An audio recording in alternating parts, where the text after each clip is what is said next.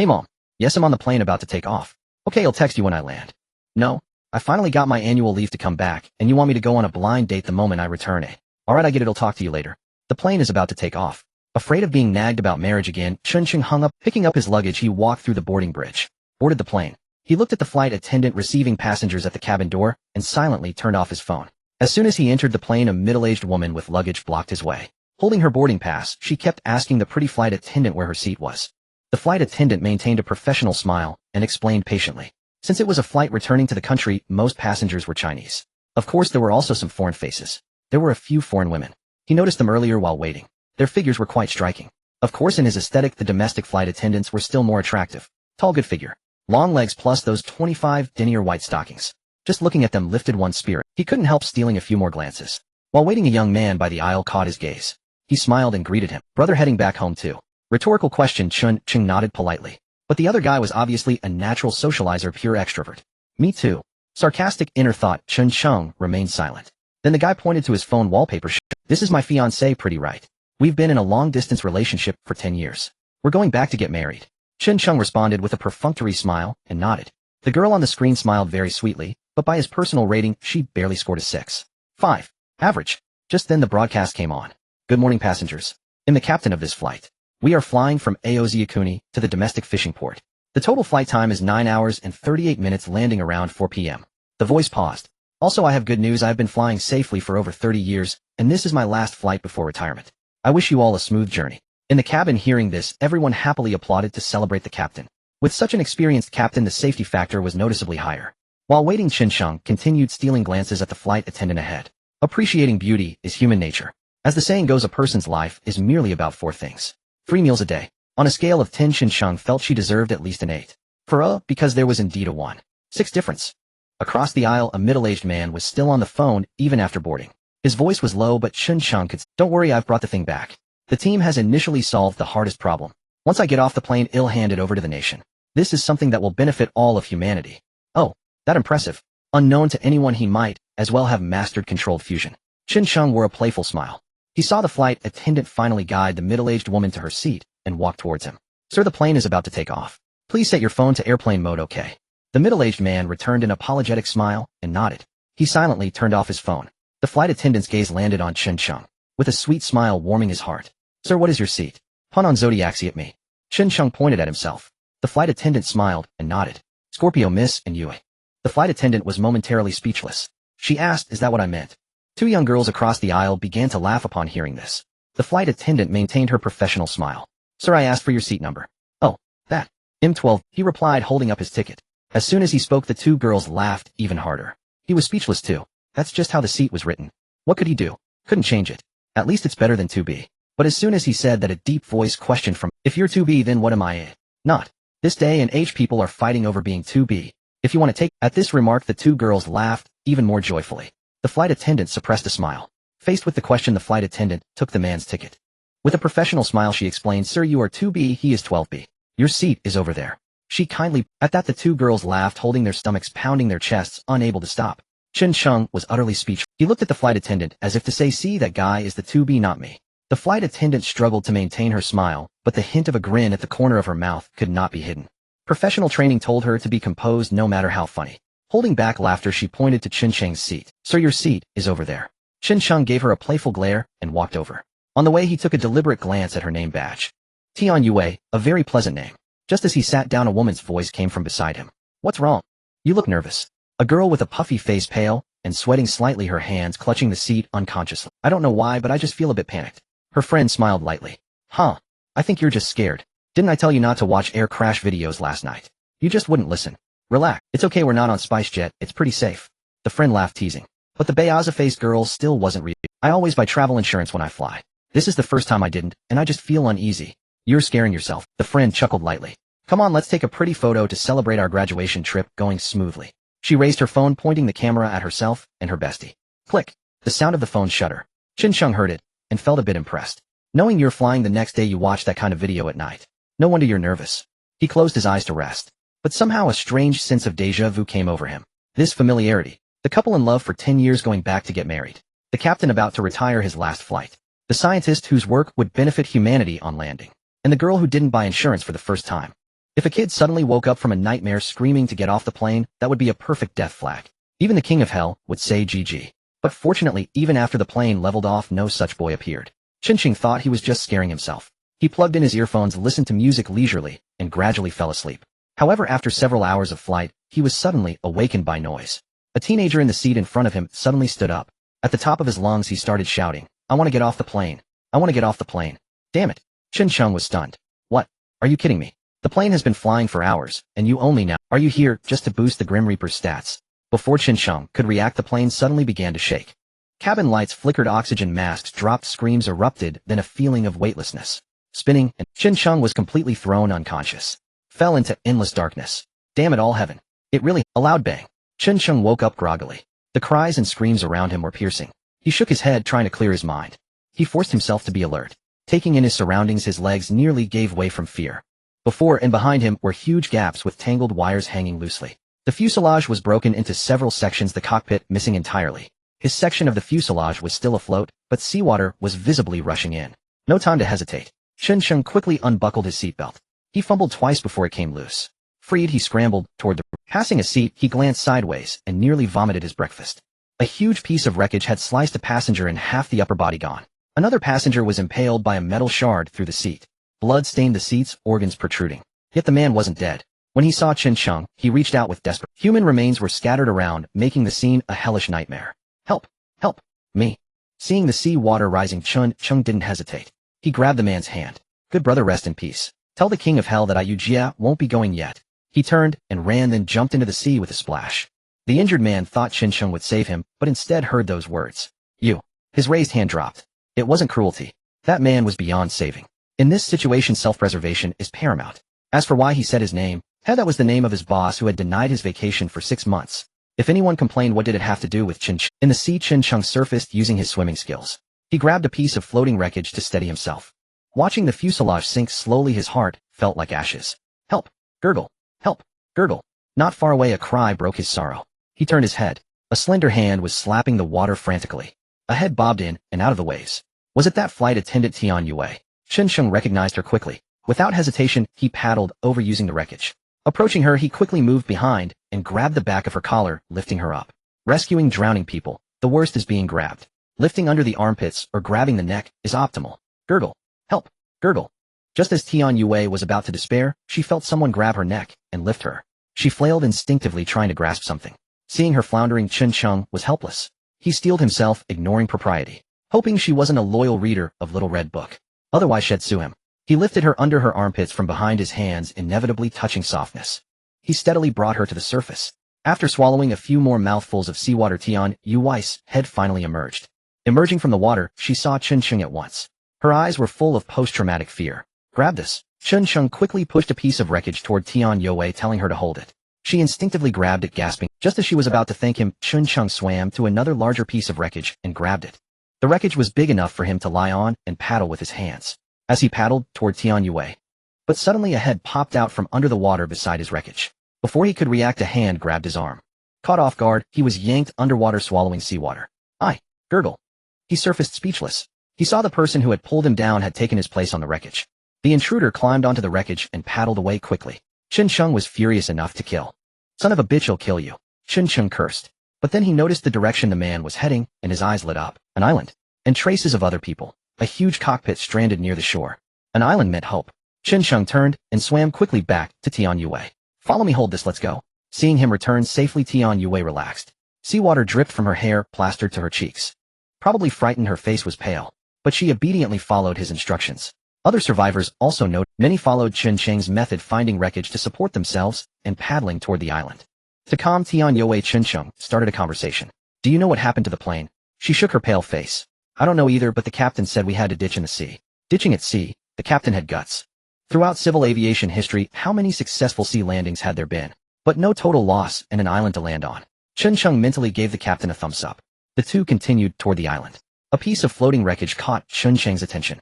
He stopped, swam over, and pulled a metal blade resembling an engine fan from the wreckage.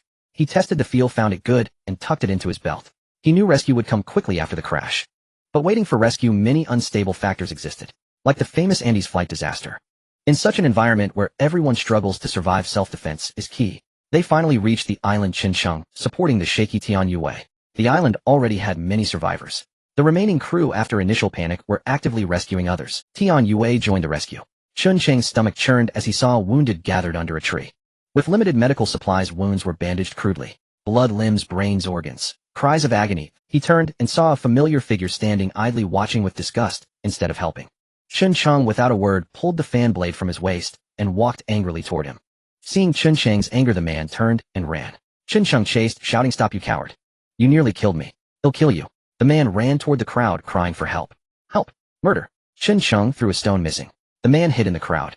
The man slipped into the crowd, hiding behind a crew member and peeking out with half his head, watching Chun Cheng with palpable fear still in his eyes.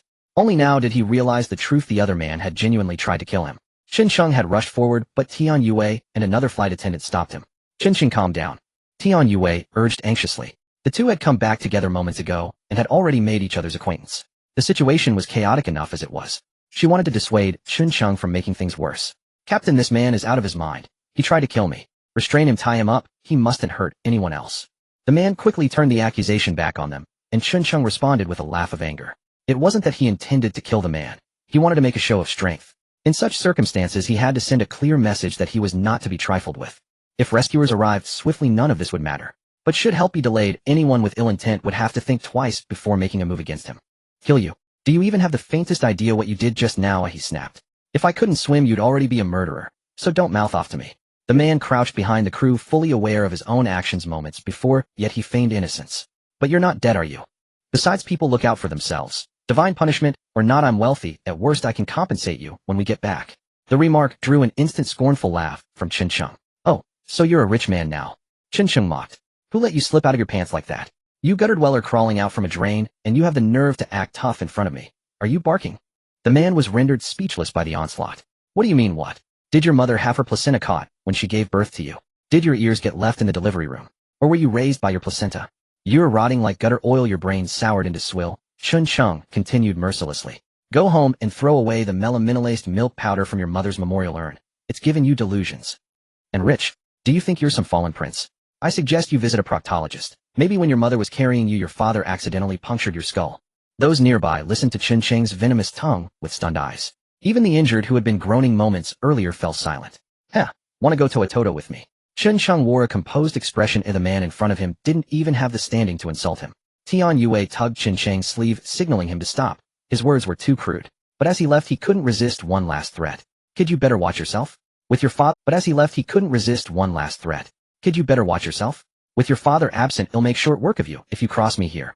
Having said that, he stepped aside to help the crew salvage remaining supplies from the wreckage. People parted for him, fearful that a single misstep might doom their families. Before long, the organized rescue efforts neared their end. Chun Cheng glanced over the salvaged supplies and the survivors. The repatriation flight had been designed for just over 100 passengers, plus 8 crew members. Though not full, there had been 70 or 80 people aboard. Now on this island, only 19 remained alive, for bodies had been carried away and laid farther off. Among the dead were a few faces. Chun Cheng vaguely remembered the pair of graduation trip friends who said they hadn't bought insurance, and a middle-aged tech magnate who clung to a briefcase as if it were a talisman. The 4 severely injured and immobile were settled under a patch of shade. He also saw the young man who had been talking about returning to get married. The man Chun Cheng had berated kept his distance too, frightened to come near. Among the crew with Tian Yue, whom Chun Cheng had helped, only a first officer and the purser remained beside them. Of the 15 able-bodied survivors, more or less all bore wounds. 7 were men, 8 women, including a 5 or 6-year-old girl, 2 handsome foreign horses, and the 2 friends who had sat in the neighboring seats. Their appearances were only passable, otherwise Chun Cheng wouldn't have been able to sleep on the plane given his temperament. Everyone was dripping wet. After salvaging the remaining supplies from the aircraft, they set about drying themselves. Tian Yue and Su Qiaoyan handed out dry blankets taken from the wreckage and wiped people down, while the men stripped off outer garments and wrung the seawater from them. The sun was strong. Likely it wouldn't take long for things to dry. The first officer looked at everyone with a welling sense of emotion, recalling the moments before the crash. He felt bewildered. A flash of white had passed. All electronic instruments aboard the plane had failed instantaneously. He and the captain had fought with every ounce of strength to save the aircraft, but could only force it down in a crash landing. Where exactly they had come down remained unknown. After the forced landing, he had immediately tried to call for help with the satellite phone, but like the other instruments, it had been dead. They had no means of contacting the outside world. Bad news, certainly. For now, the only option was to organize everyone to actively help themselves survive. They prayed the authorities would notice the plane's distress and come for them. The first officer stepped forward and addressed them. Helplessly, he said, "Now that we are stranded here, our misfortune holds a sliver of mercy. Please rest assured with our crew here you can trust us. We will bring everyone back alive. I have contacted the outside via the satellite phone. Help should arrive soon." He continued. Hope for life flickered in everyone's eyes. They collectively chose to trust the young first officer and soon formed a temporary self-rescue team led by him. Chun-Sheng had intended to join too, but when he saw Wang Tsong sign up, he discreetly stayed out of it. Tian Yue, standing nearby, had hoped he would participate. Seeing him shake his head, she had to acquiesce. He stood silent, though disquiet churned within him. The first officer seemed to be glossing over things. He claimed to have contacted the outside, but when? Give a concrete promise he wanted to ask. Only saying help is coming left him unsettled.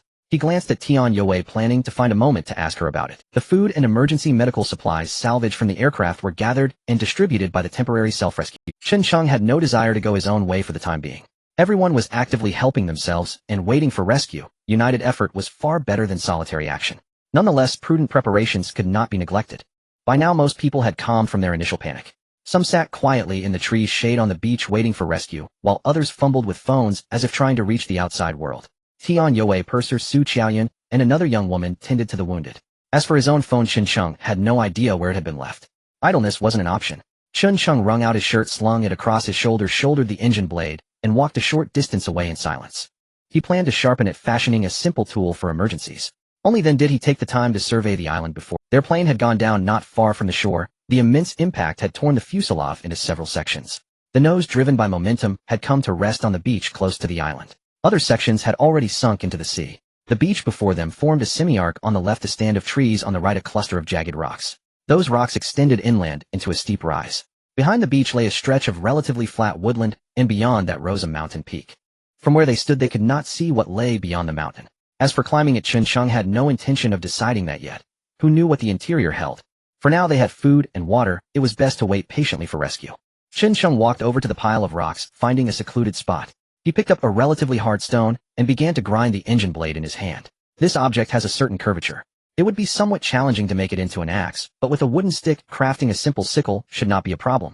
Not only can it be used as a tool, but it can also serve as a means of self-defense in critical moments. The sun was high in the sky, and Chun-Sheng estimated it was around noon. The temperature was not low. From the geographical environment here, it should be a tropical island considering the flight path from Oziakuni back to the country. They should be near the Maya Islands at this moment. Such a significant aviation accident would likely be known to the outside world soon, and with the media's extensive coverage, he believed rescue teams would arrive shortly. After grinding for some time, his originally wet pants were almost dry. Chun-Sheng gently touched the blade's edge and felt it was about right. He then went to the edge of the beach's woods and found a dry wooden stick. He pulled out the string from his pants waistband. Cheap goods have their advantages, which manifested at this moment. He made a slit in the wooden stick and inserted the engine. There happened to be a notch on the blade formed by the impact. He secured it tightly with the waistband. Thus a makeshift sickle was successfully created. He even deliberately tested its feel. Not bad. He felt a sense of accomplishment and was eager to test the weapon's power immediately. However, after looking around, he did not see any coconut trees, the traditional lifeline of deserted island scenarios. Reluctantly, he had to give up. In the distance, the co-pilot and others were feeling a bit of a headache after tallying up all the supplies. Due to the plane being broken into several sections, the front cabin only had a limited amount of food and fresh water stored. This posed a considerable challenge for those who did not know when the rescue team would arrive or how to survive in the coming days. He deliberately concealed the truth of the situation, fearing that if the news got out it would cause unnecessary panic. Wang Tsong joined the temporary group and naturally became familiar with the co-pilot. He glanced at Chun-Sheng not far away and the sickle-like weapon in his hand. A jolt of surprise surged through him. Then he whispered into the co-pilot's ear. The co-pilot also glanced at Chun-Sheng in the distance and nodded. Before long, Wang Tsong and the pretty flight attendant approached Chun-Sheng. Seeing someone coming, he felt apprehensive. Chun-Sheng became alert, scrutinizing the newcomers. Chun-Sheng, what do you need that weapon for? Wang Tsong's audacity increased with crew members accompanying him. What for? Chun-Sheng shot Wang Tsong a threatening look, making him flinch. This kind of thing is a dangerous item in your hands. Our temporary group lacks tools. You need to hand it over to us. As soon as those words were spoken, a slight smirk appeared at the corners of Chun-Sheng's mouth. He stood up, causing Wang Tsong to hurriedly take a step back, ready to bolt at the first sign of trouble. However, it was clear he was overthinking. Chun-Sheng looked at Wang Tsong, his words sharp and merciless. Who gave you the courage to bark at me in front of me? Was it Liang Jingru? What do you mean by it being a dangerous item in my hands, but a tool in yours? Who did I threaten? With a face like that you come to ask me for it. I'm not your father if you want to just take it. Wang Tsong wanted to continue, but was directly interrupted by Chun-Sheng. What do you mean? I see you have a barrel's width and a tank's height, besides but there's just your waist. You lacked calcium as a child and love as an adult. Tied with a hemp rope and with a pot lid on your head, do you think you're cosplaying Dongfang Booby? Having witnessed his sharp tongue before he found it bold of Wang Tsong to seek stimulation. Mr. Chen, wait. Su Qiaoyun hurriedly interjected. Chen Cheng's gaze swept over Su Qian, noticing that her tight-fitting flight attendant uniform was already dry, but the stockings on her legs had a hole exposing her fair thigh. She appeared to be in her late 20s. However, one could never judge a woman's age by her appearance. A stroke of makeup could transform her look. What? Did he say nothing about you? Su Qiaoyun instinctively took half a step back, fearing she might get caught. Mr. Chen He raced the thing we need tools to make a simple stretcher to facilitate transporting the injured. Could you see? Su Qiaoyun said, looking at him with a trace of hopeful expectation. Why didn't you say so earlier? Chen Cheng shot a sidelong glance at Wang Tsong. He'll help you. This thing is currently my only support, and I won't hand it over to anyone. Ultimately, it would threaten my own safety. Thank you. Su Qiaoyun smiled gratefully. Chen Cheng bypassed Wang Tsong, ignoring his jealous gaze, and headed straight towards the crowd. Upon encountering Tian Yue, she warmly smiled back at him. He looked at several injured individuals. The guy who previously boasted about his girlfriend was the most severely injured. He lay on the sand cushioned by a piece of curtain fabric, enduring the pain as a piece of aircraft debris pierced his abdomen, staining his clothes with blood. Although he received a simple bandage, no one dared to touch the debris in his abdomen. It truly exemplified the saying, show off your love and die fast. There was another individual whose left leg seemed crushed by something heavy, bloody, and mangled, appearing to be ruined. The remaining two were slightly less injured. One was an older woman with a gash on her arm exposing bone. Although it was bandaged, she looked pale, likely due to excessive blood loss. The other was a stunning young woman in her 30s. With an oval face, wavy hair, and a skirt flowing in the wind, she had willow eyebrows, red lips, and long legs. This was no ordinary young woman, as she resembled a perfectly ripe peach. It was hard to believe she was the mother of a 5- or 6-year-old girl. A piece of debris pierced just above her right thigh, impairing her mobility. However, she did not reveal a hint of Instead, she gently stroked the little girl's head, reminding her not to play near the beach. The little girl listened obediently, holding a teddy bear and nodding quietly. Chen Cheng turned his head. He cut down 2 relatively sturdy small trees from the woods by the beach. As for the remaining tasks, he did not need to do them. Su Qiaoyun and Tian Yue brought over the curtains they had collected, tearing some into strips. With a simple fix, a makeshift stretcher was completed. Chen Cheng put away the sickle, intending to leave. However, he was drawn to the conversation of 2 foreign women on the beach. Why can't the phone turn on? How about yours? Mine is the same. I just checked, but seems their phones can't turn on either. Even though they spoke in English, Chen Cheng had been working here since graduation. He naturally understood some simple conversation. Thus, with a puzzled heart, he walked over. Hello. How are you two beautiful ladies? Chen Cheng tried to present himself as gentlemanly as possible. He hoped not to startle them. The 2 foreign beauties turned to look at him, smiling and nodding. Both girls had golden curly hair, one long and one short, with voluptuous figures. One was dressed in just a white tank top and hot denim shorts, showcasing her long and striking legs. It was unclear whether it was because foreign beauties did not like wearing 2-piece outfits, but Chen Cheng immediately noticed the focal point. It was summer, yet it was not the season for grapes to ripen. The other girl's outfit was equally stunning. She wore a white crop top paired with a light yellow cardigan and a super short pleated skirt complemented by knee-high socks. However, it was obvious she had safety shorts on beneath. This was Chun Cheng's least favorite invention. Both girls appeared to be quite young. Chun Cheng estimated they were at most 20. Because he was well aware that girls abroad typically have a short period of bloom. Hello. The 2 girls laughed in reply. Chun Cheng, unabashed, looked them over. Oh my heavens, your father must be a pig, because you are utterly the sweetheart type. To be frank, Chun Cheng's English was competent. Otherwise, his company would not have sent him abroad. His remark succeeded in making the 2 young women laugh. Their expressions seemed to soften, easing some of the shock from the calamity. Faced with Chun Cheng's warm, mature compliments, the gloom in their hearts lifted. One of the girls took the initiative, tilting her head playfully. Ha ha ha, is that your usual pickup line? It works though. My father is an engineer, but I'll tell him he missed his calling as a baker. The other girl chimed in with a teasing laugh. So are you here to taste the sweet pie, or to enjoy more conversation? Chen Cheng was not surprised. Confronted with such cordial invitations from the 2 foreign girls, refusal was out of the question. Besides, he still needed to learn about the phones. He smiled and teased, of course I want to know more. I must discover the secret recipe behind these sweethearts. The girls covered their mouths and giggled. Chen Cheng had successfully connected with them. After a brief exchange, he clarified the situation, then claiming he could repair phones, took their devices to inspect them. Both phones were the latest Apple 20 models. It was clear their families were well off. He fiddled with them for a long time, but in the end could only give up with a shrug. They would not power on, and he couldn't determine the fault. He told the girls it was likely an internal battery issue, and that lacking proper tools he could not fix them. The girls had no choice but to accept it. Each had a phone that would not start, perhaps damaged in the crash. But both phones failing simultaneously, plus the girls claimed that others had the same problem, planted a seed of doubt and water damage. That made no sense. These were the newest models, modern phones. Even cheaper copies offered at least some water resistance. He said goodbye to the girls and intended to find Tian Yue to ask about the situation. The girls felt reluctant to part with this warm-hearted young man. After all, being stranded here was already miserable, and it was rare to find someone to communicate with. Chen Sheng smiled and patted his chest reassuringly. "Come to me if you need anything," he declared. It was unnecessary, of course. He wasn't the only English speaker here, the 2 flight attendants from the crew surely could help as well. Satisfied, he moved off to look for Tian Yue, but unexpectedly bumped into her distributing food to the others. He hadn't even opened his mouth. Tian Yue simply thrust a roll into his hand, her tone threaded with a hint of sourness. "So, not chatting with your sweetheart duo anymore?" Shin Sheng was momentarily at a loss, then shot back, "Why were you eavesdropping on us?" Tian Yue gave him a sharp look. She let the matter drop, and instead warned, "This is the midday ration, it's not much. Ration it. Who knows when the rescue team will arrive." Her words made Chen Sheng pause. Seeing Tian Yue move to hand out more bread, he reached out and pulled her back. "You." A faint blush crossed Tian Yue's face. She felt an instinctive affection for the man who had saved. "Do you know something?" Chen Sheng asked in a low voice. He did not want to stir panic.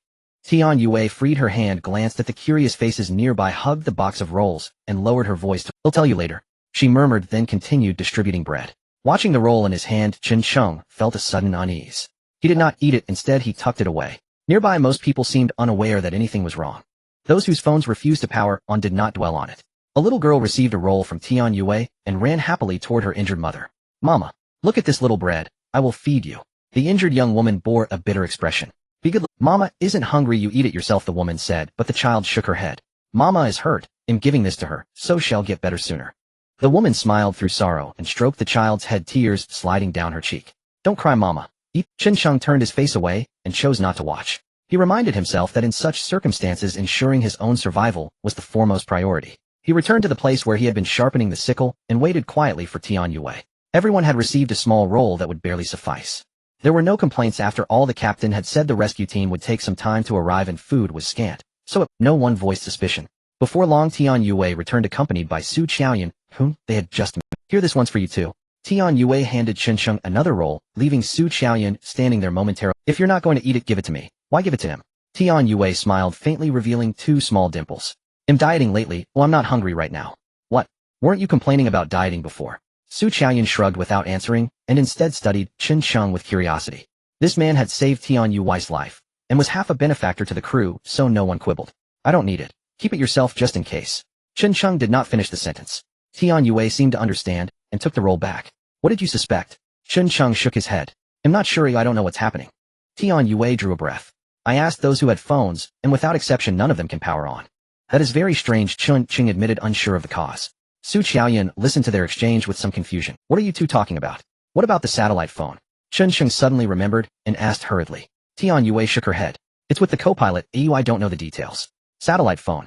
Su Qiaoyan finally heard something familiar, and pricked up her ears. She asked quickly, "Why are you asking about that?" "After the emergency landing, I was the first to open the cockpit door. The co-pilot was already using the satellite phone to call for rescue." At that, Chen Sheng and Tian Yue both looked toward her. "What did the co-pilot say? When will rescue arrive?" Chen Sheng asked anxiously. Su Qiaoyan hesitated. "He didn't say much. He told me to organize the rescue on the ground while he contacted the outside. As for when help will arrive, he didn't say. But it should be soon. An air disaster is a major event, and people are watching."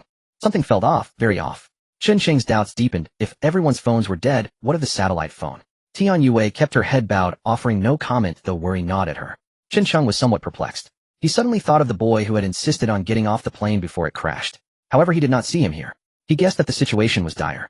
If the boy was still alive, he definitely wanted to ask him why he was so adamant about. Having watched too many movies, he began to lose confidence in himself. However, there was currently no substantial evidence to prove that the co-pilot was lying. Unless they managed to get that satellite phone to try calling out. Xie Qiaoyan saw the 2 of them, and even the dim-witted one started to react. "Are you saying?" She was about to speak when Tian Yue quickly covered her mouth. After glancing at the others in the distance, she silently let go. Xie Qiaoyan looked confused. "This doesn't make sense. Even if the satellite phone can't contact the outside world, they should find us quickly. The co-pilot has no reason to hide this from us, right? I think he's also afraid of causing panic, especially since there are many people and little food. If the rescue team is late by a few days, things will get chaotic."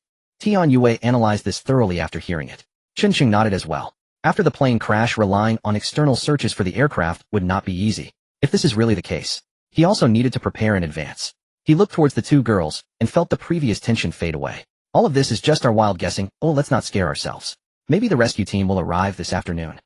Xie Qiaoyan agreed, leaning against Tian Yui's shoulder. See, Mr. Chen is quite insightful. Even if we can't contact the outside world, they will find our large plane here quickly. So don't worry too much. One must admit Xie Qiaoyan was rather optimistic. Tian Yue could only console herself in this way. Once the two left, Qin Sheng had to become cautious.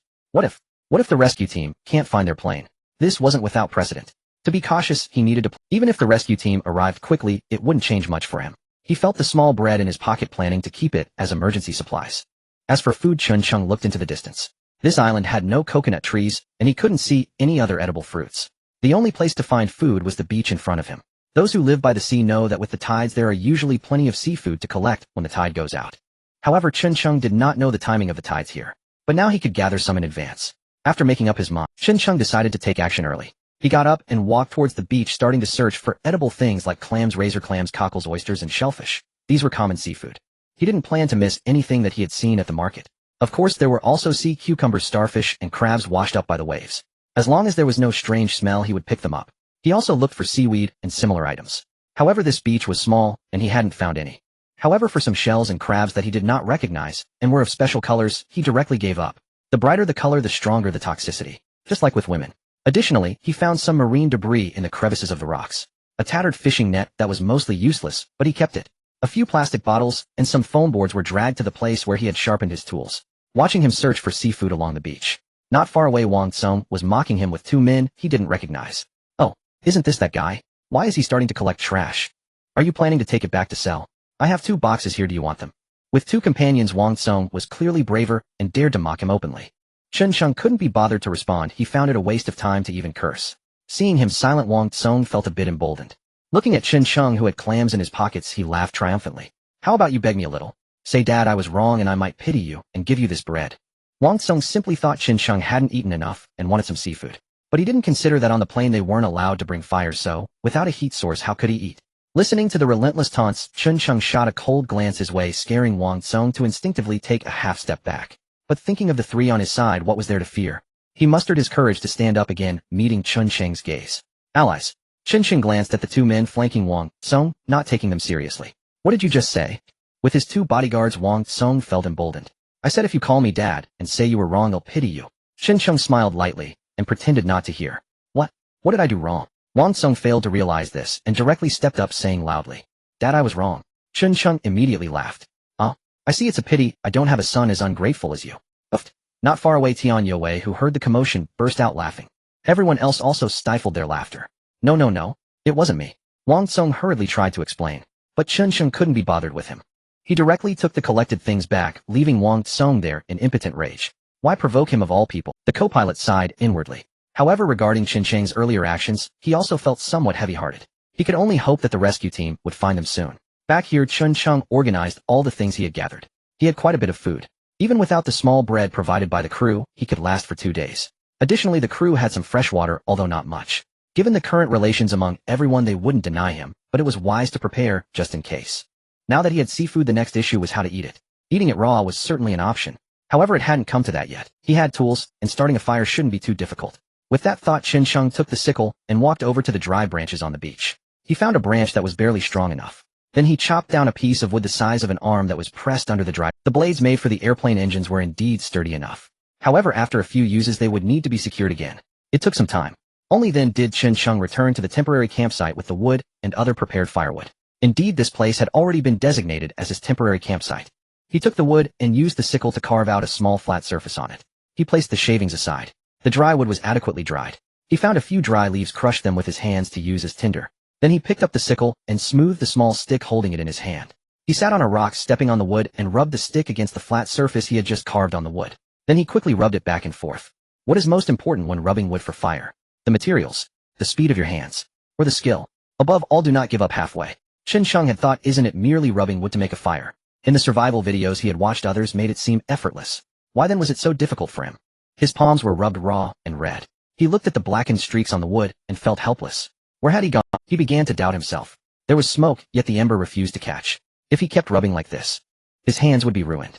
Indeed, one who has never tilled the soil cannot know the hardship of farming. One who has never married cannot appreciate the value of daily provisions. One who has never driven cannot grasp fuel consumption.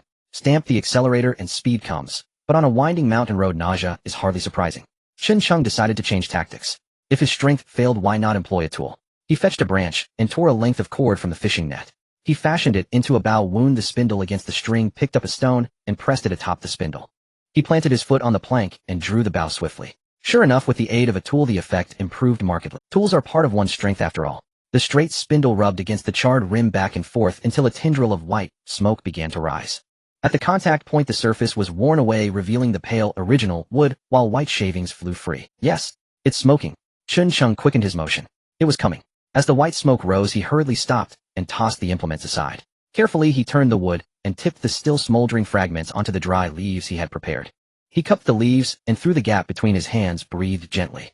The white smoke swelled and the tiny ember glowed ever brighter. He set them on the ground, placed the shredded leaves atop, paid no attention to anything else, lay forward, and blew soft. The smoke rose. Soon the tinder ignited.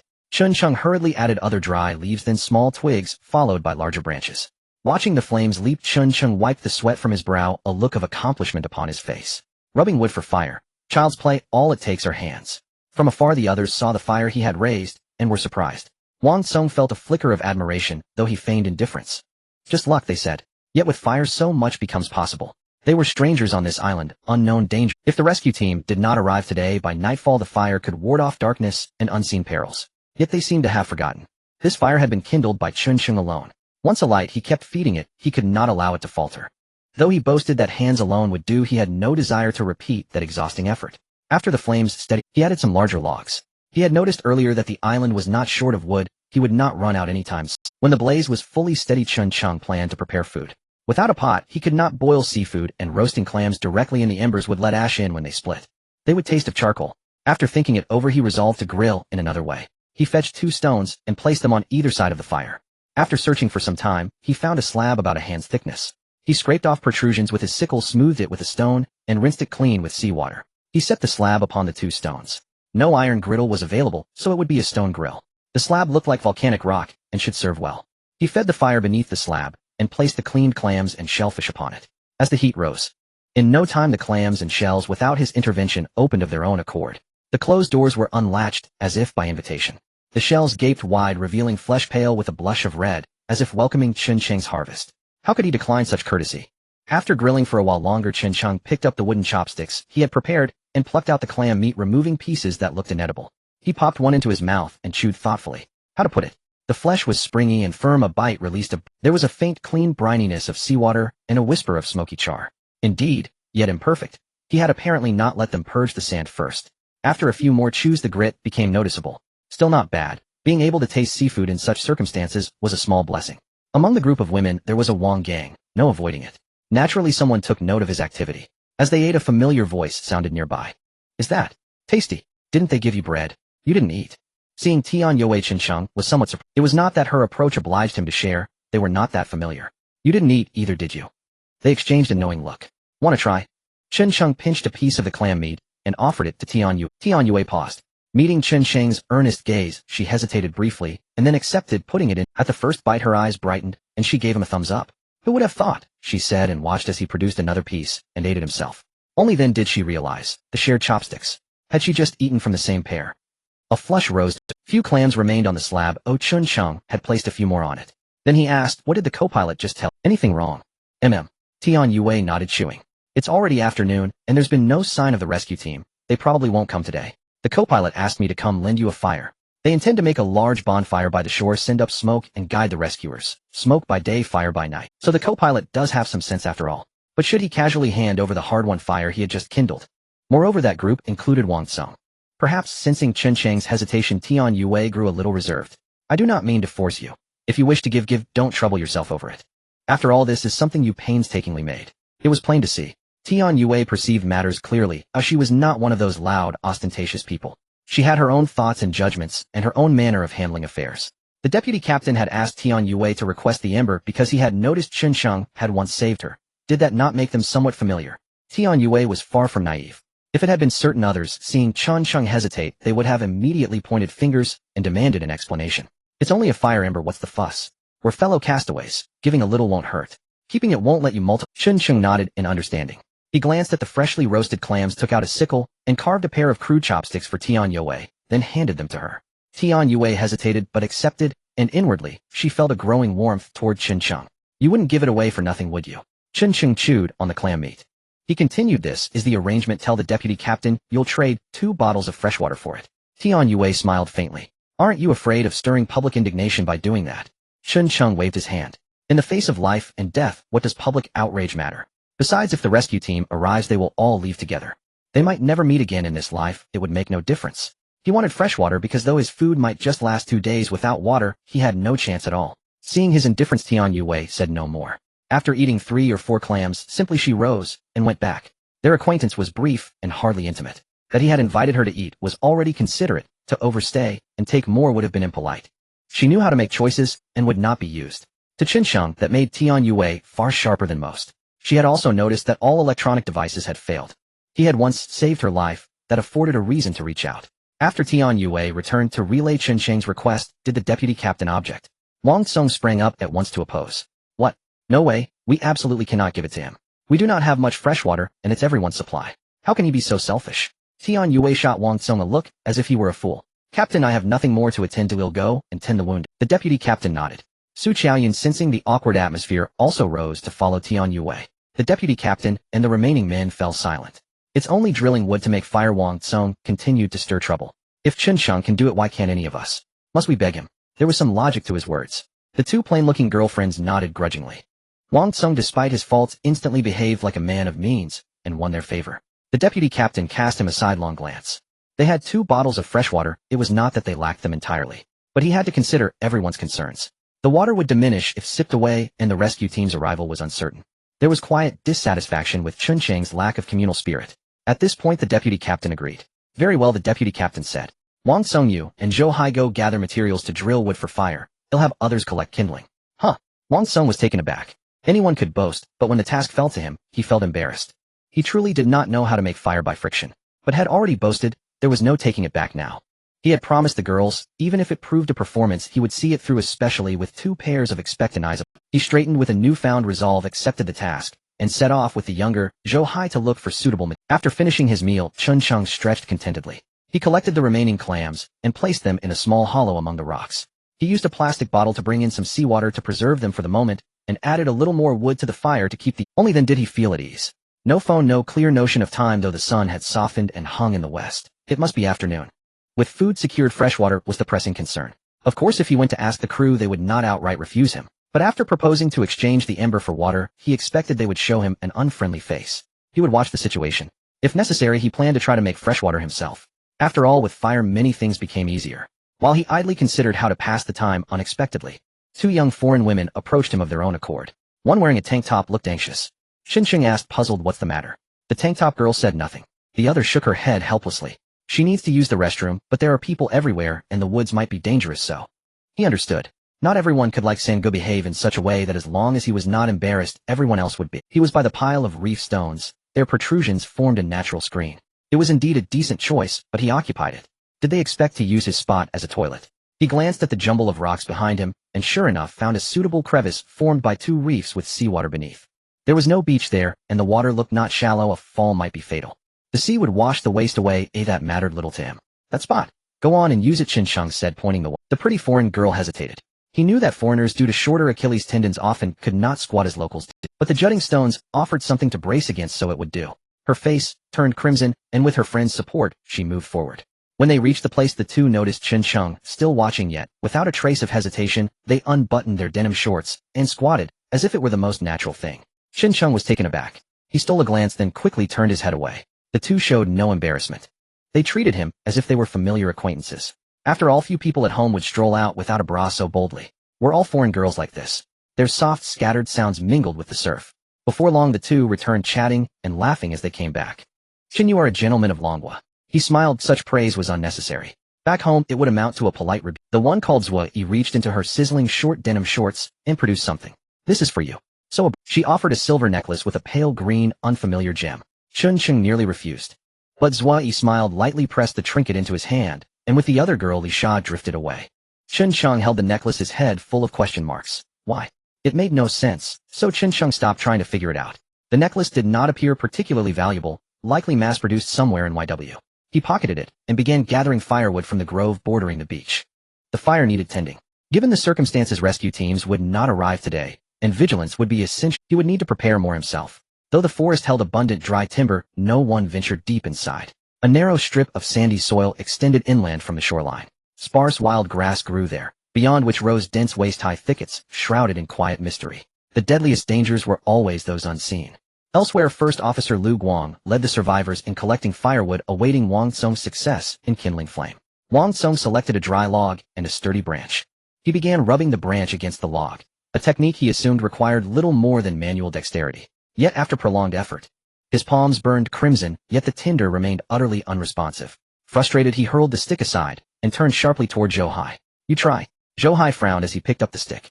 Brother Wang, I don't know how either. Neither do I. Wang Tsung shot him a withering glance. Chen Sheng knows how, why not ask him?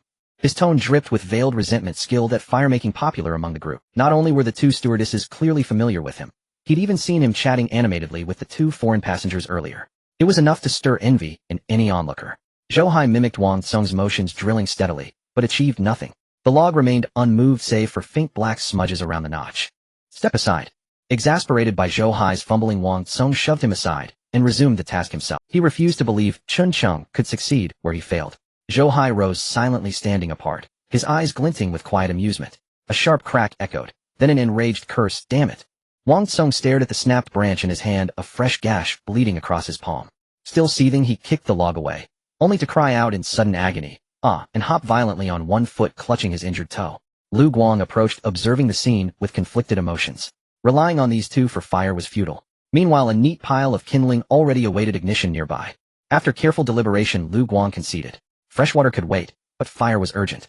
It would cook food, signal rescuers, and illuminate the encroaching darkness. Nightfall loomed. Firelight would also ward off unknown threats lurking on this island.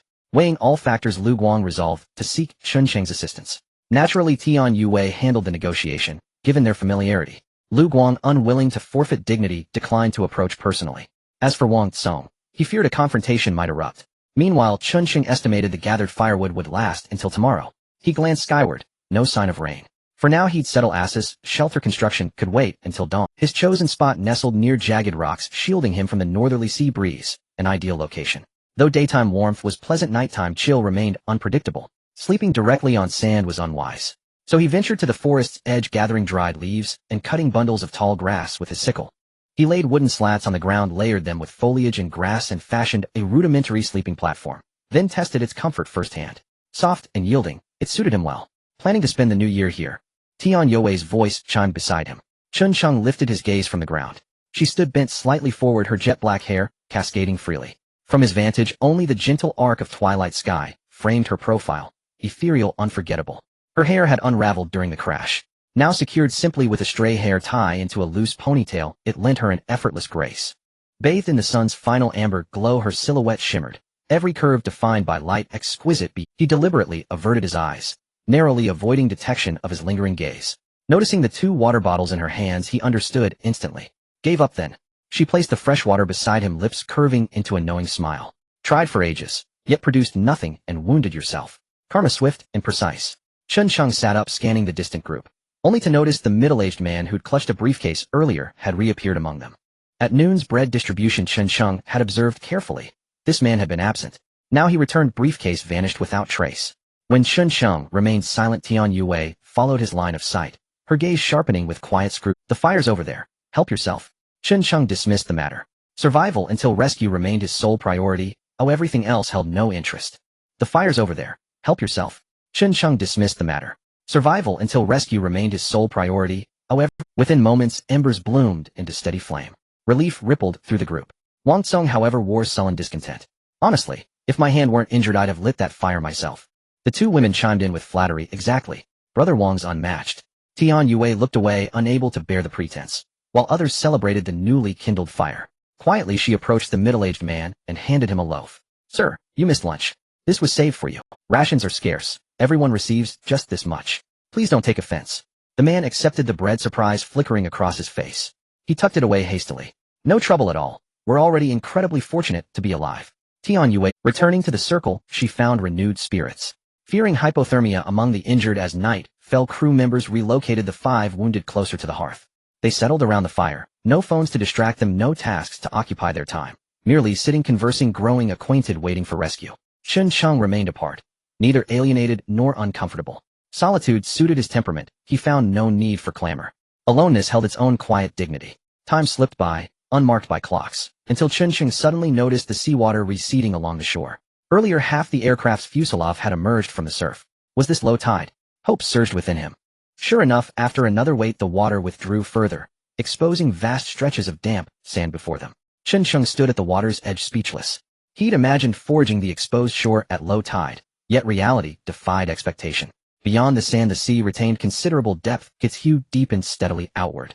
This coastline offered no opportunity for tidal harvesting. At this rate the prospect remained bleak. He waited longer, until dusk bled into indigo. Still the tide yielded little bounty. Chen Cheng scavenged only a handful of clams along the shore, depositing them into a shallow tidal pool. Modest though the haul was, it surpassed emptiness. The sun dissolved into the horizon, its last golden rays fading. Night descended heavy with exhaustion, their bodies and minds spent after the morning's trauma. Once full darkness settled, they rested beside the fire. Lu Guang, acting leader of the ad hoc survival team, assumed the watch alone, embodying selfless duty. His stature seemed to grow in the firelight, quiet, resolute, indispensable. Among the supplies snatched from the airplane, there were also those thin blankets. Although they had gotten quite wet after a day of drying, they were now dry. Worried about the temperature dropping at night, Tian Yue and Su Qiaoyan distributed the blankets to everyone, including Tian Yue. Glanced at Chen Cheng in the distance and walked over amidst the reluctant and envious gazes of a few people approaching the bonfire. Chen Cheng lay on the soft dry leaves with his head resting on his arm, gazing at the night sky. The night sky of the deserted island was unpolluted with twinkling stars and a bright moon hanging in the west, overlapping a bit with childhood memories. He was contemplating various matters. Had Lu Guang really contacted the outside world? When would the rescue team arrive? Tomorrow, the day after, or perhaps 10 days to half a month? What were they to do then? The little food they managed to bring down from the plane was clearly insufficient. Everyone now believed that the rescue team should arrive soon. But what if they did not come for a long time? What would they do when the food and fresh water ran out? Human nature is selfish. To survive, they would not remain as harmonious as they were now. Sighing heavily, he said, alas. In the face of adversity, one must defend against soldiers and conceal oneself from water. His knowledge of survival in the wild was limited, unlike those in the company who often went on field work. Being able to protect himself was already his limit. As for other matters, he really felt powerless. Of course, it was also possible that he was overthinking it. Perhaps the rescue team would arrive tomorrow, and then they would happily return home. Surviving this plane crash was already— What are you thinking about? So lost in thought, Tian Yue approached with a blanket in hand, regarding the beautiful woman he had saved. Chen Cheng had quite a good impression of her. Unlike others, Tian Yue had her own way of handling things, not blindly following others, and was very opinionated. In today's society, that was truly rare. Oh, it's nothing. Just thinking about the rescue team, wondering if they are close. Tian Yue also seemed a bit melancholic. Choosing to avoid the sad topic, she said, well, this is your blanket, everyone gets one. Saying this, Tian Yue handed him the blanket, still holding one in her hand. Chen Cheng naturally would not refuse. The night here was not particularly cold, and the sea breeze did not reach him. After receiving the blanket, he covered it over his navel. Tian Yue glanced at his surroundings, her lively eyes darting around. It looks quite nice over here. Leaning against the rocks, the sea breeze can't reach you, and the terrain here is a bit higher than over there, giving a clear view of the situation. Chen Cheng agreed with this point, otherwise he would not have chosen this place. He also understood the implication in Tian Yue's words, especially since she still held a blanket. The meaning was obvious, laced with a hint of teasing. What? Miss Tian, are you interested in this place? Planning to sleep? I have no objections, but it's a bit cramped here. If the beautiful lady doesn't mind, should I move in a bit? Chen Cheng said, deliberately shifting a little. He made just a little room. Tian Yue's eyes sparkled, her gaze slightly shy before she rolled her eyes. Who wants to sleep with you? Realizing her tone was off, she hurriedly explained, This is the responsibility of the temporary rescue team to ensure everyone's safety. Chen Cheng stared at Tian Yue intently with an expression that said he understood. It made Tian Yue want to kick. She spread the blanket on the ground opposite Chen Cheng, closer to the bonfire, feeling shy under his scrutinizing gaze. I'm going to sleep, good night. With that, she lay down, leaving him with a captivating silhouette that sparked endless imagination. Chen Cheng looked on, feeling a bit excited inside. He had to admit this girl was quite bold. In such a situation, she dared to move away from the crowd to his side. Was she really not afraid of his primal instincts? Did she come over here merely because of the wind being strong over there? Chen Cheng glanced over in that direction. On the beach, the campfire flickered its soft yellow light, surrounded by darkness.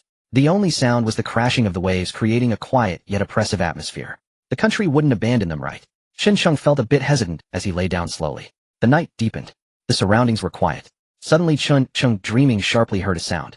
He opened his eyes wide and became tense in an instant. Could there really be some danger on this island? Surviving on a deserted island, wild man attacks. Isn't that how novels portray it? He glanced over at Tian Yue beside him. At this moment, she had turned to face the bonfire, her delicate features illuminated by the flames revealing a hint of drunkenness. Chun Chung listened cautiously to the sounds around him. Soon he heard it again. It seemed like someone was stepping on dry leaves and sand, moving extremely slowly. However, it appeared to be moving away from him. Curious, Chun Chung quietly got up, slowly moving to the side of the reef.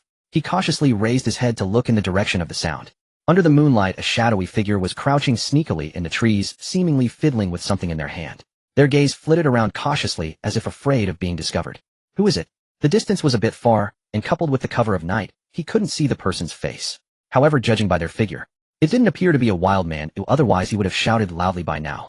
The mysterious plane crash combined with all the phones being unresponsive had already made Chun Chung suspicious. Now with another sneaky person appearing, his sense of caution deepened. The person looked around, ensuring no one was watching, and hastened to fiddle with the object in their hand.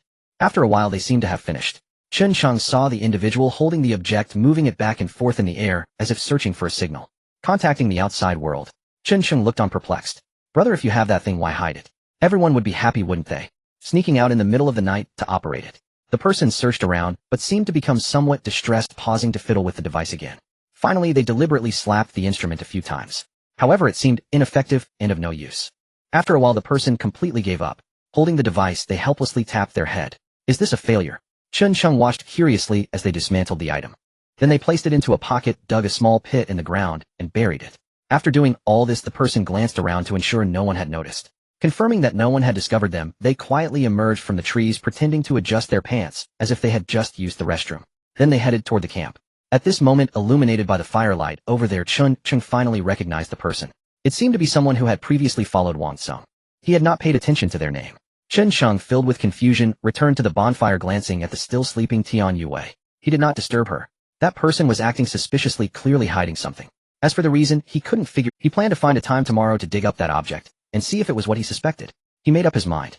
Chun Chung added some firewood to the pile and then lay back down. However, as he fell asleep, a pair of eyes suddenly looked his way in the darkness. The gaze contained a hint of scrutiny, confusion, and bewilderment. Morning. A piercing scream shattered the dawn's hush. Chun Chung was jolted awake by the sound, sat up abruptly, and stared toward the source of the cry. Unexpectedly, Tian Yue was quicker than he, already moving before him. He glanced at the fire, it had not gone out. He hurriedly tossed on a few more pieces of wood. Gripping his sickle, he followed Tian Yue toward the sound. When they arrived, a crowd had already gathered. Only then did he grasp the truth. The tension he had felt dissolved into a single sigh. On the sand lay the man whose legs had been broken by a heavy weight the previous day, his face drained of color, utterly motionless. Beside him, the young woman who had been helping tend the wounded clung to Su Qiaoyun in trembling fear. The onlookers watched in stunned silence. Though they had braced themselves, it had come so swiftly. First Officer Lu Guang's eyes held only helplessness. Chun Chung crouched down. He probed the man's mouth and nose with his hand, then pressed 2 fingers against the throat to test for a pulse. A chilling absence greeted him. Chun Chung looked toward Tian Yue and the others. They shook their heads in resigned helplessness. The grim confirmation was absolute. Fear rippled through the faces around them. Nearby, the injured young mother hugged her daughter, close shielding her from the dreadful sight, refusing to let the child witness such horror. Everyone has his fate. Bury him, Lu Guang sighed. He and Chun Chung hoisted the body from the camp and dragged it some distance away. They surveyed the other bodies brought down from the plane at the Huajian site. A day and a night had passed. The flies were already beginning to swarm over several of the remains.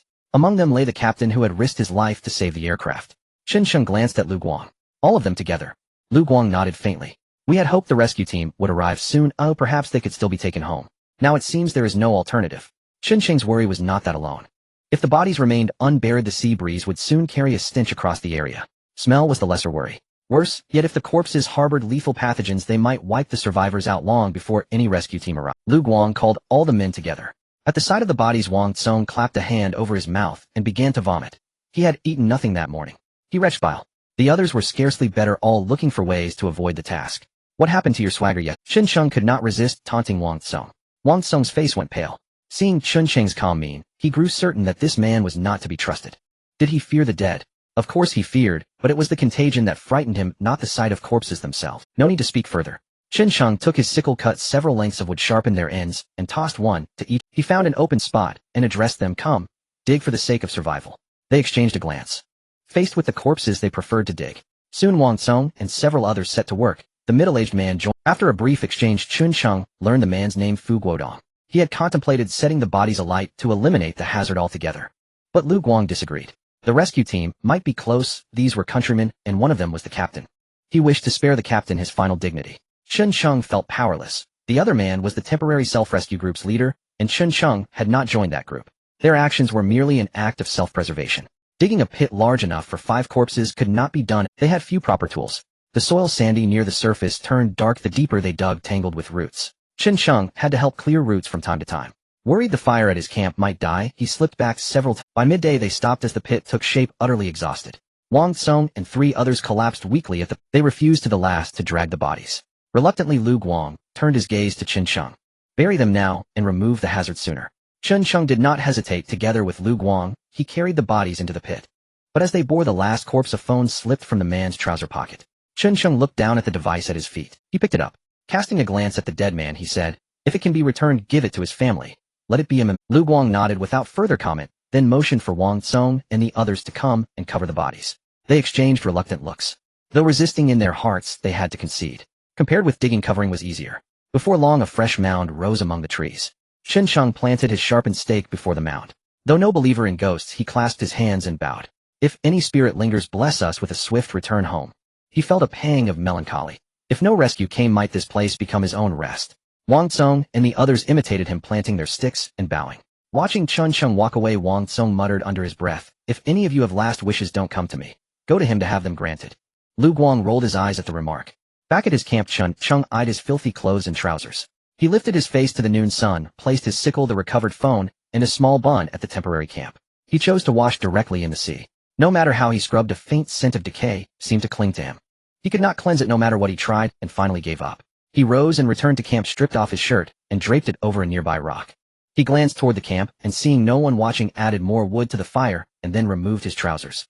He hung them over a rock near the fire, letting the combined heat of flame and sun dry and warm them. He had expended a great deal of energy today. Now he felt hunger gnawing at him. He cleaned a flat stone and fetched some clams he had been keeping in a pit behind the rocks. He set them upon the stone to roast. Just as they began to sizzle, a cry rang out, startling him into clenching his leg. "How do you walk so silently?" Chen Cheng stared blankly at Tian Yue. She covered her face with both hands, her cheeks burning with embarrassment, peering furtively through the narrow gaps between her fingers. She hadn't noticed it before. Chen Cheng, ordinarily unassuming and low-key, revealed upon removing his shirt a firm, sculpted abdomen. Still staring, Chen Cheng sighed, inwardly catching her covert glances. He snatched a nearby garment and draped it over himself, denying her the view. Yet a quiet pride stirred within him. Though he was merely an internal affairs staff member, the company, Do Everything Limited Liability Company, employed no idle hands. Occasionally he even stepped in to support field operations, reluctant yet dutiful. After all, everyone was just a working person struggling to get by. "Here, your bread." Caught red-handed, Tian Yue dropped the pretense. Privately, she deemed Chen Cheng petty. A glance wouldn't cost him a shred of flesh. Lust wasn't exclusive to men. Appreciation of beauty belonged to all alike. As he received the 2 loaves, Chen Cheng felt a flicker of surprise. What had changed today? Had Lu Guang truly abandoned all caution? "The captain said you boys expended tremendous energy digging pits this morning. These were specially allotted for you." Tian Yue seemed to anticipate his question. She preemptively silenced him. Indeed, since yesterday they'd eaten only 1 small loaf at noon, nothing at night, and skipped breakfast entirely today. Now at midday, 2 loaves as compensation struck a fair balance. It was evident Lu Guang was trying, genuinely trying. Chen Cheng accepted the bread. He tucked it away, still unwilling to eat. For lunch today he intended to roast clams. After all, these loaves could be stored for days. They'd serve as emergency rations. Of course he bore no intention of hoarding while others starved, or treating others as his personal granary. He now possessed a sickle, others lacked even stone axes. How could they possibly challenge him? Yet after accepting the bread, Chen Cheng noticed Tian Yue showed no sign of leaving. Her gaze kept drifting toward the clams roasting on the flat stone. He needed no further cue to grasp her intent. But yesterday was yesterday. 24 hours had already passed. No rescue team had arrived. He needed to secure his own survival. The golden 7-Titwohor rescue window had already slipped away by 1/3. To neglect oneself now would be sheer folly. "You want some?" Chen Cheng teased, his eyes glinting with playful mischief. Tian Yue, however, clung stubbornly to her quiet pride. Her lips pressed into a tight line. No words escaped. Yesterday she'd eaten only 1 loaf and a morsel of clam. Today, another loaf and a sip of water. Claiming she wasn't hungry would have been a lie. Yet food was scarce. That morning the women had combed the shore, gathering clams and shells washed ashore by the waves. But for their numbers, those yields were pitifully insufficient, and their method of preparation differed drastically from Chen Cheng. They simply tossed the clams straight into the fire, charring them black with acrid smoke. Inedible truly. Compared to Chin Cheng's careful roasting, theirs was incomparable. If you want to just say so, how am I to know unless you speak up? And if you wish to eat, you'll need to offer something in exchange. Not impossible. If you're willing, Chun Chung replied, appraising her with open curiosity. Tian Yue flinched under his bold, probing gaze. She instinctively crossed her arms over her chest. I thought you were decent. Turns out your mind is utterly depraved, using food as leverage. What on earth are you imagining? Chun Chung rolled his eyes. Who do you take me for? Yes, I admire beauty, but that doesn't mean my impulses override my judgment. Ask anyone present. Doesn't every soul delight in beauty?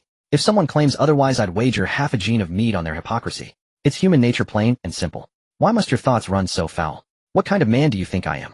Chun Chung deflected, turning accusation back upon her. Tian Yue lifted her gaze, challengingly silent. Her expression spoke volumes, aren't you? Misunderstandings, after all, often begin precisely thus. Chun Chung glanced at her once more, then pulled his shirt over his brief shorts. Only then did he reveal his true purpose. Could you retrieve Lu Guang's satellite phone? With no sign of rescuers in sight, a deep unease coiled in Chen Cheng's chest. This pervasive uncertainty, nearly 98%, was unbearable. Upon hearing this, Tian Yue instantly grasped his intent. You mean to? Chun Cheng nodded gravely. She paused, weighing the idea. It seemed viable. She too longed for answers.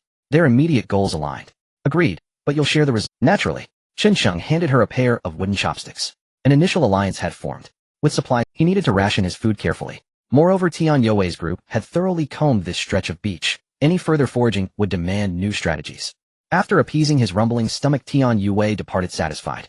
Once she'd vanished from sight, Chun Chung finally pulled on his dried trousers. He retrieved the salvaged mobile phone and attempted to power it on, only to meet the same silence as the two foreign women's devices. A question nagged at him: under what circumstances would every passenger's phone aboard the aircraft fail simultaneously? An EMP strike? Unlikely. Unable to resolve it, he dismissed the thought. Yet his mind drifted instead to the object buried last night by that stranger. Chun Chung inventoried his current resources: 3 loaves, a sickle, a tattered fishing net, several plastic bottles, 2 bottles of water, 1 non-functional phone, and the clams nestled in the shallow pit behind him. Having eaten twice, he estimated only 1 meal remained, if Tian Yue returned to scavenge again. Additionally, firewood for tonight was insufficient. He'd need more. Earlier today, while burying bodies near the birch, the group had ventured slightly deeper into the island's woodland, though still halted by waist-high weeds, encountering no danger. This brought collective relief. Surveying his meager possessions, Chun Chung wished fervently for a proper bag. Resigned, he stuffed all 3 loaves into his trouser pockets.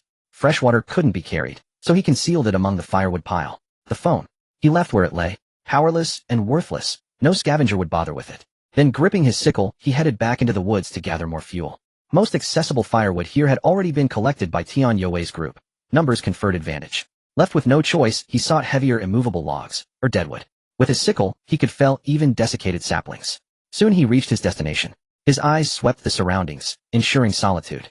Swiftly he crouched and began digging with urgent precision. Beneath the sand, tightly wrapped in plastic, lay exactly what he sought. Chun Chung lifted the bundle, unwrapped it quickly, and recoiled inwardly at its contents. Confirmation deepened his bewilderment. He neither took it nor discarded it. Instead, he re-wrapped it meticulously and reburied it. Just then, a voice broke the silence. Mr. Chun, are you also here to gather firewood? Chun Chung was chopping a dry branch with a sickle, turning in surprise to look. Oh, it's you. Chun Chung gazed at the other person, struggling to recall their name. He had heard Wang Song call out to them while digging a pit earlier. I am Lu Qingzi. We just dug a pit together. Lu Qingzi replied with a smile. Oh, Chun Chung said. Lu Qingzi. I remember now, we just mentioned that your name sounds a bit like a name from Neon Country. Lu Qingzi. Indeed, but we cannot resist the names our parents give us. This was true. Chun Cheng's mother's visage flashed. He felt a pang in his heart. What would his mother think if she knew about his accident? But fortunately, he had an older brother. Even if he truly couldn't return, his parents would still be taken care of. He glanced at the few dry branches in Lu Qingzi's hands and nodded slightly. Understanding the hint, he said, there's hardly any firewood left here. I'll go check over there.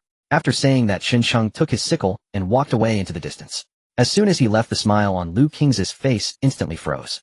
After confirming that Chun Chung was indeed far away, he squatted down and began to dig out the items from the pit. Seeing that the items were still there, he let out a sigh of relief. He then looked around to ensure the area was still unsafe. He quickly took the items and left. As Lu Qingzi departed, Chun Chung walked back again, gazing in the direction. Narrowing his eyes, he pondered. Why would he hide something he doesn't even need? He then embraced the firewood and returned to his temporary campsite. On the side of Tian Yue and the others, since it was broad daylight, they had brought back some dry leaves which they dampened with seawater and spread over the fire. The fire produced thick, white smoke. Unfortunately, the sea breeze blew, scattering the smoke before it could rise. Nevertheless, the effect was quite good. Even the dispersed white smoke still rose gently swirling above the island, lingering for a long time, guiding the rescue team.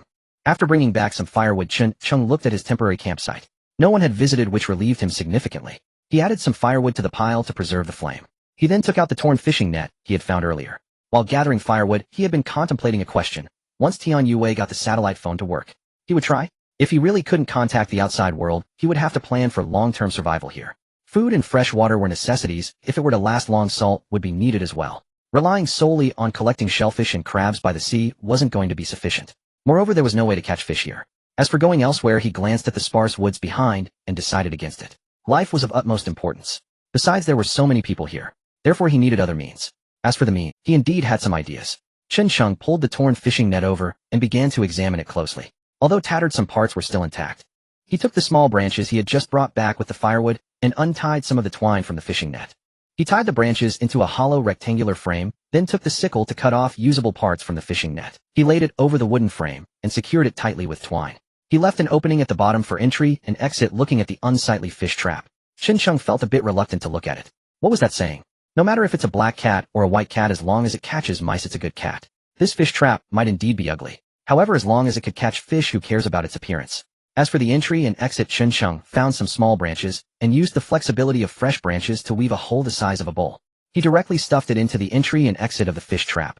It fit well enough. However, when placing the fish trap, it would definitely need to be tied down with twine. After finishing all of this, it was already evening. The timing was just right. Chen Chung planned to throw in the remnants of the shellfish he had eaten earlier to see if he could catch anything overnight. Having eaten only a little at noon and participated in physical labor, just a few hours later Chen Chung felt his stomach protesting again. With dreams of catching fish the next day, he decided to treat himself today. Thus he gathered more than 10 clams and placed them on a stone slab. He lit a fire and began to roast them. Before long, the gaps in the shellfish opened up to welcome his harvest. Just as he was about to reach for them, a pair of pitiful little eyes appeared beside him, staring intently at the clams on the stone slab, clutching a somewhat dirty stuffed bear.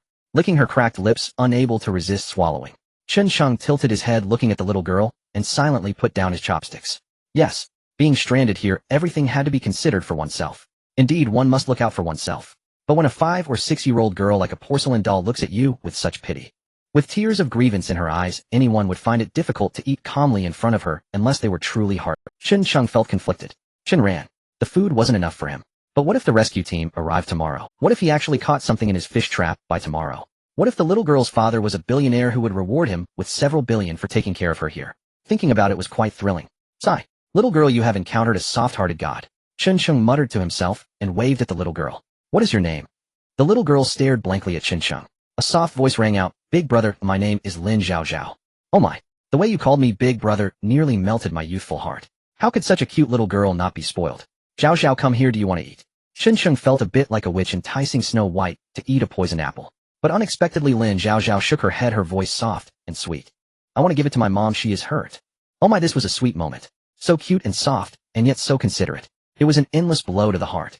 At that moment Chen Chung felt that if he rejected her he would become a beast. He picked a clean leaf from the side and washed it. Here, share with your mom. Lin Zhao Zhao looked at the food in front of her, almost drooling from excitement. Here, share with your mom. Lin Zhao Zhao looked at the food in front of her, almost drooling from excitement. However, she still held back, carefully cradling the food. Thank you, big brother. She deeply bowed to Chen Chung and hurriedly ran off. Be careful. Chen Chung hurriedly reminded, fearing the little girl might stumble and then cry while trying to pick up the food that fell on the ground. Fortunately, nothing of that sort happened. Lin Zhao Zhao returned safely with the food, even thoughtfully feeding her mother. The little girl thought simply. The more her mother ate, the faster she would recover. Everyone watching this scene couldn't help. Chen Chung had given only a modest amount, yet it was all he could spare. He could not afford to soften his heart at the cost of his own safety. Moreover, he still had Xiao Mianbao with him. This too was his source of confidence. After devouring the remaining clams, he selected several already lifeless ones from the pit, cracked them open, and tossed the fragments into the fish trap. He carefully unraveled every length of rope from the torn net, knotted the strands together one by one, and secured the assembled line firmly to the fish trap. Just as dusk began to settle, without hesitation, he cast the trap into the sea, anchoring the ropes into a rugged outcrop of coral. To ensure it would not drift, he added a heavy stone for extra security. Night winds swell into surging waves. Should the trap vanish before catching a single fish, there would be nowhere left to weep. Once everything was secured, he stoked the fire with fresh kindling. Perhaps moved by the little girl's quiet maturity, someone finally broke under the weight of suppressed emotion, dashing headlong toward the shore and unleashing a raw, unrestrained roar across the vast sea. They vented the suffocating tension within their hearts. Meanwhile, Wang Tsung, flanked by two others, confronted Lu Guang. Captain, tell us plainly, when will the rescue team arrive? Faced with the accusation, Lu Guang fell silent, speechless.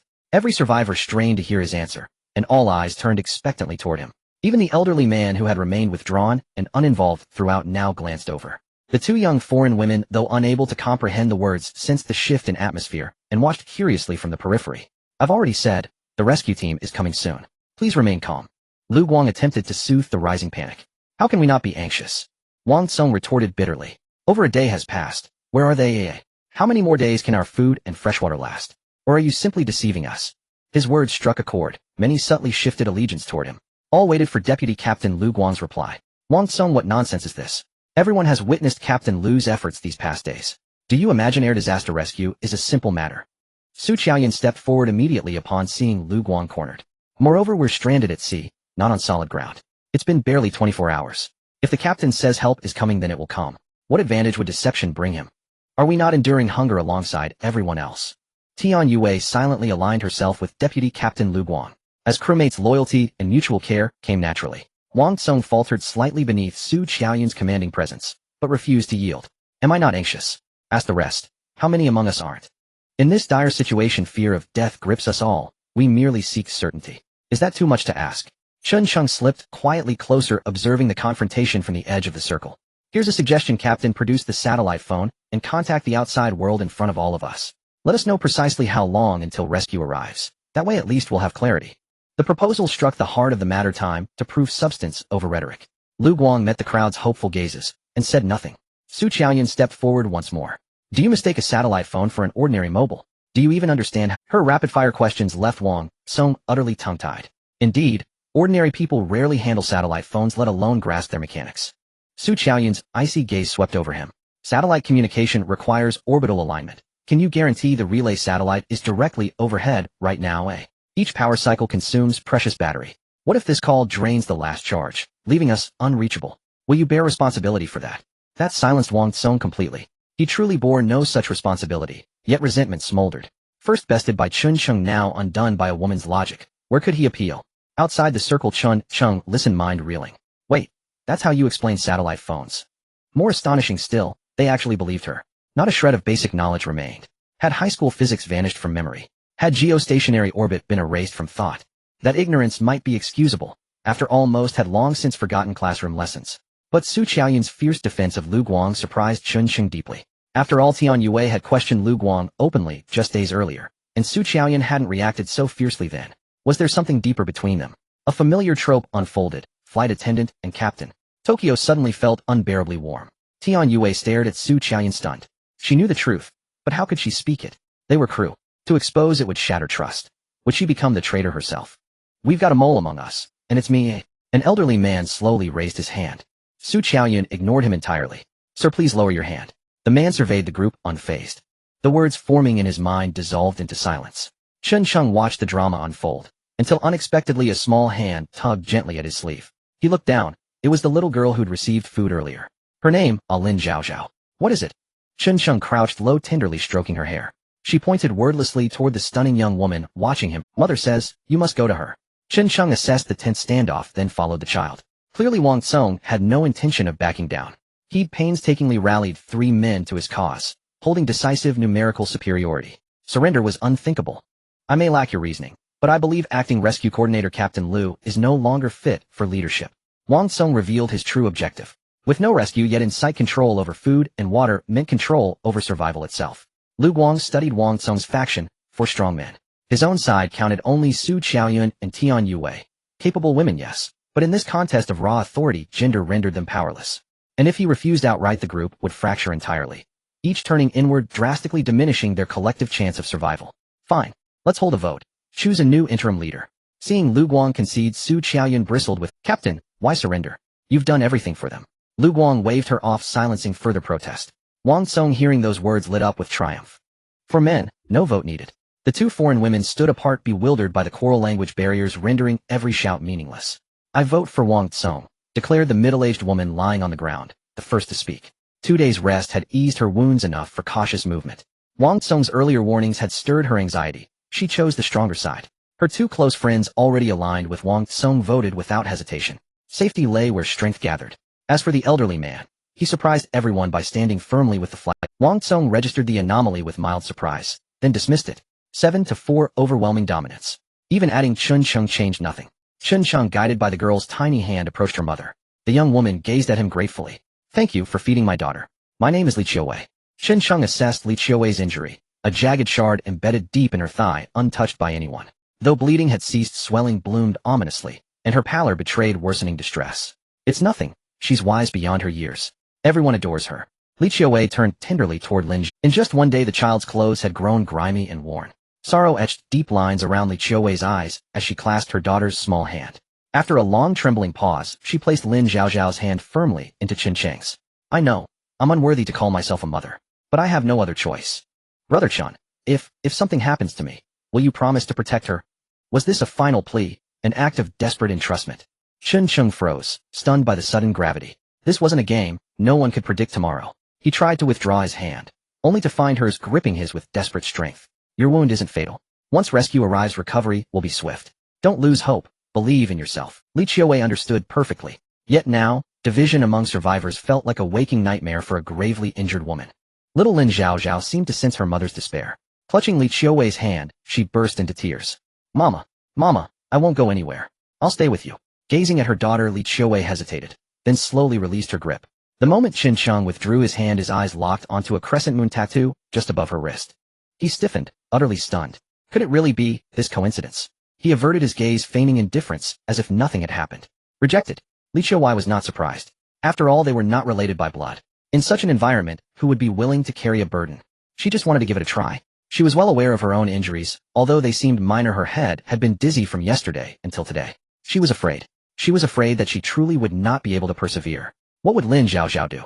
The little girl lost her father at a young age, and now it seemed she might lose her as well. She really felt helpless. But the little girl's cries completely panicked her. Now all she could do was pray for the rescue teams. The little girl Lin Zhao clung tightly to Li Qiuwei, her eyes red from crying. Mommy, Zhao won't go anywhere, just stay with mommy. Mommy, don't leave Zhao. Zhao is very obedient. Li Qiuwei's nose tinged with sadness and tears streamed down her face as she sobbed and held Lin Zhao in her arms. Zhao is good, mommy isn't going anywhere. Qin Chung felt a bit like a beast. But what could he do? It was all the fault of that damned old heaven. Filled with a surge of nameless anger, he slowly stood up and looked at the crowd beside him. Unsurprisingly, Wang Tsung became the leader of the self-rescue team. The crew could only follow his arrangements. However, Lu Guang still had not handed over the satellite phone. On this point, Wang Tsung was not anxious. After all, if this thing were to break in his hands, it would be quite embarrassing. After becoming the leader, Wang Tsung felt capable. He looked provocatively at Chun Chung behind him. Chun Chung glanced at him. For him, it didn't matter who the leader was. He just needed to clarify one message. How long until the rescue team arrives? Would they really come? Chun Chung cast a knowing glance at Wang Tsung, the newly appointed temporary leader. Since this guy was elected, it was clear that if he wanted to obtain food and fresh water from here in the future, it would probably be. In that case, Chun Chung directly stood up and walked towards the food. Wang Tsung saw this and immediately blocked his way. What are you trying to do? Chun Chung glanced at Wang Tsung. Unceremoniously, he said, since you are the leader, I am not at ease, so I need to take my share of food and fresh water in advance. No way. Wang Tsung would never agree. He had no intention of continuing to give Chun Chung food and fresh water. Now he was the leader. Everything here was decided by him. Chun Chung glanced at Wang Tsung from the corner of his eye, quietly playing with the sickle in his hand. Looking at Wang Tsung meaningfully, he said, by the way, we still have an account to settle. Wang Tsung's pride vanished in an instant upon hearing this. After all, Chun Chung was someone who truly dared to confront him. He retreated half a step in fear. I am not afraid of you. There are 4 of us here. After rallying 3 people, Wang Tsung felt he had some confidence. Is that so? Why don't you turn around and take a look? Chun Chung chuckled as he looked at the 3 behind Wang Tsung. The 3 collectively looked into the distance, appearing as if they did not see or know anything.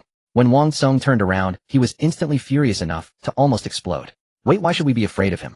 Chun Chung ignored him, bypassed Wang Tsung, and arrived at the food area, eyeing the room. He glanced at the gazes of the crowd, and indeed only took his share, 2 small loaves of bread and a bottle of water.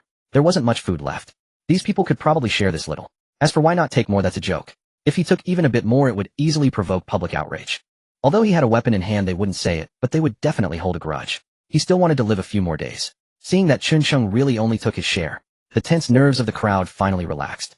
Holding the food and fresh water, Chun Chung bypassed the crowd, and why didn't you guys act just now? What are you afraid of? As soon as Chun Chung left, Wang Tsung felt he lost face and questioned the 3. Brother Wang, he has a knife.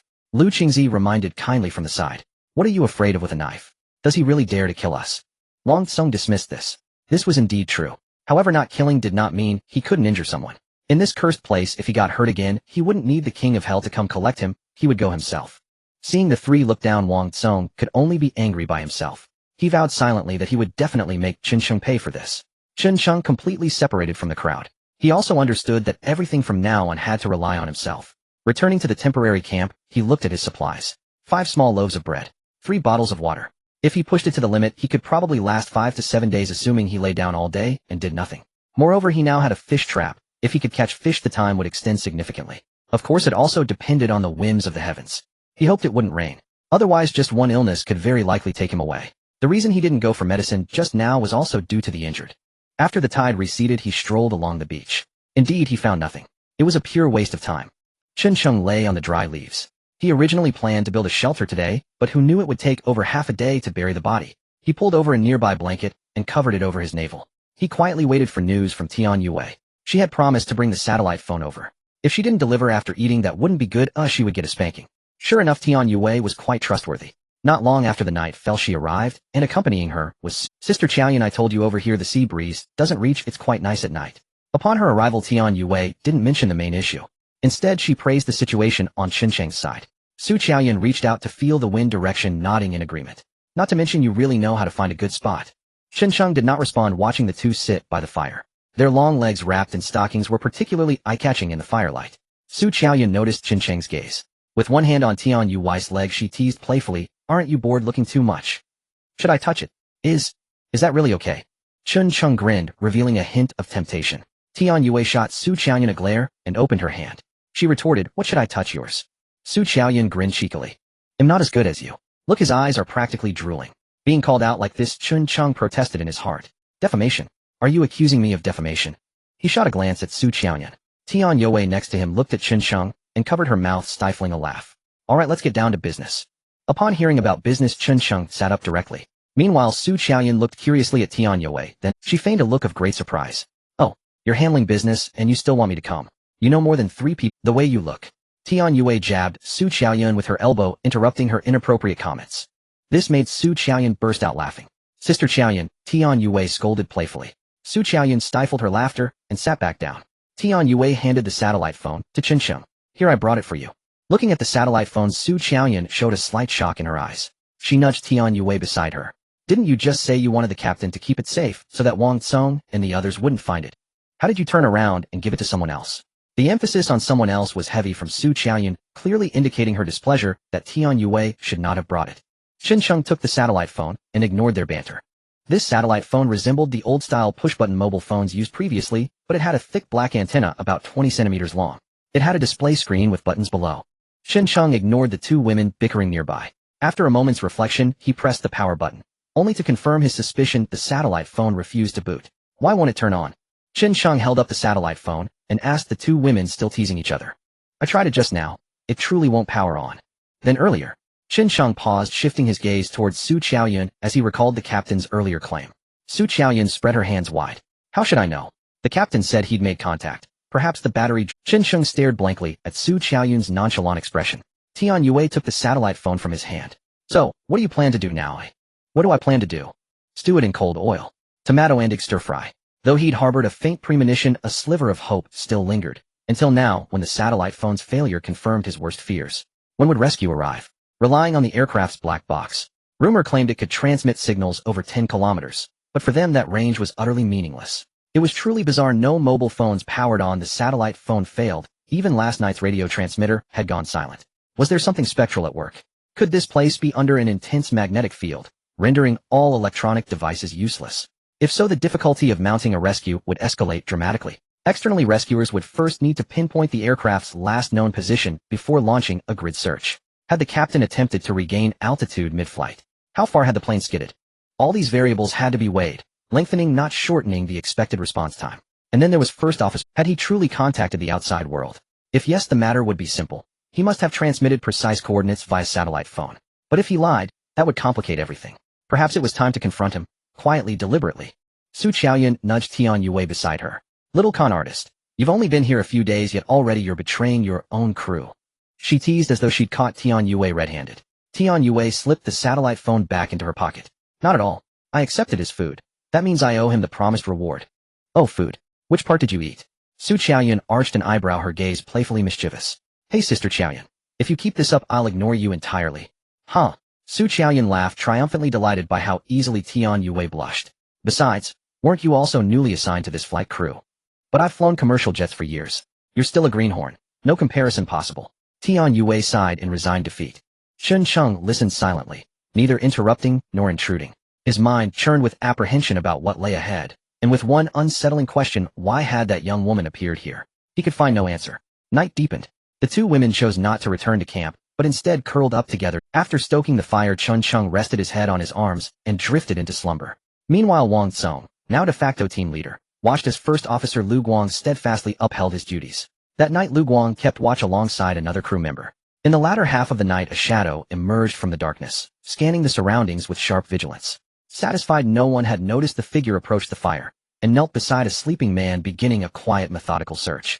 Moments later, the figure frowned, then reached to turn the sleeper over. At that instant, two fingers tapped lightly. He nearly leapt upright in shock. Whirling around, he met only a grinning face and a hushed finger pressed to lips. The figure pointed toward the distant woods. Then silently both vanished into the night. At dawn, the two flight attendants were nowhere to be seen. Only two circular impressions remained on the ground. Chun Chung glanced at the fire, then sprang upright, snatching up a log. Thankfully, embers still glowed beneath the ash. He gathered dry leaves and coaxed the flames back to life, relief washing over him. He'd almost resorted to hand friction firemaking again. Once the fire burned steadily, he retrieved the stone slab and headed for the shore, to rinse it clean, prepare breakfast, and retrieve the fish trap to check for catches. At the rocky outcrop, he saw the rope anchoring the fish trap still taut, and exhaled in quiet relief. Gripping it firmly, he began hauling it ashore. But as he pulled, something fell off. Too heavy, what's going on? He tugged steadily, confirming the trap wasn't snagged, yet its weight defied explanation. Could it be an extraordinary haul? Excitement surged within him. He quickened his pace. When the trap broke the surface, Chun Chung stared dumbfounded. No bounty, just a dark object dangling from its rear. He waded barefoot into the shallows and reached into the water, pulling the murky mass free. At first he assumed it was seaweed, edible perhaps. Instead it proved to be a black shoulder bag. Seawater cascaded from it as it emerged. Might hold something valuable, Chun Chung murmured, glancing toward the crash site far inland. Likely swept here by underwater currents from the wreckage. And the bag itself, practical, durable, was precisely. After his rift with the others, food and fresh water couldn't remain unguarded at camp. Theft would be deeply inconvenient. Carrying supplies personally was safer. As for its contents, Chun Chung held little expectation. He unzipped the sodden bag, the seawater having most. Inside lay a wallet containing foreign currency and several cards, a pair of Bluetooth earbuds, an electric razor, and unexpectedly a sealed box of ultra-thin condoms. Now this is useful. Chun Chung pushed aside the rest and seized the unopened box. Legend had it that when filled with water, such a packet could serve as a convex lens, igniting fire. Yet its intended purpose clearly extended beyond survival. He tucked it away for now. He pocketed the box along with the other items, then returned them all to camp. Next came the real test. Strike gold. Strike gold. Strike gold. He whispered inwardly, hauling the fish trap slowly from the waves, and peered inside. His expression fell. No fish. Well, not quite. Two silvery minnows, each no longer than a finger, wriggled frantically within the mesh. Beside them, a crab the size of two fingers scuttled weakly. A modest catch, but a catch nonetheless. Chun Chung lifted the fish, sighing quietly. Even a mosquito is meat. He dispatched them swiftly, squeezed out their innards into the trap, and tossed it back into the sea, then killed the crab. After rinsing the stone slab, he returned to camp, 2 fish, 1 crab, and a handful of clams. Enough for today. He set the slab over the fire, laid the fish and crab upon it, and added 5 or 6 clams for roasting. SSSSS. Not the sizzle of oil, but the sharp hiss of water vaporizing. Chun Chung flipped the fish over to prevent charring. As for the crabs, merely sparing them from the fire was already an act of mercy. Before long, both small fish were evenly roasted to a golden crisp on both sides. They looked utterly appetizing. Chun Chung picked up one with his chopsticks and took a delicate bite. How to describe the taste? Overwhelmingly fishy, the flesh slightly burnt, edible barely. The crabs were small, forcing Chun Chung to dismantle them painstakingly piece by piece. Only after devouring several clams did he carry the stone slab down to the shore to rinse it clean. Upon returning, he emptied the contents of his waist pouch beside the fire, spreading them out to dry beneath the morning sun. He took a sip of water. Life for now was tranquil. If each day yielded such modest bounty, enduring 10 days would pose no hardship. Ah no, freshwater was the real concern. Yet urgency could wait. He rose and gazed toward the camp. Everyone had awakened. Wang Song was distributing rations among the group. True to form, his arrival heralded a swift policy shift, strict rationing. Two people shared one loaf of fresh water was limited to 2 sips per person per day. Even the injured received identical portions. This decision left Tian Yue and the young woman fuming. After all, convalescence demanded nourishment, without adequate sustenance recovery was impossible. The middle-aged woman wore a wry, helpless smile as she sat beside the elderly man. She took a determined, sizable bite, then passed him only a meager morsel. The elderly man, however, showed no disdain. He swallowed the remainder whole, and even retrieved every crumb that. The little girl knew there was only one loaf, and deferred entirely to her mother, daring not to eat more than a sliver. Her face, unwashed for 2 days, bore streaks of grime. Her skirt, too, was smudged with mud from yesterday's frantic running. Once rations were distributed, Wang Song began assigning tasks. Women were to forage along the shoreline and gather firewood. Naturally, the 2 foreign women were included. With Tian Yue translating, they grasped their predicament, and voiced no. As for the men, Wang Song turned his gaze toward Lu Guang. Last night he and 3 others had deliberated, and concluded this situation was unsustainable. They resolved to ascend the mountain today, carrying the satellite phone in hopes of establishing contact. Unbeknownst to them, the satellite phone was completely inoperable, incapable of powering on. At the mention of the device, Lu Guang's eyes flickered with unmistakable panic. After all, venturing up the mountain would expose his deception. Yet what plausible excuse could he offer? Worse still, this expedition was everyone's fervent hope. He had no choice but to proceed, steeling himself for the inevitable. Tian Yue, aware the satellite phone was irreparably dead and had never functioned, had simply returned it to Lu Guang the previous night. After a brief consultation, the group prepared to depart. Chun Chung watched silently, impressed despite himself. Though 2 days had passed without any dangerous wildlife emerging from the island's interior, entering it was another matter entirely. Better yet, they would blaze the trail for him, offering early warning. Wang Song left 2 men behind to guard supplies. The remaining 3 fashioned crude wooden staves, then set off with minimal provisions and a scant supply of fresh water. Chun Chung watched them vanish into the dense thicket beyond the beach. Chun Chung stroked his chin thoughtfully. This ascent would certainly yield no external contact, but mapping the island's perimeter, that would prove far less daunting. He had intended to interrogate the pilot at the first opportunity, but now he would have to bide his time. He turned his attention. Last night, he'd already decided today he would construct a rudimentary shelter, just in case rain arrived unexpectedly. As for materials, he'd already selected them. Timber was abundant here. For roofing, he'd harvest waist-high wild grass from the forest behind, more than sufficient to fashion a compact one-person shelter. Moreover, his site abutted a rocky outcrop, so he could anchor the timber directly against the cliff face, layering grass atop it and leaving a triangular void beneath. Yet such a design precluded maintaining a fire. To preserve embers, he needed a different structural approach. Chun Chung surveyed his immediate surroundings. A short distance inland stood 2 sturdy trees near the cliff, ideal anchors. He would erect 2 upright posts before them, span them with a horizontal beam, and let its far end rest against the rock face. Thus he would create a lean-to backed securely against the cliff. The trees stood 2 to 3 meters apart, ample space for a functional floor area. With the trees as support, even strong sea winds would not topple it. It was meant solely as emergency shelter, rain protection, nothing more, so perfection was unnecessary. Satisfied with the plan, Chun Chung retrieved his nearly dry waste pouch packed in the loaf and fresh water, and he headed into the woods to cut 2 stout branches. Once inside the forest, he swept his gaze across the terrain. Within moments, he identified 2 suitable saplings, and also discovered resilient vines which he promptly harvested for cordage. His makeshift sickle handled slender twigs well enough, but thicker trunks taxed its limits. Its grip loosened unpredictably with each swing, requiring still its edge remained keen, proof of its high-strength composition, durable and reliable. After some Chun Chung hauled the 2 timbers and bundled vines back to his camp, only to hear cries erupt from the forest's edge. "Help! Someone, quickly!" Wang Song's voice rang out, his hands gripping a wooden staff, his clothes stained, sweat pouring from his brow, his expression raw with alarm. Behind him, Lu Qingzi supported Lu Guang as they staggered forward. At the cry, Chun Chung snapped alert, rising instantly to peer toward the commotion. Others on the beach heard the shouts and turned curiously. Tian Yue and Su Qiaoyun broke into a sprint, racing toward the source. "What happened?" Su Qiaoyun asked urgently, seeing Lu Guang leaning heavily on their arms. Wang Song and Lu Qingzi guided him onto the sand. They laid him down gently, then collapsed themselves spent onto the warm grains.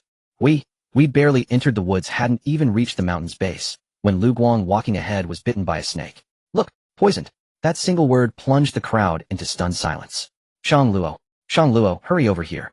Tian Yue cried out into the crowd. Chun Chung approached, his expression grave and focused.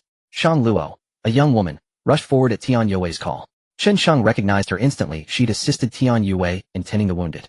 She appeared no older than 20, dressed in a creamy yellow crew neck top layered over white lace-trimmed undergarments paired with light blue denim shorts edged in soft fringe and caramel-colored ankle boots with ivory thigh-high socks.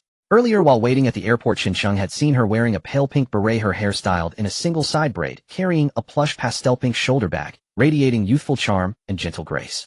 Now both hat and bag were gone. After 2 days, her clothing and pristine white socks were dusted with faint yellows. Shang Luo rushed over quickly, looking at Lu Guang on the ground. At this moment, Lu Guang's face was somewhat swollen, especially around his lips and eyelids. Breathing rapidly, he exhibited a brief state of shock. I. Shang Luo was at a loss for words, anxious and unsure of what to say. What are you standing there for? Save him! Wang Tsung shouted urgently. His shout made Shang Luo feel a bit aggrieved, and tears began to well up in his eyes. It seemed he found an outlet for his emotions. How can I save him? I'm just a medical student, not a doctor. There's a huge difference between the two. Moreover, he's poisoned from a snake bite. How can I save him? Wang Tsung turned his head away. Why not?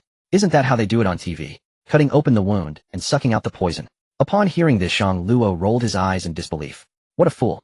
You know that what they show on TV is fake. Snake venom includes blood-circulating toxins, neurotoxins, and mixed toxins. Do you even know what type of snake bit Lu Guang? What if it's a blood-circulating toxin? If you have even a slight mouth ulcer or gum bleeding, wouldn't that mean you're poisoned too? It's easy for you to say, but why don't you try it? Ugh. Although the girl was small, she had her own temper.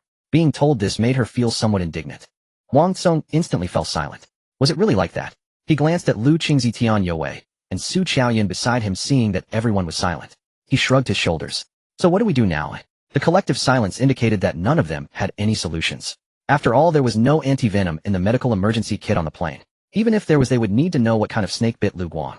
Chen-chung looked at the already unconscious Lu Guang, feeling somewhat irritated. He originally intended to ask if there was any way to contact the outside world. With things like this happening, the chances of survival seemed slim. There were snakes on the island. This crucial piece of information made him more vigilant. Chen-chung stepped past a few people and approached Lu Guang. He lifted the pant leg of the other person and saw the bite mark. At this moment, the wound was already swollen, with the surrounding skin appearing purplish black, accompanied by bruises and blisters. Dark red blood was still oozing from the wound. How is it? Tian Yue anxiously approached and asked. Thinking that Chen-chung might have a solution, he sighed and shook his head slightly. It looks like the venom from a 5-step snake, and we don't have the anti-venom. There's no hope. As soon as he said this, the group that had gathered all lowered their heads. Are we just going to watch the pilot die? Su Chaoyun sighed helplessly. What else can we do? Dying here is no different from dying in the mountains. Unless he has a thing for moving graves. For them, being poisoned left them without any chance for rescue.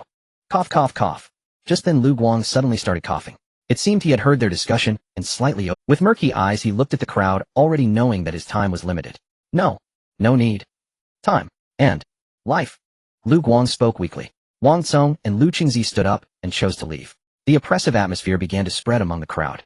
Pilot. Su Chaoyun approached. Lu Guang looked at Su Chaoyun, then glanced at Tian Yue, as well as Chen-chung and Shang Luo beside him. Facing death, he surprisingly felt a sense of relief. I'm sorry for you all, but I really wanted to bring you all back. Time was running out. Chen-chung wanted to know the most concerning question. So he leaned over and quietly asked, Pilot, tell me, have you managed to contact the outside world? Upon hearing this, a flicker of astonishment flashed in Lu Guang's eyes. However, given the situation, he felt resigned. I haven't. Before the plane had an accident, I heard a faint explosion, and then all the instruments failed. And the pilot desperately tried to save him, but alas. After getting confirmation, Chen-chung angrily smacked his head. The worst thing he feared had happened. This meant that the arrival time of the rescue team could be indefinitely delayed. He had finally taken some time off to return. Was it really that hard for me? Damn that old man in the sky. Hearing this, Tian Yue was shocked, but considered it a priority. He was calm, but after hearing this, Shang Luo was frozen, his face full of shock. Only Su Chaoyun showed no visible change in emotion. She appeared overly indifferent. After saying all this, Lu Guang's eyes showed signs of nearing death. His mouth opened slightly as if he wanted to say something, but he could not make any sound. His murky gaze looked towards the sky, filled with regret. If only he hadn't intentionally veered off course, perhaps this wouldn't have happened. But the other party had demanded too much. Moreover, his wife needed dialysis every month, and there would be expenses for a kidney transplant in the future. He needed money too badly. Perhaps that was the reason that person targeted him. Everything was coming to an end. Lu Guang looked at the sky and finally closed his eyes. Chen-chung sighed heavily. Everyone has their own fate. Compared to death, what the living needed to face was the price. After some time, Chen-chung and Wang Tsung dug a pit and buried Lu Guang's body in the same place as before. Although he and Wang Tsung didn't have a good relationship, it didn't affect their joint handling of the body. Once they finished and returned, the pilot's last words spread among the crowd. No contact with the outside world. The rescue situation was unknown. Instantly, a sense of pessimism spread among the crowd. When Chen-chung passed by the injured ones, he was suddenly called, Chen brother. He looked down and realized it was the person who had boasted about his girlfriend on the. Looking at the other person's condition, it did not look optimistic. If the rescue team didn't arrive soon, it would likely be just a matter of days. It was really troubling, one thing after another. The man looked at Chen Sheng with expectation trembling as he took out the already dead phone. Chun, brother, I have one request. Did he really think of himself as a wishing well? Chen Sheng felt a bit speechless but still patiently listened. You are the only one on the plane who has seen a photo of my girlfriend. I have one request. Go ahead. Chen Sheng nodded. Given the current situation, I know I probably won't make it back. This phone is for you. If you can return, please go to Kangwu Yixiang and deliver it to her. Tell her that I have let her down in this life, so she need not wait for me, and should find someone who treats her well and get married. After the man finished speaking, he looked at Chen Sheng with anticipation. This wasn't a significant issue, but it was conditional on whether he could return. But Chen Sheng hadn't finished speaking. The man immediately sighed in relief. However, unexpectedly his hand slipped and fell directly to the ground. Chen Sheng stared at the phone in shock. No way. Is this what it's come to? Saying his last words, and then leaving. You haven't even told me the person's name. Hey, wake up. Wake up. The man didn't die, he just fell into a coma. What on earth is going on? Chen Sheng took the phone and helplessly walked away. Back at the temporary camp, Chen Sheng set his phone aside. Though a haze of frustration lingered in his chest, the work that needed doing could not be neglected. He resumed the tasks had left unfinished. With the certainty that the rescue team would not arrive at once, the shelter had to be erected as swiftly as possible. Yet a question had gnawed at him. Before leaving, Lu Guanglin had apologized to them. What could he have meant? Was it remorse for failing to save the plane? Or something else entirely? The remark felt oddly enigmatic. Unable to make sense of it, Chen Sheng pushed the thought aside and focused on building the shelter first. As for the others, with Lu Guang dead, Tian Yue, Su Qiaoyun, and that middle-aged man naturally fell in with the larger. On his side, few placed any faith in him. One person's strength is always limited. Chen Sheng paid them no mind and concentrated on securing his own refuge. He began by digging a hole outside 2 trees with his sickle bearing 2 upright posts. Afterwards, he sharpened the. He walked to the edge of the woods and felled several small trees to serve as crossbeams. Knowing there were snakes on the island, Chen Sheng became far more cautious. Every place he passed, he checked repeatedly for safety. When he brought the timber back, he leaned it against the trees and climbed up. Slowly, he shifted the planks into place until they rested on the forks of the front posts in the trees. The front posts had been prepared earlier, each bore a notch at the top. The wood could be laid directly into them. The other ends of the beams pressed against the rock face, so the cliff offered support and helped to stabilize the structure. After setting 2 beams in place, Chen Sheng used vines to secure the 4 contact points, then continued to raise the basic frame. By dusk, the shelter's frame had at last taken a ragged but serviceable shape. Surveying the day's toil, Chen Sheng felt a deep satisfaction. He even shook a post deliberately. It stood firm. As for Wang Tsong and his side, they had not idled the whole afternoon either. Wang Tsong, acting as temporary leader, continued to lord it over everyone.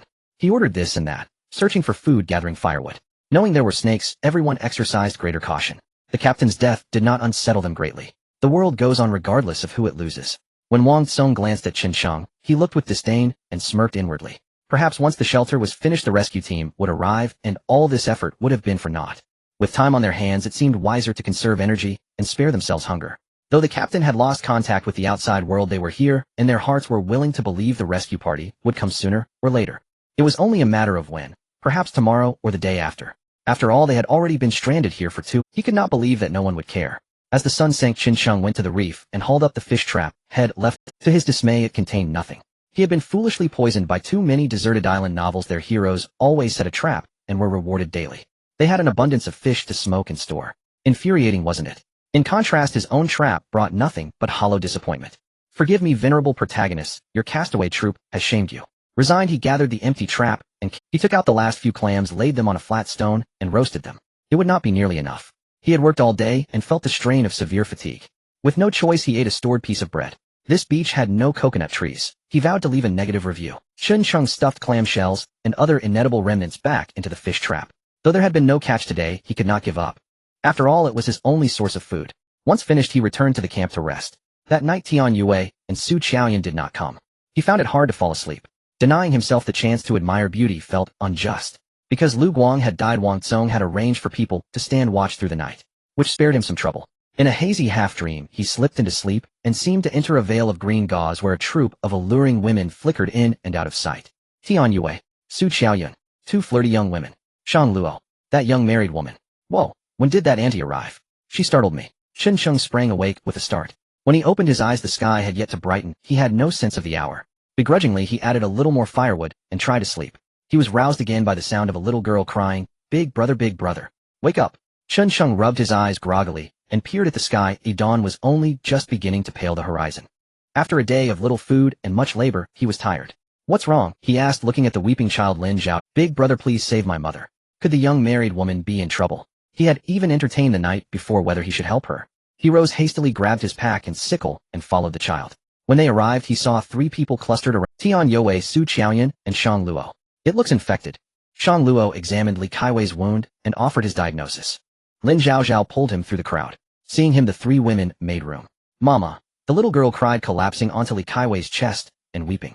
Chen Sheng looked at Li Qiuwei lying on the ground. A sheen of sweat dampened her brow. Her eyes were tightly shut, and her brows twisted in pain. The wound had swollen badly and begun to fester. An infection was the only explanation. He reached out and touched her forehead. It was scalding. He then turned to Tian Yue. "You didn't give her any antibiotics." Shang Luo avoided his gaze and looked instead toward Wang Tsong, who stood not far off. "What antibiotics? We discussed last night. Resources are scarce. They should be reserved for those who can survive. Their injuries are severe. Having someone tend to them is already a great kindness." Wang Tsong sneered from the side. Hearing this, Chen Sheng refrained from arguing about right or wrong.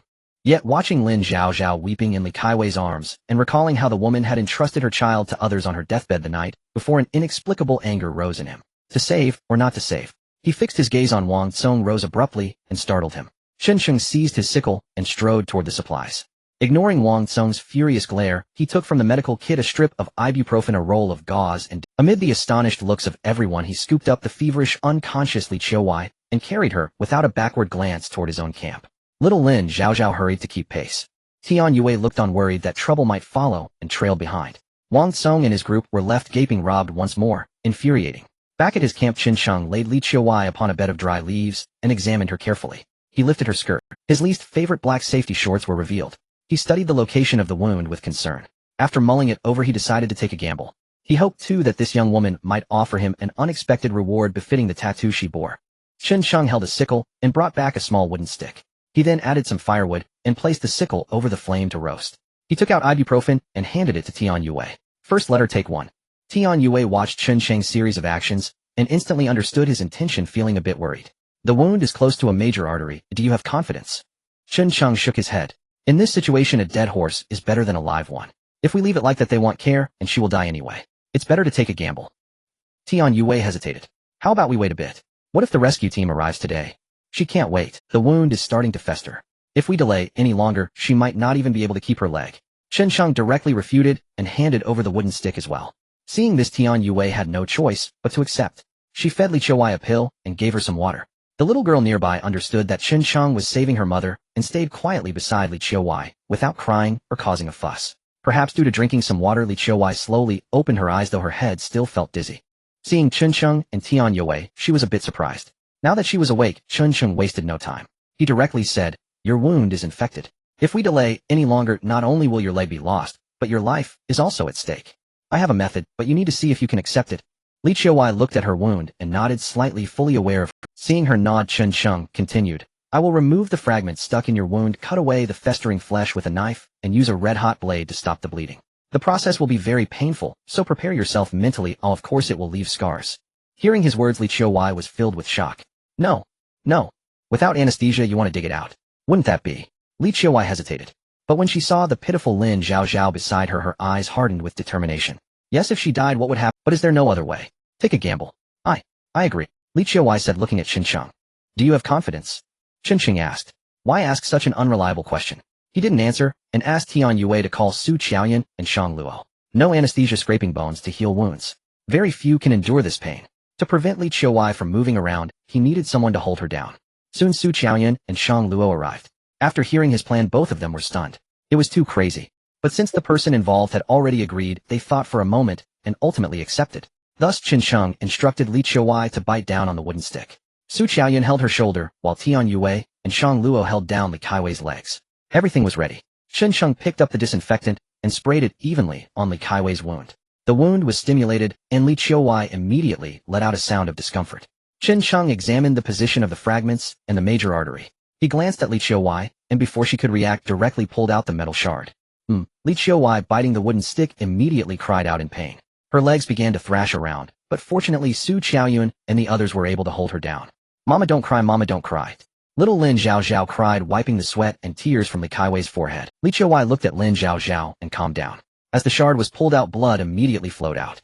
Watching the amount of bleeding, Chun Chung felt a sigh of relief in his heart. He hadn't hit the artery, luck was indeed on his side. He continued to disinfect with the disinfectant.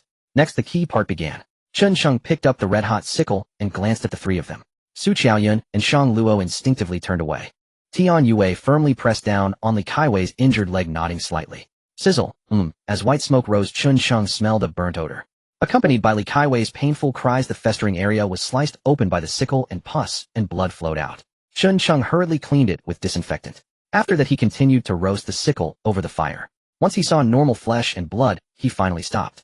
After using the scalding sickle to stop the bleeding, he disinfected it again before taking out the bandage to wrap the wound. Dangerous action, do not attempt. At this moment Li Qiuwei had already fainted from the pain. Her forehead was covered in sweat, but fortunately the caring little girl was there to wipe it for her. Seeing that it was finally over, Tian Yue, Su Qiaoyun, and Shang Luo also let out a sigh of relief. I didn't expect you to handle this wound without changing your expression. Tian Yue was a bit curious about Chun Chung. Looking at him in confusion, such a bold operation was not something just anyone could do. Oh, this. I learned it from the television. Chun Chung randomly made up a reason. Obviously Tian Yue didn't believe it, but she didn't ask more and left with Su Qiaoyun and Shang Luo. Chun Chung naturally knew. However, he didn't bother with it. Looking at the unconscious Li Qiuwei, he felt a bit excited. How should the person repay him for saving her life? Investments require returns. Watching the little girl taking care of Li Qiuwei, Chun Chung temporarily set this aside. In the morning, he was busy running around. He needed to quickly check the situation of the fish trap. He reached the rocks and pulled up the fish trap. Finally, there were no air forces today. He had a good catch, 3 unknown sea fish about 2 fingers in size, which was much better than yesterday. He quickly killed them, removed their internal organs, and put them back into the fish trap before tossing them back into the sea. Contentedly, he returned to the camp with the 3 fish. Upon seeing the fish, the little girl's eyes lit up a bit. Chun Chung glanced at the still unconscious Li Qiuwei. He felt a bit troubled. After saving her, he also had to take care of her and the little girl. Clearly this little food was, and there was the issue of fresh water. Chun Chung looked at the fish, lost in thought. His gaze swept over to the other side, where Wang Tsong was already distributing food. It was still 2 people for 1 loaf of bread. Suddenly, he spotted the airplane nose stranded not far on the beach. Zhao Zhao, watch the fish and don't let anyone steal them. Lin Zhao Zhao nodded knowingly. Chun Chung grabbed the sickle and ran directly to the beach. He took off his clothes and pants, and then swam directly towards the wreckage of the nose. Once he reached the site, Chun Chung climbed up from behind. There wasn't much useful stuff left on it, almost everything valuable had been taken. However, if this thing could be moved to the beach, it would make a good shelter from the rain. He searched carefully around, and indeed found what he wanted on the side of the gap, a large metal piece. It was about half a square meter in size. As for which part of the airplane it was from, he didn't know. Holding the metal piece, Chun Chung swam back directly. After wiping off the seawater from his body, he put on his clothes and returned to the camp. Once back, Chun Chung continued his busy work. He first found a pebble, then added firewood to the fire pit, and placed the metal piece on it to roast. After roasting it for a while, he took it down, placed it on a stone, and began to hammer it with the pebble. Yes, he was making a pot, of course. Chun Chung had made quite a spectacle. Wang Tsong, who had been flirting with those 2 girlfriends on the beach, had naturally seen it, and it provided him with no small inspiration. Chun Cheng's weapon, a sickle, had been taken from the plane. If he made one for himself, would he still fear him? Besides, not all the valuable things from the plane should be allowed to be claimed by Chun Chung. Action followed thought. Wang Tsong immediately stepped forward. With the captain no longer restraining them, he and several men boarded the aircraft to search. Surprisingly, they actually found some usable items. For example, a small steel plate torn from who knew where. With some filing, it could barely be fashioned into a small hatchet. There were other odds and ends as well. Someone even dragged back a broken seat. Yet their greatest find was an unopened plastic evacuation slide. It had been lodged among wreckage beneath the aircraft, the very one marked press for 15000. Discovering it was a boon for Wang Tsong and his men. Once they hauled it back and unfurled it, it bore little damage. They braided strips of curtain into ropes, tied them to it, and stretched it between a few trees behind the beach, fashioning a makeshift tent. Wang Tsong sat upon the tattered sofa, parading his ease. Damn! Chun Chung tapped at the metal sheet. He of course noticed the scene over there, and felt speechless. After all his hard work, the shelter had been only a frame, the others had simply pitched a tent. Whom could he argue with? So luck truly outweighed effort. Why had he not thought of it? Anger aside, there was still work that could not be neglected. Before long, Chun Chung had hammered out something resembling a basin. Though uneven and dented, it would suffice for basic. He regarded his handiwork with a measure of satisfaction. Taking the pot, as he would call it for now, he went to the shore to wash it, and fetched some seawater back. He set it atop the stone slab he had used before, added kindling beneath, and lit a fire. Naturally, he did not intend to cook seawater with seawater. Rather, he boiled it to sterilize the pot. After all, it had come from the plane, and had just been scorched and beaten. Some of the surface coating had flaked away, but one could not be certain it was truly clean. This would be used for food. He could not be careless. The little girl Lin Zhao Zhao could offer little help. She sat quietly nearby watching the fish while tending to her mother. Soon the seawater boiled. Watching the rolling bubbles, a sudden idea struck Qin Sheng. If the rescue team delayed, he could distill seawater with this and collect fresh water. When the seawater evaporated, coarse salt would remain to be gathered. Filter and refine the crystals, and it could become edible salt. With that thought, he felt a faint hope for the days ahead. After cleaning the pot, he reflected that merely boiling a fish would not suffice. While washing, he recalled seaweed among the reef below. He had collected some to cook with the fish. Qin Sheng replaced the stone slab. Cooking the fish would demand too much fresh water. He had only 4 bottles and had to conserve them. So he roasted first and would simmer afterward to avoid the water boiling away before the fish was done. The fish sizzled and smoked, emitting a smoky caramelized scent. The little girl Lin Zhao Zhao stared with wide eyes. Having had only 1 meal a day, hunger pushed her toward delirium. Qin Sheng gave a faint smile. He placed the roasted fish into the pot, added half a bottle of fresh water layered in lengths of seaweed, and began to simmer. The aroma of the simmering fish spread quickly across the sand. Wang Song and his group caught the scent as well and looked on with eager expectation. Yet everyone understood Qin Sheng would not share. Still, the 2 girlfriends, unable to resist the smell, rose. Qin Sheng inhaled the fragrance with anticipation. He waved his hand gently to draw the steam toward himself and felt his spirits lift. Then a voice tinged with coquettish arrogance called out, Qin Sheng, could you sell us that fish soup? Sell it. Qin Sheng turned and met the 2 women's eyes. Their gazes were haughty, as if they had him figured out, and it made him nauseous. The little girl paid them no mind. Sensing they had come to snatch her food, she planted herself before them with a soft childish pout. She declared, "You're mean." Qin Sheng moved the girl aside and faced the women. "Well, if you want to eat, go get your own. These are private belongings, and I don't sell them." When he refused, the women looked surprised. One of them pulled a bank card from her waist and thrust it forward. "There is 10,000 on it. That should be enough to buy this, right?" 10,000. Qin Sheng was speechless. They clearly had an inflated sense of their worth. Hadn't they seen the situation? If this were a few days ago, Qin Sheng might have agreed. After all, who turns away money? He too had once worked for money. But things were different now. The captain could not contact the outside. No one knew when the rescue team would arrive. Here, money meant little without a life to spend it on. Ugly faces, pretty dreams, Qin Sheng shot back. "You." The 2 women bristled at his words. Indeed, they lacked the innate beauty of Tian Yue and Su Qiaoyun, those flight attendants. They were at least influencerpity. To call them ugly was intolerable. How rude. Personal attacks. Ill. Add another 10,000. How about that? The other woman, driven by the thought of a bite to eat, swallowed her anger. Qin Sheng let out a light laugh. Money, he mocked, as if that mattered. He regarded them with derision. "If you want it so badly, fine. I won't ask for much. 500,000. Produce that, and he'll give it to you." At that, the woman who had brandished the card was immediately offended. "Why don't you go rob someone? Are you crazy for money? 500,000 for this rotten fish." Qin Sheng's lofty price was deliberate. He knew they could not pay. If they truly had that kind of money, they would not be flattering Wang Song. "Heh, that's my price. Take it or leave it. No money, no big shots." The women were stung by his mockery. One pulled the other away, urging retreat. "We don't have to eat it, he's a freak. Let's go." The 2 left, their anger simmering as they turned away. Qin Sheng remained calm. 500,000. If the rescue team delayed, such sums would be meaningless. One could not even buy a bowl of soup. He pushed the fire aside and retrieved a salvaged plastic bottle. With the sickle, he sliced it open and fashioned a small bowl. He tucked a fish and some seaweed into it, ladled a little broth, and carried it over to Li Qiuwei. The girl was remarkably sensible. Though hungry herself, her first thought was her mother watching over the still unconscious. Qin Sheng sighed inwardly. "I hope you prove worthy of being saved," he thought, then gently roused her. Li Qiuwei, awakened by Qin Sheng, instantly felt the piercing pain in her thigh. She instinctively glanced down and saw her short skirt rolled up, revealing her black safety shorts with the wound already bandaged. Faint traces of blood were still visible. "Freshly made fish soup, eat up." Qin Sheng handed her the fish soup, and she looked at it. Li Qiuwei was somewhat taken aback. The other person saved her and even offered her food. In this world, no one would treat a stranger kindly for no reason, unless he had ulterior motives. Moreover, they were still in such an environment. She instinctively felt that Qin Sheng had other intentions. In terms of appearance, although Li Qiuwei wouldn't say she was the most beautiful, she was not lacking either. Could it be? She scrutinized Qin Sheng, her gaze landing on her daughter, who was watching her wake up with tears still in her eyes. A heaviness settled in her heart. Yes, it seemed she had no choice. In this environment, she was also burdened with a daughter. She had to fight for not just herself, but for her daughter as well. "Thank you." Qin Sheng helped Li Qiuwei up, placing the fish soup in her hands, teasing, "Your hands aren't injured, so I won't feed you." Holding the fish soup, Li Qiuwei was a bit hesitant to meet his gaze. "Mommy, drink the fish soup. If you drink it, you'll feel better." The little girl exclaimed excitedly, watching Li Qiuwei. Li Qiuwei gently patted the little girl's head, her eyes slightly red as she nodded. Qin Sheng stood up and went back, filling another plastic bottle with a fish, some seaweed, and more fish soup. He handed it to the little girl. Here, this is for you. The little girl happily accepted the fish soup, even though it was still a bit hot. She couldn't bear to spill it. A soft voice chimed in. Thank you, big brother. You're the best. Call him uncle. Li Qiuwei hurriedly prompted. After all, Qin Sheng looked only slightly younger than her.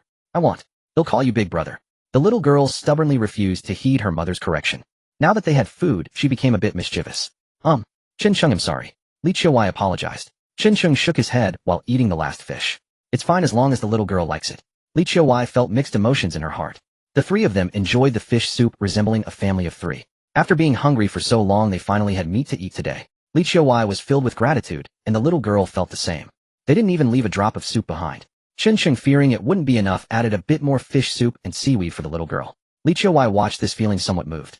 After several years since the girl's father passed away, she hadn't seen anyone treat her so well. She often had to go out, and didn't have much time to spend with the girl. She originally planned to take the little girl back home during this time, but unexpectedly encountered such a situation. She felt quite troubled. After eating, Qin Sheng went to wash the pot, reminding the little girl to take good care of her mother, while he continued working on his shelter.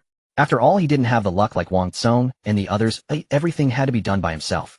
There were snakes in the woods, so to be cautious, he fashioned a stick. Today he planned to cover the roof of the shelter, and for that he needed the tall wild grass behind them.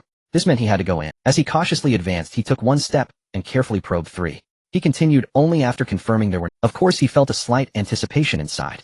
After all, snakes were also a source of protein. Killing one would provide a meal. His heart was both excited and worried. In a state of conflicting emotions, Qin Sheng scanned the area behind him. He used the stick in his hand to probe the grass, ready to deal with any small animals that might rush out. After ensuring it was safe, he took the sickle and cut the wild grass, placing it aside. He continued the process, and just after extending a bit further into the grass, something stirred inside.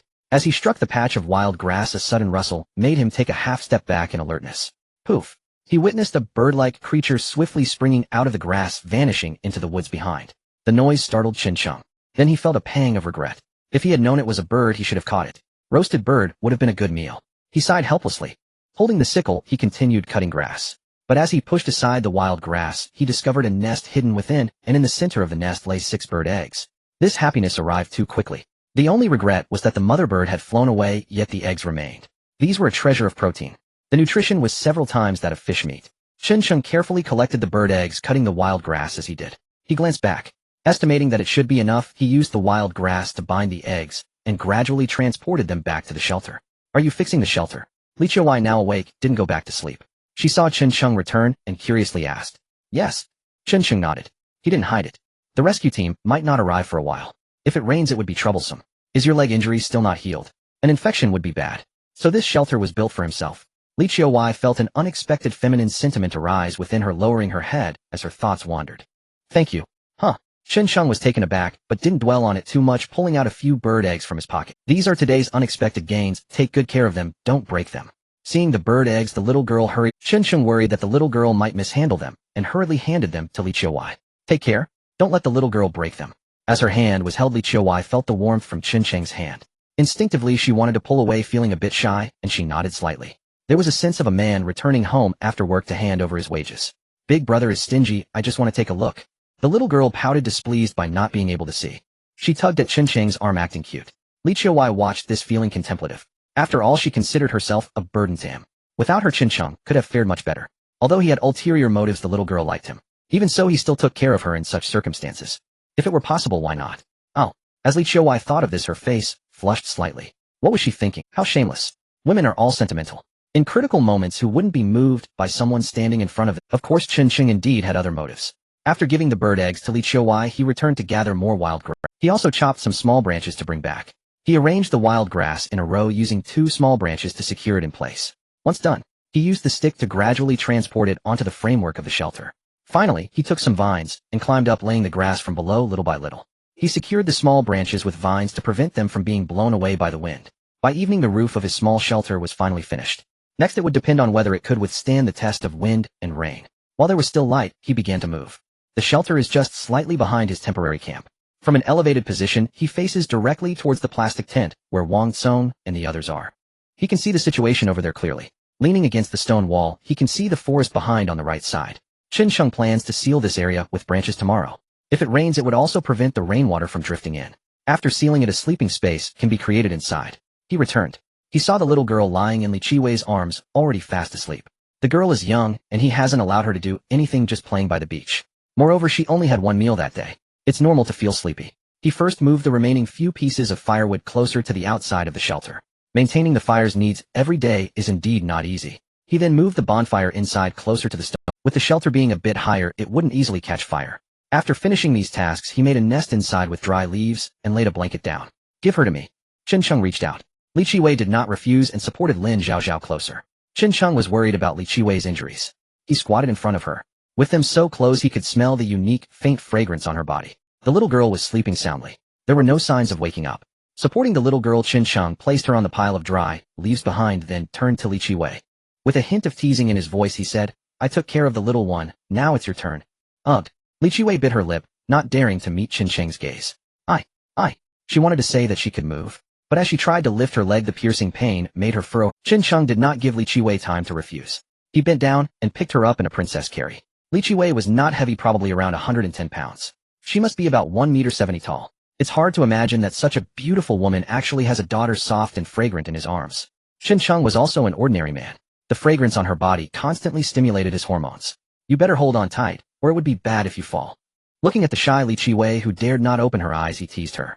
Li Qiwei made a cat-like sound, instinctively wrapping her arms around Chen Cheng's neck. It was just a few steps. They arrived at the shelter. Chen Cheng planned to place her next to Lin Zhaozhao, but unexpectedly, he lost his balance and fell directly onto Li Qiwei. A startled cry escaped. Li Qiwei had no time to react, and Chen Cheng had already collapsed into her embrace. In a shy whisper, she still instinctively wrapped her arms around Chen Cheng's neck. The scene suddenly became much quieter, leaning against Li Qiwei's chest. Chen Cheng could clearly hear the sound of her accelerated heartbeat. He intentionally rubbed against her. You still haven't gotten up. Li Qiwei was a bit flustered. Her ears turned red from shyness. Upon hearing her words, Chen Cheng reluctantly pushed himself up off the ground. He lifted his head. Just now, that soft feeling. Is this face wash? He suddenly felt a bit awkward and reluctantly got up. Do you believe me if I say I was just careless?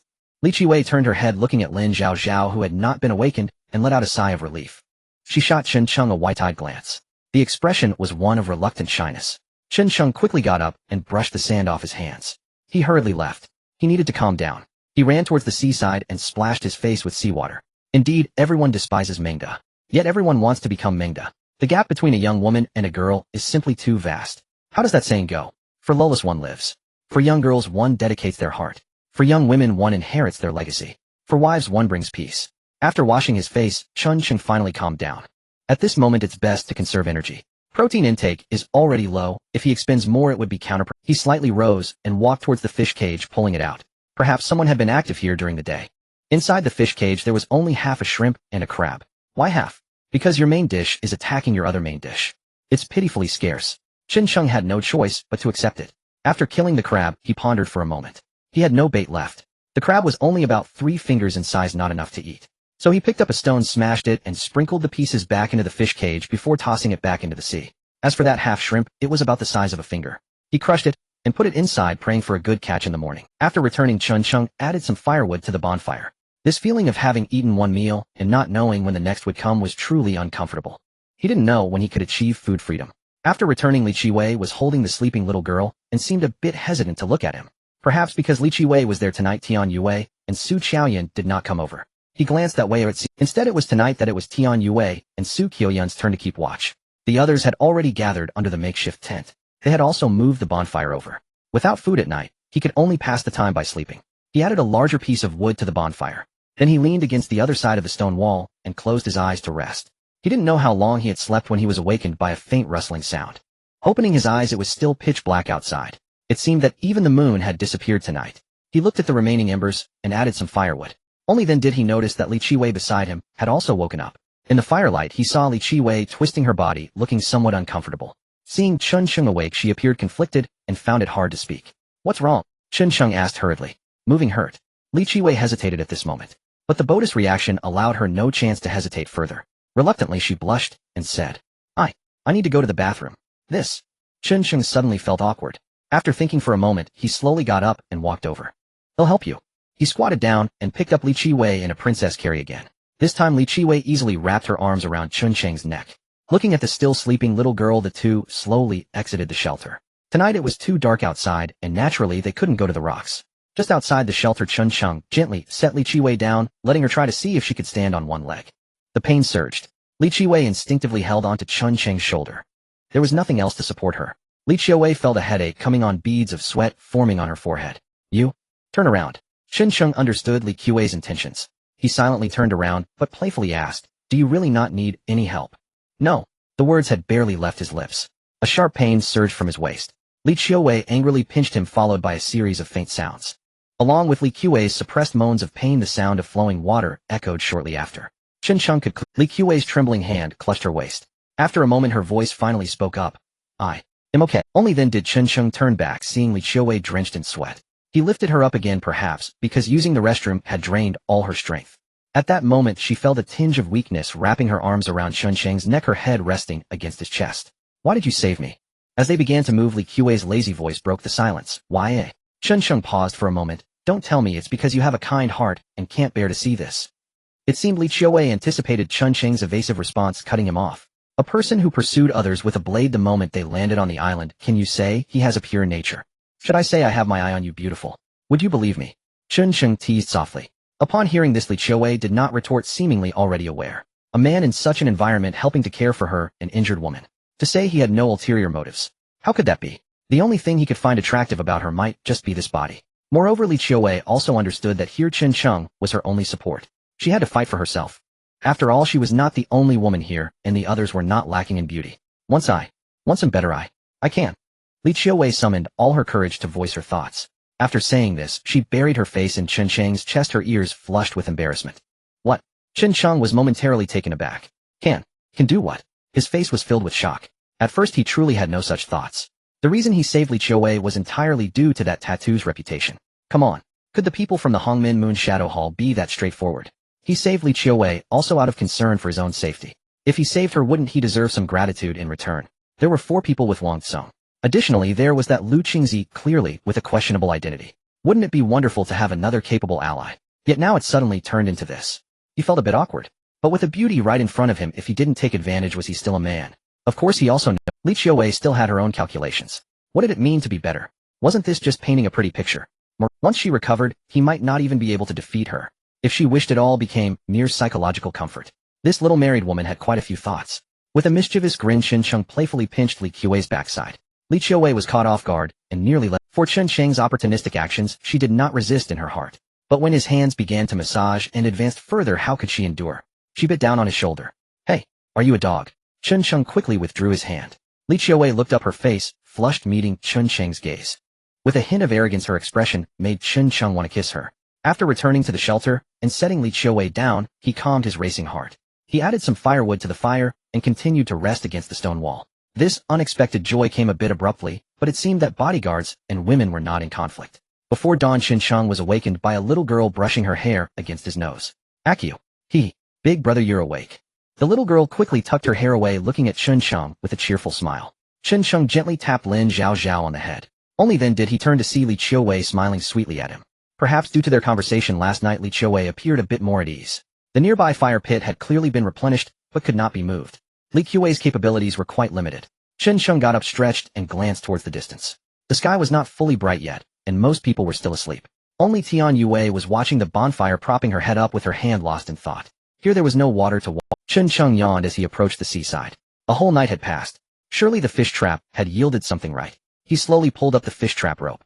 Immediately he felt a different weight, significantly heavier than before. Could it be tangled with something again? Chun Chung felt a bit speechless. He was more cautious this time. But when the fish trap was pulled up, he was stunned. Was this a Dragon King delivering takeout? So many. The fish trap broke the water's surface and the fish inside began to thrash about. Chun Chung hurriedly pulled it to shore, opening the trap to count. 1, 2, 3, 4, 5. 8 fish. Surprisingly, there were 8 fish and 3 shrimp. Among them, 5 were about 3 fingers in size. The other 3, although smaller, still measured 2 fingers. The unpredictability of fishing with a trap was truly astonishing. One moment it felt like an iceberg, the next a fiery pit. Truly thrilling. As per usual, Chun Chung took the fish, cleaned them by the seaside, and returned the entrails to the trap. As for the 3 shrimp, he decided to keep them for now. He had some doubts about the bait. Last night's main course had given him shrimp were very likely the fish's favorite food. Carrying the fish, Chun Chung returned to the shelter. Li Qiwei was a bit shocked to see so many. So many. The little girl rushed over, filled with joy. Wow, mommy, there are so many fish. We can have— Li Qiuwei tugged at Lin Zhaozhao. After all, they were in a dependent relationship. Today was lucky. This fish could last us a few more days. Chen Sheng casually replied. Li Qiuwei nodded slightly, but reminded him. You must keep an eye on the fish trap. If you have food, and others don't, jealousy can drive people to do anything. This served as a reminder for Chen Sheng. Indeed, he was eating fish while others were gnawing on bread, and it would be quite possible for them to target him out of imbalance. Especially since Wang Tsong, who had conflicts with him, was over there. Fortunately, the shelter was now set up, so there was no need. Looking at the fish trap, it should be fine. For now, eating was the most important thing. Chen Sheng moved the 2 stones from outside inside, and placed them beside the fire. He placed the stones on the grill, and continued to cook the fish. Once again, he prepared to boil the fish. Chen Sheng looked at the 2.5 bottles of freshwater, hesitating. Here, how would he obtain fresh water? The fish were placed into the pot. Though reluctant, Chen Sheng added a full bottle of water. After all, 3 large fish required ample liquid. Gazing at the sizzling, steaming fish, Chen Sheng fell into deep contemplation. Outside, dawn had broken, and many had already risen. Today marked their 4th day stranded here. Still no rescue team had appeared, weighing heavily on everyone's spirits. Worse still, no vessels had passed across the sea in 4 days. Not even a single aircraft had crossed the sky. Was this place truly a lawless, forgotten corner of the world? Steam rose from the pot. White vapor surging upward, condensing into glistening droplets upon the thatch of the shelter. Chen Sheng looked up and froze. Slowly he rose to his feet, dipped a finger into the dew clinging to the grass. A quiet smile spread across his lips. Freshwater, there it was. Yet he knew he must devise a way to harvest more. Meanwhile, the fish in the pot simmered steadily toward doneness. Chen Sheng portioned out servings for Li Qiuwei and the little girl. Of the 8 fish they'd caught, he had boiled only 3 large ones. The remaining 5 were roasted on flat stones, then hung above the fire on the cave wall to smoke and cure. With the broth included, the 3 of them had just enough to eat. After finishing their meal, daylight flooded the shelter, but something felt distinctly amiss today. The sun remained hidden behind thick clouds. Instead, a cool sea breeze stirred. Was rain imminent? Chen Sheng watched the horizon with quiet concern, then stepped outside, sickle in hand. He needed fresh water, and now he had a planned distillation. To boil seawater, however, he would need substantial firewood. He could not let the weather derail his efforts. Glancing toward Wang Tsong's group, he sensed something off. Su Qiaoyun and Tian Yue were already locked in heated argument with Wang Tsong and her faction. A crowd had gathered nearby, watching like spectators at a play. Chen Sheng ignored them entirely. Securing firewood came first, so he strode into the woods, sickle in hand. Beyond the deadwood, too heavy for Wang Tsong's group to haul, without proper tools, little remained untouched. Fortunately, Chen Sheng possessed a sickle. Moving with care, he labored deep within the woods for a long while before returning to the shelter with 2 sturdy bundles of firewood, stacking them beside the hearth. Li Qiuwei opened her mouth as if to speak upon seeing him return, but Chen Sheng set down the firewood and immediately turned to leave again. She sighed silently, abandoning her words. When he passed Wang Tsong's group, once more the quarrel had ended. Yet the group's cohesion had fractured. Wang Tsong and the 3 men reclined lazily beneath their tent, detached and indifferent. The others huddled together on the beach, faces etched with despair. Tian Yue occasionally murmured translations to the 2 small foreign horses. The scene felt eerily dissonant. Chen Sheng paid it no mind. Instead, he walked toward the site where bodies had been buried earlier, heading for the birch grove. Arriving there, he paused. His eyes settled on several young banana trees, and he nodded, satisfied. He had noticed them before. Others had too. Yet these saplings were barely taller than an adult, bearing no fruit whatsoever, so insignificant that no one had given them a second glance. Chen Sheng used his sickle to cut down 2 broad banana leaves, then returned to the shelter content. No sooner had he arrived than he set to work, resting not a moment. Seeing him busy, Li Qiuwei again hesitated, her unspoken words dissolving into silence as she watched him move. Within minutes, Chen Sheng erected a slanted frame around the fire pit, using slender branches. Just as he laid a banana leaf atop it to test its stability, Tian Yue stormed over, fury blazing in her eyes. Unbelievable. Chen Sheng glanced sideways at her, without turning fully. He said nothing, continuing his task. When he offered no reply, Tian Yue sighed, and pressed on, do you know what Wang Tsong and her group are planning? Chen Sheng shook his head slightly. It bore no relevance to him. So long as they left him undisturbed, peace would hold. Why should he care? Frustrated by his utter indifference, Tian Yue plopped down beside him and puffed her cheeks. This morning Wang Tsong and those 3 seized all remaining food and fresh water, declaring that anyone wishing to eat must either trade something valuable or— her expression twisted with disgust, trailing off unfinished. Oh, hearing this, Chen Sheng raised an eyebrow, genuinely surprised. Had Wang Tsong grown so bold as to weaponize sustenance against the group? It made sense in hindsight. After Deputy Captain Lu Guang's death, the 3 men surrounding Wang Tsong, including the middle-aged man, were strangers to everyone else, socially marginal and disconnected. Chen Sheng kept to himself. The rest were women, posing no threat to him. Thus Wang Tsong's power grab was plausible. Yet it held no bearing on him. He relied on no one. Chen Sheng cast a brief, appraising glance at Tian Yue. Her presence here was transparent. She sought to recruit him, to unite against Wang Tsong. Her calculation was obvious, even from afar. So, Chen Sheng turned calm and unruffled. That food belongs to everyone. How dare she claim it as hers? Tian Yue continued urging him, though Chen Sheng found her attempt almost comically transparent. But I've already taken mine, he replied plainly. Tian Yue faltered mid-sentence, stunned into silence. Indeed, why hadn't she considered that? She sat frozen for a beat, then slowly grasped his stance. She recognized Chen Sheng's sharp intellect, his refusal to act without clear advantage. He saw through her intent. Pressing further would yield nothing. This man waited for tangible benefit before committing. No bait, no bite. Tian Yue realized persuasion alone wouldn't sway him. Only mutual interest would suffice. Her gaze flickered toward Li Qiuwei, and a sly, knowing smile curved her lips. We have so many beautiful women on our side. Surely you're tempted. Tempted? Chen Sheng mused dryly. What good is temptation when survival hinges on sustenance? They offered emotional comfort, or fleeting desire, but nothing practical. With Li Qiuwei and the little girl already demanding his attention, he had more than enough responsibility. So, you're attempting seduction. Chen Sheng teased, eyes glinting with amusement. Tian Yue blinked, startled, then swiftly shifted tone. I would never. Besides, you and Wang Tsong are enemies, aren't you? Chen Sheng smiled faintly. True, but do I strike you as foolish? Her expression stiffened, awkward, flustered. Realizing persuasion had failed, she gave up and withdrew. As she turned away, Chen Sheng called after her, forging iron demands strength in the smith. How long can Wang Tsong's horde possibly last?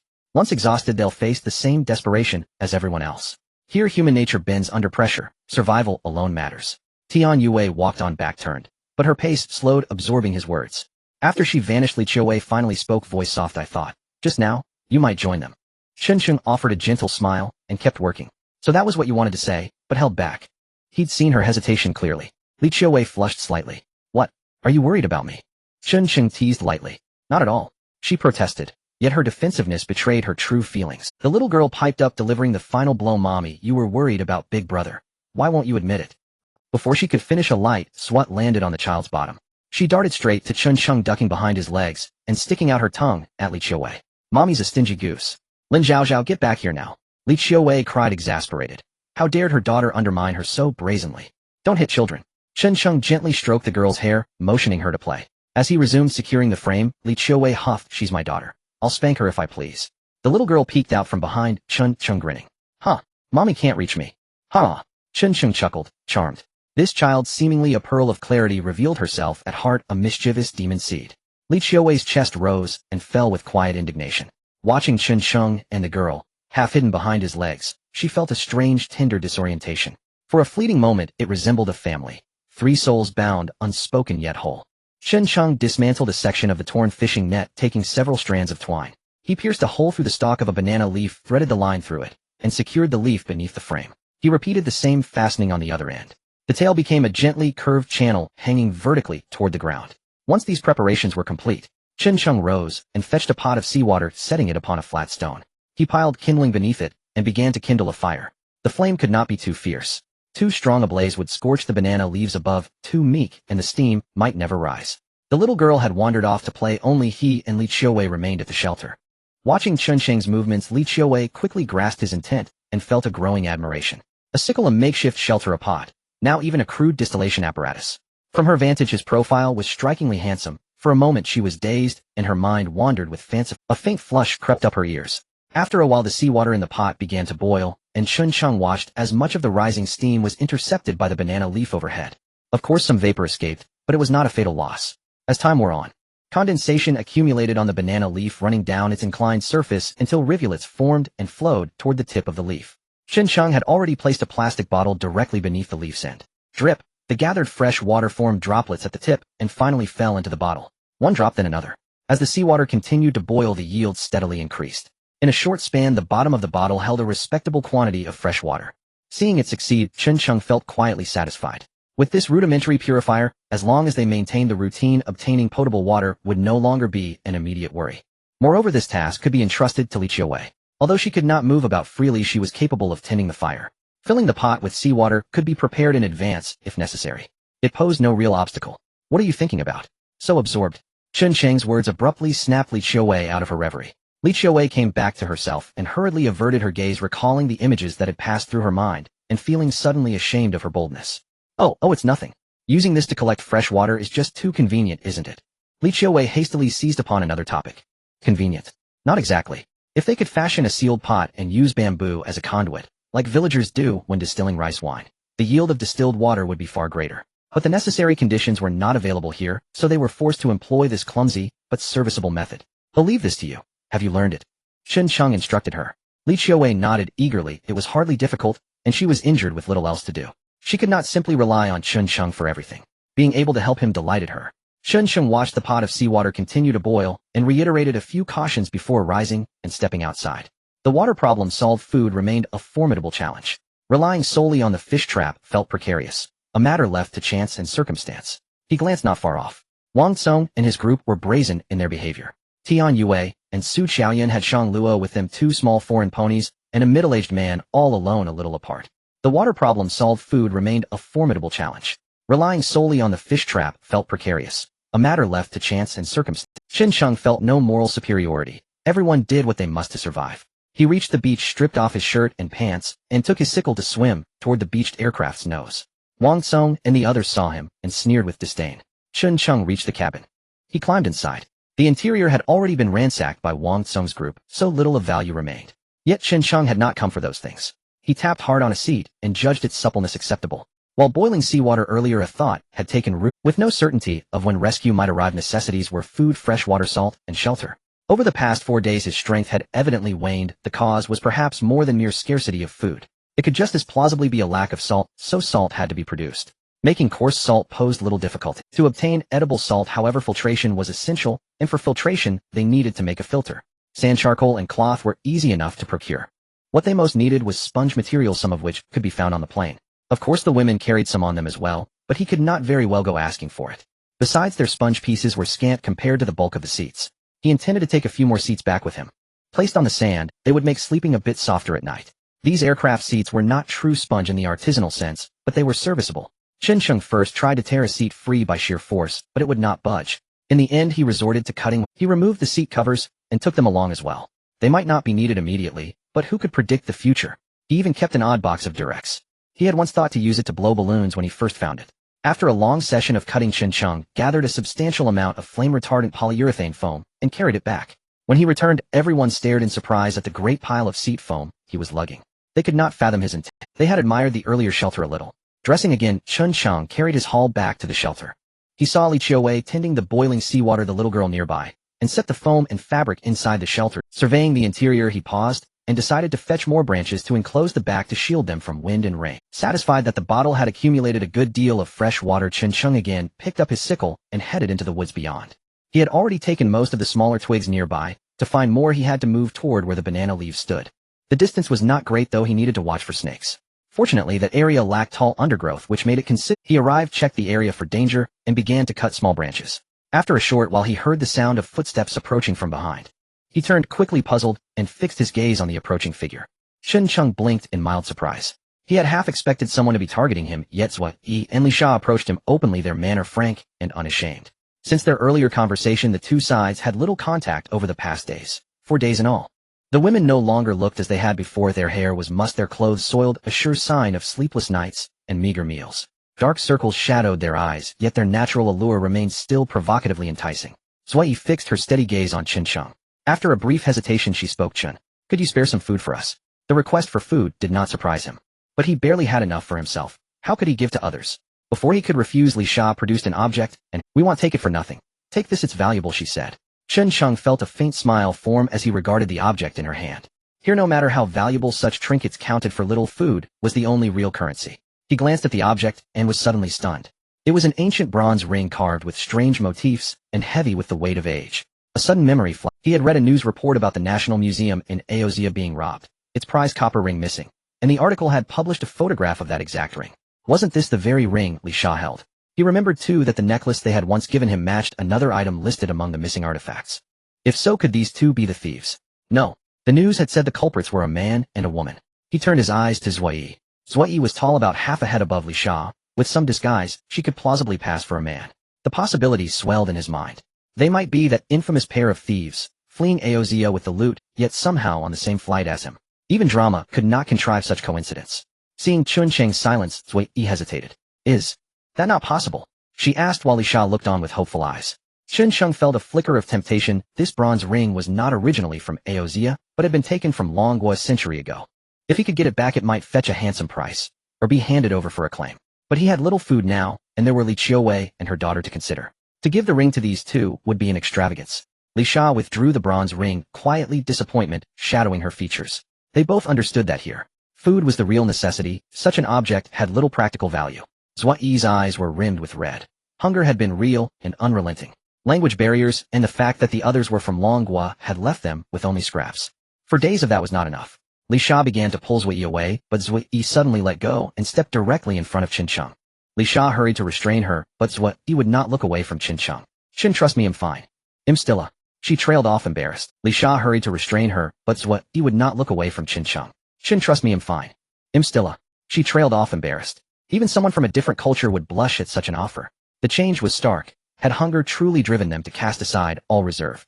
Qin Sheng felt awkward and oddly stirred yet puzzled. That man over there has food too. Why not ask him? He meant Wang Tsong. Zhua Yi shook her head. "I don't like him. You're the handsome one, Chen, or if I could choose, I'd choose you." Her words pleased Qin Sheng deeply. Wang Tsong's missteps had unknowingly benefited him. A delicious look, a mouthful of food in exchange for a foreign girl's favor seemed a bargain. Li Sha watched Zhua Yi and hesitated, thinking things over. At last she approached shyly. "Me too," she murmured. Frankly, Qin Sheng felt his pulse quicken. Yet he still hesitated, mindful of their true nature. To call them petty thieves would be an insult. They were consummate professionals. Qin Sheng cast his eyes down to confirm what he already knew. "You know I don't have much food either," he said, hesitating. Zhua Yi squatted down before him and looked up. "I saw you catch quite a few fish this morning," she said. Had they noticed that all fitting for skilled thieves? Qin Sheng felt a touch embarrassed, but Zhua Yi left him no time to consider. Her camisole and coquettish bearing left little to the imagination. The milky softness of her exposed skin teased at his nerves, and what made it harder to resist was Li Sha watching. Zhua Yi made no attempt to conceal her intent. Her lips were sweet and insinuating. She had singled him out and would not relent. Caught off guard, Qin Sheng felt himself beginning to give in. Was he really to hand over the precious protein saved from his fish soup so easily? I. His words came in falters, his legs wavered. After a brief silence, Zhua Yi raised her eyes, seductive, and her gaze teased at his nerves as Li Sha leaned closer, and Qin Sheng quickly stepped between them to halt matters. "I don't have much food to spare, I really can't give you much," he said. "But you can come to the beach at low tide and scavenge. He'll show you how to gather and prepare what you find." Zhua Yi and Li Sha were somewhat disappointed, yet Qin Sheng's suggestion offered them another idea. Indeed, few people visited this stretch of sand. They might well find something edible. Getting food from Qin Sheng would then become secondary. As they worked together and grew familiar, other outcomes would follow naturally. "Fine. Well, do that," they agreed, exchanging a conspiratorial look. Qin Sheng regarded the two women flanking him, and a plan formed in his mind. "Of course," he added, "if you want food, it's possible. I need you to steal that satellite phone for me." They were taken aback. Li Sha asked in puzzlement, "But that satellite phone is useless, isn't it? What would you do with it?" "You don't need to worry about that. Just steal it and bring it to me," Qin Sheng said without explaining. The two exchanged a look and silently nodded. Stealing was their trade, and it would earn them a meal. Why refuse? When the two rose and left, Qin Sheng finally exhaled in relief. What a thrill. He had not expected such fortune to arrive so quickly. There was a slight pang of regret, but survival was his foremost concern. As for everything else, he would deal with it later. He pulled up his trousers and moved to resume cutting branches, then glanced over. He met a pair of astonished eyes. "How long have you been here? Why didn't you make a sound? Did they see everything just now?" Came the whispered questions. Qin Sheng hurried over. Shang Luo spotted him approaching and hastily sidestepped. Terrified, Shang Luo instantly froze in place, then crouched low on the ground and burst into tears, clutching in her hand something resembling a yam, its earthy yellow hue reminiscent of a sweet potato. "I saw nothing, heard nothing. Don't kill me." Hearing those words, Chun Sheng's heart sank. He realized at once the girl had witnessed everything. He sighed inwardly, his dignity utterly compromised. "What is that you're holding?" At his question, Shang Luo hastily extended the wild herb toward him. "This is Ophiophagon japonicus. Take it all." Chun Sheng accepted the plant. Gazing upon its pristine ivory-white flesh, he felt a jolt of astonishment. Tiny tooth marks marred its surface, so it was edible. No wonder she'd hidden away to devour it in secret. Is this truly edible? Instead of tasting it, Chun Sheng regarded her with playful irony. Here lay his leverage. Shang Luo nodded frantically. "Though I'm a medical student, and my family practices traditional Chinese medicine, I've studied this since childhood. It's not only safe to eat, but also nourishes the kidneys." "Oh." Holding the Ophiophagon, Chun Sheng suppressed a flicker of disbelief. As everyone knows, men by nature hold kidney-nourishing remedies in profound reverence. How fortuitous. This was precisely what he needed. With a teasing glint in his eye, he feigned indignation. "Young lady, you're hardly honest. Possessing food, yet concealing it, sneaking off to feast alone." At those words, Shang Luo bowed her head even lower. Indeed, being caught hoarding sustenance would surely earn her the bitter hatred of the others beyond the shore. Yet the island's supply of Ophiophagon was scarce. She'd chosen silence, not out of malice but self-preservation. After all, human nature is inherently self-interested. Please, don't tell them. Her voice trembled as tears welled anew. She appeared barely 18 or 19, untouched by life's harsher lessons, easy to sway. Chen Sheng wore an expression of quiet mastery. After a moment's thoughtful pause he replied, "It's not impossible, though." He trailed off deliberately. Shang Luo seized the opening. "I understand. I swear, what I just saw I'll tell no one. You keep my secret, I'll keep yours." That suited him perfectly. Yet who was Chen Sheng? Trust without tangible assurance demanded near certainty. Words alone mean nothing. Why should I believe you? Shang Luo faltered helpless, until Chen Sheng smirked mischievously. "Very well. Tell me how to distinguish edible from poisonous flora across this island, and I'll trust you." Vague promises held no weight, concrete knowledge did. Her family's deep roots in traditional medicine meant she likely knew countless edible plants. He resolved to recruit her. Fish teemed in the sea, wild greens dotted the land. With such resources survival could stretch for weeks. Shang Luo considered the proposal, and agreed with a nod. "I accept, so long as her secret remained safe. Hunger would not claim her." "Pleasure doing business." Chen Sheng extended a smiling hand. Hesitating only a moment, Shang Luo met it with a firm, decisive clap. Thereafter she began instructing him on the properties of Ophiophagon. Though few edible specimens grew along this stretch of beach, they swiftly catalogued all visible ones, and Chen Sheng nodded satisfied. Only then did Shang Luo seize the chance to flee. By the time Chen Sheng returned to the shelter, Lin Zhaozhao's sobs, he quickened his pace, reaching the shore to find the girl huddled beside the rocks, clutching something, eyes swollen red, tears streaming down her cheeks. Nearby, Li Qiuwei, who bore fresh wounds, had emerged too, cradling the child in her arms, her own eyes glistening. Chen Sheng rushed forward, and when he saw the ruined fish trap in Lin Zhaozhao's hands, fury ignited like wildfire within him. At his arrival, the girl found her anchor, wrenching herself from Li Qiuwei's embrace and flinging herself into his. "Wah, big brother, you're finally back. They bullied me." Her broken fish trap lay limp in her small, trembling hands. Chen Sheng gently soothed her, then turned sharply to Li Qiuwei, his voice icy. "Who did this?" Li Qiuwei met his glare, her gaze flashing with unspoken wrath. Had she not been injured, none would dare lay a finger on her, or her charge. That middle-aged woman crept up to steal fish. When Zhao Zhao confronted her, she struck the girl, hard. Now he knew the culprit. A cold, lethal stillness settled over Chen Sheng's features. Without a word, he scooped Li Qiuwei into his arms, and let Lin Zhaozhao cling to his sleeve. They returned to the shelter. After settling both girls, Chen Sheng rose, sickle in hand, intent on settling scores. Li Qiuwei hesitated, then grasped his sleeve. That woman likely acted on orders. Chen Sheng already suspected as much. The woman had been wounded earlier. Now with Wang Tsung's machinations, she'd lost her footing and sought refuge with him. Yet she possessed nothing of value. Unless Wang Tsung were starving, he'd have no use for trivial goods. Only one possibility remained. Chen Sheng glanced toward the fire pit, where Li Qiuwei had already collected a full bottle of fresh water. Moreover, seawater now simmered anew in the pot, and beside it sat an empty water bottle. The conclusion was unmistakable. Lin Zhaozhao had fetched the water. Since they'd struck first, he would repay old grudges alongside new ones, without mercy. He gave Li Qiuwei's hand a gentle pat, then strode resolutely toward Wang Tsung's camp. Predictably, his approach drew immediate notice. There stood the woman, hiding behind Wang Tsung, visibly trembling. "Young sir, we had an agreement. You can't abandon me now." Wang Tsung watched Chen Sheng approach with detached calm, a faint condescending smile playing on his lips. Rising smoothly, he retrieved his newly forged hatchet from nearby. Chen Sheng's eyes narrowed. The source of Wang Tsung's sudden boldness was clear. "Wang, I warned you, don't provoke me. Clearly you chose to ignore that." "Heh." Wang Tsung scoffed, glancing back to confirm his three allies stood ready, confidence surging through his veins. "Chen Sheng, do you truly think yourself special? Here even dragons coil, tigers crouch. This island answers to me, no one else." Chen Sheng swept a cold, appraising gaze over the four figures before him, fingers tightening around his sickle. Battle loomed inevitable and imminent. Tian Yue watched paralyzed, uncertain how to intervene. She stepped forward to plead for restraint, only to be pulled back by Su Qiaoyan. "Haven't you grasped it yet?" Tian Yue blinked, bewildered. Su Qiaoyan grinned. "Ever watch Planet Earth? This is exactly like male lions vying for dominance. Victory grants supremacy, defeat demands shamefaced retreat. And us? We're merely the lionesses watching from the sidelines. You're the lioness. Your whole family are lionesses." Tian Yue rolled her eyes, utterly exasperated. A flicker of instinct urged her to help, but her peripheral vision caught the stoic figure of the elder man nearby. She quelled the impulse. Mission first. Chen Sheng looked at the three people behind Wang Tsung. Zhou Hai Zheng Tao, and what was the name of the other one? Oh, Lu Qingzi. 1 against 4. In a situation where both sides were armed, he indeed had little chance of winning. But who said he had to fight 4 against 1? Chen Sheng teased as he looked at the three men behind Wang Tsung. "Oh really? So you think you have me all figured out?" Wang Song snorted lightly, holding an axe in his hand, looking confident in victory. Otherwise, do you think you can defeat the four of us? Qin Sheng, however, completely ignored Wang Song. Just as he was about to speak, Wang Song and the others looked at him with some confusion from behind. Qin Sheng turned to look. He saw Li Qiuwei had actually found a stick and was limping over. She reached his side, coldly gazing at Wang Song and the others. Her gaze finally landed on the woman who looked like a madam. Why are you here? Qin Sheng was a bit surprised. Li Qiuwei had small beads of sweat on her forehead. It was apparent that these few steps had caused her great pain. I couldn't just ignore it when I was bullied, could I? Of course, she wouldn't say that she was worried for Qin Sheng's safety.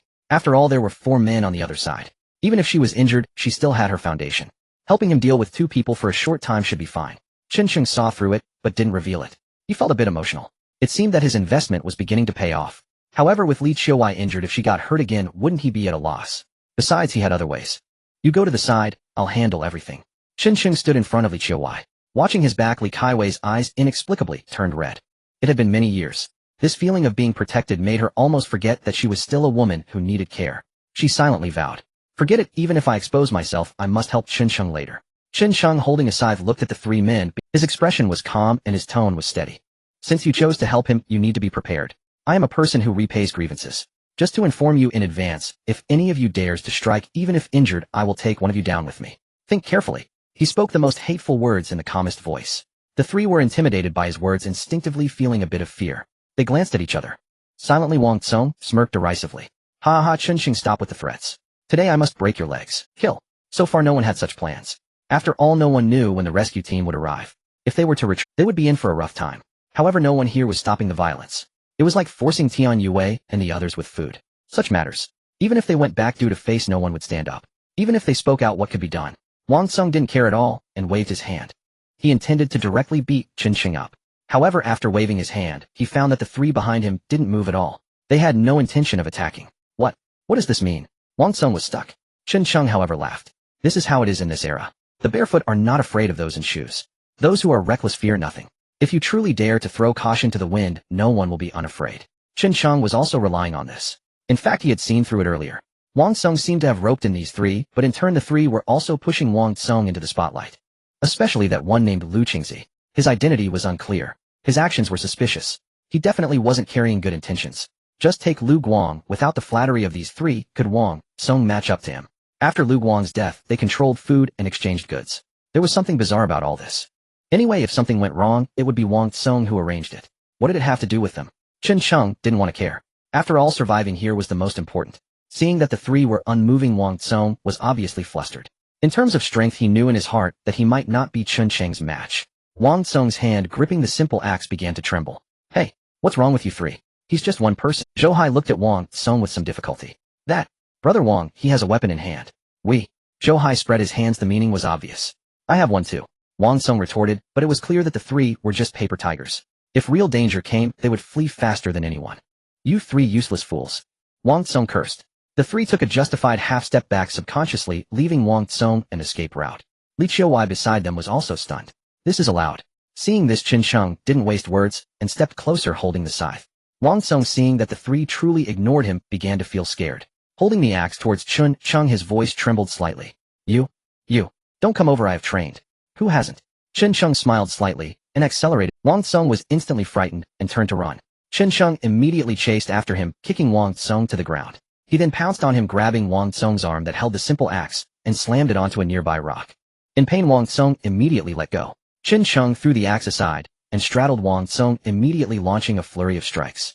Cursing was Qin Sheng's specialty, and hitting was no less so. Smack. Damn it, do you know how hard it was to get that? And you ruined it for me. Smack. I told you not to provoke me, yet you insisted on being a nuisance. Your father isn't here, let me teach you a lesson. Smack. And you dare act tough in front of me. Do you really think I'm easy to mess with? Smack. Smack. Smack. A barrage of punches and kicks. Qin Sheng, having bottled up his resentment for so long, finally found an outlet. Wang Song covered his head tightly, his face swollen from the blows. Big brother, I was wrong. I was wrong. Seeing that no one was coming to help him, Wang Song immediately cowered and hurried to admit his mistake. Wrong. It's too late. Qin Sheng slapped him a few more times before slowly standing up. To be honest, killing Wang Song in front of so many eyes was naturally impossible. After all, he wasn't completely useless. If it weren't for him, how could he have been served by those 2 foreign girls? Everyone watched Wang Song being beaten, feeling unsettled. especially the woman who had come to cause trouble after listening to Wang Song's words. The mastermind had been beaten. Ooh, what about her? Chen Sheng certainly wouldn't let her off. After standing up, he set his gaze on this woman. Fool. Used as a pawn by others, yet still delighted. My principle is not to hit women. Chen Sheng approached with a cold voice. The woman felt a bit relieved upon hearing, but unexpectedly Chen Sheng's next sentence was, however, I have a flaw, my principles can change easily. As soon as he finished speaking, Chen Sheng slapped the woman across the face. She immediately covered her face, glaring at him with anger. Dare to glare. Smack. Chen Sheng slapped her again. This time it was finally proportional. The woman covered her face and rolled on the ground. Help. Someone is bullying an old lady. Is there anyone to stop this? Outside, the woman's tactic had worked numerous times. But didn't she consider what the situation was now? Everyone just quietly watched without anyone stepping in to stop it. Chen Sheng disdainfully added another kick. Go cry somewhere else. The woman finally became obedient. Wang Song became obedient. The ant also grew quiet. Chen Sheng felt a sense of joy in his heart. However, the matter was far from over.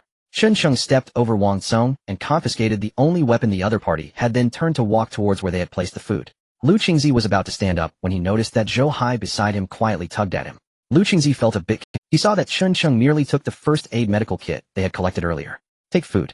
This was certainly something Chen Sheng had considered. However, he chose not to do so, because if he took the food, he would be directly confronting those three. For the sake of food, those three might really be willing to fight him. It was not worth the loss. Given his current abilities, it was evident that he was insufficiently strong to deal with those three. He had to wait for Li Qiuwu to respond. He also wanted to know how formidable the people from the Hongmen, Yueying Hall mentioned by the external team truly were that made this group praise them. As for taking the medical kit, it was partly to help Li Qiuwu recover sooner. Of course, there was also concern about being injured later with no medicine available. Holding the medical kit, Chen Sheng returned, casting a glance at Wang Song and the ant nearby, not bothering to look further. He then handed the medical kit to Li Qiuwu. From charging in to finally giving the ant a beating, Li Qiuwu watched the whole process, constantly vigilant of the three on the side. As the three remained motionless, she let out a breath of relief. When Chen Sheng handed the medical kit to her, she gradually began to reflect. This person Chen Sheng appeared to be reckless, yet that was not the case. He had his own calculations. To quickly and accurately identify the flaws in such a situation was indeed a demonstration of his abilities. Setting up the shelter fish trap and that simple water purifier, any one of these made Li Qiuwu feel somewhat moved. Su Qiaoyan and Tian Yue also observed the entire scene. Sigh. I thought Chen Sheng could achieve legendary status in one battle, teaching those few a lesson, but it seems a bit anticlimactic. Su Qiaoyan remained so nonchalant. Tian Yue on the other hand admired him a little. Just now Chen Sheng's actions while hitting people were entirely without form. It was the kind of behavior one would expect from a thug. This made her previous doubts in her heart diminish slightly. She glanced at the middle-aged man beside her. She felt somewhat worried. The uncle seemed to have weakened a lot these past few days. With food now gone, it would require an opportunity to win Chen Sheng over. From now on, everything would depend on herself. Why hasn't the rescue team arrived yet? This made her feel a bit anxious. Meanwhile, Chen Sheng walked in front of Li Qiuwu. Let me carry you back. Off. Li Qiuwu glanced at the onlookers around and felt somewhat embarrassed. However, having to walk back again after just coming over her wound was starting to bleed slightly. If she had to go back now, how long would it take for her injury to heal? Moreover, now Chen Sheng had thoroughly offended those. Being able to recover soon could also be considered a form of help, right? After a moment of hesitation, she reluctantly accepted, took the medical kit, and laid on Chen Sheng's back. Pressing against his softness, Chen Sheng smiled without saying a word. He deliberately held onto Li Qiuwu's waist as he headed towards the shelter, as she had just stood up. How could he not know the other party's thoughts? If you're worried, just say it. Don't be shy. Why fuss about it so much? Aren't we all adults? Isn't it better to be straightforward? Feeling Chen Sheng's restless hand, the warmth of Li Qiuwu's earlier feelings vanished in an instant. Her free hand twisted at Chen Sheng's waist. Chen Sheng chuckled. You were the one who started it first. He instantly expanded his coverage. Li Qiuwu suddenly became aware. Her cheeks flushed instantly, and her warm breath brushed against Chen Sheng's ear. She instinctively bit down. You really are a dog. Chen Sheng looked speechless. Li Qiuwu's face turned red. Who told you to be restless? Chen Sheng gently lifted Li Qiuwu, who was about to fall off, with a meaningful smile, and leisurely returned to the shelter. Upon returning, the little girl quickly ran out. Seeing her mother being carried by Chen Sheng, the little girl froze for a moment. Mom, why is your face so red? Is it a... Li Qiuwu got down from Chen Sheng's back, instinctively touching her face, unable to resist, giving Chen Sheng a glare. It's all this person's fault. Chen Sheng smiled and patted the little girl's head. Your mom just moved her wound and needs to rest. Can you take good care of her? Lin Zhaozhao nodded seriously. Upon hearing this reason, Li Qiuwu felt a bit relieved. With Chen Sheng's help, she lay down and looked at Li Qiuwu's wound. Now that the medical kit was also brought over, it was indeed possible to try changing a bandage. It had gotten a bit dirty. Chen Sheng opened the medical kit and rummaged through it. He took out a bandage. To his surprise, he discovered that there was actually an adrenaline injection inside this first aid kit. Li Qiuwu knew what Chen Sheng was about to do and felt a bit anxious half laying on the ground. She was also worried that her wound would become inflamed again. Chen Sheng took out an aspirin from the medical kit and handed it over. He also handed over the fresh water he had collected earlier. After Li Qiuwu swallowed the medicine, Chen Sheng started to check her wound. He lifted her short skirt to look at the wound's location and was instantly stunned. Huh, where did the black safety pants go? No wonder he felt something was off just now. This was actually a black lace trim. He glanced at Li Qiuwu from the corner of his eye. Li Qiuwu certainly understood. Her face flushed red, and she felt a bit shy to look at him. The pants were just tied against the wound, so I. Very safety conscious. Chen Sheng smiled. He lifted the skirt a bit higher, gently untied the bandage on the wound, and then slowly took it off. Perhaps the bandage had tugged at the wound, causing Li Qiuwu to frown tightly. Hey, be gentle. I haven't even opened it yet. It hurts. How about this? You lie down so I can. The bandage was removed. Chen Sheng looked at the wound, and seeing no signs of inflammation, he finally let out a sigh of relief. It was just a burn, and it seemed it would leave a scar later. However, given the location, an ordinary person wouldn't notice. The first aid kit did not contain any external anti-inflammatory medicine. Chen Sheng only used disinfectant to gently wipe around the wound before reapplying a new bandage. Li Qiuwu's previously furrowed brows finally relaxed. After treating Li Qiuwu's injury, Chen Sheng got up and walked out of the shelter heading towards the beach. Looking at the fish trap that had been damaged on two sides, he felt immense pain in his heart. He felt like going to give Wang Tsong another beating. Somewhat surprisingly, even though he didn't know what those three had whispered to Wang Tsong, the four of them did not end up in conflict, but instead continued to huddle together. In this regard, Chen Sheng had to admire Wang Tsong's capacity to remain unbothered. He picked up the fish trap, returned to the shelter, and retrieved the tattered fishing net he had set aside earlier. There had been a few good spots left on that net. The reason he had not set up a second trap was simply that there were not enough viable positions. Otherwise, who would not want another? Now that the trap had two damaged sides, he could patch them, but that would leave no net for future repairs. Chen Sheng cut away a section of the net and replaced the ruined parts. Before long, a mended fish trap stood before him once more. With the net in hand, Chen Sheng picked out a shrimp from his earlier catch, crushed it with a stone, placed it in the trap, and then went back to the shoreline to set it again. He positioned the trap close to the rocks where the ebbing tide would not affect it. After securing it, he felt a twinge of worry that others might come and sabotage it. He decided it was best not to stray far. With this morning's harvest, there was enough food to hold out for a while, and fresh water had been secured, so there was no need to rush. Back at the shelter, Chen Sheng brought in the branches he had collected. After changing bandages, Li Qiuwu and the little girl resumed distilling fresh water. He moved toward the rear, arranging the branches tightly side by side and fastening them with vines to form a makeshift. The sky was overcast, and the sun absent. Chen Sheng worried about rain. After finishing the branch wall, he took the small axe seized from Wang Tsong and dug a trench around the shelter's perimeter. This would prevent rainwater from pouring in. When he finished these tasks, Chen Sheng noticed that it was growing late. The tide at the shore was ebbing again. As if on cue, the water had only just receded when the two young men were already waiting on the sand. With so many people around, Chen Sheng could not be bothered to grab anything. Too many hands for too little reward. He had his fish trap and some edible knowledge he had gleaned from Shanghua. He was not overly anxious. Back at the shelter, he watched the seawater simmering in Li Qiuwu's pot and thought they should extract. After all, they had not eaten salt for days, and his complexion had grown dull. He said, "Boil this seawater dry. I need the coarse salt in it." Chen Sheng gave the instruction. Li Qiuwu leaned against the stone wall with the sponge he had salvaged from the plane behind her back and looked at him in puzzlement. Li Qiuwu warned with concern, "You don't intend to eat that, do you? Boiled seawater contains many impurities. Eating it might give us diarrhea." She spoke with knowledge, clearly no survival novice. Chen Sheng replied calmly, "Don't worry. I have a way," Chen Sheng said with quiet confidence. Li Qiuwu was not surprised. After all, he had already managed to distill. Producing salt did not seem impossible. Chen Sheng crossed past them to the pile of sponges they had hauled back and searched out a few that were relatively clean. He also tore off some cloth from a seat, then returned to the shelter and used a stick to rake some charcoal from the fire. He stowed the charcoal, rinsed it briefly with the little clean water he had, and set it aside. Then he took one of the plastic bottles. Using a sickle, he cut off the bottle's bottom, lined it with a cloth stuffed a prepared sponge inside, and then placed another. He added chunks of charcoal one by one, followed by another cloth, then ran outside the shelter. He scooped up some sand, rinsed it lightly with clean water, filled the bottle with it, and finally sealed the bottom with a piece of cloth. Turning the whole contraption upside down, it became a simple makeshift filter to purify the brine. Li Qiuwu could hardly believe her eyes. Was this the survival expert? It seemed there was nothing he could not solve. Well? Chen Sheng asked, holding the improvised filter before Li Qiuwu with a small flourish. The little girl edged closer to see. "Big brother, what is that?" the little girl asked.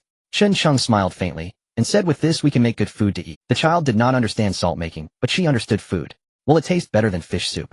she asked. The thought of salted fish soup made Chen Sheng quietly hopeful.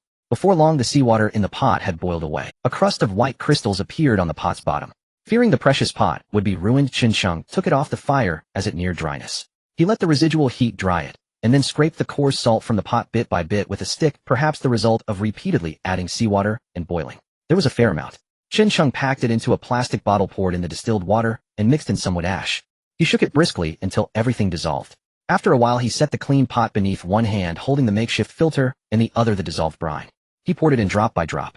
In moments the once murky, highly concentrated brine ran much clearer through. It dripped slowly into the pot. When all the concentrated brine had been filtered, Chen Sheng stared at the liquid in the pot. A tense nervousness set in. Would this one attempt succeed? He placed the pot back on the stones and added fuel. As the flames rose, the brine began to boil. Before long, with the evaporation of water, white crystals formed along the pot's rim. Is this salt? Chen Sheng was not entirely sure. It was more accurately crude salt after simple purification, something his high school chemistry lessons recalled. Boiling seawater yields coarse salt that still contains impurities such as magnesium chloride and calcium chloride. Even after filtration, these soluble impurities remain. Adding wood ash, essentially potassium carbonate, can react with magnesium and calcium chlorides to produce magnesium carbonate, potassium chloride, and calcium carbonate. Magnesium and calcium carbonates precipitate and can be filtered out, leaving sodium chloride and potassium chloride. Completely removing potassium chloride here is naturally impossible. That said, it does not affect edibility. Potassium chloride or potassium salt is harmless in small amounts. He waited as the crystals formed. Chen Sheng felt an agonizing impatience. Night was fast approaching, and he paid no mind to what might be happening. The two young men returned carrying clams and knocked at the door. At the sight of them, a memory of the woods flashed through Chen Sheng's mind. Zui's cherry-like mouth kept flickering through his thoughts over and over. Chen, what are you doing? The two women were somewhat astonished as they watched Chen Sheng cooking something. At that moment, accompanied by the boiling in the pot, steam rose to the banana leaves above, forming droplets that fell into a nearby bottle. This is nothing less than a device for collecting fresh water. The two had not noticed the increasing amount of white crystals forming in the pot. What about them? Li Qiuwei nearby looked at the two curiously, her gaze landing on Chen Sheng, who glanced at the pot. Wait a moment, he said, adding more fuel to the fire. The two women held clams and nodded knowingly. The pot was finally drying out. Chen Sheng hurriedly moved the pot aside to let it air dry naturally, then called the two women over. Zoe and Lisa approached with the clams and handed them all to Chen Sheng. We only found this many, they are still collecting. Chen Sheng looked at the clams in their hands, feeling somewhat disappointed. There were only about 20, but it was enough for them. Chen Sheng took a nearby stone slab and placed it on the rock. One by one he put the clams on it. As he continued, before long the clams began to open. The two women looked a bit eager, but their attention was drawn to the smoked fish hanging on the stone wall behind the fire. Zoe, with a bold demeanor, pointed at the smoked fish. Chen, can we use the satellite phone to ask for some of that? Chen Sheng followed her gaze. The large ones are definitely off limits, but I can give you two small ones. Upon hearing this, the two women immediately became excited. Zoe even sneakily kissed Chen Sheng on the cheek. Chen, you are such a good person. Chen Sheng was taken aback. Shameless. Li Qiuwei, who had been silently watching, said with a hint of jealousy after seeing Zoe kiss Chen Sheng. Chen Sheng turned his head to look, feeling a bit amused. No, Li Qiuwei was jealous. Was it really necessary? Ignoring it, Chen Sheng continued to guide Zoe and Lisa. Knowing that foreigners were not used to chopsticks, Chen Sheng fashioned two wooden skewers and handed them to the two women. Here, you can use these. The two women were puzzled. Before long, Chen Sheng saw that the clams were nearly cooked. He finally took the meat out of it. He told the two women which parts were edible and which were not. But at that moment, the two women were beyond caring. The moment the meat emerged, they could no longer hold back. Instinctively, they took the wooden skewers and picked up the clam meat to bring to their mouths. It had been a long time since they had eaten meat. Even though it was hot, they managed to swallow without spitting it out. They took a bite, even with sand still on it, without a care. They quickly swallowed. This. Chen Sheng shook his head helplessly. Forget it, let them be. The little girl was also watching Zoe and Lisa eat, feeling a bit tempted. But she did not go for it, knowing that if there was food, her big brother would not let her go hungry. Before long, the 20 or so clams were completely consumed by the two women. They looked quite unsatisfied. The method of roasting was very simple. It was something they could learn at a glance. As long as they could obtain food, they could cook for themselves in the future. Thank you. Chen, don't worry, I'll get you your share soon. Zoe had a bit of oil residue at the corner of her mouth, and she stuck out her little tongue to lick it clean. Seeing this, Chen Sheng was reminded of his strange encounter in the forest. Was it similar back then? Damn it, I shouldn't think about it. Chen Sheng felt a surge of heat rising and quickly suppressed it. All right, I keep my word, Chen Sheng assured. Once the two women left, Li Qiuwei asked with a hint of jealousy, what do you want them? You understood that. Chen Sheng was momentarily taken aback. Li Qiuwei rolled her eyes. Of course, if I didn't, how could I have gone abroad? Thinking of Li Qiuwei's background, Chen Sheng was not curious. I told them to steal the satellite phone from Wang Tsong. Steal it? Li Qiuwei was stunned for a moment. Then why didn't you just take it directly this afternoon? Isn't that more straightforward? Besides, isn't that thing supposed to be unusable? Li Qiuwei paused. Or is it that you have taken a liking to these two foreign girls? What do you mean by taken a liking? Is it a verb or an adjective? But speaking of it, Zoe's skills are quite impressive. What you said is true. Who doesn't like beautiful women? By your logic, if I saved you, does that mean I took a liking to you? Chen Sheng's words left Li Qiuwei speechless. Was it not true? But what could she say? In what capacity? She and Chen Sheng were merely strangers who had crossed paths. Yet at this moment a slight sense of crisis began to rise in her heart. Chen Sheng did not think too much. Making salt was the key. Now the sky had completely darkened. From his side, he looked towards the beach. Wang Song and his group were there with Tian Youwei, Su Qiaoyun, that middle-aged man, and the group from Shang Luo lighting 2 bonfires. Chen Sheng brought the pot over. The salt inside was completely dry. He used a branch to scoop the salt out little by little. However, he awkwardly realized that he could not find anything to contain it. The bottles were limited, he still needed to store fresh water, and had made a filter. It was really not enough. Previously he had even cut one to make a bowl. Chen Sheng rummaged through his bag, and found something that had not been used. He glanced at Li Qiuwei beside him. He took out the box, and opened it directly, putting the contents back in the bag, and leaving an empty box behind. Under the Li Qiuwei could not clearly see what Chen Sheng was holding. The little girl noticed that Li Qiuwei was starting to doze off. After packing the salt, Chen Sheng even dipped his hand in some salt, and tasted it. It had a salty flavor with a hint of bitterness. It seemed to be a success. Chen Sheng held the pot. He took down a piece of smoked fish, and put it in the pot, then poured in the last bit of fresh water he had distilled in this short time. Adding a little salt, he began to stew it. Seeing that food was being prepared, the little girl instantly woke up. Li Qiuwei was also somewhat surprised. Isn't it supposed to be 1 meal a day? Chen Sheng laughed, and explained, let's test the effect of this salt. Besides, we still have 6 bird eggs. If there's a catch tomorrow with the fish trap, food won't be an issue. Of course, he didn't mention anything about Shang Luo. When Li Qiuwei heard this, she didn't dwell on it any longer. After all, compared to food, everything else was secondary. Before long the fish was— Chen Sheng took it down to cool. He tried to bite first. Instantly his eyes lit up. This salty flavor felt like a long-lost friend. Come, you both try it too. Chen Sheng prepared a serving for Li Qiuwei and the little girl. The little girl took a sip. It's really delicious, so salty. Li Qiuwei also took a taste. Her admiration for Chen Sheng deepened. She looked at him filled with anticipation. After the 3 finished the fish soup, Chen Sheng did not idle. Instead, he took the previous sponge and began to— He did not neglect where Li Qiuwei was lying. He picked her up and moved her to another place. She had already gotten used to this kind of physical contact. Finally, laying down the previous blanket, a decent bed was created. The little girl lay on it, rolling back and forth. Oh, big brother, this is so comfortable. Chen Sheng wore a smile of satisfaction. Food, fresh water, salt, beautiful women, and a shelter. He had everything he needed. He even felt a bit reluctant for the rescue team to arrive. However, speaking of the rescue team, Chen Sheng's excitement gradually cooled. Lying beside him, he silently closed his eyes. He wanted the satellite phone, as he had thoughts of contacting the outside world. Saying he didn't want to go back would be impossible. Here the source of food is limited, and how long they can last is an unknown. No matter how good it is here, it cannot compare to the comfort of the outside world. Moreover, he has reasons he cannot ignore to return. Chen ran, just as Li Qiuwei said. The satellite phone cannot be used right now. He also wants to know the reason.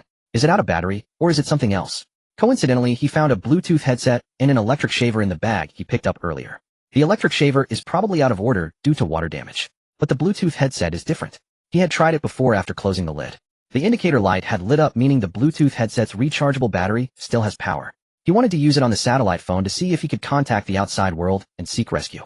As for Liu King's makeshift radio, who knows who it connects with? It's better not to use it, all things considered. How many days have they been here now? He has become a bit confused about the passing days. It should be the 6th day. There has been no sign of the rescue team. The golden 72 hours have long passed. Now even if they search outside, it's likely not primarily to find survivors. Instead, they are looking for the wreckage of the plane. Sigh. He previously beat up Wang Song, but he didn't necessarily need the medical kit. It was because that satellite phone was impossible to find. That was why he chose this. He turned to look at Li Qiuwei, only to find her looking back at him. Their gazes met in an instant. Li Qiuwei hurriedly looked away, a little too obvious. Chen Sheng smiled knowingly, but felt a sense of melancholy. The pressing issue they face remains food. The fish net has been repaired, and although they can still catch fish, the daily harvest is entirely dependent on fate, with no guarantees. He learned from Shang Luo that there are some edible plants on this island. But going deeper into the island increases the danger. He wants to bring Shang Luo into the fold. First, she understands some basic pharmacology, and also knows about traditional medicine, which could be of great use in critical situations. Second, she knows about some edible resources. From her sneaking away to eat, it can be seen that she's not a saint. With her around, they should be able to obtain more food. He needs to find an opportunity to talk to her. If possible, he would bring her over. 1 sheep is released, and 2 sheep are also released. Moreover, Shang Luo is indeed useful. As for the others, Tian Youwei is quite opinionated. Such people will not rely on others until they reach despair. As for the 2 foreign girls, if possible, he could take them in now. However, food is limited. If he brings in Shang Luo, he cannot take in the 2 foreign girls. One cannot have both fish and bear's paw. As for Su Xiaoyan, this is someone Chun Sheng cannot understand at all. Is she carefree? Perhaps. However, this person has been very calm since arriving here, as if she has come to terms with it. This leaves him a bit puzzled. Then there is that middle-aged man. When getting on the plane, he heard him talking on the phone saying he had a major invention that could benefit humanity. Previously it seemed like he had hidden a briefcase. Now following Tian Yue and the others, there seems to be nothing wrong. As for Wang Song, after experiencing today's events, he will probably behave for a while, right? The night is deep. Tian Yue leans against a tree, gazing at the bonfire on the beach, looking melancholic. Now that they have run out of food, she regretted not eating her small bread from before. She can hold on for a while longer. From the corner of her eye, she glanced at the middle-aged man beside her. Compared to her, this middle-aged man is in a much worse situation. He has hardly eaten anything for a day. During low tide in the evening, they went to the beach and picked up some clams, but moreover now, everyone is basically looking after themselves.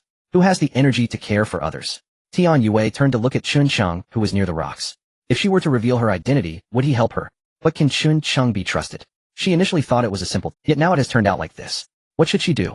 She felt a wave of frustration and closed her eyes to rest. The sky was just starting to lighten. Chun Sheng got up.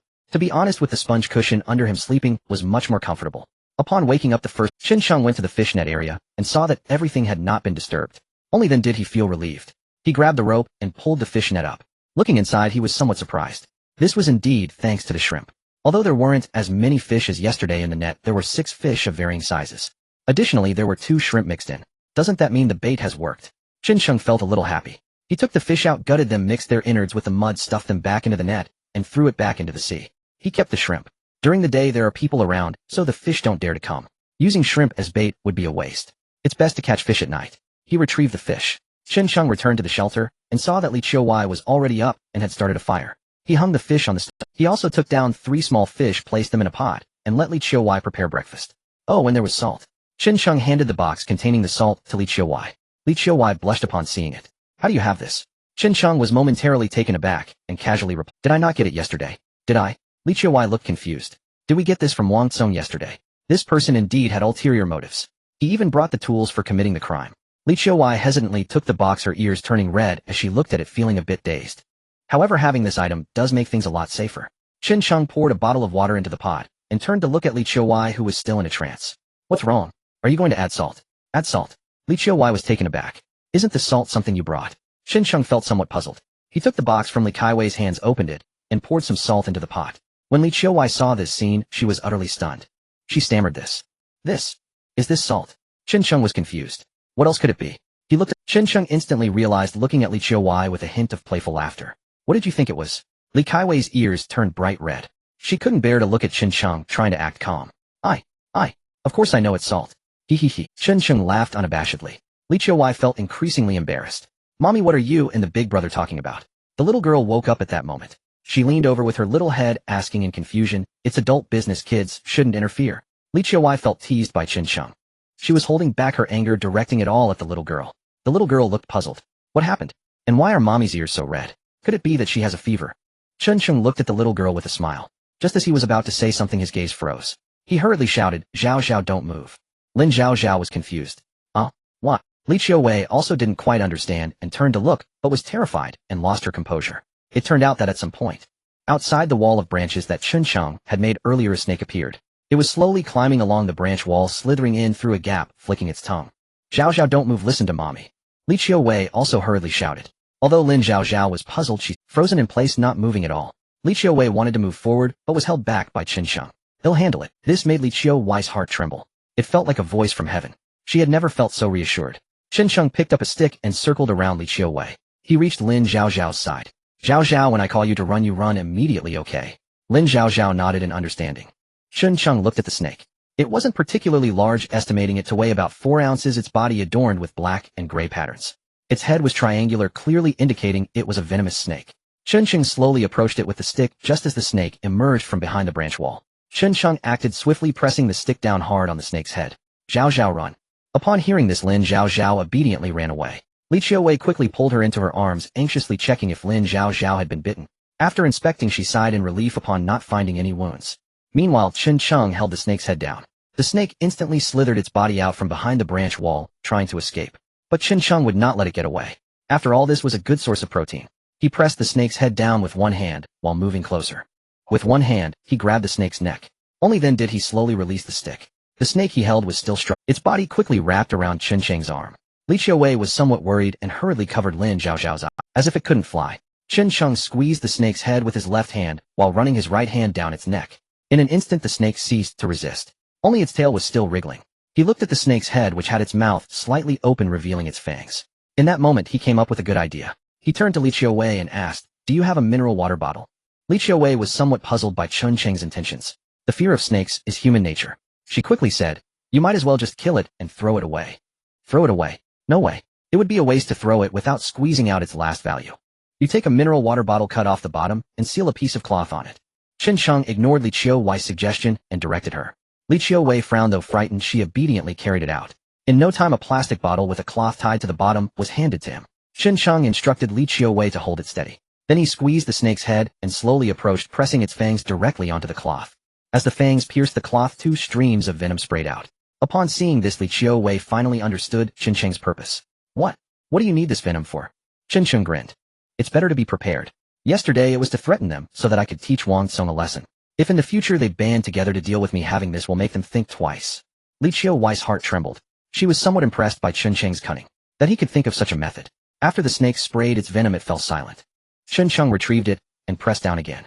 The fangs pierced the cloth once more, and another stream of venom. Looking at the venom in the plastic bottle, he felt somewhat unsatisfied and continued his operations back and forth. In the end, the snake seemed to be exhausted.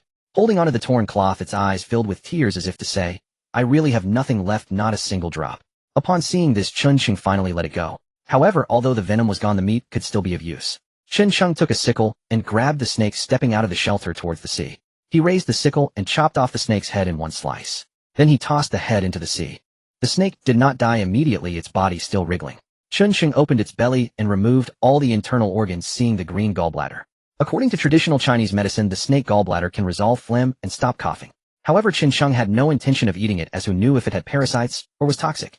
He discarded the gallbladder and collected the remaining internal organs, planning to use them as bait in the fish trap. Chen Cheng took the sickle and carefully made a cut along the snake's body. Then following the cut, he pulled down sharply. In an instant, he directly tore off a piece of snake skin. Without the skin, the snake looked less terrifying and instead seemed to have a bit more tempting meat. Having taken care of all this, Chen Cheng returned to the shelter. He then wrapped the snake around a stick and hung it on the stone wall behind the fire to smoke. Another meal. Seeing Chen Cheng hanging the snake meat there, Li Qiuwei still felt a bit uneasy. Can this be eaten? Chen Cheng smiled calmly. Of course. Do you know what the dragon and phoenix soup from the Guangdong region is made from? As he spoke, he pointed to the snake's head. The meaning was self-evident. If we could catch a bird, we could also have a feast. Haha, Chen Cheng said, feeling a bit hungry. Fortunately, while he was processing the snake, Li Qiuwei had already prepared boiled fish and left it cooling aside, just waiting for him to return to eat. After eating the fish soup, Chen Cheng took the pot to clean it, and then fetched a pot of seawater, letting Li Qiuwei continue to distill fresh water. Yesterday, when they boiled salt, they had used up all the fresh water they had distilled. Today, while cooking fish, they had to open a new bottle of mineral water. After eating, the little girl ran out to play. She wouldn't wander far, just nearby on the beach. Chen Cheng didn't plan to leave. There was enough firewood for now. He wasn't in a hurry. With a snake and the fish catch from the morning, they could manage for a while. He was also worried that Wang Song would continue to trip him up. However, not going out didn't mean he had nothing to do. This fresh venom couldn't be left idle. He could smear it on the sickle. That was fine, but he had to use the sickle himself. The small axe was the same. So he planned to make a bow and arrow. Smearing snake venom on the arrowheads, whoever he shot would die. He wondered if this group of people would still dare to provoke him. With this thought, Chen Cheng went to chop down a relatively sturdy branch nearby. Just as he was about to make a bow, Zoe and Lisa came with what he wanted. Chen, here, take this. Chen Cheng gazed at the satellite phone Lisa extended toward him. He didn't ask how she'd obtained it. Each craft has its own mastery. Others too possess their own means. As agreed, Chen Cheng handed 2 grilled fish to the 2 women. They accepted the fish without hesitation. Their mouths watered involuntarily. Thank you, Chen. If you need anything else, just let us know, Lisa said, her voice trembling with excitement. Zoe, standing nearby, nodded earnestly. Even that is included. Ahem, ahem, ahem. Chen Cheng coughed sharply, a hurried warning to rein in her loose tongue. I'm not the kind of man you imagine. After seeing the 2 women off, Chen Cheng returned to the shelter with the satellite phone. Li Qiuwei had watched the entire exchange unfold. A subtle sense of urgency stirred within her. Those foreign girls were far bolder than she dared to be, bold enough to act openly in broad daylight. She pondered whether she too ought to offer Chen Cheng some tender reassurance, to bind him closer. Li Qiuwei found herself torn between resolve and hesitation. Chen Cheng did not immediately attend to the satellite phone. Instead, he carefully unraveled the last remaining cord from his earlier fishing net. Using sturdy branches, he fashioned a bow. Then he gathered slender twigs, straightened them over fire, and crafted several arrows. Armed with bow and arrow, he stepped out of the shelter. He drew the string taut, aimed steadily at a tree 4 meters ahead, and released. The wooden arrow shot forward and embedded itself deep into the trunk, holding fast. Chen Sheng sprinted over and pulled it free, its tip already splintered. Yet after testing, he judged it serviceable. At 4 meters it could wound, or kill, a man. And once coated with serpent venom, its lethality would only deepen. Satisfied, Chen Sheng carried his bow and arrows back into the shelter, only to find the little girl had returned, arms laden with plastic bottles. Chen Sheng instantly recognized the packaging. These were bottles salvaged by the flight crew from the wreckage. Now emptied of water, they had been discarded haphazardly, only to be retrieved by the child. Just what he needed. Spotting his return, the girl broke into a small, eager run toward him. She pointed proudly at the pile of bottles scattered at her feet. Big brother, look, are these enough? If not enough. Chen Sheng glanced questioningly at Li Qiuwei beside him. She sighed inwardly. This morning, didn't we use the last bottle to collect serpent venom? The girl must have noticed and brought them all back. Truly a thoughtful, obedient child. Chen Sheng gently stroked Lin Zhaozhao's soft hair, his expression tender and warm. Yes, you're absolutely brilliant, Zhaozhao. Her face lit up at the praise. Back home, she had rarely known such unguarded joy. Here, though provisions were scarce, sustenance existed, and more importantly, hope endured. Hope to carry on. Watching Chen Sheng playfully tease Zhaozhao, Li Qiuwei felt her resolve harden further. After spending a while with the girl, Chen Sheng finally retrieved the satellite phone. Li Qiuwei, tending the fire beside him, asked quietly, "Is it truly unusable?" She too longed for a miracle, for home. Though Chen Sheng stood beside her here, returning would mean everything's safety, a future where her family of 4 might live quietly, securely. Nothing could surpass that serenity. Chen Sheng shook his head, holding the device aloft. I tested it before, it won't power on. He rummaged through his waist pouch, and soon withdrew a small white Bluetooth earphone case. Taking out his hatchet, he split open the earphones and extracted their battery along with 2 fine, severed wires. But confronting the satellite phone, he hesitated. No screwdriver lay at hand. Forcing it open risked irreparable damage. Yet without access, how could he reach the outside world? Chen Sheng steeled himself. Damn it, no more hesitation. This thing's useless anyway, broken or idle makes no difference. He took up his hatchet and began tapping delicately along the seams. Within moments the gap widened, exposing circuitry beneath. He fetched his sickle, slid its blade into the fissure, and applied steady pressure. A sharp crack echoed. The rear casing sprang open. Chen Sheng snatched it up, heart pounding, scanning for damage. Relief washed over him, nothing was broken. He located the battery terminals and removed the original cell. He slotted in the Bluetooth battery and connected the salvaged wires. Holding his breath, he flipped the device over. He inhaled deeply, then pressed the power button. Li Qiuwei watched in silent, fervent prayer.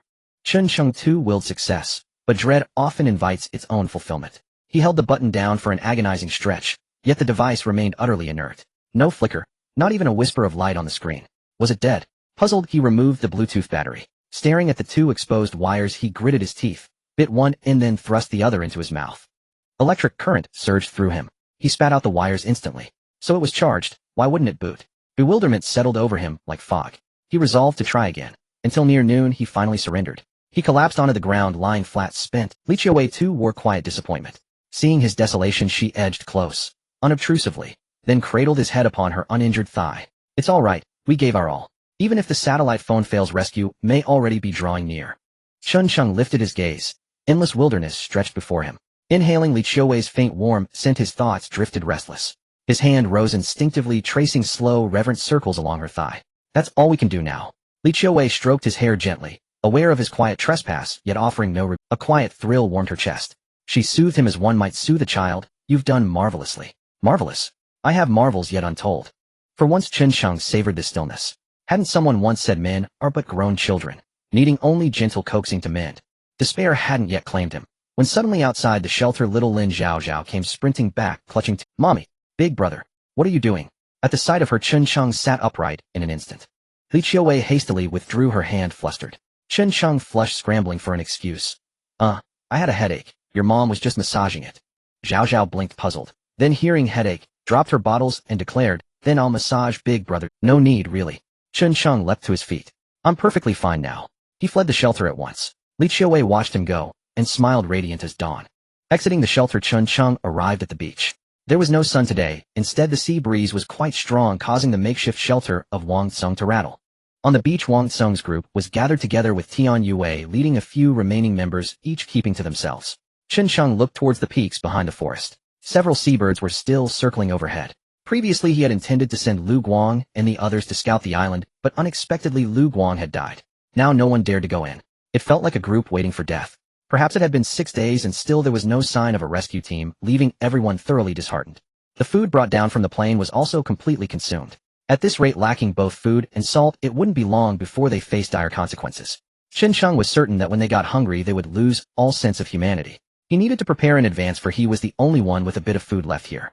As Chun-Chung stood up to head back, he noticed that after scanning the surroundings to ensure no one was watching, Shang Luo quietly slipped into the woods behind. It was obvious that the girl had gone to sneak a bite. Chun-Chung wanted to follow her to scare her a bit and perhaps win her over, but unexpectedly. Just as Shang Luo stood up to leave, two of Wang Tsung's close friends seemed to have noticed and followed after her. Chun-Chung hesitated for a moment. A smile crept across his lips. Indeed, it was different for him to invite her to join compared to her approaching him for help. Chun-Chung set off discreetly, following behind. Not far into the woods he indeed saw the three of them. Qin Wenyue and Qi Qianqian, the duo of friends, were hiding behind a tree, secretly observing Shang Luo in the distance. Perhaps Shang Luo was truly hungry, as she hadn't carefully observed her surroundings.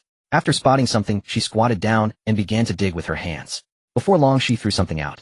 Shang Luo didn't care at all about the dirt or whether it was clean. She directly bit off the outer skin of the object, revealing the white flesh inside, and quickly took a bite. Qin Wenyue and Qi Qianqian watched from behind.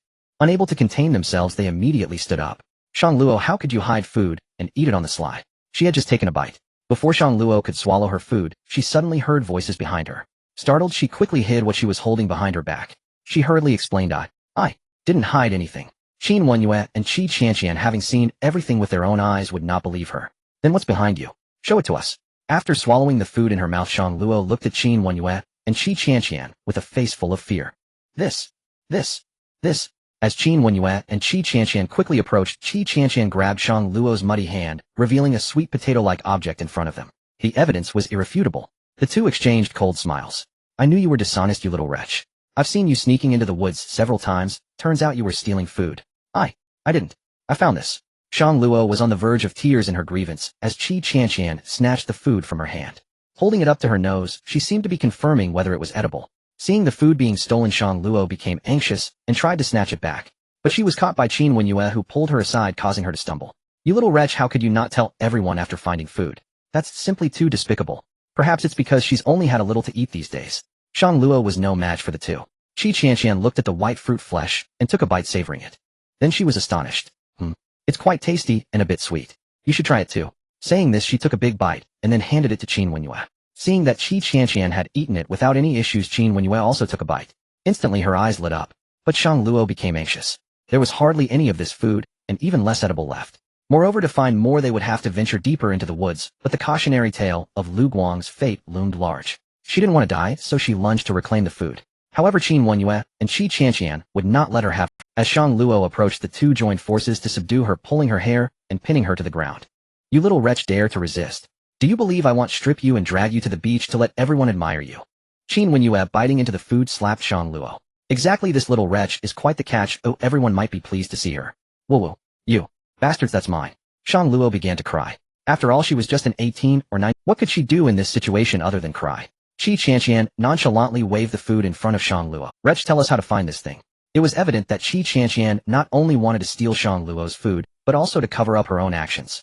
At this moment, Shang Luo realized that with her abilities, it was impossible to reclaim the food. However, revealing how to find it would undoubtedly be digging her own grave. I won't tell you, Shang Luo declared resolutely. Qin Wenyue, upon hearing this, chuckled. You little wretch, you're quite good at pretending. I must give you a taste of your own medicine. Saying this, she directly reached out to tear at Shang Luo's clothing. With a ripping sound, Shang Luo's jacket was pulled off, revealing her white bra. Startled, she quickly covered her chest. The two girls laughed, triumphantly reaching out to tug at Shang Luo's underwear, as if they intended to strip her bare.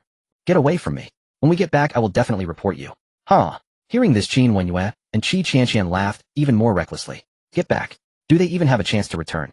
No one knew. Chun-Chung looked on and sighed inwardly, silently stepping into view from behind. If this continued, Shang Luo might really be stripped bare. What? Stealing from others, and still having the nerve to argue. Hearing his voice, Qin Wenyue and Qi Qianqian were startled and stood up. Shang Luo seized the chance to break free, scrambling to her feet and running behind Chun-Chung while covering her chest. Clearly the commotion was not small. It wasn't just Chun-Chung who came. Wang Tsung and Tian Yue also entered, and upon seeing the situation, they were somewhat taken aback. Qi Qianqian, upon seeing Wang Tsung and the others arrive, quickly approached them, biting back. Brother Wang, that person found food and was hoarding it, not telling us. Isn't this it? While saying this, Qi Chanxian pulled out the half-eaten food. Hearing this, Wang Tsong and the others turned to look at Shang Luo behind Qin Sheng. They were somewhat shocked. They did not expect Shang Luo to have such abilities. Why hadn't he noticed this before? Tian Yue also looked at Shang Luo with some surprise. Her heart was filled with mixed feelings. Shang Luo found food, but secretly hid away to eat it without telling them. For a moment, she didn't know what to say. In this situation, no one was in the wrong. Did you discover this? Wang Tsong held the ox-strength root and turned toward Shang Luo, who was hiding behind Qin. She kept her head bowed, so low it nearly touched her chest. Qin Sheng glanced sideways. To be frank, Shang Luo's figure was indeed striking. By estimation, it was more than one hand could grasp. You've practically confessed without uttering a word. Any clear-eyed observer would see through it, instantly stealing food, then being caught red-handed. Under these circumstances, Shang Luo was utterly severed from the group. Unless she possessed the means to survive independently, isolation was the only fate awaiting her. Of course, this played perfectly into Chun Cheng's hands. He turned to face the others, stepping firmly in front of Shang Luo. I told her myself. Seeing her plight, I merely pointed her toward a path. Any objections?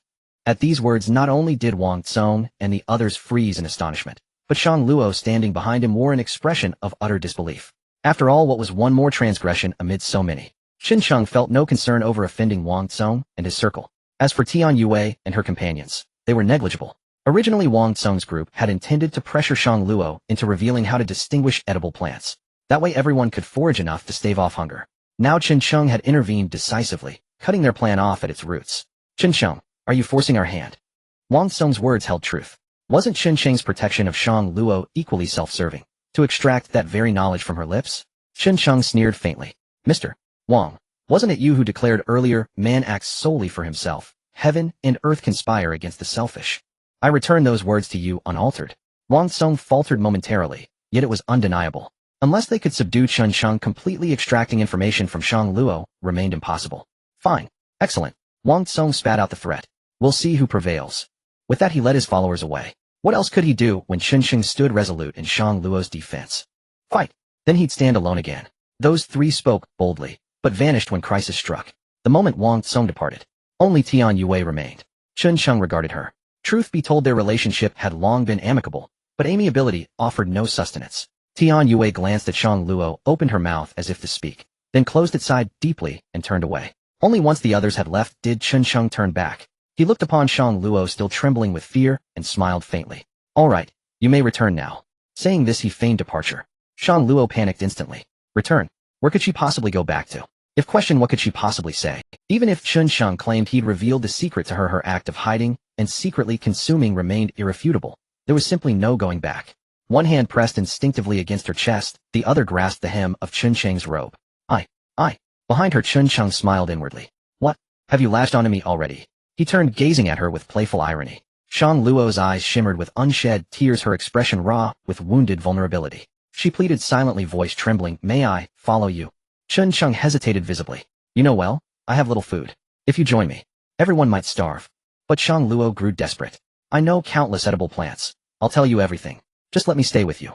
Qin Sheng feigned reluctance, appraising her up and down. Truthfully, his objective had already been achieved. Let no one call him cunning. Under such conditions, survival was paramount. Seeing his hesitation, Shang Luo summoned her courage and stepped closer. Her voice dropped to a whisper, if you require it, I can offer myself, as those two foreigners did. In that moment, survival had stripped Shang Luo of all dignity. Qin Sheng sighed, softly walked aside, and retrieved the torn garment she discarded earlier. He placed it gently into her hands. There's no need for such extremes. We all fight only to live. Since you've chosen my side, understand this. Clearly you obey my commands without question. Taking the garment, Shang Luo's face lit with sudden joy. Tears welled as she nearly sobbed aloud. Had Qin Sheng refused her, she would have had nowhere to turn. She slipped the garment on, only to find it shredded during the scuffle. The armpit seemed gaped wide, exposing a broad, vulnerable stretch of skin. Wearing it was tantamount to wearing nothing at all. Watching Qin Sheng walk away, she hurried after him. Meanwhile, the commotion beyond the woods caught Li Qiuwei's attention. Yet upon spotting Wang Tsong's group returning, she chose not to investigate, and soon saw Qin Sheng reappear, Shang Luo trailing closely behind. She studied him with quiet curiosity. Qin Sheng offered a calm smile. A new ally, Shang Luo. He gestured toward her as he introduced her. A flicker of something unreadable crossed Li Qiuwei's gaze, then vanished as swiftly as it appeared. Miss Shang, welcome. My injuries have kept me dependent on Qin Sheng's care. Your arrival is most timely. Her words conveyed a subtle message. Our bond runs deep. You as the newcomer must understand your place. Shang Luo looked at Li Qiuwei, flustered and uncomprehending. At 18 or 19, she possessed neither the experience nor the guile to parse such undertones. Thank you, elder sister. That single title softened Li Qiuwei's demeanor instantly. A young girl nearby sidled closer, studying Shang Luo with open fascination. With Shang Luo's arrival, provisions grew scarce, but she knew numerous edible plants enabling Chun Sheng to forage more effectively than Wang Tsung's group ever could. Still, having snatched Shang Luo from under Wang Tsung's nose would surely breed lasting resentment. Henceforth, he would carry his bow and arrows whenever venturing out. Should conflict arise, he would show no mercy. Shang Luo had already devoured 2 bites of the ox-strength root. Now within the shelter, she stared hungrily at smoked fish and snake meat hanging from the stone wall. Chun Sheng noticed. After brief reflection, he reasoned fairness demanded equal treatment. So he selected and handed it to Li Qiuwei. After distillation, please prepare some fish broth for her. Li Qiuwei accepted the smoked fish with a silent nod. Hearing this, Shang Luo sniffled softly, her heart swelling with profound gratitude like a lost child who had finally found sanctuary.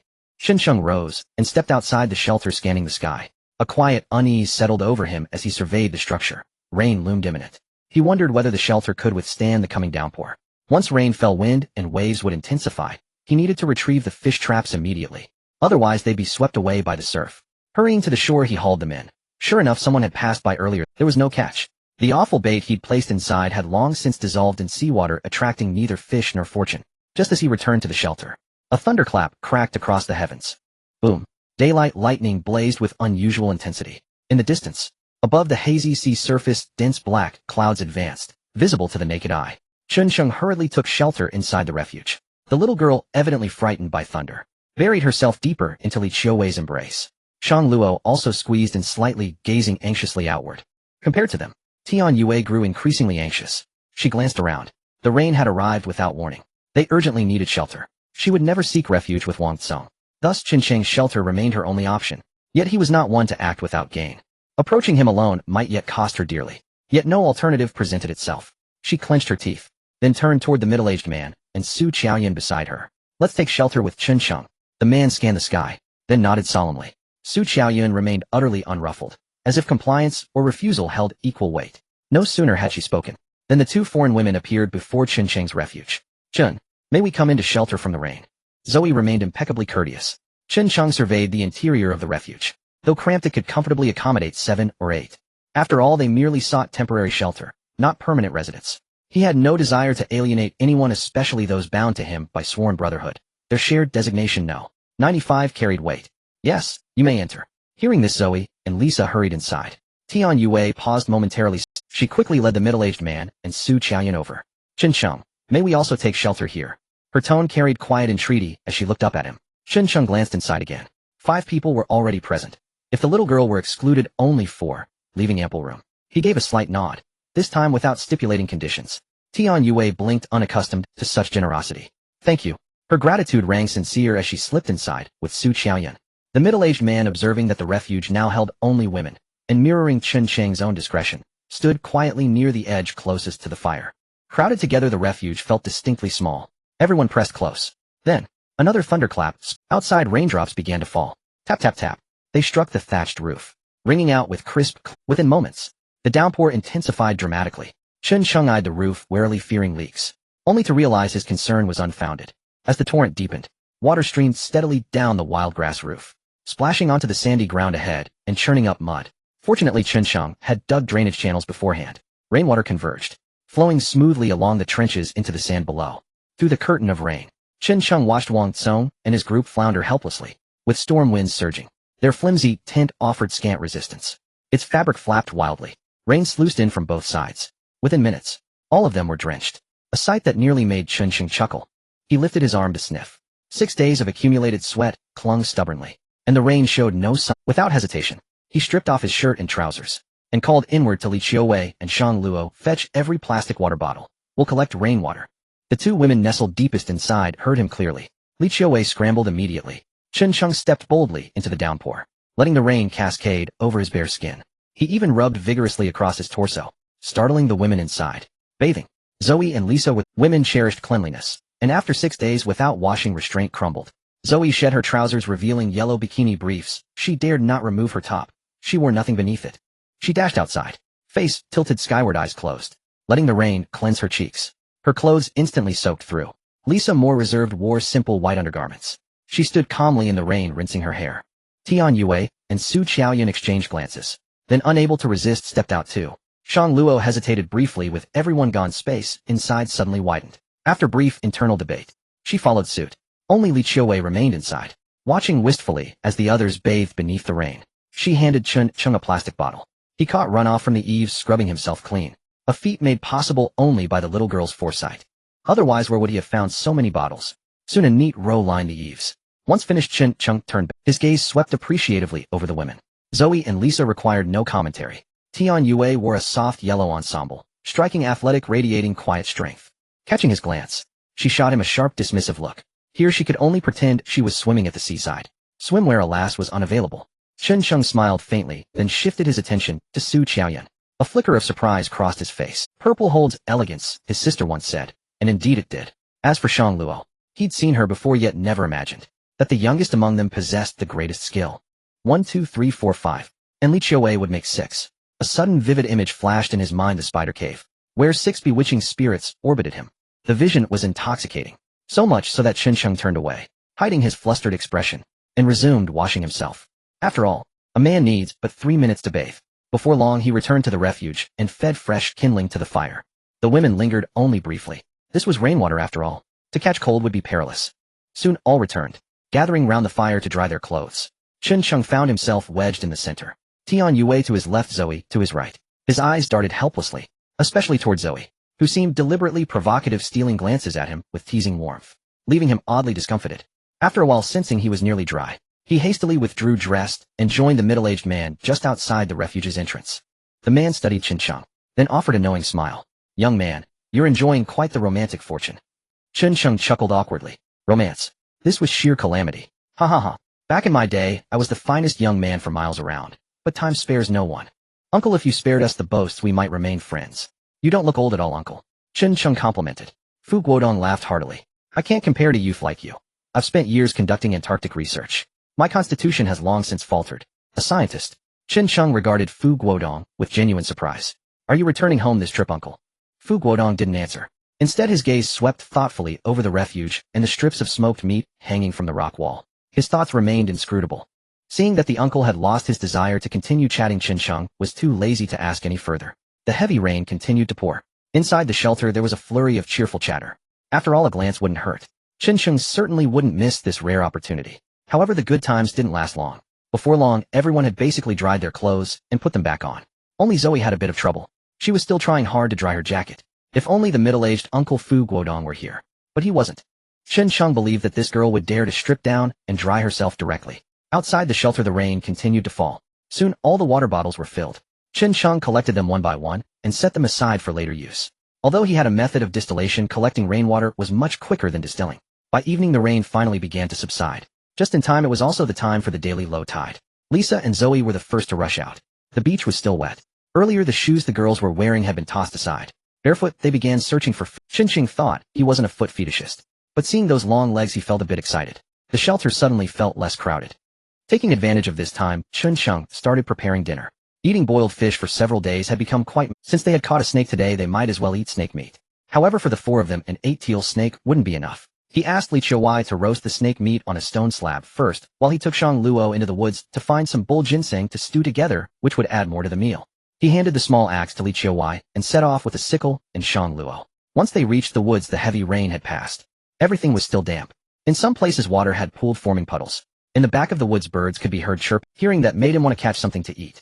"Is it this, eh?" Chun Chung began searching in the woods with Shang Luo. Before long, he discovered a plant resembling bull ginseng. The leaves were of a vibrant green color, adorned with clusters of tender green flower buds. The branches were small and not tall. Shang Luo heard the noise. She hurried over. Upon seeing the plant, she nodded eagerly. "Yes, that's it," confirmed. Chun Chung immediately began digging around its root. Sure enough, within a short time a spindle-like root emerged from the soil. Chun Chung pulled it out. Continuing to dig, he found another one on a different root. However, they were both small, about the size of 3 fingers. Chun Chung kept turning the soil, but found no more. Reluctantly, he had to give up. 2 were enough to eat. The sky was getting darker. Chun Chung went back with Shang Luo. Upon returning, he saw that Li Qiuwei had already put the snake meat in the pot. Shang Luo, without being told, went to the sea to wash the bull ginseng. He had nothing else to do. Chun Chung looked over at the beach where Lisa and the others were still searching for food. Suddenly, he felt a pressing urge to relieve himself. He glanced around. No one was paying attention. He went to the back of the woods. After eating less for these past few days, he felt constipated. He took out his tools and began to relieve himself. Unexpectedly, just halfway through, he heard someone approaching from behind. He turned around and met the gaze of the newcomer. Tian Yue looked at Chen Sheng and shook her mouth agape, her face filled with astonishment. A scream was about to escape her lips. Chen Sheng reacted quickly. Without even managing to pull up his pants, he rushed forward and covered her mouth. What are you shouting for? I'm the one at a loss here. If you scream, others will think I did something to you. Tian Yue, with her mouth covered, was momentarily stunned. Then in the midst of Chen Sheng's shocked expression, she quickly grabbed his hand and applied a technique to pin him down. Instantly Chen Sheng was pressed to the ground. What the hell is this girl, a martial artist? Chen Sheng quickly realized and hurried to explain. It's a misunderstanding, a misunderstanding. It's all a misunderstanding.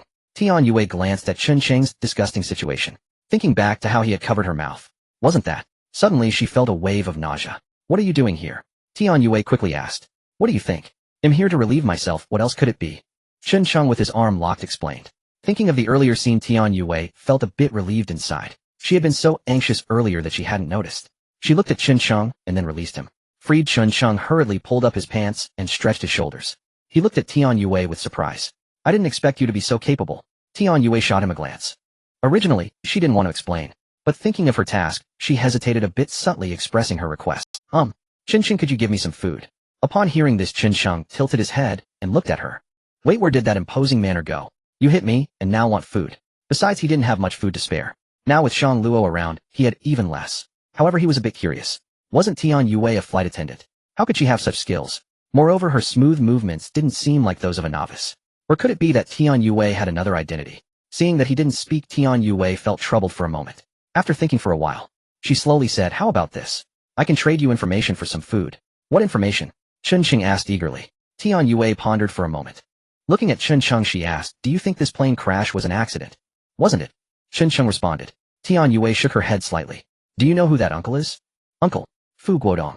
Chen Sheng looked at Tian Yue with confusion. Tian Yue nodded. He is a top nuclear physics expert in the country who had been participating in research in Antarctica. This time he returned home with the latest research results. Oh, a hint of surprise flashed across Chen Sheng's face. No way could this person really have a scientific discovery that benefits humanity, as he mentioned while talking on the plane. What is it? He asked in confusion. Tian Yue shook her head. I don't know either, but my task is to protect him and ensure he returns home safely. Your task? Chen Sheng realized the key point from her words, looking at Tian Yue in disbelief. Since Tian Yue chose to speak, there was no need to keep it from Chen Sheng. She extended her hand with a hint of pride in her self-introduction. Let me reintroduce myself, National Security Team 6 Tian Yue. Boom. Suddenly an explosion sounded in Chen Sheng's mind. My goodness. People from National Security. Not just a flight attendant, but also a policewoman. But how do you prove your identity? Chen Sheng asked skeptically. Please, just because you claim to be from the State Security Bureau doesn't make it true. I could just as easily say I'm the dream lover of 900 million girls. Do you believe me? Prove it. Tian Yue paused, momentarily stunned, then hesitated. She truly had no choice. This was a covert operation. Only upon learning that Fu Guodong would return home did she secretly replace the original flight attendant assigned to this flight. She carried no official identification whatsoever. How then could she possibly verify her identity? Tian Yue fell speechless. Chen Sheng studied Tian Yue. She seemed sincere, no obvious deception. Yet under current circumstances, survival itself might justify even a lie for a single meal. Moreover, the intelligence she claimed intrigued him deeply. He promptly asked, where is your identification? So you have no means of verifying your identity. Why should I trust you? What benefit would I gain by lying to you? Chen Sheng grinned playfully. Plenty. After all, I'm an idealistic youth, patriotic and principled. What if you're fabricating this story just to get Tian Yue was instantly tongue-tied. What kind of person was this? Paranoid delusions, perhaps. Yet Chen Sheng abruptly shifted tone. I'll provisionally accept your claim, but only if your information proves accurate. The subject circled back. Tian Yue fixed her gaze on Chen Sheng. Indeed, he was exceptionally cautious. But that worked in her favor. Sharing her analysis might earn her his assistance. If, as Fu Lao claimed mid-flight, this object truly holds the power to reshape the global order and benefit all humanity, how would rival nations respond, she asked. Suppose one were an adversary state. Such a discovery would demand every possible countermeasure. Especially that island nation. Once aware of the object's existence, they'd dispatch operatives without hesitation. Nor would the transoceanic power remain idle. Thus this incident may well be no accident, but a meticulously orchestrated scheme. Yet one detail remained unexplained: the aircraft disaster. Had the captain not fought desperately, they'd all have perished, and the plane would have vanished beneath the sea. Then who could possibly retrieve the object? Or had the perpetrators adopted a scorched earth stance? If I cannot possess it, neither shall anyone else. That logic held chilling coherence, sacrifice an entire flight, and bury the secret alongside them. These people were utterly inhuman. It seems you've reached the same conclusion, Tian Yue observed, watching Chun Chung sink into thought, knowing his intellect would swiftly grasp the implications.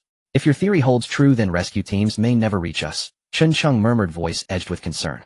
Tian Yue too recoiled from that grim possibility. Yet if it were true, it was tragically plausible. Their domestic response capabilities were severely constrained.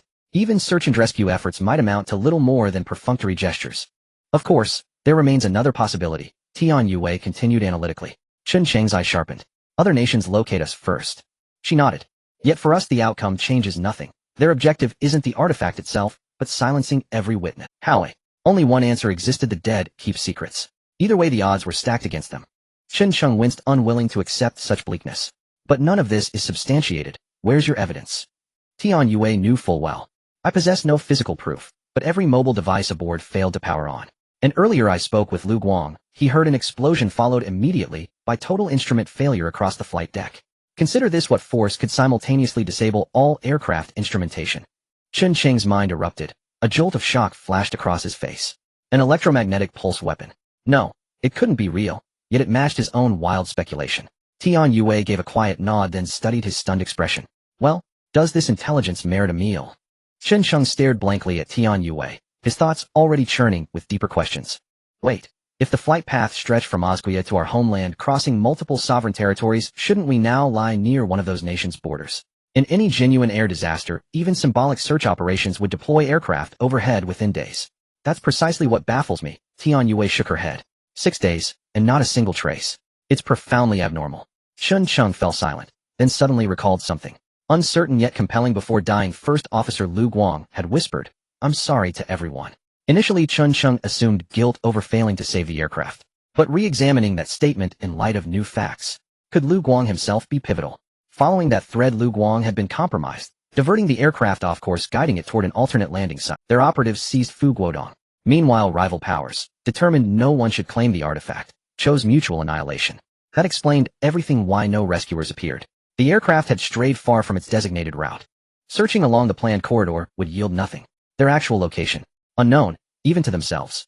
And then there was Lu Qingzi, carrying a compact radio. Clearly he intended to summon allies. Chun Chung had previously wondered why he hadn't deployed it. Now the reason became clear. But whose allegiance did Lu? His name required no guesswork. Lu Qingzi, clearly Japanese. What of the others? Zhou Hai, Zheng Tao, Wang Song, dismissed. If he were intelligence personnel, his handlers would warrant execution for gross incompetence. Truly, these survivors were extraordinary. Tian Yue, State Security Bureau. Lu Qingzi, Japanese national. Lisa and Zoe, infamous thieves. Li Qiuwei, Yueying Hall of the Hongmun Society. Fu Guodong, renowned tech visionary. And others whose identities remained unknown. This wasn't survival. It was a lethal game of werewolf. And no one dared speak. What are you thinking? Seeing Chun Chung lost in silence, Tian Yue pressed urgently. Oh, nothing. Just weighing whether your intel merits a meal. Tian Yue rolled her eyes. Such world-altering revelations, and his sole concern was caloric value. She longed to pry open his skull and inspect its contents. Chun Chung added, your deductions remain unverified, yet I'll concede 2 smoked fish. Fair. At that, Tian Yue gritted her teeth, but acknowledged his rations were scarce, his generosity already stretched to its limit. She let the matter drop. She'd hoped to recruit him, only to find him turning away. Moments later, he handed her 2 smoked fish. Ration them carefully. If your analysis proves correct, the coming days will be the hardest yet. Tian Yue met his gaze and accepted the fish. She nodded solemnly, then swallowed the words of alliance she'd prepared. Survival itself was now a luxury. To demand more would be cruelty. Returning to the shelter, Chun Chung picked up the fish cage and placed the snake's entrails inside. He then carried the fish cage towards the beach where he had previously seen Chun Chung leave with 2 smoked fish. Li Qiuwei wanted to ask, but she held her tongue. After all, these things belonged to Chun Chung. How he chose to deal with them was his business. If she showed reluctance, it would only put her at a disadvantage. Soon Chun Chung had set down the fish cage. At that moment, Lisa and Zoe also came over with clams. Today there were many people, and their harvest was even less. Watching Chun Chung and the others with their already cooked meat soup cooling on the side made her feel a bit envious. But she also knew that here asking for help came at a price.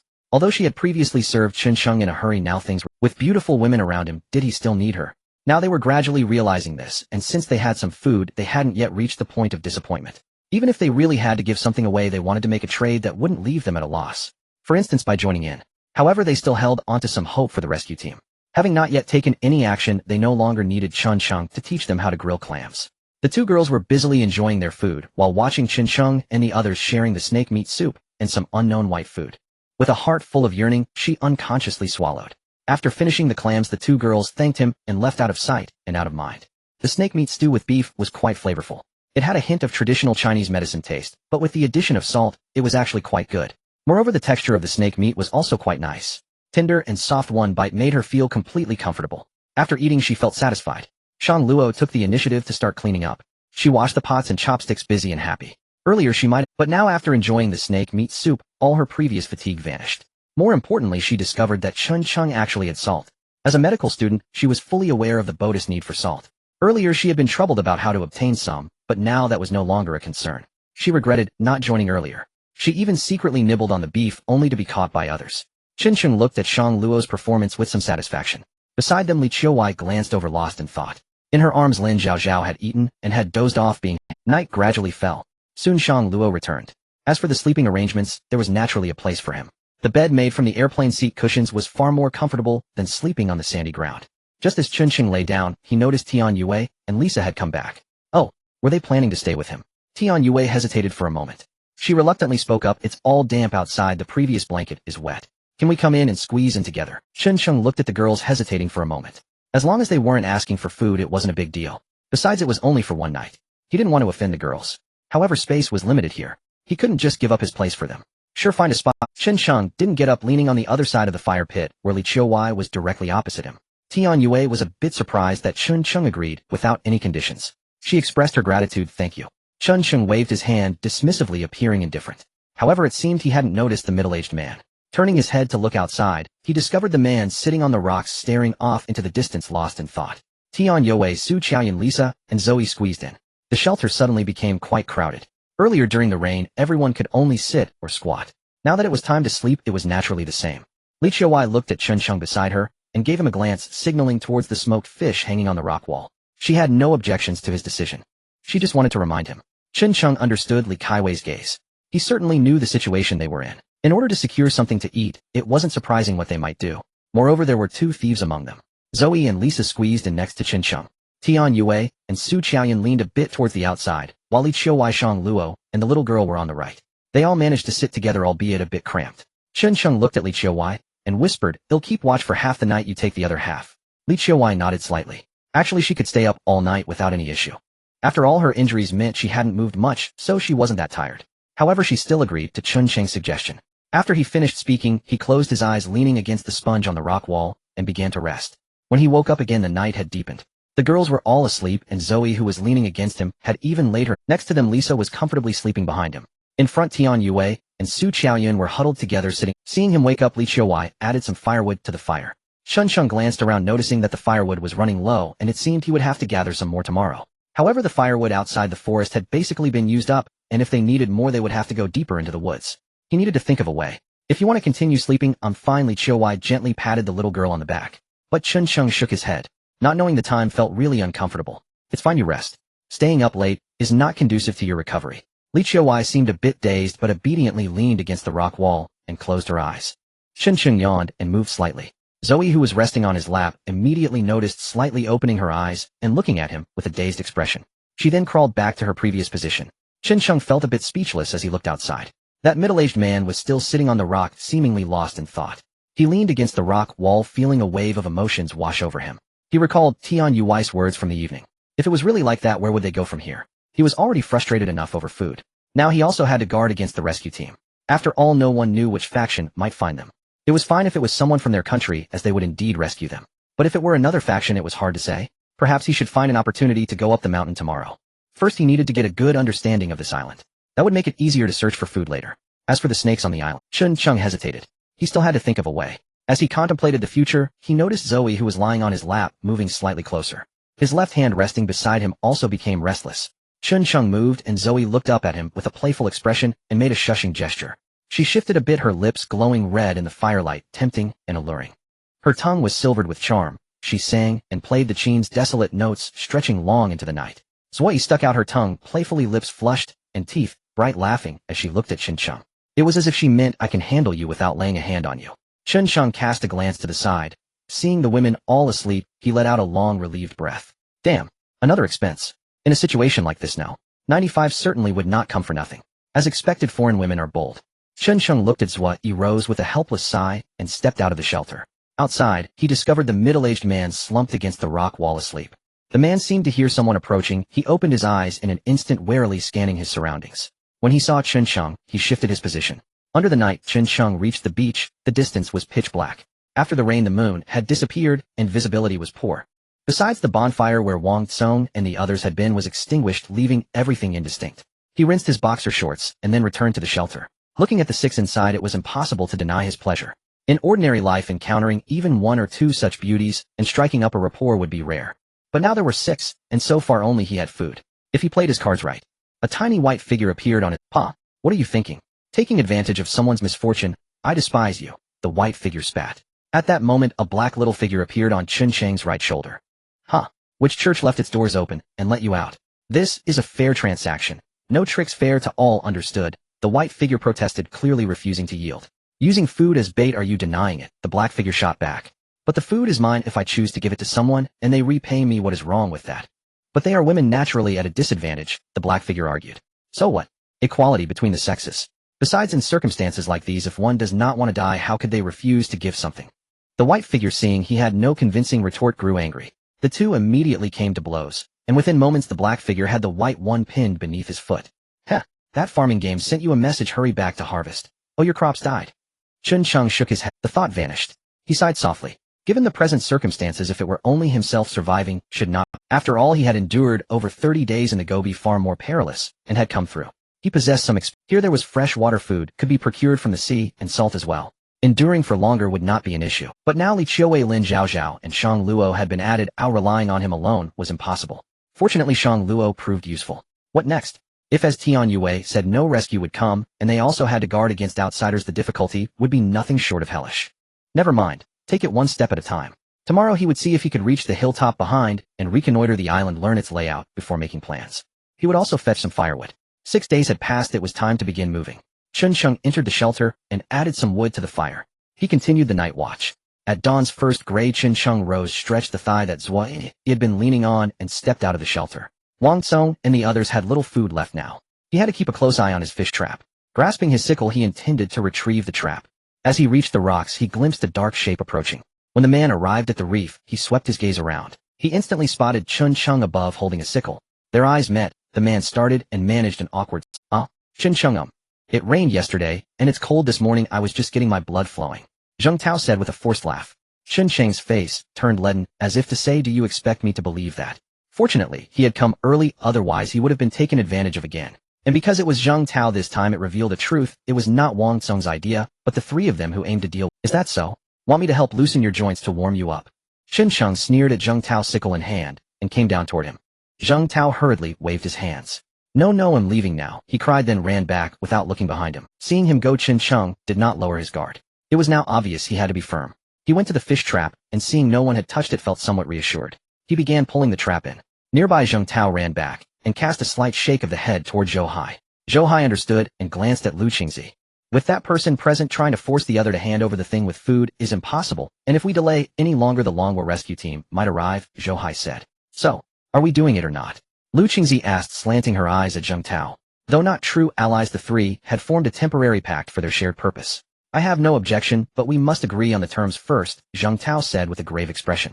Lu Qingzi agreed, Zhou Hai said when both consented. "We split it evenly, then regroup afterward. One share for each, no excuses." Zheng Tao and Lu Qingzi nodded in understanding. The three reached consensus. Behind them, Wang Tsong lay on the ground with his back turned, his eyes half open. So they were in league. No wonder earlier when I beat him, the three had stood aside. I had foolishly thought I had won them over. A feeling of being the clown rose in him. A surge of resentment followed. Chun Sheng hauled the trap and glanced at it dwindled from 8 fish to 6, and now only 4, and none were large. His sense of crisis deepened. He had to broaden his sources. The single trap was plainly insufficient. He carried the fish, cleaned them, and returned the entrails into the trap as bait. After placing the trap back in the sea, he carried the fish back to the shelter. The women were awake, and seeing him return, they showed envious looks. Yet they also knew that in these conditions no one would give food away for free. They had to rely on themselves. Now they ate so little each day that their bodies were failing. On top of that, there was no salt to replenish their needs. The four women's complexions had grown markedly pale, sallow dull, their eyelids slightly swollen. The reason they had not given up was that they still clung to the faintest hope that a rescue team might come. Chen Cheng laid the fish upon a rocky ledge to continue smoking. The four women drifted off to the shoreline to scour for whatever the tide had cast up for the night. Of course Wang Tsung's group did the same. He entrusted the cooking of the fish to Li Qiuwei and Shang Luo, and sent Shang Luo into the woods to see if she could find wild greens or other edible things. Shang Luo had no objection and set out at once. She understood after all that Chen Cheng had taken her in partly because of this very skill of hers. Chen Cheng meanwhile turned his thoughts to entering the forest today. To secure more food, he would have to go deeper. Even catching a few snakes would provide valuable protein. But before going in, protection was necessary. A mere wooden staff might not be enough against concealed dangers. One sudden strike could cost you dearly. If that happened, there would be no need to worry about food or any of this. Preventing snake bites entirely was impossible, but it was essential to reduce the risk as much as possible. There were, however, ways to minimize the danger. Generally, snakes strike from below. The part most often bitten is the lower leg. So greaves were key. A pair that snake fangs could not pierce would dramatically improve one's chances of survival. But making such greaves was a problem.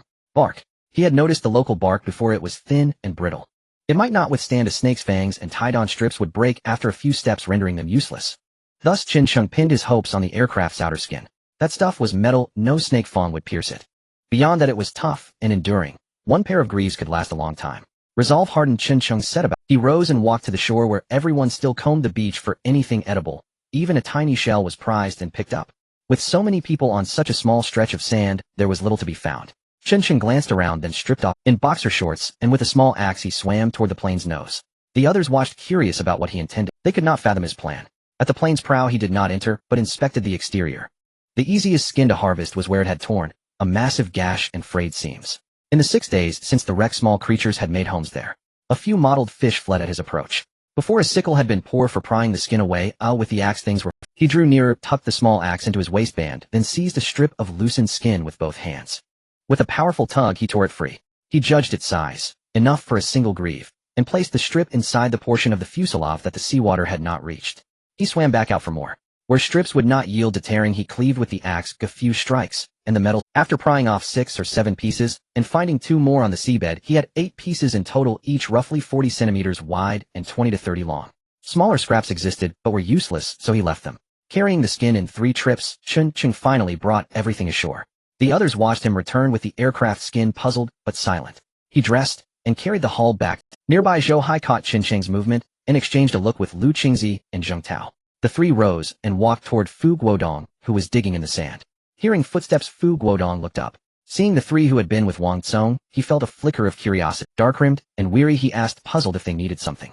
Zhou Hai smiled faintly and answered with a calm tone. Old Fu, we want to ask you for something. Something? Fu Guodong froze and shook his head. I have no food. Zhou Hai fixed him with a meaningful look. No, what we want is something you possess, old Fu. Their insolent smiles made their intent plain. Fu Guodong understood immediately. They wanted the contents of his briefcase. His face hardened. Who are you? Zheng Tao snorted. Who we are is irrelevant. You only need to tell us where you hid it. Fu stepped back a half-pace. What? In your dreams. I'd rather die than hand it over. Zhou Hai smiled coldly. Then, old Fu, do not blame us. With a wave, Zhou Hai signaled. Zheng Tao and Lu Qingzi closed in. Fu Guodong tried to flee, but suddenly a figure charged forward. The newcomer placed herself between them and Fu, shielding him. Old Fu, are you all right? Tian Yue, who had been searching the more distant beach, had not noticed the confrontation at first. When she saw the 3 men encircling Fu, she reacted at once, dropping what she held and rushing over. You again? Fu Guodong looked at Tian Yue in surprise. Zhou Hai, however, remained composed as he regarded. With a teasing air, he looked toward her. Miss Tian, no Officer Tian. Had he discovered her true identity? At Zhou Hai's words, Tian Yue felt a small shock. Fu Guodong, hearing the same, turned to her with astonishment. In that moment he began to understand why, after being stranded here, she had treated him with such care. She carried that authority. Officer Tian. Tian Yue looked back at Fu Guodong. Rest assured, old Fu, with me here their scheme will not. Is that so? Fu Guodong glanced at the 3 men's derisive expressions and felt a twinge of unease. He turned to look at Chen Cheng, who was approaching. Wordless and hesitating people on the beach were not blind. They had noticed the commotion and drew near. Curiosity. Chen Cheng saw the scene. His gaze was deep and measured. Tian Yue had already hinted to him earlier, and he had a rough sense of the situation. He cared little for talk of technology that would benefit humanity. What he wanted to know was whether this crash, as he and Tian suspected, had been deliberate, and he sought answers to all the unresolved mysteries. After a moment's consideration, Chen Cheng took up his axe, his sickle, and the arrows smeared with snake venom. He walked over in silence. The 3 were only mildly surprised by his arrival, and paid him little further heed. It was as if everything had unfolded exactly as expected. Qinsheng, I advise you not to meddle in others' affairs. He had just arrived. Zhou Hai's threatening words rang out, directed squarely at Qinsheng. Toward him, they harbored nothing short of visceral hatred. Had it not been for him, they would never have risked so much. Previously, all they needed was to manipulate Wang Tsong, using him to seize control of the food supply, starving Fu Guodong into submission. For sustenance alone, they were certain he would surrender the object, no doubt about it. Yet Qinsheng's sudden appearance threw their plan into disarray. For food was no longer their exclusive leverage, he possessed it too. Thus Fu Guodong gained a choice. So they deliberately inflamed conflict between Wang Tsong and Qinsheng, destroying each other's fish traps. Then came the incident involving Shang Luo. That event clarified everything. Using food as bait to extract the object from Fu Guodong's hands was now utterly impossible. They resorted therefore to outright confrontation. After all, they numbered 3, while Tian Yue stood alone. Even with Qinsheng stepping forward, they felt no fear.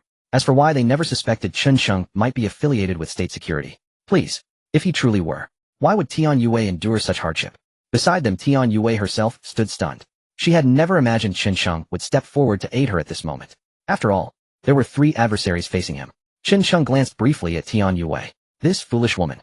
If she needed help, why not simply ask? How could he assist if she remained silent? Since yesterday, Qinsheng had pondered one question. Should the nation's welfare demand it, life and death hold no sway? How then may fortune or misfortune dictate one's path? Decades ago, a band of marauders broke into their home, smashing, looting, slaughtering. Only after exhausting every ounce of strength did the family drive them out. Now, these same marauders had donned new masks, proudly branding themselves human, preaching hollow virtue while spewing filth from every lip. They even dared point fingers, issuing commands. And most infuriating of all, some actually believed them. To traitors, lackeys, and sellouts, there is but one answer. Our ancestors taught us long ago. One swift death ends all. Qinsheng turned his gaze upon Zhou Hai and the other 2, his eyes brimming with revulsion and contempt. 3 men, so what? He was not without chance. Yet first, certain truths demanded revelation. Lu Guang, is he one of yours? Qinsheng dropped the question like a thunderbolt. At once Zhou Hai froze, and even Tian Yue stared at Qinsheng, disbelief etched across her face. Zhou Hai paused half a second, then asked in confusion, how did you find out? Qinsheng shook his head, a faint mocking smile playing on his lips. I wasn't certain before, but now I am. Oh, come on, don't detonate yet. Zhou Hai muttered, exasperated. But did this change anything? So what if he is? Hearing the confirmation, Qinsheng sighed inwardly. Truly the worst fears materialized. After the plane's emergency landing, Lu Guang actively led rescue efforts, proving he is no villain. How then did you? Qinsheng looked at Zhou Hai, baffled. Zhou Hai merely offered a sneer. Isn't it obvious? Who in this world doesn't crave wealth? Lu Guang is no exception. Moreover, his wife suffers from end-stage uremia, dialysis, and kidney transplantation require vast sums. Hearing this explanation, Qinsheng finally understood. Calmly he asked, so you manipulated him, altering the aircraft's course toward your designated destination. With discovery inevitable, Zhou Hai laid his cards bare. Correct. We intended for the plane to deviate, make an emergency landing, and deliver Fu Guodong to our target airport. But you didn't anticipate the attack on the aircraft. Qinsheng quietly completed the sentence. His words struck like lightning. An attack on the aircraft. Wasn't their crash purely accidental? Qinsheng ignored their shock and pressed on. To ensure precise landing at your prearranged airfield, merely altering the flight path wasn't enough, was it? The passenger who loudly demanded to disembark mid-flight. That man was also yours, wasn't he? Upon hearing this, Zhou Hai couldn't help but admire him. How did you deduce that? Qinsheng gave a casual shake of his head, offering no answer. Instead, he continued. Once the aircraft veered off course, external detection was unavoidable. Even with Lu Guang disabling the transponder, radar signatures would persist. I'm curious, how did you evade detection? Zhou Hai seemed genuinely pleased. At last the tables had turned. Qinsheng too harbored uncertainty. Ha ha ha. Simple, just fly outside civilian radar coverage. Outside coverage. Qinsheng's mind recoiled in shock. From Otsukia northward, across multiple sovereign nations, how could radar blind spots exist? Unless military airspace. And deviation into military corridors pointed unambiguously in only one direction. West. Thus they must now be somewhere southeast of the open ocean, near a foreign military base. No, wait. If truly adjacent to such a base, naval vessels would have arrived within hours. Yet 7 days had passed, without a single trace. The passenger who clamored to disembark. He raised a panic, claiming bombs aboard, forcing immediate emergency landing. Such theatrics required time. Their intent appeared clear: let no one claim the object. But who then orchestrated the assault? Crucially, their intent appeared clear: let no one claim the object. But who then orchestrated the assault? Crucially, they were not aboard the plane. Otherwise, who would willingly court death? Even so, this confirmed one chilling truth. Their current location lay perilously close to enemy territory. If Zhou Hai's group succeeded in seizing Fu Guodong, all would be lost. Every witness present, down to the last soul, would be silenced forever. Having obtained the answers he sought, Qin Sheng felt neither triumph nor despair, only the grim weight of a true hell mode beginning. Though bystanders grasped few specifics, Qin Sheng's exchange with Zhou Hai had revealed one undeniable truth. The crash was no accident, it was engineered. And Zhou Hai's faction bore irrefutable responsibility. Unbelievable, you monsters. An elderly woman stepped forward first, pointing an accusatory finger.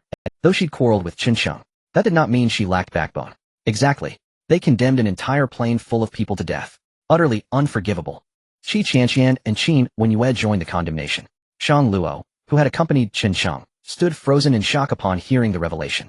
His glare sharp enough to pierce flesh. Zhou Hai surveyed the seething crowd, suddenly grasping Qin Sheng's strategy. He chuckled softly. Humph. Qin Sheng, do you imagine these people will fight for you? Stir up collective fury, then unleash a mob. His words sent Lu Qingzi and Zheng Tao scanning nervously around them. Meeting the crowd's murderous stares, they flinched, awestruck by Qin Sheng's ruthless cunning.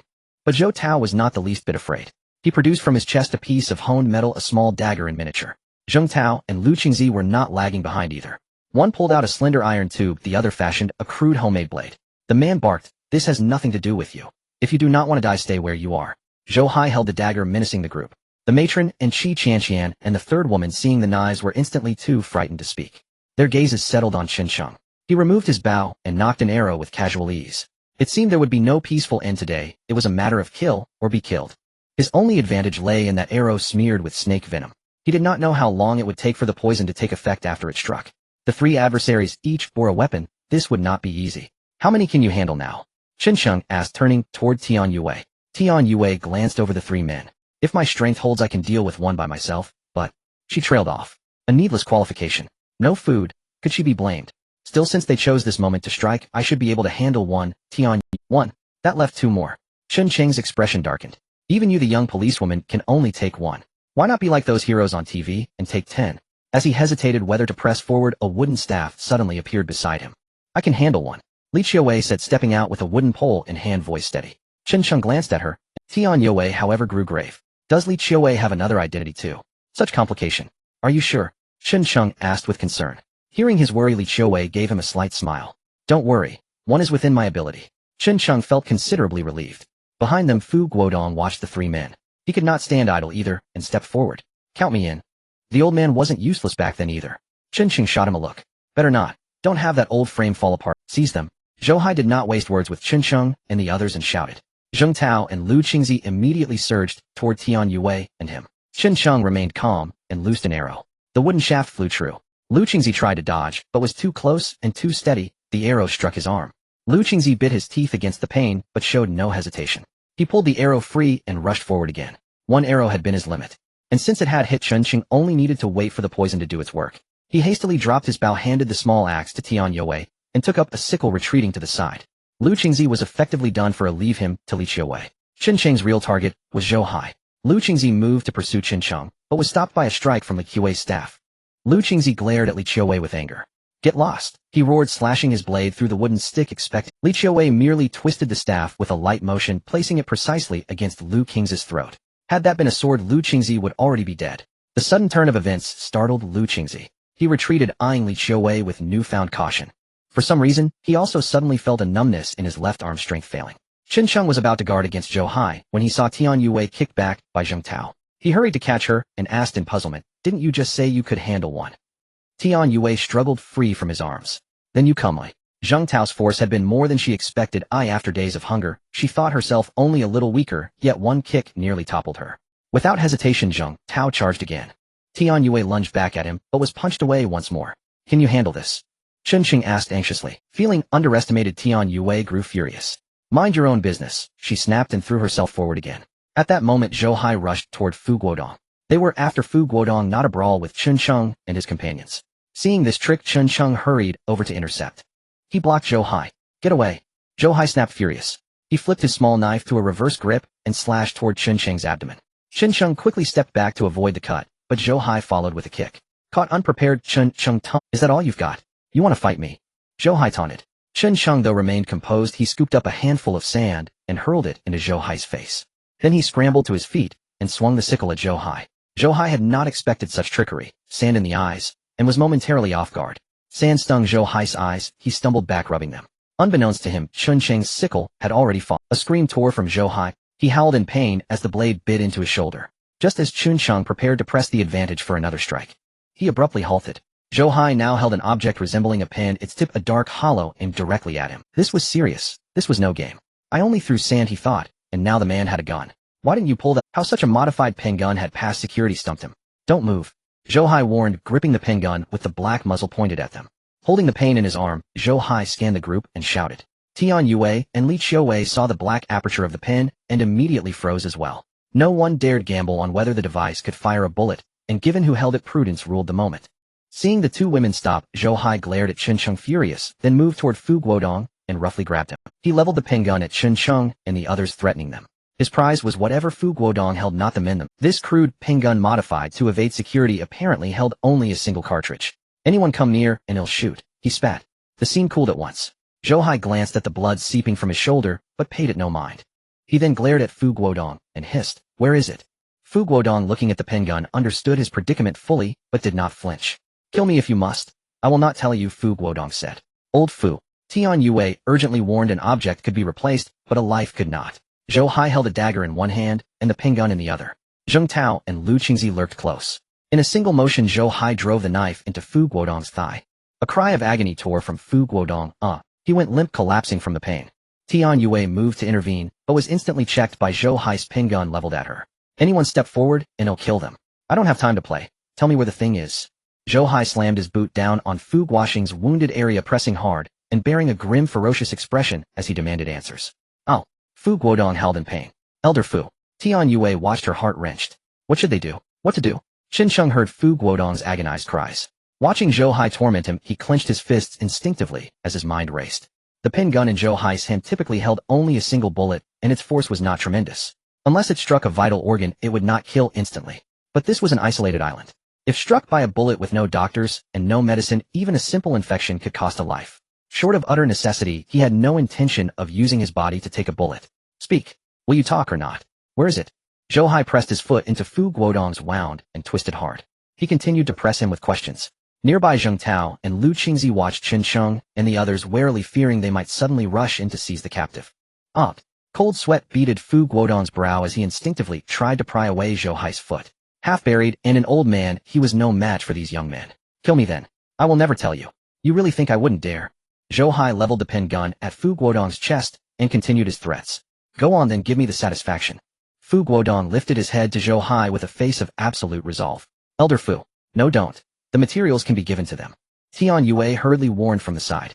"Data can be recopied, but a life lost is gone forever." Yet Fu Guodong shook his head with finality. He knew how dearly the experimental data had been won. How could he surrender it for the sake of his own survival? Science had borders and scientists did as well. He refused to become an eternal sinner. Even in death, he would not yield.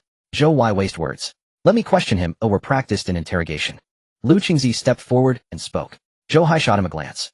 Indeed, those people harbored an arsenal of perverse ideas and methods. Their means were endless. Take that so-called inspector script, for example. The permutations were inexhaustible. He was about to let them try. But at that moment, Lu Qingzi suddenly felt his legs give way and sank to the ground. He shook his head hard. Dizziness washed over him, and his vision blurred. "What's wrong?" Zheng Tao, quick-eyed and quick-handed, asked urgently. "I don't know. I feel like I have no strength." Lu panted. "No strength?"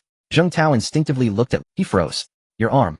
Lu turned to look and discovered that the wound where Chun Cheng had shot him had swollen. The wound had begun to darken and ooze pus and blood.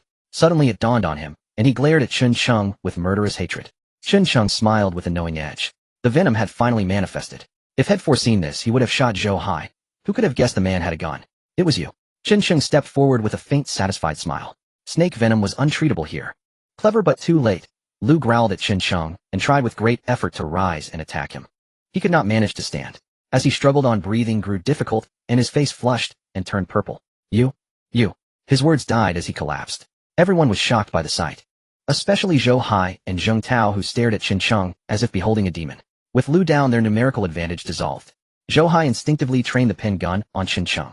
If this man remained alive, he would be a lingering threat, even should they secure the data. Before their reinforcements arrived, he was in immediate danger. In contrast, Tian Yue, though from national security, had no provisions on the island. She could not hold out long, and Li Qiuwei was wounded, and thus less formidable. Old grievances layered over new ones, twisting Zhou Hai's face into a savage snarl. "It's you. Die." A shot rang out, and silence fell. As Chen Sheng watched Zhou Hai's gun trained on him, his emotions churned. He flinched reflexively, yet when the gun fired he felt no pain. Curious, he turned, and was stunned. An old man had thrown his body before Zhou Hai, gripping the man's arm with wizened hands. Moved. Seeing this, Chen Sheng understood at once, and barked at Tian Yue and Li Qiuwei to act.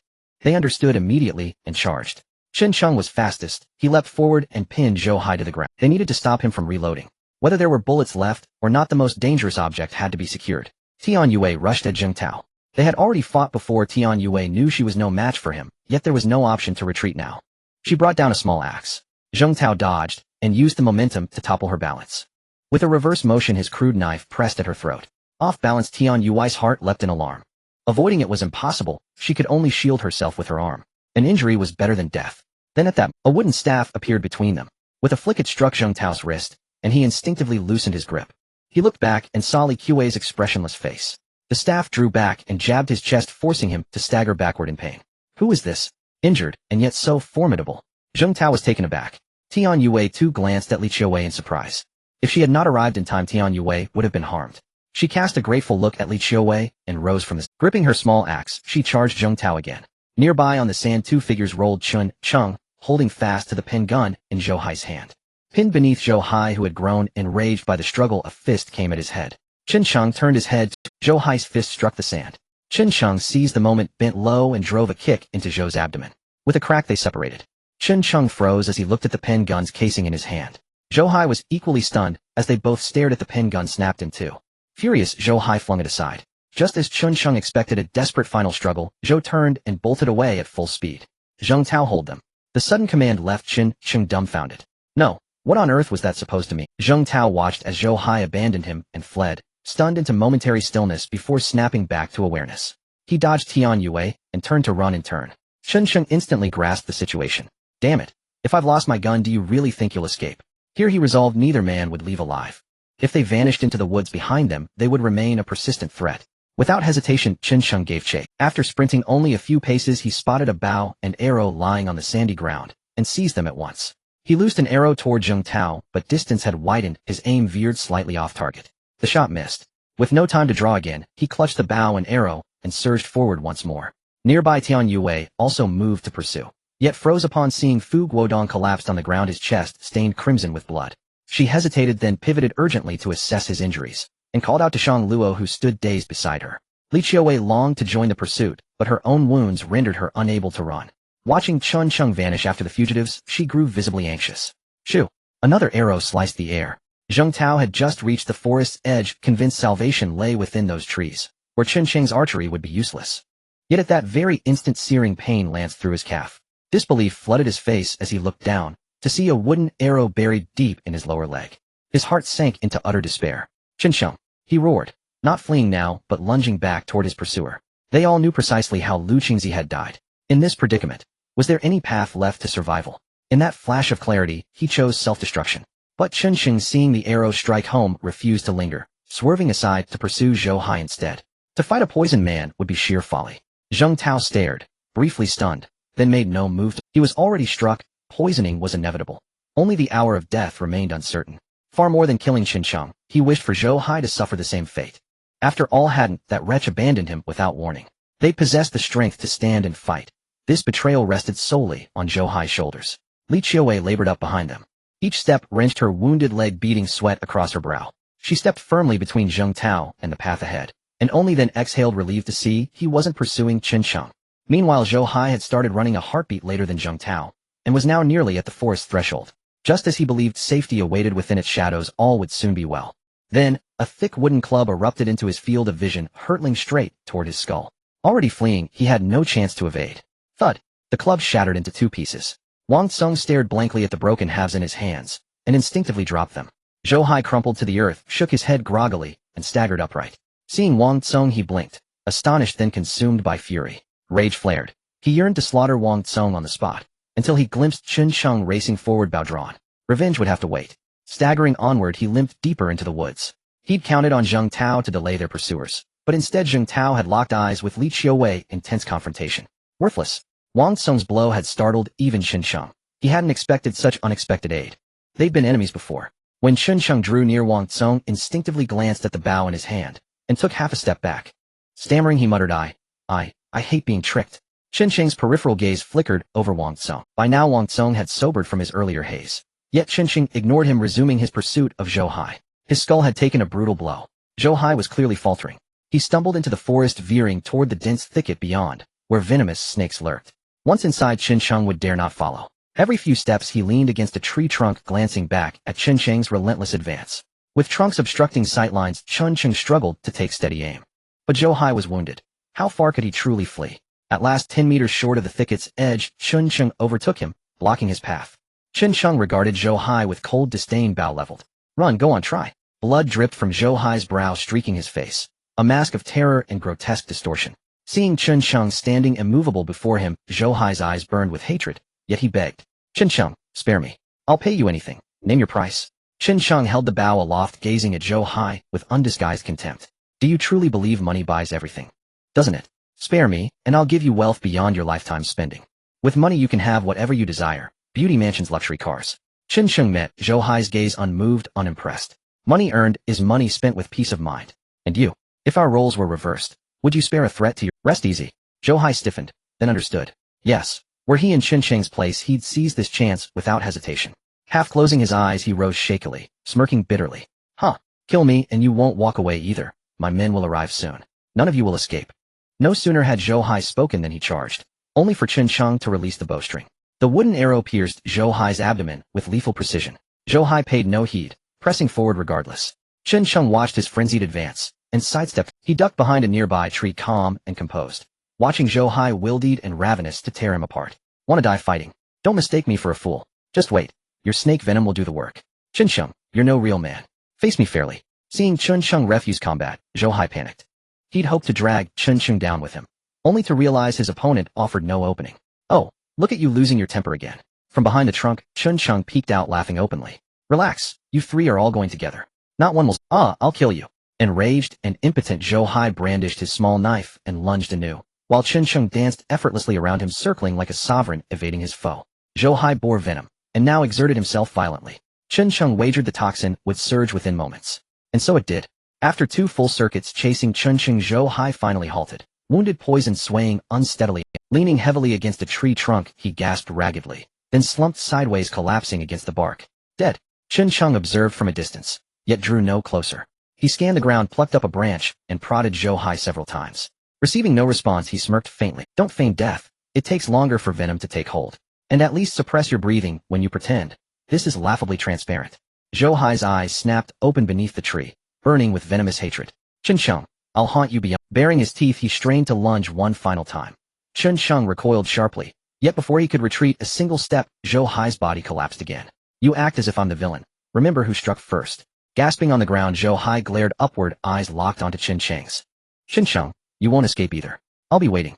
His head dropped lifelessly, yet his eyes remained wide open, fixed eternally upon Chen Cheng. Chen Cheng scoffed, but inwardly acknowledged the truth. Zhou Hai's allies might arrive at any moment. He must prepare, rising silently, when a rustle sounded behind him. He whirled, only to find Li Qiu. A quiet warmth stirred within him. He hadn't saved her in vain. Despite injury, her prowess remained formidable. The Hongman Yueying Hall lived up to its legendary reputation. Those few moves alone were worth a lifetime study. Li Qiu glanced at Zhou Hai's corpse and asked, concern softening her voice, are you unharmed? Chen Cheng shook his head and drew near. Let's go, we'll return now. Supporting her, he noticed her wound had reopened, faint traces of blood still seeping through. He hurriedly offered, shall I carry you instead? Li Qiu paused, then murmured a barely audible mm. Chen Cheng grinned, crouched before her, and as she settled onto his back, soft curves pressed gently against him. Rising smoothly, he instinctively squeezed her rounded hips. Li Qiu twisted his ear in flustered reprimand. Ow, easy. Who told you to wander your hands? I didn't. Say that again. All right. By the way, I never asked before. You practice martial arts, don't you? As soon as the words left his lips, Li Qiu fell utterly silent atop his back. Long moments passed before she spoke, voice serene, I'll tell you, when the time is right. Chen Cheng already knew her background well enough. Yet asking outright would seem contrived. So he let the silence linger, unbroken and deliberate. Moreover, didn't I also keep my own matters from Li Qiu? Speaking of which, Li Kaiwei's bottom feels surprisingly soft. Although the other party protested internally, they were not truly resistant to Chen Cheng's petty actions. On the contrary, given the current situation, Li Qiu had come to understand. regardless of what intentions Chen Shang had before the fact remained that he saved her. Plus with Shang Luo's involvement, it gave her a certain sense of crisis. Thus she tried her best to showcase her abilities to assist Chen Shang. Furthermore, being an injured party herself, dragging a little girl along. If it weren't for Chen Shang, she and Lin Zhaozhao would have perished long ago. The two had just returned to the beach. Upon seeing them, Tian Yue hurried over flustered and asked, Chen Shang, do you have a way to save old Fu? Old Fu. Only then did Chen Shang realize. Right, previously Fu Guodong had shielded him from a bullet. Otherwise, even if that bullet didn't claim his life, he would definitely have sustained serious injuries. Being injured here, it was not just a matter of percentage of dying. It could also cause him pain for quite some time. Chen Shang set Li Chouai down and hurried over. By the beach, Shang Luo was frantically trying to staunch Fu Guodong's bleeding with blood covering his hands. Yet he couldn't stop it no matter what. Sweat was forming on his forehead. Seeing Chen Shang approach, Shang Luo suddenly choked up with a hint of grievance. Big brother Chen I. Chen Shang remained silent, stepping forward to gently assess Fu Guodong's injuries. Instantly a chill ran through his heart. The bullet had clearly passed through the left side of the chest cavity. It was evident the bullet must have struck Fu Guodong, unless the other party had their heart on the right side. The reason Fu Guodong hadn't died immediately was likely due to the insufficient power of that pen gun. He had seen it before when he was fighting Zhou Hai. That type of gun should be .22 caliber, classified as a small caliber bullet. However, shooting at such close range, it still posed a significant threat to a person. Old Fu, Chen Shang called out softly. At that moment, Fu Guodong, who had been unconscious, suddenly opened his eyes. Seeing Chen Shang, he wore a face of relief. A bloodied hand tightly gripped his arm. Chen finally. I have waited for you to come back. Chen Shang was somewhat perplexed. Yet unexpectedly, Fu Guodong's other hand pulled out something from beneath him. The item was quite strange. It resembled some sort of girl's toy still connected to a thin string exuding a foul odor. Chen promised me to take this back and give it to the country. Chen Shang sniffed the stench. This was precisely the item that Zhou Hai, Lu Qingzi, Zhang Tao, and Tian Yue all cared about. But why are you giving it to me? Tian Yue is right here. Can't you give it to her? Also, where did you hide this before? Such a precious item made him hesitant to take it. After all, he couldn't guarantee that he could deliver it. Moreover, didn't Zhou Hai say before he died, this place isn't far from their country's military base. If someone really came, they were most likely the enemy. How could he handle that? Seeing his hesitation, Fu Guodong shoved the item into his hand. I trust you. This thing in your hands is safer than with anyone else. Fu Guodong had considered Tian Yue, but the reality dictated that giving it to Chen Shang was far more secure. If anyone were to survive this ordeal, he was 100% sure that Chen Shang would be among them. In terms of cunning means and survival knowledge, no one could match Chen Shang. That was the choice he ultimately made. As for Chen Shang's identity, he could only gamble on it, and more so, he relied on his instincts. How could someone who stood up in such a critical moment be a bad person? Looking at Fu Guodong's resolute gaze, Chen, not to mention Fu Guodong, had saved his life. Just this patriotism alone was something he couldn't match. The two colors in his heart were all represented in the national flag. Inhaling the foul odor, Chen nodded firmly. Old Fu, rest assured, as long as I am alive, I will definitely deliver this thing back. Hearing Chen Shang's promise, Fu Guodong smiled, albeit with a hint of sorrow. Haha, I'm counting on you, Chen Shang. Also, that briefcase is fake. No need to worry. Just them thinking they could get this. Haha, dreaming. Luckily, I hid it in the valley beforehand. Chen Shang's expression turned dark. Thank you, Chen Shang, Fu Guodong said intermittently. After expressing his gratitude, he grasped Chen Shang's hand, which then fell limp. Old Fu, Chen Shang hurriedly shook Fu Guodong. He trembled as he reached out to touch the other's neck. For some reason, his eyes began to redden. The things the old man had protected with his life were now entrusted to him. His trust left him somewhat overwhelmed. Holding the item, Chen Shang sighed and stood up. A wave of sorrow washed over everyone. It was not only sadness for Fu Guodong's death, but also confusion about the future. Previously, his conversation with Zhou Hai had been heard by everyone. Initially, everyone thought this was an accident. Little did they know it was meticulously planned, aimed precisely at the item. Now the rescue team had little chance of arrival. What should they do now? How to survive here had become the most pressing issue. In just 7 days, they had gone from 20 to only 12 remaining. Now only he and Wang Song were left. The rest, it had only been 7 days. What about after this? Chen Shang looked at the women, who all turned to look at him as well. For a moment, no one spoke. Tian Yue, on the other hand, wanted to speak, but didn't know how. Now that Fu Guodong was dead, her mission was considered a complete failure.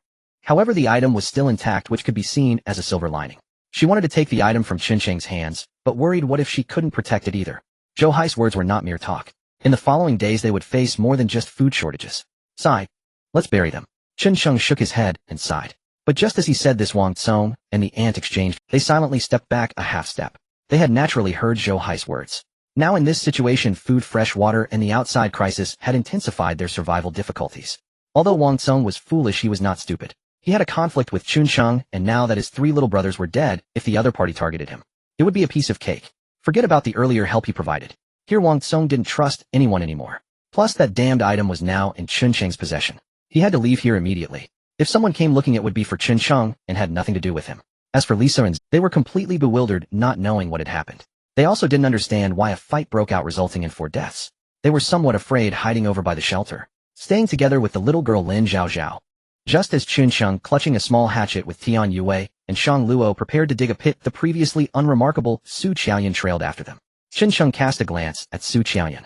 To say he was not curious would be impossible. 7 days had passed, and he had not once seen her eat. Yet her complexion remained unchanged. There was no trace of someone starved for a week. It felt very wrong.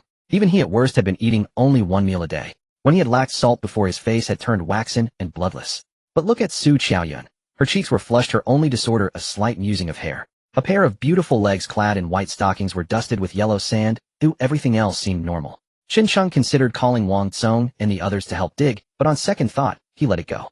They were not close. As long as they did not come to blows, it was fortunate. Besides, 2 tigers cannot share 1 mountain, nor can 2 men coexist on 1 island. A second male lead. Sorry, the author's outline includes none. Chun Sheng chose the same spot where Lu Guang and the others had been buried before. This time he dug a pit for 3. It was still somewhat arduous, but fortunately they had tools: the small hatchet, a sickle, and implements seized from Lu Qingzi and Zheng Tao. There was also the pen gun, though broken. Tian Yue stowed it away. Only, Chun Sheng had just forgotten Zhou. No matter, the corpse lay where it fell. When they went to carry it, they could take the weapon then. Could a corpse possibly run off? Chun Sheng chopped through roots with his hatchet and pried at the soil with a stick. Beside him, Tian Yue and Shang Luo hauled the earth away. Su Qiaoyun also labored at the digging. After much exertion, they finally hollowed out a pit. As for how long when Chun Sheng emerged with the women intending to drag the corpses in to bury them, he found that Wang Tsung and the others were gone. Even the older woman and her 2 friends had vanished. They had been so absorbed in digging that they had paid no notice. The makeshift tent fashioned from the life raft was gone as well. What was happening? Chun Sheng was puzzled. From the beach, Li Qiuwei stepped forward leaning on a stick and told everyone what she had seen. It looked like Wang Tsung and the others left just now. Left? Tian Yue, her hands caked with dirt, asked in bewilderment. Li Qiuwei looked at Chun Sheng and nodded slowly. I watched them take down the tent, and with the remaining supplies head into the woods together. Chun Sheng's brow tightened. He roughly understood the situation. Wang Tsung now surely realized he was outmatched. Moreover, Tian Yui's identity had been exposed. Wang Tsung had earlier used food to threaten them. If he stayed, would he await capture? Rather than wait to be dealt with, he chose. After all, the island was not so small. It was surprising. After that chaotic bout, like a game of werewolf, the most ordinary man, Wang Tsung, had somehow cheated death. Was it luck or misfortune? It mattered little. If they left, so be it. It would spare him the trouble of acting himself. Only by leaving they presented him with a dilemma. Chun Sheng swept his gaze across the shore. A parade of beauties dazzling beyond measure. 6 fair women, plus a little girl. What was he to do? Take them all in? Impossible. He could not possibly manage that. Yet to leave them unclaimed. Unease stirred within him. He decided to proceed cautiously and see how matters unfolded. After all, Tian Yue stood by him. She would not allow him to act recklessly. Fine, it's for the best they left. Had they stayed, more conflict might have erupted. Li Qiuwei agreed with his assessment. Nevertheless, as his gaze passed over the women, a sharp sense of danger prickled him. Chun Sheng paid little mind to Wang Tsung's departure, and with Tian Yue hauled Fu Guodong's Zheng Tao's and Lu Qing's bodies to the pit's edge. He was about to fetch Zhou Hai's corpse when unexpectedly Su Qiaoyan spoke. Why don't we bury old fuss body first? Chun Sheng stared at Su Qiaoyan in startled disbelief. She had spoken obliquely, mentioning only Fu Guodong and conspicuously omitting Lu Qingzi and Zheng Tao. The implication was plain. None of them were fools, and with food scarce, Su Qiaoyan's remark was easily understood between the lines. Sister Qiaoyan, you. Tian Yue reacted most strongly, her face a portrait of incredulity. Shang Luo recoiled a few steps and huddled by Chun Sheng, staring with terror at Su Qiaoyan's impassive face. Why are you all staring at me? Su Qiaoyan's expression remained calm, as if she had proposed something wholly ordinary. A smile lingered on her lips as she regarded them. Don't tell me none of you have considered this before. Indeed, Chun Sheng had thought of it. With no food left, what were they to eat? In matters of life and death, none are exempt. Yet this place was neither a boundless snowfield nor a barren. They were by the sea. There were various ways to procure sustenance. There was no need to resort to that, nor had things reached such extremity. Afraid to? Su Qiaoyan smiled lightly. Why don't we make a pact? If any of us return, we will never speak of what transpired. At Su Qiaoyan's words, Chun Sheng's mind leapt to the Andes plane crash, where survivors endured for 61 days by similar grim means. You are mad, Chun Sheng said icily to Su Qiaoyan. She was usually unassuming, yet in that instant she radiated a distinctly dangerous air. Su Qiuyan's smile remained composed. Chen Sheng, with your abilities you need not stoop to such things, but what of the rest of us? The woods are full of snakes, we dare not venture in, and the beach yields only so much. What are we to do, starve to death? Or perhaps you could lead us. With that she fixed him with a steady smiling gaze. Chen Sheng suddenly understood. So that's why Su Qiuyan had raised the subject. She was laying the groundwork for an The calculation clicked audibly in his head. Tian Yue too began to comprehend. She glanced at Chen Sheng, then regarded Su Qiuyan with a measure of reluctant admiration. But to wield such a threat, what if God forbid they were forced to carry it out? The thought made her queasy. Chen Sheng did not respond directly, instead he smiled with a wry amusement. We'll speak of this later. For now, a fine later indeed. Su Qiuyan's lips curved in a knowing smile. She had evidently divined his thoughts, and let the matter rest. After placing Fu Guodong's Lu Qingzis and Zheng Tao's bodies into the pit, Chen Sheng instructed Tian Yue and Shang Luo to begin covering them. He and Su Qiuyan went into the woods to fetch Zhou Hai's body. But upon arrival, he found Zhou Hai's body missing. Chen Sheng searched the area, and to his dismay confirmed it had indeed vanished. Could a dead man have walked away? No. Chen Sheng's thoughts snapped to Wang Tsong and his departing companions. Surely not, he muttered, shaking his head in disbelief. Su Qiuyan observed the scene without much surprise. See, if you won't choose, someone else will. Chen Sheng glanced sideways at Su Qiuyan. He sighed, inwardly exasperated. Is it really necessary? Su Qiuyan shot him a sharp, dismissive look. Do you honestly think everyone's like you? Skilled in this, proficient in that.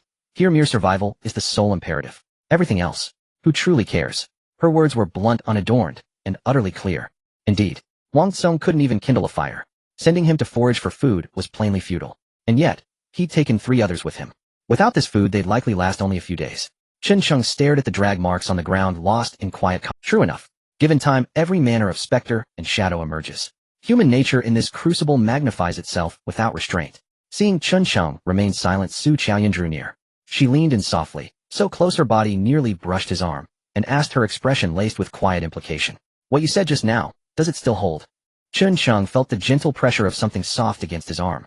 Out of the corner of his eye he glanced sideways. Like Tian Yue, Su Qiuyan wore the standard flight attendant uniform. Earlier her collar had been tied with a silk ribbon, white blouse beneath a pale crimson vest. But now the ribbon had vanished without a trace. Several buttons at her collar were undone, her curves rose full and undeniable. What exactly happened just now? Chen Sheng asked, candidly, his gaze openly appreciative, unapologetic, unflinching. Su Qiuyan watched him with playful amusement, clearly pleased. She deliberately tugged at her collar, feigning heat. We'll discuss it later. Chen Sheng's brow darkened. Truth be told, racing cars with Su Qiuyan, 10 of him wouldn't stand a chance. He'd witnessed her skill firsthand. Just as he prepared to suggest they talk properly later, she leaned in closer still, her warm breath brushing his ear. How about this? Take me under your wing. I'll grant you benefits beyond imagination and guarantee you'll gain, not lose. Benefits? Herself. That came as no surprise. He'd already seen such boldness, twice, on the 2 foreign women. And frankly they'd been more direct. No pretense, just action.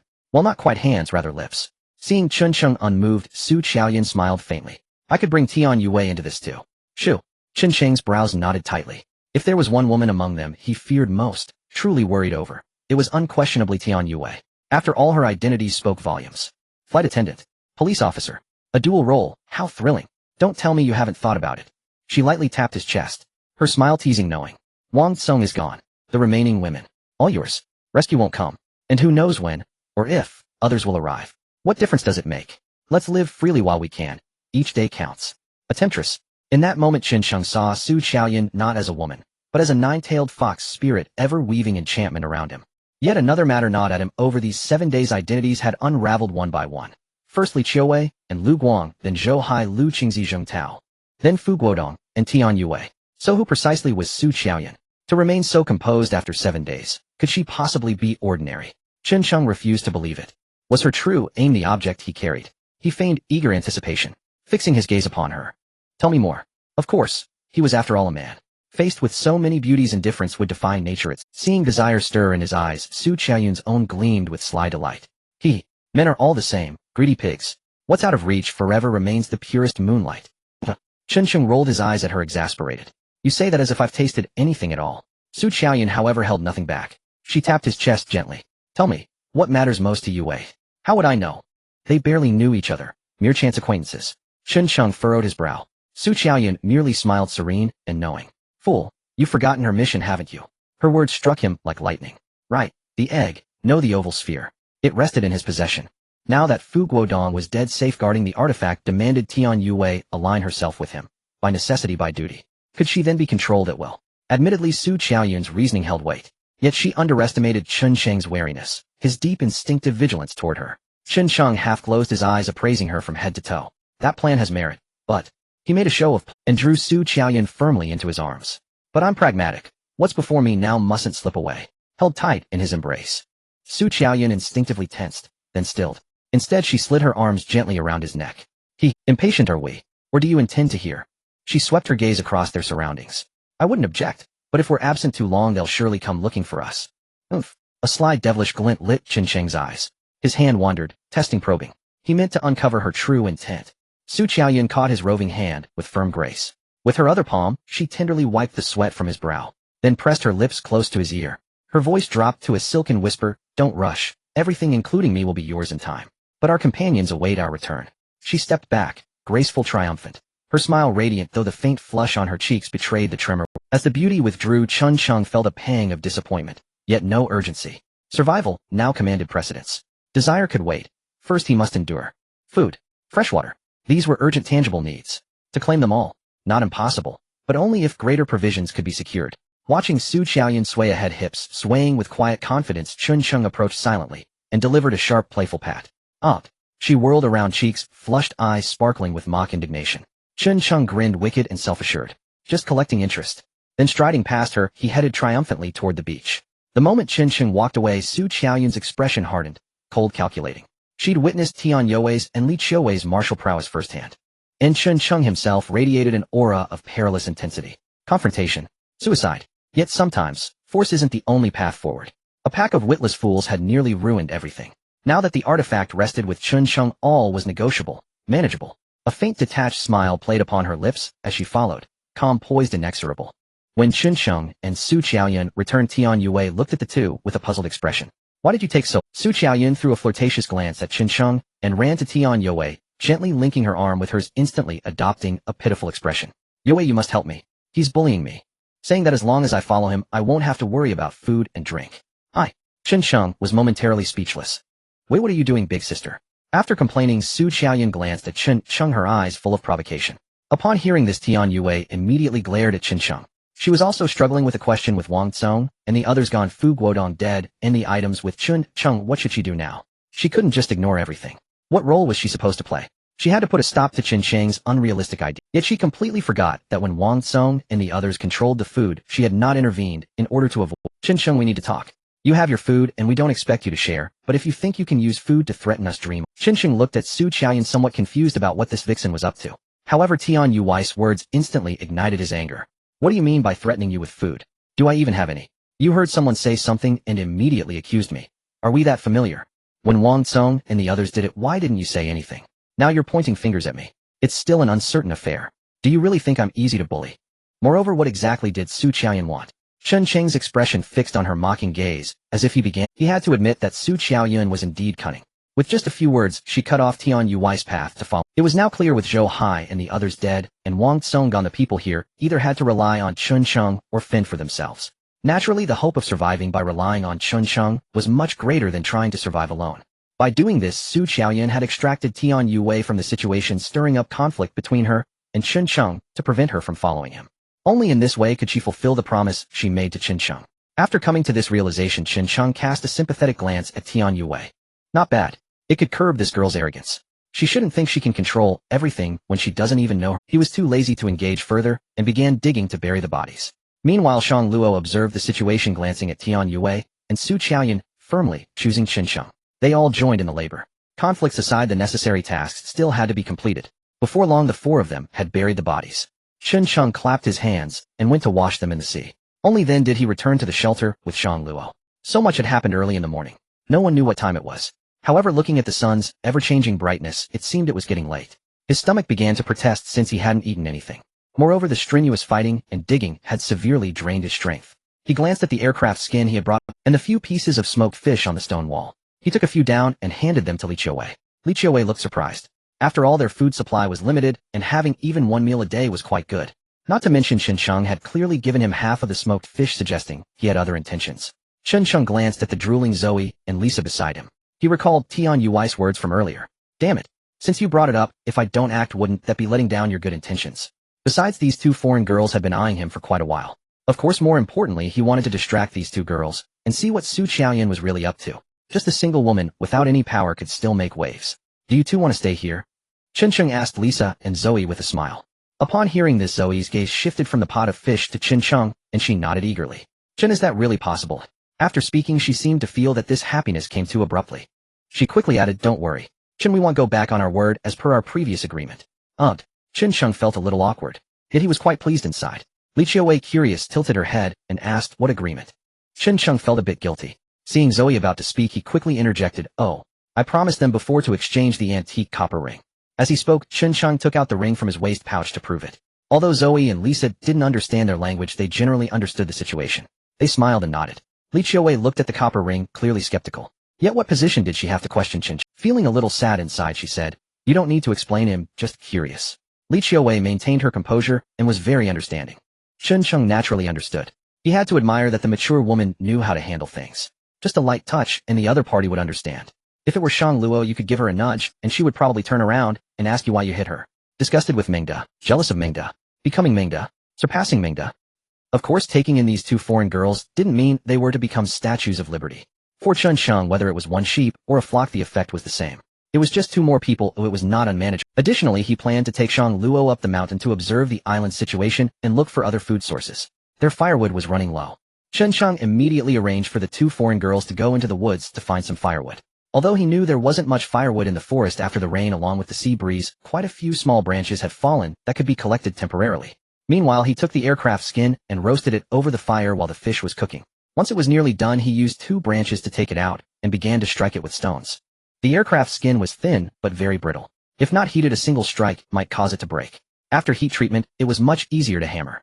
In no time, a tubular half-leg guard had roughly taken shape. Chen Cheng continued working.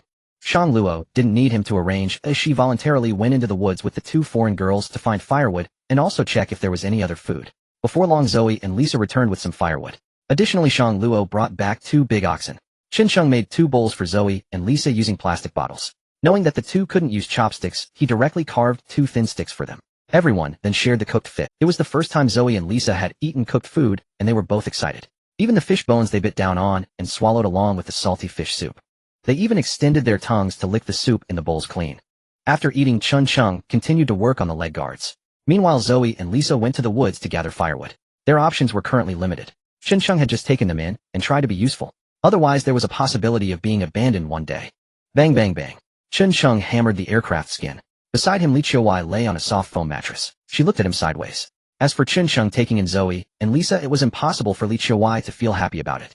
Having two more people to share their already limited food felt like a threat to her. Moreover, these two foreign girls, bold and beautiful, also gave her quite a sense of crisis. Why are you looking at me like that? Chen Cheng hammered the last piece of aircraft skin and glanced at Li Qiuwei with a smile he couldn't suppress, realizing he had been caught. Li Qiuwei didn't dodge or avoid him. The little girl Lin Zhao Zhao ran out to play after eating. Shang Luo also went into the woods behind to find food. Currently, there were only the two of them left in the shelter. What are you doing with this? Li Qiuwei asked curiously as she picked up a finished leg guard. Chen Cheng placed another piece of the nearly finished aircraft skin into the fire and wiped the sweat from his forehead. He didn't intend to hide it from Li Qiuwei. I plan to go to the mountain top to get a better understanding of this island. Li Qiuwei nodded silently. Indeed, they had been here for 7 days now. Not knowing what the situation was like here made her somewhat uneasy. So this is a leg guard. Chen Cheng nodded with. He picked up a leg guard and placed it on his calf, then took another piece to wrap it around. Look, if these two pieces are combined and tied with a rope, they fit perfectly. If we encounter a snake, as long as we are careful, the danger can be minimized. Li Qiuwei's eyes lit up with understanding. She felt a wave of admiration. Indeed, snake bites usually occur on the lower leg, so this method was much safer. But now it wasn't just about snakes. They definitely needed food. However, what worried her the most were the words spoken by Zhao and the time bomb in Chen Cheng's hands. It could be triggered at any moment. At that moment, Li Qiuwei could only hope to recover quickly. Not to mention whether she could help Chen Cheng, but she couldn't be a burden either. Over the past few days, her injuries had healed significantly. If this continued, she estimated it wouldn't be long before she could walk without the crutch. Li Qiuwei suddenly remembered the promise she made to Chen Cheng earlier. She suddenly felt a bit embarrassed, her ears turning slightly red. However, Chen Cheng was completely unaware. After finishing hammering the last piece of aircraft skin, he stood up and went to the seaside to wash up. After bringing back all the aircraft skins, he stared intently at Li Qiuwei. Li Qiuwei also felt a bit embarrassed. Why? Why are you looking at me? She had just been looking at Chen Sheng. Now it was her turn to feel shy. Chen Sheng's somewhat mischievous smile drew closer, causing Li Qiuwei to instinctively retreat. She began to stutter. What? What are you going to do? I want. Chen Sheng nodded earnestly. Li Qiuwei's expression froze, her ears turning completely red. Was that really what she meant? But looking at Chen Sheng, she surprisingly felt a hint of anticipation. However, it was still broad daylight, and moreover, just when she didn't know what to do, she found Chen Sheng approaching her with a wicked smile. Come on, let uncle check your wound. Saying so, Chen Sheng bent down and lifted Li Qiuwei's short skirt, truly checking her injuries. Li Qiuwei looked at him and immediately hit Chen Sheng in anger. Hey, be careful with the wound. Chen Sheng hurriedly reminded her. Li Qiuwei was so embarrassed that she wished she could find a hole to hide in. Chen Sheng looked at the condition of Li Qiuwei's wound. Earlier she had helped him and had to treat it, causing the wound to reopen. Moreover, the bandage was stained red. This silly girl didn't even say anything. Chen Sheng took out disinfectant and bandages from the medical kit. He gently unwrapped the old bandage. Feeling pain, Li Qiuwei instinctively grabbed Chen Sheng's hand. Li Qiuwei was already sweating from her forehead. Bear with it. Chen Sheng gently reminded her. Li Qiuwei softly responded with an Chen Sheng picked up a cotton swab from the medical kit, dipped it in disinfectant, and began cleaning around the wound. The wound was stimulated, causing Li Qiuwei to frown in pain. Chen Sheng looked at the injury, feeling a bit moved. After cleaning it up, he bandaged it with a new bandage. He only tightened it slightly at the end. Li Qiuwei seemed to have pulled on the wound. She suddenly tugged at Chen Sheng. Chen Sheng had originally planned to get up, but he was unexpectedly pulled back, and he ended up falling onto Li Qiuwei. What made him a bit awkward was that at this moment Li Qiuwei's skirt had not been lifted. Moreover, she wasn't wearing safety shorts. He found himself face-to-face with her lips. The warmth of his breath started. Her legs instinctively tightened around him. Chen Sheng suddenly found his head caught. Wasn't this a mistake of targeting? Li Qiuwei's face turned bright red. Instinctively she pressed down hard on Chen Sheng's head. Chen Sheng felt he could hardly breathe. If this continued, something would go wrong. Suddenly he thought of something. His nose twitched. Li Qiuwei seemed to have been her body trembled. As her legs relaxed, he finally had the chance to escape, gaining his freedom. Chen Sheng looked at Li Qiuwei. At this moment her face was as red as a monkey's bottom. She seemed somewhat weak and didn't dare to meet Chen Sheng's gaze. Chen Sheng felt a bit awkward too. He'll go out first. After saying that, he quickly tugged and stepped outside. He instinctively touched his nose. Was it wet? Chen Sheng splashed some seawater on himself to calm down. Only then did he stand up. Scanning the area not far away, he saw Tian Yue and Su Qiaoyan busy at work. Earlier, although she had brought back the small axe, he had deliberately given the small knife to Tian Yue. This could be considered a form of indirect protection. He also wanted to see how long they could persist under such conditions. At this moment the two of them had somehow brought back some small tree trunks and wild grass. Surprisingly, they were leaning against a tree, starting to build a shelter. This took him by surprise. But for Tian Yue and Su Qiaoyan, what they cared most about now was their living situation. Clearly they had the order wrong. When he returned to the shelter once again, Shang Luo along with Zoe and Lisa had already come back. Shang Luo brought back some food. Aside from Yodali, there were also several plants that Chen Sheng did not recognize. They must be edible. Additionally, Zoe and Lisa also brought back some firewood. Tonight would be just enough to manage. Chen Sheng glanced at Li Qiuwei out of the corner of his eye. The other party instinctively avoided his gaze. After what had just happened, it was indeed too awkward, and both of them were a bit hesitant to look at each other. He turned back to glance at the sky outside. It should be getting late. Just as he was about to speak, Shang Luo spoke up first. With a somewhat helpless expression he said, I just searched the woods over there. There shouldn't be any edible plants around here. Chen Sheng nodded slightly, indicating his understanding. How about this? Tomorrow you and I will go to the mountain top together. Let's see what edible things we can find along the way. Go up the mountain. Shang Luo looked fearful.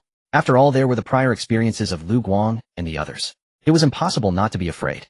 Don't worry, it's fine, I will take you, and we have protection. Besides, Chen Sheng looked into the distance.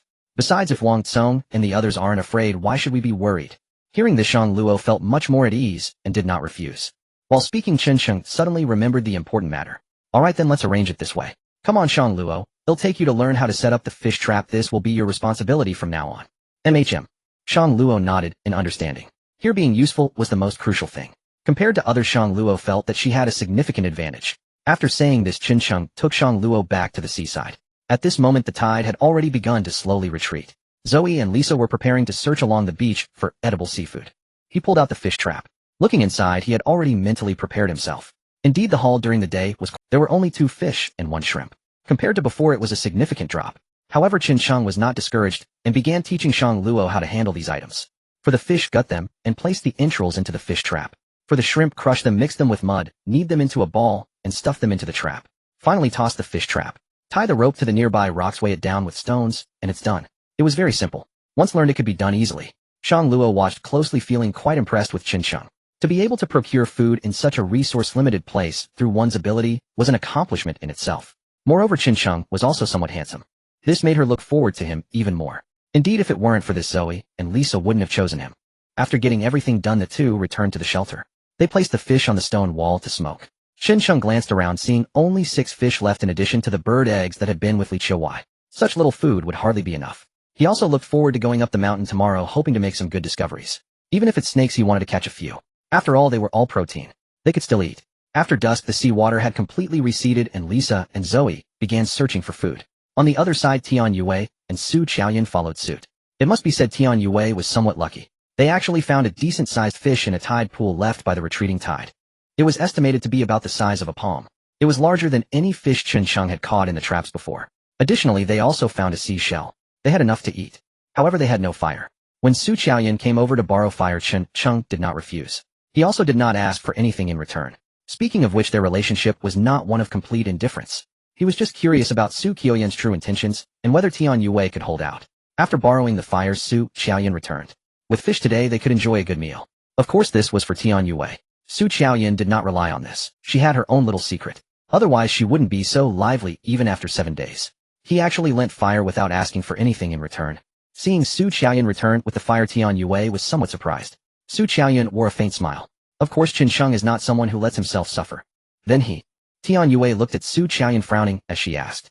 However, Su Qiaoyan waved her hand. Forget it, no more talk. Just consider it a small loss for us. Besides, we wouldn't be able to produce this fire ourselves, so let's just let him have the advantage. Hearing this, Tian Yue's resentment towards Qin Sheng was magnified once again. Su Qiaoyan smiled knowingly, placing the fire starter into the prepared fire pile. With a slight sigh, she said, "It is already our greatest fortune to have food, and still be alive. What more can we ask for?" Upon hearing this, Tian Yue's expression became somewhat abnormal. However, she found it hard to refute this point, and could only remain silent. Night fell. On Qin Sheng's side, with Zoe and Lisa added, it wasn't a big problem. The previous small bed could no longer accommodate them. However, the shelter could fit them all. They laid down 2 blankets by the fire, managing to make do. They had eaten in the afternoon, so naturally they would not eat again at night. Fortunately, Zoe and Lisa had gathered some firewood in the afternoon, which was barely enough.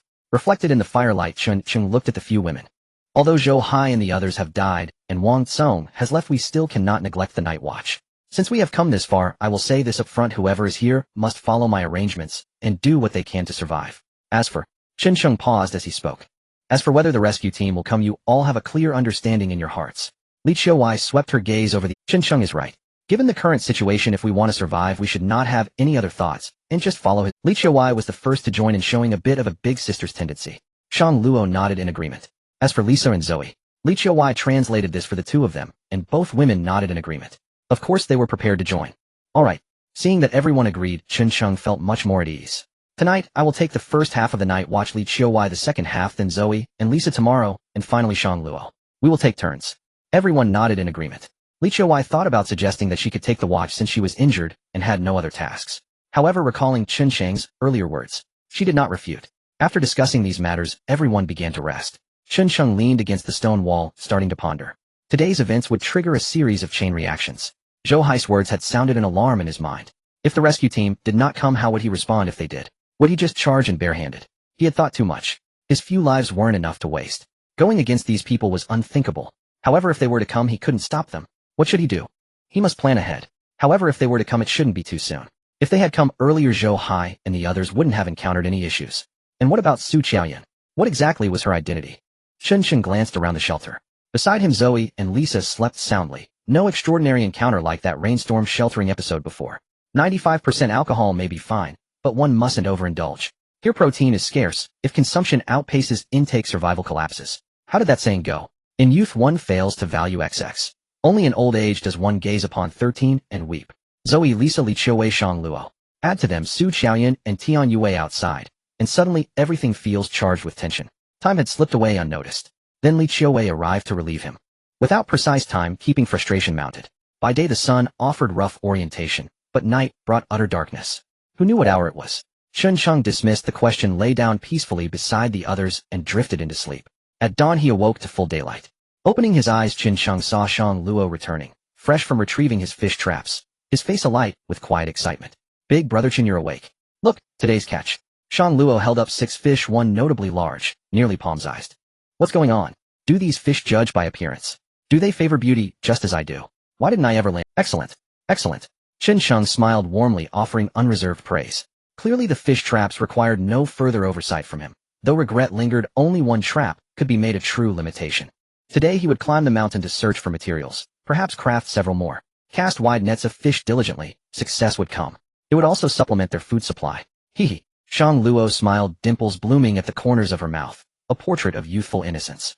Soon after, Lisa and Zoe returned clutching slender twigs, evidence they still hadn't grasped their purpose. Yesterday Chen Sheng had instructed them to gather firewood, and they obeyed faithfully. As for Li Qiuwei, she rested only after everyone else had awakened. The little girl Lin Zhaozhao unusually lingered in bed. Chen Sheng rose, stretched languidly, and gazed into the distance, where Tian Yue and the others had begun constructing their small shelter. Built around a single tree, its roof consisted of dried grass and leafy branches, adequate for shade perhaps, but doubtful against rain. Yet today's sky showed no sign of storm.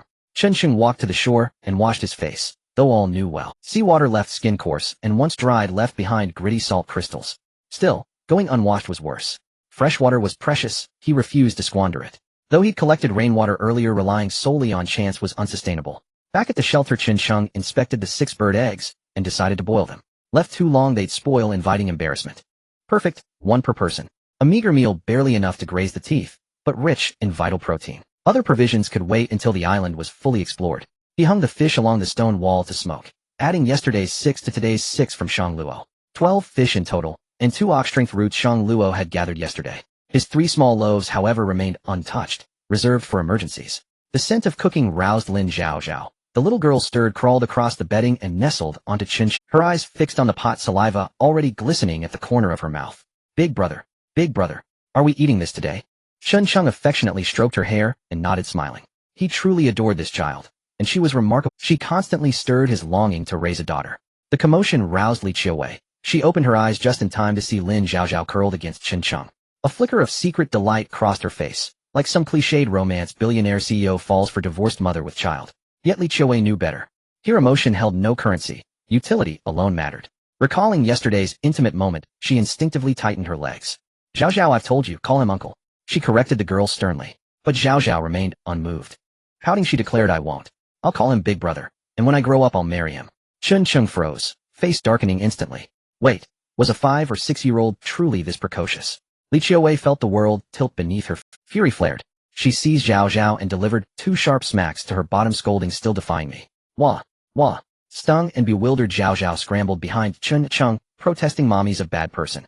Yes, I'm a bad person, and I'm your mother, so beating you is perfectly justified. Li Qiuwei glared, seething. Do you even understand marriage? Marry big brother when you grow up.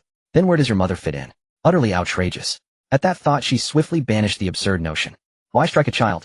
Chen Sheng chuckled, shielding the girl and meeting Li Qiuwei's gaze. It's innocent babble. She's just a child. He tried gently to reason with her. She responded only with a seductive, exasperated roll of her eyes. Shang Luo and Zoe watched nearby. Li Qiuwei held her tongue. Soon the eggs were boiled. Each received one, a temporary repast. If discoveries awaited them today, dinner would be richer upon return. After eating, Chen Sheng packed up, handing his small pack to Li Qiuwei for safekeeping, choosing to travel light. His bow and arrows came along, several wooden shafts tipped with serpent venom, others left untreated in hopes of spotting game on the island. He carried his small axe. The sickle went to Shang Luo. Another member bore a long wooden staff to fend off snakes, while Chen Sheng taught Shang Luo how to secure yesterday's crafted leg guards. 2 padded pieces fitted snugly against her calves, bound tightly with vine. Fortunately, Shang Luo wore simple white shoes, unlike Tian Yue and Su Qiaoyun's heeled footwear, ideal for mountain trails. Once prepared, Chen Sheng instructed Li Qiuwei to distill more fresh water today and produce coarse salt, which he'd refined into edible salt upon his return. Here food, freshwater, and salt were absolute necessities. With arrangements complete, he set off with Shang Luo. Tian Yue watched Chen Sheng and Shang Luo's attire, and instantly inferred their intent. That object rested on Chen Sheng's person. She felt a faint unease. Su Qiaoyun stood nearby, a faint knowing smile playing on her lips. Yue, what are you thinking? Tian Yue, a soft sigh escaped her. Chen Sheng led Shang Luo through the woods, arriving at the spot where he previously harvested the banana leaves. This area is near the sea, and it was clear that someone had walked through here. Without needing to think, Chen Sheng could guess who it was. This time he ascended the mountain to check on several islands, and of course to observe where Wang Tsong and the others were headed, just to be prepared. After all, the other party had dared to steal a corpse. What other strange things they could do he was not curious about. Actually, this can be eaten. Chen Shang, holding a wooden stick, was about to follow the traces left by Wang Tsong and the others when Shang Luo "Which one?" Chen Shang turned to look at Shang Luo. Shang Luo tapped the small banana tree with the stick in his hand. "This one. This indeed shows that one never stops learning." Chen Shang knew this could be eaten, but he was unaware of its medicinal value. The reason he hadn't harvested it was that he was more interested in the This indeed shows that one never stops learning. Chen Shang knew this could be eaten, but he was unaware of its medicinal value. The reason he hadn't harvested it was that he was more interested in the leaves above.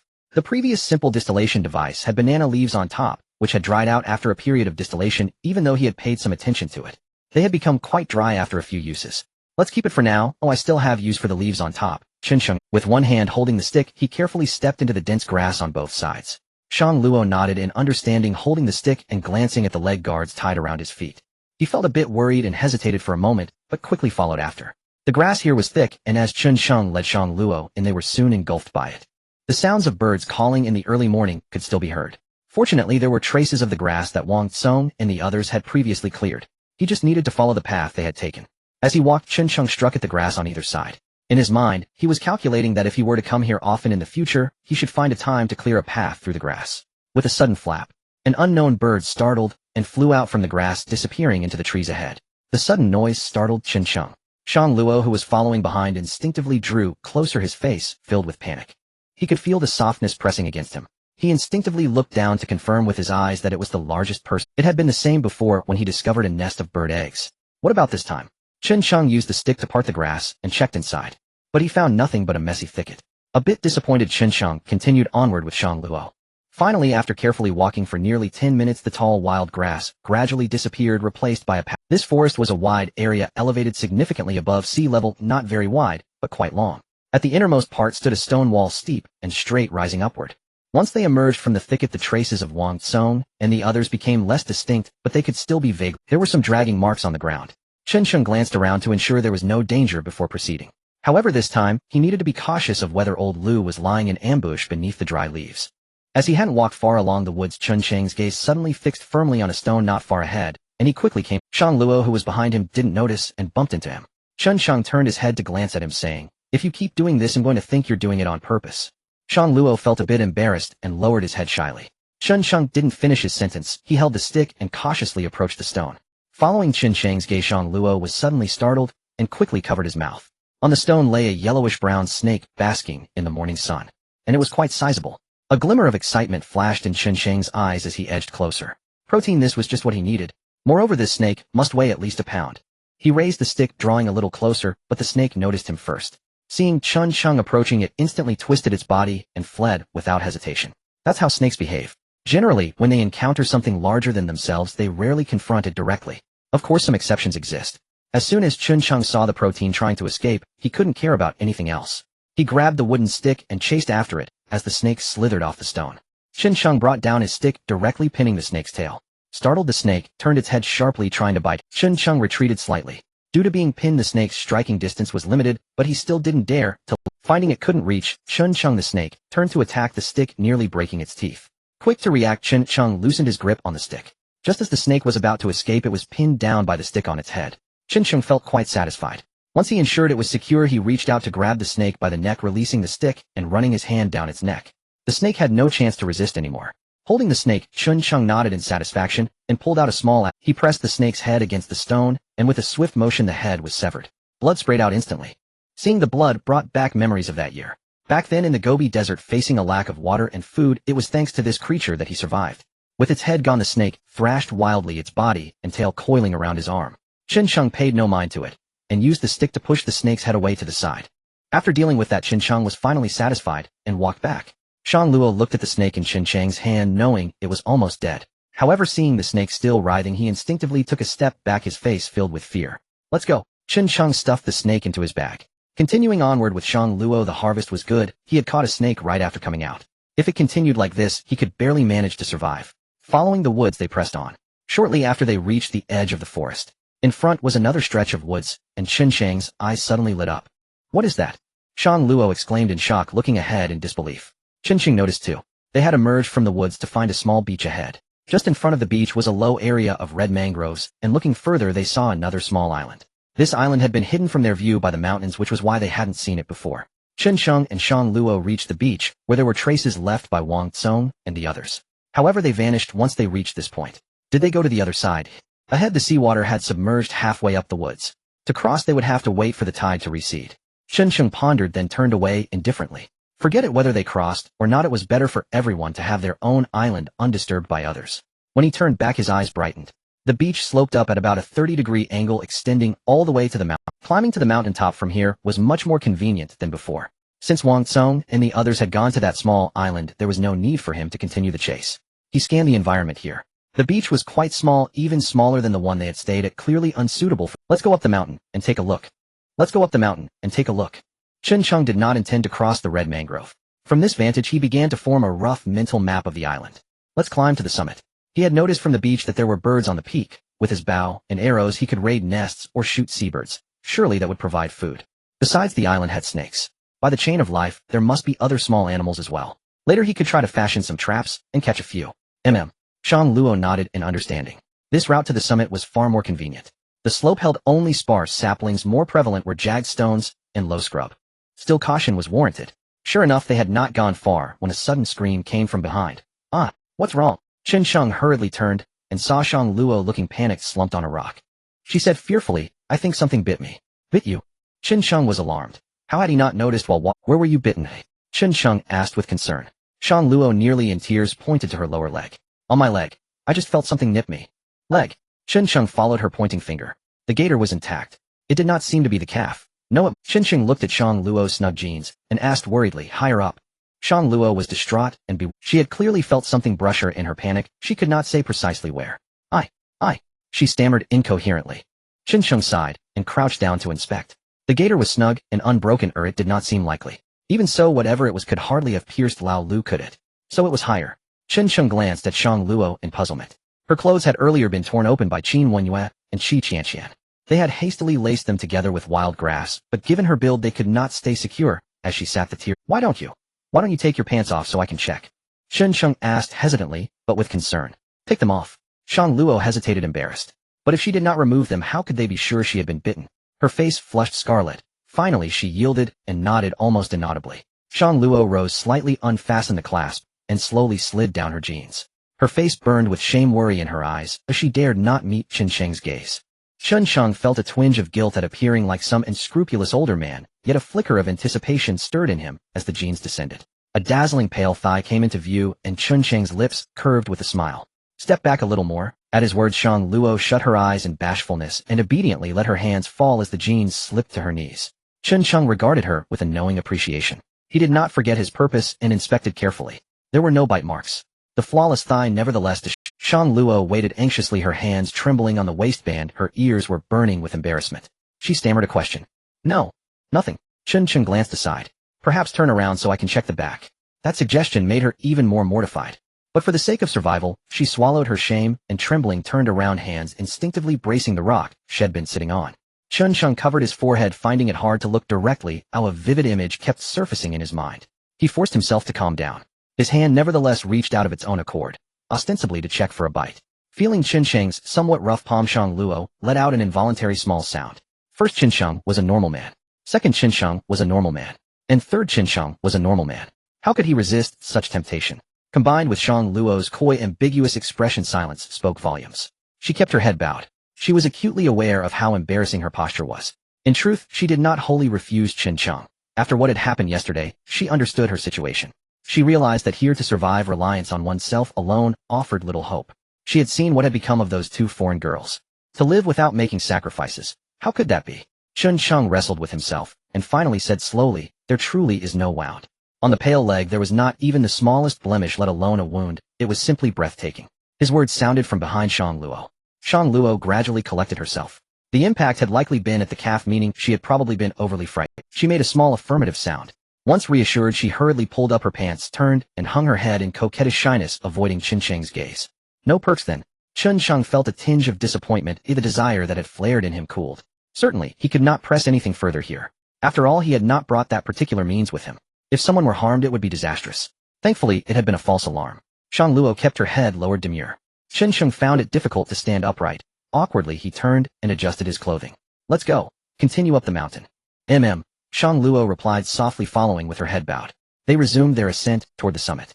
Before they reached it, however, the seabirds above were startled, seemingly unwelcoming toward these strangers. The birds wheeled and cried in the air, almost mounting an aerial assault. Chen watched them and began to scheme. Why not find a way to get some for food? It was not impossible. He raised his bow and arrows, eager to try, but the targets were too high and moving. With a makeshift bow, how could he manage? After wasting several wooden arrows, he gave up. The summit was strewn with jagged rocks and sparse vegetation. Green mosses grew thick and many protruding stones were mottled with bird droppings, yet there were no visible nests. They picked their way over the rubble and continued upward. This area was safer. No need to prod unknown Lao Lu with a stick, any danger would be visible at a glance. Beyond the rubble, they finally reached the summit. Chen swept his gaze around, the vista opened wide, and the distant sea stretched before them. It was boundless. Behind them lay the islet where Wang Tsong and the others had gone. Wait, what is that? Chen shaded his brow and stared beyond that islet. There seemed to be a hazy gray silhouette, like a large island. The outline was substantial. Shang Luo had kept her eyes down the whole way, not daring to look at him. She now seemed to notice the gray contour too, pointing excitedly. Brother Chun, is that land? Chen shook his head slightly. If it were mainland, someone would have reached it at this distance. It looked more like a fairly large, uninhabited island. It was still rather far, swimming there was out of the question. In time, though, they might fashion a raft and attempt the crossing. That island was large. Surely its fauna outnumbered those here. Chen turned his head to the left, and his eyes lit with sudden delight. To the left of the mountain peak lies a steep cliff. At the edge of the cliff, numerous seabirds spiral and chirp, protesting against the presence of these outsiders. In the crevices of the cliff, there are several nests. Some visible to the naked eye even contain white bird eggs. Yet the cliff is so steep. To try and retrieve the bird eggs seems nearly impossible. Without a safety rope, there is simply no way down. Naturally, Chen excitement is not about these nests. Rather, looking further down from his perspective reveals a platform significantly raised above sea level. The platform is quite large, with trees lush and flourishing. At the edge of the platform is a vast beach. Compared to the one on their side, it is several times larger. Moreover, the seabed at the beach's edge extends into the sea. The water does not appear very deep. This is simply a natural place for beachcombing. The flat woods backed by the mountain could serve as a shelter, with the beach right outside. This is a significant improvement over their current situation. Of course, if they could find a water source down there, it would be perfect. Most importantly, the trees on the beach connect to the area where they are currently staying. This means that as long as they can traverse the tall wild grasses, they can reach it by climbing over a small ridge. To the left of the beach is a steep pile of rubble. There is only one way in and out. This gives Chen a lot of operational space. He must move over. He does not have much food left, and if he can rely on beachcombing at sunset for sustenance, the hope of survival will greatly increase. Shang Luo is still gazing at the outline of the distant island, feeling somewhat hopeful. Yet she knows that given their current situation, going over there is undoubtedly akin to seeking death. She quietly turns her head only to see Chen looking to the left, curiously glancing over. With just one look, her eyes instantly lit up. Of course, she is not thinking as much as Chen. Instead, she sees the very thing she wants to see most. Brother Chen, it looks like there are cassava trees over there. Shang Luo excitedly points at a dense thicket at the edge of the woods, exclaiming, "Cassava trees." Chen he does not recognize cassava trees. However, he knows that cassava is edible. Steamed, boiled, or dried and ground into flour, it is all food. Are you sure? Chen asks for confirmation again. Shang Luo nods vigorously. It's cassava. I've seen it before, but cassava is toxic and needs to be soaked in water for 2 days. With confirmation received, Chen heart fills with joy. As for soaking it, that is not a big issue. With beachcombing and cassava, this resolves at least half of their food problem. Additionally, they can rely on distilling fresh water and refining. If they occasionally catch a few snakes or some seabirds, they should be able to survive. Then it's settled. Oh, we have a general understanding of the island's situation. Let's go down and confirm. Chen decisively states. From their morning departure to reaching the mountain peak, they did not take much time. After all, the island is not very large. Shang Luo nods in understanding. The two immediately prepare to descend. They retrace their steps. The two remain cautious. Chen even detects traces of snakes, but unfortunately, after pursuing, the creatures slip away faster than anyone else, disappearing into the underbrush. Of course, he also notices seabirds flying down. Chen tries to shoot an arrow. The distance is too far and his aim is considerably off, making it impossible to hit. However, if he gets closer, the seabirds would detect him and fly away. These issues are not significant. Chen thinks about the cassava and the beach situation. He returns to the thicket. Chen remains fully alert. Since they cannot rely on Wang Tsong and the others for pathfinding, everything depends on themselves. Moreover, since he intends to move over, he must clear a path. Chen begins to strike the thicket with a wooden stick. He also takes Shang Luo's sickle to clear the wild grasses. Perhaps it is nearing noon and no traces of spicy strips have been found here. Instead, a few unknown seabirds are startled. As he clears the area, Chen quickly leads Shang Luo out of the thicket. This area is a slope. It feels much safer.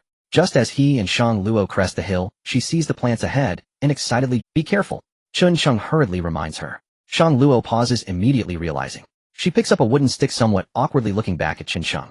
She looks quite adorable. Fortunately, there are no other dangers. Chun Chung walks over, and Shang Luo is already crouched beneath a cassava tree.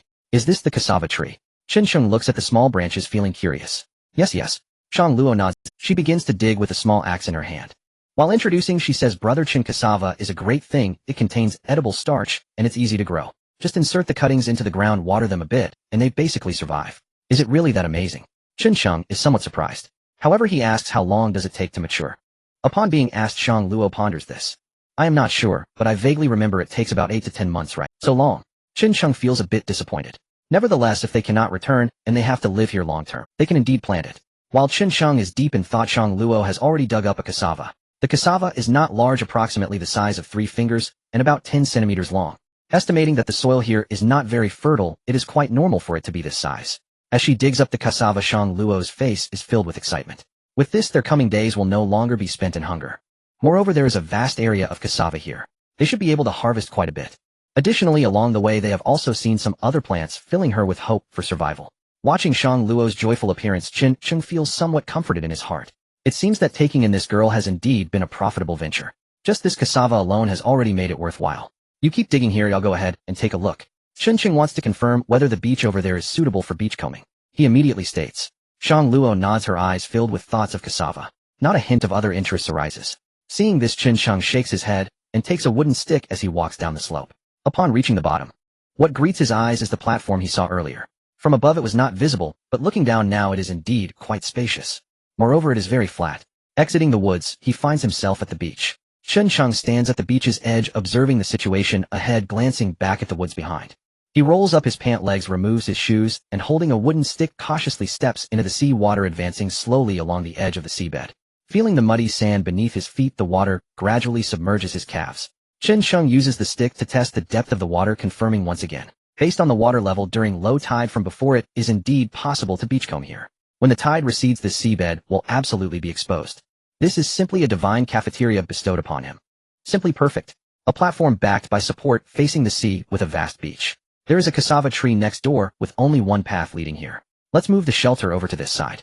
This is so much better than over there. Chun Chung sat on a protruding reef, putting his shoes and leg guards back on. If they persisted for a while, it would be more than enough. Chun Chung watched Shang Luo squatting on the ground digging cassavas. She used both hands, but for them now there was no room for luxury. Having something to eat was already a blessing.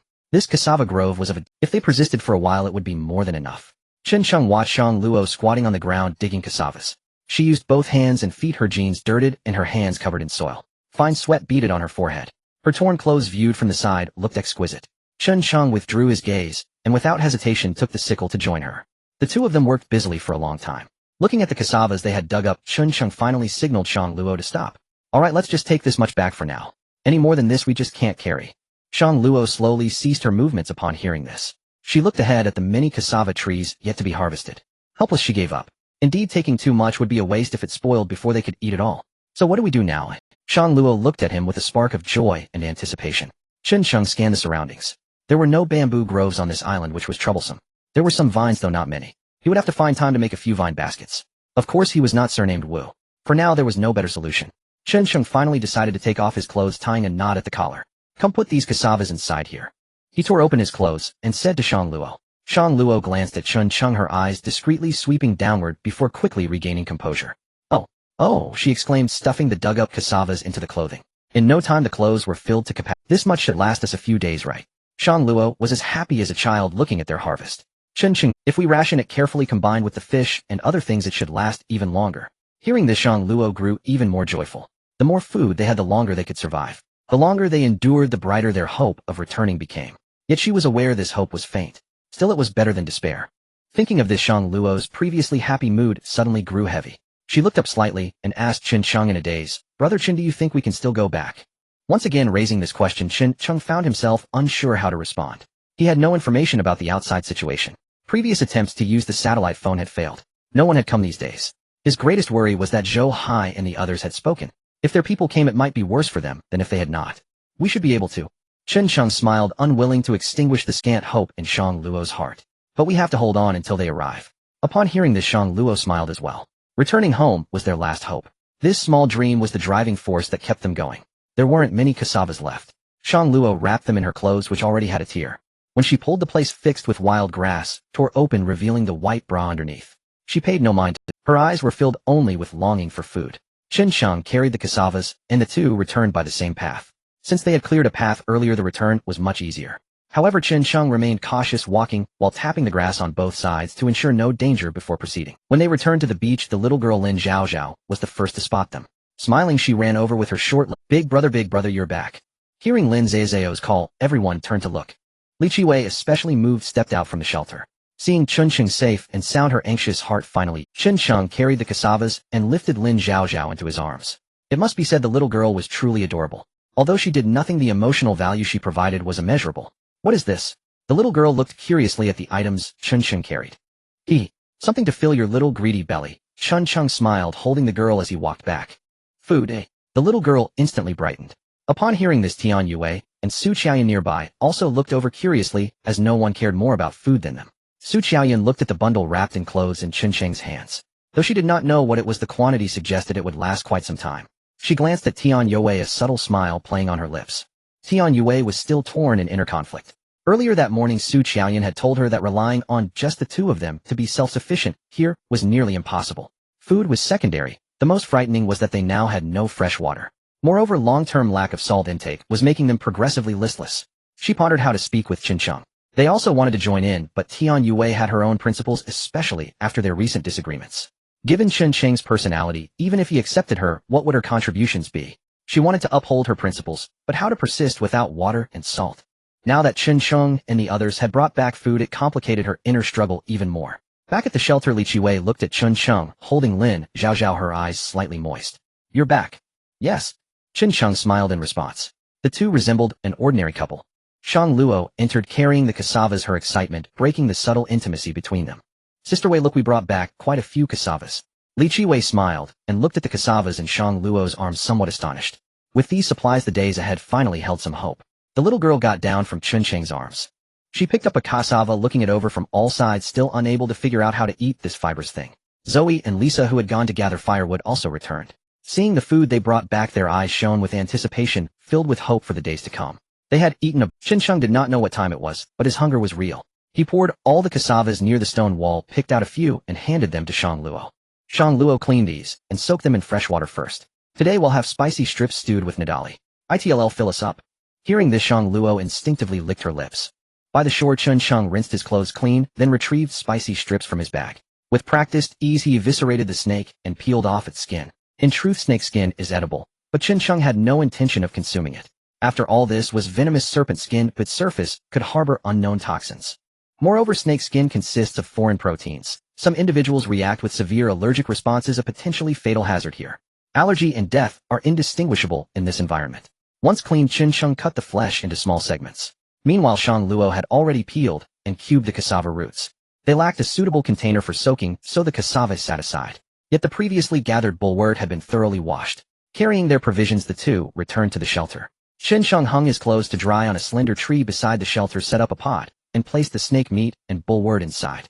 He poured in several bottles of rainwater collected earlier. Li Qiwei added a pinch of salt, then ignited the fire and began stewing.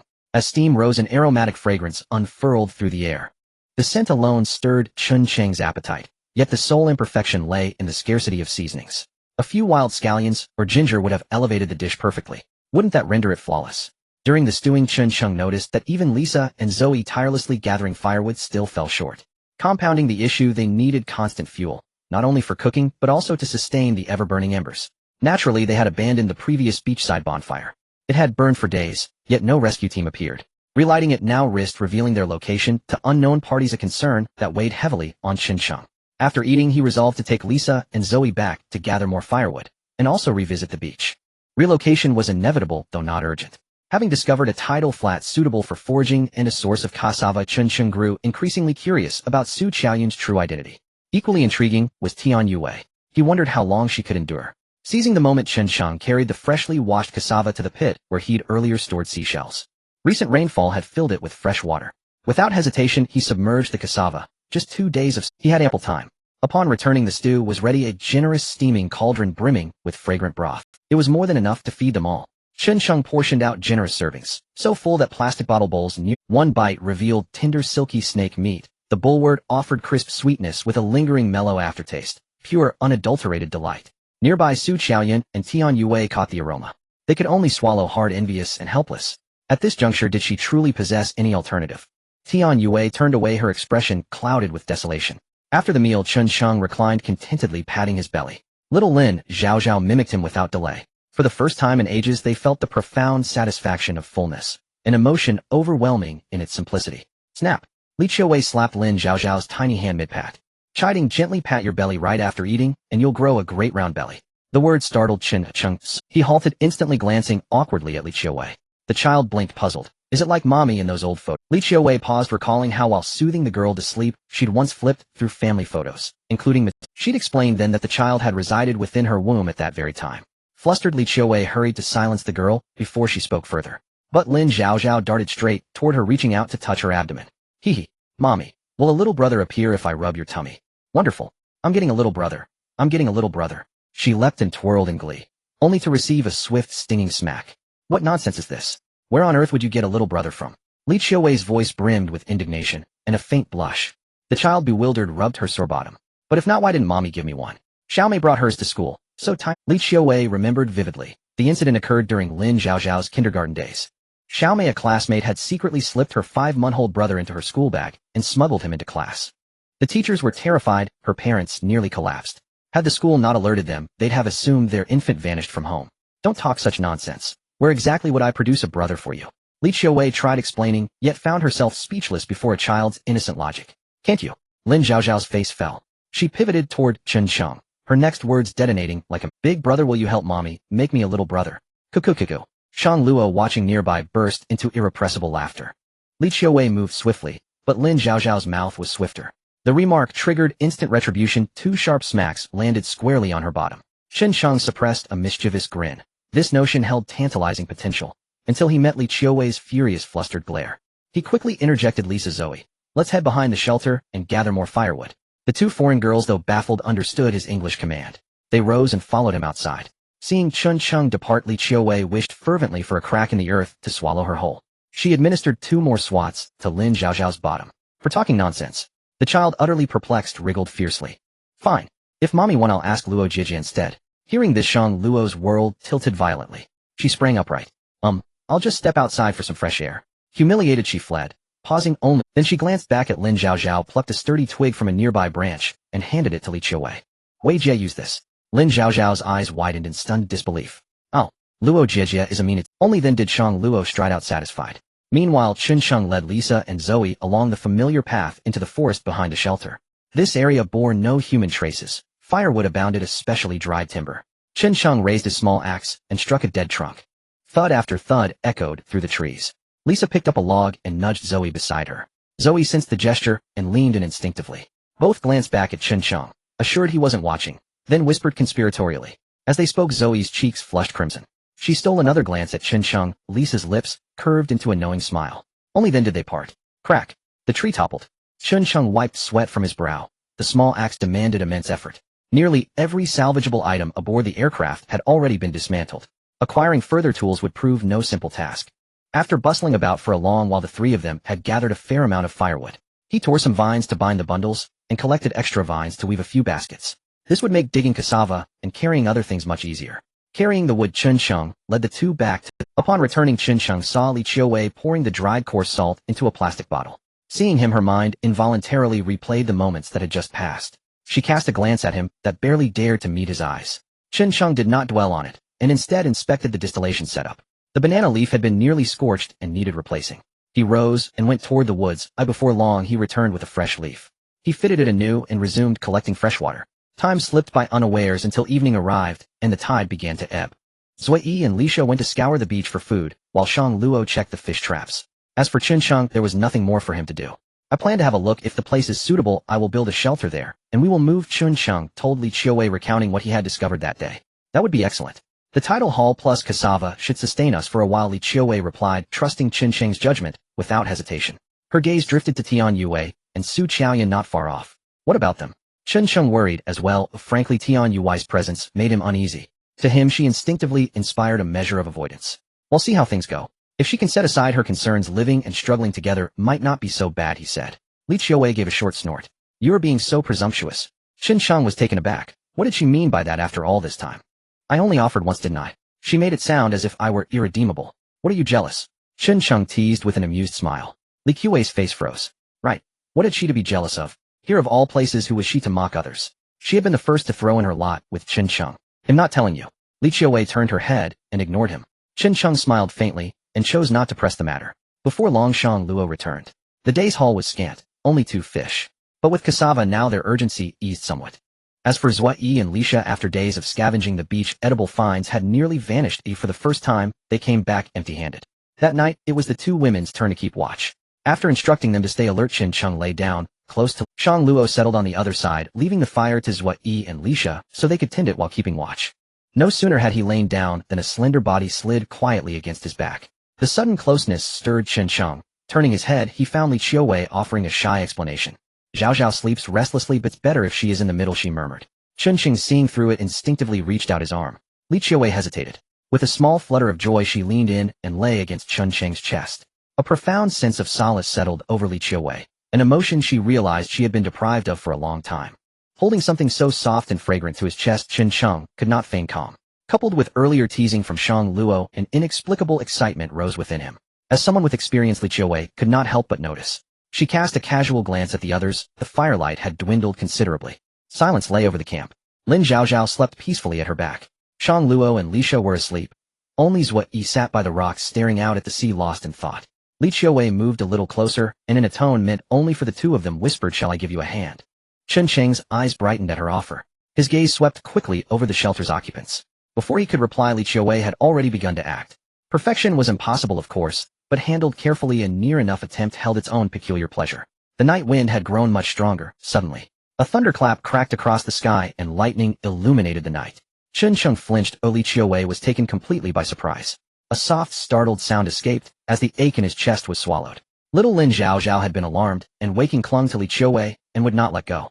Her eyes carried a hint of bewilderment, and she sniffed reflexively. After the thunder, the sea wind began to rage with renewed ferocity. Concern tightened in Chen Sheng's heart. This wind was clearly stronger than before. Would their shelter endure? He could feel the shelter shudder. Shang Luo, still shaken by the thunder, edged a little closer to them instinctively. By the fire, Zhua Yi moved inward as the wind howled. Yet tonight there was only wind and thunder. The rain stubbornly refused to fall. Before long, the thunder faded away. Chen Sheng felt a measure of helplessness. Having prepared to collect water, he merely resigned himself and lay back down. Relaxed, he slept more soundly than before. At the first pale light of dawn, Chen Sheng awoke, not naturally, but driven by a full bladder. He scanned the sleeping group and glanced at Lisha, still on watch, then rose and stepped outside, stretching in the cool morning. Seeing that no one watched, he discreetly relieved himself into the sea. Just as he pulled up his trousers, he heard soft footsteps and spun around. There stood Tian Yue with a hesitant look. "Chen Sheng, can we talk?" Seeing her now, Chen Sheng was surprised. Her face was sallow, lips cracked, and eyes puffy as if she had not slept all night. She looked like a different person. Chen Sheng thought for a moment and nodded slowly. Tian Yue scanned the surroundings. "This isn't a place to talk. Come with me." Chen Sheng did not overthink it. In her present state, she was no match for him. Perhaps he half feared she might do him some harm. They walked along the beach to the birch trees. Tian Yue stopped, glanced toward the distance, and said, "I talked with Sister Yun all night. She was right." Hearing that, Chen Sheng wondered if Su Qiaoyun had succeeded in persuading her. He was surprised. Only a day's words had such effect. Was Su Qiaoyun really so formidable? Tian Yue did not notice his puzzled expression, and went on, "Here with our limited abilities, survival is nearly impossible." She looked at Chen Sheng with a mix of pleading and a quiet resignation. "Chen Sheng, will you promise me? Take that thing back." Alarm flared in Chen Sheng's chest at her words. This was not acceptance, but a death wish. "What do you mean by that?" Chen Sheng was taken aback. He had hoped Su Qiaoyun's pleading had done some good, yet this girl plainly intended to give up. Tian Yue smiled faintly. "For me, if Elder Fu is dead, then my mission has already failed, and the fact he entrusted the item to you shows he trusted you to bring it back. As for me," Tian Yue said, looking into the distance with a bitter smile, "being able to drive away those with ill intent, so the thing does not fall into their hands, would at least give me some peace." She seemed to have reconciled herself and turned to Chen Sheng. "I must thank you," she said. "You saved my life when the plane crashed and helped me afterwards." I was too naive before, she admitted. Here everyone wants to survive. Extreme decisions are understandable in such. Everyone has things they cannot let go of. Chen Sheng grew serious, pondering how to pull Tian Yue back from this brink. To be honest, he truly admired the girl. In a place like this, no one is entirely wrong whether they cling to principle. Each person has their own choice, where some find joy, others find sorrow. It was simply regrettable to face such a dilemma. But what if I say no, he thought. That Tian Yue came to him showed there was something she could not let go of. What was it? Chun Sheng immediately gasped. Tian Yue did not expect Chun Sheng to refuse. Incredulity flickered across her face as he produced an object from his pocket. He looked at her and tried to persuade her, saying that if possible, it would be best for her to deliver the item herself. However, he offered to keep it for her temporarily. Tian Yue wanted to return it herself, but to survive, she would have to forsake her principles and beliefs. However, he offered to keep it for her temporarily. Tian Yue wanted to return it herself, but to survive, she would have to forsake her principles and Chun Sheng felt as if his very sense of self had been struck down, and he grew angry. You are so self-righteous, so proud, he snapped, intent on dying and leaving this trouble to me. Have you considered whether I am willing, he demanded coldly. Someone like you should not die here. But you promised, Elder Fu. Tian Yue protested, not understanding his fierce reaction. I did promise, she said. Chun Sheng was dismissive. You know what kind of man I am, he said. A promise does not mean I am bound to act. Tian Yue was suddenly at a loss for words. Besides, survival is uncertain. What if Zhou Hai's to survive, one might have to hand the item over even after saying otherwise. You dare? Tian Yue exploded in anger. How could someone be so shameless? Where is your morality? Where is your bottom line? Chun Sheng sneered. Why not? I am no saint, I have no lofty dreams, I simply want to get back alive, he said. Tian Yue was convinced he would likely do just that, and fell into confusion. Chun Sheng sensed the moment was right, only one final element remained. He adopted an angry demeanor and declared that this very thing was the root of their troubles. If not for it, they would not be entangled thus. Since everyone coveted it, then none of them should have it. With a flourish, Chun Sheng threw the object into the sea. It made a soft splash as it hit the water, and Tian Yue watched in disbelief. Everyone was stunned. No, how could he throw it away? Ignoring that she could not swim, Tian Yue lunged for the sea to retrieve it. Chun Sheng grabbed her firmly. Let me go, she struggled. Are you mad? Can you even swim? He warned. His warning jolted her to sense, but she remained unyielding. No, the item must be returned, she insisted. I promise. Chun Sheng was at a loss. He slightly opened his hand, and the egg appeared again in his palm. Seeing the recovered object, Tian Yue grew excited. She reached for it, but he quickly withdrew it, regarding her coldly. I tell you, Tian Yue, he said, I will hold this for now and return it to you later, but if you act like this again, next time what I throw may not be a stone. At that, she flew into a rage and punched Chun Sheng weakly, cursing him. Chun Sheng, you bastard. You only just realized. Chun Sheng said unconcernedly, offering a faint smile. Decide carefully, he warned. Oh, I may not be able to keep it. If Zhou Hai's people come, I cannot handle them alone. If you will not protect me, then handing it over is inevitable. He used that as a threat, and it struck Tian Yue's soft spot. Besides, would you truly want Elder Fu to die without? Those words broke her long-held composure, and she collapsed into tears, sobbing uncontrollably. Chun Sheng, you bastard, you won't even let me die, she cried. Watching her hysterical sobbing, Chun Sheng sighed softly. He did not want Tian Yue to die. Beyond admiration, he feared the arrival of Zhou Hai's men. Li Qiui's wounds had not healed. Her combat strength was halved. As for sheer survival skill, he had the edge, but in a fight, if Tian Yue recovered fully, he might not prevail. With such martial prowess, it would be wasteful not to preserve her. Wanting to die is not so simple. After a spell of crying, she seemed to calm. Tian Yue gradually steadied herself. She lifted her head and looked at Chun Sheng. The deadness had gone from her eyes, and she stared at him with determination. Will you keep your word? Chun Sheng asked with a slight smile. Of course, she replied. If we return alive and hand this over to the state, perhaps we might even earn a banner. If I bring it back to the village, my parents will be so proud. He continued, my mother at the village information post will boast to everyone. He even snorted at the thought. Tian Yue laughed at his unseriousness. Rest assured, she said, if it can be delivered, I will report it. It do not speak of banners. You can ask for anything. Really? Chun Sheng grinned mischievously and appraised her with amused eyes. She suddenly clutched her chest at his. You are such a rogue, she scolded. Chun Sheng chuckled, saying he was merely imagining a job where he need not work, but still had money and full benefits.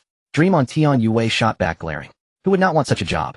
The thought made her momentarily savor the idea. She regarded him solemnly. I can ignore your dealings with them, she said, but if you try to force me, I would rather die than complain. Chun Sheng laughed lightly. Relax, he said, there are so many beauties, I am too busy for any leftovers for you. He valued Tian Yue for her ability. As for everything else, he added, that can be discussed later. With no choice, Tian Yue abandoned other thoughts. To live and to safeguard the object in Chun Sheng's hands in return, that was her foremost purpose. As for anything else, she no longer pondered it.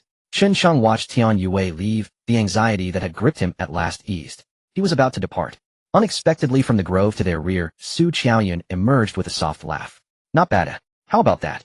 I keep my promises. Chun Sheng turned to look at Su Qiaoyun, speechless. Aren't you afraid shall truly be finished? Su Qiaoyun smiled serenely. Why fear? Here one less person means another share of food. Living is more important than anything. Crazy woman. Chun Sheng muttered an obscenity under his breath, but Su Qiaoyun couldn't have cared less. She edged closer until her body nearly pressed against his. She breathed warm breath against his ear. Besides, aren't you here? With your little schemes, would you really pass up such a— Chun Sheng glanced at Su Qiaoyun, bafflement in his eyes. Then what is your purpose? Su Qiaoyun smiled. She extended a jade-like hand, teasing the stubble on Chun Sheng's chin. Of course I want to follow you to survive. Who would willingly die if they could live?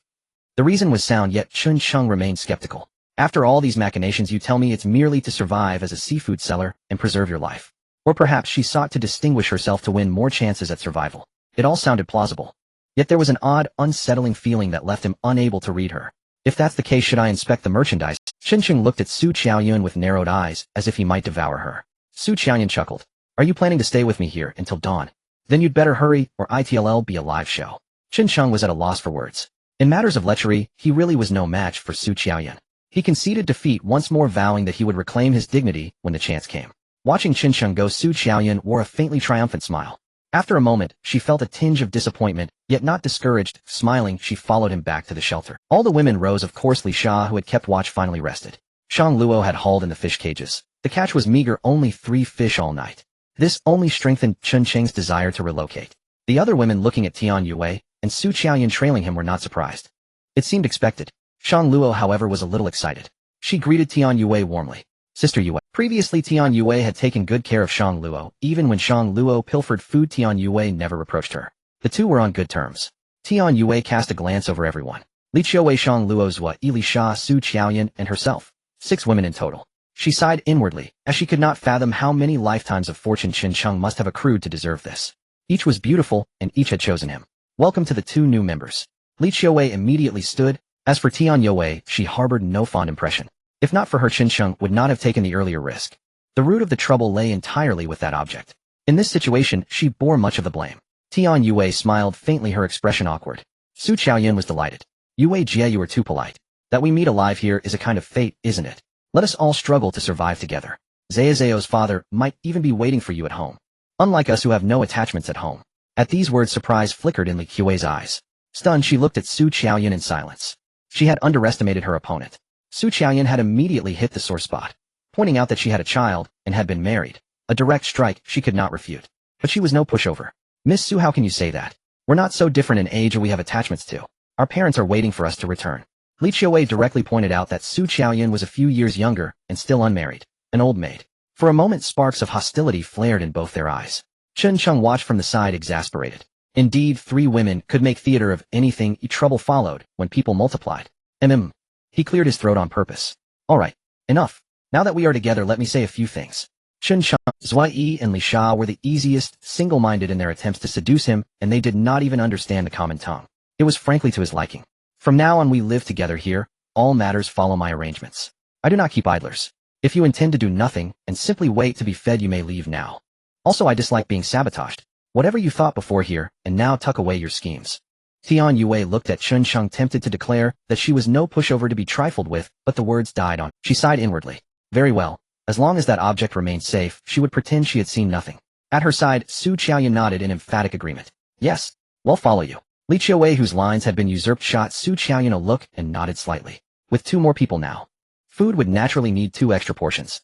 Fortunately, they had dug up so much cassava yesterday, in a couple of days it would be edible. Chun Sheng wasted no words and looked to Li Qiuwei. Make something to eat first. Without Niodali today, it would be stew fish alone, yet Chun Sheng was not flustered. After we eat, Shang Luo helped Sister Qiuwei distill fresh water here. Also peel the remaining cassava and soak them over there. The rest of you come with me.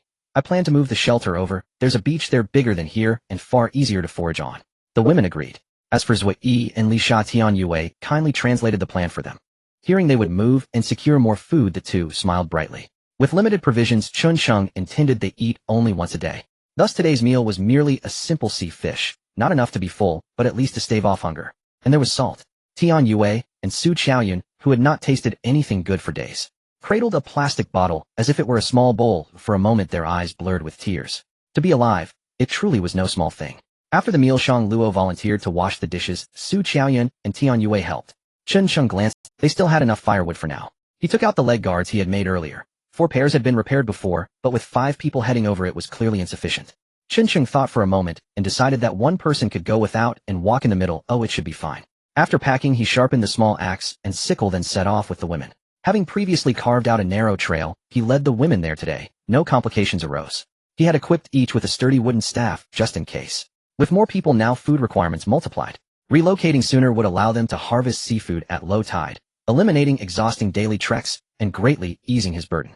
The path proved remarkably safe. Perhaps their earlier forays had startled smaller creatures into flight. None remained along the route. They crested the ridge and descended the slope, until the forested plateau and the sunlit beach unfolded before them. The women stared stunned at the stretch of gleaming sand. While they barely survived on the other side, a vast open beach lay just beyond the ridge, a jarring contrast in terrain and fortune. Tian Yue stood speechless, yet she knew full well such fortune never appeared unbidden. Had Chen Cheng not explored the island and blazed this trail, they would never have dared venture here. Chen, it's enormous. Will we live here now? Absolutely, Chen Cheng replied with a warm smile. This place surpasses the old one in every way. Unless you object. Never. Zoe shook her head vigorously, then clasped his hand and gazed up at him with earnest. Shameless. Su Qiaoyun murmured softly, knowing full well Zoe and Lisa couldn't understand Mandarin.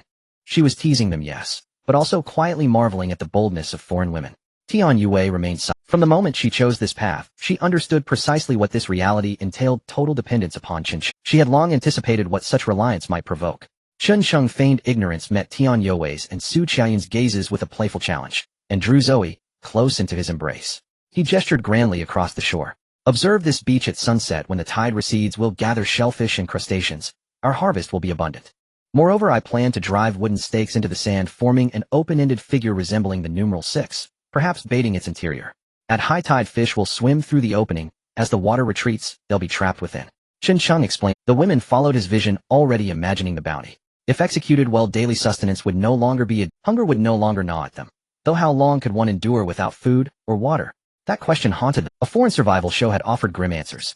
Here, however, the sea granted them nature's greatest advantage. But enclosing the entire area would demand immense labor.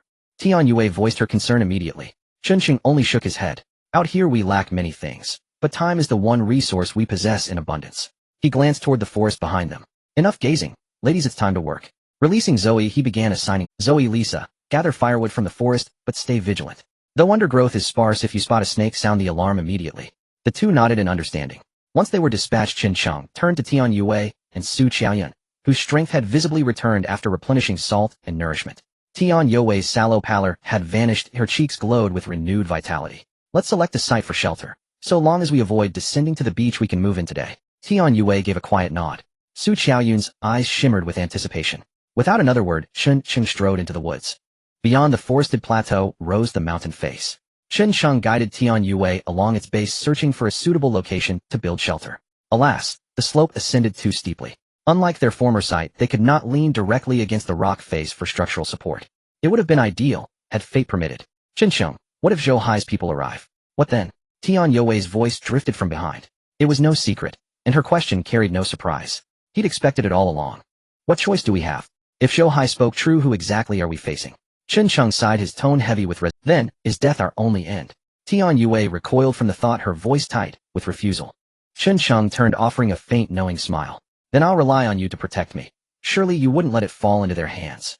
Tian Yue rolled her eyes. Do you even have the nerve to say that? Chen Cheng merely shrugged, unabashed, even before Su Qiaoyun. Why not? It's fair exchange. Should matters truly deteriorate, we each face fate as it comes. Survival remains the sole imperative. Tian Yue fell silent. She knew with chilling clarity the caliber of adversaries awaiting them. Against such odds, resistance seemed futile, escape itself a miracle beyond hope. Su Qiaoyun, however, wore a wry, skeptical smile. Would he truly surrender? She found the notion utterly, yet she withheld her doubt. They continued along the mountainside, until halting beside a colossal boulder dislodged long ago from the summit. Between the stone and the cliff wall yawned a spacious cavity. Chen Cheng circled it, pulse quickening, then nodded, deeply satisfied. Using this natural alcove as their base promised unmatched efficiency. Minimal timber required, a simple drainage ditches around the perimeter would prevent flooding. Once upright supports were secured, a robust roof would withstand even the fiercest sea gales. And the cavernous space beneath could easily house them all. Tian Yue and Su Qiaoyun exchanged exhilarated glances. This place eclipsed their former refuge entirely. Excellent. This is our camp. Chen Cheng declared the decision with finality.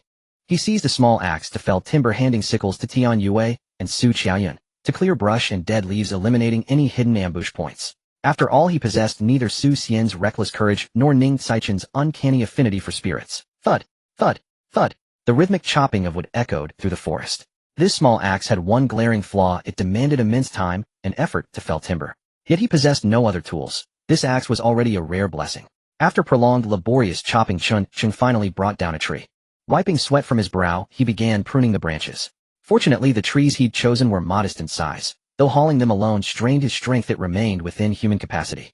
It was arduous, but not impossible. Once a trunk lay cleared, Chun turned his attention to felling another. Nearby, Tian Yue and Su Qiaoyan had already swept away all dead leaves and wild grass across the surrounding area, and now joined him to help. Over there, Zoe and Lisa had gathered a substantial pile of firewood and placed it beside the clearing. After all, this sheltered site had now been discovered, and the sky showed no sign of rain. They could move in today. After felling 4 trees, Chun paused briefly, then summoned the women to assist. Together they hauled the trunks to the massive boulder and laid them across its broad surface. He then climbed up the boulder from behind, instructing the 4 women below to push upward while he steadied the logs from above, guiding each timber carefully into place between the boulder and the mountainside. After securing 2 logs, Chun asked Tian Yue to pass up some of the vine rope she'd prepared earlier, and bound the 2 timbers tightly together. He cautiously stepped onto the makeshift bridge. It swayed unsteadily, but held firm beneath his weight. "Be careful," Tian Yue cried instinctively, watching Chun tremble as he traversed the precarious span. Zoe and Lisa watched on with equal concern. Chun glanced downward. No great height, a leap would be survivable if necessary. His purpose in crossing along the timber was clear: to reach the opposite mountainside and anchor the log firmly, preventing slippage. Swaying precariously, Chun at last reached the far end of the log. He surveyed the terrain, then planted his back against the cliff face and stepped onto a narrow, protruding ledge. His gaze swept over the boulder before he edged sideways with deliberate care. One hand gripped a jutting stone, with the other he drew forth his small axe. He began carving a recess into a shallow depression in the rock. Thankfully, the stone here was relatively soft. Within minutes he had chiseled out a secure socket. He called down to Tian Yue, "Climb up and untie the ropes securing the log." She nodded understanding. She ascended the boulder and loosened the vine bindings. Done. What next? Chun scanned the site. He shifted position slightly, turned toward Tian Yue, and declared, "Steady the log. I'll handle the rest." She grasped his intent immediately. Chun stepped across the log, pressing close to the mountainside. Bracing himself with both hands against the rock's protrusions, he began kicking outward with his feet, once, twice, 3 times, and more. With Tian Yue holding the log steady on the opposite side, the timber slid smoothly into the carved recess after only a few kicks. Firmly anchored. Perfect. Chun nodded with quiet satisfaction, then set to work carving the next socket. Fortune favored him. The slope of this mountainside provided stable footing. Before long, the second recess was complete, yet his small axe was nearing exhaustion. Repeating the same motion, he drove the second log into its newly carved. Chun glanced toward Tian Yue's side. Anchoring the opposite end would be essential to fully stabilize this trembling bridge. But first, his axe required reinforcement and sharpening. And, glancing skyward, he realized the hour was growing late. He wiped the sweat from his brow. His gaze dropped. Then, amid the women's startled cries, he leapt down from the boulder. Up! A gasp escaped their lips as Zoe and Lisa instinctively clapped hands over their mouths. Tian Yue, still atop the boulder, flinched, but sighed in relief once Chun landed unharmed. Rising, he climbed back up onto the stone. He studied the 2 secured logs and gave a measured nod. "Well then, let's call it a day. Time to move in." At the word "move," the women instantly brightened, enthusiastically voicing approval. Chun descended the boulder with Tian Yue retrieved their wooden staffs, and the group began their careful return journey. Upon spotting them, little Lin Zhao dashed forward, at once eager to lodge her complaint. "Big brother, Mom is going to beat me again." "Oh, you've gotten into trouble again." Chun lifted the child gently and lightly tapped her nose. "Did you upset Mama again?" Cradling Lin Zhao, he walked steadily homeward. When they reached the shelter, Li Qiuwei spotted the girl and clenched her teeth in exasperation. "What's happened now?" Li Qiuwei remained silent until the child's innocent voice piped up. "Last night, I smelled Mama sneaking food." But she won't admit it. Sneaking food? Chun blinked in surprise. Others too leaned in, intrigued. That made no sense. They'd all dined together the previous evening, and someone had kept watch through the night. Moreover, Li Qiuwei was still recovering. Where would she even obtain food? Under their collective gaze, Li Qiuwei faltered. Her explanation lodged in her throat. She cast Chun a mournful glance, then murmured, "The child is imagining things." "I'm not. It was during the thunder." "Thunder?" Chun mind snapped awake. "Damn. So it was." But his eyes flickered discreetly toward Li Qiuwei. Then, without a word, he set Lin Zhao down. Handing her back to Li Qiuwei, he added quietly, "Little one, adult matters are best left undisturbed. Consider this your lesson. About that new site, we've cleared it thoroughly. Let's move in today." At his words, Li Qiuwei instantly shed her embarrassment, snatching the child back to silence her before further revel. Under Qin Sheng's direction, the women began packing. There was little to carry, yet the fire's ember must be preserved at all costs. Qin Sheng preferred to avoid another blistered palm. Also indispensable to sponge the pot plastic bottles, and above all the fish trap. Thankfully their numbers ensured the load distributed evenly. Qin Sheng also retrieved the soaked cassava roots. They were among their few remaining provisions. If stolen, survival itself would hang in the balance. Though Wang Tsung's group had relocated, who could guarantee they wouldn't circle back? And upon returning, oh, food remains. They'd surely deem it divine providence. Once everything was secured, Qin Sheng bound the sponge tightly with vine rope. Slung over his shoulder, it rested heavily. Li Qiuwei guided the child by hand, leaning on a wooden staff. She could now walk, albeit tentatively. Yet vigorous exertion remained beyond her reach. They paused for one final lingering look at their former refuge, then fell into step behind Qin Sheng, ready to embrace a new life. The group moved quickly. After all, they had to take care of Li Qiuwei and Lin Zhaozhao. However, it didn't take long before Li Qiuwei looked at the new shelter somewhat surprised. The situation here was much better than before. The little girl, upon seeing this place, immediately wanted to run off. But she was pulled back by Li Qiuwei. After all, they had just arrived. They were still unfamiliar with the surroundings. If she got bitten by a snake, it would be disastrous. It's better to stay cautious. The first task after moving in was to start a fire. Qin Sheng took the spark from Tian Yuai's hand and gathered some dry leaves. He reignited it. Meanwhile, the others took out the sponge and rebuilt the bed. Tian Yue and Su Qiaoyun spread out the blankets, and a new bed was formed. Moreover, it seemed they intentionally made the bed quite large this time. It should be fine for everyone to sleep upright. The cassava was also temporarily soaked in the pot. Qin Sheng glanced at the sky. The girls were tidying up. He took out the previous vines and cut a few lengths, stepping them into the ground. Then he picked up some shorter ones and began weaving them together. The day was getting late. By evening, the sea would recede. The time for gathering from the sea was approaching. He needed to hurry and make a couple of vine baskets to conveniently store food. The cassava still needed soaking and couldn't be eaten yet. For now, they could only rely on this stretch of beach. Before long, Qin Sheng was weaving the basket. Su Qiaoyun curiously walked over. "Are you making a fish cage?" They had almost finished tidying up on their side and had nothing else to do. A fish cage? Qin Sheng was taken aback for a moment. Looking at the nearly formed basket in his hands, he suddenly realized. Indeed, if he could make a basket from these vines, a fish cage would certainly be possible. Catching fish with a cage plus gathering from the sea in the evening would surely yield more than before. He truly had been careless. That's a good suggestion. Qin Sheng nodded in agreement. However, not right now. He finished up by tucking the vines at the basket's rim back in. He wrapped some of the top vines together. In this way, a carrying basket appeared in his hands. What do you think? Qin Sheng held up the basket, somewhat showing off to Su Qiaoyun. It's a bit ugly. Su Qiaoyun was unapologetic. Qin Sheng rolled his eyes at her. He put away the basket and glanced at the remaining vines, which were few. Making another one might be possible, but time was running out. He looked at the sky outside and stood up. All right, it's about time. Let's go gather from the sea. The girls felt a surge of anticipation upon hearing this. After all, it was their first time, and everyone was a bit nervous. Li Qiuwei, injured, stayed to guard. Qin Sheng led the others boldly to the beach. At this moment, the sea had receded quite a bit. Qin Sheng, he found a spot and quietly waited. Before long, he watched as the sea gradually pulled back. Just as he expected, the seabed in front of the beach was completely exposed. No need for him to say anything. The girls excitedly stepped on the sand and ran in. "Brother Chun, look, such a big shell." Shang Luo was the first to find a seashell, excitedly holding it up and jumping with joy. Qin Sheng smiled and nodded, tossing the nearby basket over. Shang Luo quickly put it into the basket. "Fish!" Zoe's exclamation rang out.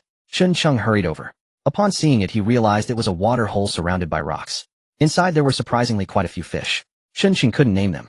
Without saying a word, Lisa took Zoe, and in an instant the startled fish darted everywhere, splashing seawater and soaking the two girls' clothes. They directly squatted down in the water hole. Lisa was fine, but after Qin Sheng glanced at Zoe, he quickly pretended not to see. His white coat was soaked as if he weren't wearing anything. "What is this?" Su Qiaoyun also called out with excitement, holding up a sea cucumber. Tian Yue didn't fall behind either. She grabbed a large crab from under a rock and brought it back. Qin Sheng held the basket, busy collecting the seafood the girls found, hardly able to keep up. The girls also let go of their reservations, not caring about being dirty. There was hardly a dry spot on them. Their clothes were soaked with seawater and stained with mud. At this moment, he wished that if they could have such a harvest every day in the future, how wonderful it would be. But he also knew this was because no one had been here before. From now on, it would only get harder. He also had to find time to make the fence. This way they could still catch a good amount. A bountiful harvest. The sky gradually darkened. Qin Sheng, holding the basket, looked at the seafood that was nearly overflowing, feeling incredibly happy. This would be enough for them to eat for several days. Plus, once the cassava was soaked, they could eat that too. Indeed, choice is greater than effort. He noticed the sky was getting dark. Everyone reluctantly made their way back. However, upon seeing the bounty in the basket, they all felt immensely sad. Chun Chung reached the edge of the beach with the basket cleaned off the dirt on his body and began to sort through the seafood. The fish were gutted and the entrails were temporarily set aside. The crabs were cleaned. The small octopus was gutted and thoroughly cleaned. There were also some seaweed that Chun Chung had intentionally gathered earlier. These were indeed good things. Additionally, he cleaned all the shells thoroughly and set them aside for later use. Finally, the girls also cleaned off the dirt from their bodies and were all wet. Only then did they return to the new shelter with their great haul. When Li Qiuwei saw the basket of seafood in Chen Sheng's hands, she couldn't help but exclaim, "So much! That was something they couldn't even imagine over there." If the following days continued like this, what was there to worry about regarding food? Everyone worked hard today, so tonight we'll feast. Chen Sheng generously announced exciting news, causing all the girls to take off their previously wet clothes. They swayed in their underwear in front of Chen Sheng, a pleasant sight. Li Qiuwei smiled as she set aside the previously. Shang Luo went to wash the pot. After adding fresh water, she sprinkled a bit of salt and put in the octopus along with some sea fish plus some seaweed. She directly began to stew it. Watching a full pot of food steaming away, everyone felt incredibly reassured. But they also understood how all this came about. If it weren't for Chen Sheng, how could they have persevered until now? Especially Li Qiuwei. Her gratitude towards Chen Sheng was beyond words. As an injured person, receiving such care made her feel like the other party was at a loss. A pot of seafood stew. Everyone ate with immense comfort, and in the end, not even a drop of soup was left. This was no longer survival on a deserted island. This was more like camping in the wilderness. Chen Sheng wiped the grease from the corner of his mouth, feeling very satisfied in his heart. There was food, there was fresh water. And there were beautiful women. He was filled with a sense of anticipation for the days to come. Of course, imagination is beautiful, yet reality is cruel. Today's harvest from the sea may be abundant, but how long can these things last? Additionally, there are the hidden dangers mentioned by Zhou Hai. Therefore, the greatest difficulties they are about to face lie ahead. Chen Sheng stood up. He walked out carrying a fish basket. Although he had food from the sea, who could ever complain about having too little? He stuffed the fish's entrails into the fish basket. He threw them into the slightly deeper water at the far right of the beach and tied the rope to a tree near the shore. Then he gathered some branches and built a simple smoking rack over the fire, placing the leftover fish and other seafood from today onto it to smoke. After Shang Luo cleaned the pot, he brought it back and put the cassava back and soaking it in water again. After finishing, the sky had completely darkened. During the waiting process, everyone's clothes were nearly dry as well. Luckily, there were hardly any mosquitoes on this island. Otherwise, with their rough living conditions, they would have surely been tormented by mosquitoes by now. Tonight it was supposed to be Shang Luo's turn to keep watch. However, with the recent additions of Tian Yue and Su Qiaoyan, Chen Sheng promptly arranged for Shang Luo and Su Qiaoyan to take turns. One person would watch during the night. As for when it would be midnight, it was entirely up to their own judgment. Except for Chen Sheng, the other people here were all women. Therefore, on the big bed, Chen Sheng laid down at the very edge. Behind him was Li Qiuwu, and further along were Lin Zhaozhao, Tian Yue, and others. He rested his hands under his head, contemplating the matters ahead. Unexpectedly, the little girl Lin Zhaozhao flipped over from behind Li Qiuwu, directly inserting herself between him and Li Qiuwu. "Are you itching for trouble again?" Li Qiuwu glared at Lin Zhaozhao, threatening her. The little girl mischievously smiled. "I want to sleep next to Big Brother." Upon hearing this, Li Qiuwu was left utterly speechless. Chen Sheng exchanged a meaningful glance, with Li Qiuwu feeling somewhat helpless. Originally, he intended to deepen their relationship tonight, but now he could only temporarily give that up. Besides, after a long day, he was indeed tired. Let her sleep here then. Upon hearing this arrangement, Li Qiuwu reluctantly compromised. The little girl looked at Chen Sheng and Li Qiuwu with her lively eyes. She naturally wouldn't tell them that the reason she came over was to see what her mother was sneaking at night. However, as soon as she lay down, her eyelids began to droop. Before long, she was fast asleep. Li Qiuwu smiled, gently moving the girl to her rightful place. Chen Sheng looked at Li Qiuwu, who was again close to him, and understood. In the dim firelight, he reached out to wrap his arms around her waist. Li Qiuwu leaned in close, creating a warm atmosphere. Not far away, Su Qiaoyan was on the first half of the night watch. She glanced over but pretended not to see. Perhaps she was truly tired, as Chen Sheng fell asleep shortly after holding Li Qiuwu. When he woke up again, it was due to the pressure of needing to use the restroom. He glanced around, and Su Qiaoyan had already returned to rest. The fire was still burning, but he couldn't see Shang Luo's figure. Where had that girl gone? Chen Sheng reluctantly pulled his hand out from Li Qiuwu's embrace. Quietly getting up, he glanced at the night sky bathed in soft moonlight and hurriedly stepped outside to find a suitable spot. He certainly couldn't relieve himself in the woods, as everyone had to live here daily. Moreover, he wasn't Sango. Nor would he do it on the beach. Upon exiting the woods, he quickly found his destination, the disordered pile of rocks close to the far left of the beach. Chen Sheng picked up a few leaves and held them in his hands. Finding a spot near the rocks, he quickly squatted down. You shouldn't expect anything like toilet paper. Having leaves was already quite good. He vaguely remembered that in his childhood his hometown used bamboo slips. No, it should be called a latrine token. Later, when the quality of life improved, toilet paper became available. Before long, Chen Sheng felt completely relieved. However, he didn't pull up his pants. Instead, he stripped down entirely, tossing his clothes on the sandy ground beside him, and walked directly into the sea. The leaves couldn't clean well, so it was better to take a bath directly.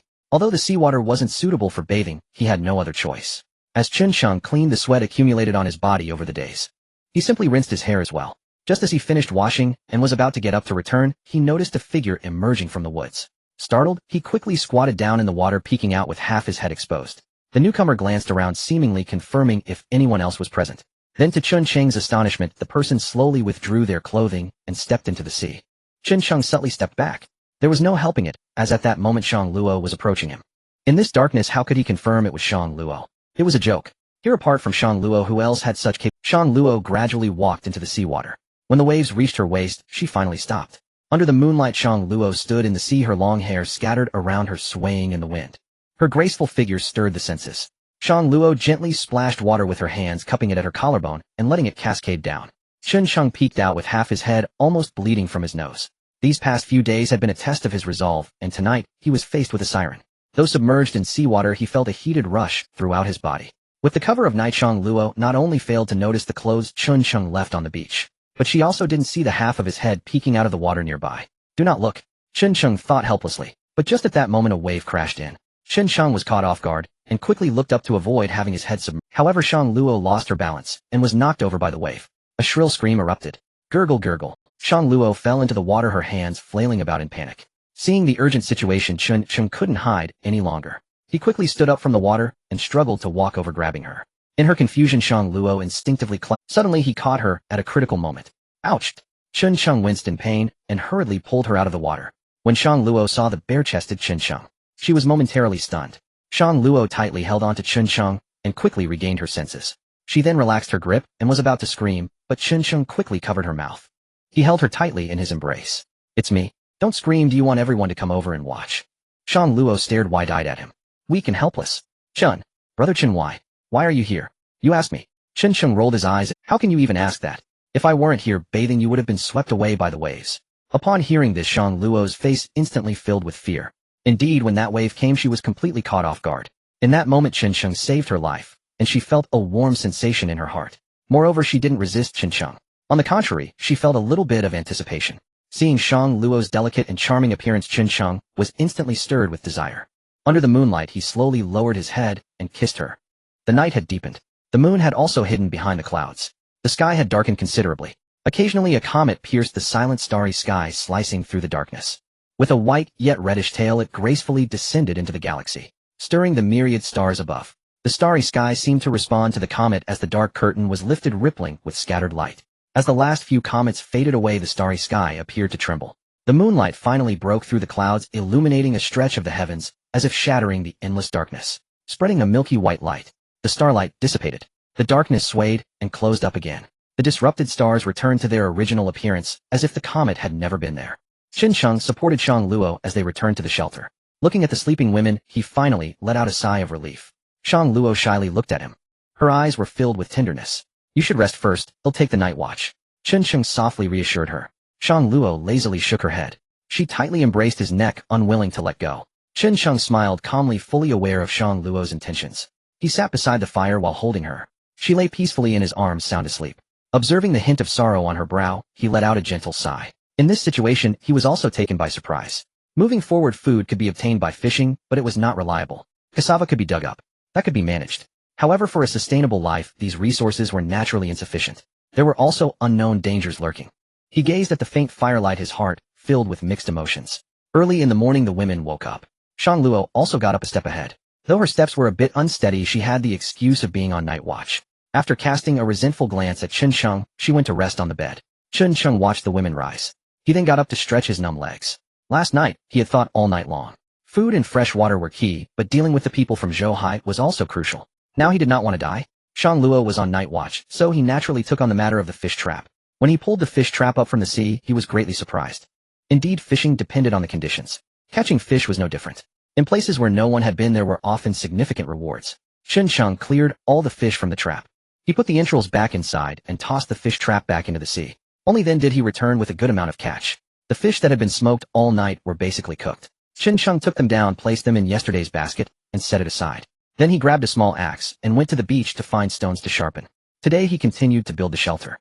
By the time he returned, the women had already cleaned up the area where they had slept last night according to his earlier arrangements. The fire pit had also been moved. Chun Sheng climbed onto the large rock. Looking at the 2 beams that had already been constructed, he nodded slightly. Then he, along with several women, moved the remaining 2 beams up. As before, Chun Sheng climbed along the beams to the opposite mountainside. Using the axe, he carved grooves. After finishing on that side of the mountain, Chun Sheng continued back to the large rock. Using the small axe, he continued to carve grooves and secure this side. After a long time of work, 4 horizontal beams were finally constructed by Chun Sheng. Although it was not a standard flat surface, it was already sufficient for them at present. After completing the 4 beams, the next steps were much simpler.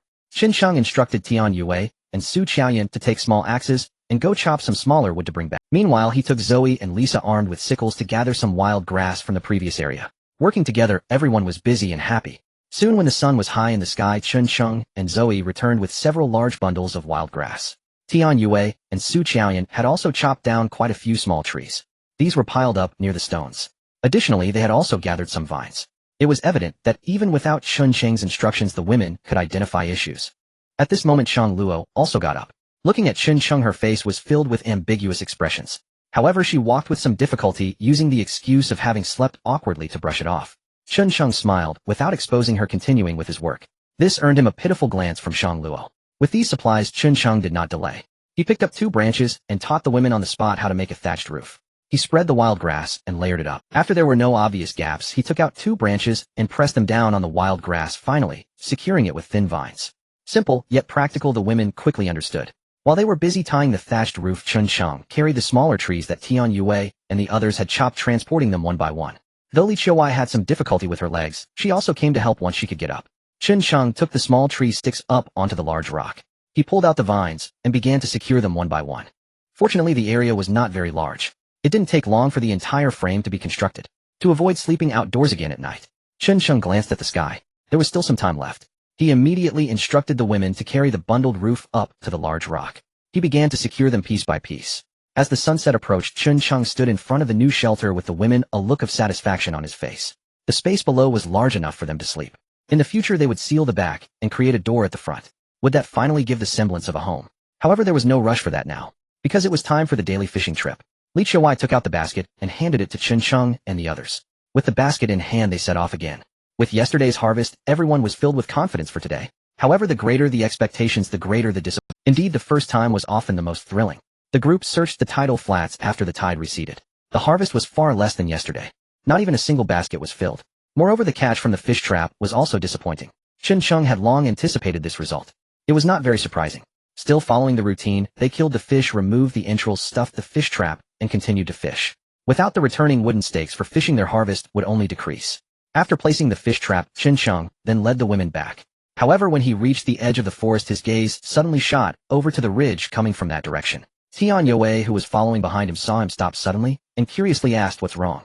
Chun Sheng quickly came back to his senses. Oh, it's nothing. Tian Yue curiously looked in the direction he had been observing. A patch of forest there. He felt a bit puzzled in his heart. Chun Sheng was somewhat confused, remaining silent. Had he just imagined it? Back at the shelter, Chun Sheng handed the fish to Li Qiuwei and the others to prepare. He casually picked up a bow and arrow nearby and smiled at the group of women. I need to use the restroom. You all go ahead and cook. Off you go. Who talks about that while preparing food? Su Qiaoyan protested with a frown, shoving Chun Sheng farther away. Tian Yue, standing nearby, caught the exchange, and her eyes flickered with quiet curiosity, yet she remained silent. Stepping outside the shelter, Chun Sheng gripped the bow and arrow with cautious precision and headed toward the ridge. Was it merely a trick of the eye? Verifying it himself would settle the matter. Slowly, deliberately, he crept forward. Within minutes, he reached the spot. He scanned the surroundings, but found nothing amiss. Have I been here too long? Am I hallucinating? Chun Sheng muttered under his breath. Just as he turned to leave, bow in hand, something on the ground seized his attention. This was where Shang Luo had dug for cassava earlier. Fresh, loose earth still littered the area.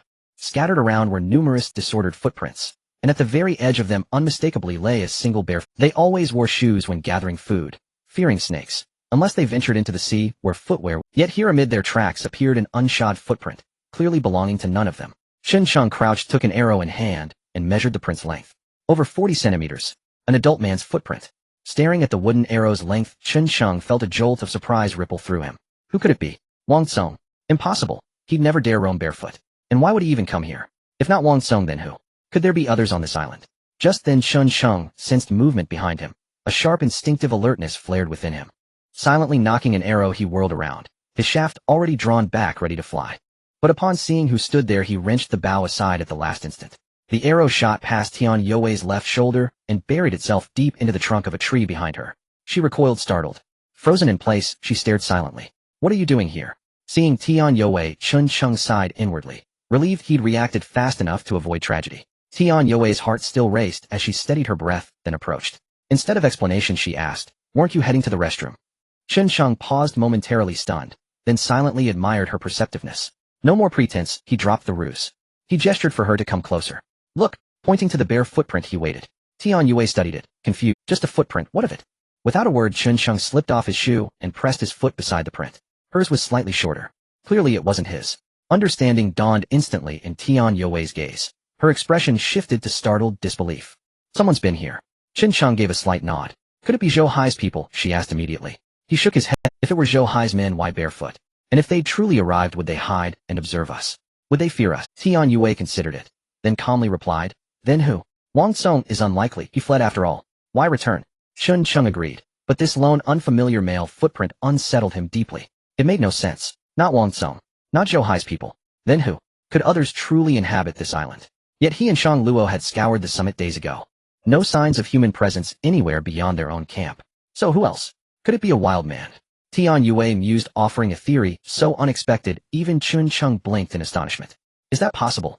Chun Cheng stared incredulous. Did such beings still exist in this age? If so, why watch them? To attack. Yet only one footprint remained, hardly plausible. He couldn't fathom it. But one truth stood clear: whatever, or whoever it is, their intent is not benign. We must all stay vigilant these coming days. Tian Yue nodded solemnly. Should we tell the others? She added softly. Chun Cheng pondered briefly. Not yet. No need to incite panic. She saw the wisdom in that, and said no more. Chun Cheng pulled on his shoes, swept his gaze across the terrain, thoughtful, unreadable, then walked back to the shelter with Tian Yue. The moment they returned, the meal was ready. Li Qiuwei watched them arrive together. Her eyes flickered with subtle intrigue, though her expression remained placid, unremarkable. Su Qiaoyan, however, wore a faint, knowing smile. After eating, tonight's watch fell to Chun Cheng and Tian Yue. Chun Cheng placed the gathered vines aside, intending to weave several more baskets during his watch. The roof was now complete. Tomorrow they needed only seal the rear wall, leaving the front entrance open, and dig drainage channels around the perimeter.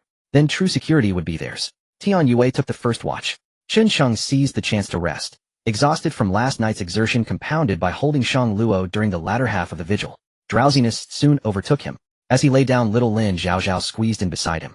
She'd puzzled over it yesterday. She'd fallen asleep between her mother and big brother, yet woke up displaced again. Having failed to catch him last night, she meant to try again tonight. Shang Luo glanced toward Chun Cheng, eyes clouded with quiet grievance. Yet she couldn't admit swapping places with Li Qiuwei. That would be far too obvious. With no choice, she settled into sleep. Near midnight, Chun Cheng stirred awake, surveying the shelter quietly. All slept soundly. He rose slowly. How is it? Tian Yue, seated nearby, looked weary, and shook her head. All quiet. Chun Cheng nodded, moving closer to the fire to feed it fresh kindling. Go rest. You're developing shadows beneath. Tian Yue didn't protest. She crossed to the bedding and collapsed into slumber. Chun Cheng glanced at the sleeping women, each curled or stretched in her own distinct way, oddly graceful in repose. He approached Li Qiuwei's side and retrieved the vial of venom he'd collected earlier. Uncorking it, he froze. The snake venom inside had turned pitch black and viscous, resembling some foul gelatinous substance, and exuded a sharp, nauseating stench. Had it spoiled? He paused, then understood. Venom, after all, was protein-based. Left this long, degradation was inevitable. A new question arose: could expired venom still kill a snake? And how long had it actually been deteriorating? Which meant the venom coating his arrows was likely useless too. A discovery both absurd and deeply inconvenient. Chun Cheng sighed, capped the vial, and set it aside. With venom no longer viable, alternative solutions were urgent. He tugged the bundle of vines toward him, and began weaving fish traps, eyes ever scanning the darkness beyond the firelight. The fish trap was woven much like a wrought tin basket. The sole difference lay in its scale. The critical thing was the final closure. Chun Cheng gathered a few twigs and fashioned an inverted mouth to seal it. Once set, any fish that entered would have no way out. The plan he had proposed to enclose the sea for fishing would have to be postponed now that someone appeared to be watching them. No matter what, they had to catch that person first. Unknown dangers were the most lethal. Dawn was just breaking. The women rose one after another. Li Qiuwei unusually managed to stand as well. After days of rest, sufficient food, and the aid of anti-inflammatory medicine, her wounds had improved considerably. Although she still leaned on a wooden staff, she was now able to move about with small. She expertly took out the cassava that had been soaking overnight and glanced at Chen Sheng with curiosity, asking whether it was safe to eat after such long soaking. Chen Sheng regarded the cassava uncertainly and could not decide. Shang Luo, who had risen and come over, examined it more closely. Shang Luo declared that it should be fine, noting that cassava soaked for 48 hours was generally safe, and that they had even changed the water. That answer settled the question. Li Qiuwei turned to Chen Sheng, awaiting his verdict. He said that Shang Luo knew these things, and that they should follow her judgment.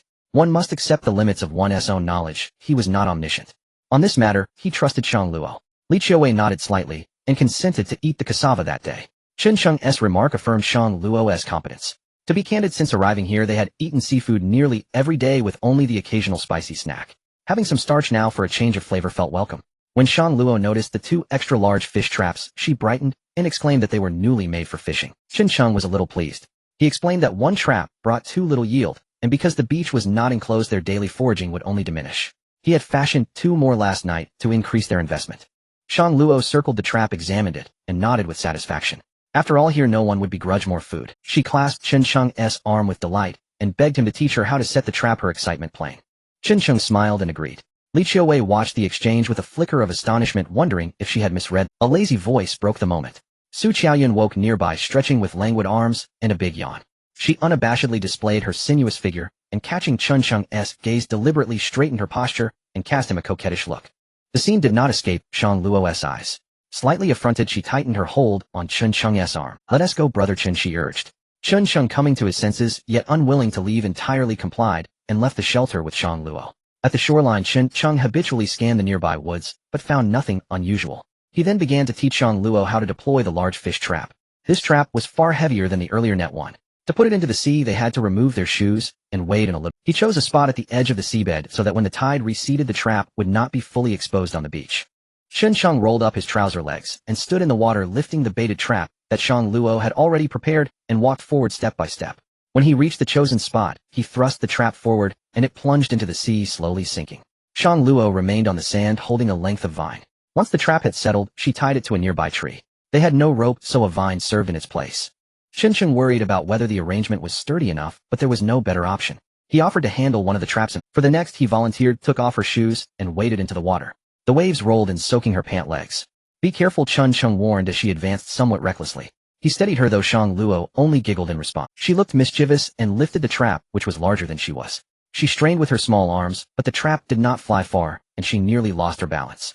A sharp exclamation escaped her. Chen Sheng was quick to pull her back before she fell, and she tumbled into his arms with a wet thud. Resting against him, Shang Luo's heart raced uncontrollably. The two of them felt awkward, like those who board a vehicle and realize they must still buy a ticket. "I told you to be careful," he scolded, lightly flicking her gently on the head while pretending to be stern.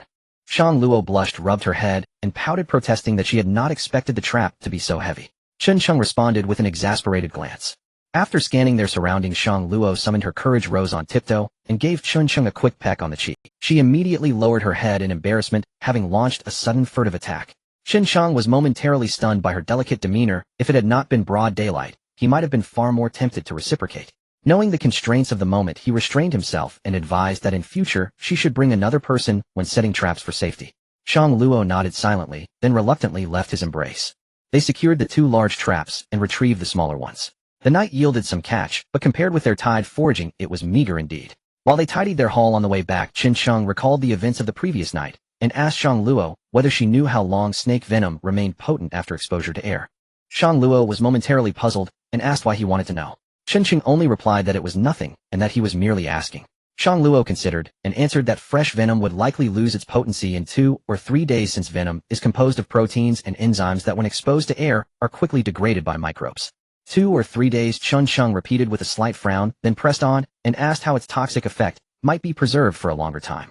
Shang Luo pondered and shook her head, guessing that Chen Sheng intended to apply venom to wooden arrows. She advised that in their current environment venom could not be preserved for long and would need to be used immediately. Chen Sheng felt a twinge of disappointment. Here his sole advantage had been his knowledge of poisons, and without usable venom his options were limited. He had hoped to use it against the people Zhou Haikao had mentioned, but now that plan faltered. Just then Shang Luo changed her tone. She revealed that in fact there were other methods. Upon hearing that there might still be hope, Chen Sheng felt a subtle surge of excitement, and hastily asked, "What is it?" To his surprise, Shang Luo merely grinned mischievously. She remained silent. Instead, she cast him a haughty, coquettish glance as if demanding a reward. Indeed, as the saying goes, one learns from those around them. Even Shang Luo, the usually dutiful and earnest girl, had grown mischievous. Chen Sheng chuckled wordlessly. What? You're demanding compensation. I've already handed over all my savings. Brother Chen, you're truly a rascal. Shang Luo retorted, her voice tinged with mock indignation. Chen Sheng, seizing advantage yet feigning innocence, replied, if not that, then tell me, what do you want? Anything within my power, I'll give it to you without reservation. How's that? Shang Luo rolled her eyes. It's not nearly as grand as you make it sound. She hesitated, her voice softening. I only wish Brother Chen won't abandon me here. Hearing these words, Chen Sheng sighed inwardly and gently drew her into his arms. Faced with this young woman who had entrusted him with her first intimacy, and whose quiet maturity moved him deeply, Chen Sheng found himself at a loss. Rest assured, I'm right here. With her head bowed, Shang Luo nestled against his chest and nodded softly, then finally revealed the alternative she had in mind. In truth, certain plant saps can be just as lethal as snake venom, deadly upon contact with blood. Plants. Chen Sheng had indeed heard of such things. He knew several toxic species well, yet during their earlier forays up the mountain he'd scrutinized every flora carefully and recognized none. Otherwise he would have used them long ago. Don't underestimate these plants. Take for instance the Upas tree, Antiaris toxicaria. Even today some indigenous tribes in Africa use its sap for hunting. Chen Sheng was familiar with the Upas tree, but sighed helplessly. Yet we've seen no such trees on this island. Shang Luo responded with a playful giggle. True, we lack the Upas tree, but that doesn't mean other deadly alternatives don't exist. What alternatives? Chen Sheng pressed eagerly. Shang Luo gently stepped back from his embrace.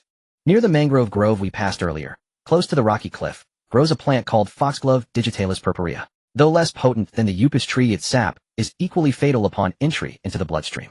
Its application mirrors that of the Upas tree. The leaf sap serves as poison, inflicting wounds that prove swiftly fatal when no antidote or medicine is available. Is that so? This was indeed a promising contingency. Thus the problem of securing poison was now thoroughly resolved. Chen Sheng broke into an elated smile. He swept Shang Luo off her feet and spun her once in midair. Ha ha ha, Shang Luo, you're absolutely indispensable. Caught completely off guard by the sudden gesture, Shang Luo gasped. Brother Chen, someone might see us. By then they were nearing the shelter, yet fortunately shielded by towering boulders unseen by others. Still exhilarated, Chen Sheng set her down and returned to the shelter carrying their catch. Inside, Li Qiuwei was already stewing cassava roots. Little Lin Zhao Zhao had also risen. Her hair tousled, her small chin propped on her palms as she gazed dreamily into the pot. Her expression was dazed. Hadn't I slept in front of mother last night? Why did I wake up behind her? Zoe and Lisa waited nearby, while Tian Yuwei still rested. Su Qiaoyan, however, was nowhere to be seen. Chen Sheng paid it no mind. After all, everyone has private Wasn't he himself routinely roused by Uncle Chen each dawn, or sometimes nudged awake by Aunt Meng? As he surveyed the simmering cassavan seafood stew, his gaze drifted toward the earlier distillation apparatus. It needed replacement. Food supplies were now ample, but daily freshwater demand continued to rise. Chen Sheng glanced around. There was still time before the meal. He grabbed his sickle and headed leftward from the shelter, toward the forest's westernmost edge where they'd previously spotted several banana trees. Those trees were notably larger than the ones elsewhere, yet disappointingly none had flowered or borne fruit. Chen Sheng approached the banana grove with his sickle, only to find Su Qiaoyan standing beneath one, gazing upward in quiet contemplation. Hearing footsteps, she turned, and the moment her eyes met Chen Sheng's, a captivating, knowing smile bloomed effortlessly across her lips. What are you looking at? Puzzled, Chen Sheng drew nearer and followed her gaze upward toward the banana tree. Su Qiaoyan smiled faintly. How wonderful it would be if these banana trees bore fruit. Chen Sheng gave a dry chuckle. Whether they did or didn't mattered little. They weren't relying on bananas to survive. Yet Su Qiaoyan suddenly shifted tone, her gaze turning irresistibly beguiling as she locked eyes with him. Do you know what makes a banana truly exquisite? Chen Sheng struggled to keep pace with her winding thoughts. Was this banana to quell hunger rather than plums to quench thirst? Before he could ask, Su Qiaoyan laughed softly and answered herself. First, smell it. A fine banana carries no odd odor, only a delicate lingering fragrance. Chen Sheng stood baffled. Su Qiaoyan, noticing his genuine attention, arched a sly smile and continued. Second, examine its appearance. Its skin should feel smooth and clean, free of blemishes or imperfections. Chen Sheng stared blankly. Seeing his earnest absorption, Su Qiaoyan's grin widened, and she added, third, assess its length. Regardless of size, a ripe banana must hold firm when gently squeezed, not collapse into mush. At this, Chen Sheng blinked in astonishment. Wait, you're serious? Fourth, peel it. If the skin parts cleanly and reveals smooth, unblemished flesh, free of black spots, it's perfect. Hearing this, Chen Sheng instantly understood. Indeed, before Su Qiaoyan, he felt like a raw recruit facing a seasoned tactician. He bowed in mock reverence. Impressive, truly impressive. Since you've outlined 4 criteria, allow me to add a 5th texture.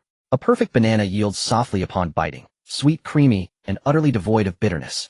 Su Qiaoyun burst into laughter. Exactly. You might ask Zoe and Lisa. They seem quite fond of them. Indeed, when women turned alluring, he was utterly outmatched. Still, Qinsheng couldn't help wondering, how does she know so? Had a traitor infiltrated their group? A flicker of awkwardness crossed his face. I have no idea what you're talking about. Is that so? Su Qiaoyun leaned closer, her gaze piercing and laden with unspoken meaning. Qinsheng quickly averted his eyes, fixing them instead on the banana tree. Mealtime's approaching, surely everything's ready by now. He hacked off a broad banana leaf and fled the spot as if pursued. With Su Qiaoyun, he felt each additional second stretch taut, like prey caught in the gaze of a predator who intended to devour him, whole bones and all. Watching Qinsheng leave, Su Qiaoyun smiled slightly, yet a trace of lingering sorrow flashed across her brow. Li Qiuwei and the others had just finished boiling the cassava. They began to distribute it as Qinsheng set aside the banana leaves and took the plastic bowl handed to him by Li Qiuwei. He felt a bit of anticipation. After all, this was something he had only seen or heard about, but had never tasted. Since it had been soaked in water, Qinsheng was not worried about poisoning and took a bite. The tender texture felt like eating sweet potatoes with a hint of fragrance. The aftertaste was slightly sweet. Simply perfect. The girls also took a bite, revealing expressions of shock. This is so delicious. Lin Zhao Zhao exclaimed with her childish voice after taking a bite. The other girls nodded in agreement. They had been eating fish for several days, and today, they finally had a carbohydrate supplement which felt better than anything else. In this case, they would need to dig up more cassava to soak. Although there was plenty of cassava here, their number was large. At this rate, they probably wouldn't have enough for long. They still had to consider other methods. After eating, Qinsheng replaced a banana leaf in the distillation device, allowing Li Qiuwei to continue distilling fresh water. After all, they needed a large amount of fresh water to soak the cassava later, and the weather showed no signs of rain. They had to rely on this. After arranging these tasks, he took the girls back to the banana trees. This time it wasn't to cut leaves, but to chop down a previously dead banana tree and drag it to the seaside where they tore it apart. When setting up the fish trap earlier, he lamented that he had run out of rope. Additionally, Qinsheng was also thinking about catching seabirds at the mountaintop for food. It wouldn't do to be without rope. Thus, he set his sights on the banana tree, which was quite a valuable resource. The fruit and heart of the tree were edible, the leaves were usable, and the outer bark was rich in plant fibers. After tearing it down and scraping off the excess bark with a sickle, they would have fibers. After drying them out, they could be twisted into ropes for use, which was much better than vines. It was great to have many hands working together. They chatted and laughed, and it wasn't tiring at all. In no time, a banana tree was torn into numerous long fibers. Qinsheng found a stick and set it between 2 trees by the beach. He placed all the clean fibers on top to start drying. In the morning, they didn't have too many tasks to complete. After finishing these, Qinsheng planned to go to the mangrove area to find the foxglove plant. He originally intended to bring Shang Luo along. After all, he was familiar with it. Moreover, it could potentially deepen their relationship, knowing each other well. However, thinking about yesterday's events, he decided to take Tian Yue instead. Being cautious was the priority. Once this decision was made, Shang Luo was a bit unhappy, but could only accept it. He instructed Su Qiaoyun to take Zoe and Lisa to continue gathering firewood. After picking up his bow and sickle and putting on his shin guards, Qinsheng set off with Tian Yue. He held a stick leading the way, and when they arrived at the place where they had dug up cassava, he slowly stopped and checked the area again. Scanning his surroundings to confirm that no one was hiding there, he continued on with Tian Yue. After all, he didn't want to return to find his home had been stolen. Are you trying to flush out the person hiding? Looking at Qinsheng's cautious demeanor, Tian Yue immediately understood his intention. Did you see through it? Qinsheng, holding the bow, looked around and smiled lightly. Tian Yue rolled her eyes at him. You said you were going to find poisonous wood, yet you didn't bring Shang Luo, but took me instead. Isn't that obvious? Qinsheng smiled awkwardly. Isn't this for safety's sake? Besides, I'm afraid of dying too. Tian Yue chose not to dwell on this. Instead, she asked, who do you think it could be? After confirming the area was safe, Qinsheng switched back to the stick and walked ahead. Who else could it be here? Could there be others? Tian Yue followed closely. So do you still suspect Wang Tsong and the others? Qinsheng nodded slightly. Although I don't know why they weren't wearing shoes, they can't possibly be wild people, right? Tian Yue thought for a moment. But you said that behind Wang Tsong and the others there was the outline of another island, right? If there are wild people, that seems... Qinsheng smiled faintly and looked back at Tian Yue. What's wrong? Is my analysis flawed? Tian Yue looked at Qinsheng puzzled. Of course it's fine. But think about it, besides that place, are there any wild people in this world? Tian Yue found this line of thought quite agreeable. Yet these questions remain unexplained. Unless they could find that person, they would never know. Let's go. I believe if they are still around, we will soon find out the answer. After saying this, Qinsheng took the stick and continued forward. Tian Yue pondered for a moment and then followed. The two climbed over the ridge and quickly reached the previous patch of grass. Due to their construction of the shelter, this area of grass had been cleared, significantly revealing a very wide path. The safety factor increased considerably. Chen Sheng raised the stick and tapped around as they continued forward. Soon they arrived at the previous shelter area. It was eerily quiet. Occasionally the calls of seabirds could be heard overhead. Chen Sheng glanced at the area and headed towards the previous shelter. Upon arriving at the shelter, Chen Sheng looked down and furrowed his brow tightly. Has someone been here? Tian Yue exclaimed in shock. She wasn't blind. Seeing the fire pit below, which clearly showed signs of use since they left, she fell silent. Chen Sheng said nothing. He slowly squatted down, gently prying at a bone on the ground that resembled some kind of animal. A cold light flashed in his eyes. Were there large animals on this island? Of course not. If there were, he would have noticed. So what was this bone? Chen Sheng was somewhat reluctant to believe his judgment. Based on the traces of the fire pit, it meant that someone had been living here last night. Chen Sheng stood up and scanned the surroundings. He still felt the need to confirm further. He stepped out of the shelter, glanced at the rocks, found no issues, and then moved towards the birch tip. Tian Yue closely followed behind him. After seeing the bone, she had a rough guess in her heart, but she still found it hard. Before they even reached the birch tip, Chen Sheng smelled a foul odor. He covered his mouth and nose and cautiously approached. But when he saw what was ahead, he was stunned. How dared they? There in the pit, soil had been dug up, revealing 3 grotesquely decomposed corpses before him. It was evident the bodies had been moved. Moreover, all their clothing had vanished. A 4th corpse lay nearby, its arms missing entirely. The scene was profoundly horrifying. Ugh! At the sight, Tian Yue rushed aside and vomited violently, her eyes wide with terror. Chen Sheng covered his nose and mouth, his gaze sharpening with cold fury. Had Wang Tsong and his men truly lost their minds? To conceive such a scheme, were they courting death? Staring at the 3 naked corpses, Chen Sheng's rage surged to the point of murder. Worse still, they had been unearthed and left unburied. This was clearly an act intended to harm them. After all, they were the only ones here. Should infection or contagion take hold, it could claim them all. Chen Sheng surprised. He set the wooden stick aside, and using both hands and feet began shoveling the excavated earth back over the pit. Meanwhile, Tian Yue, having finished vomiting, caught her breath, and seeing Chen Sheng reburying the corpses, hurried over to assist. Together the two worked in. Only then did they fully reinter the bodies. Once done, Chen Sheng swiftly led Tian Yue toward the beach. They scrubbed not only their skin, but also their clothes and trousers. They actually dared eat that? Tian Yue murmured, submerged in seawater. Her voice trembled with lingering shock. Disbelief painted her face. Chen Sheng stood motionless, eyes closed, letting the waves soak his garments. Fortunately, the sun blazed fiercely here, and their attire remained minimal, drying quickly after such a rinse. Who knows? A pack of lunatics. Chen Sheng muttered. Tian Yue rose to her feet, seawater dripping from her drenched uniform, the fabric translucent, revealing contours beneath. Chen Sheng, however, paid no heed. He had seen such things before. So what now? Tian Yue instinctively turned to him for guidance. Unaware of it herself, she had already begun relying on Chen Sheng as her anchor, seeking his counsel. Chen Sheng drew a slow, deep breath. If he could, he would erase them all, eradicating the threat forever. Yet dense mangroves formed a natural barrier across the water, and the tide was not yet low. Unless he built a raft, crossing was impossible. Still, doubt gnawed at him. Could Wang Tsong, timid, craven Wang Tsong, truly be behind this?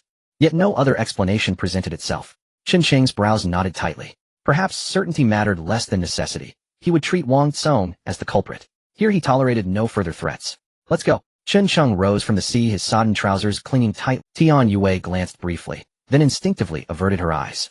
Reaching shore, Chen Sheng retrieved his wooden staff and led her onward. They retraced their path, through tall grass along the forest edge, when suddenly a woman's desperate cries, "Please, don't kill me. Don't kill me." At the sound, Chen Sheng froze. The voice struck him with eerie. Tian Yue heard it too, and sprinted ahead before he could react. He hastened after her. When they arrived, they beheld a bewildering sight.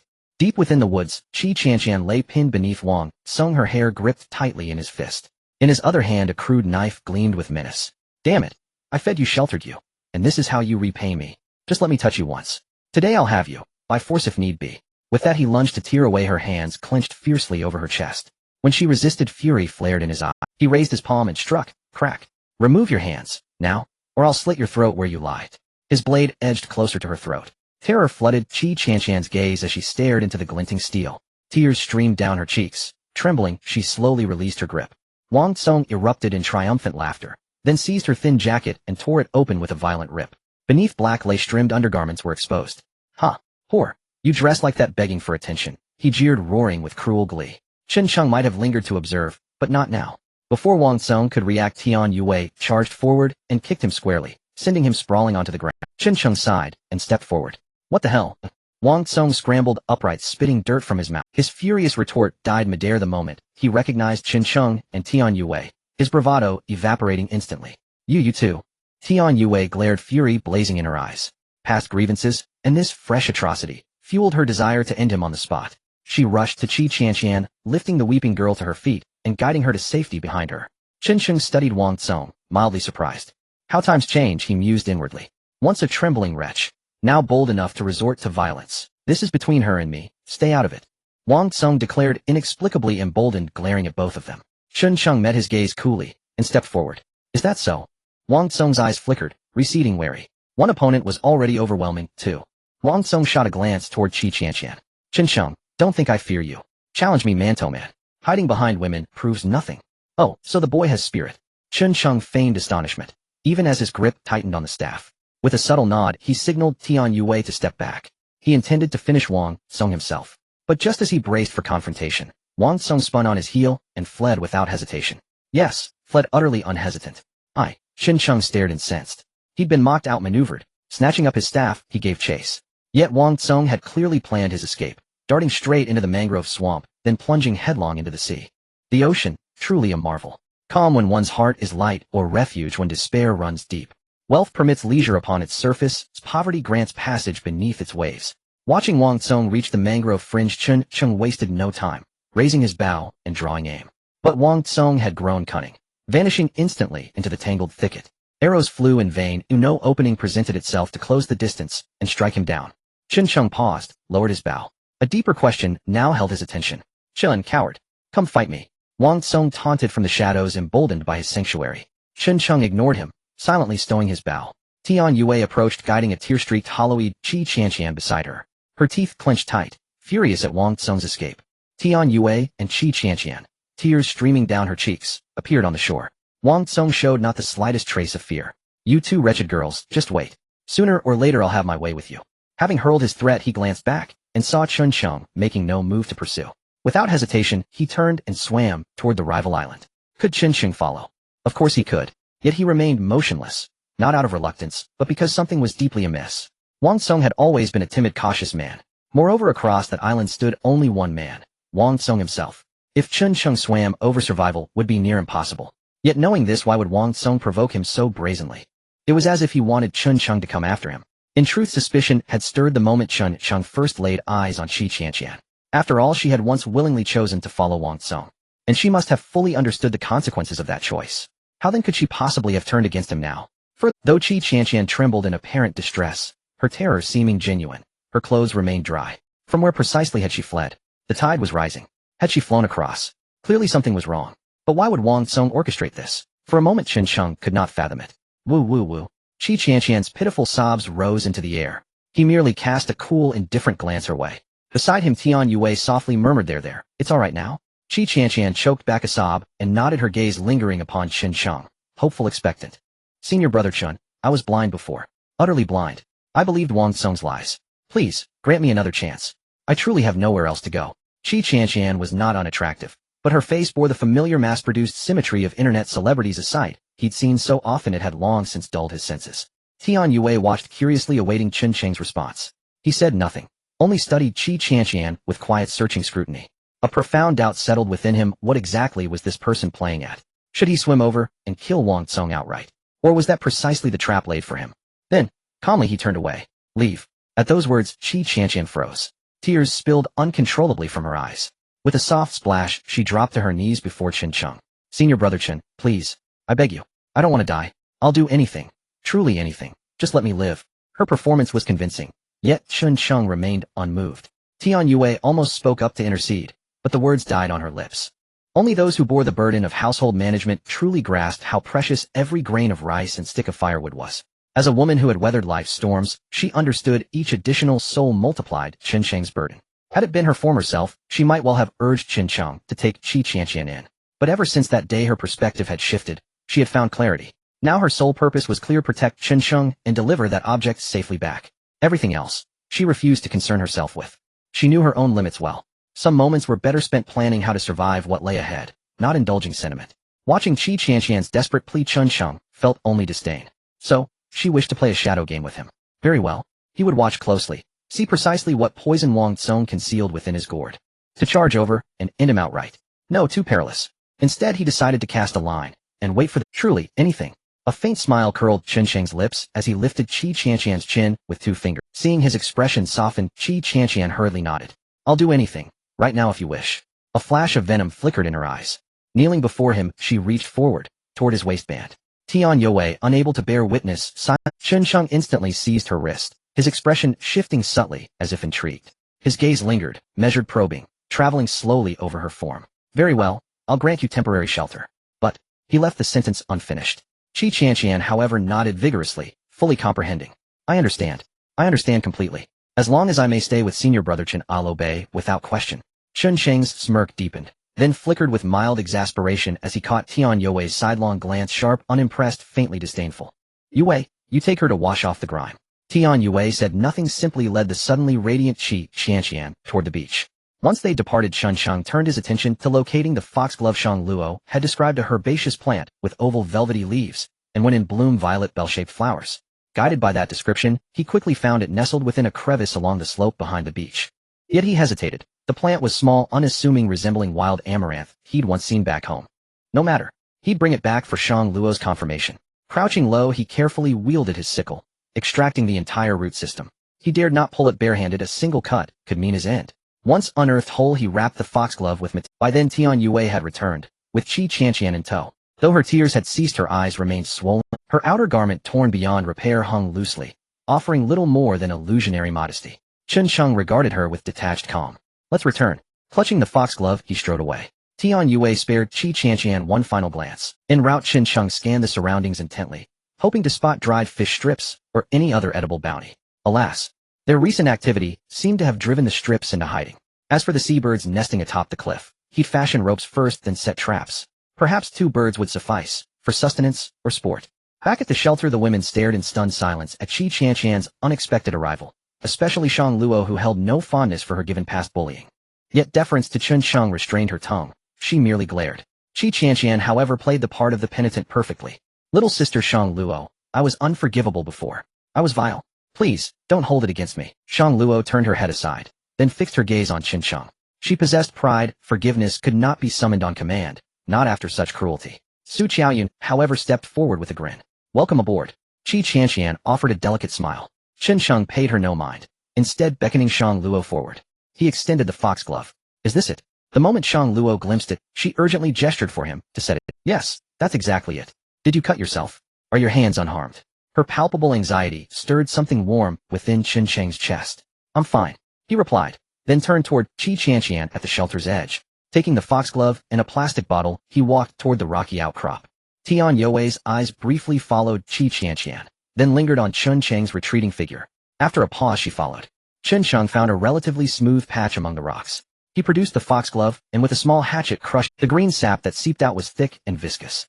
He used a leaf to carefully collect it into a plastic bottle. Staring at the liquid, Chen Sheng felt a flicker of expectation. He wondered what its effects might be. He could hardly find a person to test it on, could he? Chen Sheng's gaze shifted toward the shelter, and he saw Tian Yue walking his way. Need something? Chen Sheng looked up, though his hands did not pause. He took out the bow and arrows he had brought, and evenly daubed the arrowheads with the sap. When finished, he set them aside to dry naturally. It had been the damp venom that ruined his previous batch of snake poison, causing it to spoil quickly. He had to be more careful this time. Tian Yue glanced toward the shelter, her expression turning grave. You? Why did you take in Qi Qianqian? Chen Sheng looked at Tian Yue in surprise, and a wry smile touched his lips. You noticed that? Tian Yue rolled her eyes at him. I'm not a fool. You give the impression of a rogue, but so far you haven't done anything excessive. Chen Sheng looked mildly exasperated. They'll take that as a compliment then. Tian Yue ignored his banter and continued to press him. So why did you take Qi Qianqian in? Chen Sheng rose to his feet, his expression turning noticeably serious as he glanced toward the shelter. He said, haven't you noticed that today's events have been decidedly odd? Tian Yue fell into thought, a solemnity entering her eyes. When you put it like that, it is indeed strange that we happened upon Qi Qianqian so conveniently. Chen Sheng nodded slightly. Not only that, the shelter clearly showed signs someone had stayed there last night and left in the morning. And when we met Qi Qianqian, she had been forced by Wang Tsong, yet her clothes were dry. What does that imply, eh? Tian Yue's thoughts raced, and she froze for a moment. You mean they slept over there last night? That can't. Chen Sheng waved his hand. That's only one conjecture. Tian Yue paused. What other possibility is there? Chen Sheng's expression grew more grave. You heard Wang Tsong in the mangroves today. Everyone knows what sort of man he is, yet he was provocatively taunting me there with no concern, as if deliberately inviting me to pursue him. Don't you find that odd? Upon hearing that, Tian Yue recalled the incident. Indeed, he was shouting obscenities. Given his situation, he should know that if we recklessly chased after him, he would have nowhere to escape. Why act like that? So there's something fishy here, Chun Cheng added. Tian Yue's gaze grew heavy. What could it be? Chun Cheng shook his head. It was precisely because he was uncertain that he did not press the pursuit. Yet one thing, that their opponent must be roughly equal in strength. Otherwise, if they were overwhelmingly superior, there would be no need for such stratagems. All fear springs from insufficient firepower. Tian Yue considered this and suddenly understood.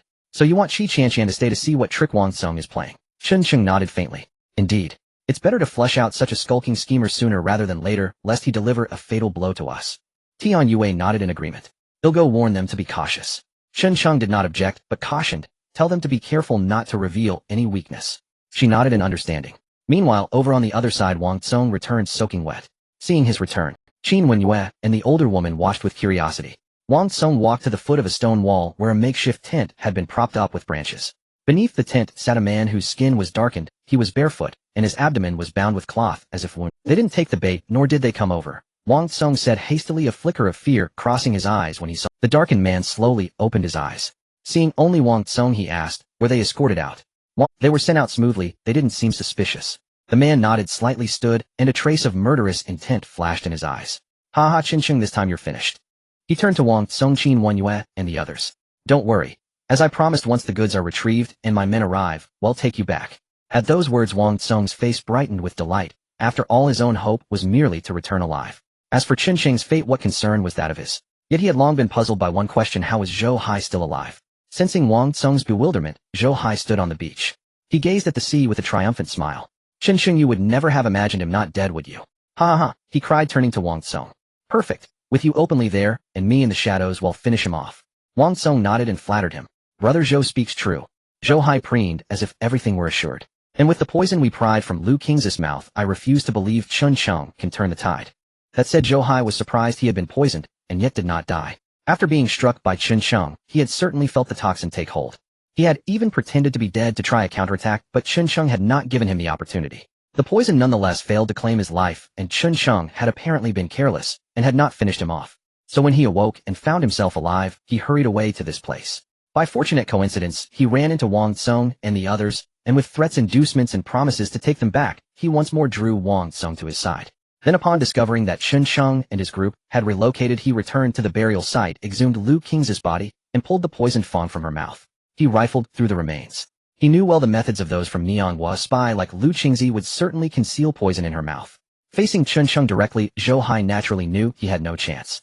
The other side comprised not only Chun Cheng, but also Tian Yue and the mysterious Li Qiuwei. Thus he devised his plan. First lure Chun Cheng over. Once he came with Wang Song exposed and himself concealed, they would land a fatal blow. As a backup, using the promise of returning home as bait, he would have the most beautiful among them, Qi Qianqian, deliver the poison. When those people were dead, the prize would be his alone. Such a seamless plan made Zhou Hai feel like a genius. Once the goods were in hand, all that remained was to wait for his men to arrive. As for those people, secrets after all are safely kept by the dead. Chun Cheng carefully gathered the dried poison-tipped arrows, then rose and walked toward the area where fibrous plants were laid out to dry. He inspected them, still needing more time. Yet given the current intensity of sunlight, they would likely be ready for use soon. Of course, he possessed alternative methods for crafting rope.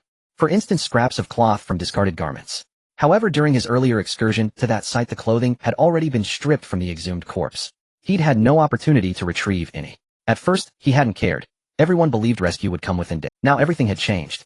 Every potentially useful object Chun Cheng resolved would be seized without exception. Just as he turned to head back, Lin Zhaozhao, who had been playing along the shore, bounded toward him, clutching something in her hand. Big brother, look what I found. The little girl rushed over, brimming with excitement.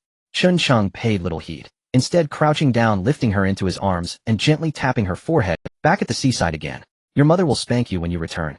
Lin Zhaozhao laughed, carefree and unburdened. I'm not afraid at all. Because Big Brother is here. Chun Cheng rolled his eyes at her, exasperated. Yet 10 days had passed since their arrival, and the girl's once pristine dress and skirt were now grimy beyond recognition.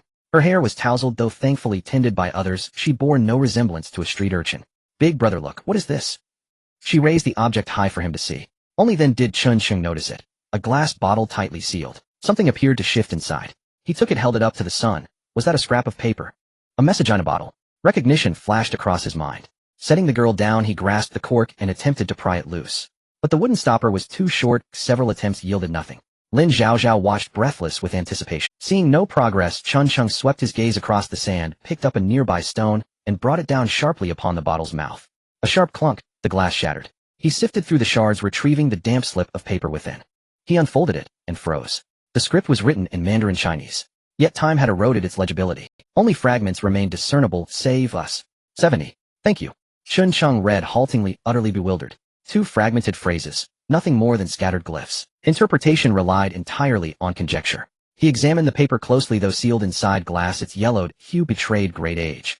Judging by its phrasing, it seemed a desperate plea cast adrift upon the sea. Yet for Chun Chung and his companions, such a relic held no practical significance. After all, they too were stranded souls awaiting rescue. And after so long, could the bottle's cinders still be a big brother? What does it say? The little girl leaned in, curiosity sparkling in her wide eyes. Chun Chung folded the paper away and smiled. A small humble wish. A wish. She blinked, startled. He nodded, taking her hand, as they began walking back toward the shelter. As they walked, he explained softly. Yes, some people cast wishes upon the sea, hoping the waves might carry them true. Lin Zhaozhao nodded, dazed yet trusting. Then, as if struck by sudden inspiration, she wrenched free of his hand and turned toward the ocean, pressing her palms together in solemn prayer. Ocean, did you hear me? My wish is for Mama to get well soon and bring me home. Chun Chung stood still, heart quietly stirred. A child's dream, so tender, so easily shattered. He too had lost something precious in childhood, only to realize years later that it could never be reclaimed. He waited in silence until long moments later she opened her eyes. Turning to him, she beamed, a smile pure and radiant. Big brother, do you think the ocean heard me, eh? Reaching for his hand again, she asked, hopeful. It did, he replied, smiling. Perhaps we'll go home sooner than we imagine. I think so too. Then we'll all be. Grandma even promised to make my favorite scallion stuffed buns. Hearing this, Chun Chung sighed softly. Yes, everyone had loved ones waiting for them. Yet one thing puzzled him. Ever since Lin Zhaozhao's arrival, he'd never once heard her mention her father.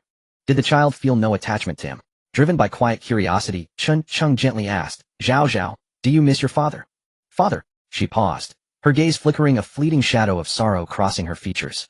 Her voice softened. Mama says he went far away and won't return for a very, very long time. She hesitated. But I know, he'll never come back. Her eyes shimmered, not with tears but with starlight. Mama works so hard caring for me, so to spare her worry I pretend I don't know. Am I clever? She wore a bright, triumphant grin, masking sorrow as she looked up at him. Chun Cheng's chest tightened with quiet. He squeezed her small hand gently. So Li Qiuwei was a single mother. Big brother, you mustn't tell Mama. This is our secret. Chun Chung smiled faintly. Agreed, pinky swear. Laughing, she linked her pinky with his. Together they returned to the shelter. The moment he stepped inside, Tian Yue shot him a knowing glance. Chun Chung understood instantly. Li Qiuwei was alone inside the shelter. Everyone else had tasks. Qi Qianqian and Zoe had just joined the group, gathering firewood near the shelter. Li Qiuwei glanced at Chun Chung, her eyes holding a subtle reproach as if silently scolding him. You didn't tell me about this important matter, even once. Next time, no extra rations for you. Chun Chung feigned obliviousness. Now aware of Li Qiuwei's circumstances, even her faint melancholy glances carried an unexpected allure. With daylight still lingering, Chun Chung chose not to rest. After entrusting Lin Zhaozhao to Li Qiuwei's care, he asked Tian Yue to accompany him in collecting sturdy branches. Their plan reinforced the shelter's rear wall with interwoven branches, blocking the sea wind, eliminating drafts, and making nights markedly more bearable. At the forest's edge, they found Su Qiaoyun digging cassava alongside Shang Luo. Spotting Chun Chung, Shang Luo proudly brandished a freshly unearthed tuber in greeting. Yet beside him, Su Qiaoyun watched Chun Chung, her expression layered with quiet, inscrutable meaning. Tian Yue chopped some small trees before returning. Chun Chung then began to set up behind the shelter. The project was not large. Working together with Tian Yue and with the hard-working Qi Qianqian assisting, they quickly got it done. As the sun began to set, it was time for their daily beach gathering. For Qi Qianqian, this was evidently her first time. When she first arrived and discovered that Chun Chung and the others had so many smoked fish, she was quite shocked. Now when it came to the beach gathering, it felt as if a door to a new world had been opened. She seemed to have a hint of anticipation. However, they had just arrived. Qi Qianqian had not even been excited for half a second when she slipped and twisted her ankle. In pain, she squatted on the beach holding her foot, looking at Chun Chung with a pitiful expression. Chun Chung walked over in silence. He merely glanced at her. Forget it, we have enough hands here, you go back and help. Upon receiving this arrangement, Qi Qianqian felt a bit embarrassed. Limping, she made her way back towards the shelter. Watching her leave, a hint of sternness flashed in Chun Cheng's eyes. He was not worried about the shelter after all. After all, they had Li Qiuwei around. Even 10 Qi Qianqians would not be a match for her. Meanwhile, Shang Luo came over pouting as she watched Qi Qian. I think she just wants to slack off. Chun Chung did not respond. Forget her. After saying that, Chun Chung led everyone to continue the beach gathering. Everyone started to get busy. In no time, they had basically scoured this area. Looking at the harvest in the basket, Chen Cheng felt mixed emotions. The catch was dwindling. This was not good news. Given the current situation, without surrounding the sea, their harvest would only become less. Fortunately, there were still cassava to rely on. For now, they would not go hungry. But what about later? For a moment, Chen Cheng felt a bit melancholic. Planting cassava. Clearly that wouldn't work. According to Shang Luo, cassava takes 8 months to mature. By the time it matures, the daylilies would have withered. Moreover, in 8 months' time, would they be able to last that long? It seemed they must find some other food. Chen Cheng carried the basket and began to tidy up the fish traps with Shang Luo, while Tianhui and the others started to clean off the dirt on themselves, preparing to return to the shelter. Fortunately, the fish traps did not disappoint him. The new traps were large enough and the harvest was quite good. Even during the day, the 2 traps yielded 8 fish. The smaller trap yielded a little less, just 2 fish. If things continued like this, the food would only suffice to maintain their daily consumption without starving. Compared to food freedom, that was far from enough. After finishing up with the fish traps, he then took Shang Luo back. Upon returning, Chen Cheng saw that food was nearly ready. Leaning against the large stone, he deliberately glanced at Qi Qianqian beside him. Seeing him look over, Qi Qianqian instinctively avoided his gaze. Chen Cheng remained silent, revealing a hint of a faint smile. He leaned closer to the pot, took the wooden stick from Tianyuai's hand, gently stirred the food in the pot, then lightly dipped it. It seemed he was talking to himself. I wonder if the salt flavor is enough. As he spoke, he was about to personally taste it. This scene left Qi Qianqian beside him momentarily stunned. But just as Chen Cheng was about to bring the broth to his lips, he suddenly stopped. His gaze swept across the girls. Finally landing on Qi Qianqian, he smiled with a hint of teasing. I see you haven't had salt in a long time. Why don't you come and try? You should be the best at discerning the salt flavor now. Upon hearing this, Qi Qianqian's face turned pale instantly. No. It's fine, I have a bit of a cold, my taste buds are off. Qi Qianqian scrambled for a clumsy excuse. The girls beside her also looked over curiously. What a shame. Chen Cheng shook his head lightly. Then in Qi Qianqian's shocked gaze, he dipped a bit of the broth and put it in his mouth, seeming to savor it. Not bad, the flavor is just right. After saying this, Chen Cheng set down the wooden stick, took the plastic bottle that Tianhui handed him, and poured it into a small bowl. He intended to share the food with everyone. Just then Chen Cheng suddenly clutched his chest. His face changed. He began to gasp for breath and the bowl in his hand fell to the ground. The girls nearby were instantly stunned by this scene. Tianyui, who was closest to him, hurriedly supported him, her face filled with worry. Chen Cheng, what's wrong? Shang Luo, startled, also rushed over, grabbing Chen Cheng's hand. Her eyes full of concern. Big brother Chen, what happened to you? Chen Cheng clutched his chest, his face filled with disbelief. This broth is poisoned. After saying this, Chen Cheng's head tilted and he collapsed. Big brother Chen, Shang Luo exclaimed in shock, bursting into tears instantly. Tian Yue stood frozen in place, supporting Chen Cheng, unable to react for a long time. Beside them, Su Qiaoyun gaped in disbelief at the sudden turn of events. Li Qiuwu witnessed this scene. She was momentarily stunned. Although she knew Chen Cheng was acting, for some reason her heart ached deeply. The one who reacted the most was surprisingly the little girl Lin Zhaozhao. Upon seeing Chen Cheng collapse, she dashed over. Big brother, please don't die, big brother. Woo. Zoe and Lisa stood by at a loss. What? Chen Cheng died. How could this be possible? Qi Qianqian realized Chen Cheng was dead. Knowing her plan had succeeded, she quietly stepped back a half step. While everyone was busy worrying about Chen Cheng, she stealthily exited the shelter. Big brother Chen Luo, don't scare me. Shang Luo cried, heart-wrenchingly gripping Chen Cheng's hand tightly, unwilling to let go. Little Lin Zhaozhao was even more glued to his chest, refusing to get up. Meanwhile, Tian Yue, after a brief mental breakdown, began to reconnect. She placed Chen Cheng's head on her lap and began to check. There was a breath. He was still alive. Stop crying, Shang Luo, you're a medical student, hurry, make him vomit. Upon hearing this, Shang Luo finally reacted. Yes, how could she have almost forgotten? She quickly grabbed a bottle of she planned to pour it down Chen Cheng's throat. Li Qiuwu, unable to bear it any longer, approached after realizing Qi Qianqian had already left. She leaned in and said, enough, stop pretending he's gone. Both Tian Yue and Shang Luo looked at Li Qiuwu in shock. At that moment, Chen Cheng finally opened his eyes, grinning at the girls. Tian Yue, upon seeing this, immediately staring at Chen Cheng, who was resting on her lap, she pushed him away in annoyance and stood up in anger. Shang Luo, seeing Chen Cheng awake, felt a wave of relief and amidst the astonished gazes of everyone threw herself into his arms. Whoa, big brother Chen, you're okay, that's great. Faced with Shang Luo's overwhelming reaction, Chen Cheng was somewhat surprised. For a moment, he didn't know where to place it. Su Qiaoyun, watching Chen Cheng wake up, inexplicably felt relieved. Yet Li Qiuwu was a bit puzzled. What was going on between these two? Lin Zhaozhao, upon seeing Chen Cheng wake up, quickly wiped the tears from her face. Her little head was a bit unclear about the situation. Alright, it's okay now. Chen Cheng gently patted Shang Luo's back and comforted her softly. We were just acting. It's fine now. Chen Cheng continued. Tian Yue shot him an annoyed glance. Glancing around, she realized Qi Qianqian had indeed disappeared. MHMHM. Shang Luo nodded through her tears, reluctantly letting go of Chen Cheng. However, upon seeing the puzzled expressions on everyone's faces, her cheeks instantly flushed red. I was just worried about Big Brother Chun. Tian Yue smirked slightly. Do you even believe your own words? Chen Sheng didn't pay much attention to this. Now that Qi Qianqian was gone, she was likely going to inform Wang Tsong and the others. Since the act had gone this far, it had to continue. Chen Sheng began to analyze the current situation for everyone. The girls, upon hearing that Wang Tsong was planning something, all showed expressions of anger. They patiently followed Chen Sheng's instructions. Chen Sheng, holding the freshly made bow and arrow, told the girls to prepare their weapons and get ready to bait the opponent. Sure enough, not long after, sounds were heard from the left hillside. In a short while, Wang Tsong, accompanied by Qi Qianqian, Qin Wenyue, and an older woman, ran down from the slope. Upon seeing Chen Sheng and the others' shelter, to be honest, he felt a bit envious. Moreover, there were so many beautiful girls. It was truly jealousy. However, just thinking that all these things would eventually belong to him, his mood lightened up. It was as if he heard some commotion. Tian Yue, along with Shang Luo, Zoe Lisa, and Li Qiuwu, who was leaning on a wooden stick, hurried out. They saw it was Wang Tsong and the others. The girl's eyes revealed traces of hatred. So it's you. Although it was just acting, Tian Yue's hatred towards Wang Tsong was sky high. Wang Tsong was completely unfazed by Tian Yue. Now that Chen Sheng was dead, what could this group of women do? Ha ha, Officer Tian, long time no see. I told you I would get you sooner or later. How about it? If you crawl over on your knees, maybe I'll be in a good mood and spare your life. Bastard. Tian Yue was so furious she wanted to charge over and beat him up. But looking at the others, she silently held back. Chen Sheng had said that based on Wang Tsong's abilities, it was impossible for him to pull off these things. There must be someone backing him. That person had not shown up yet. She could only endure for now. Now that Chen Sheng is dead, what are you planning to do? Want to follow this young master?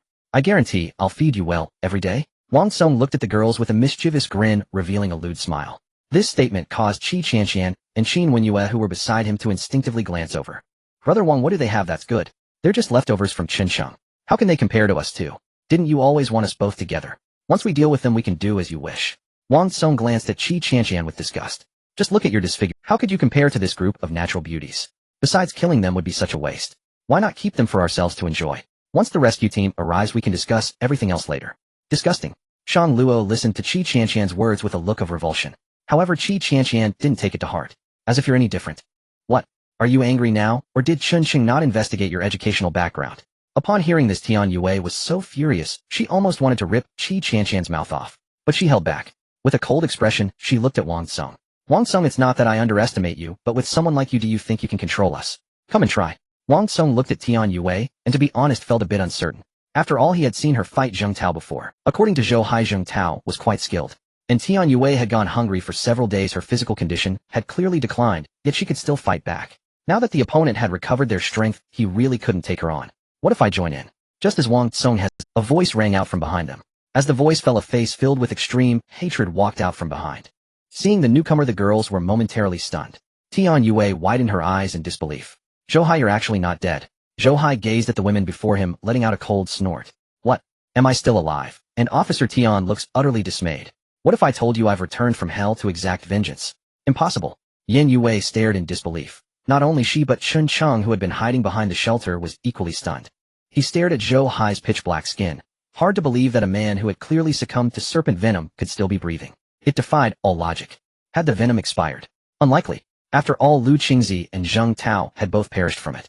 Zhou Hai's ashen-black skin bore the unmistakable mark of post-toxic recovery. Proof indisputably that only one explanation remained: the toxin on the wooden arrow he'd fired was severely weakened, insufficient to. After all, the poison had been haphazardly smeared onto the arrows. Over time, potency varied wildly from and indeed this was the sole plausible explanation. Now Chen Sheng regretted not delivering a finishing blow. Otherwise, how could such a calamity have arisen? Once watching television, he dismissed dramatized killers' meticulous disposal rituals, dismemberment, concealment, even celebratory music, as absurd overkill. Now he understood their necessity. Eradicating every trace, eliminating all future peril. Growth in that moment crystallized into grim clarity. Just how formidable was Zhou Hai? Yin Yue couldn't say for certain, but given his temperament, mercy seemed unlikely. His true objective remained unchanged: that thing. Then she would thwart him at all costs. Sorcery and charlatanism. Li Qiuwei leaned on her crutch, her expression icy and unyielding. She was wounded, not dead. Did they truly believe they could dominate them so easily? Zhou Hai's gaze swept. Truth be told, though Chen Sheng was formidable, Zhou Hai believed he held countermeasures. Yet Li Qiuwei, after all, this injured woman had displayed combat prowess far beyond expectation. Is that so? With Chen Sheng gone, what will you do now? Just you, a cripple. And your daughter? Yes, you may survive now, but what of tomorrow? Zhou Hai's smile held a cruel, chilling edge. Indeed, his original plan had been to poison everyone here, yet only Chun Sheng had fallen. Under current, he wasn't certain he could overpower them, but alternatives existed. At those words, Li Qiuwei paused, startled. In that instant, she grasped Chun Sheng's irreplaceable role, not merely as provider, but as the very axis upon which their survival turned. He was their reason to endure. Without him, purpose dissolved into void. Truly, his malice ran fathomless. To slay Chun Sheng was to annihilate them utterly. Seeing Li Qiuwei lost in thought, Zhou Hai mistook her silence for vulnerability, his confidence swelling with perverse certainty. How about a bargain? Hand over that thing, and I'll depart immediately. My reinforcements will even evacuate you, all of you, from this place. Agreed. As for what lay beyond evacuation, Zhou Hai cunningly omitted that detail, confident that save for Yan Yue none would resist such temptation. Dream on. Yan Yue stepped forward. Now that the mastermind had revealed himself, it was time to close the net. Ha ha, Officer Yan, still clinging to hope. Can you resurrect Chun Sheng? Zhou Hai's smile remained detached, serene. 30 seconds of ads won't bring me back, but who said I was dead in the first place? With Zhou Hai's gambit fully exposed, Chun Sheng dropped all pretense. The truth was laid bare, though he'd feared hidden reserves of treachery. Yet this was all. No reinforcements, just empty bluster. Chun Sheng's voice cut through the air, leaving Zhou Hai and Wang Tsong dumbfounded. Wang Tsong's eyes widened. He glanced at Chun Sheng, then back at Zhou Hai. Wait, what? Are you mocking me? People die, and then just come back. CCC Chun Sheng. Qi Qianqian recoiled as if seeing a specter, her voice trembling with raw How could this be? She'd watched him fall, with her own eyes. Zhou Hai glanced sideways at Qi Qianqian, the shock in her gaze genuine, unfeigned. So, Chun Sheng had been lying in wait. Winds shifting, retreat. Zhou Hai made his decision instantly, yet still sought to deploy Wang Tsong as a delaying shield. But when he turned, his own astonishment eclipsed all else. Wang Tsong had already fled. Faster, even. Indeed, people evolve. Wang Tsong, it seemed, grasped the stakes more acutely than anyone. Stand still and die. Watching Wang Tsong vanish, Chun Sheng smiled. Not in mirth, but in quiet resolve. Run. This island is finite. Nowhere to hide. With Zhou Hai confirmed as the sole remaining threat, his course was set. Eradicate all traces, leave no survivors. He would never repeat the same mistake. Shendu's Wazhe Yuxian Gongxi was no legitimate enterprise. It was a facade, nothing more. Qi Qianqian and Qin Wenyue stood frozen, paralyzed by shock, until the elderly woman dragged along with them suddenly snapped awake. She dropped her wooden club and bolted after Wang Tsong. Only then did the two young women react, seeing Chun Sheng's unwavering focus fixed on Zhou Hai. They discarded their clubs and silently retreated. Zhou Hai, witnessing their desertion, erupted into manic hollow laughter. Ha, ha, ha. Chun Sheng, I'll tear you apart. With that, he lunged forward, brandishing a crude hand-forged dagger. Just as Chun Sheng drew his bow, intending a swift lethal shot, Yan Yue surged forward. Her tight skirt posed no hindrance to her movement. A single devastating kick sent Zhou Hai hurtling backward, stunned, incredulous. Chun Sheng, however, showed no. Before starvation had sapped Yan Yue's strength, now nourished and resalted, she was formidable, perhaps even stronger than he. Poor. Zhou Hai roared, scrambling upright, only to be seized mid-lunge by Yan Yue's iron grip. She closed and executed a flawless takedown and slammed him face down, dazing him utterly.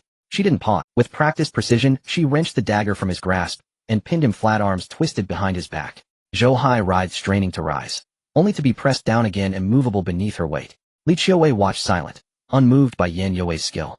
Chun Sheng approached the subdued Zhou Hai, calm, deliberate. This time he would deliver final judgment himself. Qiuwei, take them back. I have matters to attend to. Li Qiuwei nodded wordlessly. Hearing herself addressed, as Qiuwei, a faint private warmth stirred within her.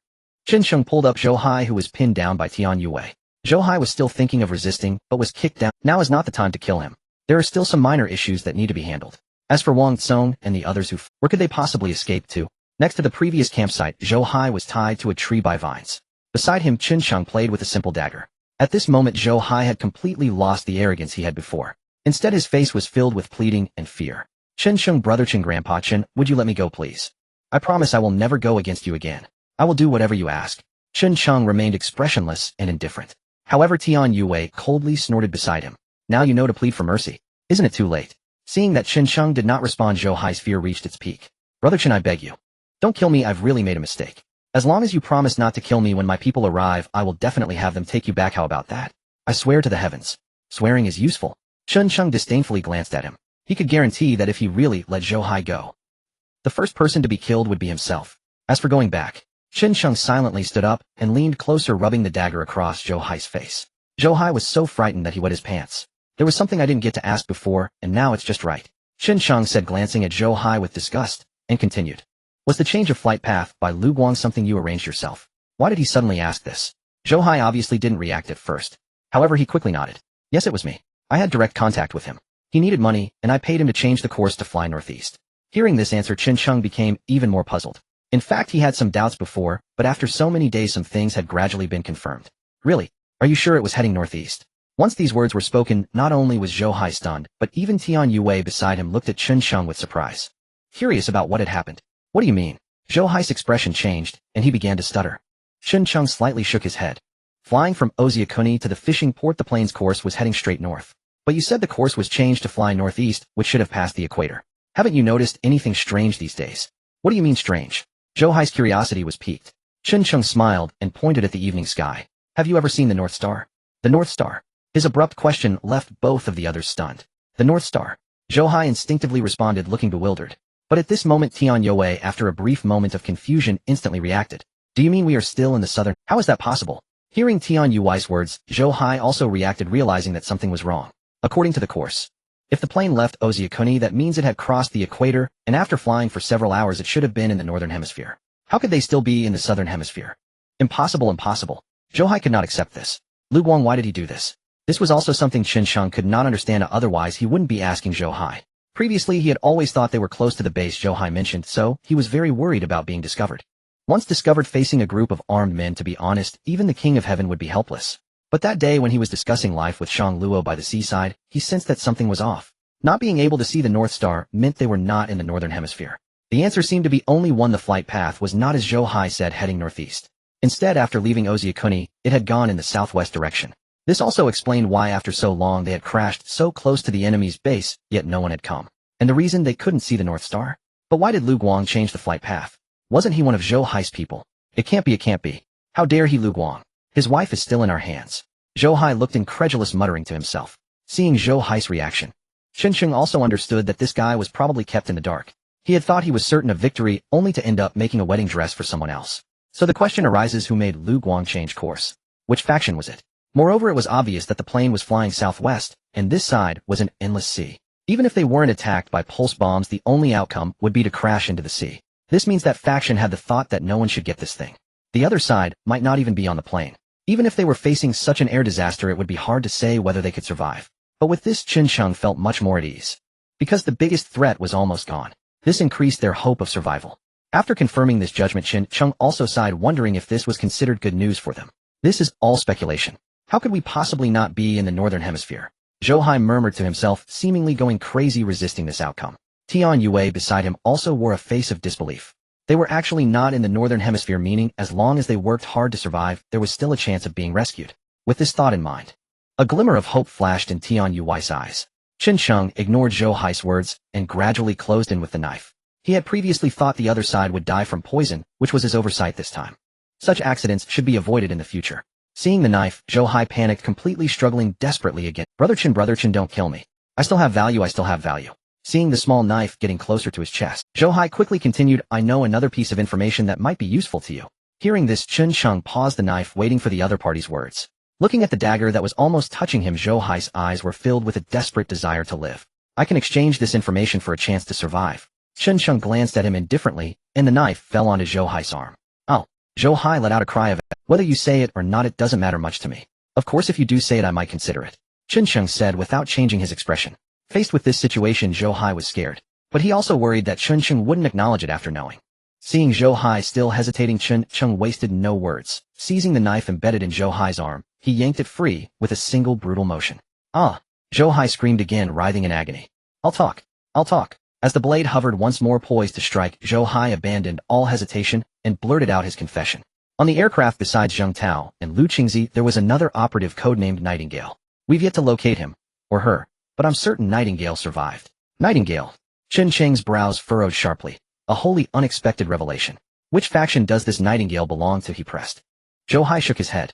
I received this intel only moments ago. I don't know Nightingale's true identity, nor even whether they're male or female. But anyone aboard that plane had far more than coincidence guiding them.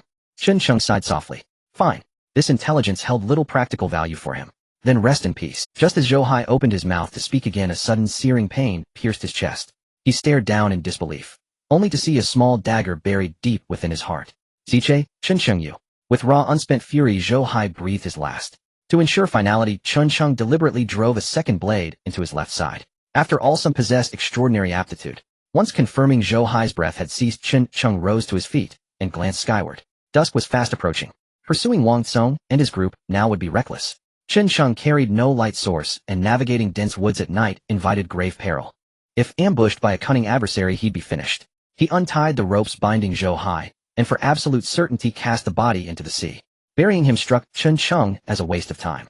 Let's go, he called out to Tian Yue, who stood frozen nearby. Tian Yue felt no sorrow over Zhou Hai's death. Instead, the name Nightingale had stirred distant half-remembered echoes in her mind. How familiar.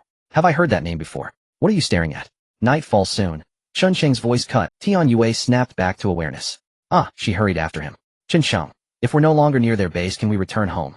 She voiced the question burning deepest in her heart. Chun Cheng paused mid-step, then remained silent. Who could? Even Chun Cheng felt a quiet yearning for home.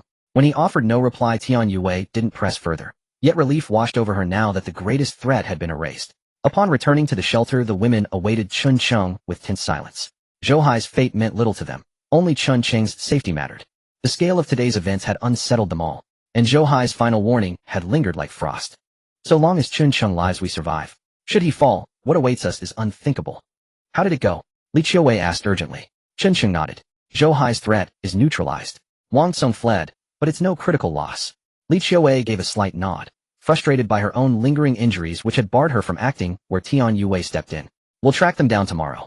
Chun Cheng descended into the shelter, where cold food sat untouched, evidence that everyone had waited for his return. Eat, he said, distributing rations with a plastic bowl. Now that Zhou Hai was gone, the gravest danger had receded. At last he could devote himself fully to practical matters. Like replacing this flimsy bowl, a task he'd long postponed, fearing it might prove futile if enemies arrived unexpectedly. But now survival felt tangible. Hope kindled purpose. After eating, he assigned Zoe and Lisa to night watch. Then he lay down to rest, exhausted from last night's vigil, today's relentless exertion, and the heavy meal settling in his belly. All told, they'd been stranded here barely 12 days, yet endured lifetimes of turmoil. At last Chun Cheng could sleep without dread. He awoke drowsily sometime later, only to feel an unfamiliar warmth nestled against him. Glancing down, he smiled faintly.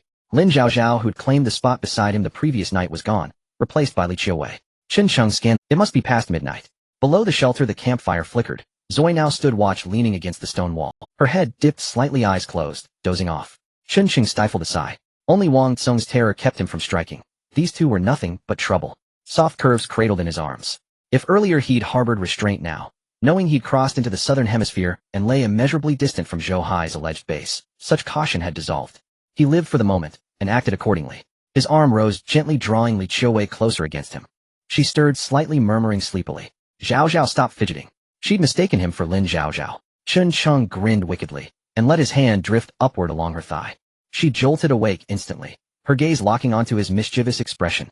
Yet she offered no resistance, only a soft, reproachful glance. Feeling his hand advance, she seized his wrist, her expression tinged with playful jealousy.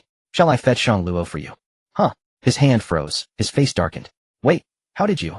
That never happened, he stammered. Li Qiuwei rolled her eyes, utterly unconvinced. Do you think we're blind? That girl's gaze at you this evening. What exactly do you think it meant? Chun Cheng flushed, speechless. Li Qiuwei sighed deeply. Fine, you've won. But remember, no children here. If we never return, that would be disaster. Chun Cheng stiffened, suddenly recalling Lin Zhaozhao's words from yesterday. He pulled Li Qiuwei tighter, and his captured hand slipped free, deftly breaching her guard. By the way, yesterday Zhaozhao and I spoke. She said her father went far away. At those words, Li Qiuwei's resisting hand relaxed, giving Chun Cheng just the opening he needed. She's still so young. She doesn't understand.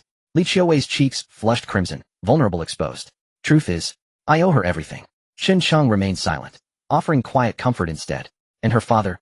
Li Qiuwei met his gaze. She pressed his hand firmly over her heart, and exhaled slowly. You've always wondered about my past. Fine. 20 years ago, in a rainforest, a group of ragged children huddled beneath a dilapidated thatched hut. Their skin tones varied widely, yet they were all roughly the same age, about 7 or 8 years old. Each child's eyes brimmed with profound terror, staring fearfully at their surroundings. At that moment, from afar, a woman approached the group, flanked by several burly men armed with AK rifles. Her gaze swept indifferently over the children. Then she withdrew 2 steamed buns from her pocket and tossed them onto the ground nearby. She watched the children coldly. Here there are no rules. Survival is all that matters. 20 of you. 2 buns. Divide them yourselves. Having spoken, she stepped aside impassively. The children, already starved for days, now gazed upon the food with desperate longing. Their eyes gleamed with raw hunger. Finally, several boys could restrain themselves no longer. They lunged forward, grabbed the buns from the dirt, and shoved them into their mouths without hesitation. But just then, a little girl dashed forward, snatched both buns from their hands, and fled to the side. The boy who'd been robbed erupted in fury. He chased after her instantly, knocking her down onto the ground. As he reached for the buns, the girl panicked and sank her teeth deep into his outstretched hand. The boy screamed in agony, blood welling from the wound. Wincing, he recoiled, but did not relent. Heel after heel slammed into the girl's frail body, yet she showed no reaction, clutching the buns tightly, ignoring the pain raining upon her, and stuffing one hole into her mouth. She remained silent beneath his blows, enduring the searing pain as she swallowed the bun. From the sidelines, the woman observed this scene with detached amusement and a faint, chilling smile.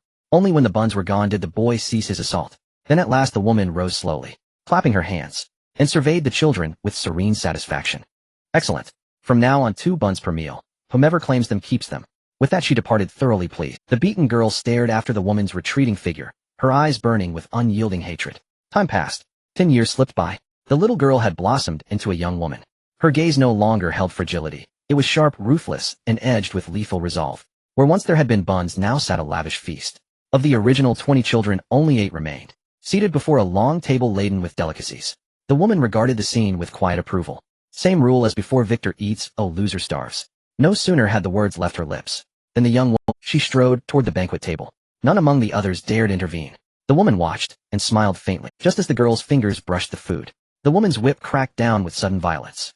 The girl evaded it in a flash, retreating sideways, and fixed the woman with icy, unblinking eyes. What? Do you imagine your glare can slay me? The woman showed no fear. With a single glance, she signaled a hulking guard, who promptly dragged a heap of weapons onto the open ground. Today's rule has changed. Of you all, only 2 shall live. If you wish to survive, take up arms and slaughter every threat standing before you. At those words, terror flickered across their faces. Yet 10 years had stripped away childhood timidity, replacing it with hardened instinct. One man reacted instantly, darting forward, seizing a weapon from the pile, his gaze locking onto the young woman with lethal intent. She met his stare, unflinching, unafraid. And when she saw him charge straight at her, the sole, unarmed figure, she knew her moment had come. She kicked the banquet table sideways, sending dishes crashing, then surged forward. He cleaved the splintering wood with his blade, and lunged.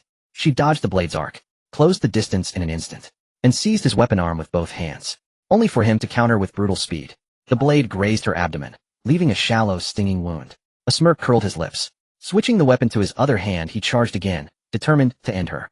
Meanwhile, the remaining 6 fighters clashed in brutal, chaotic combat. The young woman glanced at her wound, then at the man bearing down upon her. Hate flashed across her eyes, and as his blade descended, she twisted aside, drove a knee into his center of gravity, and wrenched his wrist, disarming him in a single. Just as the man braced for death, she kicked him aside and hurled the stolen blade, not at him, but straight toward the woman watching placidly from the shadows.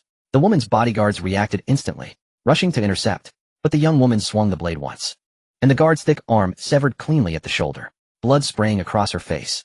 Unblinking, she surged. The woman staggered backward in shock, when suddenly, a gunshot rang out. The young woman's body jolted, frozen mid-stride. The blade nearly slipped from her grasp.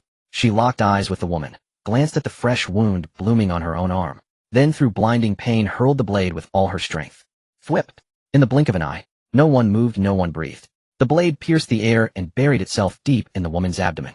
The woman wore an expression of stunned disbelief, yet beneath it something like triumph flickered. As the blade struck, the remaining guards tackled the young woman to the ground. Others rushed to the woman's side, hastily evacuating her. The young woman was carried to the infirmary, bandaged briefly, then locked inside a pitch-black cell. 5 days later she emerged. Fear had vanished from her eyes, replaced by quiet, absolute liberation, the calm of vengeance fulfilled. She was escorted from the rainforest, boarded a helicopter, and flown to a glittering island metropolis, where she first met a man. She joined his organization. Over time she occasionally returned home to visit her birth parents, and undertook missions across. Later, perhaps because he cared for her so steadfastly, their bond deepened into love.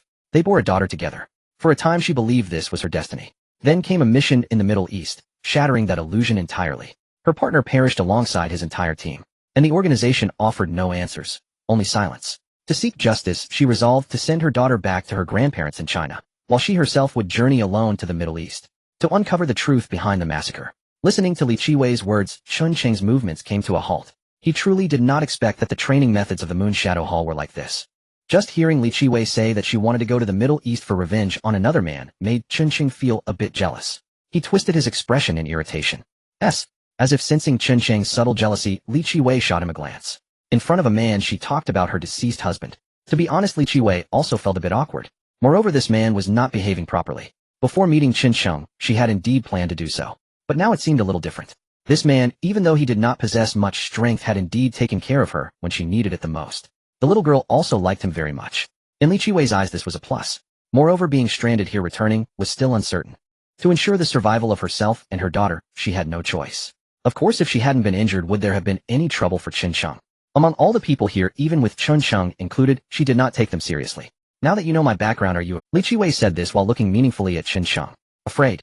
Chen Cheng replied with a smile. I'm afraid that if I don't eat you now, once you recover, I won't be able to defeat you. He leaned closer to Li Qiwei's ear, gently blowing warm breath. Initially, after hearing Chen Cheng's first sentence, Li Qiwei felt a bit disappointed. But after the latter half, she was so angered that she punched Chen Cheng. Chen Cheng grabbed Li Qiwei's small hand, laughing unabashedly. Mingda, I misunderstood you.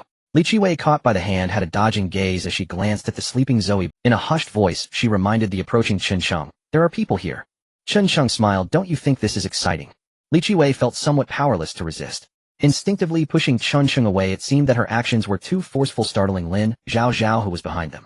In her dream, Lin Zhao turned over, causing both of them to quickly stop. Seeing that Lin Zhao did not wake up, they both breathed a sigh of relief. At that moment, Chen Cheng gradually suppressed his desires, but his hands did not stop. By the way, Lin Zhao's surname is Lin. What is her father's name? Lin Yu. Li Qiwei's face turned red as she protested Chen Cheng's intrusion, yet still spoke. What? Chen Cheng's movements came to an abrupt halt. No way, what a coincidence. It seemed that Li Qiwei also looked at him in surprise. What's wrong? It's just a name. Chen Cheng looked at Li Qiwei, striving to maintain his composure. Silently withdrawing his hand, he did not expect that Li Qiwei would take the initiative to lean in, wrapping her arms around his. She rested against his shoulder. Whether we can go back now is uncertain. Here you are the backbone for me and my daughter. Li Qiwei's words almost explicitly told Chen Cheng. Everything relies on you. I am willing to do anything. But at this moment, Chen Cheng was completely oblivious as he recalled certain things. 3 years ago, it was also a mission in the Middle East. Originally, it had nothing to do with him. However, the company was short-staffed, so he who was responsible for logistics was temporarily sent to analyze and compile intelligence. He clearly remembered that during that operation, the client not only hired them, but also another group of people. Among that group, the leader was a man named Lin Yu. Since they all served the same client, the two parties became quite close. Over time, he and that Lin Yu gradually became acquainted. During that mission, not only did the opposing side suffer complete annihilation, but his side as well. If it weren't for his willpower, he would have escaped in the Gobi Desert for a month. It was likely that everyone on his side had also perished. After the incident, they investigated, and it turned out that some military personnel from a certain country had intervened. This led to their mission's failure. The most critical point was that during that battle, Lin Yu, knowing he could not break through, had once handed a ring to him. He said that if he could break through, he should give it to someone back home. He had always worn that ring, but due to the air crash, the package had long since disappeared. Otherwise, one could determine the connection. This. Chen Cheng felt somewhat awkward. It was akin to a brother's last wishes to take care of his wife and daughter. Yet he encountered such a situation. It seemed to confirm something. Chen Cheng looked at Li Qiwei leaning on his shoulder and instinctively asked, Do you know Su Mingjiao? Upon hearing this name, Li Qiwei shook her head, seemingly asking with a hint of jealousy. What's wrong? Is there something unusual between you and her? Not knowing her, Chen Cheng had a puzzled expression. Was he overthinking it?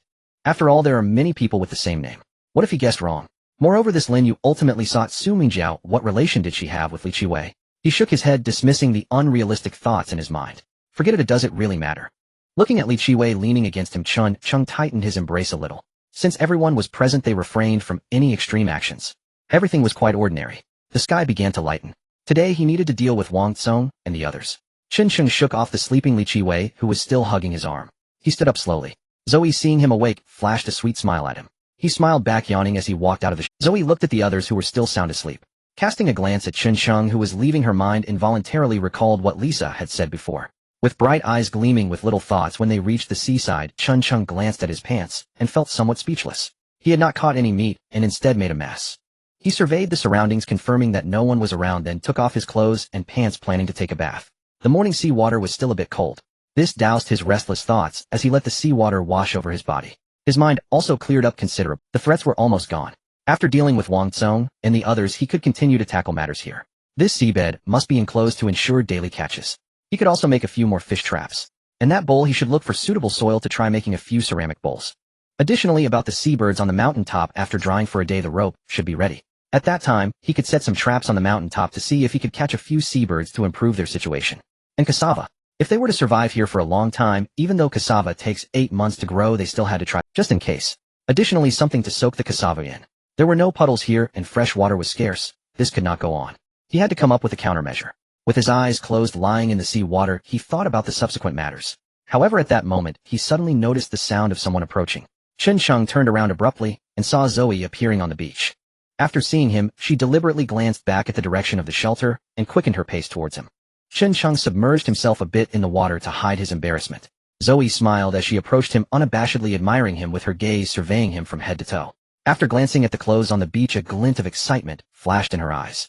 Chen, you seem to be working so hard. Do you want me to give you a massage? Ugh. Chen Sheng felt a bit awkward. He couldn't help but admire this foreign girl for being so proactive. Didn't she know that men shouldn't be provoked in the morning? It was simply broad daylight. Should he just give in to her? Faced with Zoe's unspoken expression, Chen Sheng felt a surge of pride. Indeed, he hadn't even collected the interest from before. Why not take advantage of it? When he didn't respond, Zoe became even more proactive. She leaned in closer, her small hands resting on Chen Sheng's shoulders, gently massaging him. Sigh. Chen Sheng closed his eyes in enjoyment. He had to admit that Zoe had some skills. It felt delightful. Just as he was enjoying the moment, Zoe, behind him, suddenly paused for a moment. After a moment, Chen Sheng sensed something was off. A warm body pressed against his back. The texture.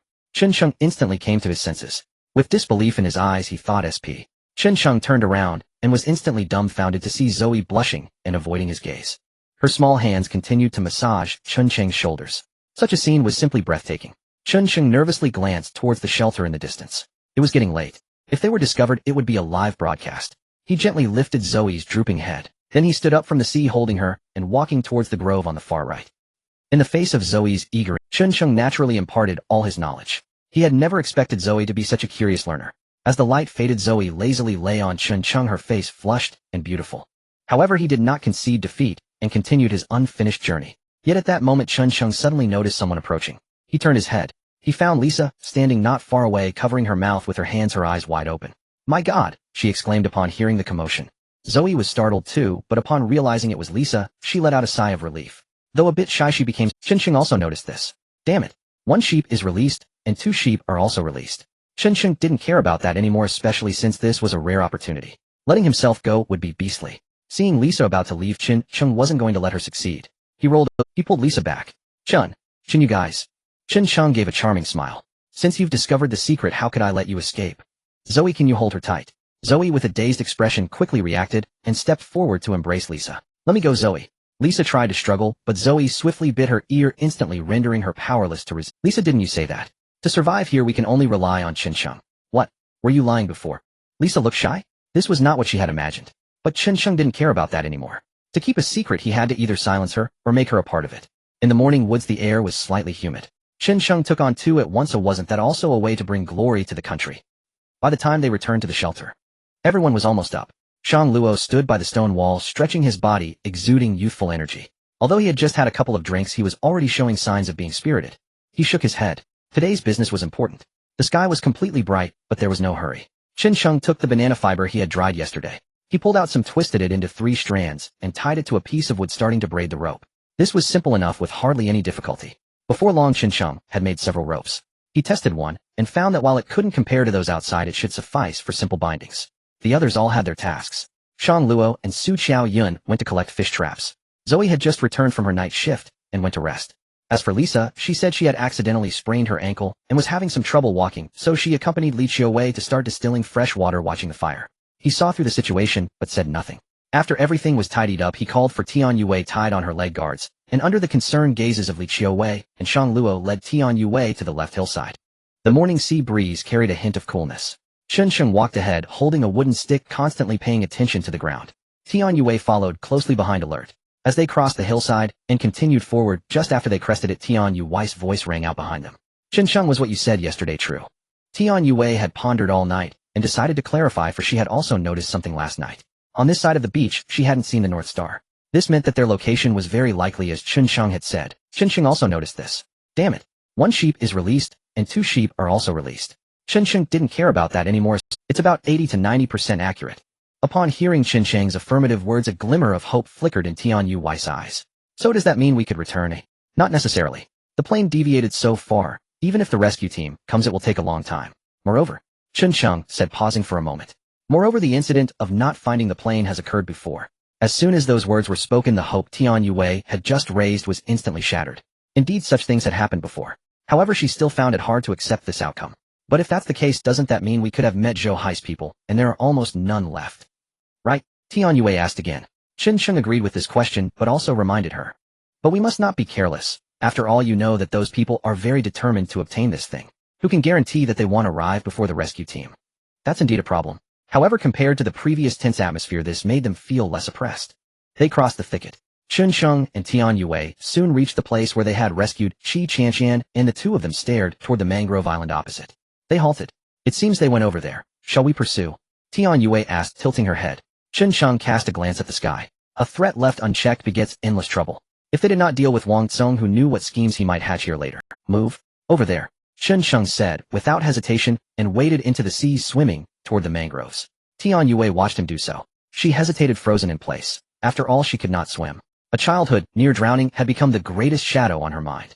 The water rose to their waists. Chen Sheng realized the depth was not great. Were it not for the occasional surging waves, they could have simply waded across. He meant to call back to Tian Yue, but when he turned, he found her still on the sand. Only then did he remember that she could not. He sighed and walked back. Stay close to me, it isn't deep. It's fine even if you can't swim, he said. Tian Yue. She looked at Chen Sheng, glanced at the sea, and finally chose to follow. The water reached her thighs, and she grew nervous. She gripped Chen Sheng's arm tightly. When a wave came, she struggled to keep her balance, but they pressed on as the water deepened. Soon the sea rose to her chest, and her anxiety intensified.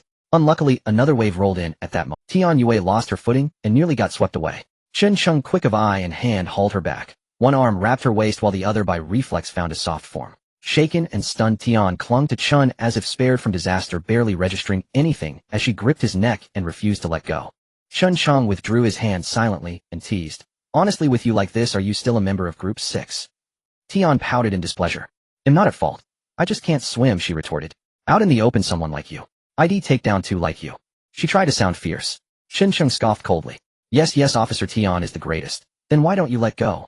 Stubborn in words, she nevertheless truly feared the water.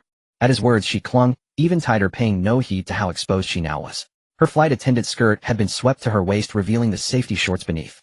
I, she stammered and fell silent. Chen Sheng braced himself against a nearby tree, and holding her edged forward bit by bit.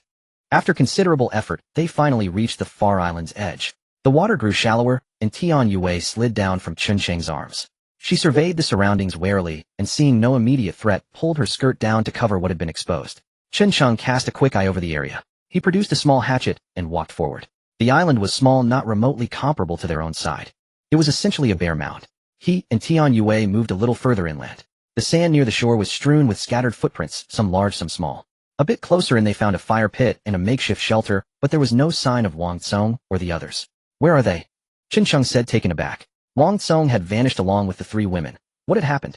Unwilling to concede, Chen searched the small island with Tian Yue in tow. They truly found nothing. Where could they have gone? Tian stood at the water's edge, shading her brow as she scanned the... Is that the large island Shang Luo mentioned?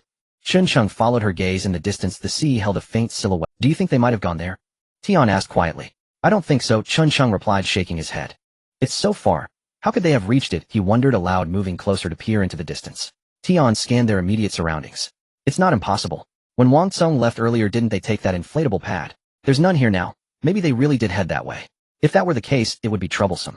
They could not continue the pursuit here. He had thought Wang had nowhere left to flee. He had clearly underestimated their will to survive. From so far off, they had still risked everything, proving that in life and death moments the surge of will is greatest. So what now? With no sign of Wang Tsong, the trip felt wasted. Tian Yue looked to Chen Sheng for an answer. He only shook his head. Let it be. They were simply fortunate. If they had not drowned and had managed to make the crossing, then luck had favored them. Damn them, they're lucky, Chen Sheng muttered. He searched the beach again and found nothing of use left behind. Since they had fled, there was nothing to be done for the moment. Let's go. Back up to the summit. Chen Sheng sighed and altered his plan. Tian Yue shrugged. There was no other option. The two retraced their steps. Having learned from the previous attempt, Tian behaved more wisely this time. When the water rose to her waist, she stayed pressed close to Chen Sheng to avoid being toppled by the waves. At last safe and sound, they returned to their island. Once back, Chen Sheng scanned the surroundings, cut several branches with his hatchet, and then with Tian Yue climbed toward. He also held on to the possibility that Wang Tsong and his party might still be hiding nearby. The summit would confirm this, being the island's highest vantage point. From there, any activity below could be seen at a glance. Frankly, the island was too small. If it were larger, Chun could nearly guarantee they would fare better. Food and drink would not be a constant worry. Last time he had Shang Luo with him, this time it was Tian Yue, which made things considerably easier. The two climbed on. They soon reached the summit.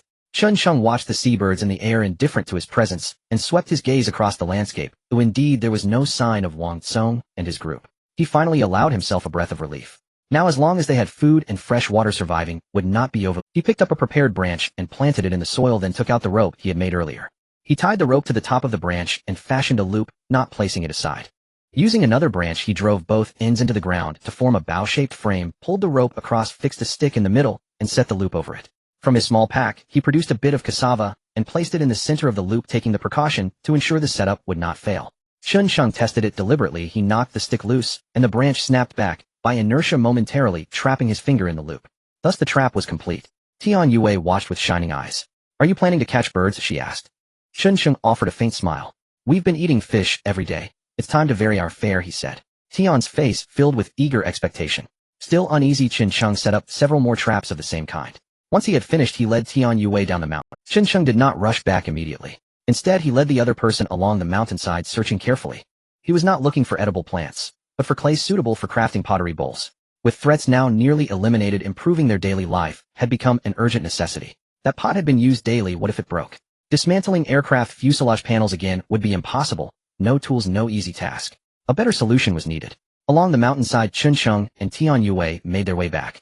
Near a forest bordering the slope, Tian Yue called out, "Chun Sheng, come see. Is this the kind of clay you're looking for?" Hearing her voice, Chun Sheng, following her pointing finger, he sighed inwardly. Before them lay a gully, clearly carved by flash floods after, at its lowest point, erosion had exposed the underlying soil, strikingly black. Chun Sheng crouched down. He scooped up a handful, kneaded it between his palms, then opened his hand. The soil crumbled instantly, refusing to hold shape. Utterly unsuitable for pottery. Seeing him shake his head, Tian Yue's expression dimmed with disappointment. They continued searching the island. Yet after circling the entire area, Chun Sheng found no viable clay. This posed a serious dilemma. Without proper clay, how could they fire functional bowls? On the walk back, Chun Sheng weighed alternatives in silence. Other options existed. Perhaps unconventional methods might work. As soon as they returned, Li Qiuwei and Shang Luo rushed forward to meet them. Relief washed over them upon confirming both were unharmed. "How did it go?" Li Qiuwei asked instinctively. Chun Sheng exhaled deeply. "I don't know where he fled." He paused briefly. "Perhaps it's for the best. I won't need to act myself. And after everything that transpired, even Wang Tsung wouldn't dare provoke us again, however foolish he may be." Li Qiuwei nodded in full agreement. Her own injuries were nearly healed, and with her strength restored, what threat could those people possibly pose?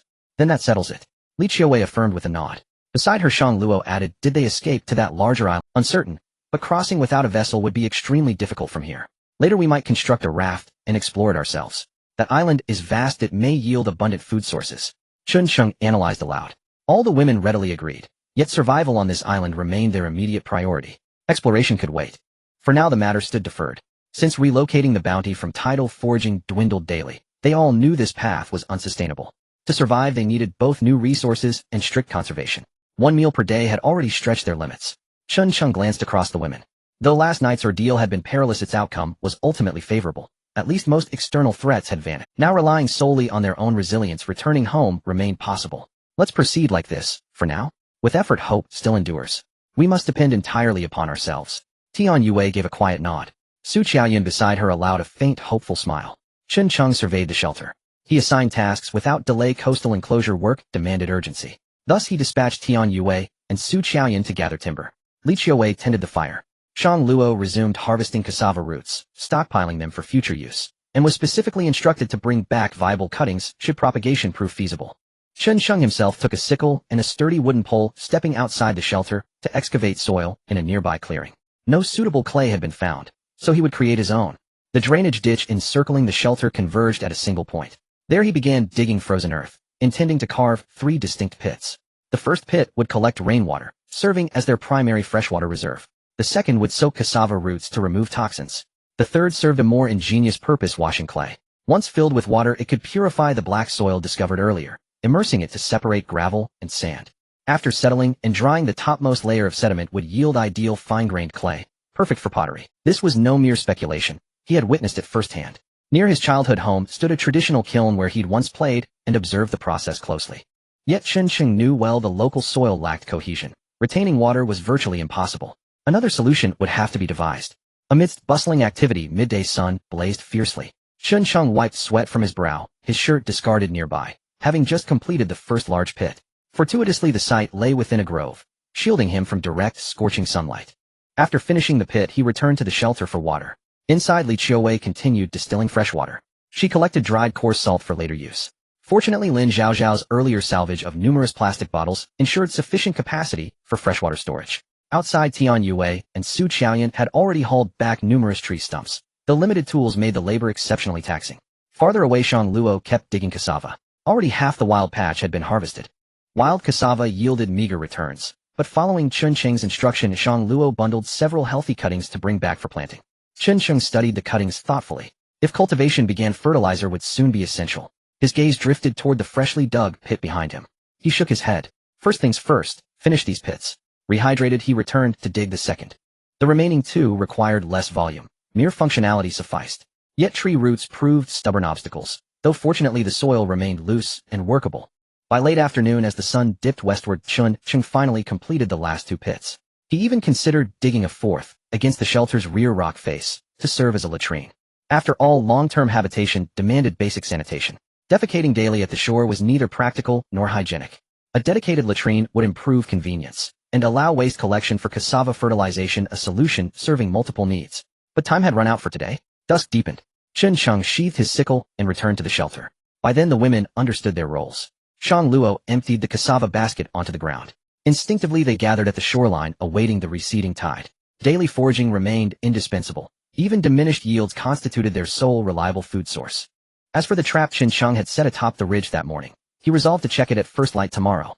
The night fell. Only then did everyone leisurely return to the shelter. Looking at their harvest, the mood was rather low, as days passed relying on such uncertain days of living off nature felt unstable. Moreover, the 3 fish cages yielded very limited catches during the day. Chun Cheng glanced at the place above the fire where the smoked fish was placed. Fortunately, they had stored quite a bit from previous catches. It's really unfortunate, it won't starve you, but it won't fill you either. The only good news is the pile of cassava under but there will come a day when the cassava here runs out. What will they eat then? Chun Cheng felt a bit anxious. Alright, although it's little, it's enough to avoid hunger. Everyone should save some, Chun Cheng said, observing the low Li Qiuwei scanned the other women, exuding a bit of a big sister vibe. Yes, having something to eat is already quite good. Oh, it's better than being hungry before, isn't it? Everyone tucked away their disappointment and began preparing for tonight's dinner. There was still a bit of soaked cassava left to add. With the supplement of protein and carbohydrates, they could barely maintain their daily consumption. After eating, Chun Cheng did not rest. Because the salt they had made over the past days had almost been used up. They couldn't do without salt. Chun Cheng took some coarse salt that Li Qiuwei had collected.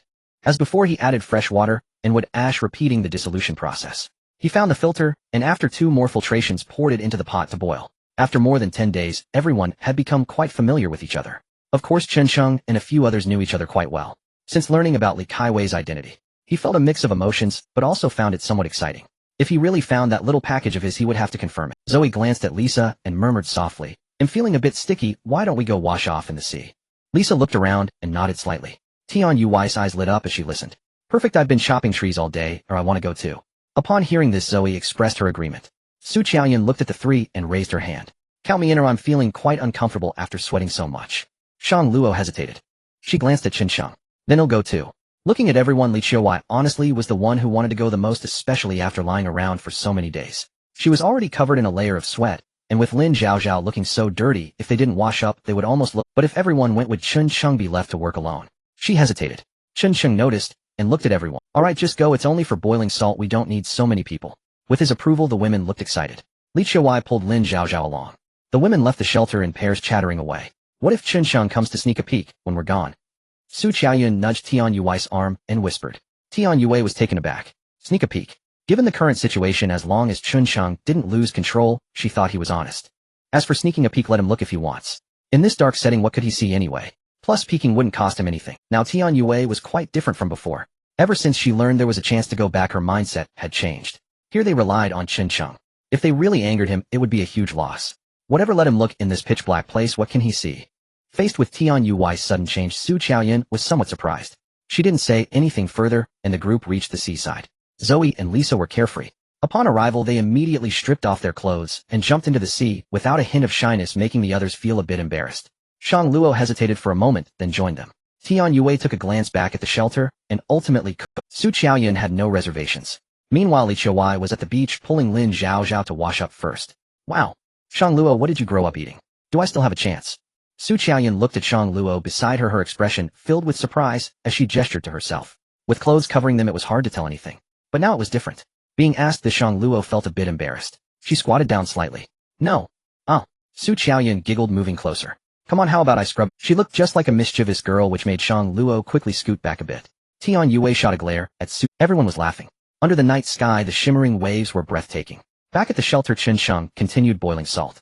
When it was about done, he gradually collected the salt and placed it into a plastic bottle. Although it wasn't much, it would be enough to last for a few days. At this moment, food was the key. Tomorrow he would check the mountaintop to see if there were any gains. Chen Sheng stood up, glancing towards the seaside. Should he go take a look? With a playful smile, Chen Sheng thought, yes, wasn't he just worried about them falling into the water? But just as he stood up, he saw the women had already returned. With just one glance, Chen Sheng revealed a meaningful expression. There was no helping it, he just imagined. Facing 6 women clad only in their undergarments walking towards him, would you not feel excited? See, I told you.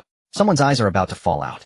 Su Qiaoyan saw Chen Sheng standing at the shelter's entrance and said with a beaming smile. Chen Sheng did not hide his gaze at all. What? You allow them to dress like this and you don't want me to look? As he spoke, Chen Sheng pretended to admire them. By the way, Qiaoyan, your outfit is quite nice with black lace trim. It's very enticing. Facing Chen Sheng's teasing, Su Qiaoyan was undeterred. She intentionally lifted her chin and puffed her chest. What? Want to try the feel of it?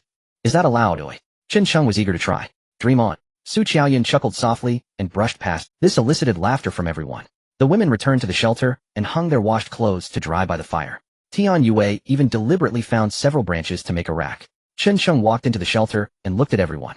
Black, white, beige, purple, a dazzling array of colors. Youthful, pure, mature, and alluring, each was different. It felt as if he had fallen into a web of silk. The air was filled with the scent of dopamine. However, to be fair, indeed, Shang Luo looked down on the rest. To her, none of them could measure up. The little girl had also been cleaned up, squatting by the fire drying her little clothes. Chen Sheng glanced at Li Qiuwei. It seemed to be the first time she was dressed like this in front of him, and she shyly averted. Early in the morning, Chen Sheng continued to dig the pit. As for other matters, he wasn't too worried. Shang Luo would go to collect the fish traps. Tian Yue and the others continued to chop wood. Li Qiuwu, due to her injury, took care of the fire, each fulfilling their respective duties. The sun had just risen. Chen Sheng finished digging the last pit. This pit was for soaking cassava, so it didn't need to be too large. He would dig it when he returned. Meanwhile, Tian Yue and the others had already chopped quite a bit of wood. The forest here was missing more than half of its trees. But that was fine. When the time came, they could tidy it up and plant cassava. How was the harvest today? Chen Sheng returned to the shelter. He asked Shang Luo, who had just come back. Shang Luo shook her head slightly. It's getting worse. In the past, we could catch at least 10 every day, but now all the fish traps combined aren't enough. Chen Sheng looked up at the grill where the smoked fish was placed. Let's leave it for now. Once we get that area enclosed, it should. Shang Luo pouted. We can only do this. Chen Sheng picked up a stick from the ground and tied on his leg protection. Yesterday, I set up a few traps at the mountaintop. How about you come with me to check them out? Upon hearing this, Shang Luo was clearly a bit surprised. After all, since Tian Yue arrived, she usually didn't have the chance to go out. Sure. Grateful for such a rare opportunity to be alone together, she happily accepted. Chen Sheng smiled and handed over the leg protection. Shang Luo took it quickly and put it on. Li Qiuwu watched silently, feeling a bit melancholic. The two left. Chen Sheng first glanced at the fruits of Tian Yue's labor, acknowledging everyone's efforts. Then he took Shang Luo towards the mountaintop at the back. This daily back and forth had created a path where there was none before. Previously they could encounter snakes, but now they were almost non-existent. Following Chen Sheng, Shang Luo appeared noticeably happier. At 18 or 19, she was at an age where emotions were hard to conceal. Ever since the last time, she seemed like a different person. When they encountered a difficult spot, Chen Sheng kindly held her hand, making Shang Luo's face flush a rosy hue, which was quite adorable. As they ascended the mountain path before reaching the top, Chen Sheng noticed that the traps he had set were stirring, as if something was flapping around. Chen Sheng quickly released Shang Luo's hand and ran over.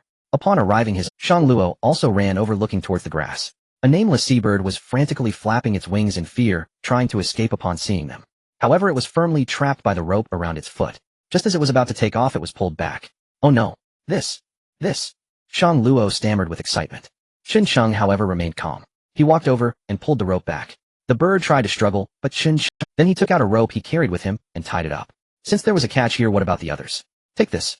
Chen Sheng tied up the bird and handed it to Shang Luo, then walked over to the other traps. Upon arriving at this trap, Chen Sheng observed it.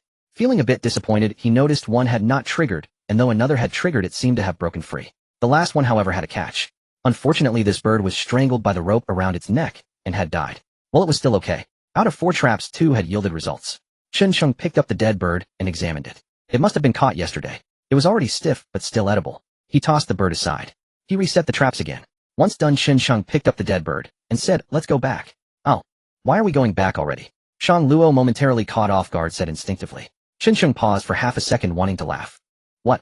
You don't want to go back?" "No." Shang Luo hurriedly nodded. Chen Sheng was well aware of what she meant. How does that saying go? Once one tastes the marrow, they crave more. The novelty had always been filled with anticipation. "What are you thinking?" Chen Sheng asked knowingly. Shang Luo's face instantly flushed red. Shyly, she dared not look at Chen Sheng. Chen Sheng did not tease her further. Holding the dead bird, the two returned the same way. Upon returning, Li Qiuwu was also a bit surprised by their haul. So soon. Chen Sheng glanced at Li Qiuwu. That remark is quite ambiguous, isn't it? Meanwhile, Lin Zhaozhao ran excitedly over to Shang Luo, who was holding the "Mom, look. Such a big bird." At this moment, Li Qiuwu also noticed that there was another one with Shang Luo. It was evident that today's catch was quite good. Chen Sheng handed the bird in his hand to Li Qiuwu. "Can you cook this?" Li Qiuwu nodded, looking at the one in Shang Luo's hand. "Should we keep that one too?" Chen Sheng turned back to take a look. Lin Zhaozhao gently stroked the bird, which had calmed down significantly. "Should we keep that one too?" Chen Sheng turned back to take a look. Lin Zhaozhao gently stroked the bird, which had calmed. This seabird wasn't large, but it wasn't small either. It weighed at least half a kilogram. If they prepared it to eat, it would be enough to fill one person's stomach. However, keeping it for now was fine. Chen Sheng nodded. "All right, you tie the rope tightly and secure it so it doesn't run away." Shang Luo nodded in understanding. Lin Zhaozhao really liked small animals. She trotted along after Shang Luo. Li Qiuwu took the other bird and went to clean it by the sea. Chen Sheng glanced at Tian Yue, and the others were still chopping wood. He did not go over, instead walking to the back of the shelter. He selected a spot to continue digging pits. The sun gradually reached its zenith. After a busy morning, Tian Yue and the others temporarily returned to the shelter to rest. Seeing Chen Sheng still digging, they curiously approached. "Why are you digging so many pits?" Tian Yue asked curiously, arms crossed. Chen Sheng dug out the soil from, wiping the sweat from his forehead. He explained, "Those pits over there are for collecting rainwater, and this one is for soaking cassava. In preparing to make a toilet, so we won't have to run around later." Upon hearing toilet, Su Qiuyun's eyes lit up. "That's great. With a toilet, we won't have to go outside anymore, which is much safer, so that we won't be spied on." Chen Sheng shot Su Qiuyun a look as if implying he had seen her before. Tian Yue also found it quite good and came over to help. As for the wood they had chopped, they had cut quite a bit. They also came to ask Chen Sheng if it was enough. With their help, building the toilet clearly progressed much faster. After digging the pit, Chen Sheng erected several wooden posts around it. The roof formed a slanted surface. He had them chop some branches left over from their woodcutting. They surrounded 3 sides and then built a roof frame. After that, Tian Yue took Zoe and Lisa to the banana trees to chop some banana leaves. They secured the leaves around, and the roof was also made of banana leaves. This way, a simple toilet was finally complete. Having dealt with the toilet, Chen Sheng looked at the results and nodded in satisfaction. Tian Yue gazed at him thoughtfully. After a while, she asked with confusion, "This area has sandy soil. Will your pit hold water?" In response to this question, Chen Sheng smiled mysteriously. "If it were just like this, it wouldn't work, but I have a clever plan." Tian Yue shot him a glance. Chen Sheng decided to stop keeping her in suspense. "I've looked around this island and haven't found any limestone, but we have eaten quite a few clams and seashells. If we collect these and burn them, they will make decent materials." "So you plan to burn the shells to seal the pit for water?" Tian Yue was taken aback by this statement. Chen Sheng, "It's a method of last resort." Su Qiuyun silently gave Chen Sheng a thumbs up. Impressive to think of such. Tian Yue expressed her admiration. Thus the group took a short break before starting to collect the shells they had gathered. Chen Sheng took Shang Luo to the previous campsite to collect the shells they had eaten before returning to this side. Chen Sheng gazed at the shattered aircraft fuselage by the sea, feeling a mix of emotions. Over 10 days had passed. Would the rescue team really come? He was also uncertain. Most of the plane had been disassembled, and what remained was nearly impossible to move without. Shang Luo held a basket collecting shells from the previous shelter, while Chen Sheng gathered shells from Wang Tsung's campsite. "Chen Gu, come quickly." Just as he had gathered some shells, he suddenly heard Shang Luo's voice from over there. Hearing the voice, Chen Sheng hurried over. Shang Luo had already collected the shells from the shelter, and was now gathering others from the waterhole by the rocks. She pointed excitedly at a gap between the rocks. Following her gaze, Chen Sheng was delighted to see a red suitcase. It likely came from the plane. Of course, it couldn't be guaranteed. After all, encountering a suitcase in the wilderness was what was inside could be quite different. Chen Sheng approached cautiously, using one hand to pry at the rock wall. He didn't smell anything foul. At least this proved that there were no corpses inside the suitcase. He pulled the suitcase out and immediately felt that it was no ordinary one. With a metallic texture, it appeared to be a high-end item. It seemed there were quite a few wealthy individuals on that plane. Chen Sheng grew curious about its contents. The suitcase was brought to the beach. Shang Luo gathered around. Chen Sheng turned the suitcase to its side and sighed in relief upon seeing the combination lock. Indeed, if such a suitcase had a high-end lock, it might not be easily opened. A combination lock was manageable merely with 999 possible combinations, there was bound to be one correct option. You go ahead and pack those shells over there, I'll try the code. As Chen Sheng spoke, he began testing the code, starting from 5. Shang Luo nodded, and went to the side with her basket. 500, 501, 0502. Time seemed to stop at that moment. By the time Shang Luo returned, Chen Sheng still hadn't opened it. He had already tested up to 755. Haven't opened it yet. Shang Luo approached with a basket full of shells and asked. Chen Sheng shook his head, continuing his actions. I've tested from 5 to 7, oh, it should be close now. Shang Luo nodded, and squatted beside him, resting her chin on her hand, patiently waiting. 856, 857, 858, 870.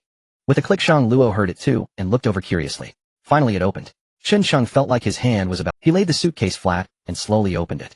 Just one glance made him somewhat disappointed. It was clearly a woman's suitcase, and there weren't many items inside. A few pieces of clothing, some lingerie, toiletries, and a mix of odds and ends. However, when Chen Sheng picked up a piece of clothing, his eyes lit up. What the heck? This was something a normal person could wear outside. A nurse's or maid's outfit. What was this outfit underneath? A schoolgirl uniform. Her little face turned bright red. She had thought they were wearable clothes, but unexpectedly they turned out to be such items. Chen Sheng dug a little deeper in. Her little face turned bright red. She had thought they were wearable clothes, but unexpectedly they turned out to be such items. Chen Sheng dug a little deeper into the clothes. He touched something strange. Pulling it out, he exclaimed, "Oh, what a good find. Aya, Chen, go put that back quick." Seeing this item, Shang Luo quickly turned away, not daring to look. Chen Sheng smiled. What's the big deal? It's just someone else's boyfriend stuff. Unwilling to give up, he tossed the purple toy aside, and began to rummage through the compartments inside. There were almost all were useless. However, just as he was about to feel disappointed, he pulled out something that left him a bit puzzled. A manual razor along with a box of blades and shaving foam. What the heck? Do women use razors too? Chen Sheng was somewhat bewildered. However, this item was quite useful. After being here for over 10 days with his scruffy beard, this would solve his worries. After searching several times, he found nothing else of value. Feeling somewhat disheartened, Chen Sheng closed the suitcase again. Shang Luo also felt a bit disappointed as she hadn't found what she most wanted.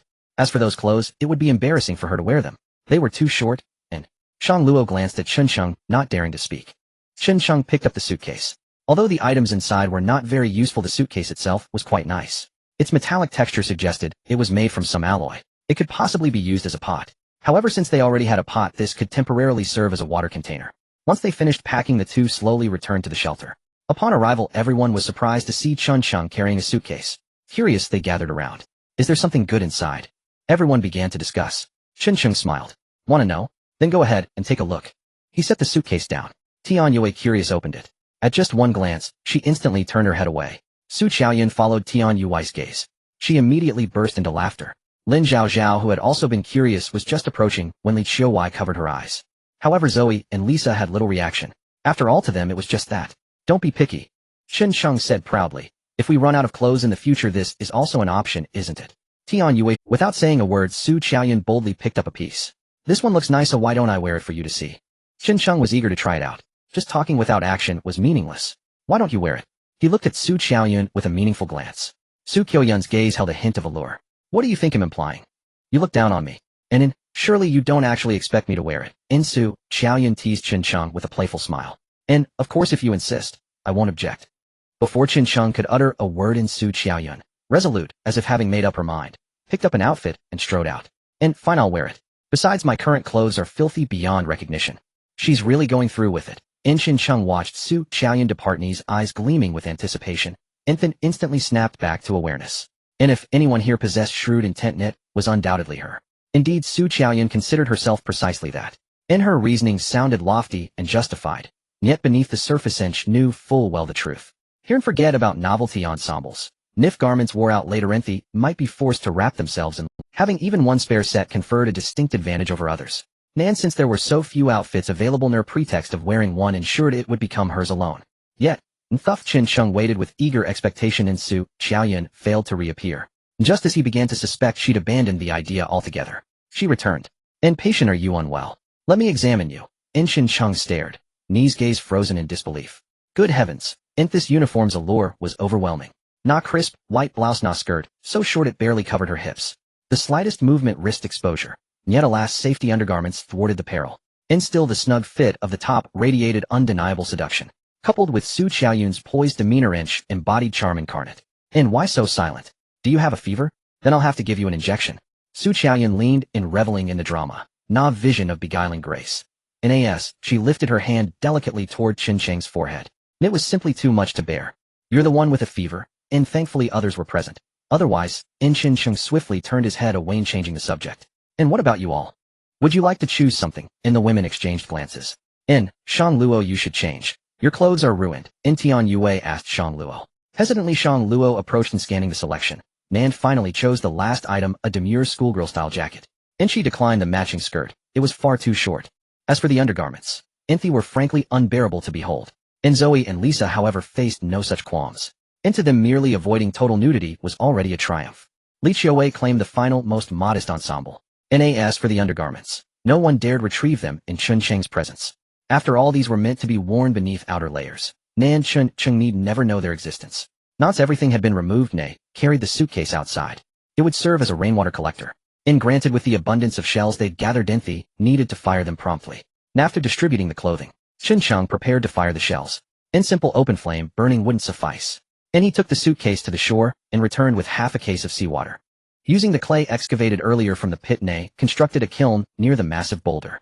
Meanwhile, he instructed Tian Yue and the others that more firewood was needed, and sent them off to cut more. They raised no objection.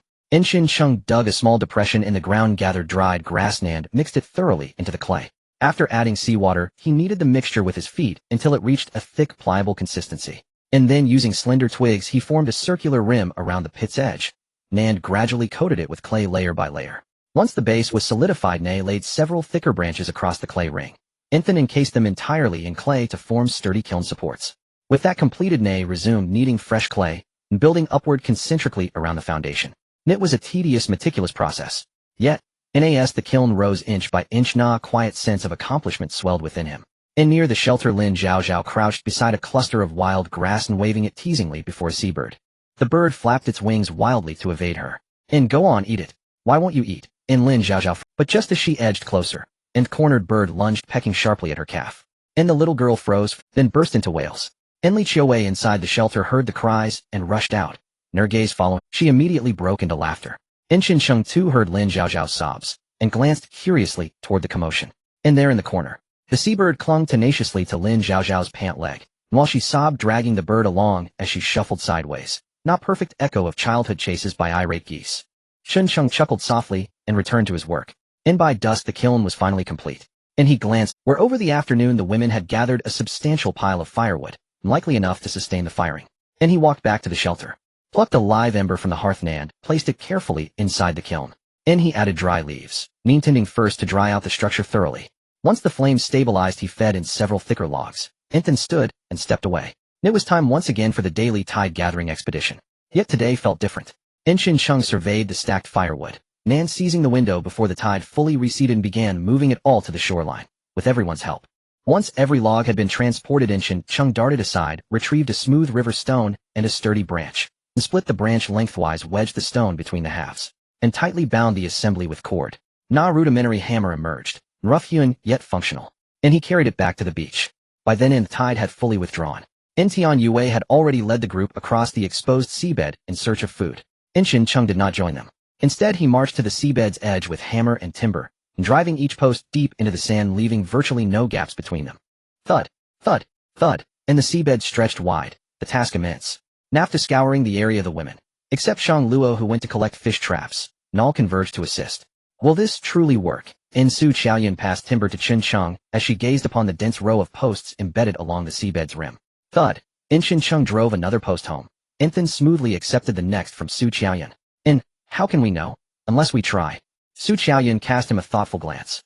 True enough. Like men, they boast of capability, but reality often tells another tale. Is that so? At her words, Qin Cheng nearly missed his strike. I am exceptional, rest assured. Are you? Her gaze instinctively drifted downward. Qin Cheng tilted his chin upward, smug and defiant, as if silently declaring, you've never tested it. Shall we wager? Su Qiaoyan's curiosity was piqued. Agreed. What shall we stake? Qin Cheng paused, searching for a suitable bet. But Su Qiaoyan merely smiled faintly. Here's my proposal. If you win, you may command me to do anything. How does that sound?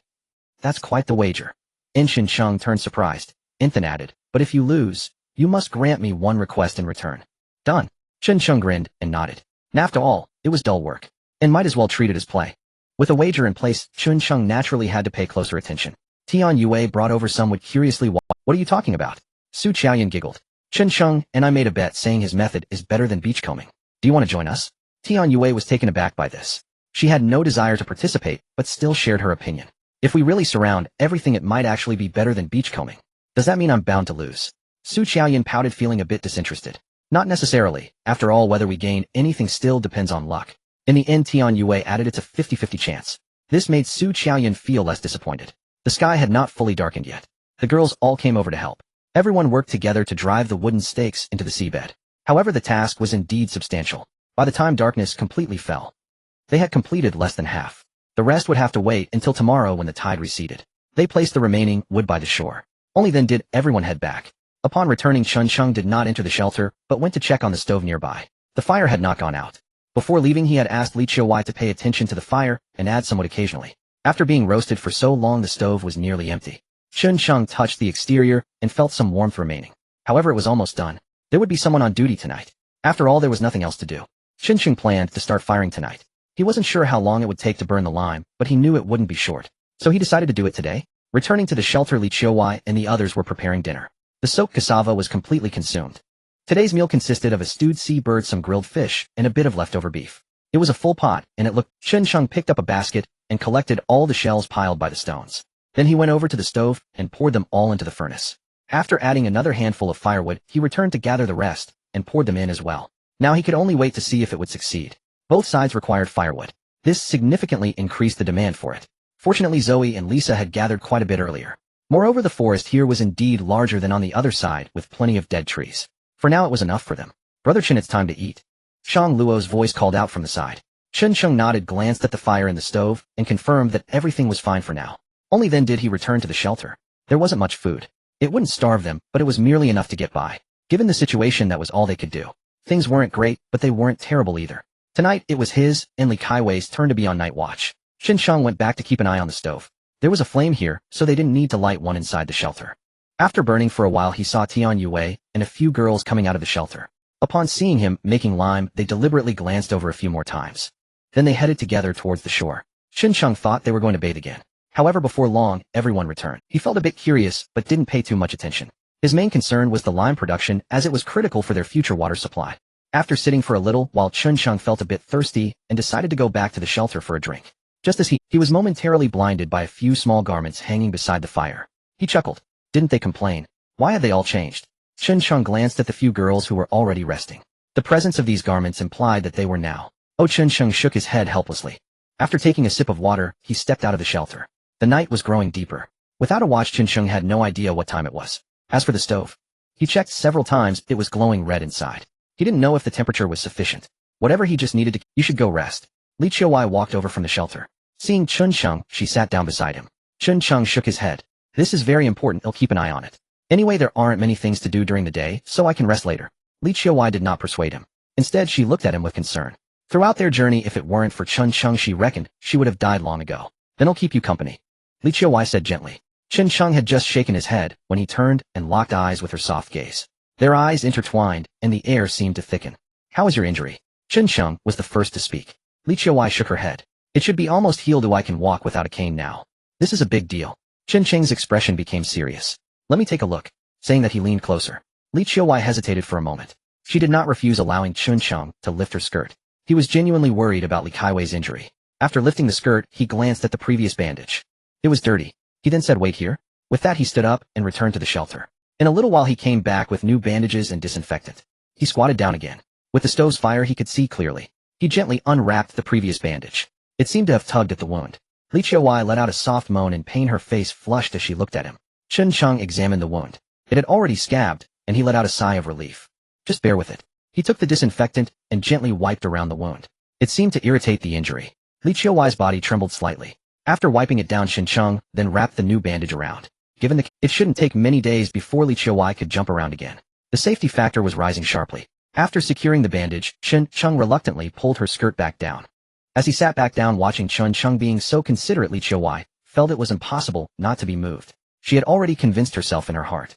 Moreover, the earlier interaction with Shang Luo had given her quite a bit of anxiety. Thus, under various circumstances, she leaned a little closer to Chun Chung. Chen Sheng added another handful of firewood to the stove. When he turned around, he was taken aback. What was going on? The fire was too intense, making his face flush red. He instinctively shifted aside. Li Qiuwei paused for a moment, and then leaned closer again. Chen Sheng realized this too late, and was about to speak. But he was directly kissed by Li Qiuwei. One couldn't deny that the mature woman was quite proactive. Chen Sheng was momentarily taken aback. However, it was not too late. Good things are worth the wait. Li Qiuwei shyly looked at Chen Sheng, her eyes filled with tenderness. Chen Sheng understood her intentions. He made a shushing gesture to her. This time he took the initiative to kiss her. On a rainy day, Chen Sheng despised using an umbrella. He cherished the feeling of galloping through the rain, unrestrained. However, without an umbrella, he easily got soaked. Li Qiuwei leaned against Chen Sheng's embrace, enjoying the tranquility of the moment. Her hands traced circles on his chest, fulfilling her desires, her heart slightly sentimental. Yet more than anything, it felt reassuring. Chen Sheng held Li Qiuwei close, feeling a bit pleased with himself. With such a commotion, he wondered if anyone in the shelter had noticed. But it didn't matter. He was the only man here anyway. After all, it wasn't him who would suffer. You should go back and rest. They'll keep watch here. Chen Sheng wiped the sweat from Li Qiuwei's forehead, pushing her damp hair aside. However, Li Qiuwei, like a little woman, playfully shook her head. She even intentionally squeezed closer into Chen Sheng's arms. Chen Sheng could only helplessly hold her like this. However, he still needed to add firewood to the stove. But Li Qiuwei seemed to be clinging to him, unwilling to come down. So Chen Sheng had to resort to his secret weapon. He gently tickled Li Qiuwei's armpit. Li Qiuwei laughed, and dodged her hands, finally loosening. Chen Sheng smiled in triumph. Go to sleep, I'll keep watch. Li Qiuwei did not refuse this time, pouting slightly, as she reluctantly left. Once she was gone, Chen Sheng finally stood up to stretch. In his 20s, it was the prime time to venture forth. His back was naturally straight. He glanced over at the shelter, humming. He continued, adding firewood to the stove. The new generation of washing powder, the new generation of people, the new generation of girls. As morning approached, Chen Sheng gradually extinguished the fire. As for how well it had burned, he was unsure. He could only wait until it cooled down to check. Chen Sheng yawned as he returned to the shelter. The women had also gotten up. The colorful items from last night by the fire had already disappeared. After a night of labor, he was now feeling sleepy. After arranging a few important matters, he laid down to sleep. Li Qiuwei looked at Chen Sheng with concern. Worried that he might be disturbed by Lin Zhaozhao, she kindly suggested that Lin Zhaozhao go out to play. Lin Zhaozhao obediently complied while the other women were also busy. Previously, Chen Sheng had taken Tian Yue and Shang Luo to the mountain peak to set traps, so both of them were aware of the situation regarding the traps. A day had passed. The two discussed, and decided to go check it out. As for the others, they were running low on firewood. Zoe and Lisa went to gather some. Meanwhile, Li Qiuwei continued to distill fresh water, with Su Qiaoyun assisting her. Each performed their duties. By the time Chen Sheng woke up again, the sun was already high in the sky. Chen Sheng yawned as he stepped out of the shelter, only to find that another seabird had appeared in the spot where he had tied the previous one. He looked curiously at Tian Yue. I encountered it on the mountain peak this morning with Shang Luo, and brought it back. Shang Luo said, if we have one male and one female, we might even be able to keep them for laying eggs. Chen Sheng chuckled. Lay eggs? What a joke. Did they really think this was a chicken? Generally, wild birds only lay eggs during their breeding season. If they had to wait for it to lay eggs, it would be easier to eat it instead. He didn't point it out though. After all, people had to grow up right. As the saying goes, people can't learn something even after being taught multiple times, yet they can master it after just one demonstration. In a few days they would have found it. Chen Sheng got up and went to the seaside to wash his face. This made him feel much more awake. Stretching lazily, he approached the stove.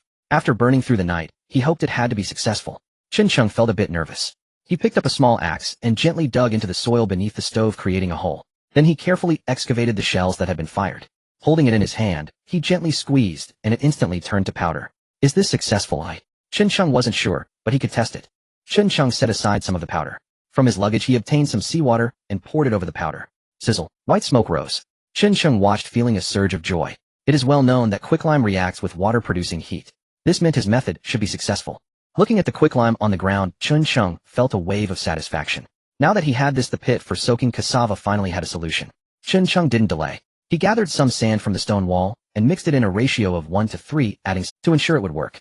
After mixing, he began to evenly coat the surrounding walls of the pit. This project was in an afternoon. Chen Sheng coated all 3 pits with this homemade simple cement. The burned quicklime was just enough. As for how effective it would be, that remained to be seen. However, Chen Sheng felt confident there would be no major issues. If it didn't work, he could always test it again.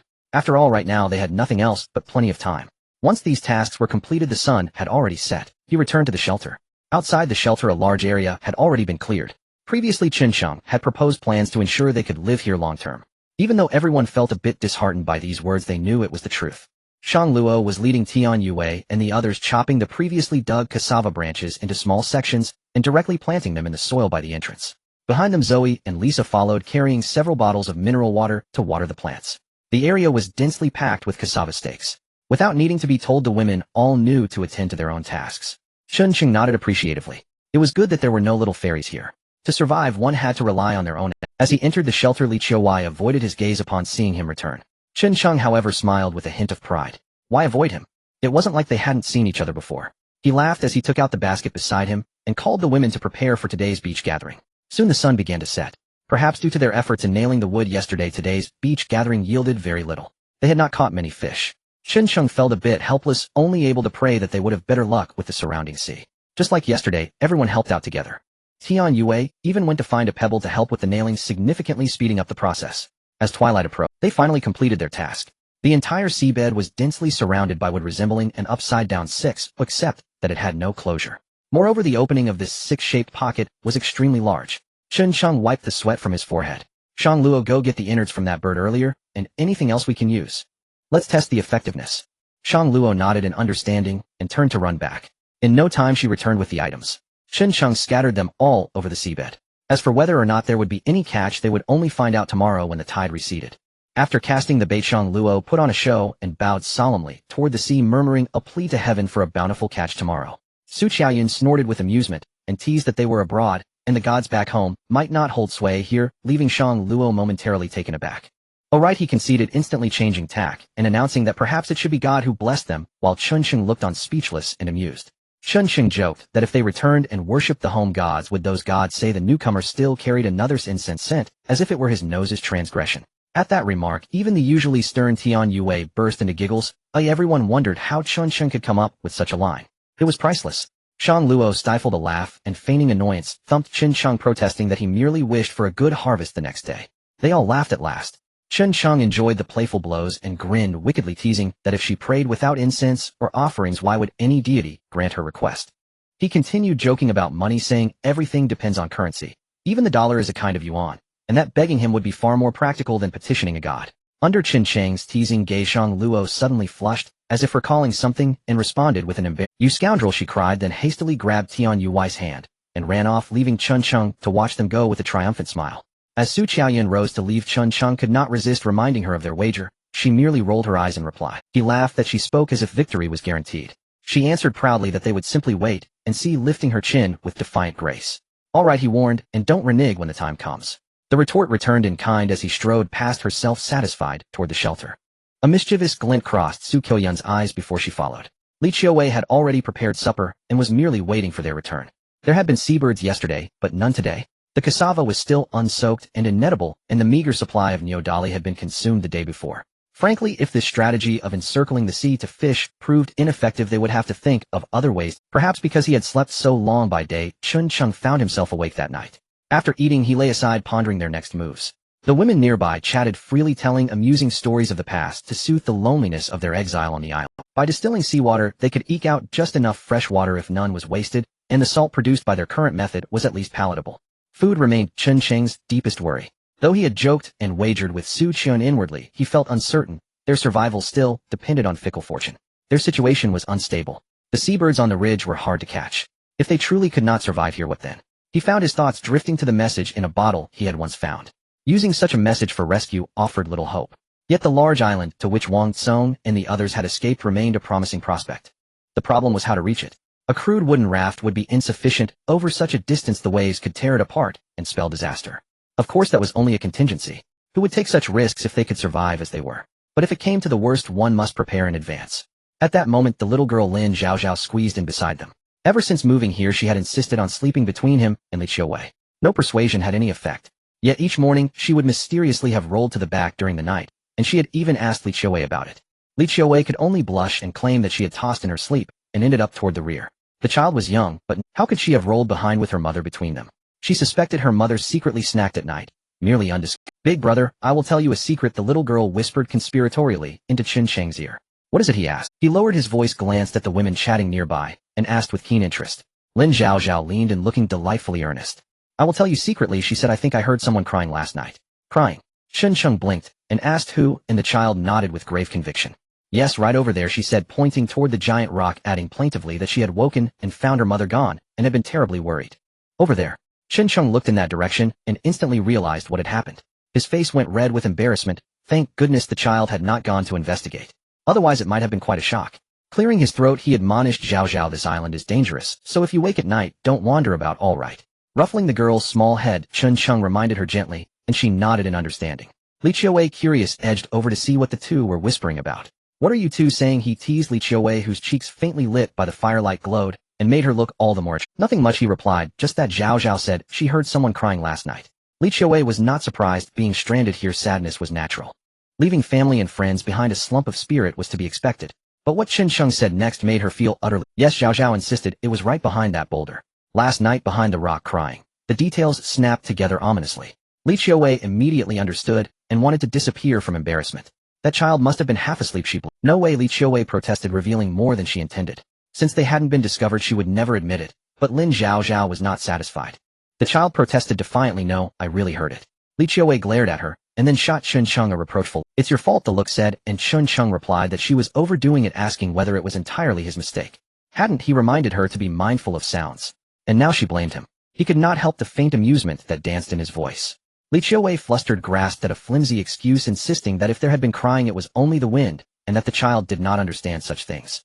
With that, she pulled Lin Zhao Zhao close and gave her a playful smack on the bottom to change the subject, declaring that it was time. Lin Zhao Zhao did not understand her mother's dramatic reaction, but she stubbornly refused to release Chen Cheng's arm, insisting she wanted to sleep next to Big Brother. Li Qiuwei was unconcerned. Once the child fell asleep, she would scoop her back into her arms. You little trickster, she teased, trying to steal my place. Early in the morning, Chen Cheng was already squatting beside the pit he had dug yesterday, holding a twig in his mouth as makeshift toothbrush. Next to him was a little tail, trying to imitate him while watching the situation in the pit. The little tail was naturally Lin Zhao Zhao. Remembering what had happened last night, Chen Cheng couldn't help but smile, though it wasn't because of the girl's crying. Rather, it was because the little girl insisted on sleeping next to him, and this time, she had been cunning. As a result, Li Qiuwei thought she was asleep. He tried to move her from in front of him to behind, but just halfway through the embrace the girl woke up, leading to quite an awkward. From then on, the little girl finally understood why she always woke up behind him every morning. Puff! Chen Cheng spat out the twig from his mouth, launching it far away. The little girl imitated him, but instead of flying out, it fell to the ground. She looked puzzled and reached out to pick it up, intending to Seeing this, Chen Cheng quickly moved the little girl aside. He touched the wall of the pit he had smeared earlier. It was still. However, the surface had already solidified. This meant that the makeshift cement was quite effective, though he wondered how long it would take to fully harden. Looking at the sky, it seemed it wouldn't rain today, so he wasn't in a hurry. He returned to the shelter with the little girl, while Shang Luo and Tian Yue went to check the fish traps. Li Qiuwei and the others were washing and peeling the clean cassava, soaking it in the suitcase. He felt somewhat idle, leaning against a rock and gazing outside the shelter. The little girl squatted in front of two seabirds. After her previous experience of being pecked, she had learned to be cautious this time. The two seabirds seemed to have given up resisting. However, upon seeing a person, they still hid tremblingly in the innermost part. Big Brother, what do they eat? Lin Zhao Zhao asked curiously, holding a twig. Normally birds eat meat caught with cassava. These seabirds should also eat grains. However, here they didn't have enough to eat themselves, so how could they feed these two little creatures? You can catch some bugs and see if they eat them. The little girl nodded in understanding and happily ran out. After distilling for several days, they naturally had enough fresh water. Looking at the cassava soaking in the suitcase, Chen Cheng picked up a piece of leg protection. He began to bind it, planning to head up top to see if today's traps had yielded anything. This time he didn't call anyone else and chose to set out alone. With his bow and arrows, he tucked a small axe into his waist and set off. Following the path he had taken before, he carefully observed his surroundings, but found nothing edible. Upon reaching the mountaintop and checking the traps, Chen Cheng felt somewhat disappointed. Of the 4 traps, none had been triggered. It seemed that word had spread among the birds, and none had taken the bait. Chen wasn't anxious. After carefully confirming that the traps could indeed be triggered, he decided to head back. Just as he turned back, he suddenly noticed a dark spot approaching slowly from the direction where Wang Tsong and the other. Chen quickly moved to the side to take a closer look. Is that Wang Tsong and the others coming back? He was filled with confusion. Regardless of who it was, someone was approaching. He had to return immediately. Chen looked at the dark spot on the sea and rushed down the mountain, hurrying back. What? Seeing Chen return in a hurry, Tian Yue asked with a puzzled expression. Li Qiuwei kindly handed him a bottle of water, showing concern. What happened? Huff huff. Chen gasped for breath. After taking a sip of water to recover his breath, he finally spoke. Someone is coming. Is it the rescue team? Tian Yue immediately thought of this, her face filled with anticipation. Chen shook his head. Not sure, but they're coming from the direction Wang Tsong and the others escaped, and they don't seem like a rescue team. Upon hearing this, the hope that had just ignited in everyone was instantly extinguished. So Wang Tsong and the others have returned. Li Qiuwei said in confusion. Chen Sheng picked up his bow and arrow, retrieving the plant toxins he had collected earlier. He reapplied the toxin to his arrows. He had learned from the previous mishap and was more cautious this time. Not sure, but whoever it is, as long as they're not a rescue team, they pose a threat to us. Li Qiuwei nodded seriously. Tian Yue beside her also looked worried. At this moment, confirming the identity of the other party was crucial. Chen Sheng looked at Tian Yue and Li Qiuwei and immediately made arrangements. You two come with me to watch. Once the other party approaches, we will know. As for you all. Chen Sheng looked at the worried Shang Luo and Su Qiaoyan. You stay here and pay attention to Li Qiuwei and Tian Yue nodded in agreement. Indeed, Li Kaiwei's injury had almost healed. It was time to as for the others, hiding here was actually the safest option. Alright. Li Qiuwei handed the little girl over to Shang Luo. Shang Luo, help me watch this girl. Shang Luo understood the seriousness of the situation and nodded. After making arrangements, Chen Sheng took his bow and arrows now smeared with toxins. With Li Qiuwei and Tian Yue, he headed back towards the left side of the island. Chen Sheng wanted to see who had come. If it was Wang Tsong, he would definitely not let him go. The three moved cautiously forward and soon reached the area where they had previously camped. Chen Sheng glanced at the sea. It seemed the other party hadn't landed here. Continuing with the two women, they moved further ahead. After a short while, they arrived at the spot where he had dug the yellow earth earlier. However, as soon as they arrived, Chen Sheng saw a rudimentary hovercraft parked on the beach, but there were no signs of people around. They had come from that direction and hadn't seen anyone. The other party couldn't have just vanished. The only route left was Chen Sheng made a silencing gesture and cautiously approached. He followed the stone wall and looked up the slope. He saw several dark figures making their way up the mountain. From the peak, they could quickly survey the situation on this island. It seemed the newcomers were not foolish. Chen Sheng looked at the attire of those people, feeling somewhat puzzled. The clothing looked very familiar, and they seemed to be holding weapons. It was unlikely that they were savages, given that they could row a rudimentary hovercraft over. Could it be that Wang Tsong had truly found some help? Or could it be that those people had arrived? Chen Sheng quietly retreated, turning to glance at Li Qiuwei and Tian Yue. There were three of them, and there were also— it wasn't that there was no chance for a fight. He scanned the surroundings, and then decided to take action. You two go hide behind those trees over there. Once the other party sees our camp, they will definitely come down immediately. At that time I will create some noise, and you can take action. Tian Yue nodded in understanding. Be careful, Li Qiuwei reminded him with concern. The three temporarily parted ways. Chen Sheng crouched behind the grass beside the rocky cliff, vigilantly observing the trio atop the mountain. Sure enough, before long the three spotted their campsite at the foot of the mountain and hurriedly descended. Chen Sheng cast a swift glance at them.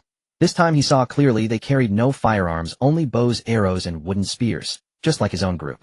This puzzled him deeply. None of the three was Wang Tsong. Then who were they? And those clothes? He finally recalled where he'd seen them before. They belonged to Lu Qingzi's group, stolen earlier by Zhou Haibei, then passed to Wang Tsong, and now worn by the— Confusion swirled in Chen Cheng's mind, yet he dismissed it. Capturing them would reveal all. Brother, just as that brat said, the place is inhabited. Ha ha ha. Fortune favors us this day. A man laughed triumphantly. Mandarin. Hearing their voices from the grass, Chen Sheng froze. Peering through the gaps in the foliage, he observed them closely unshaven, sallow-skinned, emaciated, ribs stark beneath taut, sunken flesh. Though clothed, their garments hung loosely, ill-fitting, and frayed. What's the rush? If the boy spoke true, there are plenty of women here. We'll savor them first, then take them back later. Exactly. Exactly. With those three earlier we had to queue. When would it ever be our turn? The third man chimed in with a leering grin. Listening, Chen Sheng pieced together a grim tableau in his mind. That boy could only be Wang Tsong. And those three, they must be the others who'd fled with him, assumed lost at sea, or worse, presumed dead. Yet fate had delivered them here, into this bewildering predicament. So the question remained, who were these men? And what of the team they mentioned? Eyes narrowed, Chen Sheng watched as the trio advanced slightly, then stepped boldly into view, raised his bow, and loosed an arrow straight at one of them. F! The man screamed in agony. The other two instantly whirled around, locking eyes on Chen Sheng. Stunned, they stared. The boy said only women. Why is there a man here? And instantly grasped the deception. One, gripping a bow, drew his string taut and aimed squarely at Chen Sheng. Who are you? Chen Sheng ducked behind a tree in haste. He dared not risk whether their arrows bore poison. I'd ask you the same, he called out, drawing their attention, while silently signaling Li Qiuwei and Tian Yue concealed behind the pair. At those familiar words the trio faltered. The wounded man yanked the wooden shaft from his arm and strode forward. Enough talk, seize him first. Damn it, he dared shoot me. Clearly their leader, he barked the order, and the others obeyed without hesitation. One leveled his bow at Chen Sheng, the other began circling behind him. At that instant the wounded man's legs buckled beneath him. He collapsed abruptly, startling both comrades. Before they could utter a word, two figures emerged from behind. Li Qiuwei swung her wooden staff, knocking the bow from one man's grasp, then struck his ankle hard, sending him crashing to his knees. Meanwhile, Tian Yue struck with equal precision a sharp blow to the other man's shoulder, sent him reeling. He tried to block, but she kicked him down. One dead, two captured alive. Not that Chen Sheng hadn't intended to fight. only that by the time he approached the battle was already over. These three were gaunt, hollow-cheeked, clearly starved for months. No match for his companion's strength and discipline, especially against Li Qiuwei and Tian Yue. Even now the man Qin Sheng had struck lay convulsing on the ground, foaming at the mouth. The toxin's potency left him almost awestruck. Qin Sheng approached the two captives, his gaze cold and unwavering as he surveyed them. "Speak. Who are you?" Dazed and disoriented after being subdued so swiftly, they gaped in disbelief. That brat said only women were here. Not only had a man appeared, but the women here proved terrifyingly formidable. 2 strikes, and they were damn it. If we make it back, we'll kill him. Brother, spare me. I'll tell you everything. I swear. Facing Qin Sheng, they offered no resistance. They dropped to their knees begging for mercy. Qin Sheng produced rope and bound them securely. Only then did his vigilance ease. The two stared at him, Li Qiuwei and Tian Yue, eyes wide with terror. That Songyun. Qin Sheng paused, startled. That name rang faintly in memory, then it clicked. Yes, the cargo vessel lost. That Songyun. Qin Sheng paused, startled. That name rang faintly in memory, then it clicked. Yes, the cargo vessel lost 6 months ago in a typhoon swallowed by the deep. News reports declared a full search conducted for 3 months, concluding no survivors. Yet here they stood, 6 months. How had they endured? You claim to be that Songyun's crew, lost 6 months ago. They nodded. Li Qiuwei and Tian Yue exchanged stunned glances.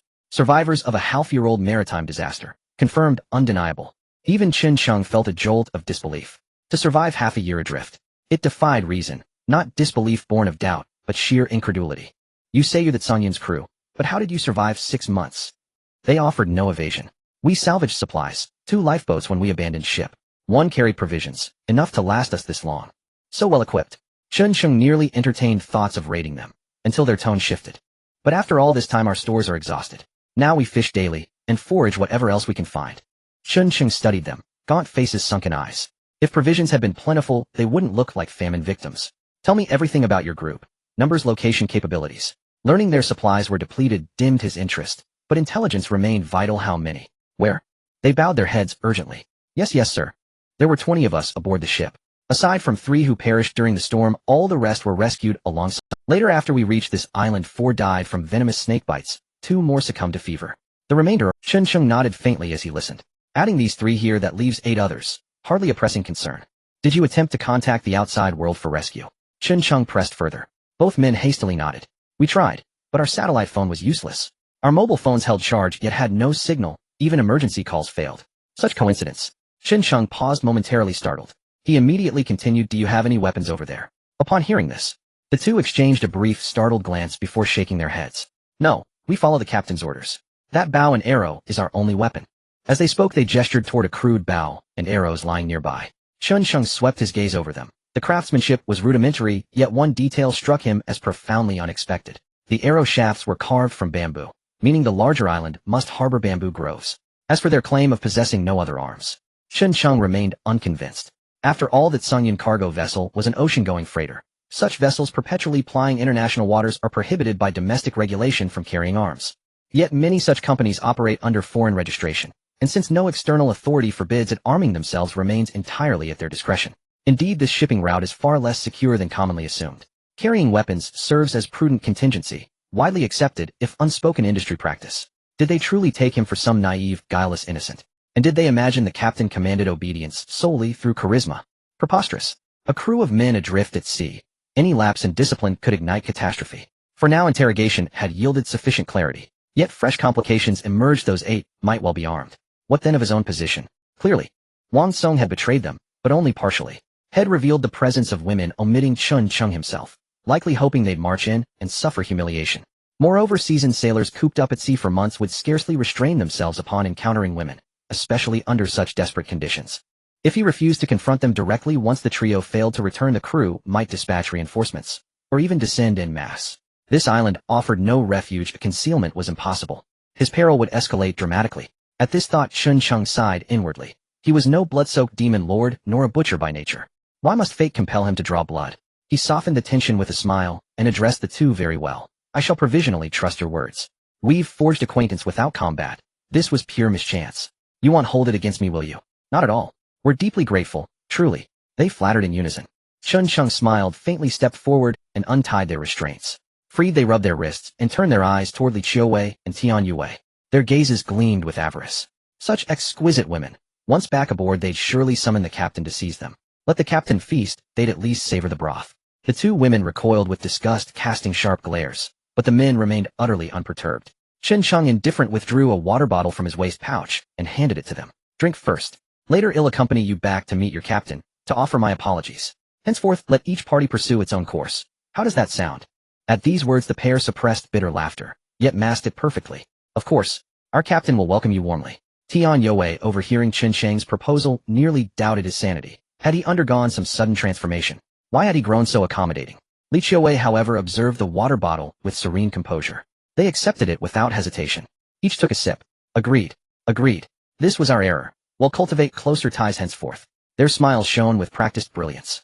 They'd braced for death, only to find this man unexpectedly reasonable. Chen Sheng watched impassive. And just as they prepared to depart, one suddenly clutched his chest.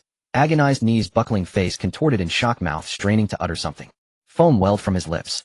The other stared, then swore violently. Poison. Instantly grasping the truth. Yet even as realization dawned, searing pain pierced his core. His legs collapsed.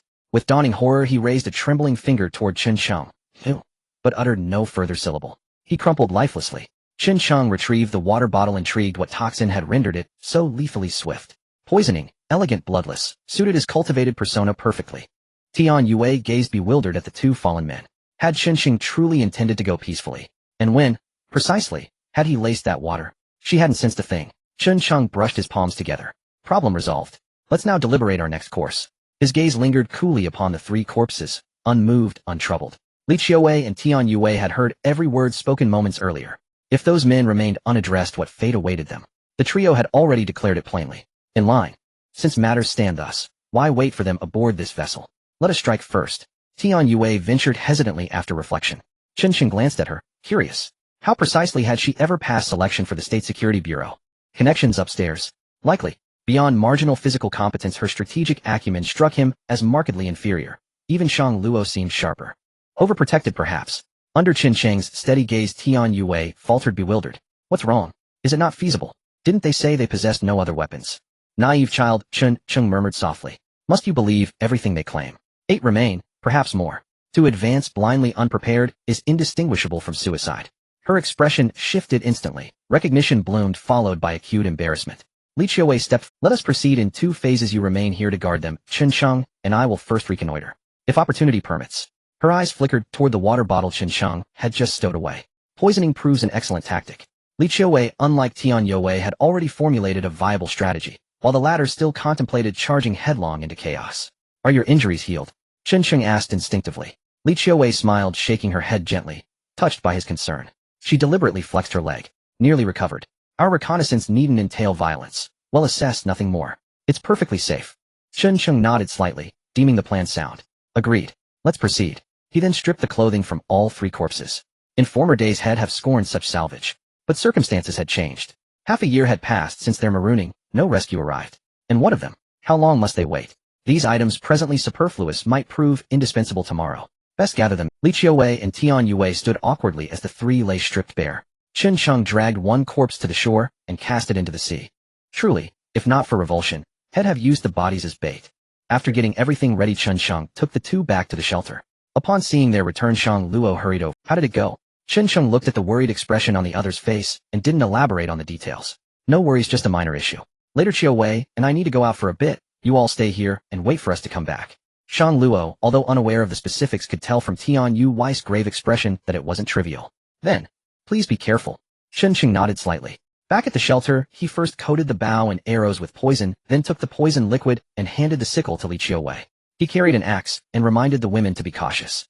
The 2 set off again. This was the first time he was on a mission with Li Qiuwei, and he felt a bit of anticipation. After all, she had never seen Li Qiuwei unleash her full power. They arrived at the spot where the previous 3 had docked and boarded the boat. Holding the oars, they began to row out. The winds and waves weren't too strong today, which made things much easier. Once they left the small island, the sea became much rougher. Fortunately, the boat was quite sturdy. Let's take a detour. If the other party is right across from us, they could easily spot us, Chen Sheng reminded while rowing. Li Qiuwei was not surprised after all she had witnessed Chen Sheng's caution before. As they rowed, the 2 adjusted their direction towards a corner of the island's outline. As they got closer, the silhouette of the island became clearer. Chen Sheng rowed, while keeping an eye on the situation. Previously it was just a rough outline, but now the island was right before them, causing him to marvel. This is truly massive. It felt like Louis XVI's palace, endless in sight. I underestimated this. Chen Cheng exclaimed. We should have brought food. With such a big island, we might not even find the others today. Li Qiuwei expressed her Indeed. They hadn't thought of it before, but now it seemed too late to go back. As they got closer, they chose an uninhabited beach to land. Once they stepped down, Li Qiuwei cautiously scanned the surroundings. After confirming it was safe, she nodded to Chen Cheng and stepped onto the beach. Chen Cheng sighed heavily. He turned to pull the boat into the woods near the beach and intentionally cut some branches to He hoped that everything would be fine on the way here, so they wouldn't have trouble getting back. After hiding the boat, Chen Cheng picked up a stick and looked at Li Qiuwei. Alright, let's go. This was the first time stepping onto the island, and they would be entering the forest, a place of considerable danger. Moreover, the previous two had mentioned that 4 of their group had died from snake bites. This meant there were quite a few snakes on this island. As they entered the forest, Chen Cheng led the way, being extra cautious. He tapped the stick around them to ensure there were no threats before proceeding. With leg guards strapped on, he aimed to be thorough. If others hadn't found anything, and he ended up getting hurt, it would be quite embarrassing. Chen Cheng planned to search around the perimeter of the island from within the woods. After all, if there were people here, they would likely choose a spot near the sea to spot passing boats. The reason they weren't walking along the beach was mainly that it was too open. If one spotted others, they would naturally be seen, and the mountain path was not easy to traverse. Many times they had to navigate around trees to squeeze through. Under the scorching midday sun, it didn't take long before Chen Cheng was sweating profusely. He climbed onto a rock, glanced around, and turned back to look at Li Qiuwei. At that moment, Li Qiuwei was not faring much better. However, it wasn't due to a lack of stamina. Her injuries as they traveled along, the movement naturally aggravated her wounds. Are you alright? Chen Cheng asked with Li Qiuwei shook her head, walked over, and wiped the sweat from her forehead. Seeing her like this, Chen Cheng was momentarily at a loss for words. There was no turning back now, it was his choice. They had to endure. Let's take a break for a moment. Chen Cheng pulled Li Qiuwei to sit on the rock to rest for a while. From here, they could see the coastline below. There was no beach, just some rocky terrain, and fortunately, they didn't see any. After resting for a bit, the two continued forward. However, just a few steps in, Chen Cheng suddenly stopped, and Li Qiuwei, who was behind him, didn't notice. She bumped into his back. She could vaguely hear a thud. What's wrong? Li Qiuwei thought Chen Cheng had spotted someone. Curiously, she looked ahead, but saw nothing. Chen Cheng remained still, his gaze fixed on a small tree ahead. He then picked up the stick and struck down, and with a snap, a small blue snake fell from the tree. Chen Cheng felt a surge of fear as he looked at the squirming snake on the ground. This creature had concealed itself too well, its blue body blending in with the green leaves. Had he not noticed the leaves shaking, he might have missed it altogether. Upon seeing the snake, Li Qiuwei gasped. The snake was too small for Chen Cheng to consider keeping it. Instead, he used the stick to pry it up and tossed it away. Before leaving, he couldn't help but take 2 swings with the axe at a tree. There was no choice, the island was too large, and Chen Cheng was worried about getting lost. With the trace of the snake discovered, he became even more cautious. After walking a short distance along the hillside, Chen Cheng suddenly heard the sound of flowing water, like a small waterfall cascading into a pool. Water. Chen Cheng felt a surge of excitement, and hurriedly led Li Qiuwei towards the direction of the sound. Sure enough, after descending a slope, they discovered a small waterfall in the mountain gorge. The water flow was not heavy but created a clear pool. The fresh water cascaded down, splashing ripples. This place is really nice, it even has fresh water. Looking at the pool, Chen Cheng couldn't help but feel amazed. Li Qiuwei cautiously surveyed her surroundings and approached only after confirming there was no danger. Chen Cheng cupped his hands to wash his face in the cool water, which instantly washed away the earlier heat. He couldn't help but lean down to take a sip. The mountain spring water seemed to have a hint of sweetness. Ah, refreshing, he exclaimed after drinking. Li Qiuwei also washed her face and took a few sips. Her sweat had soaked her coat, clinging to her skin. She tugged at the collar, fanning herself. Once we deal with the people here, we should move over. With this natural fresh water, we can distill it for our eggs. We could have enough for daily baths. Chen Cheng said with excitement. Hearing this, Li Qiuwei agreed, but reminded him, over there we have just finished enclosing the sea, so let's not abandon it. Chen Cheng waved his hand dismissively. Plans never keep up with changes. Previously we couldn't come over, but now we have a boat, and there's fresh water here. With such a large island, it would be foolish not to come. Then I'll follow your lead. Li Qiuwei smiled, her expression gentle. Chen Cheng formed a character for Tai with his body. He cherished this rare moment of coolness. Looking up towards the stream, his expression turned contemplative. The stream flowed down, bending at the foot of the mountain and heading deeper into the island. How about we follow the stream down? Chen Cheng pondered for a moment before speaking. Li Qiuwei heard his words and seemed to have thought of something as well. That works. With a water source nearby, they might have settled around it, which is much better than our aimless search. I think the same. Chen Cheng nodded. Our aimless search isn't a solution. We can give this a try, Li Qiuwei. Alright, I trust you. But venturing deeper into the island likely involves considerable danger. We must stay vigilant. Chen Cheng understood. He stood up, took a sip of refreshing spring water, and then said, it's fine.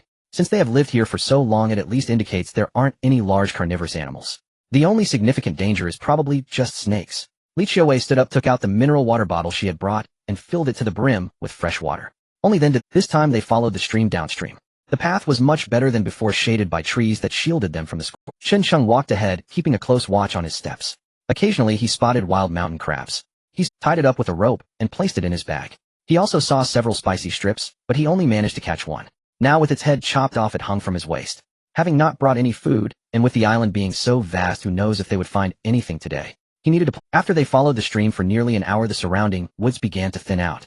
On the other side, another stream merged with theirs. The two streams converged, gradually forming a small river. The water in the small river was not deep, yet one could faintly see small fish darting about inside. Observing this, Chun-Chung was truly tempted. What kind of life were they leading over there? It was as if their side had a 1 square meter toilet while this side was a vast. The two continued forward. After the two streams merged, they descended along the path. Once through the woods, they exited the valley, and suddenly the view expanded. It was a flat piece of land with the small river flowing through the middle. Beyond the flat land, unobstructed, lay the Do you see that over there? Li Qiuwei instantly noticed something unusual pointing at the edge of the flat grassland. Chun-Chung followed her finger to look. There was a forest blocking the view, so nothing was visible. However, in the distant sky, a wisp of smoke curled. They're actually here. Chun-Chung felt a surge of emotion. They really knew how to pick a place. Truly, facing the sea, spring blooms. Let's go. We need to be cautious and sneak over to take a look. Chun-Chung said cautiously. Li Qiuwei nodded, switching her stick for a sickle. Chun-Chung held his bow and arrow. The two moved slowly towards the smoke. The river ran through the middle of the land, so they chose to stick close to the right side's woods. With the cover, they were less likely to be discovered. They crept closer, quickly finding signs of human activity. There were traces of branches that had been cut, with fallen bamboo nearby. This type of bamboo was unfamiliar to Chun-Chung, being quite small. It was not any variety from his homeland. Be careful, Chun-Chung whispered as they got closer. Li Qiuwei nodded in understanding.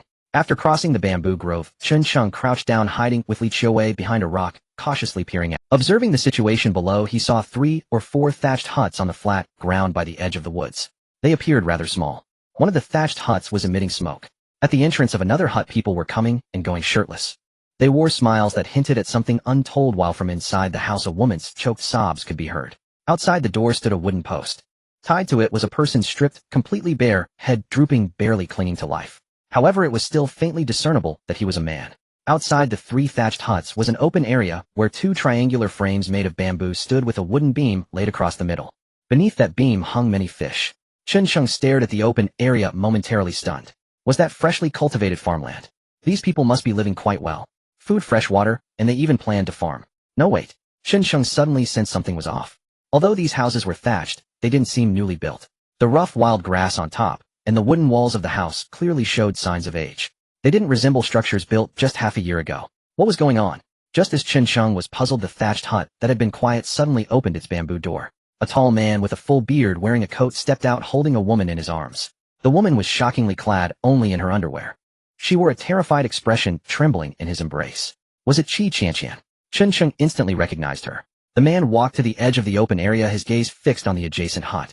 He called out to a skinny man just exiting the door. You guys really have no restraint. Stop messing around, you've worn the person out, what will you do in the future? Hearing his words, the skinny man yelled back towards the hut.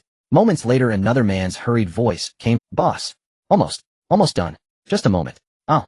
After a brief silence, a man with a satisfied grin emerged from the hut. His pants were only half pulled up. Spotting Qi Qianqian, he laughed and said, "Ha ha, the boss has it the best. This little girl is the prettiest. When will you let everyone have a taste?" Upon hearing this, Qi Qianqian was startled, pressing herself against the beard. With a cry in her voice, she pleaded, big brother, don't. I'm already yours, so please don't give me to them, okay?" The bearded man cast a satisfied glance at Qi Qianqian.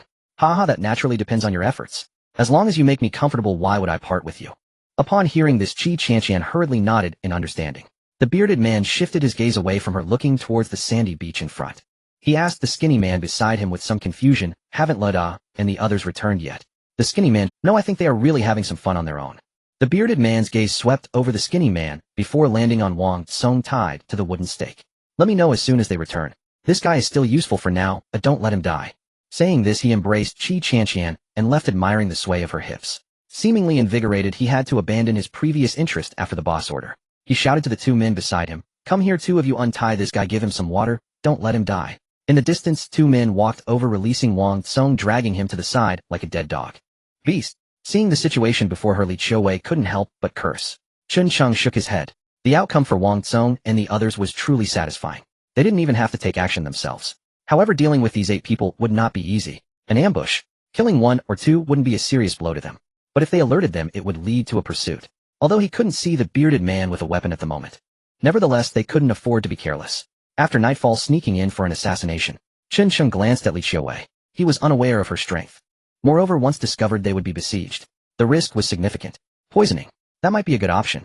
Just now he saw that these people went to the nearby river to drink water. The smoke rising from that house could indicate a kitchen, unless he poisoned their cooking pot.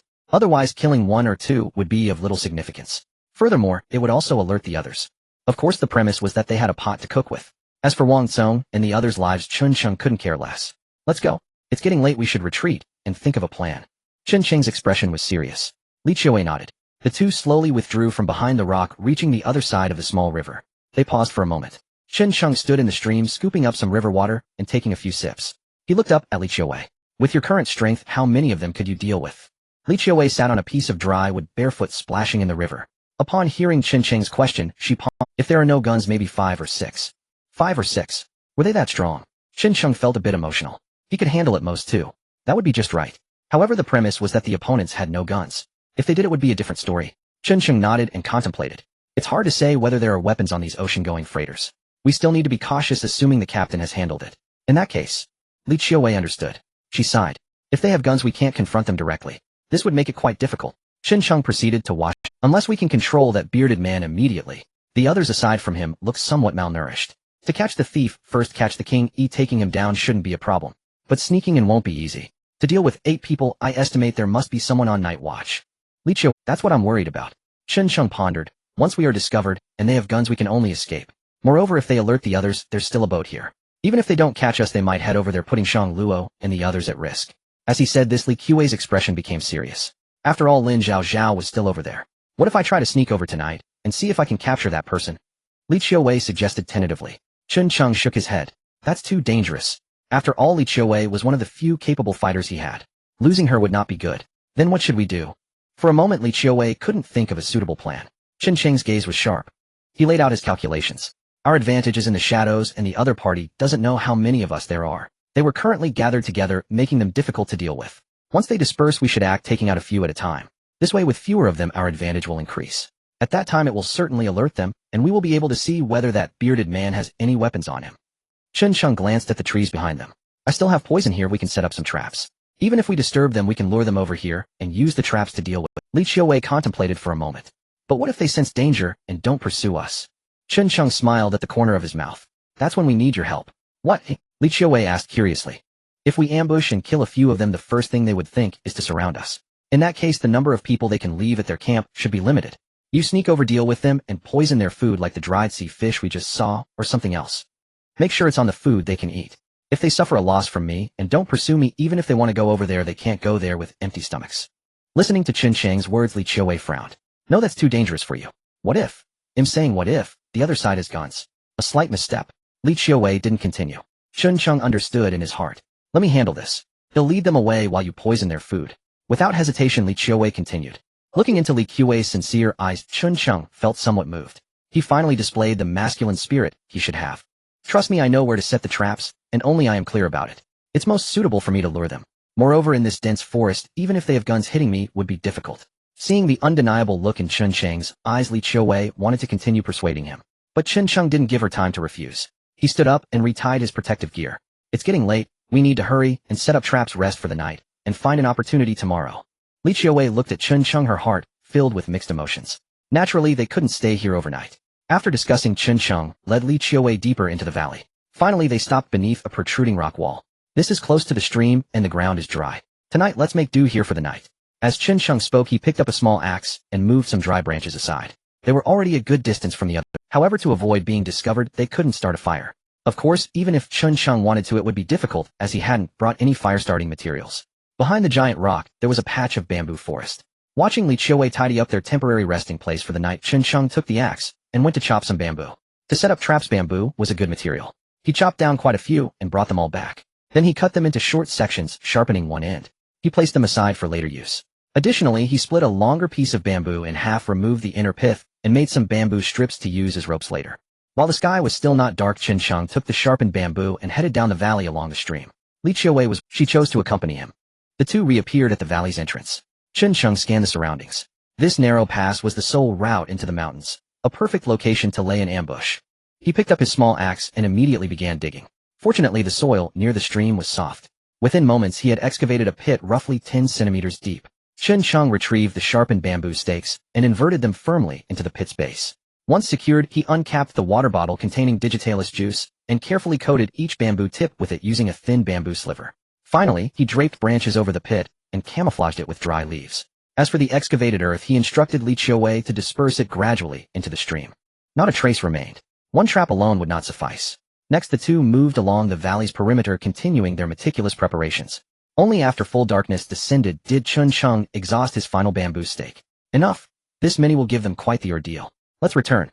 After Li Qiuwei mixed the last handful of soil into the stream, she followed Chen Cheng back to their makeshift campsite. With no fire permitted and no provisions brought along, they faced hunger. Though crabs and snakes were available, raw consumption was out of the question. They resolved to fast for the day, resting instead beside the stream. Chen Cheng performed a quick wash at the water's edge before returning beneath the massive boulder. There Li Qiuwei had already prepared the space, layering it with a soft bed of dried leaves. She waited quietly for his return. The night here is unpredictable, and without fire, vigilance is essential. You sleep first, I'll take the second watch. Rest against this rock wall, Chen Cheng instructed, leaning back. Li Qiuwei understood implicitly. In unfamiliar terrain, leaving no sentry was tantamount to suicide.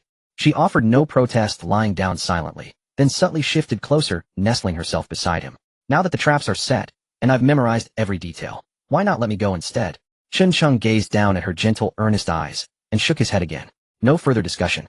Your wound hasn't healed. Escape demands immense stamina. I am the optimal choice. Seeing persuasion futile, Li Qiuwei changed tactics. She sat up, rested her head upon his shoulder, and slipped one arm around his arm. Her voice trembled with quiet anguish. But if something happens to you, what becomes of me? And what of the others? As warmth radiated from her arm pressed against his, Chen Cheng felt his pulse quicken. Gently he stroked her silken hair. Fear not. I need only lure them out. Then it's simply a matter of running. Remember, rendezvous at the waterfall upstream. And should they fall prey to the traps, pursuit will likely cease. So act swiftly on your end. Li Qiuwei murmured assent. Her grip tightened around his arm. A quiet inner conflict stirred within Chen Cheng, but instinct overruled restraint. With a resigned sigh he said, very well, rest now. I'll rouse you at midnight. He drew her close, cradling her comfortably against his chest. That night the forest chill proved sharper than any seaside breeze, especially with the nearby stream lending a penetrating coolness. Nestled in his embrace, Li Qiuwei sensed something. Her lips curved into a sly, knowing smile. Blushing faintly, she tilted her face upward and whispered shyly, aren't you uncomfortable? Of course I am, Chen Cheng replied, inwardly glancing down at her. To hold such soft, fragrant warmth in his arms, to be a man in full health, was no trivial trial. Yet tomorrow demanded focus, strength could not be squandered. Besides, they had fasted since yesterday. If you move again, things truly will spiral beyond control, he warned, voice grave. Hee. Li Qiuwei merely laughed, unfazed. In fact, she burst into delighted laughter. Then, to Chen Cheng's utter astonishment, settled herself fully onto his lap, arms looping around his neck. Her head nestled against his shoulder, her warm breath brushed his ear. This feels far more comfortable for sleeping. Chen Cheng looked at her. Woman, you're playing with fire. Li Qiuwei flushed crimson, loosened one hand from his shoulder, and reached into her. Moments later she withdrew a small packet, resembling seasoning, and placed it between her teeth. Why on earth did you bring this? Chen Cheng stared dumbfounded. Li Qiuwei smiled softly, the packet still clenched gently between her teeth, and leaned close to his ear. Wasn't I always ready? For you? Enchantress. A surge of exhilaration flooded Chen Cheng.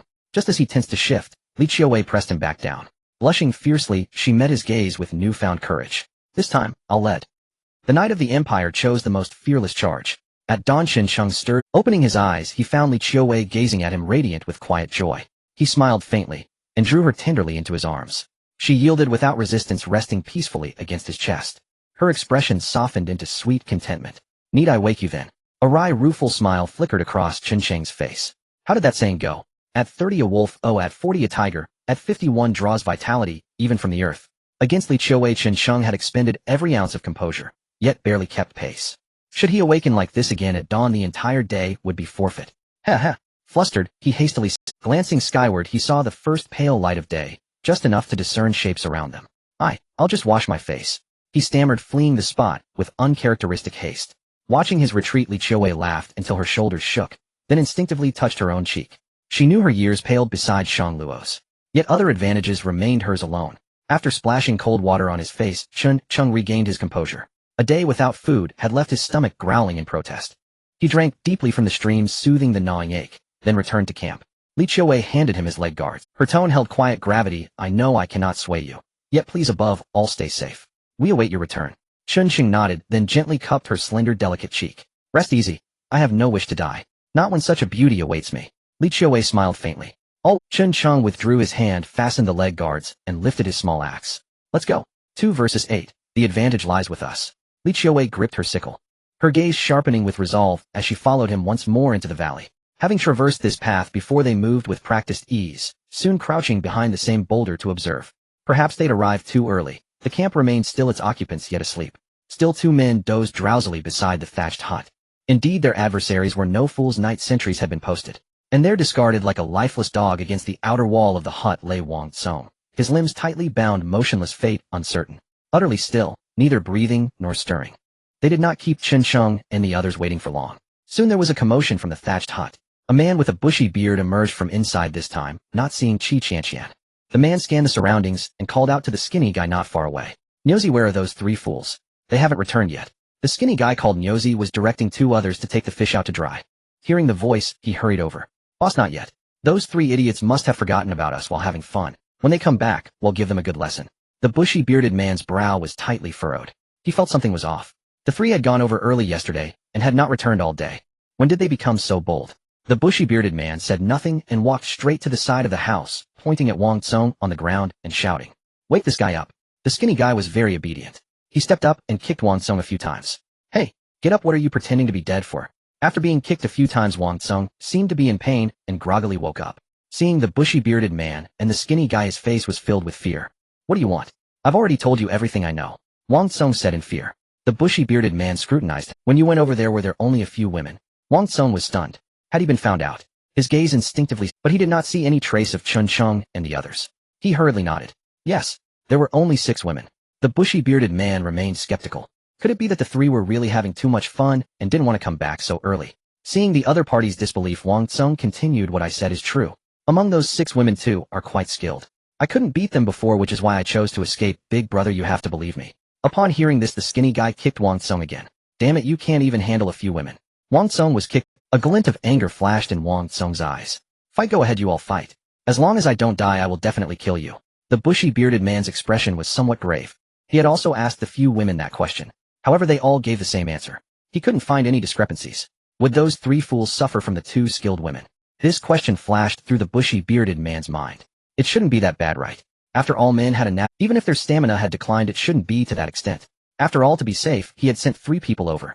The bushy-bearded man turned around, and the skinny guy hurriedly followed. "Boss, what do we do now? Should we go over and bring those 3 fools back?" The bushy-bearded man said nothing. He only glanced around. "Not yet.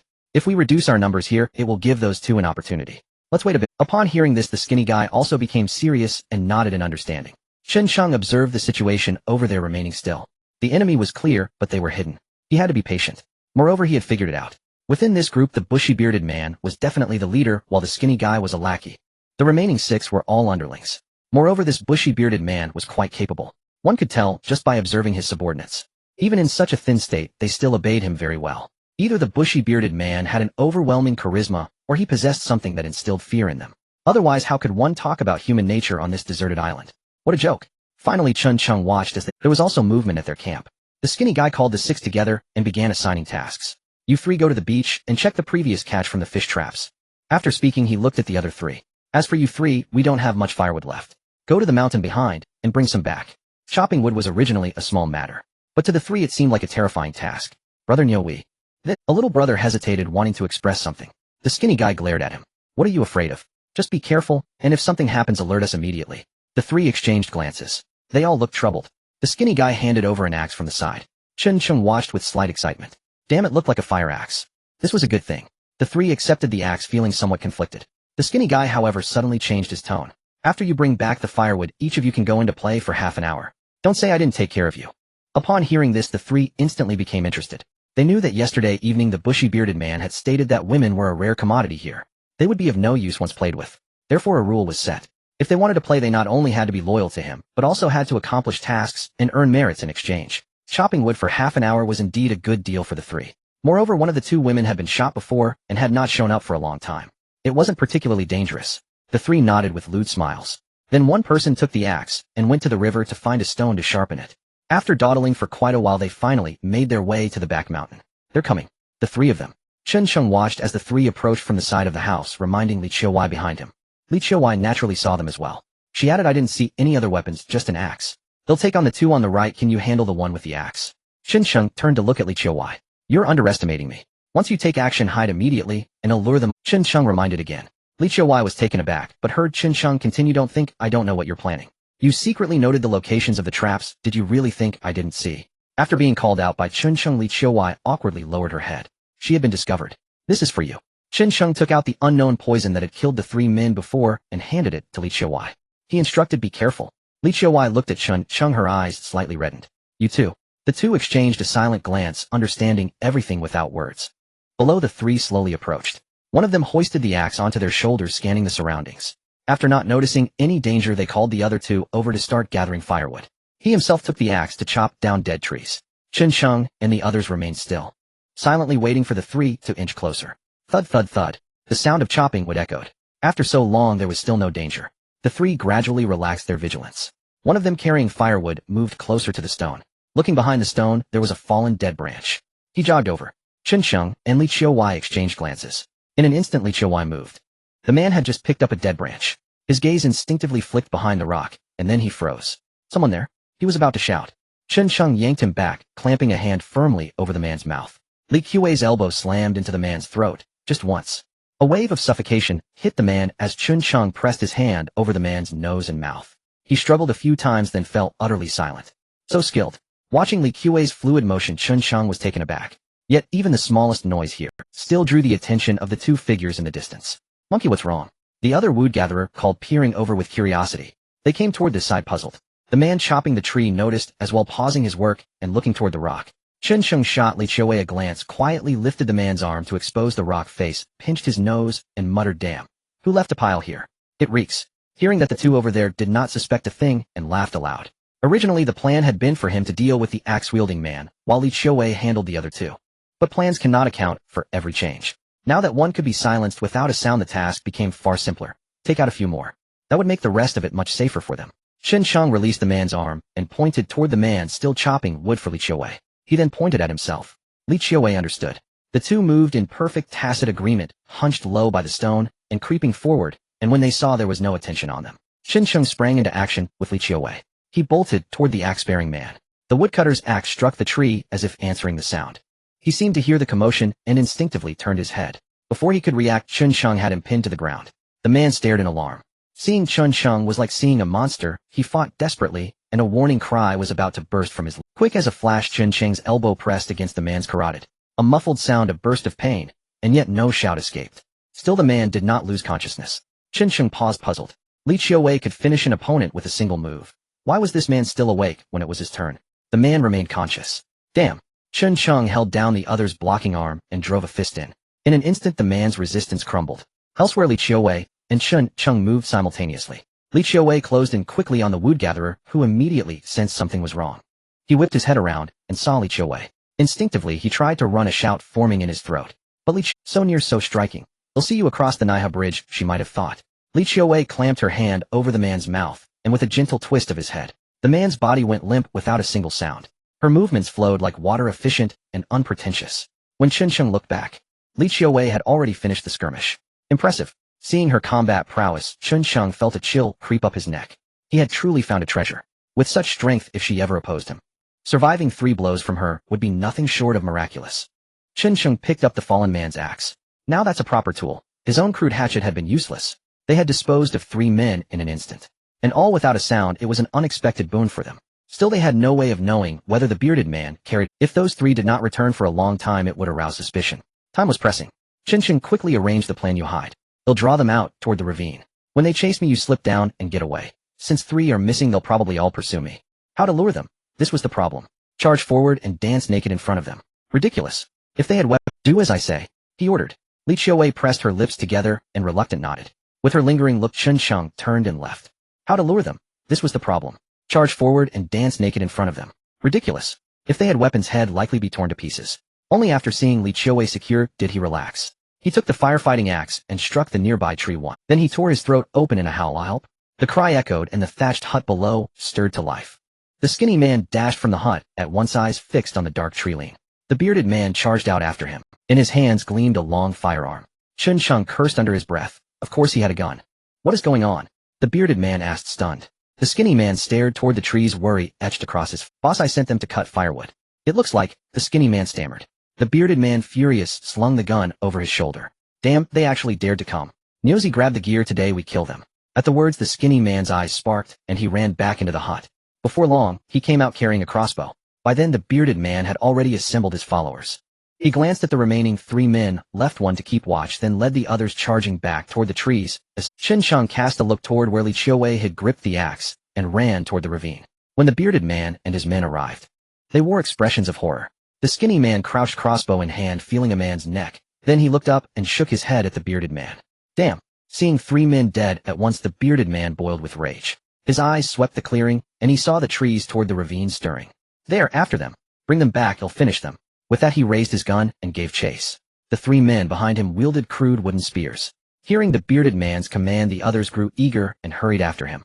Only the skinny man lingered, staring at the corpses in bafflement. Weren't 2 of them injured earlier?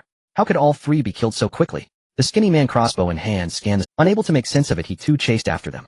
In the woods a gunshot cracked. Bang! Chun Sheng flinched and dove behind a tree. Fortunately, the firearm's effective range was limited, granting him a sliver of breathing room. Almost there, almost there. He saw the ravine's entrance ahead, glanced back at the few pursuers, and sprinted straight into it. With a loud thud, Chun Sheng was startled. A crossbow arrow was firmly lodged in the tree trunk beside him. Damn it, you had a gun, but didn't say anything, and now you have a crossbow too. Chun Sheng hurriedly ran towards the dense part of the woods, not giving the opponent a chance to hit him. What a good item. It will all be mine in the future. Chun Sheng gritted his teeth and spoke. He entered the valley, slowing down considerably. After all, there were many traps in this area. He must not fall into his own traps. His eyes quickly scanned the surroundings, and after confirming a safe path, he maneuvered around and headed directly up the valley. The skinny man holding the crossbow aimed at Chun Sheng was taken aback by his figure. How was he different from the previous 2? He seemed to be a man. What's going on? The skinny man was puzzled, but the bearded man didn't care about that. 3 had died. If he let the opponent escape, where would he put his face? Let alone the previous grudges. This person must be eliminated for him to find peace. After all, there's a saying, it's easier to steal 1,000 miles than to guard against thieves for 1,000 miles. This kind of lurking in the shadows needs to be caught, otherwise there's no telling when they might deliver a fatal blow. The crowd encountered a stream. They continued to chase up the valley, but just as they entered, the person in front suddenly lost his footing and fell. Up! A scream pierced the air. The bearded man heard the scream and quickly stopped, looking over. He saw a man had triggered a trap. The sole of his foot was instantly pierced by sharp bamboo, causing him to wail in pain. At that moment, the bearded man also sensed something was off. The previous 2 had never set traps. So where did this trap come from? Everyone stay still, he shouted immediately. Upon hearing this, the crowd quickly halted. The bearded man glanced around. This side seemed to have no issues, but even the best covered traces would have flaws. The bearded man carefully moved to a spot covered with fallen leaves. Using a nearby stick, he poked through the dry leaves. A trap suddenly appeared before him. At that moment, the skinny man, boss, something is off. This person doesn't seem like the one before. The bearded man looked at the trap deep in thought. He had injured one of the previous 2.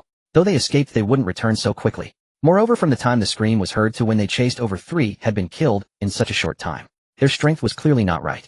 Could it be they found help? Are there others here? The bearded man muttered. The skinny man's expression turned serious. I just took a close look, and the person ahead seems to have short hair and is quite tall. The moment this was said, the bearded man's eyes widened in shock. A man? Who? The previous group. Just then the man with the pierced foot started convulsing. He began to foam at the mouth. It's poison. The 2 supporting the injured man were also greatly frightened, looking on with apprehension. They were still shaken, thankful it wasn't them who triggered the trap. The bearded man showed little emotion, but felt some worry. Should they pursue? The bearded man hesitated. But there might be more traps awaiting them ahead. Not pursuing was hard to swallow. Boss. The skinny man leaned in. Speak. The bearded man was very angry. Whether it's those 2 or not, this person has set traps here and should be very familiar with the area. If we rashly chase after them, what if we trigger a trap with poison? We'd be at a disadvantage. Why are you saying useless nonsense? Are we just going to let them go? The bearded man was seething with anger. A sly glint flashed in the skinny man's eyes. Of course we can't let them go. We have weapons and are not afraid of them. Right now this group of rats is hiding, and it's difficult for us to catch them. Why not wait for them to take the bait? Upon hearing this, the bearded man finally calmed down a bit. Indeed, he was also afraid of dying. The skinny man was just providing him an out. What do you suggest? The bearded man asked. The skinny man saw that the bearded man was moved, and quickly, we have lost 4 men, the opponent will definitely act again. How about this, we pretend to be scared, sneak away, and then circle back from another side to catch them off guard. Hearing this idea, the bearded man thought for a moment. Indeed, it was better to retreat than to block. This was their previous camp, which they had forcefully taken over. If he left, they might just come back. Even if they didn't, they would still come back to check. By then, he couldn't help but smirk. Nyozai, you're clever. Alright, we'll do it your way. The bearded man put away his gun and scanned the depths of the woods. Finally, he left with the group, feeling very reluctant. As for the poison man left behind, they didn't bother to care. In the depths of the woods, Chun Chung had long noticed that they didn't pursue him. Hiding behind a tree, he observed their movements and saw them leave. Chun Chung felt a tightness in his chest. He didn't know how Li Chiuwei was doing. He hoped nothing unexpected had happened. Time rewound half an hour ago. Watching those people chase in the direction of Chun Chung, Li Chiuwei finally emerged from a distant thicket. Her face was also filled with concern. But for the sake of the plan, she took a deep breath and quietly made her way down towards the opponent's camp, stealthily approaching the back of the house. She looked outside. A man was nervously glancing around, his gaze occasionally falling on the door of the house ahead. He seemed to have hesitated for a long time. He slowly approached the door and gently pushed it open. After scanning outside, confirming that they wouldn't return so soon, he entered with a lewd smile. Get away. Inside the room, the sounds of Qi Qianqian struggling and crying out echoed. Haha, scream away. The boss and the others have gone out, it's just me now. No matter how loud you scream, it's useless. I'll tell your boss to have you killed. The man threatened. Whoa. Qi Qianqian's cries rang out. When you save me. When you save me. It seemed she heard Qi Qianqian's voice. In another room, a woman bound and completely naked slowly opened her eyes. The surrounding stench was unbearable. A cold smirk flashed in her eyes as if to say, Qi Qianqian, when I asked you for help back then, how did you respond? Now it's your turn. How dare you call for help? Indeed, when pain is not on one's own body, no one cares. Behind the house, Li Chiuwei, silently she stepped out. After scanning the situation and confirming that only one person was inside, she slowly walked into the room. The man leered with lascivious glee and hissed that the wretched girl had long been the object of his anticipation, then ripped open Qi Qianqian's collar. Milky white skin was revealed beneath.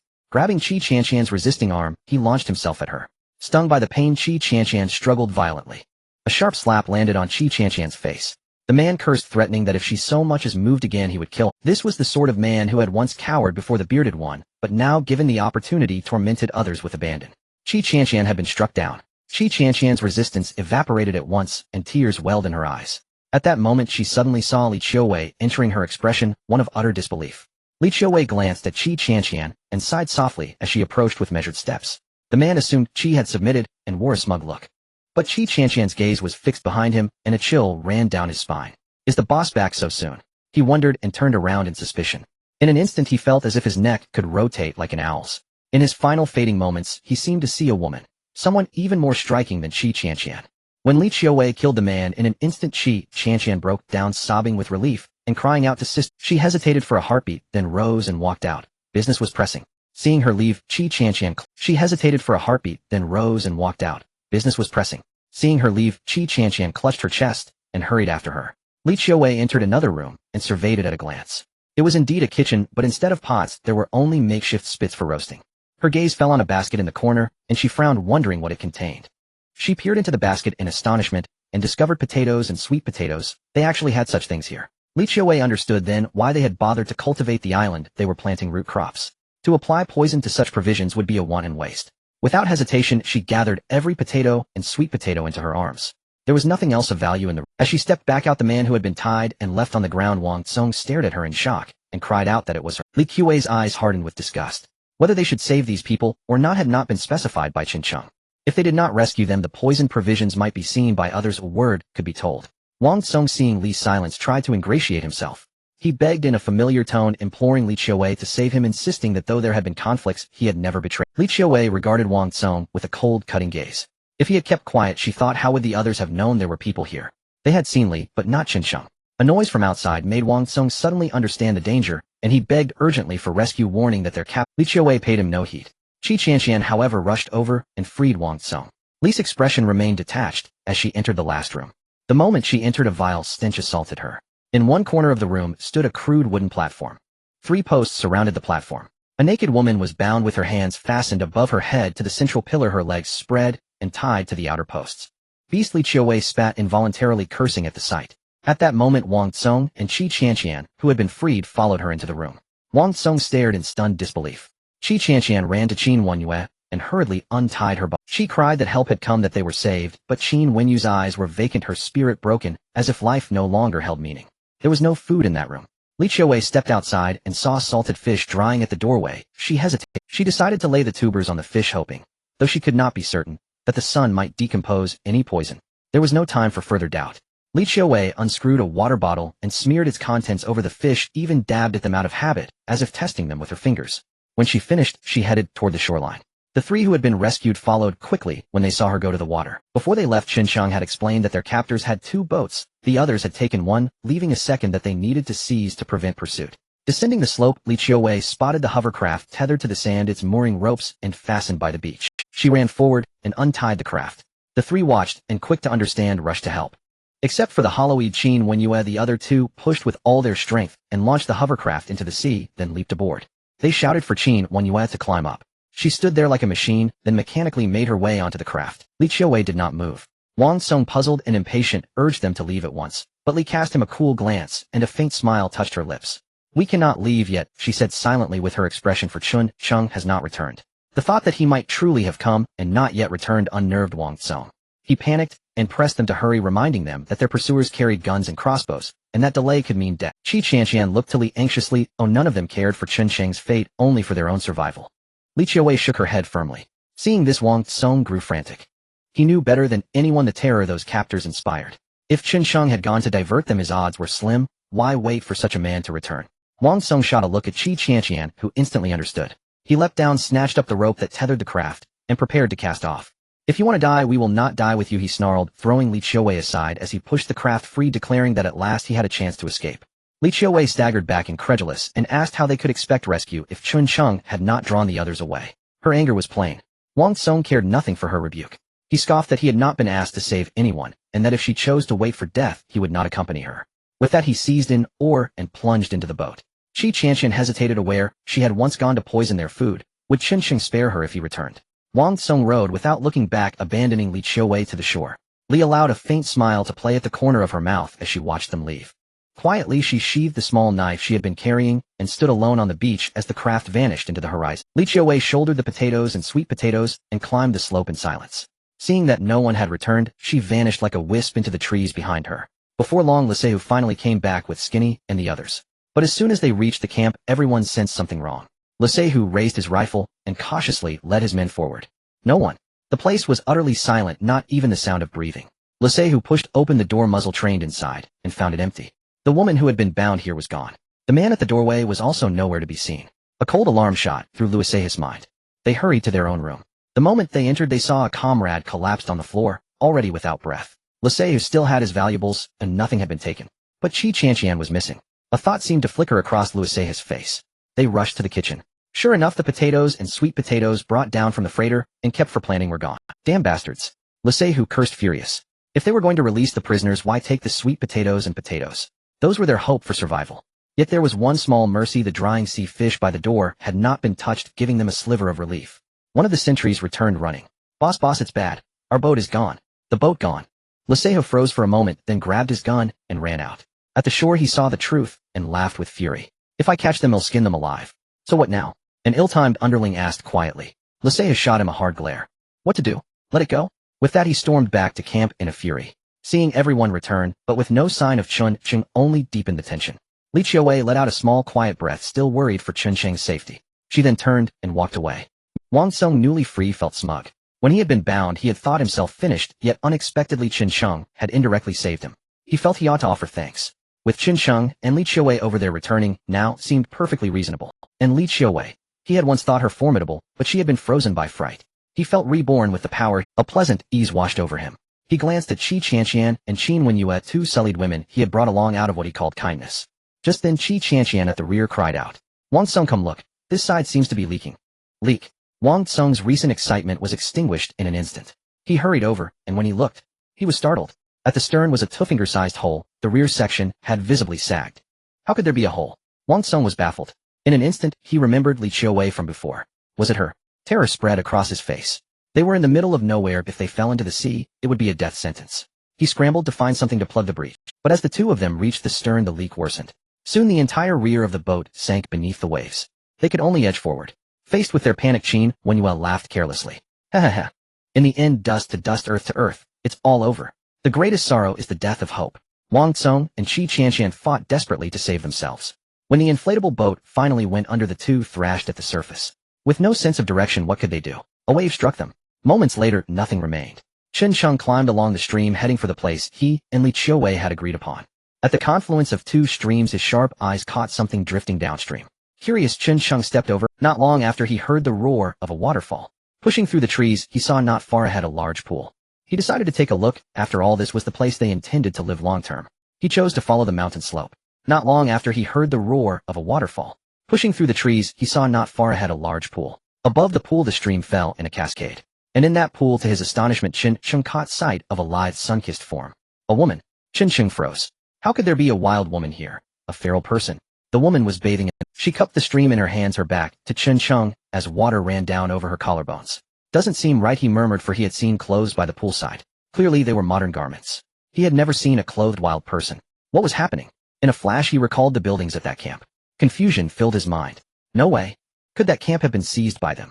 Questions swirled, but he decided it was more important to meet Li Qiuwei. Chen Sheng thought for a moment. It was just one woman. It shouldn't be a major problem.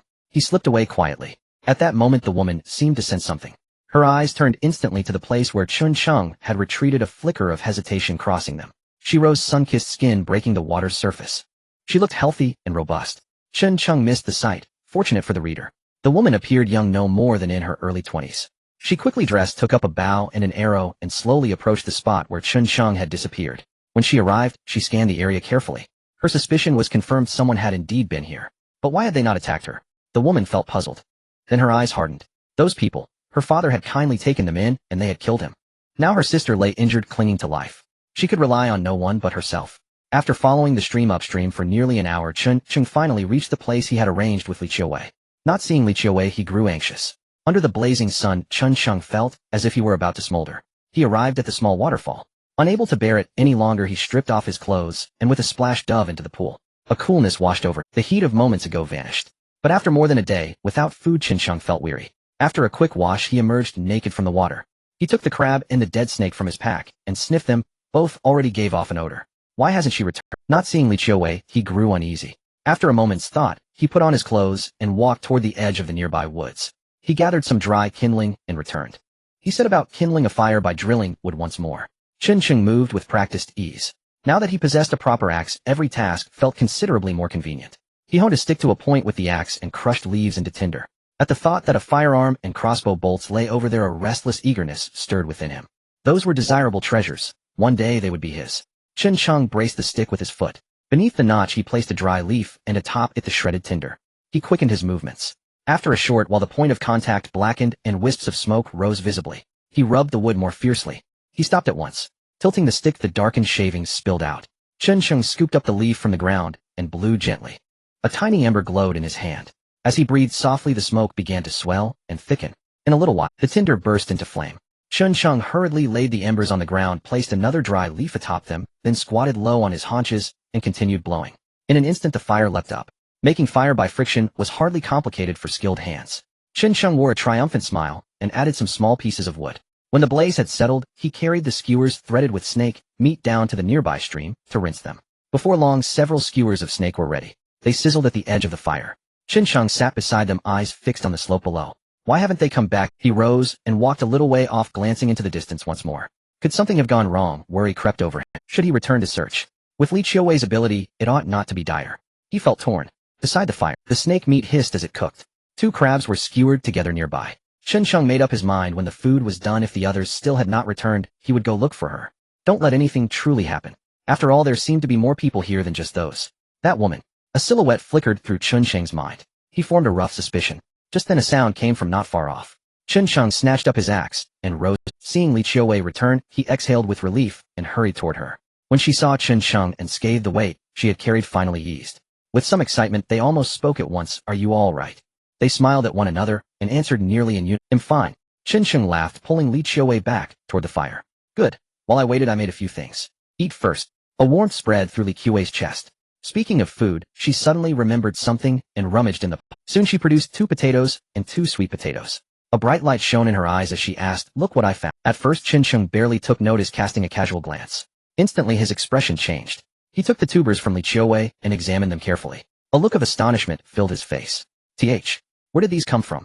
Seeing Chun Sheng's reaction, Li Qiuwei laughed with delight. They were taken from the camp from inside the house. They are tilling land area. I think they intended to plant these. Chun Sheng listened intently. He was briefly taken aback.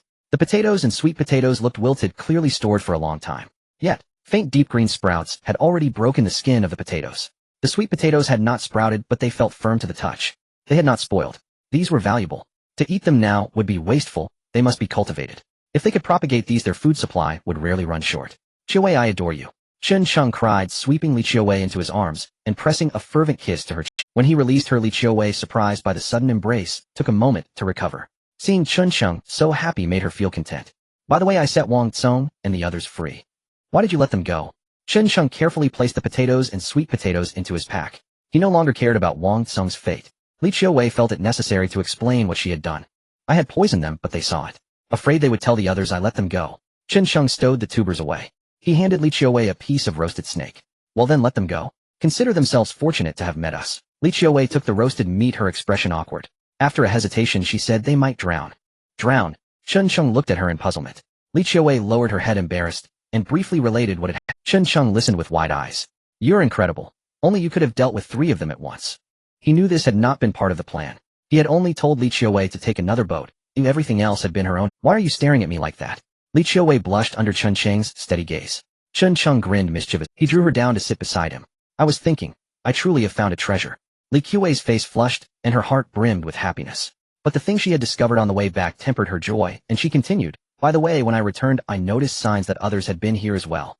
At Li Qiuwei's words, Chun Sheng paused. You saw that too? Huh? Li Qiuwei blinked in surprise. Chun Sheng chewed a piece of snake as he spoke. On my way back, I met a woman above the stream. A woman? Li Qiuwei's eyes showed a trace of puzzlement. Chun Sheng nodded. Actually, I suspected something earlier. Didn't you find the bearded men's house odd? Li Qiuwei looked at him blankly. That house is far too dilapidated, Chun Sheng explained. Didn't they say they arrived here only half a year ago? Half a year could not account for such decay. And the clearing looked tamped and prepared. Clearly others had been here before, only to be usurped by those bearded men. So you mean the woman you saw was likely driven out by them, someone who originally lived here? Li Qiuwei followed his line of, very likely, Chun Sheng agreed. Given how those men treat women, I am inclined to believe she escaped. Li Qiuwei pondered. Then who are those men? Locals, or? Chun Sheng shook his head. They don't seem like natives. A native wouldn't leave a house in such a state. I suspect they are survivors of some other catastrophe. Li Qiuwei's face went pale at that suggestion. If that's the case, trouble lies ahead. They've been here so long without rescue. What about us? Chun Sheng offered no answer. That question had no answer. The two had eaten something, managing to satisfy their hunger to some extent. Now that the poison had been administered, it was just a matter of waiting to see if those people would fall victim to it. However, Li Qiuwei had taken the potatoes and sweet potatoes with her. Chun Sheng felt a bit worried, wondering if the other party. Chun Sheng then got up and headed to the bamboo forest at the foot of the mountain. He planned to bring back a bamboo pole to see if he could make a fire stick. After all, relying solely on friction to create fire would wear out iron hand as well. Upon reaching the bamboo grove, Chun Sheng searched for dead bamboo, as it was more suitable than fresh bamboo. Soon he took 2 sections of dried bamboo. However, just as he was about to head back, he noticed that he seemed to have stepped on something. Chun Sheng looked down and was instantly filled with joy. Bamboo shoots. This was quite a rare find. He slowly crouched down and gently pried open the soil beneath with his axe. But after a brief glance, he stopped. It wasn't that the bamboo shoots were too small, but rather that he remembered something. He didn't recognize this type of bamboo. In other words, he had no idea if it was toxic or not, so why would he bother to dig? Many bamboo shoots in the country are edible, which is knowledge gained through experience over time. Have you ever seen how many people abroad eat bamboo shoots? It's not that they don't want to eat them, but many are toxic overseas. Chun Sheng silently put away his axe. Let's put this on hold for now. If there really was nothing else to eat, he could always come back to it. Besides, this island was so large, finding other food should be quite convenient. There was no need for him to take such a risk. He picked up the 2 sections of bamboo and returned to the small waterfall. Upon his return, he was instantly captivated by the sight before him. At the foot of the waterfall stood a striking figure, letting the cascading water flow over her body. She noticed Li Qiuwei was completely unconcerned, and instead revealed a gentle smile to him. Having been stranded here for so long, especially after her previous injury, Li Qiuwei had hardly had the chance to bathe. Now that she finally had the opportunity, how could she let it slip away? After all, there was nothing else to do. Just taking a bath. Chun Sheng walked over with a smile, not hiding his appreciative gaze. This place was truly wonderful, an island with plenty of water. These were essential to their survival. Thinking back to what life had been like for him before, he had even been planning to dig a pit to store rainwater and economize on distilled water. It really was true. People can make you feel inferior. Chun Sheng walked over to the campfire, placing the 2 bamboo sections aside, and continued to chop a piece of dry wood with his axe. At this moment Li Qiuwei had finished her bath and walked over from the waterfall. Sunlight scattered over her sparkling like stars. She stood there bathed in light looking exceptionally graceful. Chen Cheng returning with the dry wood found himself somewhat once dressed Li Qiuwei barefoot and playfully approached him asking do I look good. Chen Cheng reluctantly averted he sincerely nodded. You look good but aren't you afraid of awakening my beastly nature? Li Qiuwei smiled lightly. Did I stop you? Chen Cheng was momentarily taken aback. Had he just missed something? Never mind, he thought. There were more important matters at hand. He took the dry wood aside and picked up some dried leaves for later use. Then he picked up the axe and started to whittle the wood slowly. Finally he gathered the wood shavings together and used the back of the axe to pound them, thoroughly softening them. Next he crumbled the dried leaves and mixed them with the wood shavings. After preparing these materials, Chen Cheng started to work on the bamboo. He took one bamboo section, removed one end, and found a wooden stick that was slightly larger in diameter. After taking off a section, he made some simple adjustments to ensure it would fit snugly into the bamboo tube. He then found a sharpened stick and made a small hole at the back of the other bamboo section. Then Chen Cheng took a piece of rope from his bag and placed it upright inside the bamboo tube. He picked up the wood shavings and crushed leaves and began to stuff them inside bit by bit. He packed it tightly until it was completely firm before stopping.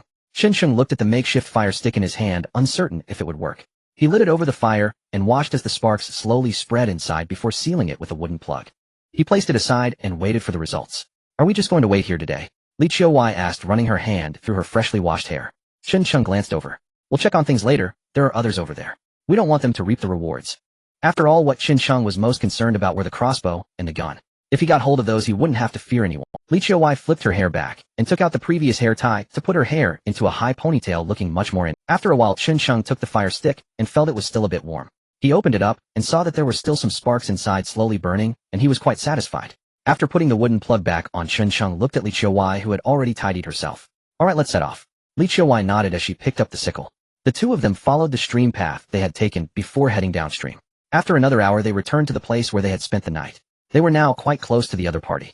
The two became more cautious as they approached the area where they had previously set. However, this time Chen Cheng did not take Li Qiuwei to the previous spot. Instead, he crossed the stream and headed up the mountain on the opposite side. He chose to go to the opposite side. After all, now that he knew the other party had a gun and crossbow, the place they had been hiding before was no longer safe. Although it was a bit farther, he could still clearly see the situation at the camp. Moving carefully along the mountainside, Chen Cheng and Li Qiuwei approached. After a short while, the two hid behind a low bush to observe the situation at the enemy's camp. Inside the camp, even the doors were closed and no one was moving. Did they fall for it? Chen Cheng muttered in confusion. He glanced at the sky. Indeed, it had been well past noon. If the other party had returned and planned to eat, they would most likely be doing so. But he didn't see anyone dead at the door. Did they all die from poison inside the house? Choosing places to die. Moving graves is an addiction. It seems quiet, doesn't it? Li Qiuwei leaned beside him and whispered. Chen Cheng nodded. Let's wait a bit longer. There's no hurry. If they have guns and ambush us, then it's over. Li Qiuwei nodded in understanding. The two of them pressed their bodies close together, quietly waiting. As time passed, slowly, finally, as evening approached, noises came from the distance. Cuckoo, cuckoo, from the woods behind. The sound of birds echoed. Moments later, two sneaky figures appeared at the side of the house. As soon as they appeared, they quickly drew the attention of others. The door swung open, revealing a bearded man holding a shotgun who stepped out with a face full of annoyance. Behind him followed a thin man wielding a crossbow. The four of them gathered at the camp. Damn it, we waited all day for nothing, the bearded man cursed. The thin man felt somewhat awkward. After all, it was his idea, yet the other side didn't take the bait. Reluctantly, boss, don't worry. Since they have come, they will eventually come out. Waiting for a rabbit by the tree stump, it was unbearable to live like this. The bearded man cast a glance at the fish drying by the door.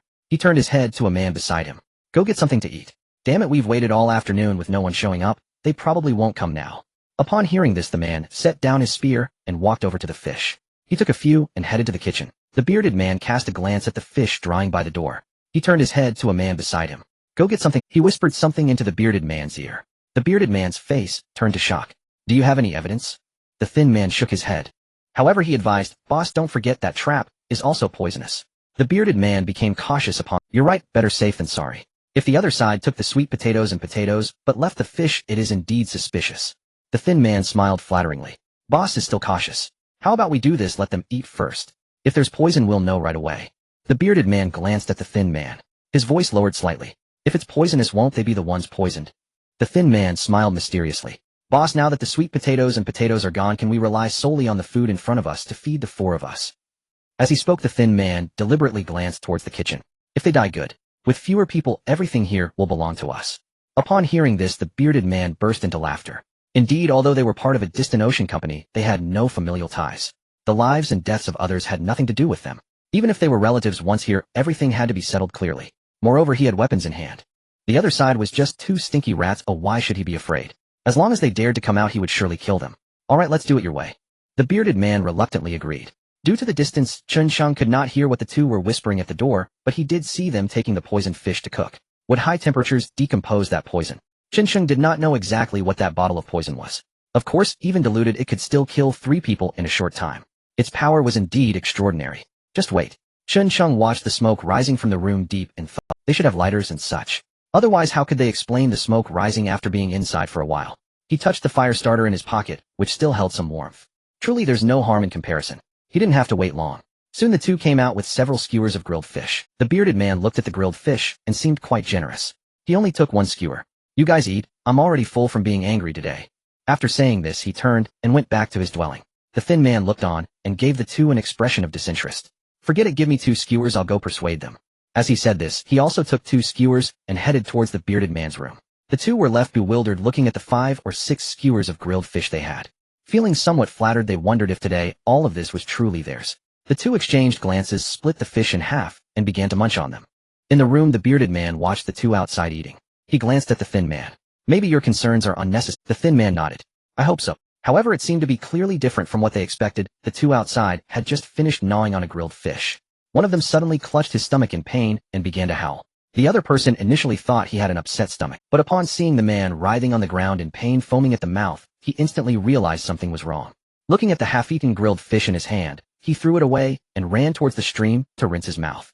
However, he had only run halfway when he collapsed in agony. In no time, the two lost all signs of life. Inside the house, the bearded man was filled with dread, looking at the grilled fish in his hand and tossing it aside. Just as he was about to go out, the thin man stopped him. Boss, don't. What's wrong? The bearded man asked, bewildered. Since they poisoned us, they might be outside right now observing us. Now that someone is poisoned, they must think we ate it as well. This is a golden opportunity for them. The thin man explained. Upon hearing this, the bearded man immediately retracted his foot, grabbing the shotgun beside. He cautiously watched the situation outside. You're right, this is an opportunity. The thin man also picked up the crossbow and waited silently. In the distance, watching Chun Cheng's 2 victims, he felt quite satisfied. Indeed, poisoning was convenient. Unbeknownst to them, they could eliminate the enemy. Beside him, Li Qiuwei saw this outcome and felt a surge of joy. She slightly stood up and asked Chun Sheng, shall we go over now? Chun Sheng, however, remained as steady as ever. No rush. Those two went into the house and can't see what's happening. If they aren't poisoned, they might ambush us instead. Upon hearing this, Li Qiuwei also felt it made sense. Thus both sides silently waited, seeing who could remain. Night gradually fell. Due to the distance, Chun Sheng could not see the situation over there. Instead, he leisurely lay down on a patch of dry grass.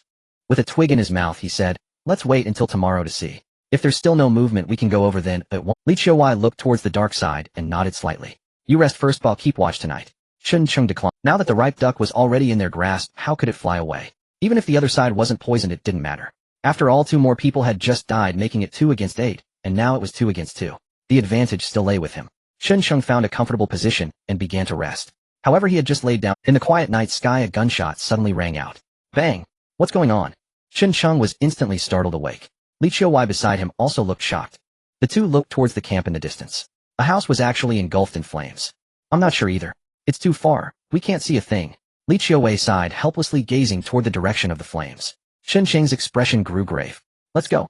Use the cover of night to creep closer and investigate. Without hesitation, he headed straight down the mountain. Li Qiuwei hesitated for a moment. Let's go. Use the cover of night to creep closer and investigate. Without hesitation, he headed straight down the mountain. Li Qiuwei hesitated for a moment, then hurried after him. Though the night was deep, scattered moonlight softened the darkness, just enough to see by. And beyond, the blazing fire from the burning house cast an eerie glow. Its fierce light bathed the scene in unnatural brightness, ironically shielding those hidden in shadow. Chun Sheng advanced inch by careful inch. Crouching low, the two slipped silently across the stream. Under cover of night, they soon reached the rear of the camp. From this vantage, the activity within came into sharp, unobstructed view. It's her. The moment Chun Sheng arrived and glanced over, his breath caught. Li Qiuwei, equally curious, followed his gaze. They're surrounded by a bearded man, and a lanky thug lay a woman. She reclined diagonally on the ground, glaring at them with seething fury. Damn it, we finally waited you out. Where are your accomplices? The bearded man snarled, pressing the muzzle of his shotgun against her chest. Her capture seemed to surprise her not at all. Only weary resignation flickered across her face. She let out a disdainful snort. refusing to utter a word. Still silent. The bearded man chuckled coldly and barked at the lanky thug beside him. Come on, tie her up. We'll extract answers properly. At the command, the thug trembled with perverse excitement. He set aside his crossbow and approached rope in hand, grinning lewdly. Pretty lady, don't blame me. I'm merely following orders. Our boss appreciates beauty. Speak now, and you'll spare yourself this ordeal. She recoiled in disgust. Just as the thug drew near, she erupted, thrashing violently, shoving him backward with shocking force before lunging straight at the bearded man. It was sheer reckless abandon, no regard for survival. The thug stumbled unprepared and crashed sideways onto the ground. Meanwhile, the bearded man, startled by her sudden charge, reacted instantly. He swung the rifle but hard, striking her shoulder with brutal precision. She staggered back, pain flashing across her features. By then the thug had regained his footing. He rushed forward, clamping his arms around her waist, winding the rope tight. Perfect timing. Chen Cheng's pulse quickened at the unexpected turn. Their full attention locked onto the woman, completely oblivious to the two figures concealed behind them. Chen Cheng signaled Li Qiuwei, and together they edged stealthily toward the side of the burning house. They closed the distance until only a few paces remained. Chen Cheng scanned the scene. Both men stood with their backs turned. The thug pinning the thrashing woman, struggling to bind her. You think I won't pull the trigger? The bearded man roared, leveling the shotgun at her chest. Then do it. She fought wildly, heedless of death, determined to sink her teeth into him if she could. Damn it. Did we really stumble upon someone who doesn't fear dying? The bearded man stared dumbfounded. He had no intention of killing her, not when she was far too valuable alive. With their boat gone, finding another woman would be nearly impossible.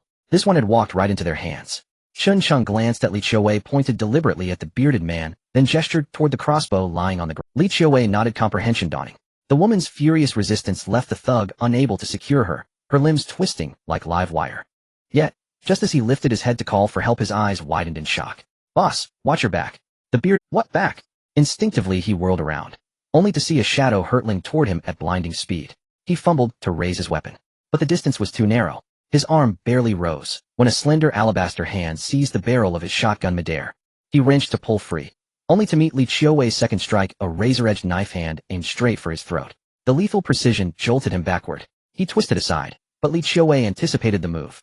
Her foot snapped upward. A crushing kick sent him reeling several paces back.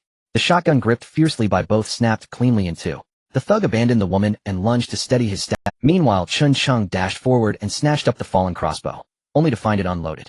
Otherwise he'd have already loosed a bolt. Empty-handed, he tossed the useless weapon aside and moved swiftly to Li Qiuwei's side. His gaze fell upon the shattered barrel in her grip, and a wry, rueful smile touched his lips. What a pity. For now both sides paused, tense, watchful, breathing shallow. His gaze fell upon the shattered barrel in her grip, and a wry, rueful smile touched his lips. What a pity.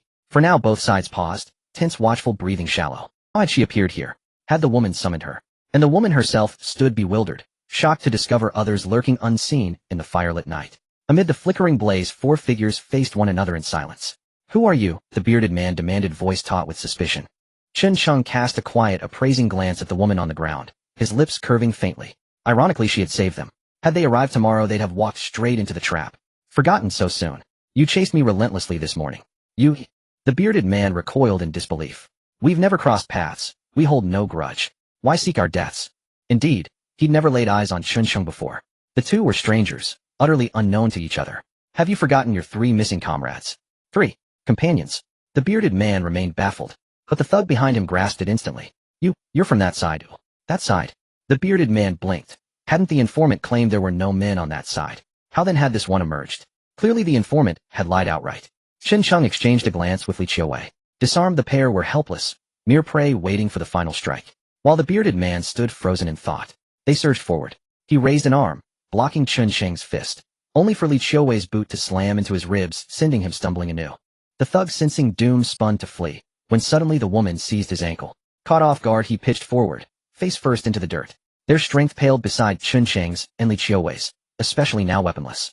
Within moments, resistance crumbled utterly. A moonless, wind-whipped night, perfect for murder, and the roaring fire, a grim fitting stage. At dawn, Chen Cheng gazed upon the three houses reduced entirely to ashes, a faint melancholy settling over him. He had assumed he would no longer need to build shelter. Now everything was gone, utterly vanished. He held 2 sections of a shotgun, attempting to reassemble them, only to discover that the bottommost hinge mechanism had broken. The shotgun remained functional, but each shot would now require manual resecuring. The crossbow, however, was intact, and its bolts had been retrieved from the slender man's corpse. 11 bolts in total. The shotgun shells were red buckshot, scant in number, merely 20 rounds. Also recovered a fire axe, 2 sweet potatoes, 2 regular potatoes, and 2 sets of clothing. Oh, and a lighter. This was the modest harvest of 2 days' labor. Compared to his previous state of utter destitution, it felt like an abundant windfall. After gathering his belongings, Chun Chung approached the woman standing nearby. She stared blankly at the ruins, her expression unreadable, neither joy nor sorrow evident in her eyes. Did you live here before? Chun Chung crouched down and asked. Upon seeing him, the woman glanced briefly, then nodded. My sister and father lived here with me. Later they arrived. My father, ever kind-hearted, took them in, only to be betrayed by those he trusted. She fell silent, unable to continue. Her eyes reddened. Li Chiuwei sighed softly beside her. How long have you been here? Chun Chung asked. The woman paused as if searching her memory, then spoke slowly. We are survivors of Flight, Onong 970. How long we've been here, I can no longer recall. Flight Onong 970. At the name, both Chun Chung and Li Chiuwei froze in unison. It was far too familiar. That aircraft missing for a full decade, yet survivors still existed. But no, the ruins bore no signs of 10 years decay. Impossible. You've been here since the beginning? Chun Chung asked, puzzled. The woman shook her head. No, my sister, my father, and I arrived on this island only last year. Before that we were elsewhere. Chun Chung half closed his eyes, listening as though to a fable. The woman continued her tale. When the plane crashed, we believed all was lost. Yet miraculously it made an emergency landing on a remote island base. The moment the aircraft stabilized, armed figures boarded and escorted us en masse to a secured compound. Thereafter my father left each dawn and returned each dusk. Our rations were delivered daily. We remained confined within that compound for an interminable stretch of time. Then one day, piercing alarms shattered the silence. By some means unknown, my father seized a vessel and fearing pursuit, we drifted at sea for half a month, until fuel ran out and the vessel struck a reef behind this island. There my father concealed us in hiding. Chun Chung listened, bewildered. This story seemed sheer fantasy. Could it possibly be true? It defied all reason. So you arrived here only last year? Then how did you procure food? He pressed. The woman hesitated, momentarily startled. The vessel my father commandeered was a supply ship servicing the island base. We survived on those provisions, and whatever else the island offered. A wry, incredulous thought crossed his mind. Was she truly not even pretending anymore? Was she mocking him? Sensing his disbelief, the woman added urgently, if you doubt me, come with me. I'll show you our former camp. My sister, my sister. Suddenly remembering something, she sprang upright, her gaze pleading toward Chun Chung and Li Chiuwei. Can you? She's injured, just beyond there. She pointed emphatically into the distance. Chun Chung sensed truth. Otherwise, why would she have fought to the death against the bearded men? Was she deceiving herself? What possible gain could that? Moreover, had others truly accompanied her, she would not have ventured alone. Chun Chung turned to Li Chiuwei, seeking counsel. Shall we go see? Li Chiuwei agreed. Should supplies truly exist there, their survival prospects would improve dramatically. Relief flooded the woman's face at Chun Chung's assent. She introduced herself at once. I'm Hu. I'll lead you there now. She strode ahead, and Chun Chung exchanged a quiet glance with Li Chiuwei before following in silence. Their eyes followed Hu's figure ahead. Chun Chung felt a quiet curiosity stir within him. If her account held true, she had been confined in a clandestine facility since childhood. She'd received no formal education, 10 relentless years of isolation. How had she endured such existence? They trailed her along the winding stream. Soon they reached the forked river mouth where they'd stood the previous day. Hu turned decisively right, and they followed without hesitation. Before long they arrived at a tranquil pool, the very spot where Chun Chung had secretly watched her bathe the day before. Beyond it, nestled against the cliff face, lay their path forward. A vast natural cavern soon loomed before them. Urgent for her sister's sake, Hu rushed straight inside. Elder sister. Elder sister. Li Chiuwei scanned the surroundings, confirmed no immediate threat, and gave Chun Chung a subtle nod. He studied the immense cavern entrance. Its lower chamber was spacious enough to serve as a dwelling. No need to construct shelter. Yet one flaw marred its appeal: it faced inland, shielded entirely from the sea. No warning could be cited from such a vantage. No wonder they'd relocated elsewhere. Chun Chung stepped carefully across the stones toward the cavern's base. There Hu knelt beside a young woman, cradling her anxiously, shaking her gently, while crying out, Elder sister, wake up. Please wake up. Don't frighten me. Cough, cough, cough. Jolted awake by the vigorous motion, the woman blinked open, dazed eyes fixing them on Hu, as if to say, I wasn't dead yet, but you nearly shook the life out of me. Elder sister, you're awake. Overjoyed, Hu's tears transformed instantly into radiant smiles. Elder sister, I brought help for you. Hearing this, the woman paused, then finally noticed Chun Chung and Li Chiuwei. Chun Chung flashed what he imagined a charming smile. Hello. His greeting met only with icy, unyielding scrutiny. Who are you? What do you intend toward my younger sister? Instantly she drew Hu behind her posture taut with Chun Chung flushed with awkwardness. Did he truly look like a villain? Elder sister, they're the ones I brought to rescue you. Hu explained from behind. And those men who wounded you, they're all dead. Is that so? Her wariness remained unshaken as she studied Chun Chung closely. She clearly suspected hidden motives. May we first examine her injuries? Chen Cheng offered gently, yet kept his distance respecting her guarded stance. He signaled Li Qiuwei with a glance. She understood instantly and stepped forward. Watching Li Qiuwei approach. The woman's guard has lessened considerably, but this is specifically directed at Li Qiuwei. Li Qiuwei squatted in front of the woman. In a warm tone, she said, "Let me show you how the wound looks like. It could get complicated if it gets infected, you know." The woman remained silent. Curiously, Hu Yu behind asked, "What is an infection?" Chen Cheng was taken aback. "Aren't you over 20? Not knowing such basic things, didn't your father teach you?" The woman turned to Hu Yu and explained earnestly. "Oh, it's when the flesh rots. Is that so?" Hu Yu looked quite puzzled. "No way." Listening to their conversation, Chen Cheng looked utterly confused. The life experiences of the two were clearly mismatched. After all, they had been locked up for 10 years.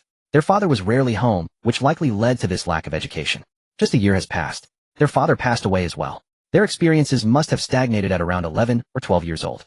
The older sister looked noticeably better. Li Qiuwei linked arms with the woman and glanced at the inflamed wound. For some reason, after hearing their stories, she felt a twinge of sadness. Being locked up for 10 years, finally escaping, and then losing their father. It's not a big issue, it's a penetrating wound from a bullet. I didn't bring any medicine, I'll need to go back to get some. Li Qiuwei checked, and then turned to Chen Cheng beside her saying. Chen Cheng nodded. They had antibiotics on their side, it should be useful. He had been surveying the surroundings. There was a campfire nearby, and in the corner there were many empty cans scattered about. Life seems to be quite good. Moving a bit closer inside, there was a simple table covered in dust. Chen Cheng walked over and blew on it. Dust immediately flew up.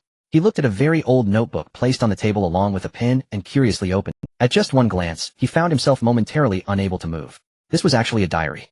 January 1st, 2XXX. A new year, a fresh beginning. All laboratory parameters remain stable. Only the final component remains pending delivery. It will take some time, but there is no rush. Steady progress guarantees success. February 14th, 2XXX.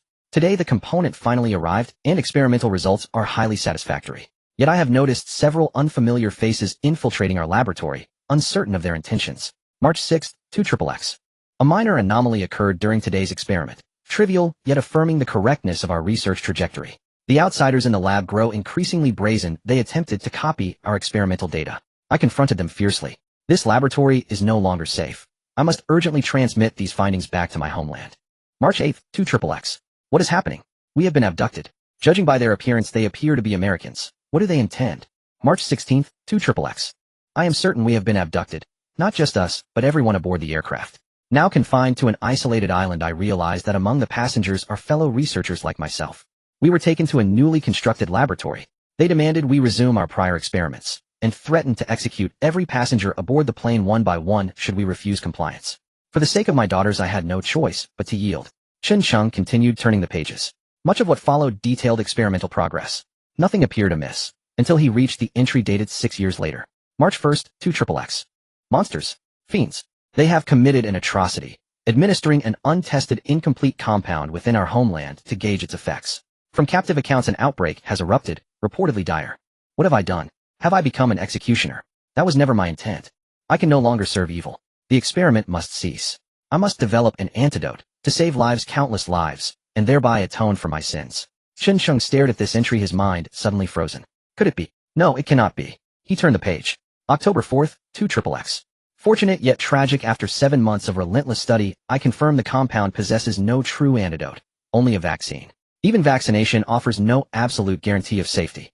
I hear our homeland has sealed its borders, yet fatalities continue to rise. Still our nation proves formidable, swift detection, rigorous containment, nationwide mobilization. Truly a great civilization cannot be cowed by petty malice. Saluting every ordinary hero. Yet the perpetrators have ensnared themselves. The virus has fully erupted, spreading uncontrollably across the globe. April 1st, 2XXX. Today they seized the vaccine I developed.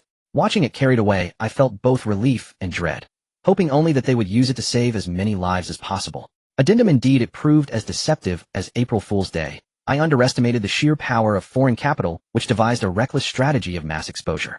Fortunately, word arrives that our homeland has also developed a vaccine. Hope steadily returns. Chen Cheng read on. Subsequent entries chronicled vaccine development pathways and experimental milestones. Yet increasingly the journal's author seemed preoccupied with other matters. May 3rd, 2XXX. Today at last I escaped, with my daughters. Their vigilance had slackened, assuming the global pandemic had ended, and that their own research had stalled. Guards dwindled in number. I secretly bribed a guard using my late wife's gold bracelet, then deliberately released a counterfeit pathogen. Chaos erupted across the base. Seizing the opportunity, I commandeered a supply vessel, fled by sea, and drifted for over half a month, sighting no landmass. Eventually the ship struck a reef upon this island. I disembarked with my daughters, salvaging all provisions. With such stores our family of 3 may survive for a long time. July 5th, 2XXX. This shall be my final entry. The ink is nearly exhausted. I have lost count of how long we have endured here. Our supplies dwindle rapidly. I must redouble my efforts, though thankfully my 2 daughters assist me diligently, lightening my burden. So much time has passed without pursuit. I must alter my strategy before our food runs out. I must seek rescue. Waiting here is futile. I must relocate. I had not noticed before. Now I see it clearly. My daughters have quietly matured. Gazing upon them, I am irresistibly reminded of their mother. To live. To bring them home. That is my final unyielding wish. Good heavens. What extraordinary thing have I uncovered? Chen Cheng's face was etched with shock, and the hand that held the notebook trembled slightly. Who used father, of all people? No matter. The dead are like extinguished lamps. Those who deserve condemnation are the ones who abducted them. Right. It only says the others drifted at sea for half a month. Is this place far from them? It must be some distance. Otherwise, if they had been here for a year, they would have been taken back by now. After carefully checking who used, elder sister Li Qiuwei called to Chen Sheng several times, asking why he had not responded. Chen Sheng had been so stunned by the diary's contents that he did not react until Li Qiuwei came over. He forced out he hastily closed the diary, smiling and shaking his head. He said it was nothing, probably just some experiences their father had written down, nothing interesting. Really? Li Qiuwei seemed to see through him, but she did not press the matter. If it were truly inconsequential, Chen Sheng would not have said nothing twice. What do we do now? Li Qiuwei asked about the next steps. Chen Sheng slipped the notebook into his bag and looked up at the ceiling of the cavern. This place is not bad, it could serve as shelter. Shall we go back now and move our things here? Li Qiuwei asked. Chen Sheng pondered for a moment, nodded, then shook his head. There is a water source here which certainly makes things easier, but... He paused. We can't neglect the cassava and the rest at the other site. Li Qiuwei nodded, glanced at the Huyu sisters, and signaled her agreement with Chen Cheng's decision. Chen Cheng understood. He turned toward the cans the Huyu sisters had used, and kicked one aside. At the sound he paused, crouched, picked it up, and tapped it deliberately. It rang hollowly. It felt like aluminum. The discovery made Chen Cheng's heart leap. If it truly was aluminum, it would be valuable. Iron melts at around 1500 degrees. On this island one would need a blast furnace to fashion iron goods, but aluminum is different. Aluminum melts at just over 600 degrees. With a modest furnace, charcoal, and a bellows, one could work it. When he was a child, itinerant repairmen with shoulder poles often came to the village to mend pots. He had even taken his basin to be fixed, and had watched how they worked. He had found it mesmerizing, able to watch all day. Later he would compare it to watching an excavator. Even now at the mention of that basin, Chen Sheng felt a shiver. He still felt a dull ache in his backside. In his impoverished childhood, worn household items like that basin were passed down through generations. A basin might outlive 3 generations. That basin had been handed down from his elder brother. At dusk the villagers would heat bathwater early. Children would bathe in the large basin at the doorway, and sometimes his mother would come and scrub his back. Why that basin was ruined brings to mind an incident that nearly got Chen Sheng suspended from school for half a year, an episode those from the south would recognize. In the countryside of his youth, because of thatched sheds, after the autumn harvest adults gathered straw from the fields, bundled it, and stacked it into haystacks. This allowed the straw to dry, and made it convenient to use later. One day on a whim, Chen Sheng. It was winter, he had fashioned a small bamboo chimney, and imitating the sound of a motorcycle ran about the fields. He thought that with a fire going he might roast sweet potatoes. So he gathered some kindling not far from the haystack, and lit a fire. When he went home to fetch the sweet potatoes and tossed them onto the flames, a sudden gust arose from nowhere, whipping the blaze toward the dry haystack. It was midwinter and bone dry. In an instant the haystack caught fire. Chen Sheng was terrified, and stood frozen, eyes fixed on the inferno. Fortunately, it was midday, and his parents working in the fields had just returned. Seeing the blaze they dropped their hoes, and ran to help. Thick smoke rose into the sky, and the villagers noticed, rushing to assist. Luckily the spot was near a pond, and there was plenty of water. The fire was soon doused. After some discussion the villagers identified him as the culprit, and so unsurprisingly, Chen Sheng was soundly beaten by his father. The villagers offered symbolic pleas for restraint, and then returned. Snot-faced and tearful, Chen Sheng was left behind. He suddenly remembered the sweet potatoes he had been roasting. Curious, he went over and unearthed the sweet potatoes. Because of the gust they were scarcely cooked. He glanced at the recently smothered haystack reduced to embers, and seeing no one watching tossed the half-cooked potatoes. He prodded the embers with a stick and blew on them. That breath proved fateful. The smoldering sparks flared into life. Worse, the wind carried the burning sparks towards Second Uncle's haystack, dry kindling meeting fierce flame. In an instant Second Uncle's haystack ignited. The real danger was that the stack sat close to the house. With the stack ablaze, Second Uncle's house was at risk. It so happened that Second Uncle, who had just returned to set down his bucket and wash his hands, turned and froze in disbelief, then leapt up. The villagers who had just gone home had not yet set down their tools, and hurried back upon seeing the flames. This time they not only fought the fire, but also guarded the house. The villagers worked together, and in the end a disaster. The fire was fully extinguished. Then it was Chun Sheng's turn to suffer again. His sore backside was beaten once more. This time the villagers did not even plead. Second uncle, still shaken, poured salt into the wound, urging Chun Sheng's father to strike harder, so that he would learn his lesson. After being beaten, Chun Sheng bore a grudge against second uncle. A few days passed. Once his sore backside had nearly healed, he began plotting revenge. After thinking it over, he recalled a ghost film. He decided to scare second uncle. On a dark, windy night, after his mother and elder brother had gone to his grandmother's, he set out carrying that old basin. The homes of Uncle Air and Grandpa San are connected. Right at the entrance is the pond which Uncle Air has contracted from the village for fish farming. This usually happens not long before the new year. They would choose a time to drain the water and catch fish, then sell them at a very low price to the villagers, resulting in a bustling scene. This was also the day that Chun Sheng looked forward to the most as a child, allowing him to carefree catch fish in the pond. Of course, there were also people from farther away who would come to buy some. During the usual market days, Uncle Air would get up early to fish in the pond, and then take them to the market to sell. This was also the reason why Chun Sheng chose this time to scare Uncle Air. He held his bathing basin, and even intentionally made a hat out of white paper to wear with red paper in his mouth. It looked quite convincing. In the early morning, he quietly approached the edge of the pond. After placing the basin into the water, Chun Sheng carefully stood up. At that time, although Chun Sheng was young, he was not light. Once he stood in, the basin sank into the water.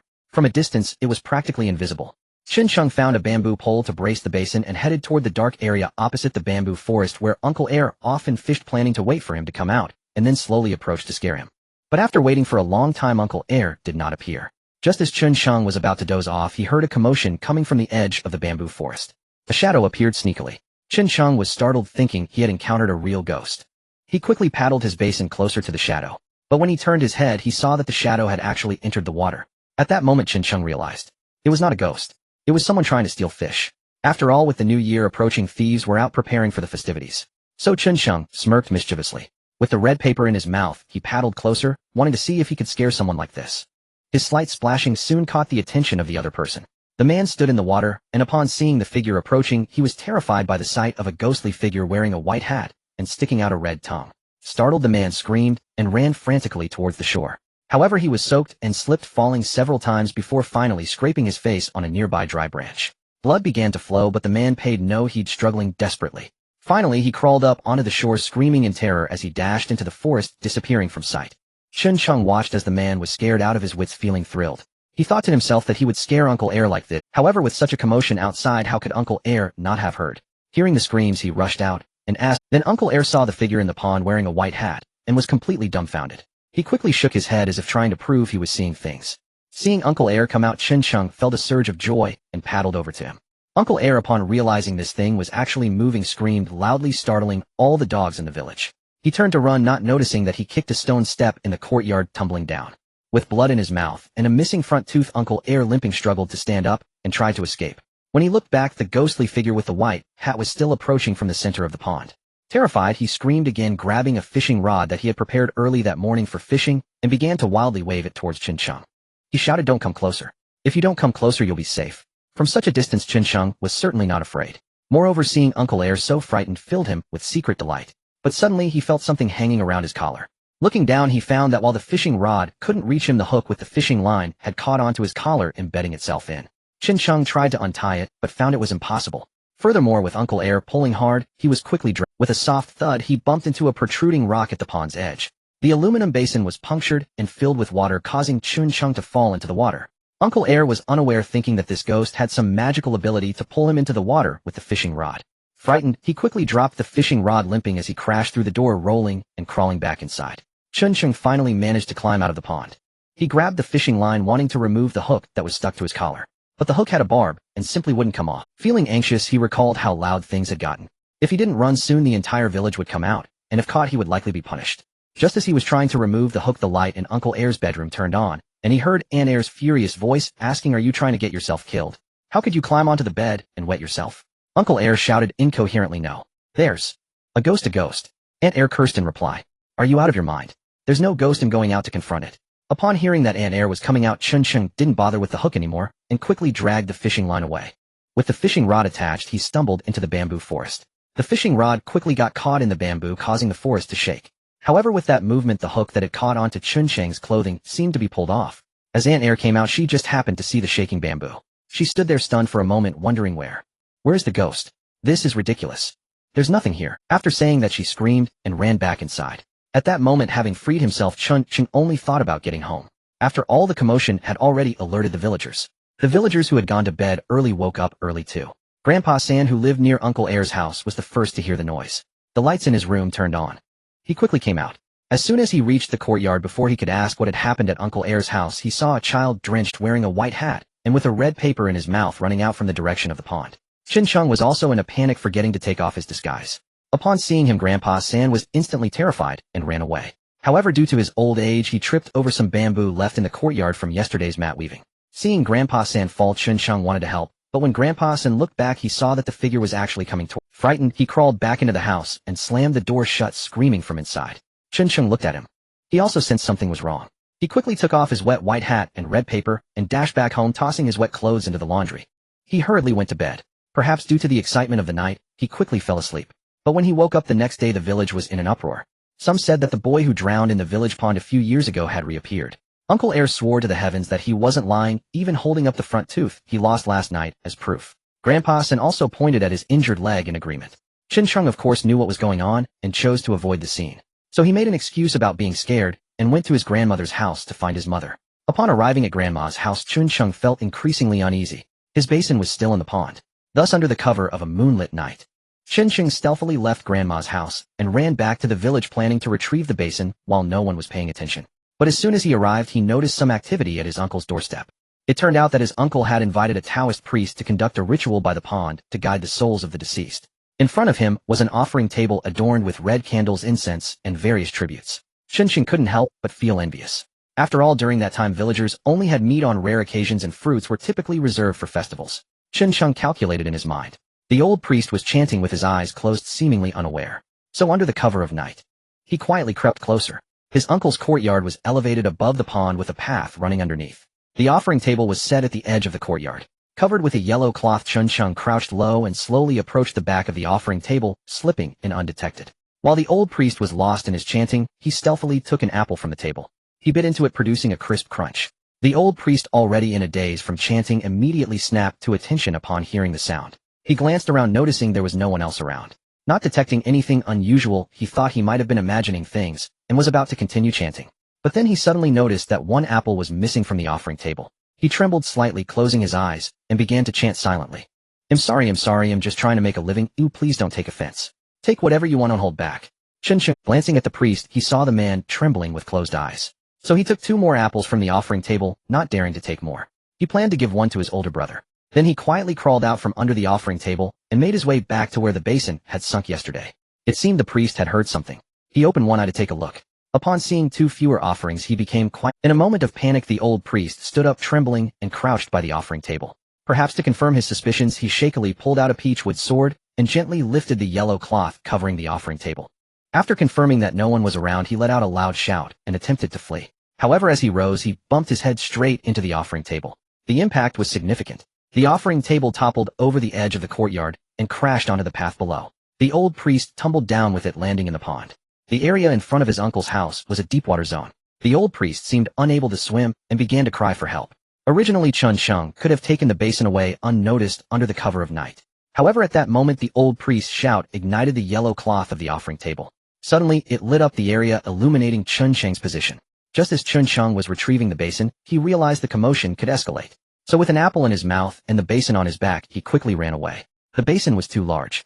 An apple-holding head protruded from the top, while 2 feet were visible from below. Although it was inconvenient to carry, Chun Cheng still held onto the rim of the basin with both hands and ran from the bamboo forest. His uncle and the others heard the noise and hurriedly ran out. Upon seeing the old priest in the water, they rushed. The old priest had already inhaled water and was dazed, continuously muttering about a turtle spirit. After placing the basin back at home, Chun Cheng hurried back to Grandma's house under the cover of night. A few days later, Chun Cheng's mother, filled with trepidation, finally returned with him and his older brother. Upon arriving, they noticed 2 small shrines by the pond. One shrine held the spirit tablet of the child who had drowned years ago, while the other housed a stone carving resembling the turtle spirit the priest had sworn to have seen. Chun Cheng felt a chill in his heart as he looked on, saying nothing and daring not to ask. If he were to ask how he ended up getting beaten, it would naturally be due to his gluttony. While eating the apple, he was caught by his father. Furthermore, his wet clothes, which he had changed out of, and the clothes that were snagged by a fishhook, still had the hook attached. The aluminum basin with a gash in it told the tale of this tragic incident. The result was that Chun Cheng nearly had to suspend his studies for half a year. However, Chen Chang's father ultimately decided not to make it public. He imposed a gag order on the whole family. After all, this matter was too significant it could potentially offend the entire village. It seemed like he had drifted too far into memories. Chen Cheng snapped back to reality holding a tin can and looked up. Is her injury serious? Li Qiuwei shook her head. A few antibiotics should suffice. Hearing this, Chen Cheng felt considerably relieved. He then turned and walked towards the two sisters. As Chen Cheng approached, the older sister instinctively shielded her younger sister, eyeing him warily.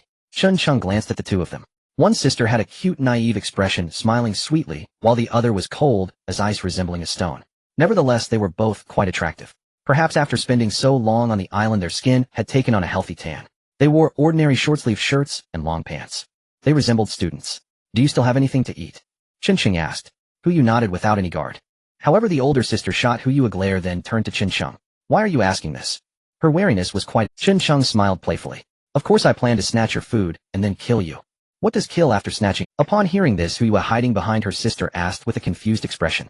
The older sister seemed to understand somewhat, but not entirely. She glared fiercely at Chen Cheng. Chen Cheng felt as if he had punched a cotton ball, and stood up feeling bored, turning to Li Qiuwei. Forget it, let's talk about it once we move over. If they want to join us, then it wouldn't be impossible. Li Qiuwei said nothing, but she was a bit worried about the food situation.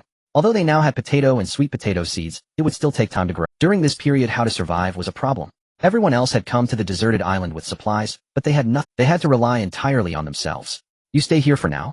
They'll go back and bring over the supplies and them a little at a time, Chen Cheng said, standing at the cave's entrance gazing into the distance. We'll temporarily stay here. When the opportunity arises, we can go back to the previous place to build houses, plan the plots, and quickly plant the seeds. Li Qiuwei was somewhat worried about Chen Cheng. You will be okay going back. Chen Cheng waved his hand. It's fine now that we have a boat, it's convenient to go back and forth. Besides, they've probably been worried sick since we left for 3. Li Qiuwei agreed with Chen Cheng's decision. Indeed, she had also thought about it. Beside the beach, Shang Luo stared blankly into the distance, her eyes devoid of their previous light, gazing emptily ahead. Someone approached from behind, but she showed no reaction. Tian Yue walked over, following the direction of Shang Luo's gaze. She sighed and teased, "Hey, stop staring, you'll become a stone waiting for your husband." Shang Luo turned her head in a daze. Stars glimmered in her eyes as she asked with a choked voice, "Sister Yue, they won't be in trouble, right?" Tian Yue smiled and nodded. Of course, who is Chen Cheng? Here only he schemes against others, and being so cautious he won't come to harm, so don't worry. Hearing Tian Yue's comforting words, Shang Luo nodded in agreement. However, it has been 3 days since they left. What could be so urgent that it takes this long? Or perhaps they have been abandoned. This was the most dreaded thought for them during this time. Tian Yue was about to continue persuading Shang Luo. But suddenly her keen eyes spotted a dark in the distance on the sea, slowly approaching. What is that? Shang Luo followed her gaze. Instantly overjoyed, she exclaimed, "It's Brother Cheng. It's Brother Cheng and the others returning." She turned to wave, signaling them to come this way. However, Tian Yue was very cautious. She quickly pulled Shang Luo back. "Hold on, we need to confirm if it's really Chen Cheng and the others before making any moves." Pulling Shang Luo away into the nearby woods to hide. Shang Luo was taken aback. It should be them. Who else would come here besides Brother Cheng? Tian Yue said nothing. She naturally understood, but some things still needed to be guarded against. What if? They watched as the dark dot drew closer. Both of their hearts rose to their throats, simultaneously filled with anticipation. Hopefully the newcomer would be Chen Cheng. As the dot approached closer, the figures above gradually became clearer. It was finally confirmed to be Chen Cheng. Shang Luo could no longer contain herself. She broke free from Tian Yue's grip and dashed out from behind the trees. Standing at the edge of the beach, she waved at the distant Chen Cheng. Brother Cheng, I'm over here." Tian Yue, watching this scene, felt a pang of speechlessness. She was well aware of Shang Luo's relationship with Chen Cheng. Before they could get close, Chen Cheng suddenly heard the call. He looked over at the beach. He was momentarily stunned and quickly paddled the inflatable boat over. Finally reaching the beach, as soon as he stepped down, a soft body leaped into his embrace. "Whoa, Brother Cheng, why did you take so long to come back?" "Whoa." Shang Luo hugged him tightly. Chen Cheng was taken aback, unsure where to place his hands. Is this girl really so emotional? He looked up at Tian Yue, seeking an explanation. Tian Yue pouted. "This girl has been waiting for you every day, worrying about you for 3 days. "Oh, alright." Chen Cheng gently patted Shang Luo's back, relieved that she hadn't lost weight. "Okay, stop crying. Looking back safe and sound, right?" Shang Luo sniffled and looked up at Chen Cheng, gradually releasing him. Chen Cheng took her hand and walked towards the beach, glancing at Tian Yue to ask, "How have things been on this side these past few days?" Tian Yue walked ahead. "Not great. Everyone has been worried that you abandoned us," looking all disheartened. "Am I really this popular?" Upon hearing this, Chen Cheng felt a sense of pride in his heart. "Unfortunately, I came back this time to take you all over. We've been busy over there for 3 days, and after careful inspection, that big island is much better than this side, plus there are streams. As for food, we can discuss that later." Streams. Hearing this, both Shang Luo and Tian Yue were momentarily stunned. Does that mean we have a steady supply of fresh water? Tian Yue asked uncertainly. Is it really? Not just that. Chun Chung exclaimed. You could bathe every day without worry. He gestured. There's a pond so large that all of you can soak in it at once. Hearing this, both girls' eyes sparkled. It was no wonder they were so thrilled. They had never taken a proper bath since arriving here. Washing in the sea was just moreover, bathing in sea water left a troublesome white residue on their skin once dried, making it very uncomfortable. Now that they knew there would be fresh water, how could they possibly hold back? So should we move over today? Shang Luo asked excitedly. Chen Sheng nodded. But we can't leave anything behind. Later, everyone together should dig up the cassava, cutting the branches into sections to take over for planting. Are there? He asked. Hearing this, Tian Yue, who was walking ahead, paused for a moment and shook her head. Almost none left. So quickly depleted. Chen Sheng was puzzled. Logically, it shouldn't have been this way. Before leaving, he had enclosed that they should have had some harvest. Has it really all disappeared? As if sensing Chen Sheng's doubts, Tian Yue began to explain as she walked. The day you and Xiu Wei left, we indeed gathered quite a bit while beachcombing, but the next day we found that the waves washed away the wood. Later we tried it out. That muddy area can only temporarily support wooden stakes, but the stakes we drove in were too shallow to withstand the waves' impact, so it can't last long. Hearing this, Chun Chung nodded in understanding. Indeed, this was his oversight. He hadn't thought this through. He then comforted her. No worries, once we get over there will definitely be more food than here. In no time the three had arrived at the camp. Seeing him return, all the girls who had nothing to do in the camp rushed out. Chun, you finally come back. I missed you so much. Zoe, as always, was bold and rushed over, giving Chun Chung a kiss. Seeing Shang Luo's expression darken beside them, Lisa was a bit late, but smiled and nodded at him. Chun Chung wrapped one arm around Shang Luo and the other around Zoe, grinning widely. Not far away, Su Qiaoyan walked out, dragging Lin Zhaozhao along. Oh, you actually know how to come back. If I didn't know better, I'd think you were my mother. Chun Chung glanced at Lin Zhaozhao, released the two girls, and picked Lin Zhaozhao, seeing only Chun Chung, curiously asked, Big brother, where's my mommy? At this moment, the other girls also realized. All right, where is Li Qiuwei? Why hasn't she come back? Chun Chung smiled and ruffled Lin Zhaozhao's hair. Your mommy is waiting for us to go over there. Didn't I come to pick you all up? Upon hearing this, the girls' eyes lit up with anticipation. Does this mean that Chun Chung has resolved the situation over there? Holding Lin Zhaozhao, Chun Chung recounted what he had just told Tian Yue and Shang Luo to Su Qiaoyan and the others. Upon hearing their streams, the girls unanimously expressed their desire to move over. They all insisted on going right now. Of course, the past.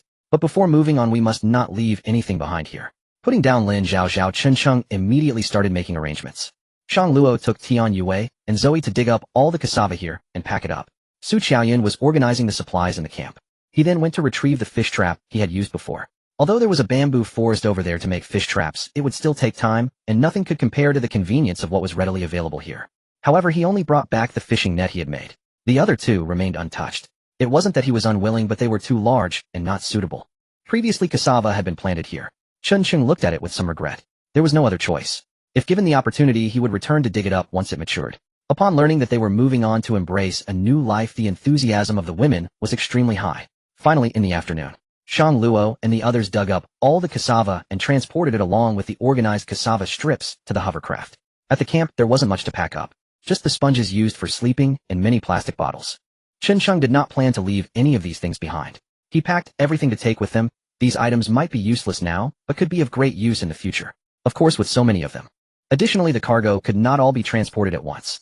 Chun Chung led everyone to move all the supplies to the hovercraft and glanced at the women. Finally, he looked at Tian Yue indirectly. Yue, can you keep an eye on the remaining supplies here while I take them over first? Tian Yue was taken aback for half a second.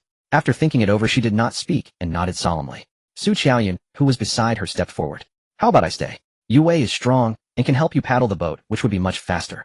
Chun Chung glanced at. To be honest, he had not completely trusted the person in front of him so far. Leaving the supplies with her made him uneasy. Tian Yue quickly refused. It's fine, I can stay here to guard the supplies. If danger arises, I can still handle it. Chun Chung nodded his eyes, conveying unyielding assurance as he led the women onto the hovercraft. Finally, he also boarded, holding Lin Zhaozhao. Leaving Tian Yue and the remaining supplies behind, they departed first. Watching the hovercraft leave, a hint of worry flashed in Tian Yue's eyes. A wave of feeling abandoned inexplicably surged within her, and her nose felt slightly sour as she wandered around in melancholy. Previously, Chun Chung had first gone to the hiding place of the boat, found the vessel, and circled around before coming back. Now he naturally did not need to do that, and headed straight to the camp of the bearded men. The distance was much closer now. Chun Chung paddled the oar as the hovercraft gradually advanced over the sea, accompanied by the waves. The hovercraft swayed unsteadily. Lin Zhaozhao curled up at Chun Chung's feet, her brows furrowed tightly, and her complexion was not right. Are you seasick? Chen Sheng looked at Lin Zhao asking in confusion. The little girl pouted and shook her head. I'm fine. If I were seasick, wouldn't throwing up help a lot? Chen Sheng explained. Yet the little girl continued to shake her head. After a hard swallow, she finally spoke up. I didn't throw up, I swallowed it back. Upon hearing this, Shang Luo exclaimed and immediately leaned against the side of the hovercraft to vomit. Nearby, Su Qiuyan's face turned pale. Chen Sheng's expression darkened as he hastened his pace. In about an hour, they finally arrived at the big island. Unexpectedly, they saw two figures standing at the edge of the beach from a distance. As the hovercraft approached the shore, Shang Luo hastily carried Lin Zhao down. Then Lin Zhao with a loud wow immediately threw up. Li Qiuwei rushed over to support Lin Zhao, asking curiously, What happened? What happened? Shang Luo looked speechless, glancing at Lin Zhao, feeling as if she had lost. It was not their fault. They could only blame Lin Zhao, whose words were simply too impactful.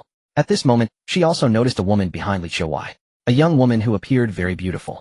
Who is she? Shang Luo asked in confusion. Li Qiuwei, however, did not rush to answer, but instead asked Shang Luo, Did you bring the medical kit? There's another injured person here who needs your help. There are more people. Shang Luo was taken aback for half a second. Su Qiuyan behind her also wore a confused expression. Seeing that Li Qiuwei had come to fetch them, Chen Sheng pushed the hovercraft back into the sea. You take them to rest here for a while, I'll go get Yue and those supplies. He looked at Li Qiuwei and said, Okay. Li Qiuwei nodded in understanding, taking the women to a shaded area on the beach. Chen Sheng once again set off in the hovercraft. He will come. He won't come. He will come. He won't come. At the edge of the beach, Tian Yue sat languidly on a rock holding a twig and counting the leaves on it, muttering to herself repeatedly, He won't come. When the last leaf was torn off, she froze for a moment. That doesn't count. I think I miscounted one.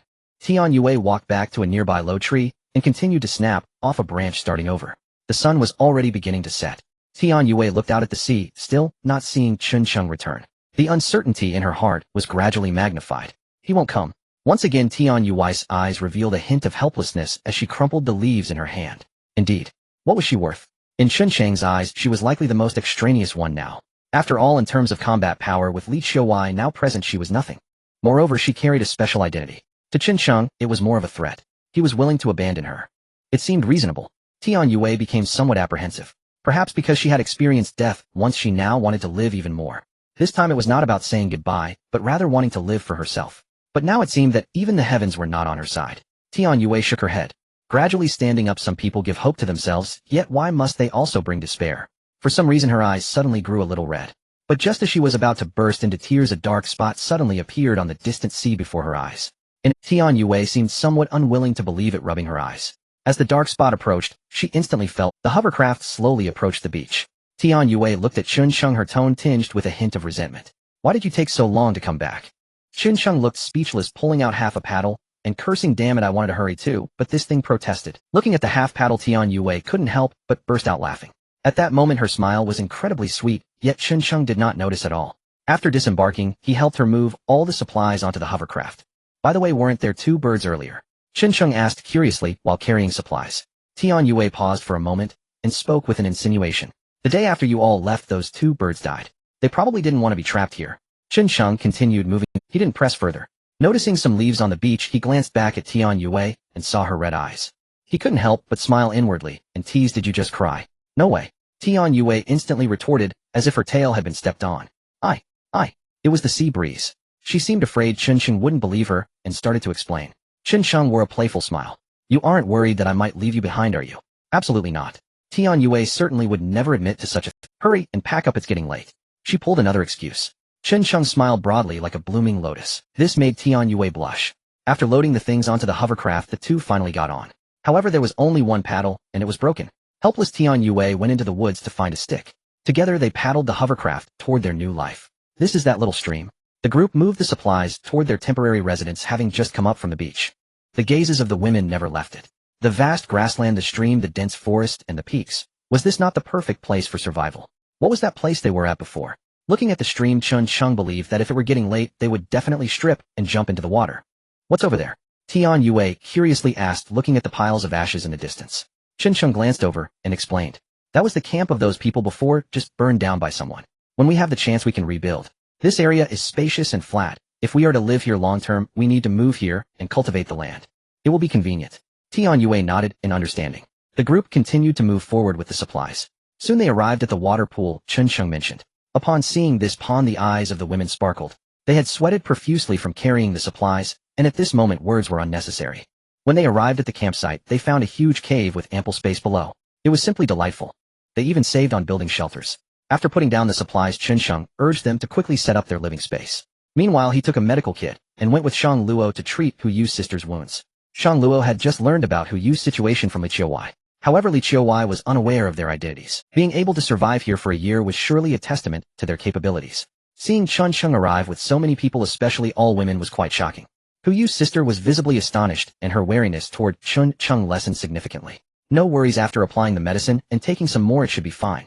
After checking, Shang Luo said seriously. Hearing that her sister was fine, Hu Yu finally breathed a sigh of relief. Looking at Chen Sheng, she excitedly said, "Thank you, brother Chen." Shang Luo glanced at Hu Yu and noticed the pressure in her gaze toward Chen Sheng. She stood up, looked around, feeling the weight of pressure.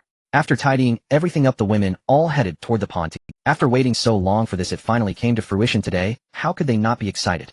By the pond, Zoe and Lisa couldn't hold back, jumped into the water without even taking off their clothes. A wave of coolness washed over them. The two laughed joyfully and began splashing water at each other. Meanwhile, the other women joined in. Tian Yue glanced at the cave in the distance, but finally joined in. The group was having a wonderful time in the pond. Li Qiuwei dragged Lin Zhaozhao and scrubbed the mud off her back. Lin Zhaozhao splashed water while having a playful fight with the older women near the cave. Chen Sheng could vaguely hear the sounds. Meanwhile, the Hu Yu sisters were whispering to each other. A moment later, the two sisters walked over to him. Brother Chen, can we follow you in the future?" Hu Yu asked brightly. Looking at the two sisters, Chen Sheng felt his lips dry and instinctively licked them. "It's not impossible. But you must understand, we don't support freeloaders here. Joining us means hard work ahead. We're not," Hu Yu declared firmly. Her sister beside her nodded in agreement. Chen Sheng slowly nodded. "All right, but you must obey my commands. Whatever I ask you to do, you must do. Understand?" Hu Yu nodded seriously. However, her sister displayed a hint of hesitation. But now their food supply was nearly. It was a pipe dream for the two sisters to survive on their own. Joining Chen Sheng would be beneficial for them, with no harm. Understanding their mindset, Chen Sheng didn't say much due to their immaturity from being locked away for so long. Chen Sheng finally learned the name of the sister, Hu Shi. Not long after, Li Qiuwei returned with Lin Zhaozhao, who had been freshly cleaned. Having not seen her daughter for 3 days, she was worried about her melting in her mouth. She walked over to the fire and dry. Seeing this, Chen Sheng smiled inwardly. Silently, he stood up, took out a set of clothes from the supplies, and slowly walked toward the pond. Before getting close, the sounds of laughter from the pond reached his ears. "Wow, Shang Luo, how come you still look so good after all this time? Aren't you hungry?" Su Qiuyun's teasing voice rang out, followed by Shang Luo's delicate cries. Moments later, Tian Yue, "Shang Luo, let's team up against this female rogue." "Okay, Sister Yue. We're here to help too." It was Zoe and Chen Sheng casually walked over to the pond. "Ladies, do you need a back scrubbing service? My skills are exceptional, and Oh. Seeing Chen Sheng suddenly appear, Shang Luo instantly hid behind Tian Yue. Tian Yue was also momentarily stunned. She quickly squatted down. Meanwhile, Zoe and Lisa, noticing Chen Sheng's arrival, waved at him. "Chen, you came too. Shall we do it together?" "Sure." Chen Sheng smiled knowingly, having been waiting for this phrase. However, speaking of which, he would have to find a time to teach these two foreign girls Mandarin. Otherwise, communication would be quite inconvenient and would require translation. Direct and straightforward would be much better. Chen Shenggang had barely entered the water when he was ambushed by icy splashes from the two women, playful yet mindful of the others present. Even the boldest would hesitate to act so brazenly in broad daylight. "You started it, remember?" Chen Sheng grinned mischievously. He immediately launched a counterattack. Having drifted here for so long today truly felt like a rare moment of respite. Exactly as the saying goes. After all this labor with crises largely resolved, may I not savor a little pleasure? Play on, dance on. In an instant, the scene erupted once more in lively chaos. Su Qiaoyun glanced over from the side, caught in the crossfire like an innocent bystander, and smiled inwardly. Silently, she rose, dressed herself, and slipped away. Tian Yue and Shang Luo, standing nearby, found themselves too embarrassed to join in. Shang Luo, however, felt a flicker of temptation, until he glanced down at his own bare form. In the end, he chose to depart, as well, following Tian Yue's hesitant steps toward the riverbank. Watching them go, Chen Sheng instantly relaxed, fully unguarded. Taking liberties was the least of it. Tonight, full tank 98 octane. By the time the three returned to camp, Li Qiuwei was already preparing food. The savory aroma of meat drew Chen Sheng over in mild surprise. Zoe and Lisa, cheeks still flushed and hair damp, followed close behind. At the pot, Chen Sheng stared blankly at the luncheon meat and cassava simmering within. Li Qiuwei merely shot him a wry, exasperated glance. Tian Yue and Shang Luo returned just now, leaving only the three of you there. Even a fool would guess what Hu Shi sisters brought these out just now. I checked. The supply is nearly depleted. Since we've just relocated here, this counts as a modest celebration. Hearing Li Qiuwei's words, Chen Sheng cast an approving glance toward the Hu Yu sisters standing nearby. He had promised their inclusion earlier, and they delivered provisions promptly, truly dependable. Breathing in the rich scent of roasted meat, he nodded in quiet satisfaction. Soon after dinner was ready. With no bowls available, and refusing to reuse the old plastic bottle, they instead retrieved the tin cans previously used by the Huyu sisters, rinsed them thoroughly in the stream, and repurposed them as serving vessels. Far more practical than the plastic bottle, larger, sturdier. Each received one full can plus broth. For them it was more than enough. As for chopsticks, the old ones hadn't been retrieved. Instead, Qinsheng had carved fresh bamboo chopsticks while the women bathed, far more elegant and functional than before. That evening's meal was devoured with profound contentment. Perhaps it was simply the first proper nourishment they'd enjoyed in ages. Everyone's faces bloomed with genuine smiles. After eating, they tidied up briefly before preparing for sleep. Though danger had receded, night watches remained essential, especially deep within the forest. Su Qiaoyan and Shang Luo were assigned tonight's watch. With much to accomplish tomorrow, Qinsheng quickly settled into a comfortable spot and drifted off. The cavern's lower chamber was spacious, so this time the sponge mattress bed stretched generously wide. At last, he awoke to full daylight, the first truly restful slumber he'd known since arriving here. After all, with threats lifted, his entire being felt lighter. The women were already awake. Qinsheng yawned, rose, and made his way to the stream. Washing his face, brushing his teeth, the abundance of fresh water finally restored routine. He ran a hand over his newly grown stubble. From his pack, he retrieved the safety razor he'd scavenged earlier and performed a quick grooming. Remarkably, after bathing and changing clothes, he looked markedly refreshed. Gazing at his reflection in the stream, he couldn't resist a touch of vanity. Given the circumstances, rescue teams seemed increasingly unlikely. Survival now hinged entirely upon their own hands, and he mused with a grin the presence of so many beautiful women. Back at camp, the women stared in genuine surprise as Qinsheng shaved, curious glances flickering across their faces. Truth be told, his natural features were already quite fine. A little refinement elevated him, if not quite to heartthrob status, then certainly to the realm of handsome respectability. He cleared his throat, deliberately gathering everyone's attention. A brief assembly. You're all aware of our situation. To survive, in return, we have but one path: wait for discovery, or until we possess the means to leave under our own power. Therefore let us strive forward, together. Food supplies remain scarce, so frugality is paramount. Also, the Huyu sisters have officially joined us. From now on we support one another, without exception. Her words met with silent, unanimous nods. Compared to the alternative, this place was incomparably better, spacious, secure, and brimming with renewed hope for survival. That's settled for now. I'll assign today's tasks. Zoe and Lisa, you'll gather firewood as before. The two women nodded readily. Qinsheng spoke in a language they understood. Shang Luo, Yutian Yue, and Su Qiaoyan. Clean the cassava thoroughly, then soak it downstream in the pond. Shang Luo acknowledged the instruction, then asked, what about the fish traps? Qinsheng paused thoughtfully. I'll handle those first. We need more. Several additional traps must be built. Later, Qiaowei and I will harvest bamboo.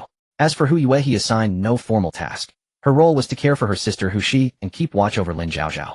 Once assignments were set, everyone dispersed. Qinsheng gathered his gear and retrieved the shotgun, a sight that momentarily stunned the women, especially Tian Yue.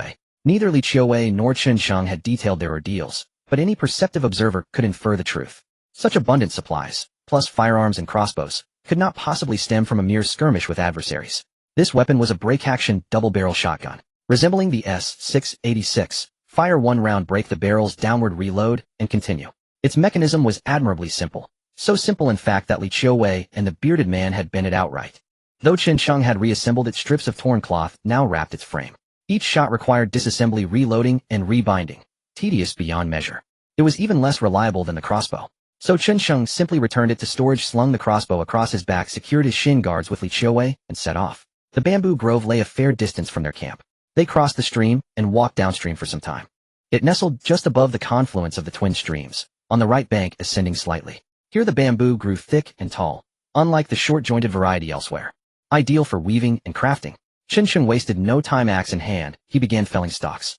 This axe had transformed labor, effortless, efficient. Qinsheng handled the cutting, Li Qiaowei followed, stripping leaves from each stalk with her smaller axe, piling them neatly aside. Working in tandem, their progress flowed smoothly, light and harmonized, effortless. By nearly noon, Qinsheng finally slung a large bundle of bamboo over his shoulder and slowly made his way back to their dwelling. Li Qiaowei was also dragging a few long pieces. Qinsheng said they would be used to make bamboo splints. She did not fully understand but complied. When they returned to the camp by the stream, Shang Luo and the others were still hard at work. They had already washed a considerable amount of cassava. For convenience, they had carefully cut it into small pieces with knives and soaked them in a little pond ringed with stones. He set the bamboo down. Qinsheng rubbed his sore shoulder, breathed heavily, and wiped the sweat from his brow. At his side, a pale, delicate hand silently offered him a bottle of fresh water. Brother Chen, drink, who you said. Chen Sheng smiled faintly and accepted it. He asked in turn, how is your sister's wound? Hu Yu beamed with relief. After taking the medicine she fell asleep, but Sister Shang Luo said she's all right now. Shang Luo. Sister. Chen Sheng felt exasperated inwardly. Shang Luo seems younger than her. Are you teasing her because she doesn't understand? Never mind. Call one another however you wish. All right then. Food is scarce. In the past we only ate 1 meal a day. Can you manage that? Chen Sheng continued, and Hu Yu nodded earnestly. It's fine, Brother Chen. We used to eat only once a day. That put his mind at ease. He set the water bottle aside and prepared to return to his tasks. After chopping the bamboo, Li Qiuwei, with little else to do, went over to help Shang Luo. Chen Sheng picked up the bamboo and with his axe began splitting it into thin strips. He removed the yellow inner pith and laid the strips aside. Some bamboo was cleaved into short sections and planed into slats which he piled up for future use. There were snakes on the island. When everyone went out to labor, the few pairs of leg guards would not suffice. Thus Chen Sheng planned to fashion several leg guards from the bamboo slats. After all, the hardness of bamboo is not something a snake's fangs can easily pierce. Having produced many strips, Chen Sheng set about weaving a fish trap. He owed the craft to childhood memories, watching Sanye weave all manner of things. Though he had never formally learned, he had a rough understanding of the method. Chen Sheng stuck several long bamboo slats into the ground to form a circle. He took another strip and, spacing them evenly, threaded one from the inside, then one from the outside. With a rhythm of press and lift he wove patiently. As time passed, a barrel-shaped woven bamboo object soon took shape before their eyes. When it was nearly finished, Chen Sheng began to close the rim. Closing the rim meant gradually narrowing the top until only an opening the size of a bowl remained. Once that was formed, he pulled the half-finished trap from the ground and used his axe to shave off the exposed lower strips. He measured the diameter of the base with a bamboo slat, and then set a slightly larger circle of slats into the ground. He continued weaving as before, but this time after the base had been somewhat secured. He closed the rim while intentionally leaving the remaining strips protruding like inward-facing barbs, not merely preserving the bullseyed mouth. By leaving deliberate gaps, fish could enter, but could not find their way out. When satisfied, Chen Sheng removed the trap, trimmed the excess strips, and scattered bait inside. Thus a fish trap was completed. It was crude and ungainly in appearance, but it was serviceable. Chen Sheng planned to make a few more in the same fashion. Before he could begin, Shang Luo approached with some cassava cuttings. Brother Chen, what shall we do with these cassava cuttings? Watching the cuttings in her arms, Chen Sheng pondered for a moment. If planted earlier, they would be harvested sooner. In addition, he had 2 potatoes and a sweet potato that should also be cultivated quickly. He replied, cut them into single segments for now. Tomorrow we'll go over there and see if we can plant them. Shang Luo nodded in understanding. She then glanced at the ugly fish trap and almost laughed. Brother Chen, why not make a few bamboo baskets as well? In the morning when I checked Huzai's wound, they said that if we go that way, there are fruit trees in the woods. We could gather some and see whether they are edible. Fruit. Chen Sheng's curiosity was piqued, and he readily agreed. All right, I'll make a few more baskets. It will be convenient for carrying things. Shang Luo smiled faintly, and clutching the cassava cuttings left contentedly. Chen Sheng had experience weaving baskets, not only baskets, but carrying panniers as well.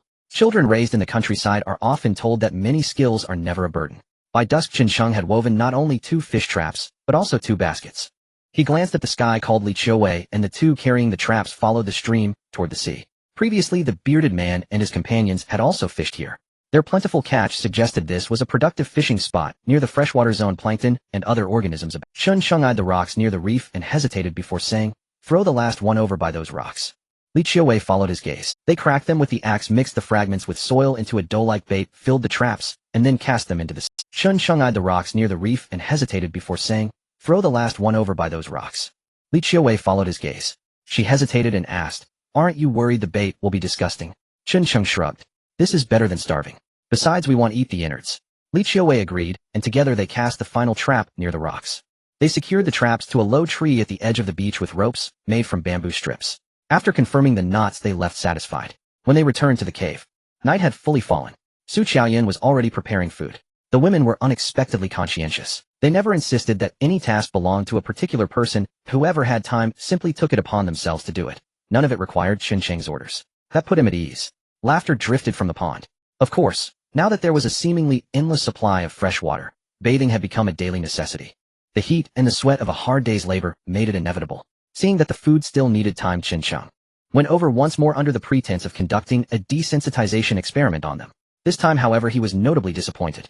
Tian Yue and Shang Luo were keeping their distance, even wearing undergarments, while Zui Yi and Li Sha remained as uninhibited as ever. A new beginning. Everything must be begun anew. The fish trap was finished today. Tomorrow we will see what it yields. At Hu Yu's side, the canned provisions they gave were meager. There were also cassava brought over from the other place. Even at the pace of 1 meal a day, there are so many of us. that stock would scarcely last a week. At present Qinsheng felt he lacked nothing but food. Shang Luo said there were fruits over there, they could go and take a look. It made sense. The island before was small and lacked the stereotypical castaway coconut trees, so he had let it be. Why then were there none here either? Perhaps the wind never carried seeds, or time had not permitted them to sprout. He could not fathom it, and soon Qinsheng stopped trying to think it through. Tomorrow, find the fruit, and while there bring the women over and plant the cassava first. Potatoes and sweet potatoes are vital as well. It would be best to clear a patch of ground by the door and sow them. Thin them carefully, and there should be no great problem. Right? Fertilizer for the fields. They would need to build a latrine and collect the waste. All of these were matters that required attention. Qinsheng sat beside the fire thinking and glanced back at the women who slept. These women. Do not be fooled by their daytime cheer. At night, once they laid down, the problems became apparent. Not to mention who you and who she. Being sisters, they slept together in their old spot, which was understandable. Elsewhere it was different. Shang Luo mostly slept next to Li Qiuwei. Zhua Yi and Li Shi together. Su Qiaoyan leaned against Tian Yue. Each of them had their own little companion. Up. Qinsheng yawned, rose, and planned to stretch his limbs. Standing night watch was after all an easy duty. All the more so out here in the wilderness. After all they had endured, Qinsheng felt frighteningly strong now. If he returned home, he imagined he could trample Ao Taixian fight in and out 7 times, and even Shin Mi Yuan would not be able to find him. Lost in such extravagant reverie. A sound came from behind. He turned, and found Su Qiaoyan had quietly risen. He had assumed she was going to the latrine. A sound came from behind. He turned, and found Su Qiaoyan had quietly risen. He had assumed she was going to the latrine. Her breathing was heavy. She nodded faintly, then looked up at Qinsheng and asked, "Do you think we still have any hope of going?" Why pose such a sorrowful question? Qinsheng said nothing. Here, though the food was poor in other ways, he was exceedingly. After all, there were so many beautiful women and no other men. Can one blame him for having other thoughts? Missing home? Qinsheng asked with feeling. Unexpectedly, Su Qiaoyan shook her head. "I have no family." "I'm sorry," Qinsheng said warmly. Su did not take offense. She continued, "I stayed in an orphanage for 6 years. Later a foreign couple adopted me, and I went to live abroad." "Isn't that good?" Qinsheng asked in surprise. "Is it a?" Su looked at him with a strange smile. They had a son, but his mental development was stunted, only 5 years old. "Do you know why they adopted me?" That needed little guessing, it was obvious. "So you?" Qinsheng could not bear to finish. Su sighed. She went on, "That family gave me a comfortable life, by rights I should repay them, shouldn't I? Qin said nothing. He had not expected Su to carry such a story. Their motives were not pure, they raised you for their son, so. Chun let the implication stand unsaid, but the meaning was clear. At that Su chuckled. "So you so readily believe what people tell you." What did she mean? Chin's expression shifted, and he glared at her. "Are you making this up?" Su smiled softly. "Can't you see? Didn't your mother tell you the more beautiful a woman is, the more apt she is to deceive?" "Im na zhang wuji," Chin muttered, rolling his eyes at Su. Wasteful of one's heart, treacherous women. She seemed not to care. She inched closer to Qinsheng, almost at his ear, and whispered, "I think I'm openly deceiving you and telling you so, yet you do not worry that someone lurks in the dark deceiving you, eh? What do you mean by that?" Qin frowned as he searched for the meaning behind her words. Su smiled. "No great meaning. Only that a woman's hidden secrets are often lethal poison." "Including you?" Qin asked quietly. Su shook her head. "That day when you asked Tian Yue to stay, was it because you did not trust me?" It had all been perceived. Indeed, a woman's sixth sense can be uncannily precise. Caught out, Qin felt no alarm. Instead he asked, "How was I to trust you? Someone broken for 7 days who shows no weariness at all, acting as if nothing happened. Are you prescient? Or?" Pressed on that point, Zu's face flickered. "If I set him in the habit of carrying chocolate on me, would you believe that?" "As if." Qin shook his head. When he showed no belief, Su offered no explanation. Instead she said, "I do not wish to be like Shang Luo, the target of everyone's ire. At such a crucial moment, if you are not for yourself, you will not survive." "Then what is your secret?" Chun pressed, not letting the subject be sidestepped. Su gave a self-mocking smile. "If I said my secret is that I want to live here with you, never leave, and spend my life here, what would you think?" "Mad," Qin blurted. Su laughed. "I think so too." Qin suddenly remembered the bet he had once made. By rights he had won. He asked, "So when you gambled with me back then, you were testing me?" Su shook her head, amusement in her eyes. She leaned toward his ear, breath warm. "No, you won just now, didn't you? By the terms of the bet, you must obey me now. Say what to do, and I will do it. How about that? Do you take me for a pushover?" Qin snapped. He gathered Su into his arms. She was not surprised, she merely laughed and looked toward the women who slept some day. "What here? Aren't you afraid they'll notice?" "What would I fear?" Qin chuckled. "No one can go back now. Where would you run?" Su giggled and poked his chest. "See, men are all such clumsy beasts." Qin scoffed. "Ordinary men would behave likewise." He pulled Su closer and kissed her, his arms tightening. After a moment they froze. "Has someone arrived?" Su blushed, unable to meet his eyes. Instead she looped her arms around his neck and kissed him first. "So have I narrowly escaped disaster. Dream on. A car that calls for 98 octane is not obliged to take only 98. Bastard. Beast." Rogue. Su Qiaoyun endured her disgust, cursing as she walked away. Chen Cheng wore a smug expression. Don't tell anyone. Early in the morning, Chen Cheng wove 2 more bamboo baskets. Did you not say that there are wild fruits in the woods over there? Now they have little food left. If there is something to eat, how can they let it go? After taking medicine, whose eyes injuries were thus Chen Cheng led Shang Luo, Tian Youwei, and the 2 sisters who was setting off for the place who you mentioned. They circled around the left side of the cave. There was no path here, mostly walking along the mountainside. They walked for nearly 20 minutes. Everyone finally arrived at the place who you mentioned. Who you pointed at a dense forest down the slope. It's over there. There are fruits, so we discovered them a long time ago. However, my father wasn't sure if they were edible, and at that time we had canned food, so we didn't pay attention. That consideration is quite thorough. We cannot recklessly eat unknown fruits in the wild. Let's go take a look first. Chen Cheng said, asking Hu Yu to lead the way. The group descended the slope. They quickly reached the spot. In the forest they saw several tall bushes bearing a good number. They were green and red. Many had fallen to the ground. Chen Cheng walked closer and casually picked up a red fruit. It was soft. He didn't recognize it. It looked somewhat like an apple. However, this fruit was missing a corner, as if it had been bitten by something. Some even had worms. Do you recognize this? Chen Cheng looked at Shang Luo, hoping for an answer. Shang Luo shook his head, but offered a polite suggestion. The fruits here have birds eating them, and those on the ground have signs of being gnawed by worms and possibly rodents. I believe they might be edible. Might be. Chen Cheng tilted his head and glanced at Shang Luo. No one dared to gamble on this. What if it was just that fewer animals ate them, making them less toxic? But if they ate a lot, who knew what could happen? No one dared to experiment. There were no larger animals on this island. Even a rabbit would be good. Since that's the case, let's take some back first. Eating a little shouldn't be a big problem. Tian Yue suggested. Chen Cheng thought for a moment. Let's gather some to take back. However, there's no rush to eat them. These fruits can be stored for a while. If we can catch a few animals to experiment on, that would ensure everything is safe. Animals? Hu Shi asked curiously from the side.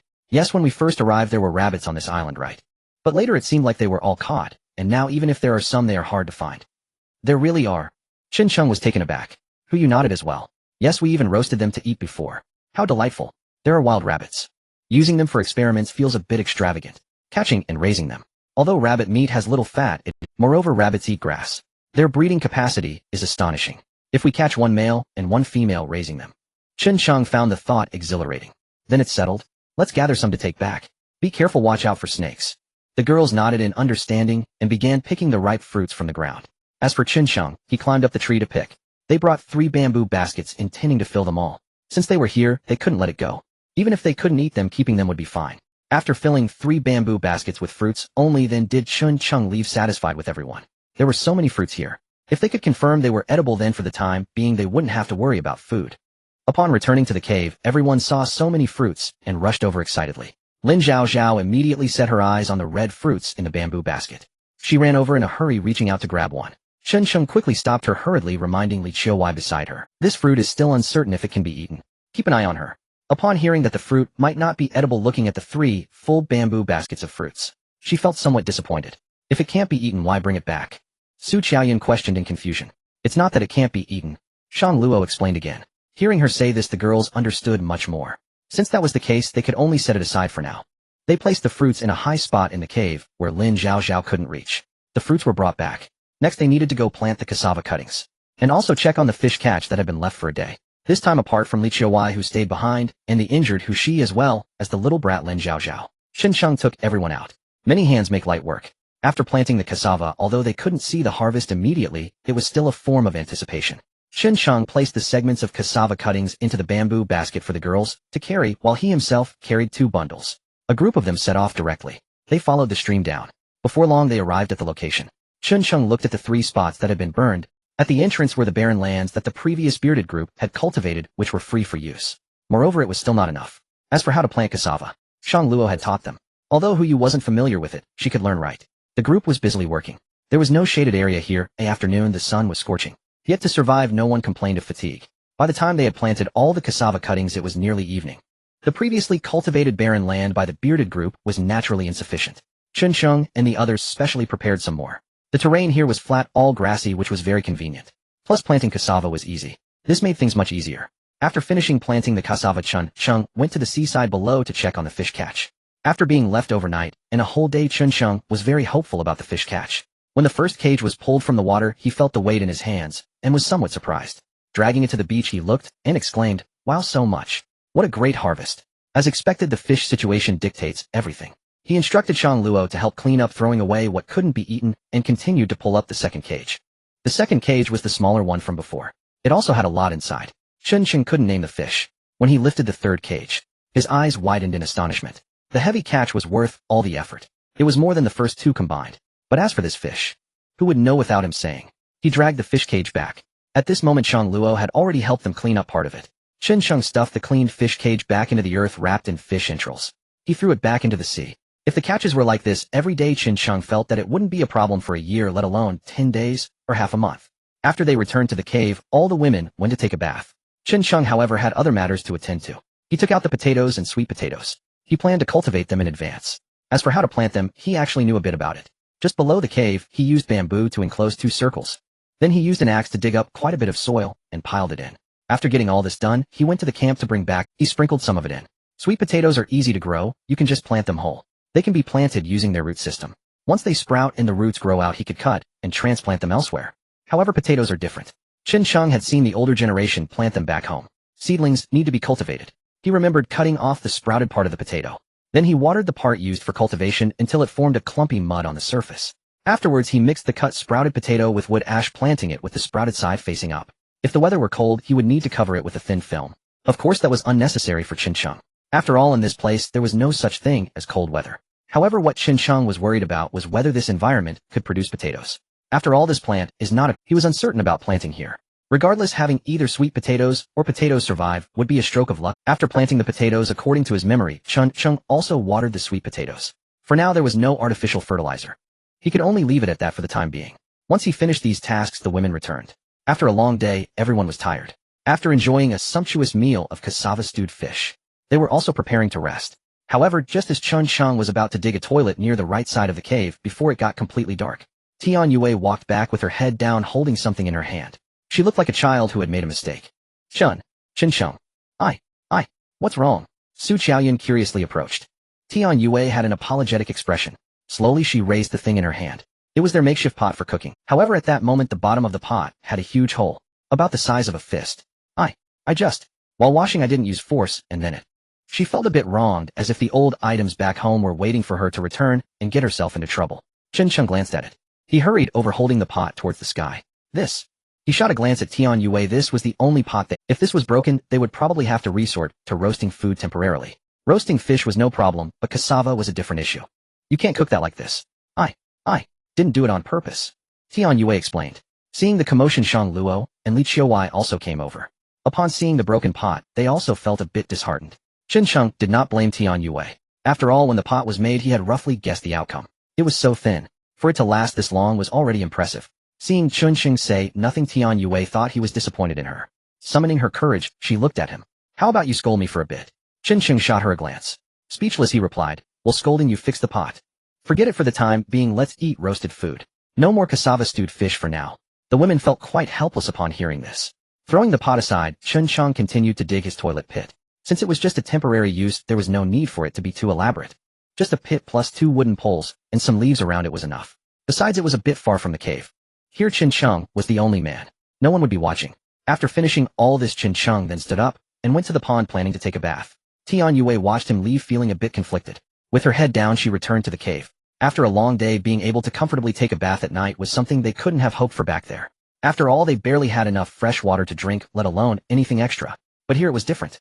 Aside from food, they were lacking nothing else. If only a beautiful woman could come and give him a shoulder massage at this, Chen Sheng thought contentedly. But just as his thoughts settled, a pair of delicate hands gently landed on his shoulders.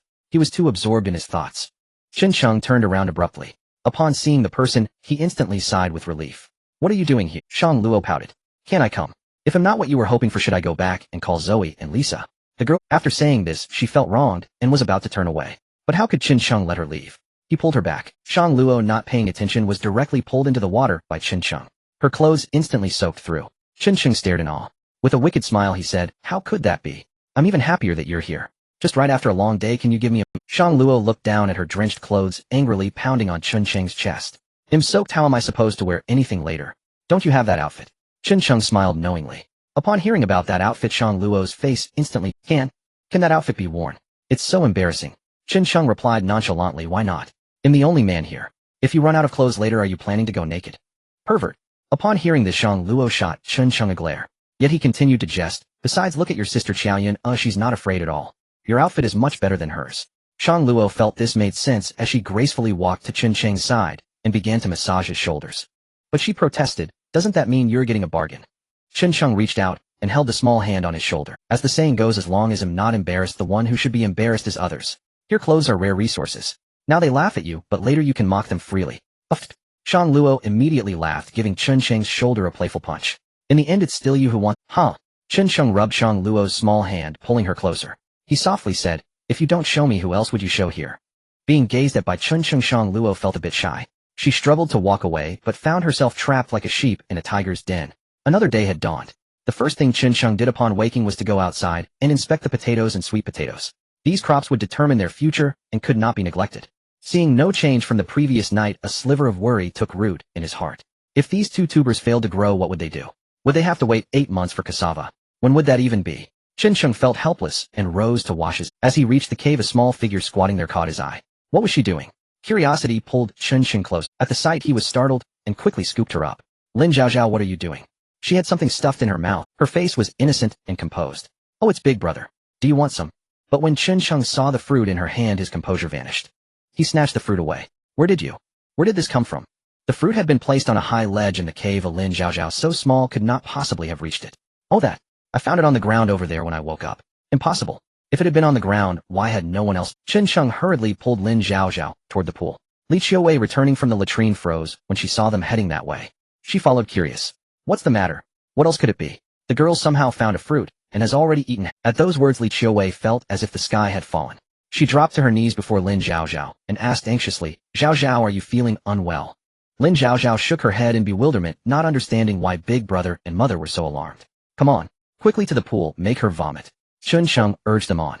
Li Qiuwei instantly understood, scooped Lin Zhaozhao up and ran for the pool. Come Zhaozhao, drink. Drink quickly. At the pool, Li Qiuwei anxiously offered clean stream water for Lin Zhaozhao to drink, at once her eyes full of pleading. Frightened Lin Zhaozhao obediently drank, but only a little. She looked at Li Qiuwei with a wounded, puzzled expression. Mother, I cannot drink anymore. Even if you cannot, you must. Li Qiuwei snapped. Terrified Lin Zhaozhao turned a pleading look toward Chen Sheng. Chen Sheng too wore an angry expression. Zhaozhao, obey, keep drinking. Lin Zhaozhao did not understand, but she was afraid. She took a few more sips. Seeing that, Li Qiuwei pulled Lin Zhaozhao over and made her lie across her knees. Zhaozhao, do not be afraid, open your mouth. Up. Though puzzled, Lin Zhaozhao complied. Li Qiuwei reached her hand into the child's mouth. Immediately Lin Zhaozhao gagged and began to vomit, expelling nearly all the water she had just swallowed. Yet there was no trace of the fruit. Mother!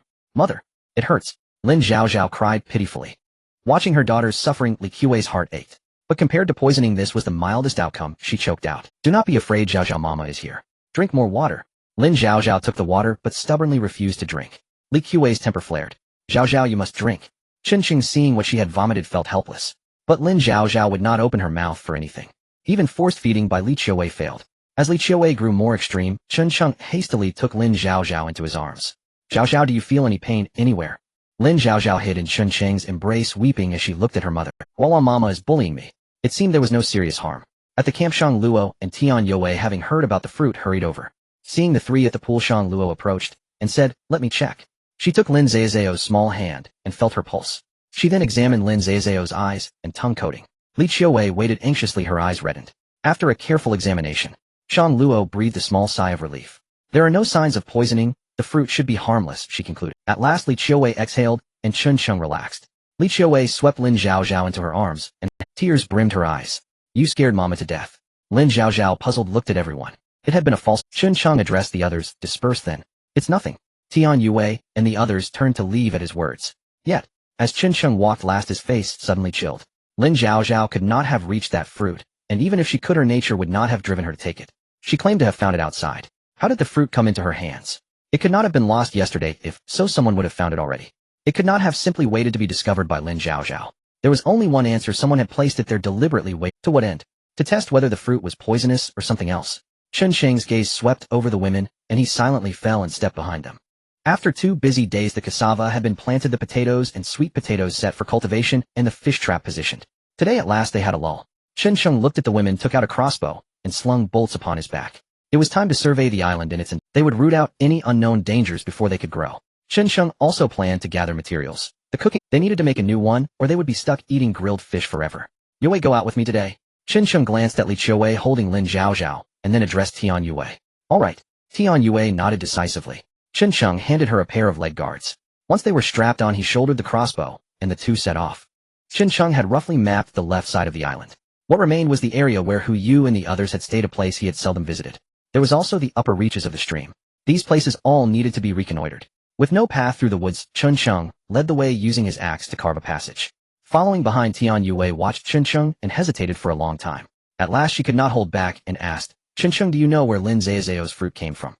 At her question, Chen Sheng stopped abruptly, turned, and squinted as he studied Tian Yue. What are you worried about? Under Chen Sheng's gaze, Tian Yue felt a flicker of fear. I am nothing, she stammered. You wouldn't suspect me, would you? Chen Sheng regarded Tian Yue with a helpless look. Caught out, Tian Yue's face flushed, and she grew flustered. No, she stammered. Chen Sheng thought it was written all over her face. Besides, would he stoop to that? He had long since been pondering the matter of the fruit. On this island where there are snakes, there will naturally be mice. Rabbits could not be caught. Bringing back a few mice for experiments posed no real problem. There was no reason to use Lin Zhaozhao as a subject. If Li Qiuwei discovered it, she would be ruined. Chen Sheng could not hope to contend with her. It would be far from worth the cost. Why bother? Tian Yue was not that sort of person. Shan Luo. He did not have that cunning. Zoe and Lisha could not be entirely absolved of suspicion. The remaining ones were Su Qiaoyan and Hu Yue. One was wounded, the other blunt and carefree. Who could say which was genuine? Yet Su Qiaoyan's warning that night had been apt. Here stories were fashioned by oneself. Who was real and who false? Who could tell? It was fortunate that Lin Zhaozhao was unharmed, otherwise if Li Qiuwei went mad, Chen could not restrain her. So in your eyes, am I that kind of person? Chen Sheng rolled his eyes at Tian Yue. She looked a little timid. She summoned her courage. Isn't it? Back then you. Was she still nursing those reasons he had used to coerce her return? I acted in the heat of the moment, didn't I? Chen Sheng said with exasperation. Who could know? Tian Yue lowered her head and retorted. Those words angered Chen Sheng. Seizing the moment as Tian Yue drew near, he delivered a sharp slap that landed with a resounding crack. Up. Tian Yue pressed a hand to her rear and hopped aside, glaring at Chen Sheng. You. Chen Sheng grinned with triumph. This is the punishment for not trusting me. Humiliated and furious, Tian Yue lunged at him, intent on retribution. Chen Sheng chuckled mischievously and fled. Along the hillside they ran, one escaping the other in pursuit, with an oddly cheerful rhythm. Chen Sheng stopped right there. As they neared the spot where the others gathered fruit, Tian Yue called angrily from behind. From ahead, Chen shot back with a sharp tone. You telling me to stop won't make me. You're not my wife. Chen Sheng's tongue remained cutting. The remark flushed Tian Yue's cheeks crimson. Hands on her hips, she stood upon the rise. You bastard. Don't say you have no wife now. If you ever do, shall be a fool. Huh. As long as she's beautiful, Chen Sheng replied with a teasing laugh. Chen Sheng laughed ahead, still playful. Meanwhile, out upon the vast ocean, a cruise liner moved steadily forward on its deck. A stunning young woman sneezed abruptly. Akio. Nearby, another strikingly beautiful woman, tall and dressed in a professional suit, hurriedly offered a handkerchief with concern. Miss, take care of yourself. They can handle things here, you need not have come in person. The young woman accepted the handkerchief. She dabbed at her nose and shook her head. It is nothing. Matters must reach a conclusion. She then turned her head to look at the other woman. By the way, how is the investigation progressing? The woman sighed softly. We have no news at present. She paused, then continued. I heard the local government has dispatched hundreds to search. They reportedly found aircraft wreckage, though it awaits confirmation. The young woman's face betrayed no emotion. She nodded slightly. Inform me the moment there is any news. The other woman nodded in agreement. The young woman added, there are undercurrents stirring everywhere. The old master says to let everyone rest for the time being. Notify them. The woman made a quiet note. Soon the liner reached an island pier where dozens stood at attention to greet them. When they saw the woman disembark, they hurried forward to meet her. Miss, you have arrived. The man at their head called respectfully. The young woman nodded and approached him. What is the situation? The man wore a self-satisfied grin. It has been secured. We were just awaiting your arrival. The young woman nodded with satisfaction and, surrounded by the crowd's deference, entered a luxurious villa on the island. Upon entering, her gaze swept the room and finally rested on a foreigner kneeling blindfolded under guard in the hall. Someone hurriedly fetched a chair. The young woman sat down with poise and once more let her eyes travel over the floor. She turned to the man beside her. Have you clarified the facts? He nodded. It was they who orchestrated that incident. Only what? The young woman asked coldly. Only that there is a mole within Yingtang. We cannot act. Yingtang. The young woman sighed softly. I will inform Uncle Li and the others. You have my leave to act. If anything goes wrong, I will take responsibility. Yes. The man beamed. That old affair had cost them more than a dozen men. Had Chen Sheng not risked his life to bring back word, they would still be in the dark. Now that the prime culprit had been found, it was time to avenge those brothers. It was a pity about Chen Sheng, however. They had heard the plane carrying him home had met with trouble. It still had not been found. Whether he lived or died remained unknown, a source of deep worry. That fellow, though sharp of tongue, was a decent man. If circumstances were different, I would personally lead the search for him. The woman glanced at the group. Very well, you shall step outside for a moment. I have something I wish to ask him personally. Their faces showed puzzlement, yet they all withdrew as instructed, leaving only the young woman, the other woman, and the room emptied, and no one knew what the young woman had asked the foreigner. They could only hear the man's anguished cries coming from the villa. Before long, the young woman and the other woman emerged. The latter wiped her hands and summoned the man beside her. Captain Liu, once things here are finished, take your men south to Sanka Island and dismantle their experimental base. She hesitated briefly and then said, if any of those people are still alive, have them sent home. Lu Wei nodded. After agreeing, he ventured politely, Miss, after this is done, I would like to lead a portion of the men to La Capis. At the mention of La Capis, the young woman's expression shifted for the first time. You intend to search for him? Lu Wei inclined his head. She considered for a moment. You understand that in plane disasters there are seldom survivors. Lu Wei nodded once more. I believe in Qin Sheng. He survived such peril before, he will survive this too. If we cannot find him, I will not be at peace, the young woman said, inclining her head. Very well. Complete this mission, then go. Sister Can and the others are searching there as well. Arrange matters among yourselves. Yes. Lu Wei answered eagerly. With that permission, Lu Wei was filled with excitement. After watching the young woman's liner depart the island, he hurried to rally his men. Get to work. Qin Sheng dashed toward the spot where they had earlier gathered fruit. Suddenly something caught his eye ahead. Immediately. Meanwhile, Tian Yue, trailing behind, had no intention of letting him escape. Yet just as she surged forward, she failed to notice a fallen branch beneath her feet and stumbled. She pitched headlong toward Qin Sheng with a startled cry. Ah! He whirled around instinctively, but in that split second lost his balance. She crashed directly onto him, pinning him to the ground. Their eyes met, gaze locked, breath mingling. An awkward hush settled between them. So urgent. Resorting to coercion already. Qin Sheng teased with a playful grin. Tian Yue flushed crimson and struggled to rise, only to be gently pulled back down, her body settling softly against his chest. Her cheeks burned with embarrassment. Just as she opened her mouth to protest, Qin Sheng pointed silently toward a distant tree and whispered, Don't move. Look over there. Following his gesture, she saw two small creatures beneath the tree, resembling rabbits, clinging together, one atop the other, swaying faintly. Tian Yue's face deepened into a scarlet hue, rivaling the red fruit hanging overhead. Pervert. Qin Sheng merely chuckled. I didn't ask you to watch what they're doing. She punched his chest in exasperation. Aren't these the very rabbits who you and the others mentioned? Let's approach carefully, don't startle them. We'll seize an opportunity to capture them alive. At his words, Tian Yue's eyes lit up with eager anticipation. Indeed, these delicate creatures would make a fine meal. Yet blushing furiously, she glanced downward, then murmured demurely, Could you please shift your quiver? It's pressing against me. Oh. Qin Sheng blinked, quickly adjusting the quiver strapped across his hip, and withdrew a single crossbow bolt, slotting it into place. Of course, capturing them alive was ideal, but if necessity demanded, dead would suffice. He rolled aside, allowing Tian Yue to slide off him. Then, belly down on the forest floor, he raised his crossbow and silently took aim at the two rabbits entwined beneath. It was common knowledge this was precisely when the pair would be most vulnerable, lost in instinct, unguarded by vigilance. He planned to strike one down, then attempt to seize the other alive. Turning to Tian Yue, he instructed, When we move, go left, I'll go right. Let's see if we can take one alive. He intended to capture the female. The one beneath, since mating had already commenced, breeding would require no further pairing. As for how he knew which was female, please, aside from humans, has any male ever been found beneath during coupling? With a sharp shush, the bolt flew. Below the tree, the rabbit was struck with such force that the impact hurled the one atop it straight into the trunk behind, impaling both against the bark. The female, sensing peril, abandoned her mate without hesitation, like birds fleeing a storm, each scattering in desperation. She vanished into the underbrush. Qin Sheng shouted instantly, After her! They flanked left and right, converging upon the fleeing creature. The rabbit veered left, only to find Tian Yue closing in. It pivoted sharply mid-stride and bolted rightward, only to confront Qin Sheng waiting in ambush. Without pause, it darted past the slain male and scrambled up the steep rocky slope behind. Not today. Qin Sheng raised his crossbow and urged Tian Yue onward. Hurry, don't let her escape. Seeing the rabbit vanish uphill, Qin Sheng wasted no time. He seized Tian Yue's hand and gave chase without hesitation. Through the woods, the rabbit fled wildly ahead, while behind, Qin Sheng and Tian Yue pursued with relentless vigor. Soon panic drove it into a dead end, a jumble of jagged boulders. Trapped, it leapt frantically, trying to vault over the stones. Watching its futile struggle, Qin Sheng allowed himself a quiet, confident smile. He signaled Tian Yue to advance slowly. As they drew nearer, terror sharpened in the rabbit's gaze. It thrashed violently, yet could not gain purchase on the smooth, sloping rocks. Gradually, its movements slowed, until stillness fell. Just as Qin Sheng lunged, certain of success, his fingers closed around the creature. Yet beneath his feet the earth gave way. Before he could react, a thunderous boom echoed through the air. He plummeted, rabbit clutched tight, into a hidden chasm. A heavy thud reverberated as he struck the floor. Pain exploded through his body. Chin-chung. Tian Yue gasped, heart-lurching. She rushed to the edge and peered into the abyss. She cried out desperately into the black void. Cough, cough, cough. His voice rose faintly from the depths. He surveyed his surroundings. Relief washed over him. A thick carpet of dry leaves cushioned the fall. No jagged stone had pierced flesh.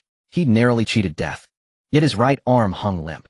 Neither broken nor shattered, but dislocated, useless. Cough, cough, cough. I'm all right for now. Hearing his voice, Tian Yue exhaled deeply, then declared urgently, stay there. I'll fetch something to haul you up. Before Chin-chung could suggest fetching help, she had already vanished into the trees, leaving him no choice but silence. Only then did he realize he still gripped the rabbit. Motionless, stunned by the sudden plunge, as dazed as he was, he stood, tossed the creature aside, and gauged the distance to the opening above, at least 7 or 8 meters. To survive such a drop with only minor injury was nothing short of miraculous. He scanned the cavern walls. No ledges, no fissures, no footholds. Even if there were, his right arm offered no support. Escape was impossible. Stepping onto a patch of brittle leaves, he sensed instability beneath his boot. Immediately he froze. Bending low, he used the dim light filtering from above, and the crossbow bolt in his quiver, to carefully rake aside the leaf litter at his feet. There, bleached white and ancient, lay a human skull. What the? Chin-chung recoiled half a step, pulse racing. How had a corpse come to rest here? Whose bones were these? Bewildered, he steeled himself and stepped forward again. With steady hands he continued clearing the leaves, revealing another skull. Moments later he paused, breath shallow. 1, 2, 3, 4, 5. Counting craniums, his scalp prickled. 5 bodies, yet something was profoundly wrong. Only skulls and massive tibiae remained. No ribs, no pelvis, no vertebrae. Scattered among the leaves lay the same gnarled branch that had tumbled down with him. A cold premonition coiled through his gut, silent, ominous, undeniable. A withered tree. A cave. 5 corpses below. It is evident that these were discarded here by someone. Moreover, the entrance has been deliberately sealed. From the ossification of these corpses, it is clear that a long time has passed. 1 year, 2 years. Chin-chung, being a forensic expert, could not ascertain. But 5 corpses cannot just appear for no reason, right? Did someone come to this island to dispose of bodies? Yet even that seems odd. The number of bones doesn't match. Many bones are missing. Did Luo Saihu and his gang do this? Chin-chung fell into deep thought. But why? What about Hu Yu and the others? Chin-chung frowned, unable to think for a while. Just then he heard the anxious voice of Tian Yue from above the cave. Chin-chung, I found some vines to lower down to you. We'll try to pull you up. As soon as she finished speaking, a branch slowly descended from the cave entrance. Chin-chung looked at the branch and reminded Tian Yue, make sure to tie the other end to a nearby tree so you don't end up being pulled down too. Upon hearing this, Tian Yue understood. After all, Chin-chung is a man, and it's uncertain whether she could pull him up. Tying it to the tree provides a safety guarantee. All right, she replied, quickly following through and tying the end of the vine to a tree behind her. She shouted down to Chin-chung, I'm all set. I'll pull you up now. Looking at the vine before him, Chin-chung tested its strength. It seemed capable of supporting his weight. So he grasped it tightly with one hand while his injured right hand could barely exert any force. Yet enduring the excruciating pain, he held onto the vine. With a forceful pull, he stepped against the cave wall, while Tian Yue above pulled him little by little. He began to ascend slowly towards the cave entrance. However, after only a short distance, Chin-chung felt that the vine was struggling to bear his weight. The curved section of the vine began to show signs of tearing. Crack! A crisp sound echoed. The curved section ruptured instantly. In that moment, Chin-chung plummeted downwards. However, he reacted quickly and seized the upper part that had broken. But the immense inertia caused him to drop again. At this moment, Tian Yue, who was holding onto the vine above, sensed that something was amiss. Her entire body was being violently pulled forward. They were almost at the cave entrance. Fortunately, the large tree behind exerted its strength and instantly held both of them. The vine was tugged taut. Chin-chung looked at the cave floor beneath him, filled with fear. He had almost fallen again. But just when he thought he had escaped the catastrophe and everything was fine, a sudden commotion came from above. Chin-chung, be careful. In an instant, Chin-chung felt the vine lose its strength in his hand. Then from the cave entrance it seemed like a dark shadow appeared. He was then thrown back to the cave floor. Before he could react, that dark shadow also fell down. With a thud, it landed right next to him. Yue. Seeing Tian Yue, Chin-chung's heart raced. He hurriedly picked her up. Cough, cough, cough. Tian Yue began to cough violently. Her face was pale. I'm fine. The vine tied to the tree suddenly broke. Tian Yue looked somewhat aggrieved, almost in tears. Chin-chung quickly patted her back to comfort her. It's okay. As long as you're safe. As long as you're safe. Tian Yue sniffled, looking up at the cave entrance, her face filled with fear. So how do we get out now? This. Chin-chung stared at the cave entrance, also filled with confusion. Previously, Tian Yue was above and could fetch tools. Now that Tian Yue had fallen, it was naturally impossible for them to ascend by themselves. They could only wait. Wait until Li Chi-wei and the others from the camp noticed they hadn't returned and came to find them. It's alright. If we don't return for a while they should notice. Chun Cheng said, helping Tian Yue to a clean spot near. At this moment Tian Yue noticed the condition of Chun Cheng's right hand and asked in panic, "What happened to your hand?" Chun Cheng shook his head, enduring the pain. "It's just a minor issue, probably a dislocation. Once we get back Shang Luo can help fix it." Seeing this, Tian Yue instead helped Chun Cheng lean against the cave wall to sit down. "You rest for now, I'll try to shout. Maybe they'll come back to look for us if they realize we haven't returned early." Chun Cheng shook his head, but did not refuse. They had come out to explore the entire island this time, and they had been gone. To return it could only be at night. This meant that the girls wouldn't notice they were missing until evening. To find them it might take until the next morning. Now they had just stepped out not long ago. This meant they would have to spend at least a day and a night in this cave. "Help! Is anyone there?" Tian Yue's voice echoed. Chun Cheng sat helplessly to the side, unsure how long she... Eventually Tian Yue could no longer shout, and stopped. Leaning against the cave wall, she like Chun Cheng looked helplessly toward the cave entrance. Both of them were quite exhausted. "Chun Cheng, what if they don't find us?" Tian Yue asked with some concern. "How could that happen? Although this island is large, it's not difficult to find someone. Besides, we left traces along the way. They will be able to find us quickly by following the traces." Tian Yue nodded slightly, hugging her arms, starting to worry. The weather was not cooperating. As evening approached, the weather suddenly turned gloomy. It wasn't long before light rain began to fall. Chun Cheng, with this rain it might trigger a flash flood. Watching the rainwater falling at the cave entrance, the two of them moved a bit further inside to avoid the rain. After it started raining, and with night approaching, the temperature in the woods dropped suddenly. Entering this cave, Chun Cheng hadn't brought a lighter, making it difficult to start a fire. Beside him, Tian Yue was a bit wet from the rain, hugging her arms, starting to shiver. "Cold." Chun Cheng looked at Tian Yue concerned. Tian Yue shrank her neck, still stubbornly holding back. "Just a bit, but I can endure." "Endure my foot. Your lips are turning pale." Chun Cheng slowly leaned over and hugged Tian Yue in his arms, not forgetting to explain. "I'm not taking advantage of you. This will help keep you warm." Being suddenly embraced by Chun Cheng, Tian Yue felt a bit unaccustomed. Her eyes turned slightly red, but she didn't refuse. "Chun Cheng, do you think we might die here?" "What nonsense are you saying?" Chun Cheng raised his only movable arm and tapped her forehead. "Just wait. Once they realize we haven't returned, they will come to find us." Tian Yue nodded slightly, but spoke with a hint of bitterness. "Yes, after all, your relationship with them is quite Are you jealous?" They stood alone in this secluded space, clasped tightly in each other's arms, the air thickening with quiet, unspoken tension. "Jealous? Of what? Whose jealousy would that even be? It certainly wouldn't be mine." Tian Yue retorted. Chun Cheng smiled faintly and drew her closer. Feeling the soft warmth nestled against him, Chun Cheng's thoughts grew restless. Tian Yue curled trustingly in his embrace. Suddenly sensed something, her breath catching. Her cheeks flushed crimson in an instant. She may never have tasted pork, but surely she'd seen pigs run. Twisting slightly, she tried to create a little space between them.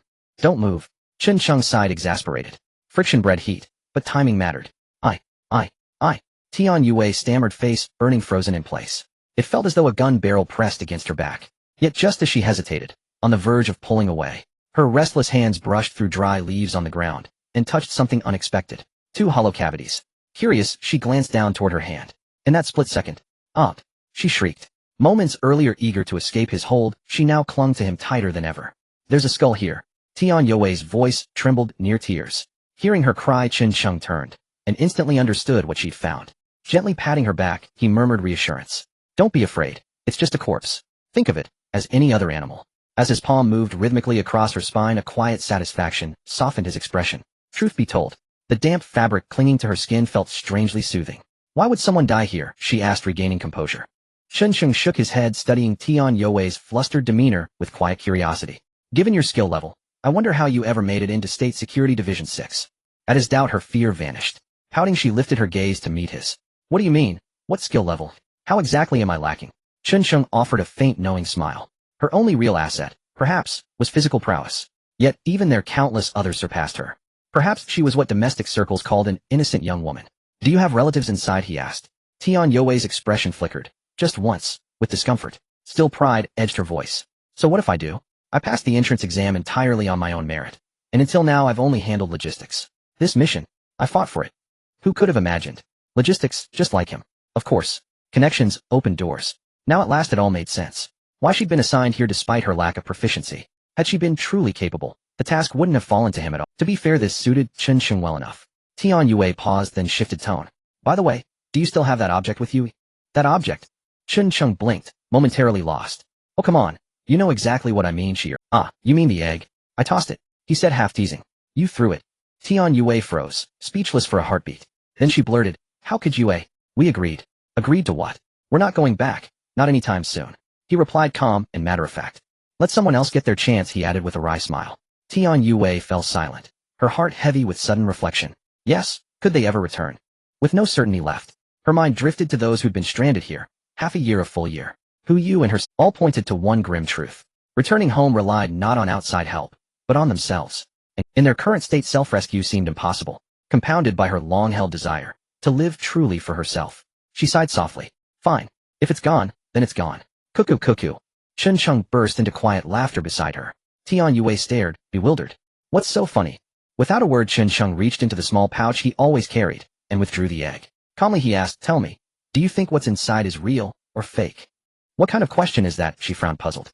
Chen Cheng raised the egg and slammed it hard against the nearby stone wall. "What are you doing?" She gasped. A sharp crack echoed. The shell shattered, revealing its core. A desiccated battery. Nothing more, nothing less. Tian Yue stared, stunned. What was this?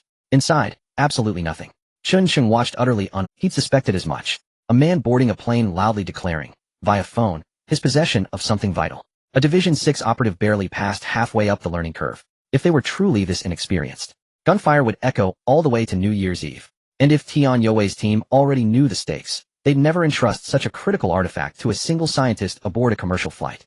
Moreover, Fu Guodong entrusted the item to him with his dying breath. You might call it a final act of trust, but clearly at that moment, handing it to Zhou Hai, or anyone else, would have exposed its falsity within hours. Giving it to Tian Yue, she couldn't protect it. The optimal choice was him. Fu Guodong didn't know Chen Cheng's identity, but that changed nothing. Their entire faction had bled and battled over this very object. Send the fake home first, to buy time for the real one.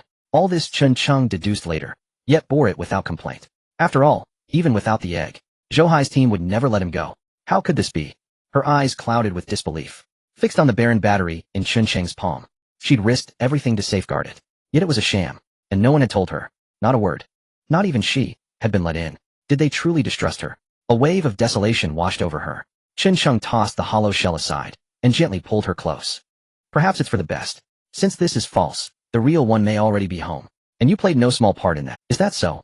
She blinked, then lifted her gaze to his. Her eyes shadowed with quiet sorrow.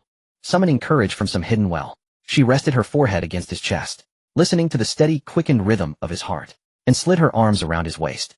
In a whisper meant only for him, she murmured, Chen Cheng, will you bring me home, alive? Yes, he nodded, firm, unwavering. Hearing it, a soft, radiant smile bloomed on her lips. She tilted her chin upward, and under his startled gaze pressed her lips to his. I want to go home, to live just once for myself. Her voice, low and tender, carried a whisper of shyness. Chen Cheng held her, her body warm, trembling slightly in his arms. He nodded, once more. Peach trees bear peaches. The peach blossoms bloom late, embodying elegance and simplicity. The fragrance of peaches permeates the fragrant grove. An unexpected incident caught Chen Cheng off guard. It's like gaining an advantage and acting innocent. It doesn't matter anymore.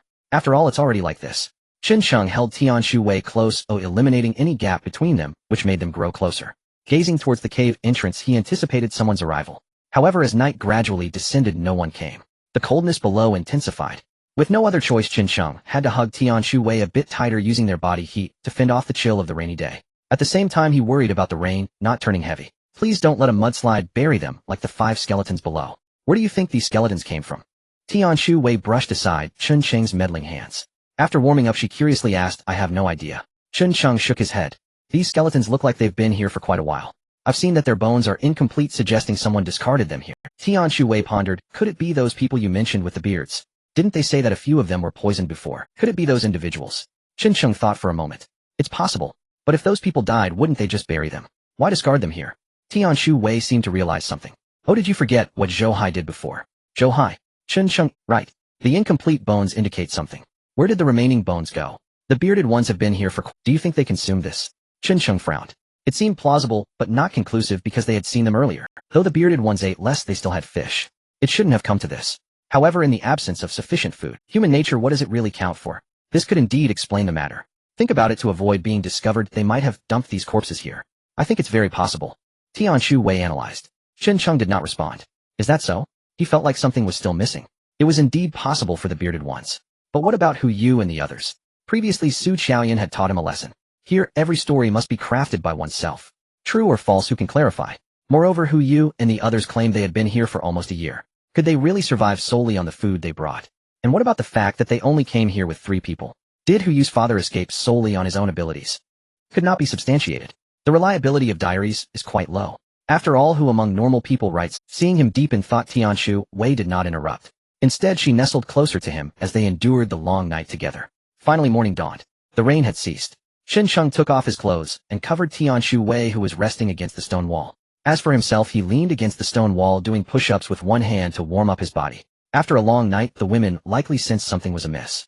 Now they could only wait. It was impossible for them to climb up on their own. Fortunately, after doing a few push-ups, Chen Sheng seemed to faintly hear calls. Big brother Chen. Sister Yue. Where are you? It seemed to be Shang Luo's anxious voice. Tianshu Wei, who was in a deep sleep, seemed to hear it too. She suddenly opened her eyes, gazing at the shirtless Chen Sheng and the clothes draped over her. A hint of gratitude flickered in her eyes. The two hurriedly looked towards the cave entrance and called out, "We're here. We're here." The voices echoed through the cave entrance and reached afar. Li Qiuwei, holding a wooden stick, had a worried look on her face. Yesterday, when Chen Sheng and the others didn't return, Li Qiuwei sensed something was off. However, she thought it was due to the rain causing them to be delayed. But when night fell and they still hadn't returned, everyone became anxious.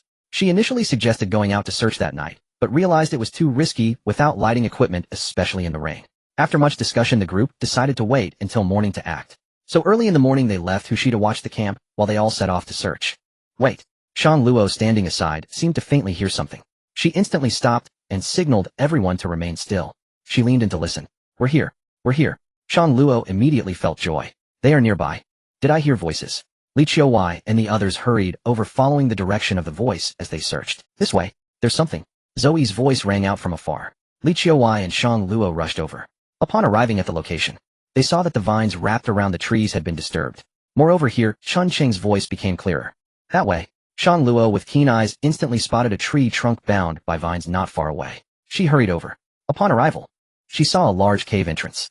The voices of Chen Sheng and the others were coming from below. Shang Luo carefully crouched at the cave's mouth, peering down. It was dark below. She quickly shouted, "Big brother Chen, are you there?" Watching for heads emerging from the cave. Chen Sheng and Tianshu Wei quickly responded, "We're down here." Upon receiving confirmation, Shang Luo finally breathed a sigh of relief. She called out to Li Qiuwei and the others in the distance, "They are here." Upon hearing the voices, Li Qiuwei and the others looking at the cave entrance, they exchanged glances. "Chen Sheng, are you alright?" Li Qiuwei asked with concern. Hearing Li Kaiwei's voice, Chen Sheng finally felt a sense of relief. "We're fine. Both Yue and I are here." Upon receiving confirmation, Li Qiuwei scanned the surroundings. "Then wait, there'll find something to pull you up." "Pull again." Chen Sheng felt a bit apprehensive, so he hurriedly shouted. "No, you first lower the vines down, and he'll give you the axe. You can cut down a couple of longer trees, and also gather some shorter sticks and vines." "Are you injured?" Li Qiuwei felt something was off and quickly asked. Chen Sheng helplessly replied, "It's just a minor injury, my hand might be fractured." "Use the axe to tie a ladder down. Don't use the vines, they aren't sturdy." Chen Sheng did not want to fall again. Just to be safe, it was better to make a ladder even if it took a little longer. "But it's safer." "Alright." Li Qiuwei responded from above. In a little while, a vine slowly descended. Tianshu Wei tied the axe to the vine. Chen Sheng pulled back a little and shouted, "Up, you can pull now." The axe was slowly drawn up, and next they just had to wait for Li Qiuwei and the others to act. The making of the ladder is not difficult. 2 long pieces of wood along with branches and vines are all available here. The only downside is that it is somewhat heavy. Fortunately, with so many of them, Li Qiuwei and the others combined their efforts to slowly deliver the finished ladder to the cave entrance. Shang Luo crouched at the entrance, calling down to Chen Sheng. "Brother Chen, be careful. We've lowered the ladder." "Alright." Chen Sheng responded, pulling Tianshu back a bit. Watching the cave entrance, a simple ladder was slowly descending. Chen Sheng had a look of relief after the calamity. When the ladder firmly landed at the bottom of the cave, Chen Sheng looked at Tianshu beside him. "You go up first. Be careful." Tianshu nodded and walked to the ladder, testing its sturdiness.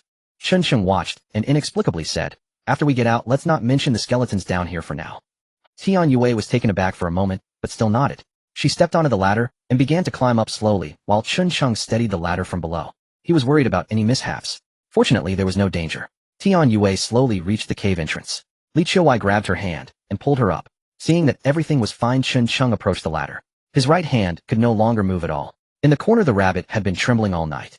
Chen Sheng glanced over and walked over, directly grabbing the rabbit by its ear and lifting it up. "This was just to chase after you, you rascal. This incident was all because of you. Once we get back, he'll roast you." Chen Sheng had a helpless expression as he held the rabbit and slowly climbed up the ladder. Creak, creak. Chen Sheng heard the creaking of the ladder and felt a bit worried, yet he continued to ascend little by little. Finally, he reached the cave entrance. Li Qiuwei extended her hand to him. He quickly grabbed it, and then Li Qiuwei pulled him out with a force. Brother Chen, let me check if you're alright. As soon as he emerged, Shang Luo hurriedly ran over, gripping Chen Sheng's hand with a worried look. Chen Sheng handed the rabbit in his hand to Li Qiuwei. With a helpless expression he said, I was just chasing this rascal. Looking at the rabbit, Li Qiuwei couldn't help but roll her eyes. Such a deep hole. Fortunately both of them were fine otherwise. Hiss, he said while Shang Luo was already checking his injured and the pain made him gasp. Does it hurt here? Shang Luo poked a spot, anxiously asking. Chen Sheng nodded slightly. Hearing this, Shang Luo let out a slight breath of relief. It's not a fracture, just a dislocation. Bear with it a bit. Chen Sheng nodded in understanding. Shang Luo held Chen Sheng's hand with one hand and supported his arm with the other. Then she twisted it. It seemed to make a cracking sound as Shang Luo slowly released her hand. Worried, she asked, try moving it now. Chen Sheng moved his right hand again and instantly felt less pain than before, and he could move it. Impressive, Shang Luo. Chen Sheng praised without hesitation. Shang Luo's little face showed a hint of pride as she smiled, revealing her small tiger teeth. When we get back, you'll find some herbs to reduce the swelling for you. During this time, don't move your right hand. This was not a big deal. They found Chen Sheng and Tian Yue, and the group headed toward the camp, passing by the spot where they had shot the rabbit. Chen Sheng asked Li Qiuwei and the others to clean up the rabbit. Once they returned to the camp, the women insisted on arranging for Chen Sheng to rest. With them around, he didn't need to worry. Chen Sheng felt a lingering fear as he watched Shang Luo preparing to go out. He also reminded them that in the future it would be best if two people went out together. This way, if anything happened, there would be support. The women all agreed wholeheartedly. They busied themselves with today's tasks. After a night without food, Li Qiuwei prepared grilled fish for Chen Sheng and Tian Yue. Lin Zhaozhao handed a fruit to Chen Sheng. Big brother, where did you go last night? This fruit was now confirmed to be. Chen Sheng naturally was not polite. He took the fruit and took a bite.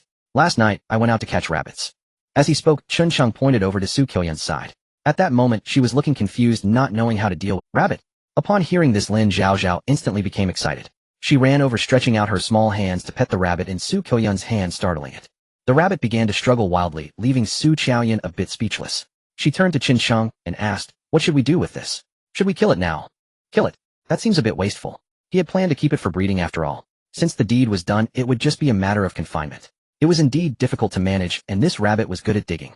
Anything made of wood might be bitten through by it. He thought for a moment.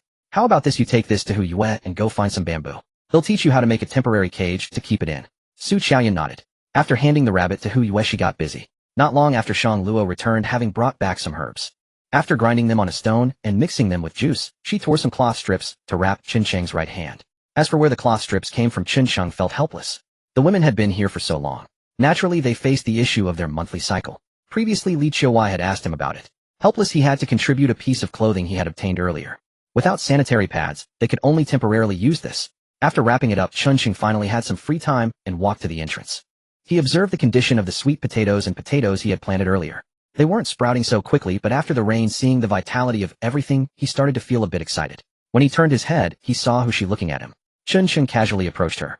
Is there something? Seeing Chen Sheng come over, whose eyes' wariness was still quite strong, Chen Sheng sat down beside her with a faint smile. I forgot to ask you before, where did that ship sink on this island?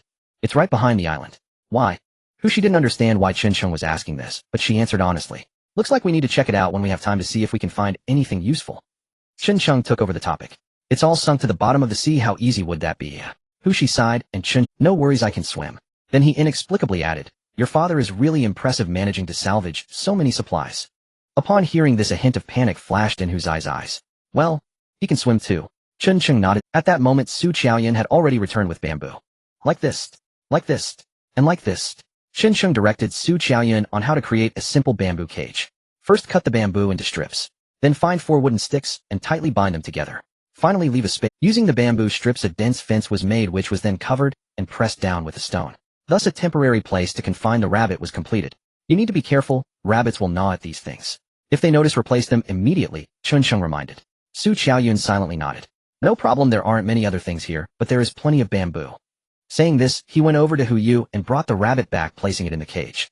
Without restraints, the rabbit immediately began to run wildly inside the cage. After realizing it couldn't escape, it curled up in a corner, trembling. Su Qiuyan watched, showing a hint of a smile. He'll go find some grass for it. With that, she left the camp. Chen Sheng observed the busy women, feeling somewhat satisfied. Right now, what they lacked the most was still food. By the way, there was also that pot. The pot was broken now. He needed to figure out a way to make another one. He was only injured in his right hand. There were still some things he could do. With this in mind, Chen Sheng strapped on his leg guards, picked up a nearby stick, and planned. Where are you going again? Li Qiuwei came over, giving him an annoyed look. Looking at Li Qiuwei, Chen Cheng hesitated. I'm going to look for things, see if I can make a pot. Making a pot. Li Qiuwei. However, how could she feel at ease letting the injured Chen Cheng go out alone? So she said, you wait, I'll go with you. Saying this, she put on her leg guards and slung Chen Cheng's previous crossbow over her shoulder. Seeing Li Qiuwei being so cautious, Chen Cheng felt helpless. He had no choice but to agree. The two slowly exited the camp. What materials to find for making a pot? Chen Cheng still wanted to look for clay. It wasn't for making pottery, but rather to make a crucible for melting that aluminum can. Additionally, he needed to. As for the blower, he had a rough plan in mind. All of this had to be done step by step. Chen Cheng had some recollection. Previously, when they fought against the bearded man, it seemed they had discovered it near the mouth of the stream coming down from the mountain. Chen Cheng had even lamented at the time about using this to fire pottery bowls in the future. The two set off along the stream, and soon arrived at the temporary camp they had set up to evade the bearded man the previous night. Looking at this place, Chen Cheng gave Li Qiuwei a meaningful glance only to find that she also noticed. She rolled her eyes and said, what are you looking at? Can your body take it, eh? What kind of question was that? Chen Cheng immediately straightened his back. I'm just joking. I'm as strong as iron, aren't I? Li Qiuwei chuckled.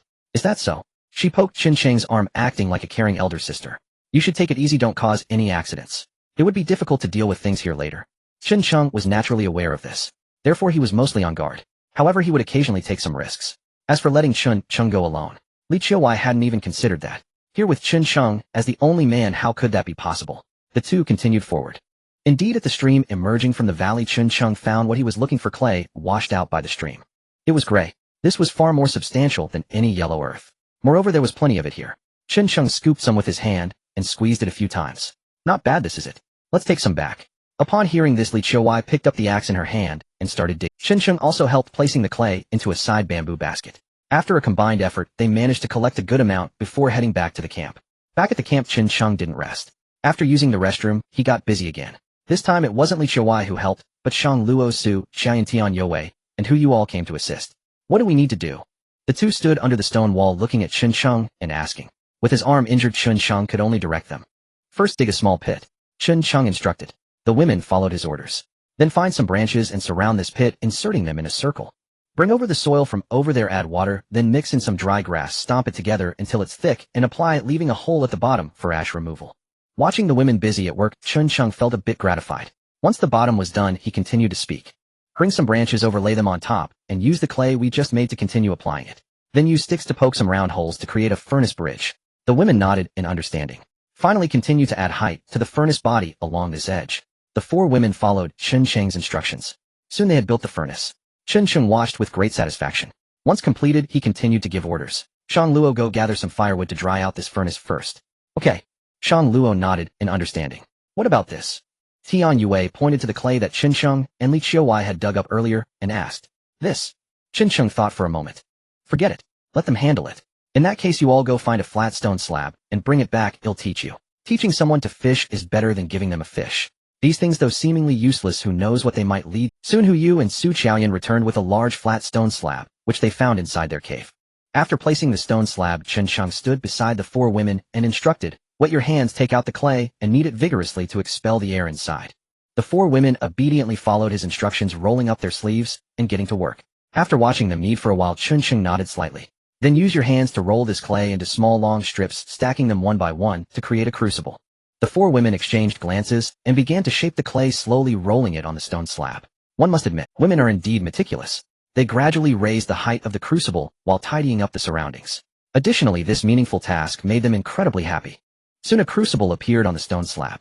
Chen Cheng looked on with great satisfaction and said, find a string to separate it from the stone slab from the bottom, then set it aside to let it air dry. The four women thoroughly enjoyed this process, their faces filled with joy. After placing the crucible on the side of the camp, Chen Cheng looked at the remaining clay. Suddenly he said, since that's the case, do you want to make some bowls as well? That way we won't have to eat from the can anymore. Sure, sure. Shang Luo exclaimed excitedly, and the others including Tian Yue nodded in agreement. Thus, under Chen Cheng's guidance, the four women got busy again. A kiln beside them remained steadily heated. Its surface soon dried completely. By evening, the women had crafted 10 bowls. Fearing cracks during firing, Chen Cheng instructed them to make several extras as precaution. The women naturally raised no objection. After finishing this task, Shang Luo washed his hands, and then accompanied Li Qiuwei to the shore to retrieve fish traps. The remaining 3 continued working. The molded bowls were placed in a cool, well-ventilated area to air dry. Night fell. Li Qiuwei carried a can of food and approached Chen Cheng. She lifted a morsel from inside and prepared to feed it to him personally. I'm only injured, not incapacitated. Chen Cheng sighed inwardly. It was merely a dislocation, hardly a grave injury. Moreover, Shang Luo had already reset the joint. His right hand had already regained strength. Yet Li Qiuwei paid no heed. You are the pillar of our group. The sooner you recover, the more at ease we'll be. Chen Cheng gazed helplessly at the food inside the can luncheon meat prepared earlier by Hu Yu and Hu Shi. Meanwhile, the other women dined solely on grilled fish. Clearly, they were even more anxious for his recovery than for themselves. Is that so? Chen Cheng teased lightly. I feel less like a patient and more like a workhorse you're rushing back into service. Get well quickly, so you can get back to work. Hearing this, Li Qiuwei plucked a slice of meat and firmly placed it into Chen Cheng's mouth, rolling her eyes. What? Did I forget to feed you grass, eh? At these words, Chen Cheng nearly spat out his food. What an audacious remark. Truly befitting a mature woman. Li Qiuwei chuckled smug and playful, and continued. Nearby, Lin Zhaozhao sidled over, her small finger tracing her cheek. Big brother is shy, still needing mama to feed him. Look, I don't need it anymore. Go on, Shu, go play elsewhere. Li Qiuwei shot her daughter an exasperated glance. Chen Cheng burst into laughter. Indeed, big brother is still a child. He needs milk. Li Qiuwei rolled her eyes again, stared pointedly at Chen Cheng, and handed him the can herself. Feed yourself. With that, she swiftly pulled Lin Zhaozhao away. Nearby, the other women stifled giggles behind their hands. After eating, the women habitually headed to the nearby pond for their daily bath, a ritual unbroken since settling here. Chen Cheng half-heartedly considered sneaking over, but paused, then reconsidered. Currently present were Shang Luo, Li Qiuwei, Zoi Lisa, and Tian Yue. Only Su Qiaoyan seemed missing. Had she not been visiting family that day, she might well have joined them too. How pleasant life had become, given sufficient provisions. He truly had no desire to return. Return for what? To pay mortgage installments. To labor like a beast of burden. Life, after all, revolves around 3 meals a day. Here, once those 3 meals are secured, what else remains to fear? Today, Hu Shi and Hu Yu also joined the others at the pond. Chen Cheng rose and settled beside the campfire, retrieving the journal he'd found earlier, and flipping through its pages once more, searching for any hidden clues. Soon, the women returned one by one, freshly bathed. Yet when he glanced back instinctively, his gaze what on earth? He stared momentarily, overwhelmed, as Shang Luo, Tian Yue, Su Qiaoyan, Lisa, and Zoi all appeared in new outfits. Nurse, student, teacher. Shang Luo, catching Chen Cheng's fervent stare, instinctively tugged at the hem of her newly donned skirt, which barely covered her thighs. Su Qiaoyan, however, remained effortlessly poised. Her form-fitting nurse's uniform accentuated her graceful figure as she glided forward with mesmerizing poise. Before Chen Cheng's astonished eyes, she gently touched his forehead. Patient, you seem to have a fever. Let sister give you an injection. You're the one with a fever. Chen Cheng muttered, flustered, and gently brushed aside her hand. So, you've all made up your minds. Su Qiaoyan smiled faintly. What? Doesn't this suit your wishes perfectly? Not at all. Chen Cheng protested, though his lips curved with quiet amusement. Hardly difficult to decide. If we delay much longer, we'll soon run out of clothes to wear. Su Qiaoyan remarked wistfully. Indeed, Shang Luo's previous outfit had torn, prompting her to change. And now, paired with the short skirt, her ensemble radiated youthful vitality, laced with subtle allure. Tian Yue's dress was equally brief, freed entirely from the constraint of stockings. Her long fair legs gleamed dazzlingly. Chen Cheng quietly closed his journal, his smile widening, almost drooling. Excellent, truly excellent. Oomph. The women shot him teasing glances, then silently drifted toward the sleeping area. Except for Zoi, who kept watch overnight. All settled down to rest. Chen Cheng's eyes lingered appreciatively over each of them, a satisfied smile playing on his lips, as he strolled leisurely to the large bed and reclined comfortably, also drifting into rest. Of course, nothing untoward occurred that night. At dawn, Chen Cheng stood at the entrance inspecting the sweet potatoes and potatoes, checking them thrice daily without tiring. Yet after 3 days, neither tuber showed the slightest sign of sprouting. Nearby, the rabbit hutch remained intact, and the rabbits still inside. Su Qiaoyan, having risen early, had already gathered fresh grass and placed it inside. At the campsite, the kiln had fully dried. Once the crucibles and bowls were thoroughly air-dried, they would be ready for firing. Yet to achieve optimal temperature, Chen Cheng needed additional materials. He flexed his right hand. A full day's recovery had restored near full function. After inspecting the drying status of the crucibles, he picked up an axe and began working outside. What are you preparing for? Shang Luo and Tian Yue returned, carrying 2 soaked cassava slices intended for sundering here, ready to boil straight into soup when needed. Thwack! Chen Cheng split a wooden stick and tossed it aside, then spoke calmly. I'm making charcoal. Charcoal? Shang Luo looked puzzled. For firing pottery. Chen Cheng shook his head. Kiln temperature is critical for successful pottery. Ordinary firewood suffices. This charcoal is for melting canned food. With that, he resumed his work. Shang Luo nodded slightly, carried the cassava slices to a corner, and laid them out. After chopping more firewood, Chen Cheng stacked it neatly, then fetched soil in a bamboo basket. mixed it with water into thick mud, and plastered it evenly over the woodpile. Once encased completely, he left a single vent hole at the top. Only after completing this did he return to the cave, retrieve an ember from the hearth, and carry it back to ignite the pile. As flames gradually crept downward through the wood, he took a handful of soil and sealed the top vent shut. Producing charcoal isn't inherently difficult, but this method yields relatively little. Thus, he would need to construct several more such piles. By the time he finished arranging the remaining 3 charcoal piles, noon was fast approaching. The women, now free from other tasks, gathered to assist him. Each contributed what she could. Meanwhile, Tian Yue and the others ventured into the nearby woods to gather firewood. After all, charcoal production demanded vast quantities of fuel. Their supply remained scarce. Once the 3rd pile was secured, Chen Cheng returned once more to the kiln. Charcoal was now ready, only one final component remained missing. A bellows. But how to construct one? Chen Cheng pondered deeply. Bamboo tubes. Too narrow, and incapable of sustaining steady airflow. What about wooden planks assembled into a chamber? No, it lacked airtight sealing material. Rubber was unavailable, and the intake design posed another insurmountable challenge. After careful deliberation, he settled upon the simplest, most feasible solution. He inserted a bamboo tube into the kiln's base, extending the lower air inlet outward. He sealed the joint with damp clay. Then at the tube's far end, he tied a rope and traced a perfect circle on the ground by using slender twigs. He planted them upright along the drawn circumference. Next, he brought over more damp clay and carefully packed it around the structure. Soon a circular earthen pit emerged before him. Satisfied, Chen Cheng fetched another bamboo pole. With an axe, he carved 2 opposing slits near its midpoint. Then he threaded a strip of bark through both openings. Finally, he hollowed out the bottom node of the bamboo. He selected a smooth wooden rod and drove it firmly into the center of the earthen circle with his axe. He slid the bark-threaded bamboo pole onto the central rod. Gently rotating it caused the transverse bark strip beneath to spin. Air drawn in through the bamboo tube, set along the pit's rim, surged into the kiln. Surveying his handiwork, Chen Cheng retrieved several bamboo strips. He laid them radially across the pit's surface, leaving the central shaft, where the fan blade would rotate, unobstructed, then evenly coated the entire structure with clay. Thus a rudimentary bellows took shape. Yet to operate it, one had to crouch beside it, gripping the bamboo tube tightly and rubbing it vigorously with both hands. Chen Cheng frowned. This proved impractical. He fetched 2 more bamboo poles and anchored them vertically into the pit's periphery. Selecting a thicker bamboo pole, he carved a precise hole at its center, then slipped it over the rotating fan shaft. He secured the pole's ends to the 2 upright bamboo stakes. Then retrieving a wooden rod and cord, he fashioned them into a bow-shaped lever. He coiled the cord around the fan shaft and gently drew the bow back, setting the fan blades spinning with rhythmic, effortless motion. The rotating blades churned air downward, forcing a steady current into the kiln. Watching the result, Chen Cheng felt deep satisfaction. The bellows problem was now resolved. A sudden thought struck him: if this pottery could truly be fired successfully, might he not also produce bricks or root? Building dwellings, infrastructure itself, was exhilarating. Among the Chinese people, 2 enduring passions reigned supreme: farming and construction. Deny them cultivation, and they'd plant you in the soil. Deny them building, and they'd entomb you within the walls. Having completed these tasks, nearly a full day had passed. Earlier he'd intended to explore the island thoroughly, but injury had interrupted those plans. Now, however, he resolved to try again. After all, until he fully understood this land, unease lingered deep within him. With his wounds healed, the time had come to prepare for departure once more.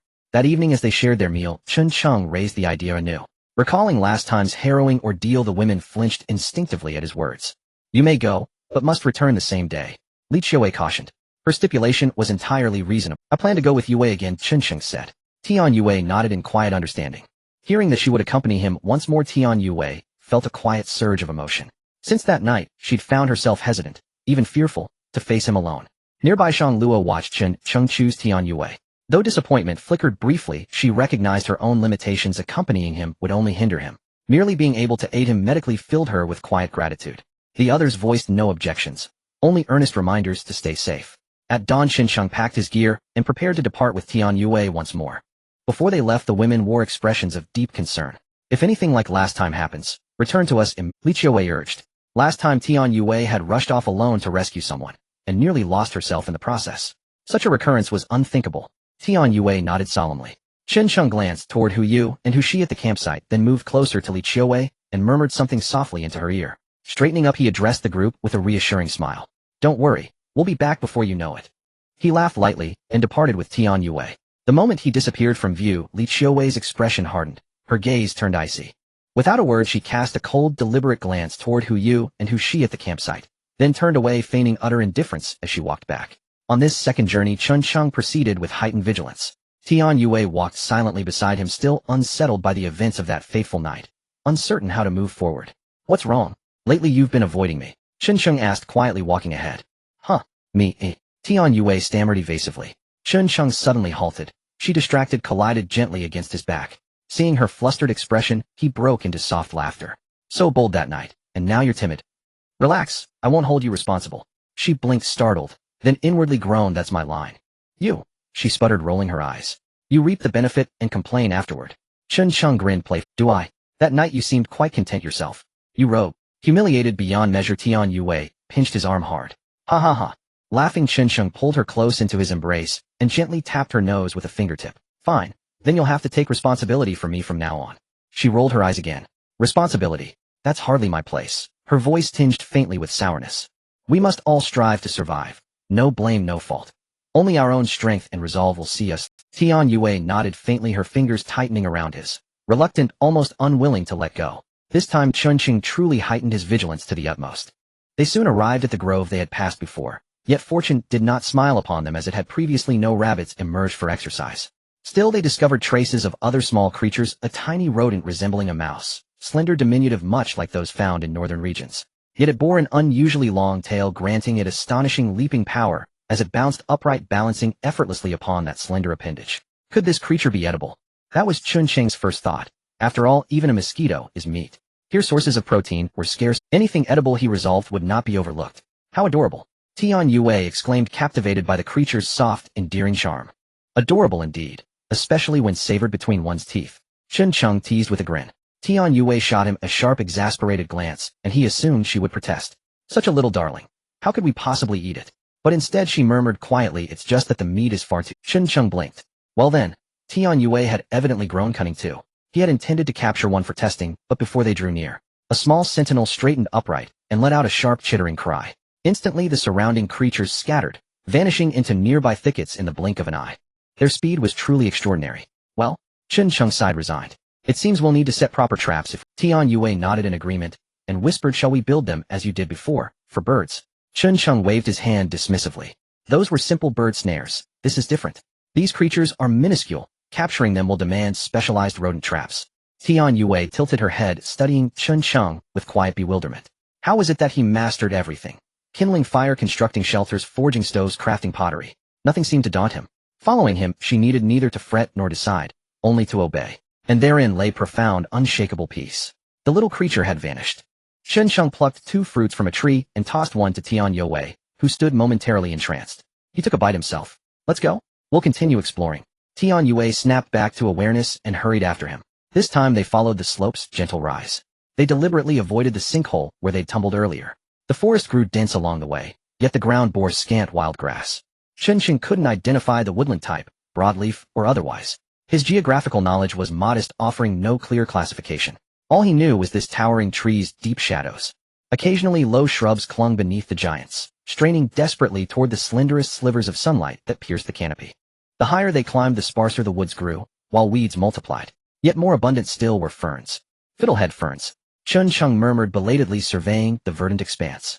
These too might be edible. Tender green fronds unfurled new shoots, each curling like the numeral 9, softly furred with fine. Chen Sheng plucked several stalks and held them aloft. Beside him Tian Yue leaned in curiously. Can these truly be eaten?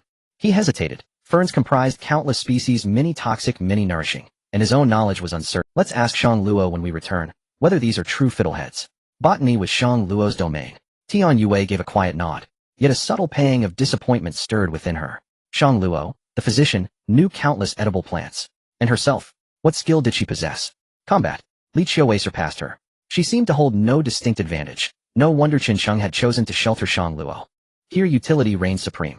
A decorative vase, fragile, easily shattered, held no value. She pulled 2 fronds free, then twisted their coiled tips together.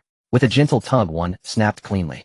The other remained defiantly intact, its tender tip proudly erect. Qin Sheng, look. Tian Yue laughed, delighted by her small discovery, waving the delicate frond playfully. Oh, Qin Sheng observed, amused. A childhood game flickered in his memory. What was it called? Playing lawyer. So distant now the name had faded entirely. Let's ascend further. Ideally to the summit, Qin Sheng said, smiling. Tian Yue nodded, then paused to gather several more fiddleheads before falling into step beside him. As they climbed, the undergrowth thickened. Qin Sheng grew cautious. Such dense brush concealed ambush. As they climbed, the undergrowth thickened. Qin Sheng grew cautious. Such dense brush concealed ambushes most readily.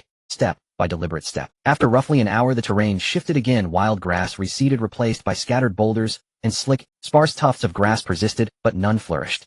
Above, no trees remained. Before them the land appeared to crest at last. Chen Sheng wiped sweat from his brow. Tian Yue too labored heavily. This was no leisurely tourist descent. Every path demanded clearing, every step added complexity. Guiding Tian Yue onward they pressed forward, until at last they reached the crest. Chen Sheng surveyed the horizon, and fell silent. He believed they'd scaled the summit, only to realize how mistaken he'd been. Yes, this was a peak, but not the island's highest. Around him rose a circular ridge reminiscent of a volcanic caldera, its center a sunken basin lush. Within the basin thrived dense vegetation. Banana trees swayed beside bamboo groves, painting a scene of serene beauty. Directly opposite them rose another mountain significantly taller, undoubtedly the island's apex. Chen Sheng gazed into the distance. Beyond lay sea and jagged reefs, and there jutting starkly from the rock's edge lay a fallen mast. A seabird perched atop it motionless. That must be the wreck who you spoke of, Chen Sheng murmured. Tian Yue followed his gaze. Likely so. They said the vessel struck the reef. See that shadow there? Chen Sheng pondered briefly, then declared, let's go take a closer look. With staff in hand, he led Tian Yue along the ridge toward the wreckage. Uphill, downhill, through tangled woods, they labored until finally reaching the chaotic reef. Along the way Chen Sheng secured a prize. A slender lizard roughly 2 fingers in length, a savory morsel rich in vital protein. The rocky area here is not spacious. The two of them only stopped near the slope. Chen Sheng looked up at the distance. It seemed to be about 30 meters away. He then unloaded everything he was carrying. He also took off his clothes.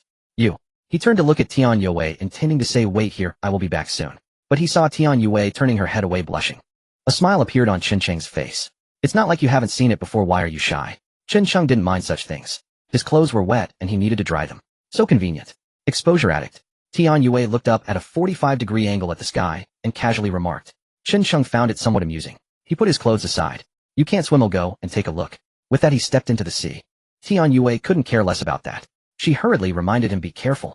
Chen Sheng waved his hand and made his way along the rocky area. He headed towards the direction of the sunken ship. The waves surged with splashes. Chen Sheng paddled forward. After some effort he finally reached the location of the sunken ship. He approached little by little until his feet were on the overturned hull of the ship. The entire hull was mostly submerged. Only the previously tallest mast was leaning and poking partway out of the water. He looked at the sunken ship beneath his feet, planning to dive down to check the situation. Thus he leaned over the mast, took a deep breath, and then plunged into the sea. Once submerged, Chen Sheng felt a sharp pain in his eyes. However, he could still hold on. The visibility here was acceptable. Surrounding him were towering rocks, and below was the seabed. The sunken ship lay quietly here. This should be the ship that Hu Yu and the others mentioned. He descended along the hull, inching downwards. The surroundings of the ship were covered in sediment. There were quite a few barnacles, seaweed, and sponges attached above. At the bow of the ship, he saw the large hole created by the impact with the rocks. Having endured a year's worth of ocean currents at the seabed, the entire ship was already in a very dilapidated state. The decaying metal was riddled with holes. On the side of the tilted cabin there was a door that was open. That area should be the living quarters of the ship. But he didn't enter. Instead he surfaced to catch his breath. Once he came up, Chen Sheng calmed his breathing. On the shore Tian Yue was anxiously waiting, holding Chen Sheng's clothes. When she saw Chen Sheng emerge, she felt a slight relief in her heart. Did you find anything? Tian Yue shouted loudly. Chen Sheng waved his hand over the water. Nothing for now. I need to go down and take another look. Then forget it, let's head back early. Tian Yue expressed concern for Chen Sheng's safety. Chen Sheng ignored her words and took another deep breath. He once again plunged into the sea, this time heading towards the deck. As he descended, the mud stirred up, obscuring his vision. However, he could still see somewhat clearly. Chen Sheng hesitated for a moment before directly moving towards the door, stepping inside a little bit. Below, the light was obstructed and visibility was quite limited. Moreover, the stirred mud made the seawater somewhat murky. It was quite spacious down there. There were 2 rooms. What is that? Chen Sheng looked towards the lowest slanted bottom, where it seemed there were some miscellaneous items. And beneath those items there seemed to be something pressed down. Should he go check it out? No, it was too far away. Moreover, after stirring the mud, he couldn't find his way back. He had a general idea in his heart. There were no valuable resources inside the cabin. It was evident. After the ship sank, Hu Yu's father had indeed moved the supplies from here. It was somewhat regrettable. Chen Sheng looked at the hull. It seemed that he would have to think of other ways to go back. This ship was indeed unusable. As for retrieving the engine and assembling a boat himself, he could only say let's wait until they entered the Iron Age. The murky seawater began to spread. Visibility was obstructed. Chen Sheng hurriedly surfaced. When he saw him emerge again, Tian Yue became even more worried. She shouted loudly, forget it. It's too dangerous down there, you should come back. Once the situation was somewhat clear, Chen Sheng lost the desire to continue exploring. 50% certainty. No matter how much. Even if it were a 1% chance, Chun Chung wouldn't dare to gamble. It was a matter of life and death. He couldn't be careless. He paddled back to the shore. Tian Yue hurriedly handed him his clothes. How was it? As Chun Chung put on his pants, he shook his head. He didn't mention the worries in his heart. After all, these were just his speculations. There was nothing useful it has indeed. Upon hearing this, Tian Yue let out a sigh of relief. It doesn't matter, there are plenty of food sources on this island. We don't necessarily have to rely on this. Chun Chung smiled and nodded. He put on his clothes, secured his leg guards, and slung on his small bag. The main thing is that this island is large, and it has natural advantages. As Chun Chung spoke, he picked up a wooden stick. Let's go, we still have time. Let's head up and see if we can climb that high mountain. Tian Yue agreed, but also reminded him. If we do that, it might be late returning. Sister Chiuwai has instructed me to bring you back by evening. Oh. Upon hearing this, Chun Chung curiously looked at Tian Yue. When did you two become so close? It's fine. Time should be sufficient. Although there was no time, the sun wouldn't lie. It was only noon. It should be enough. Alright then. Tian Yue compromised helplessly. The two continued on their way, this time heading up the mountain, planning to return to their hilltop. Then they would circle around the mountaintop. Descending was not easy and ascending was also challenging. The two spent about. Finally, they returned to the previous mountaintop.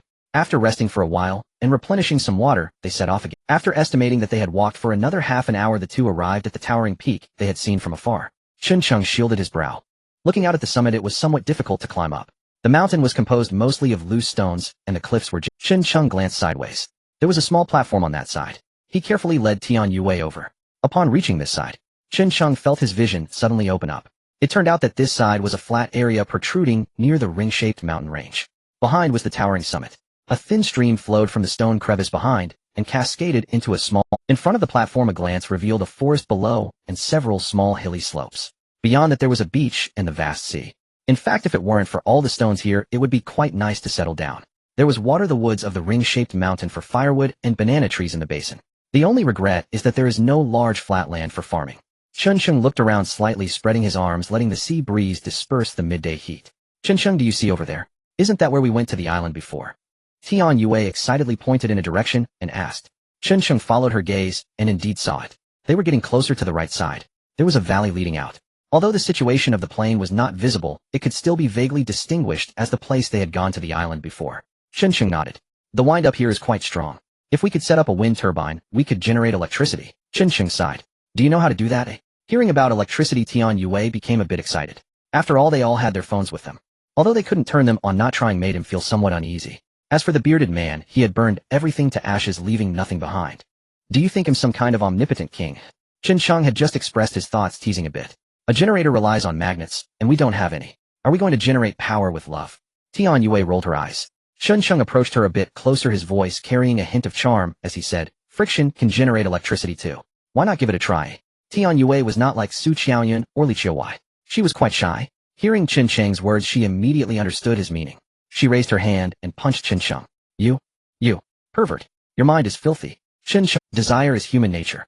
Didn't the ancients say so? Tian Yue rolled her eyes and didn't continue the topic. Instead, she said, I once saw an anime where someone took iron to the mountaintop, got struck by lightning, and became a magnet. Why don't we try that? Try it, and you'll die. This time it was Chun Chung who was speechless. Things were not that simple. Electric current does pass through iron, and can indeed change the flow of electrons within it. However, that is a process that requires some time. A lightning strike is instantaneous, and the current and voltage are. How could that be achieved? Don't be fooled by movies and dramas. Lightning striking iron rarely makes it magnetic. It would be more practical to find natural magnets. You're overthinking it. We don't need magnets now, or we don't even have iron. What can we use to strike? Chun Chung didn't explain the principles. After all, he couldn't clarify it, and could only use other reasons to evade. Tian Yue thought for a moment. This is still dangerous. Not having electricity doesn't really affect us. This part was indeed true. Compared to electricity, food was the key for them here. Alright, let's head back. We can't go up the mountaintop anymore. If we linger, they'll start worrying again. As Chun Chung spoke, he left the platform. He had a rough understanding of the situation on this island. This circular mountain was the highest point of the entire island. He didn't see any signs of other people around. They were still quite safe. External threats apart from snakes were basically non-existent. If one had to say there was a threat, it would be that group of people who might come looking for them at any time. However, a lot of time they hadn't shown up yet. Now he was no longer the barefoot man from before. He had a gun, even if it could only fire once before needing to be reloaded. But he also had crossbows. These had considerable power. If 4 or 5 people came at him, he wouldn't be afraid, especially with Li Qiuwai and Tian Yue around. They also had the strength to fight. Of course, internal issues were what Chun Chung was most worried about, although he was somewhat reluctant to believe his suspicions. However, with certain discoveries, things became increasingly obscure. The two returned without taking much time. By the time it was evening, they returned to the camp. Seeing the two return safely, the women breathed a sigh of relief. Given what had happened before, they were genuinely afraid of any further incidents. As soon as Chun-Sheng came back, he went to the place where the potatoes and sweet potatoes were being cultivated. He watered the crops using a bottle filled with spring water. Looking at them still not sprouting, he felt anxious. Would they go bad? At that moment, Li Qiuwei quietly walked over. Any discoveries? Chun-Sheng was about to dig into the soil to see the situation below. Hearing Li Qiuwei's words, he turned to glance at Hu Yu and Hu Shi not far away.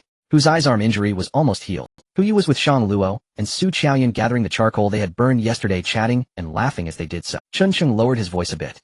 There is indeed something. I think I saw a human skeleton at the bottom of the cabin. A human skeleton. Li Qiuwei was taken aback. How is that possible? Didn't Hu Yu and Hu Shi say that the three of them escaped with their father? How could there be other people? This was the question Chun-Sheng was most worried about. Why was this happening? It seemed there was only one possibility. That is Hu Yu and Hu Shi were lying. There was another question that Chun-Sheng had not figured out. Why did the bearded man kill Hu Shi and Hu Yu's father? After all, according to Hu Yue, it was her father who helped them when they were in trouble. Even if these people had exposed their true, but Hu Yu's father should have been considered a laborer to them. Killing him would be such a pity. Standing in his position, using Hu Yu and Hu Shi to threaten the other party would have been more profitable. Moreover, before they came over, the two girls had already been dealing with them for half a year. Half a year, relying solely on these two weak women. He really found it hard to understand. Did the bearded man and his group have their eyes on the two girls, and then attempt to forcefully seize them, resulting in resistance from Hu Yu and Hu Zai's father? Then came the subsequent events. Or perhaps their family escaped later, but just didn't want to bring up that tragic past. They instinctively concealed it. How to explain the 5 incomplete corpses in that cave? Who were they? Were they from the bearded man's group, or were they others? All the answers to this vanished with the death of the bearded man. I don't know. Chun-Sheng shook his head. Before leaving, didn't I ask you to keep an eye on them? Did you notice anything unusual? Li Qiuwei shook her head. It's still the same. Li Qiuwei said, glancing at Hu Yue, who was happily chatting with Shang Luo. She said with a hint of lingering fear, if they are really pretending, I can't imagine how cunning those two are. Chun-Sheng also felt a bit fearful. Let's be cautious. For now, these are just speculations. Also, whether that ship belongs to them is yet to be determined. Maybe I'm just overthinking it. Li Qiuwei, with a determined expression, said, actually, rather than worrying about this, I think it's better to. She directly made a gesture of cutting her throat. Chun-Sheng felt a jolt of fear. What? Are you reluctant? Seeing that Chun-Sheng didn't speak, Li Qiuwei began to tease him. That's not the case. Chun-Sheng thought for a moment and decided to show Li Qiuwei his notebook. Otherwise, she might genuinely think he had ulterior motives towards the two sisters. Does Chun-Sheng need an explanation? You say he has no interest.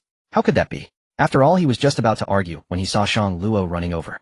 Holding a piece of dried cassava, Li Qiuwei asked Brother Chun, how should this be processed? While holding a notebook.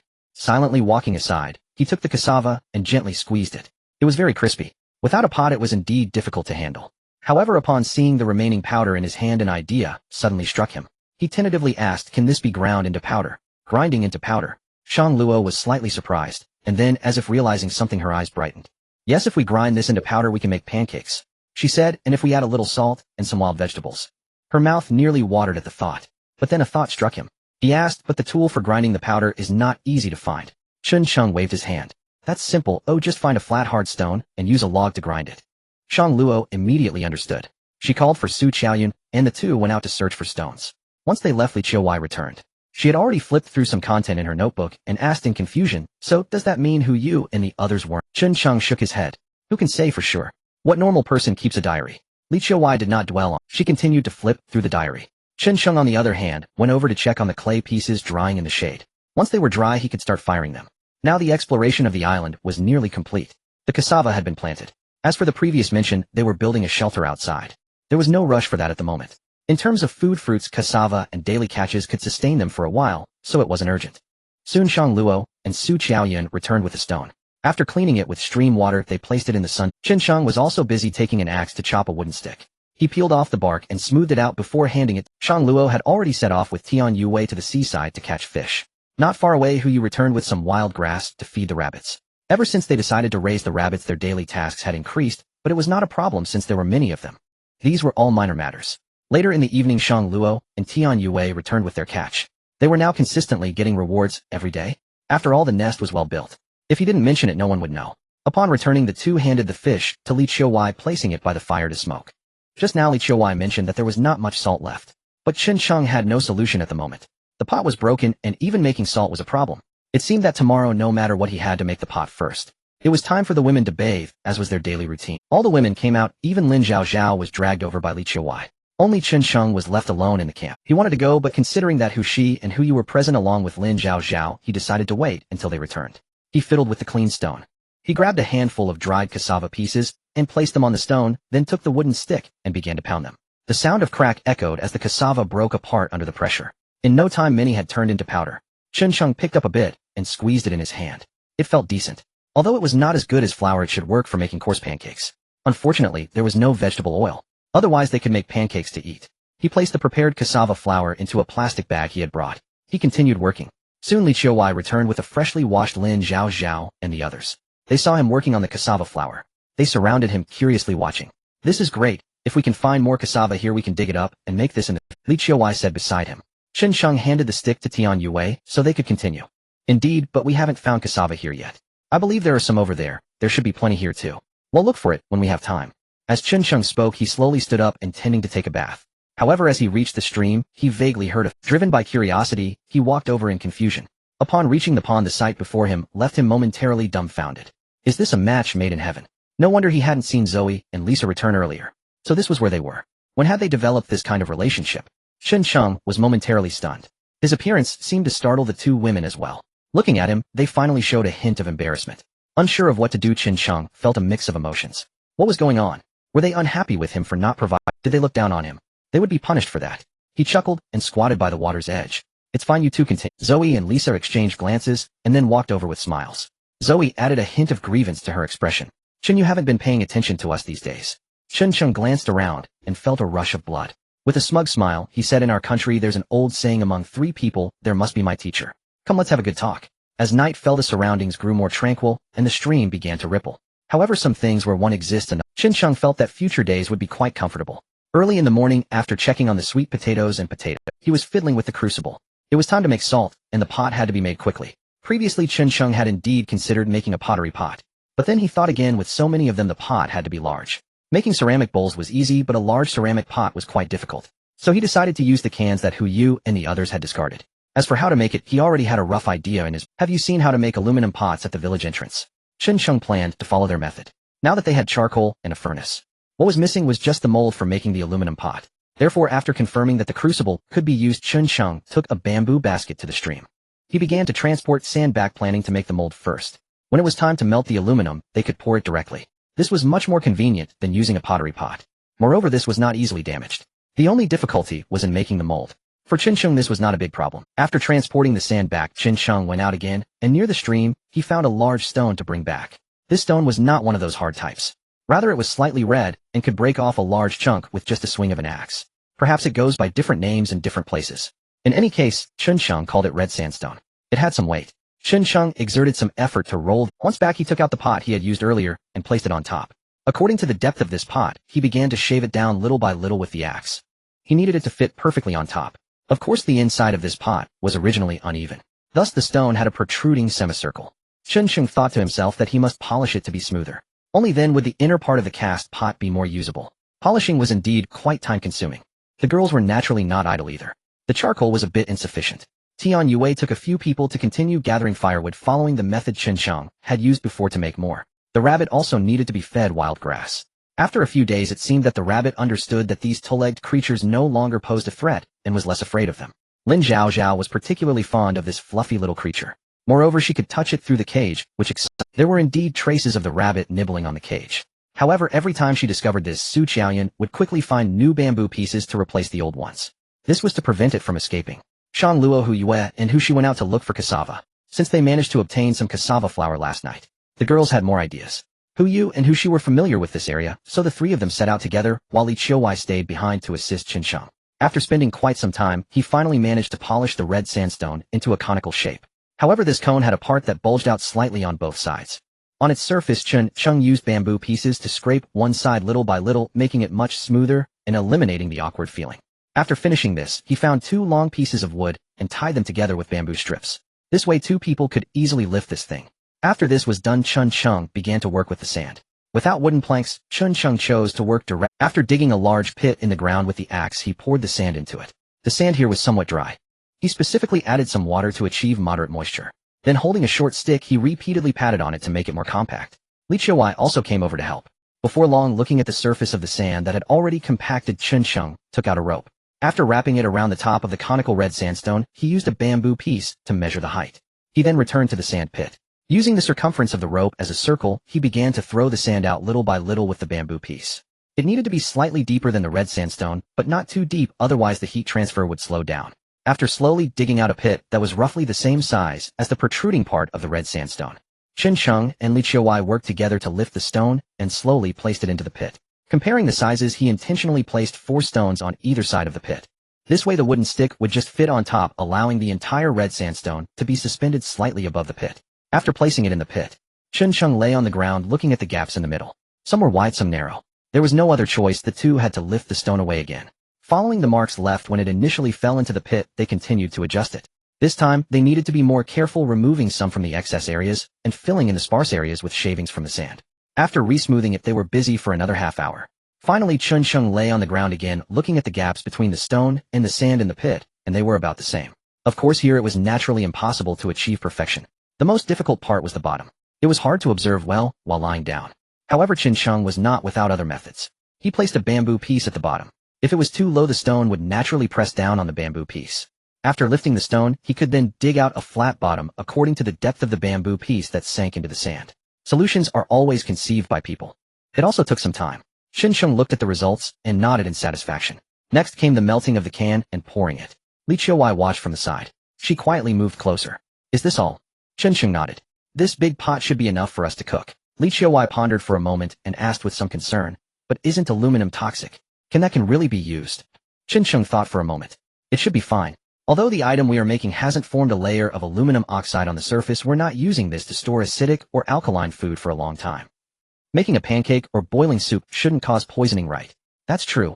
Li Qiuwei lowered her head quietly. After finishing this, the two went to the stove area. Chen Sheng took out the previous crucible and asked Li Qiuwei to light the stove. After the flames grew larger, Chen Sheng poured in some charcoal and then placed the crucible inside. He walked to the front of the stove and began to pull on the simple blower back and forth.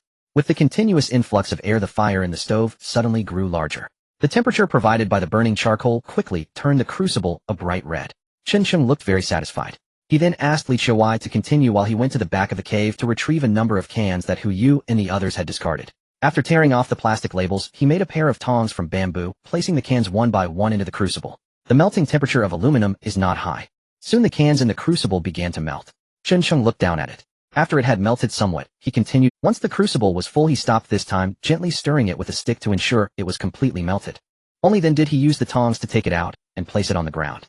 After skimming off the excess impurities from the surface with a stick, he moved it to the mold and poured the molten aluminum into the gap between the stone and the sand. One crucible was actually about right since his crucible was made large. However, just in case, after pouring, Chen Sheng hurriedly placed the crucible back into the stove. He continued to add more cans inside. After doing this again, finally, when he saw the molten aluminum beginning to open, he stopped, full of anticipation, hoping that nothing unexpected would happen next. Otherwise it would all have been for nothing. As for Li Qiuwei, Chen Sheng asked her to reduce the flames a bit. After all, the stove was already lit, and there was still time. He also decided to burn the bowls that Tian Yue and the others had made earlier. The waiting began. Chen Sheng retrieved the bowls he had previously placed beneath the cave ledge, and carefully placed them inside the furnace. He then added a generous amount of charcoal, instructed Li Qiuwei to reignite the flame, and operated the bellows to raise the temperature. Though the process proved rather tedious, yet envisioning the outcome, Chen Sheng felt a deep sense of accomplishment. After a sustained period of firing, he judged the aluminum pot must have melted sufficiently. Thus he joined Li Qiuwei, and together they lifted the heavy stone. But awkwardness ensued. Chen Sheng had assumed that once raised, the pot would simply appear beneath it. Instead, the pot had adhered upside down to the stone's underside, emerging intact from the sand as they hoisted it. Ahem. Chen Sheng chuckled sheepishly, then reluctantly tilted the stone onto its side with Li Qiuwei's help. Now how do we proceed? Li Qiuwei stifled a smile. Chen Sheng approached with an axe, examined the fused surface closely, and declared confidently, "No problem. You tend the furnace fire. I'll handle this." Li Qiuwei's side shook her head and stepped away. Chen Sheng crouched before the stone and tapped the wooden wedge lightly with the axe. The vibrations loosened the bond, indeed effective, but still failed to fully separate the pot. After careful deliberation, Chen Sheng abandoned caution. Since he had no intention of recasting the mold, damage mattered little. He swung the axe directly against the stone. The soft rock crumbled at each blow. Within just a few strikes, he noticed that persistent vibration was gradually prying the aluminum pot free. He swiftly seized a bamboo sliver and delicately pried along the seam. A faint crisp sound echoed, and the pot detached entirely. Gazing upon it, Chun Chung hurried forward. True enough, this crude hand-forged aluminum vessel bore stark contrast to modern industrial craftsmanship. Grains of sand still clung to its interior. He fetched a bottle of water and rinsed it thoroughly, then ran his fingers over its rough, uneven texture. A wry silence fell over him. Then resolve hardened. He directed Li Chiuwei back to monitor the furnace while he carried the pot toward the nearby pond. Roughness meant nothing, it could be polished. If he could sharpen an axe on stone, surely he could refine a pot. Arriving at the pond's edge, he picked up a smooth stone. Its aluminum surface yielded easily under abrasion, far softer than iron, making the task comparatively effortless. Yet he proceeded with meticulous care, wary of puncturing it. A single misstep would render it useless. After smoothing the entire inner surface, he wiped sweat from his brow and gently traced the newly refined contours. The improvement was unmistakable. And so, fish and cassava soup awaited them once more. Satisfied, Chun Chung hoisted the pot and returned to camp, only to find Shang Luo and the others had already arrived. They carried wild herbs and several cassava roots. Any discoveries? Chun Chung asked, pleasantly surprised. Shang Luo nodded, then shook her head. Not exactly. We found a few cassava roots, scant in number, but also stumbled upon some bamboo shoots. Yet we're uncertain whether they're edible. Bamboo shoots. Chun Chung smiled knowingly. No matter. The island is vast. If they exist, we'll uncover them in time. He offered reassurance. Still, for now, avoid them entirely. Bamboo shoots contain toxins. No method of preparation renders them safe. Caution is paramount. Precisely my thought. So I left them behind, Shang Luo interjected. Additionally, I gathered several edible medicinal herbs. And yes, some bull-strength grass as well. She gestured toward a bamboo basket beside her. Only then did Chun Chung notice half a basket brimming with bull-strength grass. Truly a prized find. He'd overlooked it earlier. After consuming it, he'd felt surging vitality coursing through his limbs, especially during physical exertion. Its efficacy, nothing short of miraculous. Excellent. Our provisions are growing steadily more sufficient. As Chun Chung set the pot beside the hearth, the women finally noticed the new vessel. They gathered around awestruck. This, you forged it just now. Shang Luo exclaimed, eyes alight with excitement. Tian Yue and the others remained composed. Having observed the charcoal burning process earlier, they'd already anticipated its arrival. Chun Chung grinned contentedly and tapped the pot with his knuckles. A resonant metallic ring echoed forth. Well, does it meet expectations? Were others not present, Shang Luo would surely have kissed it on the spot. Chun Chung rose and approached Li Chiuwei. The pot's ready. Try crafting cassava cakes. I'll tend the fire. Li Chiuwei, cradling Lin Zhaozhao, gave a gentle nod, whispered a quiet warning to the little girl not to wander, then rose and moved to the hearth. Wander. The child had no such inclination. Upon hearing cakes, she clung to Li Chiuwei like a devoted child. Chun Chung inspected the furnace's interior, glowing crimson, its state indeterminate. So he added more charcoal. He intensified the blaze. Meanwhile, within the cave, the women sat in a circle. Some stoked the fire, others mixed cassava flour. Zoe and Lisa watched curiously. Chun Chung smiled, satisfaction warming his chest, and anticipation bloomed anew. Indeed, moments later, Tian Yue approached, holding a delicate, translucent cassava cake. Try this. She extended it toward him. Chun Chung reached out, only for Tian Yue to snatch it back, pouting in protest. Your hands are black with soot. Aren't they filthy? He glanced down. Yes, his palms were coated in charcoal dust, unwashed. Then I'll go rinse them first. He turned to leave, yet she shook her head. Never mind. You'll only soil them again feeding the fire. So, she brought the cake to his lips. Seeing her faint blush, warmth stirred deep within his heart. He took a bite, too large, and inadvertently caught her slender fingers between his teeth. You. Startled, she recoiled, flustered and breathless. She yanked her hand free and shot him a sharp, indignant glance. Delicious.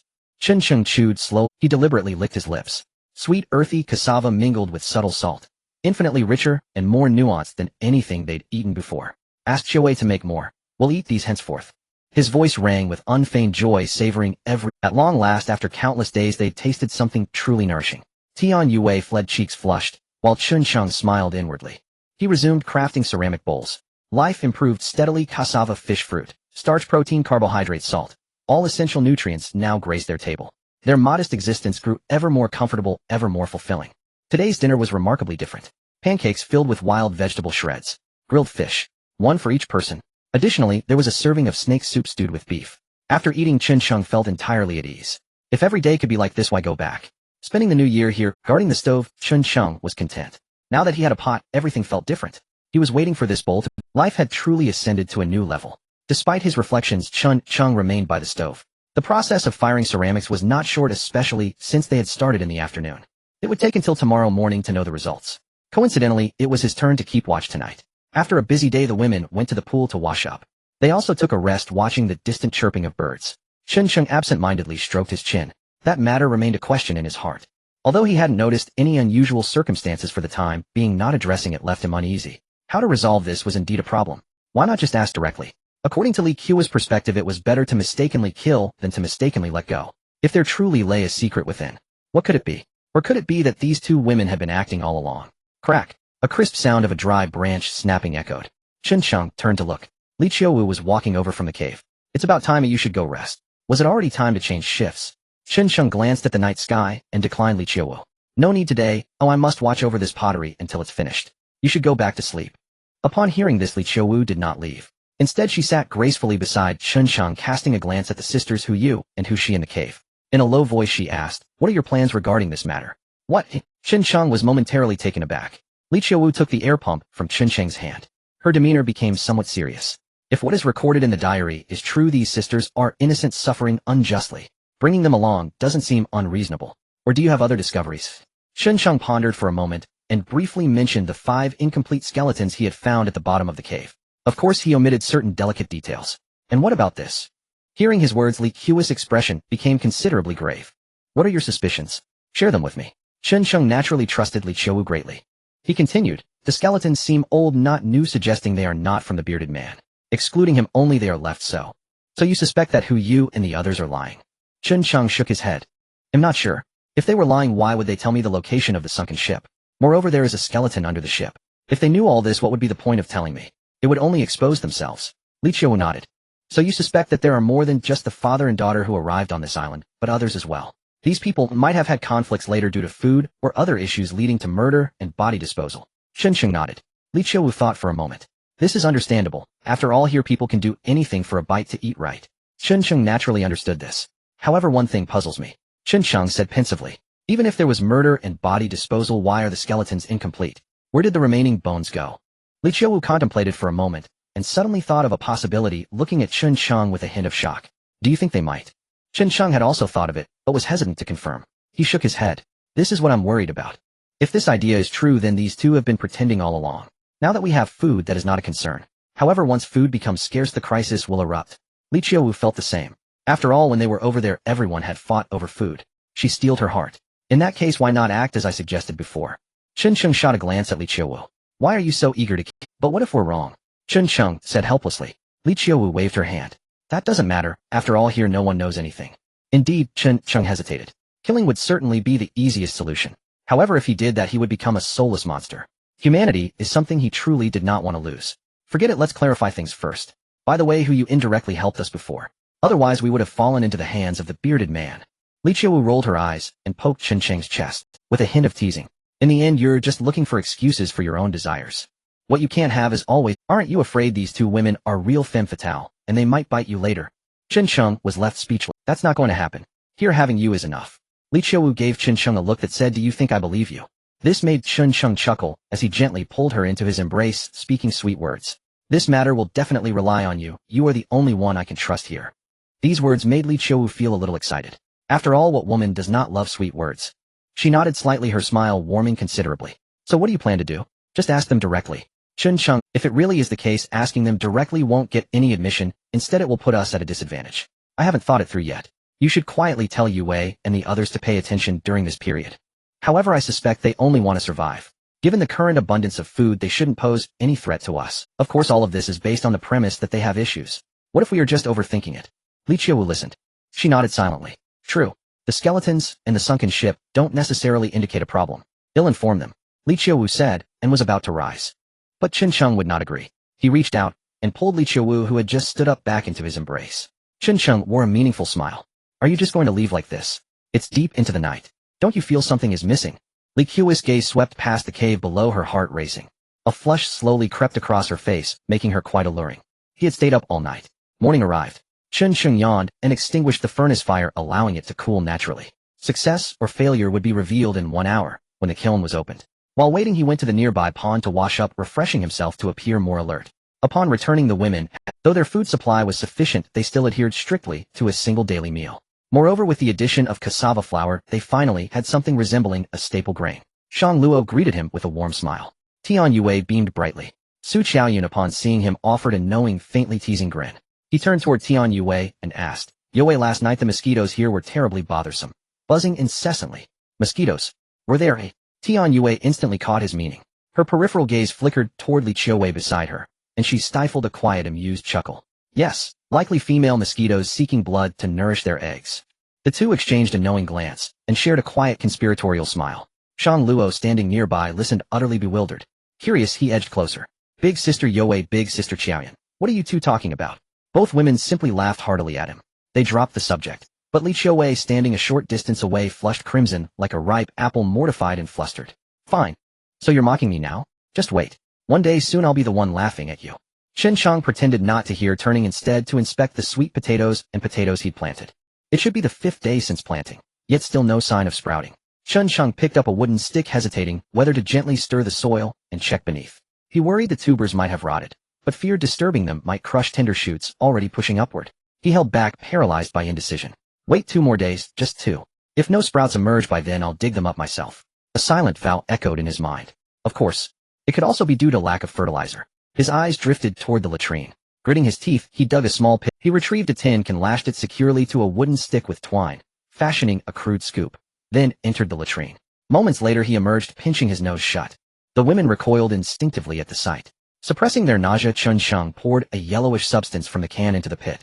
He added water and stirred thoroughly. Once fully mixed, he scooped the slurry with his makeshift tool and evenly distributed it over the potato and cassava beds. Phew. Having finished, Chen Shang hurried away, breathing deeply of the fresh air inside the cave. Surely this will do. He waited in quiet anticipation. When the women returned from washing at the pond, Chen Shang prepared to open the kiln and examine his fired pottery. Everyone eagerly anticipated the earthenware bowls. At the news that the kiln would be opened, they gathered around expectantly. Chen Shang stood atop the furnace. Peering down, he saw the charcoal fully consumed. Beneath layers of ash rested several promising-looking ceramic. Using bamboo tongs, he carefully lifted one out and placed it gently on the ground. The women knelt silently, observing closely. Shang Luo asked curiously, "Is this considered a success?" Chen Shang crouched beside her, studying the bowl with puzzled fascination. Its dull ochre hue appeared rough and rudimentary. He lifted it lightly and tapped its rim with his middle finger. Dong! A crisp, resonant chime. That tone suggests success, he murmured, perplexed. But why this color? It's nothing like the ceramics we've seen before. Tian Yue asked, intrigued. Of course it isn't. Su Qiaoyan and back when we traveled, we visited traditional workshops. I recall they glazed their pottery first, then fired it again to achieve a smooth, lustrous surface. Hearing this, Chen Shang grew curious and turned to Su Qiaoyan. How exactly is glaze applied? She shook her head. I couldn't say, but I think they dipped the unfired pieces into some kind of clay slurry before loading them into the kiln for a second firing. Well, asking was pointless after all. How could our primitive methods possibly rival modern craftsmanship? He sighed inwardly. Still, this counts as success, however modest. He glanced at Li Qiuwei. Bring me a bottle of water. She handed it over promptly. Chen Shang unscrewed the cap and poured water into the bowl. After a quick rinse, he held it up, running his fingers across its coarse, gritty texture. Yet it held water perfectly, shedding no fragments. It works. We've succeeded. Smiling, he passed the bowl to the women, then returned to the kiln to retrieve the rest. Yet what followed left them disheartened. Of 10 bowls fired, only 5 survived intact. The remaining 5 either shattered inside the kiln or emerged cracked and flawed. A mere 50% yield. Truly an underwhelming result. Don't despair. Half success proves our method viable. It's fewer than hoped, yes, but we can simply fire more. Seeing Chen Shang's dejection, Li Qiuwei quietly offered reassurance. Indeed, there's no pressing urgency. And wasn't there more clay near the stream? Let's just make a few more. Tian Yue added. With no better alternative, Chen Shang sighed deeply and instructed Shang Luo and the others to clean the 5 intact bowls. He then led Li Qiuwei and the others back to excavate more clay. Suspecting insufficient drying time as the root cause of low yield, he resolved to improve it. Since bowls could now be reliably produced, Chen Shang decided to attempt larger vessels, jars. He'd previously overlooked this need, though the aluminum pot served well for cooking, it proved wholly unsuitable for salt making. Aluminum, notoriously reactive, readily interacts with acidic or alkaline solutions. Concentrated brine would almost certainly leach metallic ions, introducing dangerous impurities. Thus, ceramic jars remained the safest, most practical choice. His earlier hesitation stemmed solely from uncertainty about successful firing. Now that bowls had succeeded, jar production moved to the top of his agenda, especially since their salt reserves were dwindling. Zoe, Lisa, Hu Yue, and Hu Shi continued gathering firewood. After returning with freshly dug clay, Chen did not immediately begin shaping jars. Instead, he walked to the stream beside the pond. He selected a smooth stone slab, carried it back, and painstakingly polished its surface against river stones.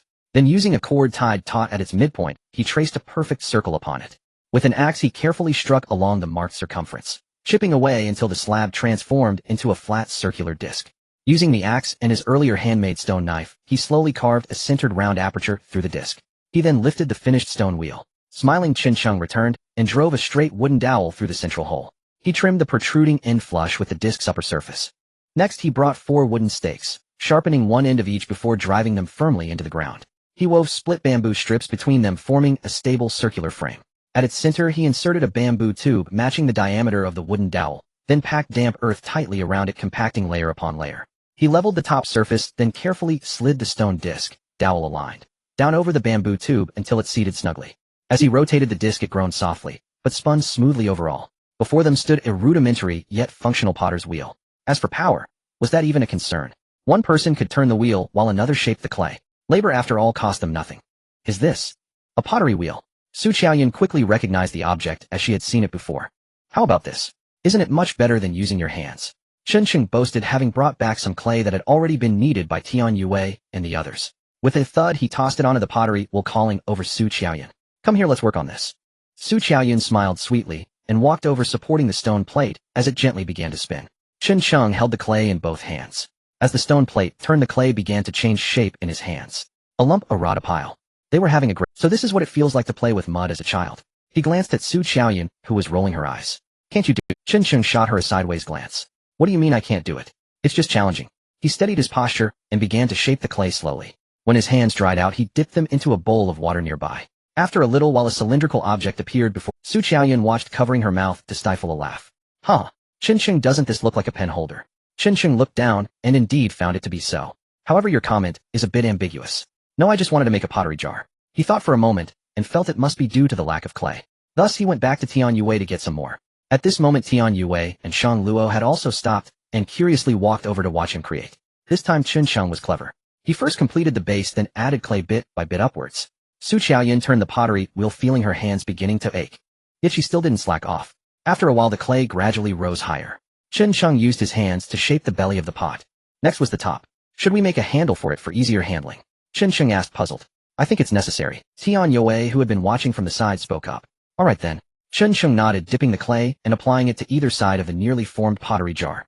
With that, the overall shape was set. He took out a fine string and carefully cut around the base of the pottery wheel to detach. He cleared a clean and flat space for Li Qiwei, then carefully placed the pottery jar down, waiting for it to dry now. With the pottery jar completed, Shang Luo and the others took Qin Sheng's place by starting to make pottery bowls on the wheel. Surprisingly, with this pottery wheel, their speed in making pottery bowls had noticeably increased, and they also looked much more aesthetically pleasing. Compared to the previous method of relying solely on hand kneading, there was simply no comparison. Watching Shang Luo and the others busily working, Qin Sheng found himself with nothing to do. As he felt free, his mind couldn't help but wander back to that question. What should be done? Big brother. Lin Zhaozhao joyfully ran over. She burrowed into his arms. Qin Sheng wiped his hands and directly picked her up. What's wrong? He looked at the little girl with affection. The little girl giggled, holding out a fruit towards his mouth. Big brother, this is for you. Qin Sheng pretended to bite. However, the girl immediately pulled it back, teasing him. Qin Sheng was at a loss for words, tickling the little girl's armpits, and the two laughed together. It was quite pleasant. Regarding Lin Zhaozhao using the fruit as a snack, ever since they learned it was edible, everyone had mostly ignored it. After all, there were still plenty of them over there. How much could a little girl eat? While the two were playfully teasing each other, Qin Sheng caught sight of Hu coming back with a bundle of firewood. He felt a little confused, unable to connect her image with what he had envisioned in his mind. However, Hu seemed to still hold a wariness towards him. Every time he tried to approach Hu would always be the first to come over. Qin Sheng smiled inwardly. He set the little girl down and quietly walked towards Hu, greeting her. Hu. Hearing Qin Sheng call her name, Hu set down the firewood and looked over with confusion. What's up, brother Chung? Qin Sheng smiled as he approached. It's nothing, just wondering if you all have time this afternoon. Let's go look for some cassava. Upon hearing about food, Hu had no issues. She nodded. Sure. However, just as she finished speaking, Hu leaned in. I want to go too. We're familiar with this area and can lead the way. Qin Sheng turned to Hu and smiled. Okay, let's go together. In the distance, Li Qiwei, who had heard the commotion, quietly approached. Count me in. It's much more convenient to search together. Qin Sheng glanced at Li Qiwei, but didn't say anything while Hu happily nodded. Hu's gaze swept over Qin Sheng, wondering what she was thinking. After noon, Shang Luo and the others had already made a few more pottery bowls. Moreover, to be on the safe side, they made an extra pottery jar. As for Qin Sheng, after tidying up, he took Hu and Li Qiwei, choosing a route that Shang Luo and the others hadn't explored, and set off. The four of them left the camp. They quickly arrived at the fruit grove. It seemed that the creatures here knew that they were around today, however they didn't find any other small animals. Chun Chung walked silently at the front of the group, continuing up the mountain road. Before long they reached the cave where he and Tian Yue had fallen. Looking at the cave, Chun Chung deliberately stopped feeling emotional. I can't believe we've come this far. Back then while chasing that rabbit, I nearly lost my life. As he spoke he quietly observed Hu Yu and Hu Shi's expressions. The two girls remained calm, but Hu Yu curiously leaned in to take a look at the cave entrance. Feeling emotional she remarked, it's so deep. Luckily Brother Chung is blessed and has a long life. Chun Chung smiled faintly looking towards Li Qiwei, who also appeared puzzled. Based on the two girls' demeanor it seemed they had no idea that there were bones at the bottom of the cave. What's going on? Chun Chung remained silent. Alright, let's move on. It seems there's no cassava here, let's head over there, he said and continued forward. After walking a few steps he seemed to remember something and turned to Hu Yu and Hu Shi asking curiously, by the way, when your father brought you over to escape, was there a rescue team that came by during all this time? Hu Yu instinctively turned to look at Hu Shi upon hearing this. Hu Shi gave Chun Chung a quick glance. We didn't see any. We only encountered that group of people, and then. Hu Shi didn't continue, seemingly recalling something sad, her eyes turning. Chun Chung didn't ask further and silently turned back. They pressed forward. This time Chun Chung chose an uncharted path, the area he had never explored before, the same stretch he'd once traversed with Tian Yue, excluding the Huashang Basin. They had already scoured nearly every other region, yet found no trace of cassava. Proceeding along the mountain trail, rough and winding, the four advanced with caution. After cresting several gentle slopes, an unexpected clearing emerged before them. Just as Chun Chung stepped forward to investigate, Hu Yu, bringing up the rear, lost her footing and tumbled headlong. Watch out! Li Qiwei, walking last, spotted the mishap and cried out urgently. Chun Chung whirled around, and with lightning reflexes seized her wrist just in time. Yet momentum carried her straight into his arms. The girl was slight and supple. Before he could even ask, Hu Shi dashed forward in an instant. Release my sister, she snapped, and yanked Hu Yu free from his embrace. She shielded her sister behind her, eyes sharp with suspicion. Chun Chung stood frozen, bewildered. What on earth was this sudden fury? Li Qiwei approached quietly, her gaze flickering between Hu Shi and Chun Chung, intuition whispering that something was amiss. Are you all right? She asked gently. Hu Shi ignored both Chun Chang's and Li Qiwei's puzzled looks, turning instead to Hu Yu with palpable anxiety. Are you hurt? Hu Yu shook her head softly. Thank you, Brother Chun, she murmured. Hu Shi's voice tightened with reprimand. Watch where you're going. Don't make me worry over every little thing. Hu Yu, clearly cowed by her elder sister, lowered her head and nodded silently. Chun Chung observed them quietly, his expression thoughtful, then glanced at Li Qiwei, whose own eyes met his with equal quiet scrutiny. She lowered her voice. Did you notice anything strange? Chun Chung nodded, then offered no reply, only a faint wry smile as he moved on. Never mind. No harm done. Let's go. Let's continue. With that he led Li Qiwei toward the clearing. Hu Shi watched them walk away, then turned back to her sister. Taking her hand she followed. Upon reaching the clearing, Chun Chung broke into a quiet smile. Not because they'd found cassava, but because something wholly unexpected now stood before them. Who would have thought coconut palms grew here? Li Qiwei approached, curiously gazing up at the grove of towering trees. Chun Chung strode forward with a knowing smile, tapping the trunk lightly. This is no ordinary coconut palm. A hollow thud echoed under his knuckles. Its true name is the sago palm, though it bears another far more celebrated title, the sago tree. What? Li Qiwei gasped, her disbelief palpable, her eyes wide with astonishment. You mean this is the sago tree? Chun Chung nodded. I encountered it years ago in Jian Kingdom. Locals used its pith to produce sago starch. I know it well. There's no mistake. Li Qiwei's face lit with exhilaration as she scanned the grove. So many. Does this mean we'll never starve again? Chun Chung chuckled softly. Don't jump ahead. Sago starch yield is limited. And, he paused deliberately, and we won't truly solve our food crisis until potatoes and sweet potatoes mature. Sago may sustain us, but only for 2 or 3 months at most. That's still enough, Li Qiwei mused. We also have cassava fruit fish. Combined they'll carry us through. Chun Chung agreed, with careful rationing. Waiting for the sweet potatoes to ripen was feasible. His gaze swept the grove, then settled upon a young sago palm still unblossomed. He raised his axe without hesitation. Hu Yu and Hu Shi, though unfamiliar with the sago tree, had heard the promise of plentiful food, and now rushed forward eager to help. Within moments the slender trunk crashed to the earth. Chun Chung divided the fallen tree into 3 sections. He hoisted the largest piece onto his shoulder, the remaining 2 he handed to Li Qiwei and Hu Shi. Mark this spot, we're returning. Though cassava remained elusive, this discovery was a stroke of serendipity. Back at Camp, Shang Luo immediately spotted the timber they carried, and stared dumbfounded. Sago trees. You actually found sago trees. Tian Yue tilted her head, puzzled. What is a sago? Su Qiaoyan frowned. Is it edible? Shang Luo dropped to his knees beside the log, drew his knife, and peeled back the bark. Beneath lay creamy white pith. Confirmation secured, he nearly leapt for joy. Brother Chun, where did you find these? How many grow there? Chun Chung smiled. Past the fruit grove. Not far, a clearing. Plenty more await. Shang Luo's excitement surged. With this, hunger will never haunt us again. Tian Yue and Li Qiwei exchanged glances, both deeply intrigued. Shang Luo sighed, then patiently explained the sago tree's properties. When they learned its pith yielded edible starch, their elation swelled anew. Starch, that is food. Their vision of the future brightened instantly. Yet harvesting the tree was only the extracting starch demanded laborious effort. Chun Sheng glanced aside, where by afternoons and Shang Luo's team had crafted numerous bowls now drying in the shade. 2 sturdy clay jars stood prominently beside nearly 20 small bowls, evidence of prudent preparation anticipating the earlier 50% success rate in pottery making. Enough excitement. Fetch fresh water, Chun Sheng instructed. Then axe in hand, he split one log cleanly down its center. He laid half the log flat on the ground, leaving a narrow margin at one end, then began chipping away with precise rhythmic strokes. The sago palm's interior proved soft and fibrous. Under the axe's bite, starchy pith soon crumbled into manageable fragments. Then he kneaded, gently, thoroughly, releasing the starch from the pith into suspension. The women hurried to it. Then he kneaded, gently, thoroughly, releasing the starch from the pith into suspension. The women hurried to assist, hands joining in rhythm. Soon the liquid turned milky white. The spent pith rinsed clean was cast aside. Once the water settled, pure starch would precipitate at the bottom. Paired with fish, and perhaps someday rabbit, cassava and fruit, this bounty ensured they'd face no famine not for many moons. For now sustenance was secured. Their days of hunger were over. At this moment on an island base, Lu Wei stormed out of a room with a face full of anger. Damn it, I knew this group of useless people wouldn't do anything good. Give the order, those who are still alive, throw them into the sea to feed the fish. Yes, Captain, replied the man following him promptly.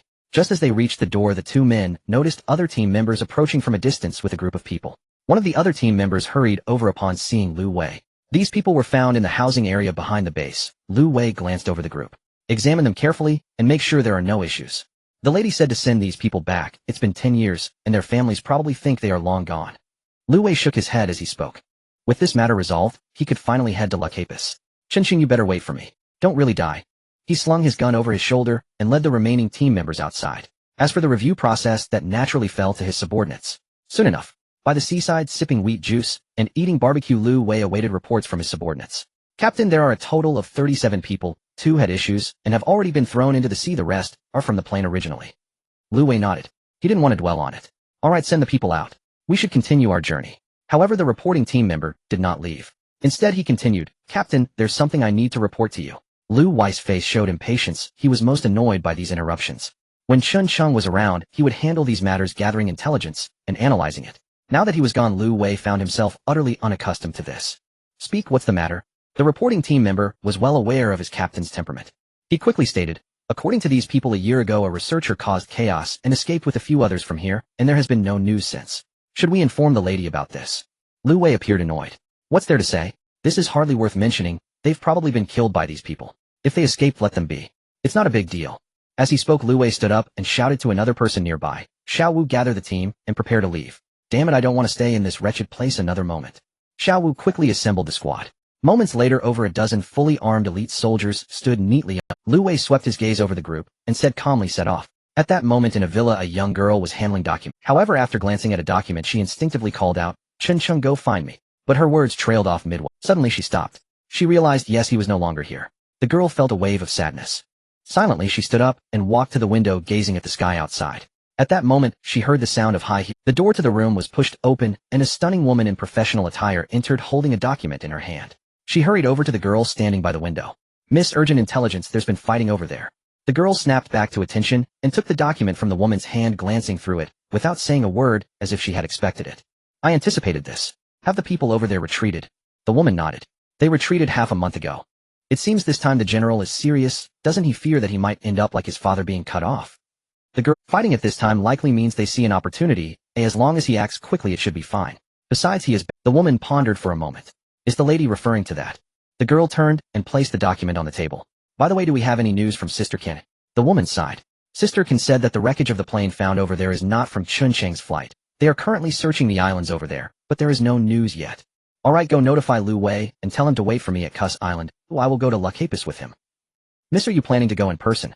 The woman looked incredulous. The girl nodded slightly. It's also a chance to clear my mind. You should come along. Let Kai Wei handle things here. Understood, miss, the woman replied solemnly. Early in the morning, Chun Sheng came to check on his sweet potatoes and potatoes again. It was the 6th day. He wasn't sure if it was just his imagination, but he noticed a small mound forming on the ground where the sweet potatoes were planted. He slowly crouched down, carefully using a stick to gently pry at the soil above. After clearing away the mound bit by a tender purple shoot appeared before his eyes, leaving Chun Sheng almost unable to believe what he was seeing. It's sprouting. It's sprouting, he exclaimed excitedly. The newly awakened Shang Luo and Li Qiuwei heard his voice and rushed over.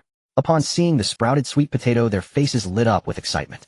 Yesterday, it was sago palm. Today, it was the sweet potato sprouting. Once this sweet potato is transplanted, they would no longer have to worry about food. Chun Sheng excitedly picked up Shang Luo and spun her around twice in the air. This action made Shang Luo blush, deeply feeling shy under the gazes of the other girls. After the excitement, Chun Sheng began checking on the potatoes. Unfortunately, the potatoes remained silent. Chun Sheng felt helpless and decided to wait a little longer. Now that the sweet potatoes had sprouted, this was his treasure and he was afraid of dropping it, even while holding it. The sago palm juice that had settled overnight was now ready. Chun Sheng lifted one end and poured out the liquid on top. Shang Luo brought over a piece of bamboo and began collecting the starch inside, laying it out to dry on a nearby stone. Now, after a series of good news, the faces of the girls were no longer frowning. They chatted and laughed with one another. Gone was the pessimism of the past. Now their lives were finally starting to improve a bit. Cassava flour, fish, fruits, rabbits, sago palms, sprouted sweet potatoes, and potatoes waiting to sprout. All of this was the result of their hard work. The cold winter was about to pass, and they welcomed their spring. Of course, they also knew who had provided all of this. The gratitude they felt towards Chun Sheng could not be expressed in mere words. Especially for the few girls who had a good relationship with Chun Sheng, they deeply admired their choice back then. They wanted to survive in this situation. Without giving, how could they reap rewards? Surviving and returning home was more important than anything. What to do today?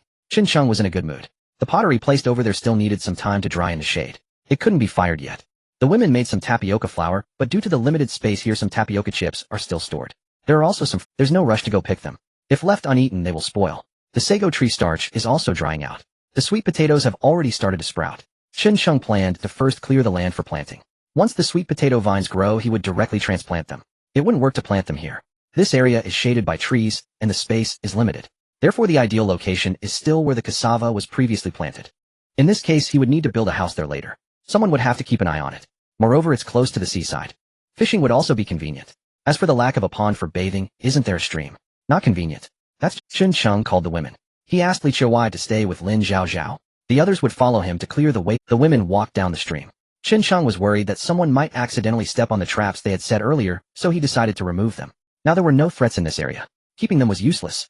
Exiting the valley, a vast open space appeared. Chun Sheng still chose the area behind the bearded women's camp. He continued to expand the farming area alongside where cassava was previously planted. He held a stick and roughly marked out a large area behind. You all cut down the wild grass, pile it up, and then burn it as fertilizer. Chun Sheng directed. The women nodded in understanding and began to work. Chun Sheng then took Shang Luo to clean up the camp that had been burned down. He still planned to build a house here. First, the ground was flat. Moreover, it was close to the right hillside, not occupying other areas. Second, being near the mountain reduced the disturbance from sea winds. He could clearly see the situation of the distant sea, allowing him to notice any changes instantly. As for the third reason, the ground here had been compacted by people before, which made it much easier. The previous houses were made of wood and thatch. The big fire left nothing but ashes.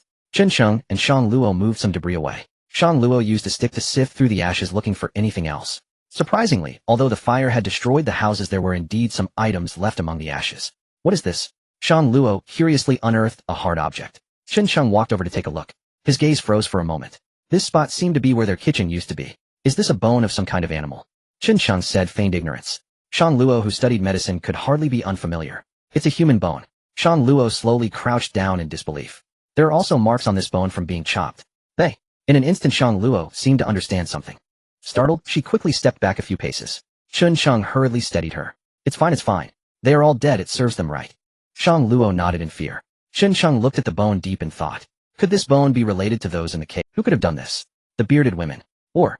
Chun Sheng's gaze instinctively drifted to the Hushi sisters not far away. He moved the bones aside. Worried about startling Shang Luo, he sent her to tidy up elsewhere. While he continued, Chun Sheng discovered that there was not just one bone here. It seemed like a pit had been dug and bones were piled up. The bones below had not been burned. The marks of cuts were clearly visible on the bones above. It appeared that these bones matched those over there. There were no large skulls, tendons, or pelvis. And there were exactly those in the cave. This meant that the bones here were together with the 5 bones over there. Sigh. What could have forced people to such an end? He collected all the bones and bundled them together.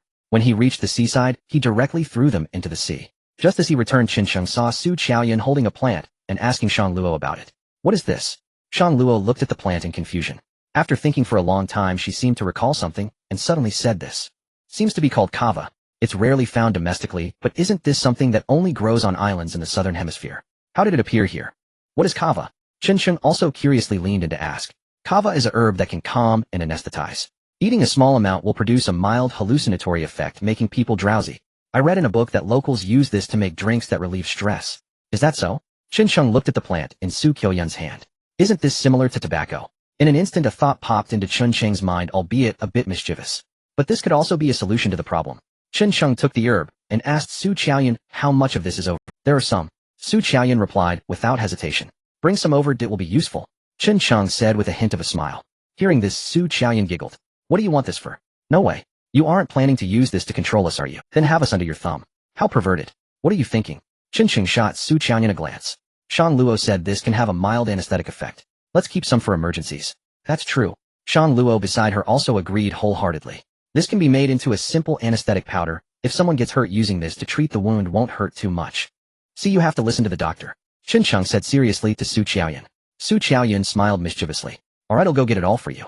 With that she swayed her slender waist and went to the farming area. Meanwhile Chen and the others had also cleaned up. The ground was lightly swept. They just needed to come here to build a house later. So Chen took Shang Luo to that side. In the farming area most of the wild grass had been removed and piled in the middle. Chen stepped on the ground and felt it was still insufficient. They would still need to turn the soil over again. This is not like planting cassava where you just insert it into the soil. It requires careful nurturing. However, they currently didn't have any tools for turning the soil. There was no other way. Chen had to take an axe and cut a few wooden sticks, sharpening one end. He temporarily used it as a tool for tilling the soil. The piled up wild grass would dry out by noon when the sun came out. Then he could directly burn it and mix it with some things from the campsite's latrine and clean water. This would serve as simple homemade fertilizer. It should be fine for planting sweet potatoes. Everyone turned over the soil completely. Of course they too were not beasts of burden and needed to rest. Moreover, the midday sun had come out. Everyone was drenched in sweat. They hurriedly sought refuge under the nearby shade of trees to rest. Su Qiuyun tugged at her chest, fanning herself with a cool breeze. After taking a sip of water handed to him by Shang Luo, a bit of it dribbled down the side of his mouth, whether intentionally or accidentally. It trickled down, hanging around his neck. The shirt soaked with sweat was quite alluring, making Chen feel restless as he noticed his gaze. Su Qiuyun smiled quietly and even deliberately loosened her clothing a bit. At 1 o'clock in the afternoon, with nothing much to do here, Chen let everyone go back. Only Shang Luo stayed behind with him, watching the wild grass burning nearby. He warned, don't set the whole mountain on fire, or you won't even have a place to cry later. With no outsiders around, Su Qiuyun's buried feelings bore fruit for Shang Luo. The little girl blushed and secretly cursed Chen as a rogue. Yet she felt quite pleased in her heart, especially towards this eager Tolian girl who followed her closely. Chen generously imparted all his knowledge. Moreover, perhaps due to eating the bull-strength herb, he felt exceptionally energetic. He lingered until evening, waiting for the fire to extinguish completely. The two went to the seaside to retrieve the fish before lazily returning to their dwelling. What happened? He asked, noticing Shang Luo limping. Tian Yue asked curiously. Shang Luo blushed, glaring angrily at the instigator resembling a clumsy cow, while Su Qiuyun joked nearby. What could it be? Chen was just checking her educational background. Educational background. Tian Yue looked confused, but quickly reacted. Oh Qiuyun, what are you talking about? Shang Luo's face turned red. Quick to respond, she said, I just came back and accidentally sprained my ankle. Yes. You twisted your ankle, clumsy. Su Qiuyun said with a laugh before leaving. Tian Yue felt it. Then let me help you over there to rest. She said, deliberately giving Chen a glare as if to say, it's all your fault for not. Chen awkwardly scratched his head and glanced at Li Qiuwei in the distance, silently walking over. Early in the morning, Chen crouched by the sweet potatoes, feeling content as he looked at the sprouting plants. The land was already turned over, and he planned to till it again when the time came to plant. It should be about time. However, why had the potatoes not shown any response? He had planted them in slices, and even if one didn't work, the others should be different. Did it need to wait longer? Chen began to worry. After all, without potatoes, many meals would be compromised. He turned his head to look outside. The weather was not great today, with a light breeze blowing as if it might rain. Chen returned to the cave below. He checked the situation of the pottery drying in the shade, but still needed some time. He had to continue waiting. Last night Li Qiuwei had already used the last of the salt. Today he could only make do with a little inconvenience. A day or two without salt wasn't a big deal. Besides, there were still some of the pancakes made earlier which had salt added. It was not a significant issue. It was fortunate that they had boiled some extra salt earlier. After a while the girls got up and Chen arranged to gather more firewood today, as rain was expected. He didn't want to end up with several days of no fire, so everyone went together to chop wood, bringing back quite a bit to stack near the cave close to the toilet. They had been busy. Li Qiuwei thoughtfully passed water bottles to everyone. Chen smiled as he took one and gulped down several mouthfuls. By 1 o'clock in the afternoon, the weather, which had been overcast all morning, finally began to rain. Everyone hurried back to the cave below, suddenly finding themselves with nothing to do. Everyone sat together chatting idly and reminiscing about past amusing events. However, not long after, Huyu shook her head several times. Qin curiously asked what's wrong.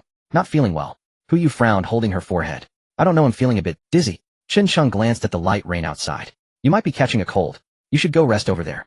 Huyu nodded slowly, almost losing her balance as she stood. Fortunately, Hushi quickly supported her and led her to a sleeping area. Qin turned back. Li Qiuwei smiled at him, remaining silent. Everyone continued chatting, not taking it too seriously. By evening, as Qin stood bored under the cave catching the rainwater with his hand, Hushi hurried over. Qin, can you help check on my sister? She seems off. Hearing Huzai's words, Qin quickly turned around. What happened? Is it serious? Huzai's eyes were red, almost in tears. I don't know, she seems to have a fever. Qin hurriedly followed Hushi inside. When they reached Yue, he crouched down and touched her forehead. It was indeed a bit warm. He glanced at Hushi and waved at Shang Luo in the distance. Shang Luo, come over and take. Shang Luo, who had been listening to Su Qiaoyan share amusing stories from the plane, rushed over. What happened? Can you? Qin pointed at Huyu. Shang Luo squatted down, slowly touched Huyu's forehead, and then examined her carefully. She confidently stated, it's a fever caused by a cold, some medicine will fix it. But what? Qin quickly asked. Shang Luo shook her head. But we only have one fever-reducing medicine left here if we give it to her. The implication was quite clear. This was meant for emergencies. Qin hesitated and nodded. That thought was correct. He glanced at Huyu and then fixed his gaze on Hushi. Hushi, how about this? They'll have Shang Luo get some herbs to try and see if they work. Hushi hesitated at Qin. Will this really work? Qin turned to pose the question to Shang Luo. Shang Luo shot him a glance. Let's try. Saying that, she turned and walked to the side. Qin looked at her and said to Hushi, I'll go with you to take a look. He quickly followed Shang Luo. Seeing Qin following, Shang Luo shot him an annoyed glance. Qin turned back to look at Hushi and lowered it. Are you sure she's fine? Shang Luo nodded. With that dosage, she'll be unconscious for at most half a day. I don't know what you and Qiuwei are scheming. After a short while, Qin returned carrying a glob of sticky green salve. Help her sit up, Bill apply it to her. Hushi, though unsure, felt a tug of doubt. Could this really work? After Qin smeared the remedy on Huyu, he explained, Shang Luo says it is an acute flu. Let us see if this will bring down the fever. Hushi nodded in understanding. Watching her sister writhe in discomfort, anxiety gripped her heart. She had no other kin in this world. No matter what, she would protect her. Thank you. Hushi said, gratitude shining in her eyes as she looked at Qin. He waved his hand dismissively. You take care of her, he said, turning away. Time passed, and dusk soon fell.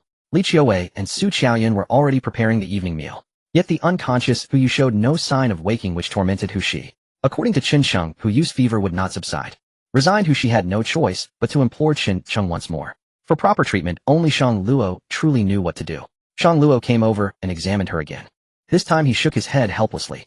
It had no effect. It seems we must use that, but... Qin nodded and he sighed with regret. That is the life-saving medicine we set aside. If... He did not finish the sentence, yet his meaning was unmistakable. To put it plainly, Hushi and Huyu were not close enough to warrant being given the medicine reserved for their own. The news left Hushi frantic. Still deep inside, she understood their reluctance. She glanced at Qin, then cast a quick look toward Shang Luo. Then, to Qin's astonishment, she dropped to her knees with a thud. Brother Qin, I beg you, please save my sister. I beg you, she is my only family, Hushi pleaded, about to kowtow. Shang Luo moved hurriedly, steadied her, and turned his gaze to Qin. Qin sighed, and regarded Hushi with a measured look. He spoke with a helpless tone. This medicine is reserved to save our own. Frankly, Hushi, we are not close. We do not know if you are hiding something from us. You expect me to save your sister. Then it must be for our own people. Hushi flinched at his words, stunned yet unable to deny the truth of them. Those last words, our own people, ignited a desperate resolve within her. I understand, she cried, then crawled across the ground toward Qin on her knees. She reached for his belt. Startled, Qin stepped back. What are you doing? Hushi looked up, a hint of bewilderment. You said it must be for your own people, did you not? I will give myself to you like the others. Do as you wish. From now on, I am one of your own. Will you then save my sister? What was happening? Qin wore an expression of incredulity. Was that really her intention? He glanced at Shang Luo, who was fighting back a smile. Shang Luo said nothing. Qin shot him a glance. Shang Luo understood, and said, you two talk, you'll be up. The cave was small. Their scene could not escape the eyes of the others. The gathered people leaned forward, curiosity. Once Shang Luo left, Qin wasted no words. He looked at Hushi and helped her to her feet. I can save your sister, he said, but you must answer some questions truthfully. If I discover you have lied, do not blame me if I refuse to help. Questions. In Huzai's mind, there was only her sister. She cared for nothing else. Relieved she would not have to sacrifice herself, she nodded eagerly. Seeing Hushi agree, Qin allowed himself a slight exhale. The matter was settled. His exertions had not been in vain. Although it was somewhat ignoble for the sake of the truth, it was a small price to pay. Very well, Qin said, studying Hushi as he began. How many of you came here? Chinching asked. She froze, panic flickering across her face. How did you discover that? She stammered. Now I am asking you. Chincheng replied, his voice laced with severity. She lowered her head, intimidated by his penetrating gaze. Thinking of her sister, she finally answered. There were 9 of us who arrived here. 9. The thought was chilling. Did that mean they had truly? Chincheng felt a wave of nausea. He pressed on. What about the others? With her head bowed, she began to recount the ordeal that had befallen their group. It emerged that besides she and her companions, 6 others had escaped, 2 from the laboratory, 3 from the dormitory, and the captain. The captain had been bribed by Huzai's father with a golden bracelet to take them straight to a nearby country. Fearing pursuit, Huzai's father chose another course. The captain refused. After a heated dispute, a struggle erupted to avoid being dragged back, and in the chaos the captain was killed. Without the captain, none among them knew how to sail. They drifted aimlessly until their vessel struck a reef and sank. They salvaged all the supplies from the ship and carried them ashore, intending to hide on the island and seek a way back. At first, upon arrival, everything seemed ordinary. They were simply grateful to have escaped with their lives. They built shelters and waited for passing ships to take them away, but as time passed, nothing came. Food grew scarce, and no vessel appeared. Panic set in. Accustomed to comfort, they lacked any knowledge of wilderness survival. Then 6 months ago, conflict finally erupted. 3 men lecherous for Hushi and Huyua launched a sudden assault one night. They bound everyone and intended to violate the sisters. The 2 resisted with desperate ferocity. But they were no match for 3 attackers. Huyu broke free to save her sister, only to be shoved. Her head struck a rock, and she fell into a deep unconsciousness. Seeing her sister injured, Hushi was overcome with despair, crying out for her father. As Hushi was being stripped, and 1 man prepared a gun. Huzai's father, aided by 2 others, finally broke his bonds. Grasping a knife, he rushed forward and stabbed one. The other 2 attackers were stunned into flight, but Huzai's father, heedless of everything, pursued them like a man gone mad. Hearing this, Chincheng was visibly moved. Your father truly was a good man. Yet, when Hushi heard those words, she snorted with disdain. Was he? What kind of father was he? There was more to the tale, and Chincheng felt a prickle of curiosity. Hushi paid no heed to his question and continued her account. When he returned, I was clutching my unconscious sister, my eyes swollen from crying. The other 2 wore expressions of abject terror. We thought that by killing those men the danger had passed, but the absurd truth is that once a person's desires are unleashed, they only grow unchecked. Chincheng listened in bewilderment. Hushi raised her head slightly, her eyes filled with a hint of hatred. It was also at that time when Huyu was injured, her intellect seemingly impaired, forgetting many things, yet she did not forget that I am her sister. I originally thought everything had ended, that we were saved, that he had killed those people, and that my sister and I were safe. Until that day when I went out with him to look for food, I accidentally injured my foot, and he examined it for me, and then... Hushi did not continue. Chincheng understood. Beast, he cursed directly. Huzai's eyes turned red from crying. Afterwards, he kept apologizing to me, slapping himself, and saying he was sorry, claiming it was because I resembled my mother too much. Though I hated him, I knew that here I could only rely on him, and had no choice but to endure. But once such things happen, there is bound to be a second time. I resisted with all my might, yet he threatened me with my sister, saying if I disagreed, he would. He would. Hushi spoke while crying. Chincheng cursed inwardly again at the unspeakable creature. But there are no walls that do not let the wind through in this world. Those 2 discovered the matter. They threatened me, insisting that I agree to their demands, or else once we returned they would definitely expose everything. I was scared too, planning to just let it go, but I didn't expect he noticed the situation. That night, he directly killed those. Chincheng let out a slight sigh as he listened. Was this the answer he had been seeking? Although he understood for who she it was, as if she was reliving the experience. So the bones in that cave were thrown in by you 2. Upon hearing this, Hushi looked somewhat confused. I don't know. After he killed those 3, he became quite abnormal, often roasting meat for us while we ate canned food. Huyu also wanted to eat, but was scolded by him. Later I discovered the bones near the house, which made me realize the truth. In other words, Hushi and Huyu had not participated in eating meat. She had already spoken of such things. Hushi had no reason to deceive herself. What happened afterwards? Chincheng continued to ask. Afterwards, Hushi recalled. Afterwards, that group of people arrived, and we all thought we were saved, only to find they were also in trouble. He took them in, but they discovered the bones, and we were captured. Fortunately, we were prepared in advance, and escaped while they were not paying attention, but he was shot during the escape, and soon after we returned he died. Just before he died, he was at that table writing and drawing, saying that if he met someone in the future, that notebook could save the lives of us sisters. Later we hid on this island with that group of people until that day, when Huyu returned to tell me she had found signs of other. Afterwards she went to take revenge for me, but was saved by you all. Everything connected. However, there were far too many unspoken matters within that. All questions were answered. Chincheng felt a slight sense of relief. No wonder that day he had only helped her. She reacted so strongly. He felt immense sympathy for who she yet felt helpless. The past is behind us, rest assured, I will save your sister. As Chincheng spoke, he stood up and walked away. Li Qiuwei looked at him, coming over her eyes, questioning the situation. Chincheng nodded. It's all fine now, I clarified things. It's not them. Hearing this, the women finally breathed a sigh of relief. Chen Chung searched through his bag. He took out the fever medicine.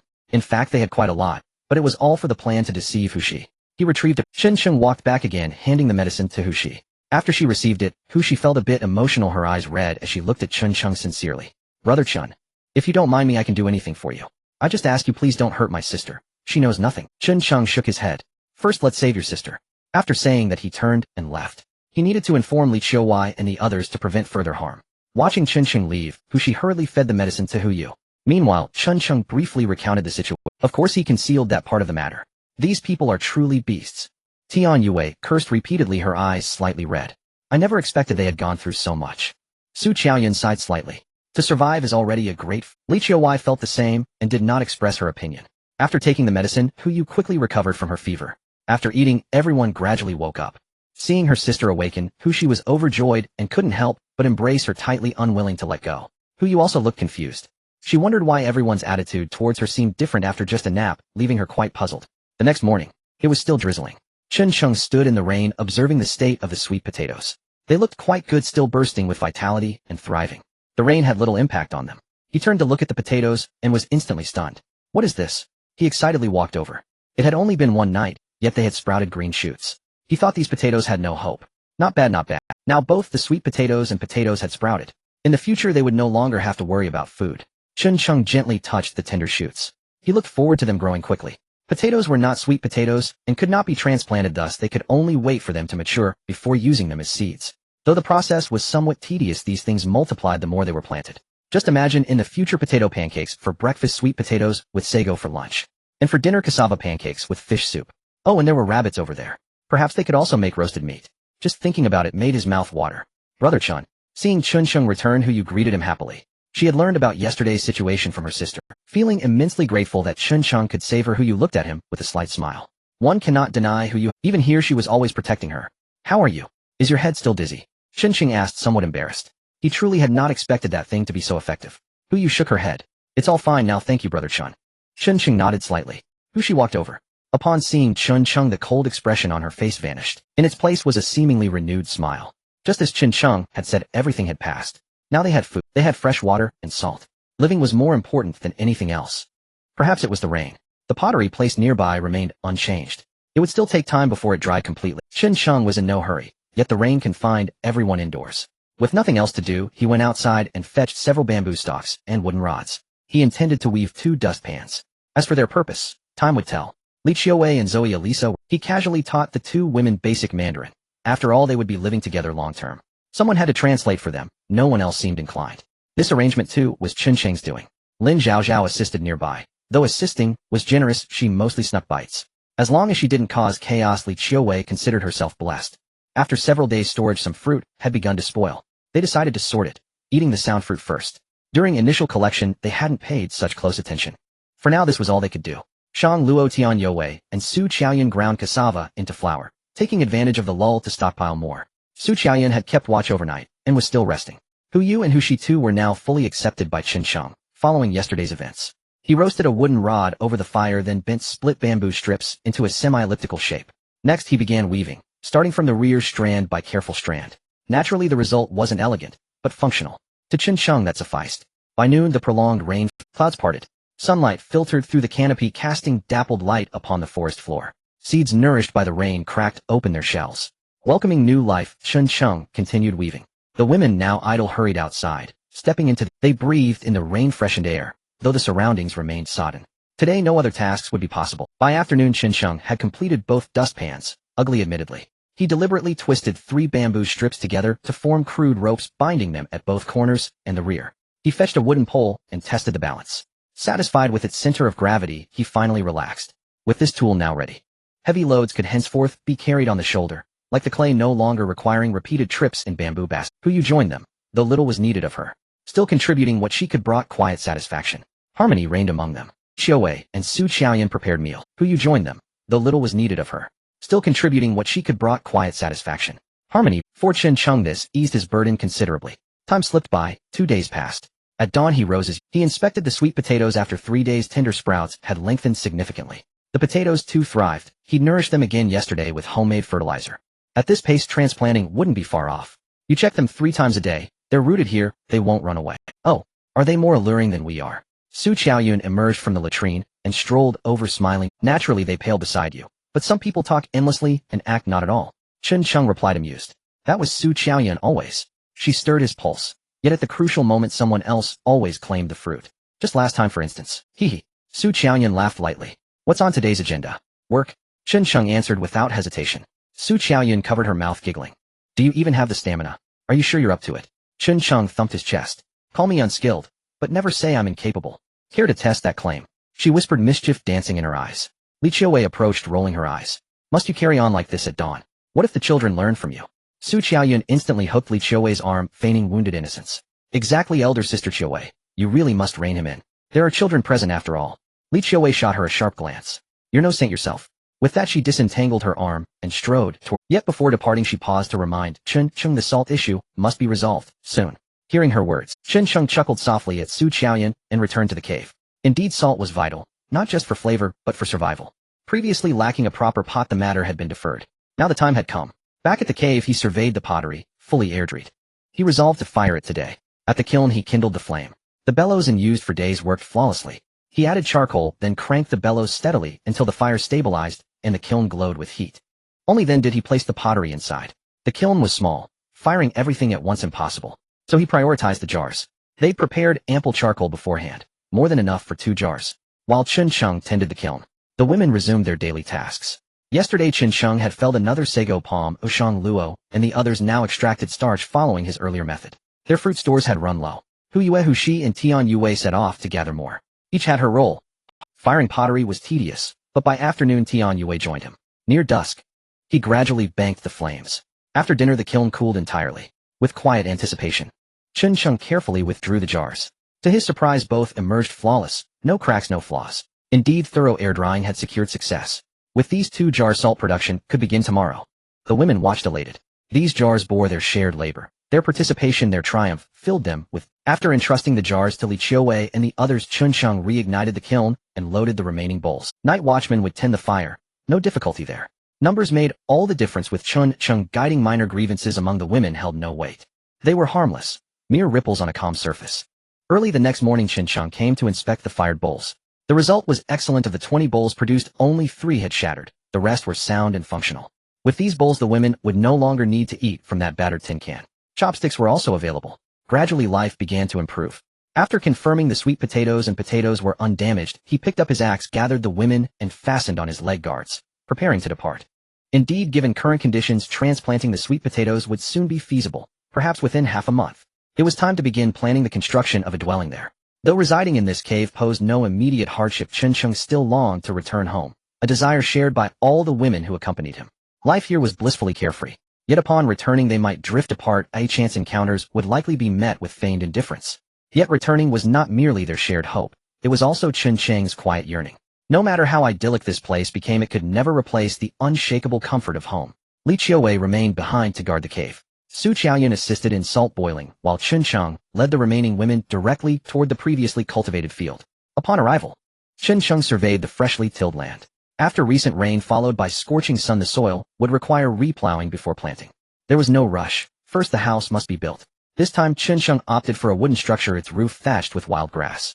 Why not use the abundant bamboo nearby? He had considered it, but securing bamboo without nails posed a fundamental. Moreover, bamboo was too light.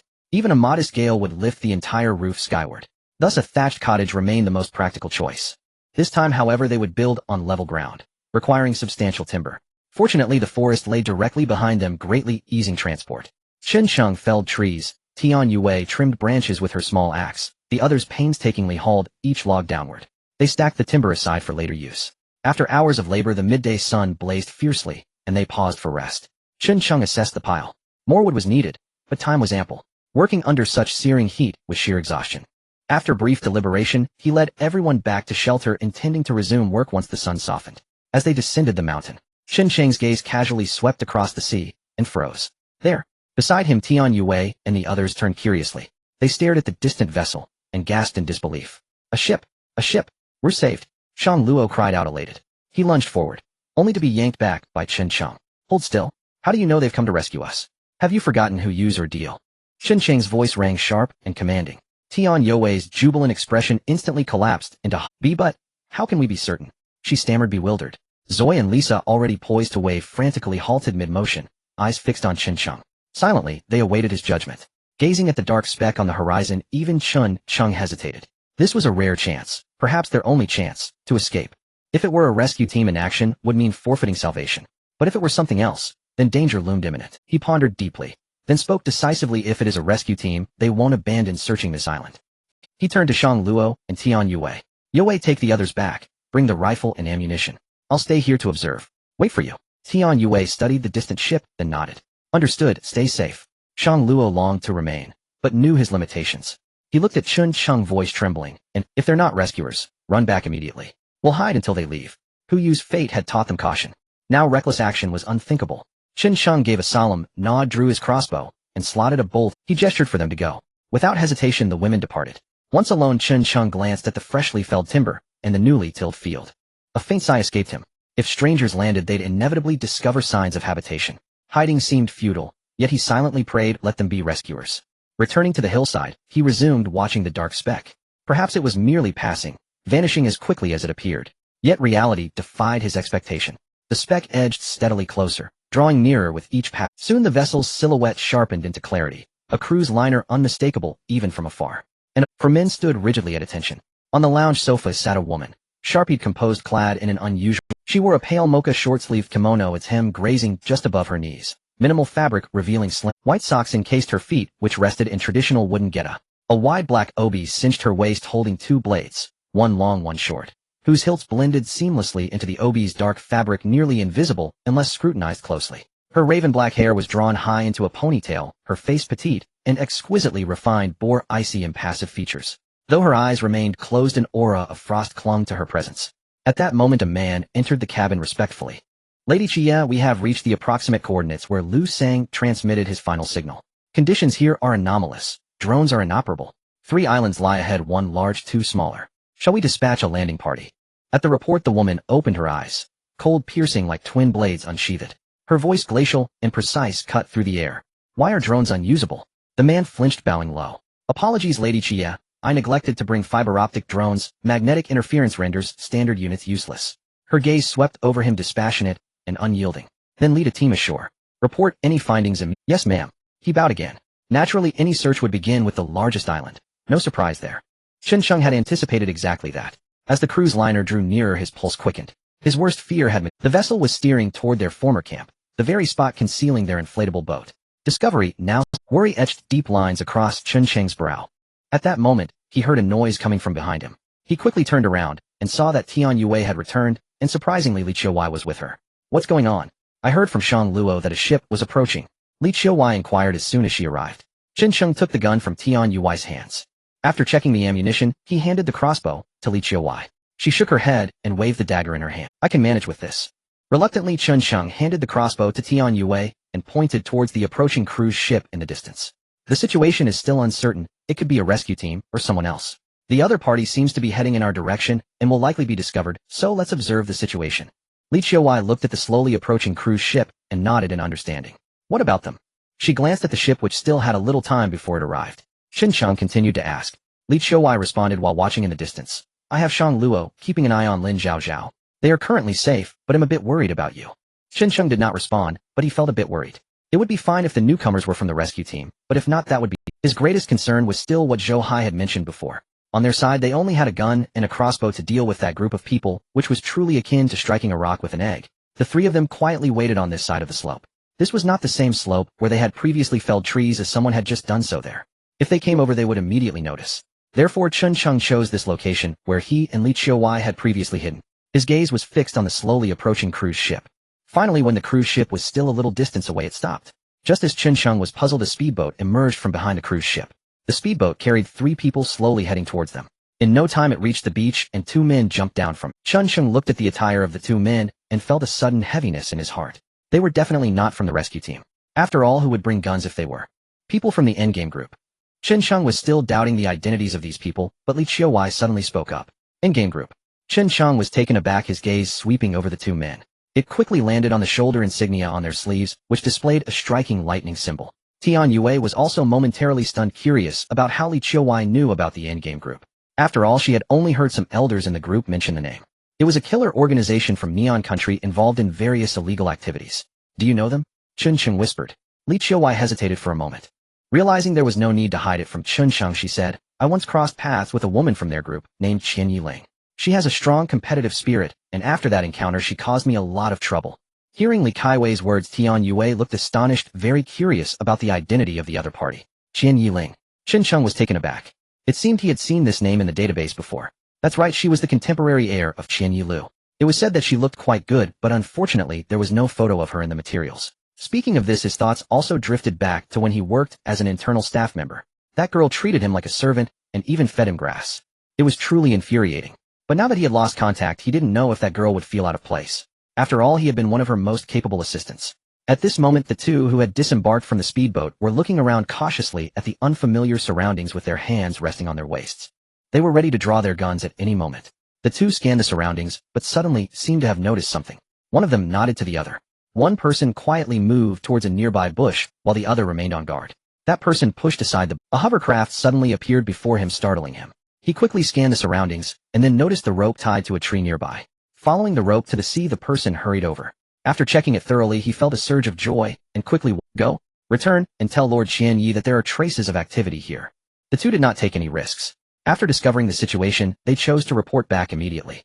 Chuncheng and the others on the mountain watched the movements of the three, naturally including the discovery of the hovercraft, until the three sailed away. His worries grew more severe. It seems we've been discovered. Chuncheng sighed helplessly. There was no way around it, even if they didn't have a hovercraft or fish trap here. Once the other party came over, they would see the cultivated land. There was no way to avoid that. However, the organization of these people was truly impressive.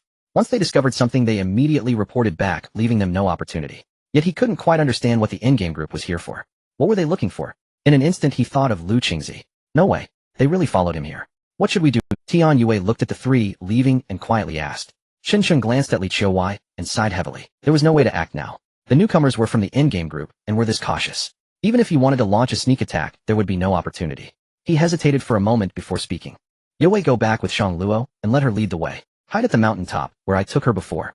The other side only knows someone is here, but doesn't know how many people there are. Li Qiuwei and I will stay and see if we can negotiate with them. In fact, Chuncheng had more to say, that he had his eyes on the cruise ship in the distance. If they could seize it without resorting to the rescue team, they could return. However, snatching a ship from the endgame group was no easy task. Tian Yue hesitated and nodded. Then I will drop them off and come back to look for you. Chuncheng shook his head. You don't need to come back. They are not as easy to deal with as others. It's better for you to hide from. What about you? Tian Yue asked instinctively with concern. Chuncheng smiled slightly. Don't worry, if I can't beat them I can still run. Tian Yue looked worried but knew there was no way to persuade Chuncheng, so she could only helplessly say, then be careful. We'll wait for you to come back. Chuncheng nodded, watching Tian Yue leave. Once she was gone, Li Qiuwei beside him suddenly spoke with a hint of envy. So you know how to cherish a delicate flower. Chuncheng awkwardly smiled. Now was not the time for such talk. He leaned against the rock watching the distant cruise ship. His heart was filled with anticipation. Normally one would assume everyone had fled by now. But Chuncheng was different. The other party knew there were people on the island, so they would definitely bring people over. Whether they returned on a speedboat or came over on the cruise ship, they would certainly come ashore. So how many people would be left on? You look for your people, and they'll ambush you from behind. Everyone can do their own thing without any issues. They had previously left traces of activity along the valley. It would be hard not to be discovered. As long as the other party went in to look for someone, that would be their opportunity. Jokingly he asked, what do you think of their ship? I seized the boat.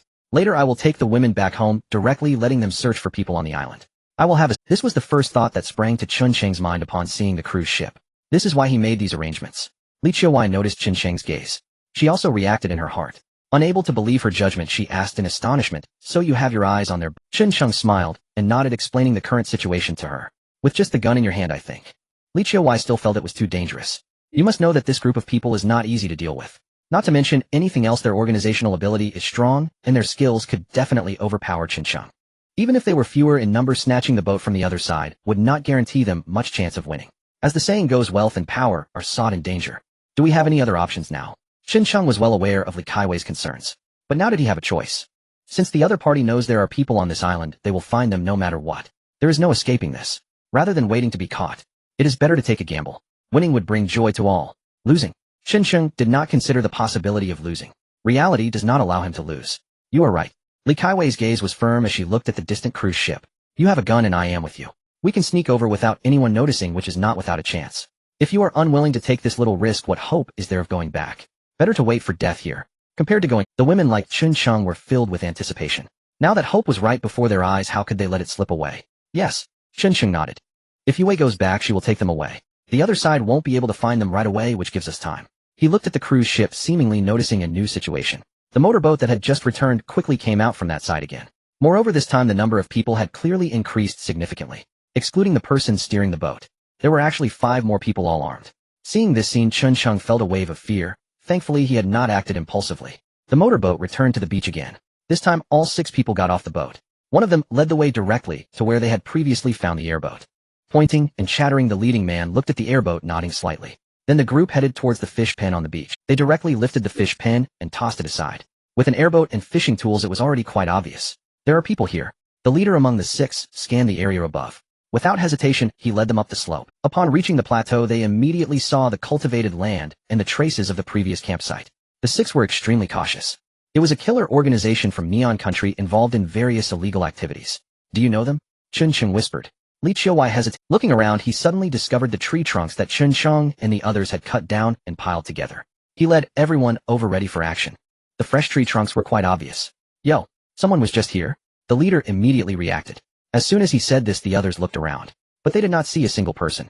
Have they hidden away? One of the men beside him asked in confusion. The leader nodded. They probably realized we were coming. Truly cautious.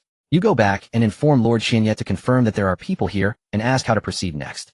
Hey, one of the men beside him nodded seriously, then turned to leave. Chun Sheng and Li Qiuwei watched the situation from a distance, silently waiting.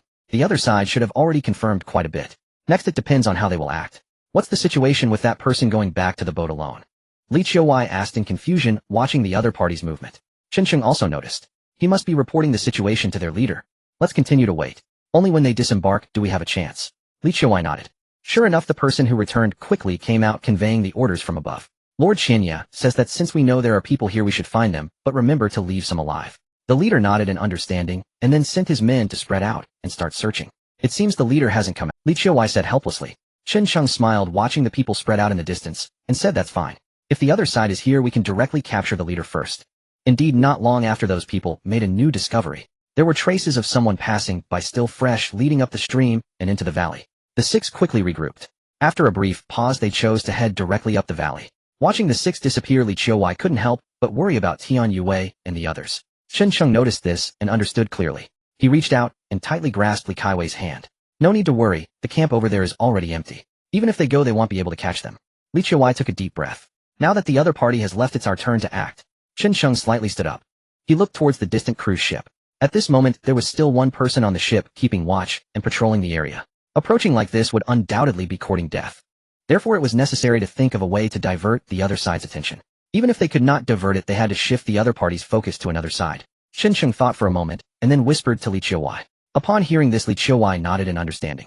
After Chun Sheng reminded her to pay attention to safety, he gradually retreated, disappearing into the woods.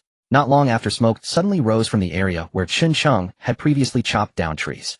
A large amount of smoke billowed up instantly, attracting the attention of the person on the ship. He looked over in confusion. When Li Qiuwei saw that the other party was not paying attention to this side, her heart filled with joy. She slowly made her way down. When Chun Sheng returned, he found that Li Qiuwei was missing, and his heart sank. He hurriedly looked down, only to find that Li Qiuwei had already entered the water stealthily, making her way over. This foolish girl. Chun Sheng couldn't help but curse angrily. Fortunately, at that moment, the person on the boat was distracted by the smoke and did not notice this side. Chun Sheng's heart was filled with immense worry. In a state of panic, he finally made up his mind and followed suit. At that moment on the boat, the guard looked at the distant smoke, a look of confusion on his face. For a moment, he did not know what had happened. At this time, a man walked out of the cabin. What's going on? Hearing the sound, the man hurriedly turned back. Senior, there is smoke rising over there. The man replied hastily. The man who emerged looked somewhat puzzled and glanced in the direction pointed by the other. They must be looking for someone. What a fuss they are making. After saying this, he did not pay much attention and planned to inform the person inside about the situation. He turned back to the cabin. Qian Yiling, who was meditating with his eyes closed, heard the footsteps returning. Without opening his eyes, he asked faintly, "What is it?" Chun Sheng smiled and nodded, explaining the current situation to her. "With just the gun in your hand, I think." Li Qiuwei still felt it was too dangerous.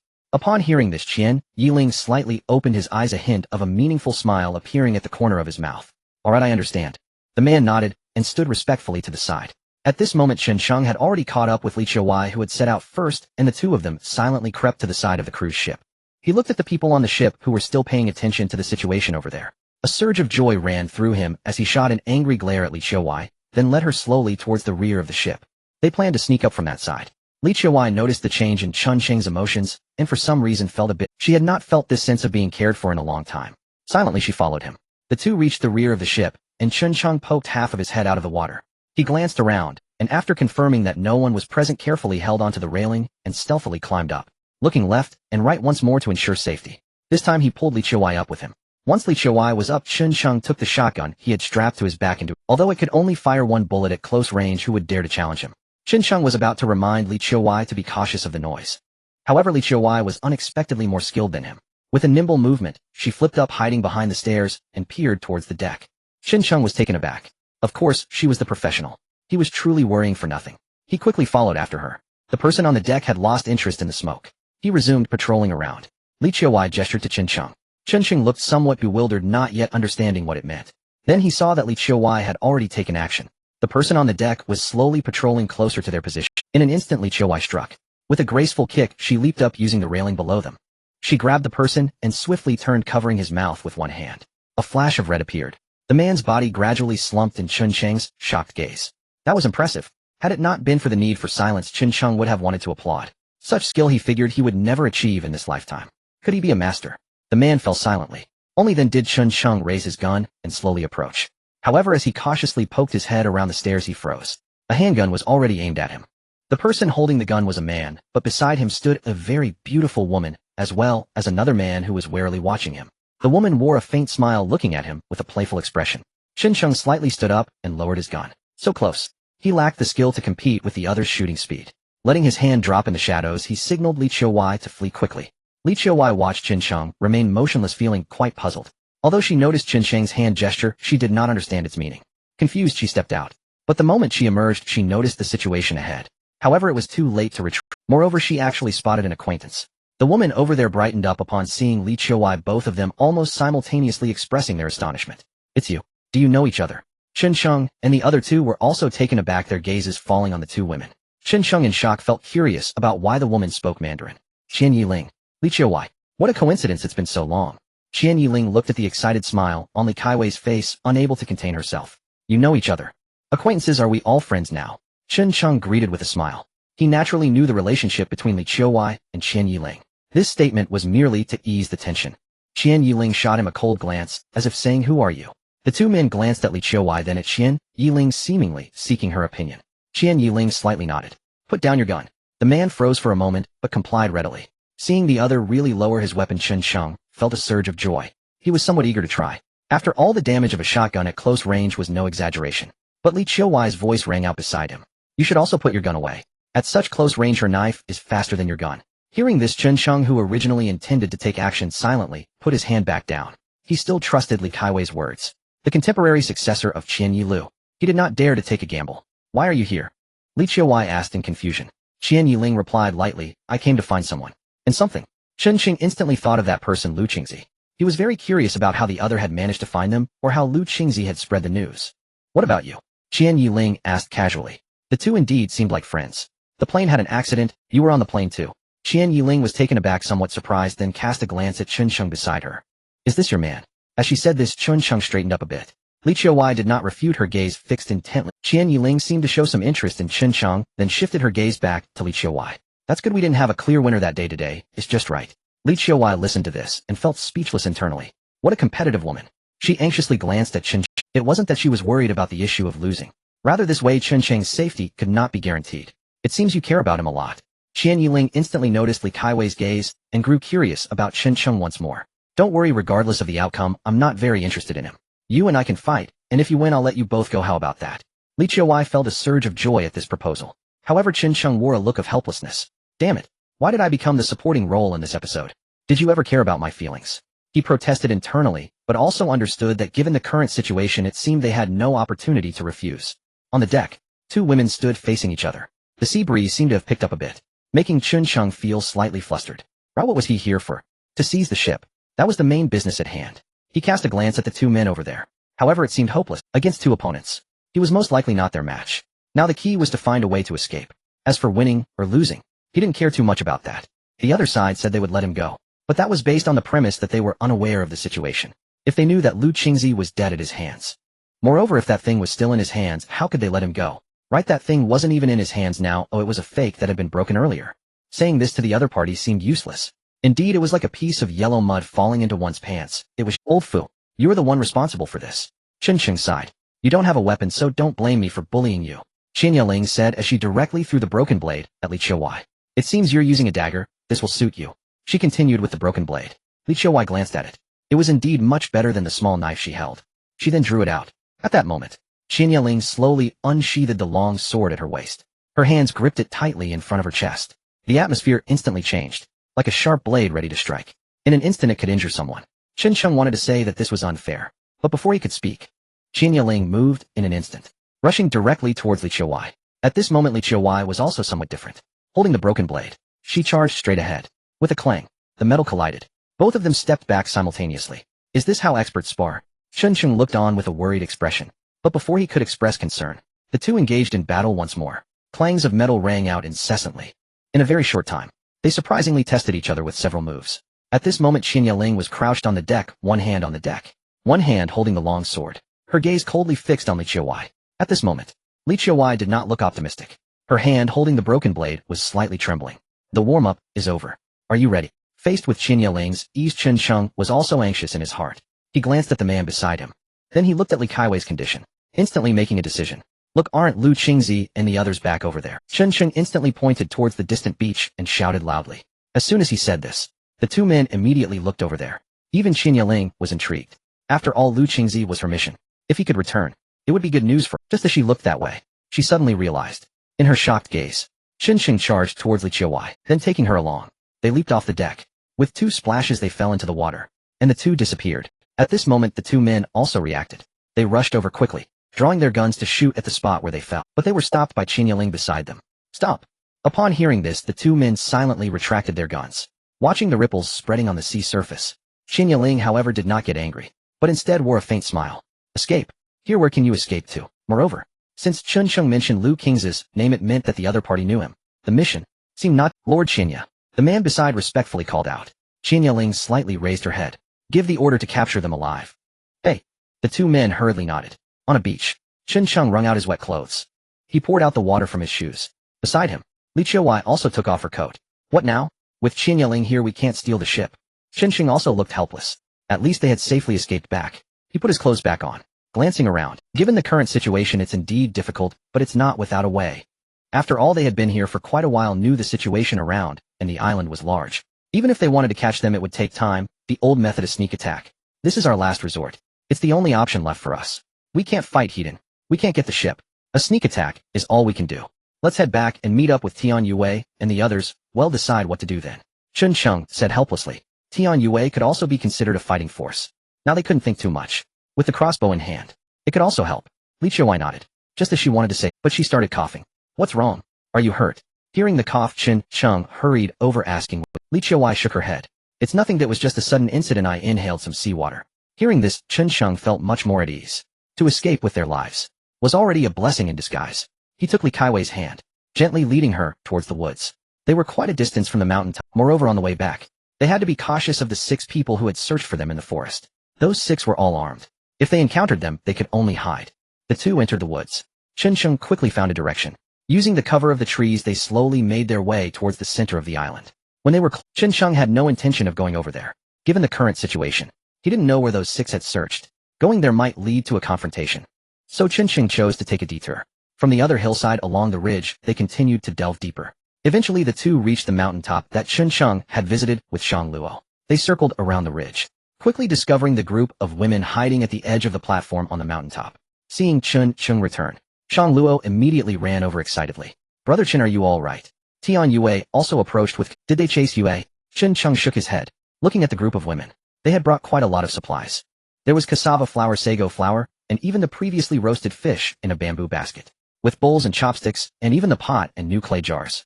Beside Yue, that rabbit was surprisingly still there. They had almost emptied the cave. Of course, except for the bed. We are safe here if they won't find us for a while, Chen Sheng said as he walked inside, bringing over the crossbow that Tian Yue had. Next, you all listen to what I say. The other side is not easy to deal with. They are armed. If we want to survive, there's only— I know this is difficult, and maybe you will die, and I will too. But this is our only chance to survive. If we win, we can take their ship and leave this cursed place. As for losing, surrender. Admit defeat. Chun Sheng never expected this. Especially not against people from the Neon Country. Not disturbing his ancestral grave would be considered polite. So what are your thoughts? He asked with a serious tone. The women exchanged glances, surprised. The first to step forward was unexpectedly Su Qiaoyan. You're right. We'll listen to you. Since they're not part of the rescue team, whatever their intentions, we cannot let them capture us. We can't endure what happened to Hu Yu and the others again. Shang Luo echoed indeed. Moreover, they are from the Neon Country. I suspect they have ulterior motives. Zoe and Lisa remained silent. However, seeing everyone's agitation, they nodded in agreement. Seeing this, Qin Sheng felt relieved and turned his gaze to Hu Yu and Hu Shi. Hu Shi, I've seen you before. Both you and Hu Yu can use bows and arrows. I will make one for each of you shortly. Additionally, let Shang Luo apply poison to the arrowheads. You will guard this area. He paused for a moment, glancing back down the mountain. Later, I, along with Qiu Wei and Yu Wei, will go down the mountain, trying to lure them away. I will set some traps down there. Unless we call you up, you must not come down. Do you understand? Hu Shi nodded solemnly. Hu Yu understood as well. Given the situation, this was the only way. We must exchange space for time. Let's see if we can ambush them. There aren't many of them, so there is a chance to maneuver. Shang Luo looked at Chun Sheng with concern. She wanted to say something caring, but held back. She could only pray in her heart for safety. After Qin Sheng finished speaking, he went to gather materials for making bows and arrows. There was no shortage of that on this island. For arrows, bamboo would suffice. This isn't for killing the women, it's for self-defense. Therefore the requirements are— While he was making them, Li Qiu Wei and Tian Yu Wei were not idle either. They partnered up and went down the mountain to scout. By now it was already evening.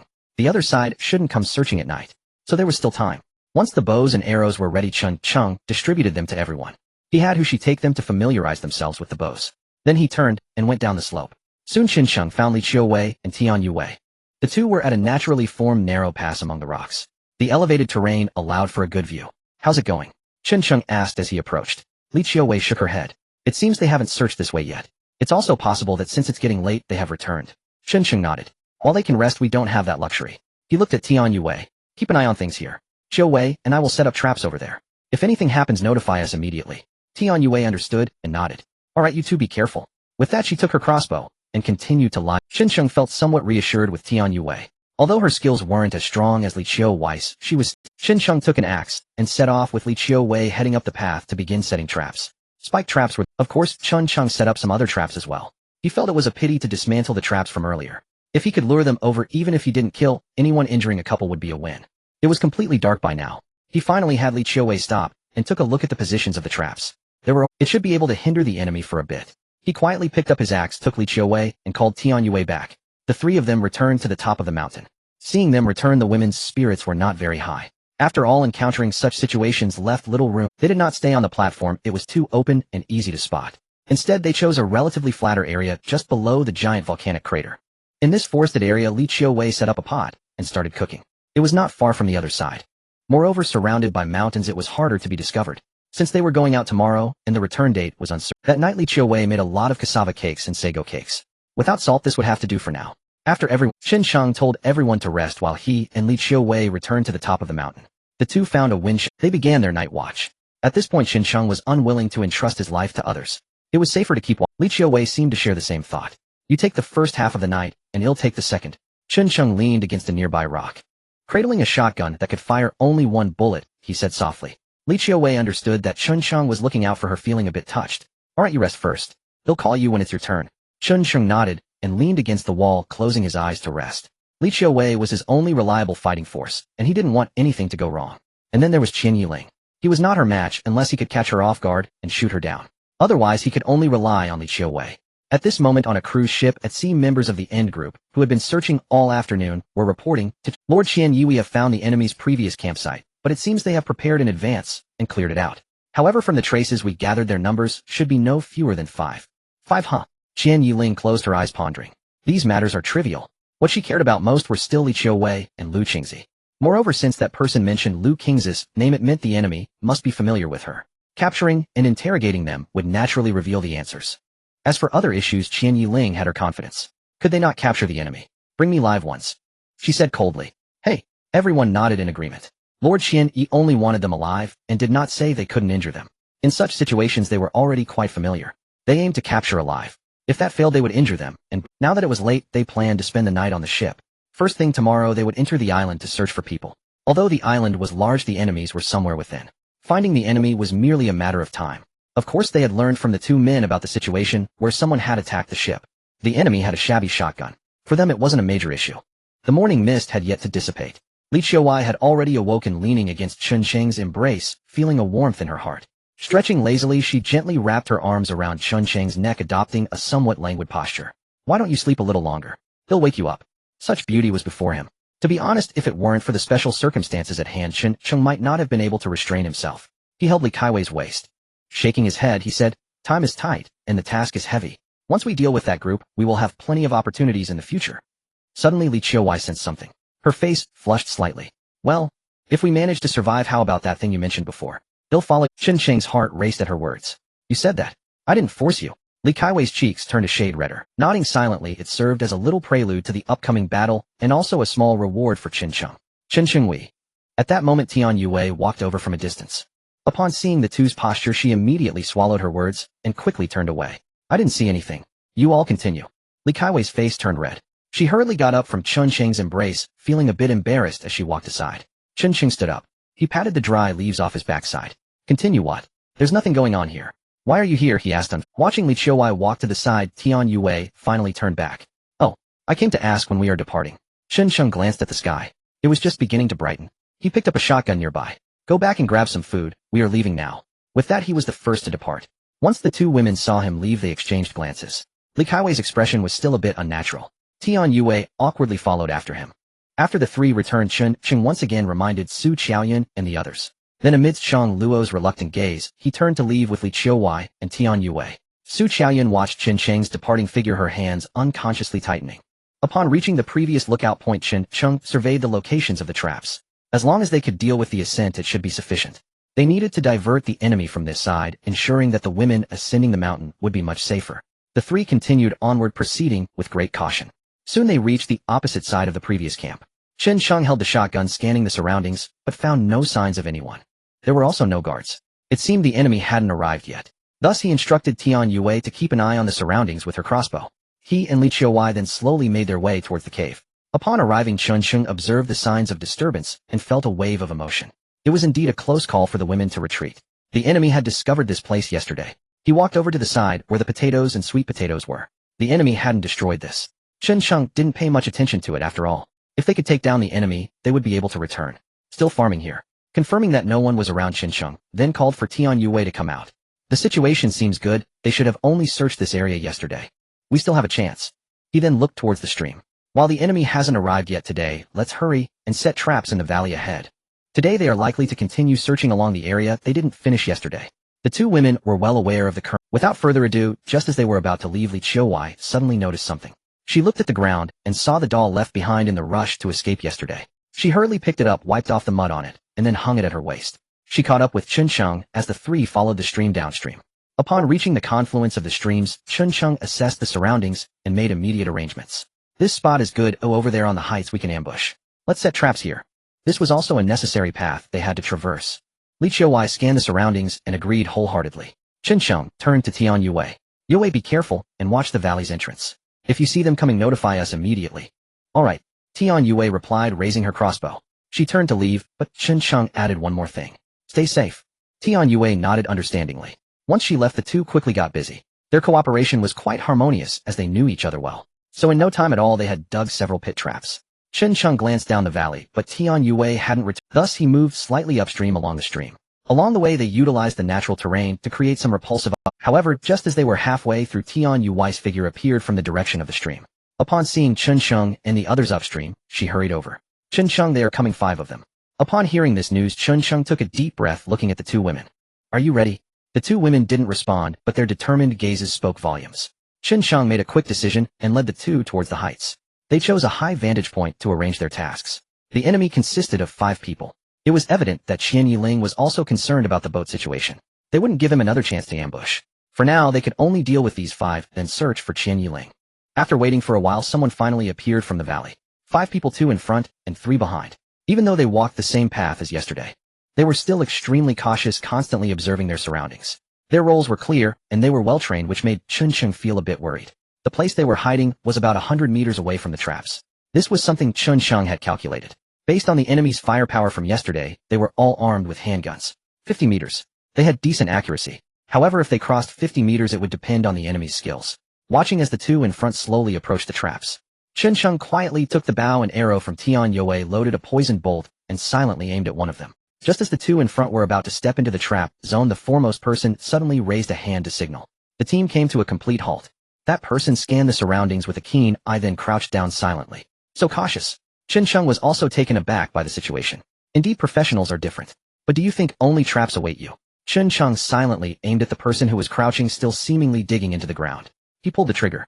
A sharp whoosh pierced the air. An arrow shot forth from the crossbow. The man crouching on the ground had just brushed aside the withered leaves, revealing a small pit beneath. A surge of triumph swelled in his chest.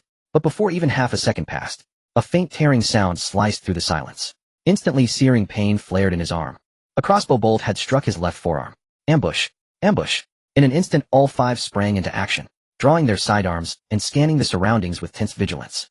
One of them seized the wounded man and dragged him backward, while simultaneously gesturing toward the direction from which the bolt had come. A silent warning to the three behind. They're on the high ground across the stream, to our left. At those words, the three instantly pivoted, shifting rightward as one, using the trees for cover. They raised their weapons and opened fire toward Chun-Chung's position on the elevated bank. Bang! Bang! Bang! Gunfire erupted in rapid succession. Chun-Chung lay flat on the ground, daring not lift his head. Bullets struck the earth nearby, sending plumes of mud and sand into the air. Yet a quiet satisfaction flickered within him. One down. Now came the crucial question, would the others pursue? He glanced sideways at Li Qiuwei. She nodded, understanding perfectly. She raised her shotgun, extending it slightly beyond cover, then fired a wild, deafening blast. Boom. No weapon echoed quite like a shotgun. Chun-Chung clapped his hands over his ears, grabbed the crossbow, and slipped away with the two women, stealthy, silent, retreating toward a prearranged fallback position. Why had Chun-Chung instructed Li Qiuwei to fire that shot? Not to expose their location. Precisely the opposite. He wanted them to know where they were.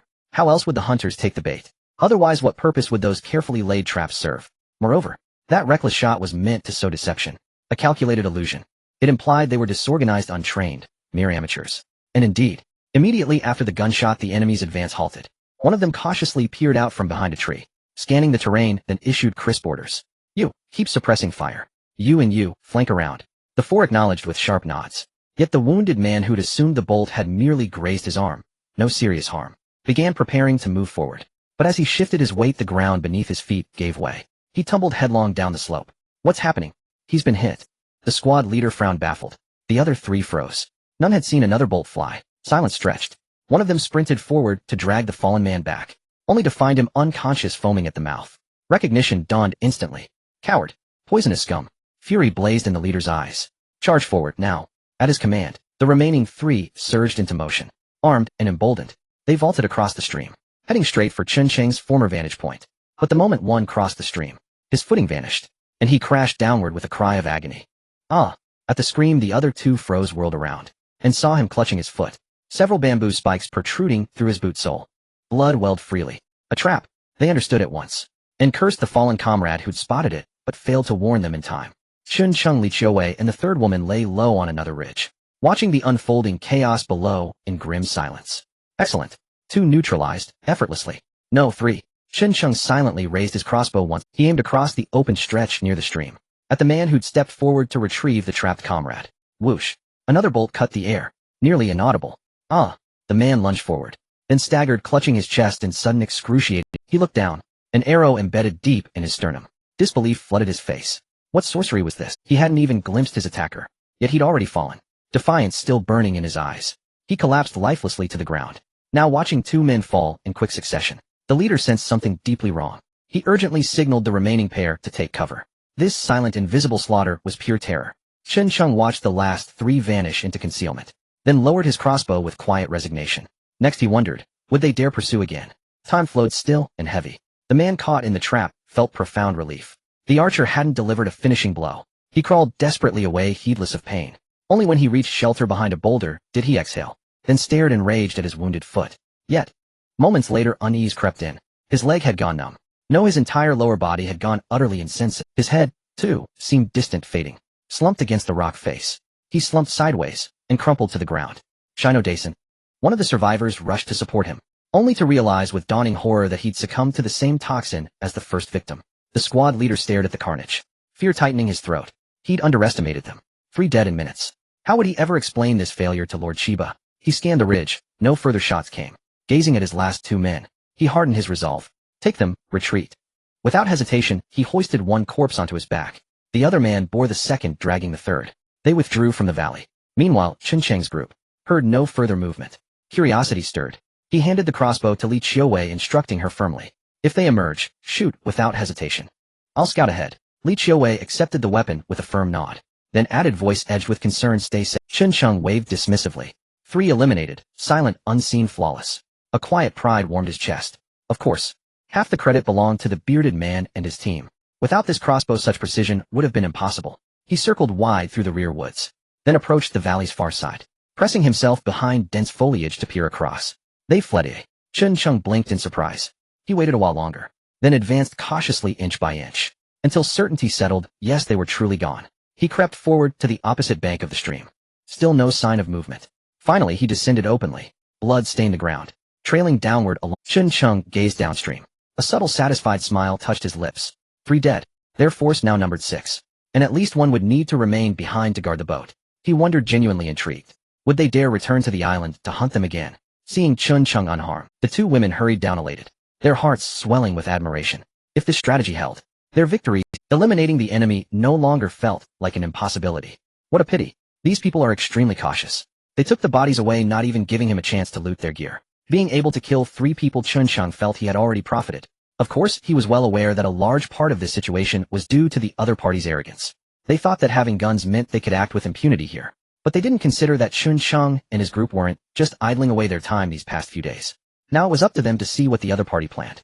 If they recklessly pursued them, given their current situation, it was hard to tell how it would turn out. Impressive. Li Qiuwei praised without reservation. Without even lifting a finger, he managed to take down 3 people. In terms of skill, Chen Cheng was indeed somewhat lacking. But when it comes to brains, no one here could compare to him. Do you deserve that aspect? Rarely in a good mood, Chen Cheng also started to joke. Li Qiuwei covered her mouth and chuckled, giving Chen Cheng a knowing look. Meanwhile, Tian Yue rolled her eyes, secretly cursing, pervert. Chen Cheng laughed indifferently. Although he was pleased, he couldn't bear to interrupt the fantasies of the 2 women, and he held. It's not time to rejoice yet. Although 3 of them are dead, they still remain formidable to us. So what should we? Tian Yue asked curiously. Given the current situation, Chen Cheng also found it hard to say. However, the old strategy still applied. Ambush and surprise attacks were the most reliable methods. After all, they really couldn't win in a frontal fight. If he had an Italian cannon, he would have directly bombarded them instead of playing tricks. Let's go. Well, sneak out first and observe the situation on their side. Next traps should no longer be effective. Well, follow the tactics of guerrilla warfare. Chen Cheng picked up the shotgun and handed the crossbow back to Tian Yue. He was the first to head downstream. The 2 women exchanged glances and hurriedly followed. Meanwhile, on the other side, the team leader stumbled back to the boat with 3 corpses. He reported the situation to Chiba Ling. Upon hearing that 3 people had died, Chiba Ling hadn't spoken yet. But one of the men beside her walked over and slapped the man hard. Smack. The man who was slapped didn't dare to retaliate at all. A red handprint instantly appeared on his face. Baka, you idiot. Those were the finest warriors of our endgame team, yet they perished because of you. How dare you come back? You should commit seppuku. Hey. The man lowered his head in response. Which woman was responsible? Chiba Ling instinctively thought it was Li Qiuwei who had killed the 3 and opened her eyes, asking languidly. To her surprise, the man shook his head. Chiba, don't know, it was the hidden arrows and poison darts that killed them. The enemy's arrows were poisoned, and we didn't notice it in time. No sooner had he finished speaking than another man beside him slapped him again. Baka, arrogant soldiers are bound to fail. You're fired, go back, and take training in the law enforcement class. Hey. The man nodded again in admission of his mistake. Chiba Ling was stunned upon hearing this. 3 people had died, without Li Qiuwei taking action. She cast a glance at the remaining people remaining silent. At that moment, the angry man approached and asked Chiba Ling, Chiba, don't know, what should we do now? The enemy has killed 3 of us, and we must capture them and torture them thoroughly. Chiba Ling glanced at him with indifference and slowly stood up. Her long, beautiful legs showed no excess flesh, but everyone dared not look. Yujiro's what, I'll give you a chance to redeem yourself. You and I will go down to the boat together. He'll personally catch. Chiba Ling's voice was cold, devoid of any emotion. Upon hearing this, the man hurried to dissuade her. Chiba, don't know, this is not appropriate. If you leave, what if those 2 come back to steal the boat? Chiba Ling snorted lightly. Fool. Just sail the boat out. Getting too close before gave them the opportunity. You handle this. Hey. The man nodded in understanding. Chiba Ling only allowed 1 person to steer the boat away from there. The rest of the group followed her as they boarded the speedboat and headed towards the island. Meanwhile, Chen Sheng and his group arrived just in time to see Chiba Ling leading her people over while the cruise ship slowly drifted away. My boat. Chen Sheng looked at the departing ship startled. He instantly realized the problem. It seemed that Chiba Ling was not as foolish as she appeared. This way they could concentrate their forces to deal with them. Impressive indeed. Watching the enemy land on the island, Chen Sheng felt angry, yet there was nothing he could do. Although this time, they were still 5 against 5, the fighting strength was not comparable to before. Moreover, there was also Chiba Ling among them. Let's go. Back. Chen Sheng, having just arrived, didn't care about anything else. He hurriedly led the 2 women back upstream, not giving the other party a chance at all. However, Chiba Ling, who had landed on the island, did not rush to chase them. Instead, she temporarily stayed at the area where Chen Sheng and his group had been farming. One of the men even stepped out, aimlessly shouting around. To those hiding, I know you're there. Listen, we Chibadono hold no grudges and offer you an opportunity. As long as Li Qiuwei steps out for a fair battle, our lord guarantees that regardless of the outcome, there will be no pursuit. If you need it, we can take you to the nearest port. Chen Sheng was just about to take the 2 women away when he suddenly heard this shout. It seemed they were afraid they wouldn't understand, so they deliberately found someone who spoke standard Mandarin to deliver the message. What were they planning? Chen Sheng was startled and quickly looked back. Sure enough, Li Qiuwei, upon hearing this, showed a hint of hesitation in her eyes. Sister Qiuwei. Tian Yue quickly pulled her. Only then did Li Qiuwei come to her senses. Damn it. Chen Sheng felt a bit helpless. This group of bastards actually wanted to waste his strongest combat power. If Li Qiuwei really listened to them and went over, it would be disastrous. Without Li Qiuwei, how could he deal with Chiba Ling? They claimed it was a fair competition with no pursuit regardless of the outcome. If she believed that she would be foolish. Once she went over, wouldn't she be like meat on the chopping block? Everything would still be at the mercy of the other party. Li Qiuwei snapped back to reality. She hurriedly caught up. Chen Sheng scanned her with concern before leading the 2 women deeper into the woods. And the man's shout continued. Meanwhile, Chiba Ling, instead of pursuing, found a spot near where Chen Sheng and his group had been farming and quietly waited. She wanted Lu Qingzi and Li Qiuwei. As long as Li Qiuwei came out, she would have won half the battle. As for that man, she would capture him later, torture him a bit, and naturally learn the information she needed. Following the stream, Chen Sheng and his companions soon arrived at the location of the previous trap. This situation made things difficult for him. It was evident that Li Qiuwei was somewhat affected. Chen Sheng had to eliminate this situation. The opponent would not fall for the same trick again. Chen Sheng decisively chose to continue upstream along the stream, heading towards the cave they had previously encountered while searching for suitable ambush spots along the way. As he looked around, he did not forget to remind Li Qiuwei, "You don't really believe them, do you?" Chen Sheng murmured. Li Qiuwei bit her lip. From what I know of Qian Yiling, she is not a person who lacks integrity. Chen Sheng let out a cold laugh. To entrust your life to someone else's trust. Didn't you learn anything from your training? Li Qiuwei naturally understood. However, did they really have any other choice now? Qian Yiling had personally come. In their previous battle on the boat, although it seemed even it was clear that they were at a disadvantage. Li Qiuwei was very clear about this. In recent days they had eaten little and lacked nutrition, as she was no longer a match for the opponent. What they are doing is merely to capture you, which would lead us to sever our own arms. Besides, even if Qian Yiling is a person of her word, what about her subordinates? Chen Sheng did not continue. The implication was evident. Yes, Sister Qiuwei, they really want to lure you out. They have guns and they can do anything. Tian Yue also reminded them. Li Qiuwei nodded in understanding, revealing a hint of a smile. Don't worry, I'm not foolish to that extent. Knowing this was enough, Chen Sheng felt relieved and continued to lead the two. Before long, the 3 arrived at the previous campsite. Chen Sheng picked up a branch and placed several stones on the ground, calmly analyzing the current situation.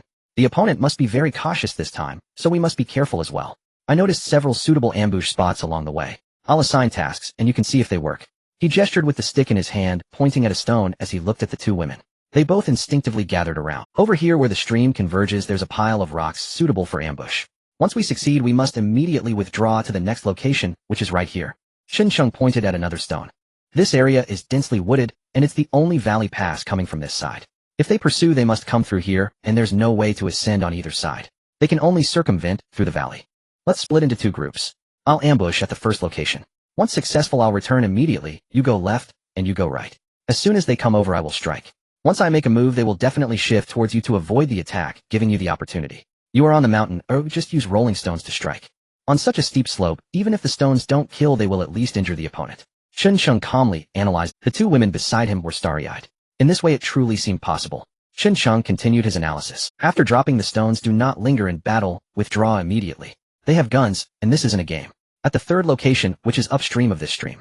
To get up there, one must walk a distance through the stream. This is our opportunity. I don't know if we'll have enough time, so I plan to use this time to temporarily build a small dam. When the stones are dropped, you will immediately run over to release the water, drowning them. After explaining the plan, Chun Chung looked up at the two women only to find them gazing at him with admiration. What's with? Tian Yue quickly reacted. Planning such a meticulous strategy in such a short time, this person was undoubtedly Li Qiuwei, who had always relied on brute strength to overcome cleverness, was also taken aback by Chen Sheng's words. Such a talent must be seized in the future. It's nothing. You look very handsome when you're focusing on your work. Li Qiuwei laughed. Chen Sheng confidently replied, I'm always very handsome. Tian Yue rolled her eyes, and Chen Sheng, now let's arrange the tasks. Yue, you still do the same as before. Go to the valley, and keep an eye on the situation. When you spot them coming and notify us immediately. Qiuwei and I will prepare these things. Tian Yue nodded in understanding. Be careful, Chen Sheng said, standing up, and then leading the two to begin. There was nothing to prepare at the first ambush location. Just fire a shot and run. At the second location, there was also nothing for Chen Sheng to do, but Li Qiuwei needed to move some larger stones. This was no problem. There were plenty of stones on the mountain. The only difficulty lay in building the dam. Chen Sheng chose a spot just a bit below the pond. There was a massive natural stone obstructing the way, and the stream behind it was a long river channel very suitable for storing water. The only question was what to use to build the dam. Chen Sheng chose wood and bamboo. He chopped down some trees and nailed 2 wooden stakes by the stone. Then he moved some stones to raise the height on both. Next he used whole bamboo, hammered it flat, and wove a simple bamboo board. Together with Li Qiuwei, they inserted it between the massive stone and the wooden stakes. As soon as it was placed, both felt the pressure of the water flow. Although it was made of bamboo and leaked everywhere, even with the leaks, it was still enough to contain the water. Soon the water inside began to accumulate little by little. Chen Sheng could not afford to pause and hurriedly reinforced this side. Previously, the 4 horizontal logs used as beams were very stable, resisting the impact of the water flow. On the outside, he also used 4 wooden logs to brace against the beams. This ensured everything was foolproof. Of course, to make it easy to dismantle, Chen Sheng also made some adjustments. The stick wedged in the middle of the beams was crucial. As long as he stood on the massive stone and knocked it out, then he would knock out one of the bracing logs. Based on the impact of the water flow, Chen Sheng was confident that he could definitely open the dam. After finishing all this, he looked at the rising water level in the river channel, but still did not see Tian Yue return. At this moment, it was already past noon. What's going on? He looked puzzled. So he had Li Qiuwei keep an eye on the situation while he headed towards the valley. Unclear about Tian Yue's location, Chen Sheng could only walk while searching, covering his mouth with his hand to emit a unique signal between them. Jie lo jie. This was the call of a seabird, quite strange, but it did not affect anything. In the woods beyond the valley, a response came. Jie lo lo. Hearing the sound, Chen Sheng hurriedly rushed over. Upon arrival, he discovered that Tian Yue had found a good spot from which one could see the entire situation outside. They haven't moved, eh? Chen Sheng asked in confusion. Tian Yue nodded slightly upon seeing him. Have you handled things on your side? It's nearly done. We've started to gather water, but it will take a little while longer. Chen Sheng replied while Tian Yue stretched her cramped legs. She said slowly, I'm not clear about their situation, but it seems I saw some of them returning before. This made Chen Sheng even more puzzled.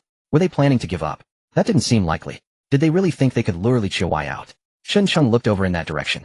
Although it was a bit far, he could still faintly see signs of movement. The other party wasn't in a hurry. Why should he be? Gathering water would indeed take time. He decided to wait and see who would start to panic first. Chen Sheng also crouched down to keep watch. However, not long after Chen Sheng saw the 2 people Tian Yue mentioned earlier returning, seemingly carrying something. He didn't pay much attention to it. After waiting so long and not seeing Li Qiuwei come out, the people over there finally 5 people.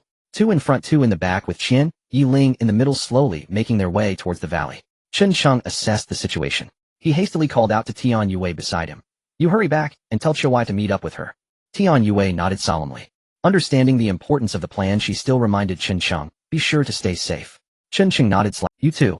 Saying this, the 2 began to withdraw. Once they reached the first location, they split up. Tian Yue went to find Li Qiuwei, while Chen Sheng stayed behind to set up the first ambush. He took out his crossbow and crouched behind a rock, waiting quietly. Time passed slowly, and he lost track of how long. Chen Sheng finally spotted the figures of those people. Qian Yiling was observing the surrounding slopes, her brow furrowed since she entered. Indeed, the situation on this island was perfect for ambushing enemies. The dense forest, scattered rocks, and the possibility of traps made their progress very slow. The 2 people in front were both checking for traps while being wary of their surroundings. When the 2 in the lead appeared in view, Chen Sheng was infuriated, cursing under his breath. Damn it, they were playing hardball. They actually brought out a blast shield. This completely eliminated his opportunity. He had been thinking about ambushing them once they came out, perhaps with some hidden arrow. But with that shield raised, what could he shoot? How shameless could one be? Not only did they have guns, but they also brought shields. What a disgrace. Chen Sheng felt a tumult of emotions. It seemed that the first step of the plan had failed. No matter how he devised, he hadn't expected the other party to use shield. Having equipment meant they could act as they pleased. Fortunately, he still had a backup plan. After glancing at the 5 people, he chose to quietly retreat. At this moment the crossbow arrows were no longer effective. He could only watch the stones and streams. Lord Qian Yi, we were ambushed here earlier. Zhusi Yu Erlang, still haunted by the memory, spoke to the front. Qian Yiling scanned the surroundings. Indeed, this place was too suitable for an ambush. In addition, their group had been careless, which caught them off guard. But now it was different. Knowing the opposition had crossbows, she had sent someone back to the ship for shields. To ensure nothing went wrong, the two in front lifted their shields, paying attention to the ground. Soon they made a discovery. Lord Qian Yi, if we follow this stream upstream, we can reach their previous camp. However, they were lying in ambush over there this morning. How should we proceed? A man beside inquired. Qian Yiling glanced at the situation here and seemed to contemplate for a moment. Then she said, let's first check that camp over there. The other side is likely trying to lead us there, and there may be even more. Hearing Qian Yiling's words, everyone nodded in understanding before continuing to advance. However, they seemed to have not noticed. The water level of the stream had lowered a bit. By the sandy bank, a small crab crawled out in confusion. Why was the water at the entrance gone today? The group bypassed the traps Chen Cheng had set up and continued up the stream. Chen Cheng arrived at the second amp. Seeing Li Qiuwei had already brought Tian Yue to the opposite side and was waving at him, he nodded with satisfaction. He then hurried into the canyon's narrow pass, heading to the other side. He quietly crouched behind a rock, readying his crossbow. Although he knew that it wouldn't be effective against them right now. To attract their attention, he had no choice but to do so. He waited in silence as time gradually passed. Finally, just as the flowers he was waiting for were about to wither, Qian Yiling along with her 4 followers finally arrived on this side. However, they were far too cautious and Qian Yiling noticed the high ground on both sides. There wasn't anywhere nearby to climb up. She slowed down, not continuing forward, but instead ordered the two in front to go check the situation. So cautious, huh? Chen Cheng found it a bit ridiculous. They were well equipped and still careful. This gave him no chance at all. Never mind, 2 were enough. Eliminating 1 lessened their numbers right. With the mindset of not letting them leave, Chen Cheng waved at Li Qiuwei and the others, signaling them to proceed according to plan. The two raised their shields and approached the narrow pass, constantly watching their feet, while also keeping an eye on the slopes. Indeed, they did not discover any movement. However, just as the two thought there was no ambush and everything was perfect, Chen Cheng, who was hiding, made his move. It was impossible to shoot them dead. Chen Cheng could only intimidate them. He directly pulled the trigger. The crossbow arrow shot out in an instant. With a loud clang, the arrow struck the shield. The two below immediately reacted. The enemy is on that hillside.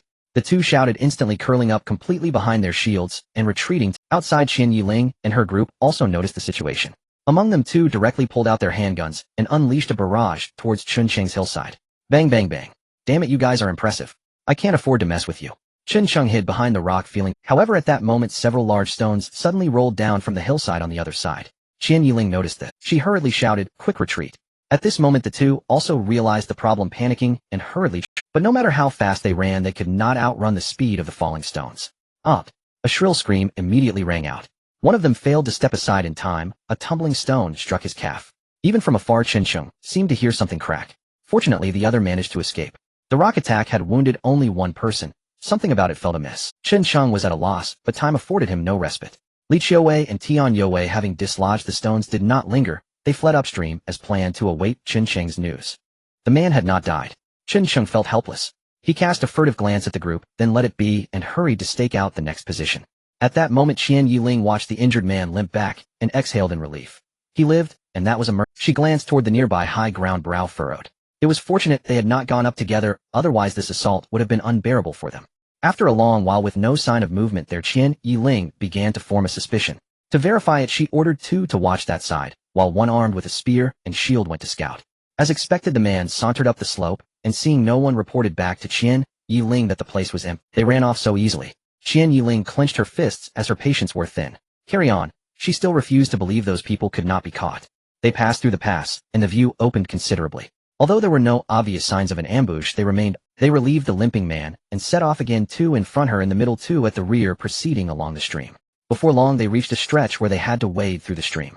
Qian Yiling cast a quick assessing glance across it. Her composure slipped. As the 2 ahead stepped into the water, Qian Yiling felt a subtle nagging wrongness. But what was it? She could not place it. Then as she looked down into the stream, she heard a sound. A thunderous rumble, like something colliding. The 5 of them looked up above the stream in puzzlement. Qian Yiling, however, heard and registered the sound. She finally understood the source of her unease. The stream's water level was wrong. They were damming the flow. Withdraw. Get out of the stream, she ordered. The others reacted at once and ran back, but at that moment, rushing water poured down from above. The 2 who were farthest ahead reacted fastest, and on the order to retreat, Qian Yiling was no exception. Human strength could not match the force of nature. She leapt, grabbed a nearby tree, used it to launch herself, and with a fluid motion landed squarely upon a boulder. Her agility left Chun Chung astonished. She had reached safety. The remaining 4 were not as fortunate. They fled frantically. 3 of them ran swiftly, but the injured man lagged awkwardly. "Save me," he cried, hobbling, and unable to keep pace as he pleaded toward the others. The 3 wishing for extra legs had no time to spare. Though they heard his cries, they pretended not to and scrambled. The flood surged down, and in an instant knocked the limping man off his feet. He was swallowed by the torrent, and the drop here was steep and littered with shattered rocks. If anyone walked away unscathed from such a descent, it would. Watching the surge, the 3 survivors drew heavy breaths. It had been close. They had nearly shared the same fate. Thanks to Lady Qian, yes, timely warning. Qian Yiling now stood on a distant stone, her gaze fixed upon the man about 100 meters away. She recognized him, the one who had boarded the boat with Li Qiuwei. "It's you," Qian Yiling shouted. Chun Chung watched the scene from behind a large tree. He felt a sting of helplessness. 2 traps, and only 1 casualty. It fell far short of his expectations. In truth, there had simply not been enough time. Had they had more time to accumulate water, he was certain the 3 could not. "They are fortunate," Chun Chung said with resignation. He then smiled toward Qian Yiling at a distance and called out, "Qian Yiling, a bit of advice: the forest is dangerous. Don't get yourselves killed, ha." Chun Chung taunted with. Qian Yiling burned with anger, but with the torrent between them, she could not give chase. All she could do was seethe in impotent fury. You are courting death," she cried. Chun Chung shrugged indifferently, raised his crossbow, and prepared to strike while they were vulnerable. He did not intend to kill, to wound would suffice. He aimed and pulled the trigger, yet he had underestimated Qian. Alert, Qian Yiling planted her foot on a protruding stone of the cliff as the bolt whistled past, executed a graceful backflip, and landed firmly atop the boulder. One hand braced on the rock, the other gripping her knife, her eyes loathed Chun Chung as if she wished to kill him. Chun Chung watched her flowing, effortless movements in admiration. A sense of wonder rose within him, and her skill could perform a perfect split. If only he could seize her. No, he must not indulge such thoughts. The flood was beginning to ebb or linger any longer, and he would be caught. He retrieved his bolt, and cast one last look toward Qian Yiling. "Qian Yiling, no need to see me off. We'll meet again." With that he hummed a triumphant tune and vanished into the air. Watching Chun Chung depart, Qian Yiling ground her teeth in fury, yet felt utterly helpless. She vowed to capture him, to make him suffer, and then kill him, to vent her wrath. The torrent beneath their feet gradually receded. The 3 who had fallen back hurried through the shallow water and joined them. "Lady Qian Yi, are you all right?" The 3 remained shaken. Qian Yiling shook her head, resheathed her long blade, and looked at them. "What of Tian?" They exchanged a grim glance. Lady Qian Yi, when the flood came, Tianzhong seemed unable to escape. He trailed off, the implication unmistakable. A surge of anger filled Qian Yiling. Before it could be blamed on careless subordinates, she had led them herself, and yet a man had still died. Pride shattered, she was thoroughly enraged. Her icy gaze swept the 3. "Continue the pursuit." A flicker of hesitation passed through them. Given the present circumstances, to press the chase any further would be perilous. However, they were merely small minions. Faced with Qian Yiling's icy gaze, they could only act according to orders. They briefly regrouped. Qian Yiling led them onward in pursuit. Meanwhile, Chun Chung had already reunited with Li Qiuwei and the others. "How is it?" Tian Yue, seeing him return, hurriedly asked. Li Qiuwei, however, was concerned for his safety. "Are you all right?" Chun Chung looked at the 2 women and shook his head in unison. "The situation is grim. My initial plan was that even if the rolling stones couldn't kill them, they would injure a few, and utilizing the flood could take several away. But now we've only killed 1, and the rest are already on their way here. We have no traps left, we must retreat. Is the situation really that dire?" Tian Yue showed a worried expression. Li Qiuwei, on the other hand, appeared much. "You've done quite well. Of being able to kill 1 of them has alleviated our pressure. Time is not on our side, but after these 2 attacks, they shouldn't dare to come for us easily anymore. There's no other choice, we have to leave here. It's getting late, and they are unfamiliar with this island. They probably won't pursue us at night. This is our chance." As he spoke, he led the 2 women past the previous cave and towards the nearby orchard. In no time at all, Qian Yiling and her people were in pursuit. When she saw the campsite of this cave, she was slightly taken aback. "Lord Qian Yi, this is the place we chased them to yesterday." The one beside hers was Ciu Erling reported. Qian Yiling glanced around. There were signs of human activity. She truly didn't know where they had gone. The sky was already darkening. If they continued to pursue, they would have no light. Moreover, the night would be even more disadvantageous for them. Though she was angry, she wasn't blinded by rage. She raised her hand, signaling everyone to stop. After searching the cave area fruitlessly, she calmly said, "Let's go back." Hearing this, the remaining 3 they were genuinely worried that this Lord Qian Yi would crazily pursue those people. They didn't want to meet the same fate as those who had come before. "Lord Qian Yi, what about this side?" One person pointed to Chun Chang's abandoned campsite and asked. Qian Yiling cast a glance. A faint smile tugged at her lips. "Destroy everything. Don't give them a chance to survive here any longer." The 3 nodded in understanding. They vented their frustration on some of the things Chun Chung had built around them. The stove was kicked over, and the charcoal burner was flattened. The blower was also destroyed. Even the sponge that hadn't been taken was set ablaze. The sprouted sweet potatoes and potatoes were directly kicked over. After venting, they angrily left. At that moment, Qin Sheng was lying in ambush with Li Qiuwei and Tian Yue not far from the cave. This was a temporary plan. There were 2 exits here, one on the left and one on the right. He decided on the spot that if they pursued, he would let them pass and then ambush from behind. After all, the people in front were holding shields, but the 2 behind them were not. However, they waited for a long time without seeing anyone come. Instead, they noticed smoke rising from the previous campsite. What is this? Qin Sheng furrowed his brows, looking in that direction with a hint of concern. His heart sank. He turned to the 2 women. You stay here. I'll sneak over to take a look. As he said this, he was about to rise when he was pulled back by Li Qiuwei. Let me go instead. The path over there has no cover if we run into them. Li Qiuwei didn't continue, but her meaning. Qin Sheng hesitated. Indeed, it was a bit risky. I'll go instead. At least Qian Yiling won't kill me. That was true. Qin Sheng nodded slightly, not refusing, but he still reminded her, just be careful. Li Qiuwei nodded in understanding. Then holding a dagger, she turned and descended the slope. The waiting process was extremely long. Just as Qin Sheng was fading in and out of thoughts about whether Li Qiuwei was in trouble, the other side finally returned. What's the situation? Qin Sheng hurriedly approached Li Qiuwei and Tian Yue. Li Qiuwei had a troubled expression, beads of sweat on her forehead. They left. I followed them for a bit, and they've exited the upper valley, but what? Qin Sheng asked anxiously. It seems they've destroyed our previous campsite, leaving us no way to survive. Destroyed? Qin Sheng was taken aback. Not good, my sweet potatoes and potatoes. He instantly reacted and took the 2 of them toward the cave. Upon arriving at the campsite, Qin Sheng looked at the surroundings, his teeth gritting in anger. This group was truly unscrupulous, leaving nothing but ashes behind. Oh right, the sweet potatoes and potatoes. He hurried outside to check the situation. The previous mound had been kicked over, and the potatoes and sweet potatoes were scattered about. Looking at the sweet potatoes and potatoes, Qin Sheng finally let out a sigh of relief. Thankfully, they hadn't been thrown into the fire to roast. Only the mound was overturned. When he returned, he could continue planting. There shouldn't be any problem. Previously, he hadn't cared much for the sweet potatoes and potatoes. But now it was different. Qian Yiling was clearly wary of them trying to get a boat. This meant that even if they won, the person sailing the boat would most likely flee. He wouldn't be able to manage a boat at all. Returning would be impossible. Thus, not only did he have to deal with their search, but he also had to consider future survival. He carefully packed the sweet potatoes and potatoes along with the soil. Glancing around, there was nothing left aside from these 2. Let's go. We should head back first. They likely won't come tonight. We'll see the situation tomorrow. Qin Sheng said helplessly. The 2 women nodded. They followed Qin Sheng's pace. When they appeared at the foot of the mountain again, the guard Shang Luo and Su Qiaoyun noticed them immediately. They hurriedly approached. Brother Chun, Shang Luo exclaimed excitedly. Her heart had been anxious all day, and seeing Qin Sheng unharmed, she couldn't hold back and flew into his arms.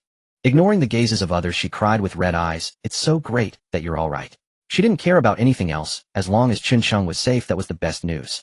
Qin Sheng, faced with Shang Luo clinging to him, helplessly glanced at Li Qiuwei and Tian Yue, who both He walked towards Su Qiaoyun, helplessly letting go of Shang Luo and comforting her. All right, stop crying. Look, we're fine, aren't we?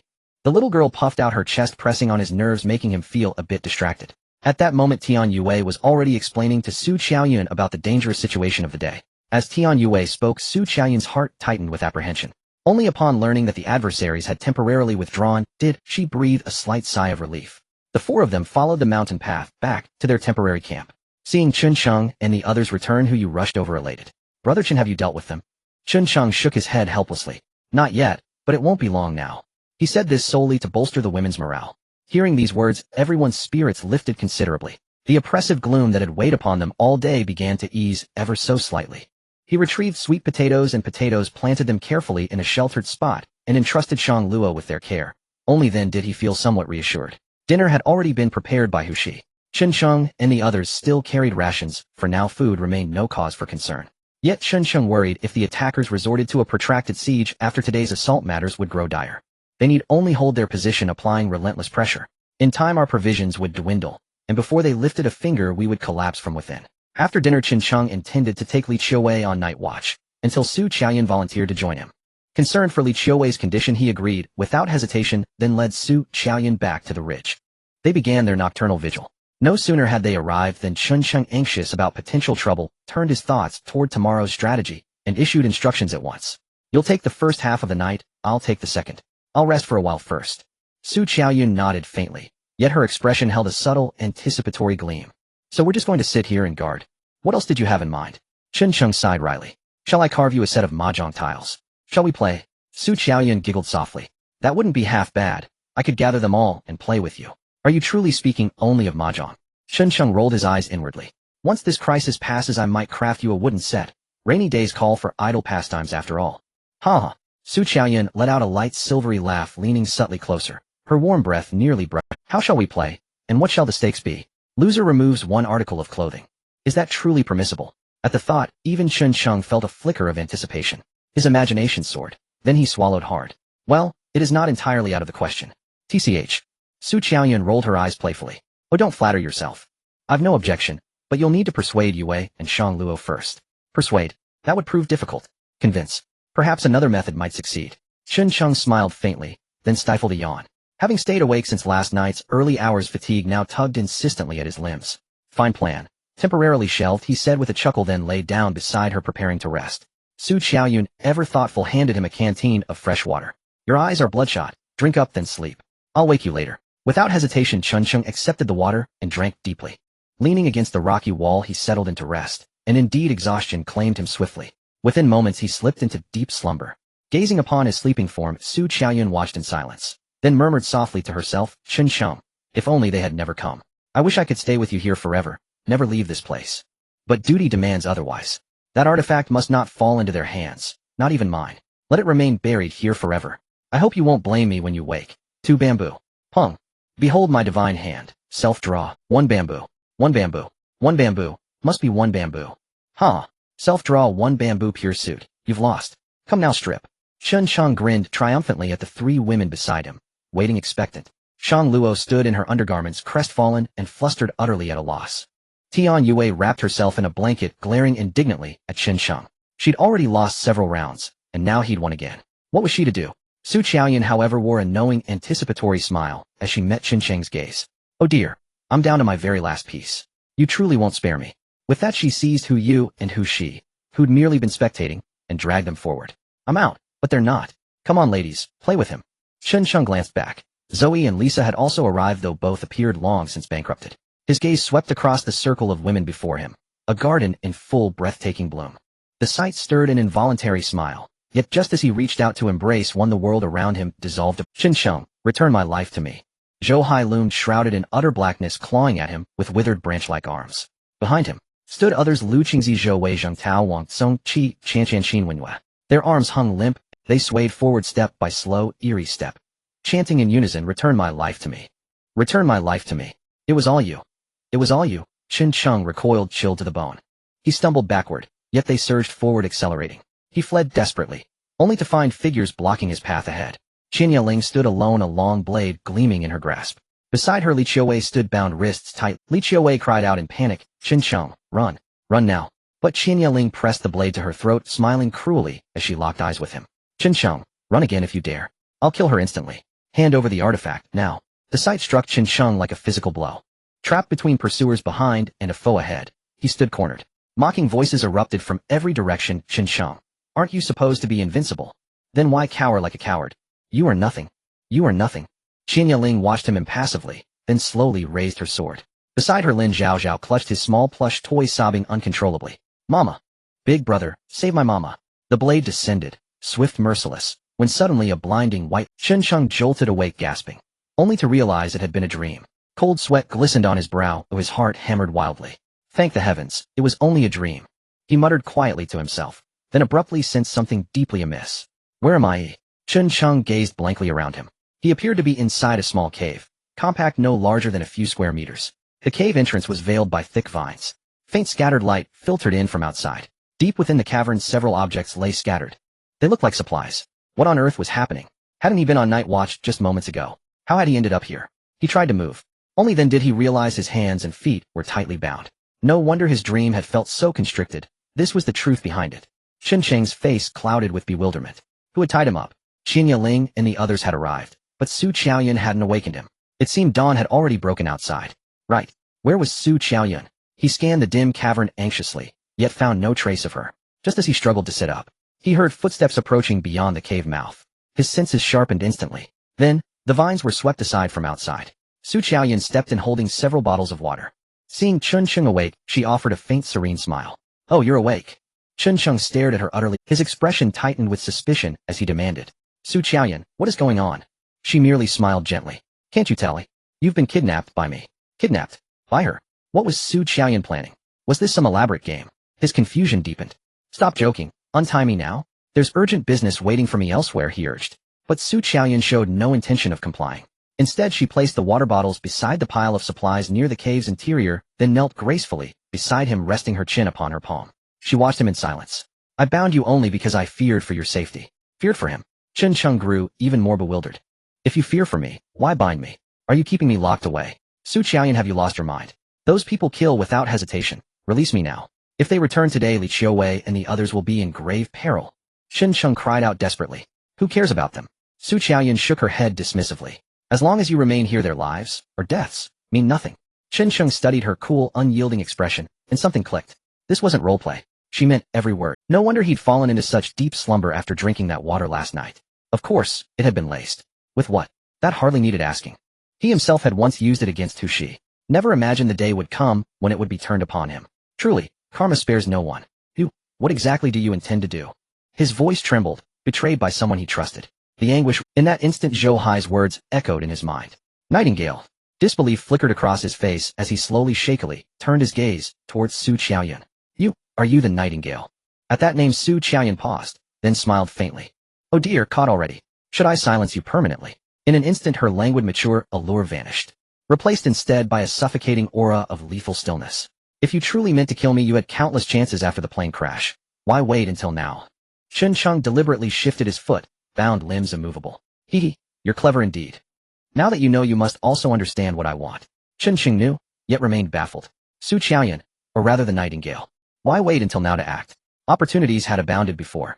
After all, Chen Cheng had never guarded himself. Moreover, hadn't she deliberately warned him about Hu Yu and Hu Shi's duplicity? What deeper layer lay beneath this? Yet regarding that object, Chen Cheng flushed with awkwardness. He met her gaze. What if I told you it was accidentally destroyed? Would you believe me? Heh. A soft chuckle escaped her lips. I knew it. Chen Cheng could only stare speechless. Fine, go ask Yue. She knows everything. Heh. Her laughter turned icy. You think I'll escort you back, so they can rescue Yue? Up. A dark line crossed Chen Cheng's brow. Denying the thought was impossible, but the artifact was genuine. Yet even knowing his scheme, Su Qiaoyun remained unruffled, calmly settling beside him. Whether you surrender it or not makes little difference to me. I only need to ensure no one else ever claims it. So that's why you kidnapped me. Clarity struck Chen Cheng instantly. Su Qiaoyun offered no reply. Instead, she continued, speaking as though to herself. This cave, I discovered it by chance. It's exceptionally secluded. Rest assured, they'll never find you here. Even if you shout, no one will hear you. The distance is considerable. I've quietly stockpiled provisions over time, enough to sustain us for quite a while. Don't worry. I'll release you the moment those people depart. She'd bound him, not to seize the artifact. Chen Cheng couldn't fathom her true motive. Yet, if her words held truth, Li Qiuwei and the others faced mortal danger. This couldn't continue. Chen Cheng's eyes swept the cave, feigning casual observation. But Su Qiaoyun had been meticulous. Not a single usable stone littered the floor, no tool to saw through his Why do this? What is your endgame? Chen Cheng could no longer decipher the woman's madness, when suddenly, Su Qiaoyun smiled softly, and fixed her gaze upon him. Chen Cheng, do you believe me? Had those people never arrived, I truly intended to spend the rest of my life here, with you, never stepping outside again. Imagine it, two of us striving solely to survive, free from all else. With Li Qiuwei and the others nearby, wouldn't that be blissful for you? So why do they pursue us relentlessly? Her words struck a chord. Chen Cheng grasped the truth. Her target had never. It was always the artifact. Her sole purpose, to ensure it never surfaced in the world. She was a sworn agent, a living blade, of some shadowed faction. Her mission to annihilate it utterly. Circumstance had twisted fate, leading to this unforeseen entanglement. And thus, a long-standing mystery resolved itself. Why had the aircraft veered so drastically off course? Su Qiaoyun's faction had orchestrated it. Knowing they could never possess the artifact, they chose total destruction, yet miscalculated by one fatal move. By now, the artifact had almost certainly returned home. In this way, Chen Cheng instantaneously discovered a turning point in the situation. He questioned solemnly, so your mission is to coexist with this thing until death. Now that you know this, what significance does it hold? Su Qiaoyun replied calmly, yet a hint of struggle flashed. How could it be useless? Knowing this reignited a spark of hope in Chen Cheng's heart. He then asked, so which faction do you belong to? Su Qiaoyun seemed to have opened up. Perhaps out of boredom from staying here, she was open about everything regarding Su Qiaoyun seemed to have opened up. Perhaps out of boredom from staying here, she was open about everything regarding Chen Cheng's question. Su Qiaoyun slightly nodded. Do you know that if what you possess were to be revealed, it would spell disaster for them? Indeed. In this case, the energy crisis would no longer be a problem. Then, their colossal investments in the oil empire would collapse in an instant. Such a thing, how could they possibly accept? Therefore, it must be destroyed. Even the slightest chance cannot allow this thing. In the face of profit, everything must take a back seat. So are you saying you specially orchestrated this plane crash? Chen Cheng continued to press. Su Qiaoyan nodded, yet shook her head at the same time. We had a cooperative relationship with Zhou Hai and the others. It's not surprising to learn some things from them. To prevent this thing from appearing, I was instructed by above to board this plane with another person to ensure it is completely destroyed. And what about the other person? Chen Cheng hurriedly asked. Dead. Su Qiaoyan replied nonchalantly. They died during the emergency landing. Hearing this, Chen Cheng let out a slight sigh of relief. He was genuinely worried there were still people from Su Qiaoyan among them. But doesn't that mean they sent you to your death? Chen Cheng lamented. Su Qiaoyan heard this and took a deep breath. Indeed, who would willingly choose to go to their death? But she had no choice. I grew up in an orphanage. At 6 years old, a foreign couple took me in and brought me abroad. They cared for me, greatly treating me like their own daughter. Following them, I entered a special department of the Zhongning group, handling some unsavory matters. When this task was assigned to me, I resisted at first, but what could I do? They may not be my biological parents, but they are still my guardians. I cannot abandon them. After all, they said that if I died, they would receive substantial compensation to live comfortably for the rest of their lives. As Su Qiaoyan spoke, a hint of sorrow appeared at the corners of her mouth. Chen Cheng listened, and his mind began to race. Although he was reluctant to shatter her illusions, he felt compelled to speak. But have you considered that what you possess might be fake? Perhaps it has already been sent back. And everything you've done is merely in vain. Moreover, if the real thing were to emerge, do you think your adoptive parents would have a good ending? How could this be possible? Facing Chen Cheng's questioning, Su Qiaoyan could hardly believe it. Don't believe it. Chen Cheng chuckled softly. Don't you think everything you arranged is too successful? He asked quietly. Su Qiaoyan fell silent for a moment. There was a hint of hesitation. Doesn't that prove our plan is flawless? This time it was Chen Cheng's. Have you ever seen a scientist board a plane with confidential material while blabbering on the phone as if afraid others wouldn't know the item is on him? Indeed. Upon thinking of this, Su Qiaoyan could not make sense of it. Was the other party brainless? Could anyone brainless become a scientist? To utterly shatter the beautiful dream Su Qiaoyan had woven. He continued. Furthermore, when Zhou Hai and the others snatched the item, why did Fu Lao choose to hand it to me instead of Yue? At that time, Yue had already revealed her identity. To Fu Lao, a stranger like me, and Goen's Yue seems to leave him no other choice. Why? Su Qiaoyan also began to doubt. However, Chen Cheng snorted lightly. Because Fu Lao knew that what he had was fake. He intended to divert your attention by giving it to me. He didn't genuinely want me to take it back. Rather, among our group, only I could contend with Zhou Hai and the others. Fu Lao wanted us to continue fighting over this thing to buy time for the real item to return home. Of course, I believe he also had the intention of protecting Yue. Listening to Chen Cheng's analysis, Su Qiaoyan's mind began to spiral with doubts. Past discrepancies intertwined with each other. In an instant, it seemed she had sensed something yet was unwilling to believe. This is impossible. She suddenly stood up, looking at Chen Cheng hysterically. There will always come a day when fantasies are shattered. Of course, she did not want to believe she had chosen death for this mission only to receive such a result. Then you can't explain the issues involved, eh? Chen Cheng said coldly. And you, eh? Su Qiaoyan fixed her. Chen Cheng smiled slightly. He indeed had an answer. I just mentioned that the item is broken and in Yue's hands. If you don't believe it, you can go back and ask her. Once you see the item, you will naturally understand. Hearing Chen Cheng's words, Su Qiaoyan sneered. So you've concocted such a story just to have them rescue you? Chen Cheng gave Su Qiaoyan a nonchalant glance. What harm does this bring to you? After all, I'm in your hands. If you take me back as a threat, they naturally won't act against you. Once you obtain the item, you can determine its authenticity with a glance. Even if it's real, destroying it directly would be more reassuring, wouldn't it? After all, isn't that your task? Hearing Chen Cheng's words, Su Qiaoyan was indeed tempted. However, more importantly was confirming what Chen Cheng said. If it were real, destroying it would completely prevent it from falling into the hands of those people. But if it were fake, what would all her efforts amount to? She pondered for a long time, and her heart finally made a choice. All right, I will go and ask personally as you suggested. Saying this, Su Qiaoyan stood up and checked the bindings on Chen Cheng once more. Then she picked up a waste pouch nearby and rummaged through it. She took out a lighter and placed it in her pocket. Only then did she walk towards the cave entrance. However, just as she reached the cave entrance, Su Qiaoyan turned back to look at Chen Cheng, her eyes filled with a hint of melancholy. She understood in her heart that after she left this time, regardless of truth or falsehood, she and Chen Cheng would completely sever ties. It seemed that this resolution gave her immense courage. She turned around and walked back silently. She gazed at him. Chen Cheng looked at Su Qiaoyan, who seemed as if she wanted to devour him, and he was taken aback. What are you doing? Su Qiaoyan smiled faintly. Doing? Then in Chen Cheng's shocked gaze. Su Qiaoyan kissed his lips. To know what happens next, please stay tuned for the next episode. Early in the morning, Li Qiuwei got up early. With matters reaching this point, she had lost her composure and relied entirely on Chen Cheng. That group of people clearly would not give up until they captured them. Moreover, they were here for that item, which was in Chun Cheng's. Even if she had agreed to Qian Yiling's challenge regardless of the outcome, she suspected that if the other party obtained that item, they would not allow her and the others to leave alive. This was a deadlock. The threats had to be resolved, and it all depended on Qin Cheng.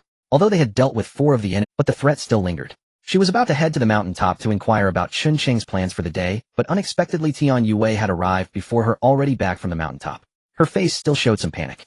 Sister Qiuwei, have you seen Qin Cheng? Wasn't he at the mountaintop all this time? Li Qiuwei was taken aback. I haven't seen him, and also Sister Qiaoyan is missing. Where could the 2 of them have gone? Upon hearing this, Li Qiuwei, this person was really something. What time was it? And he was still worrying about his brother. It's fine, I estimate they will be back. Li Qiuwei said helplessly. At this moment Tian Yue also seemed to understand. She pouted. What a rogue. After saying that, she walked aside. However, when they had waited for almost half an hour without seeing Su Qiaoyan and Chun Cheng return, Li Qiuwei finally sensed something was off. Based on Chun Cheng's usual level, half an hour seemed reasonable. What was going on today? She then took Tian Yue to the mountaintop.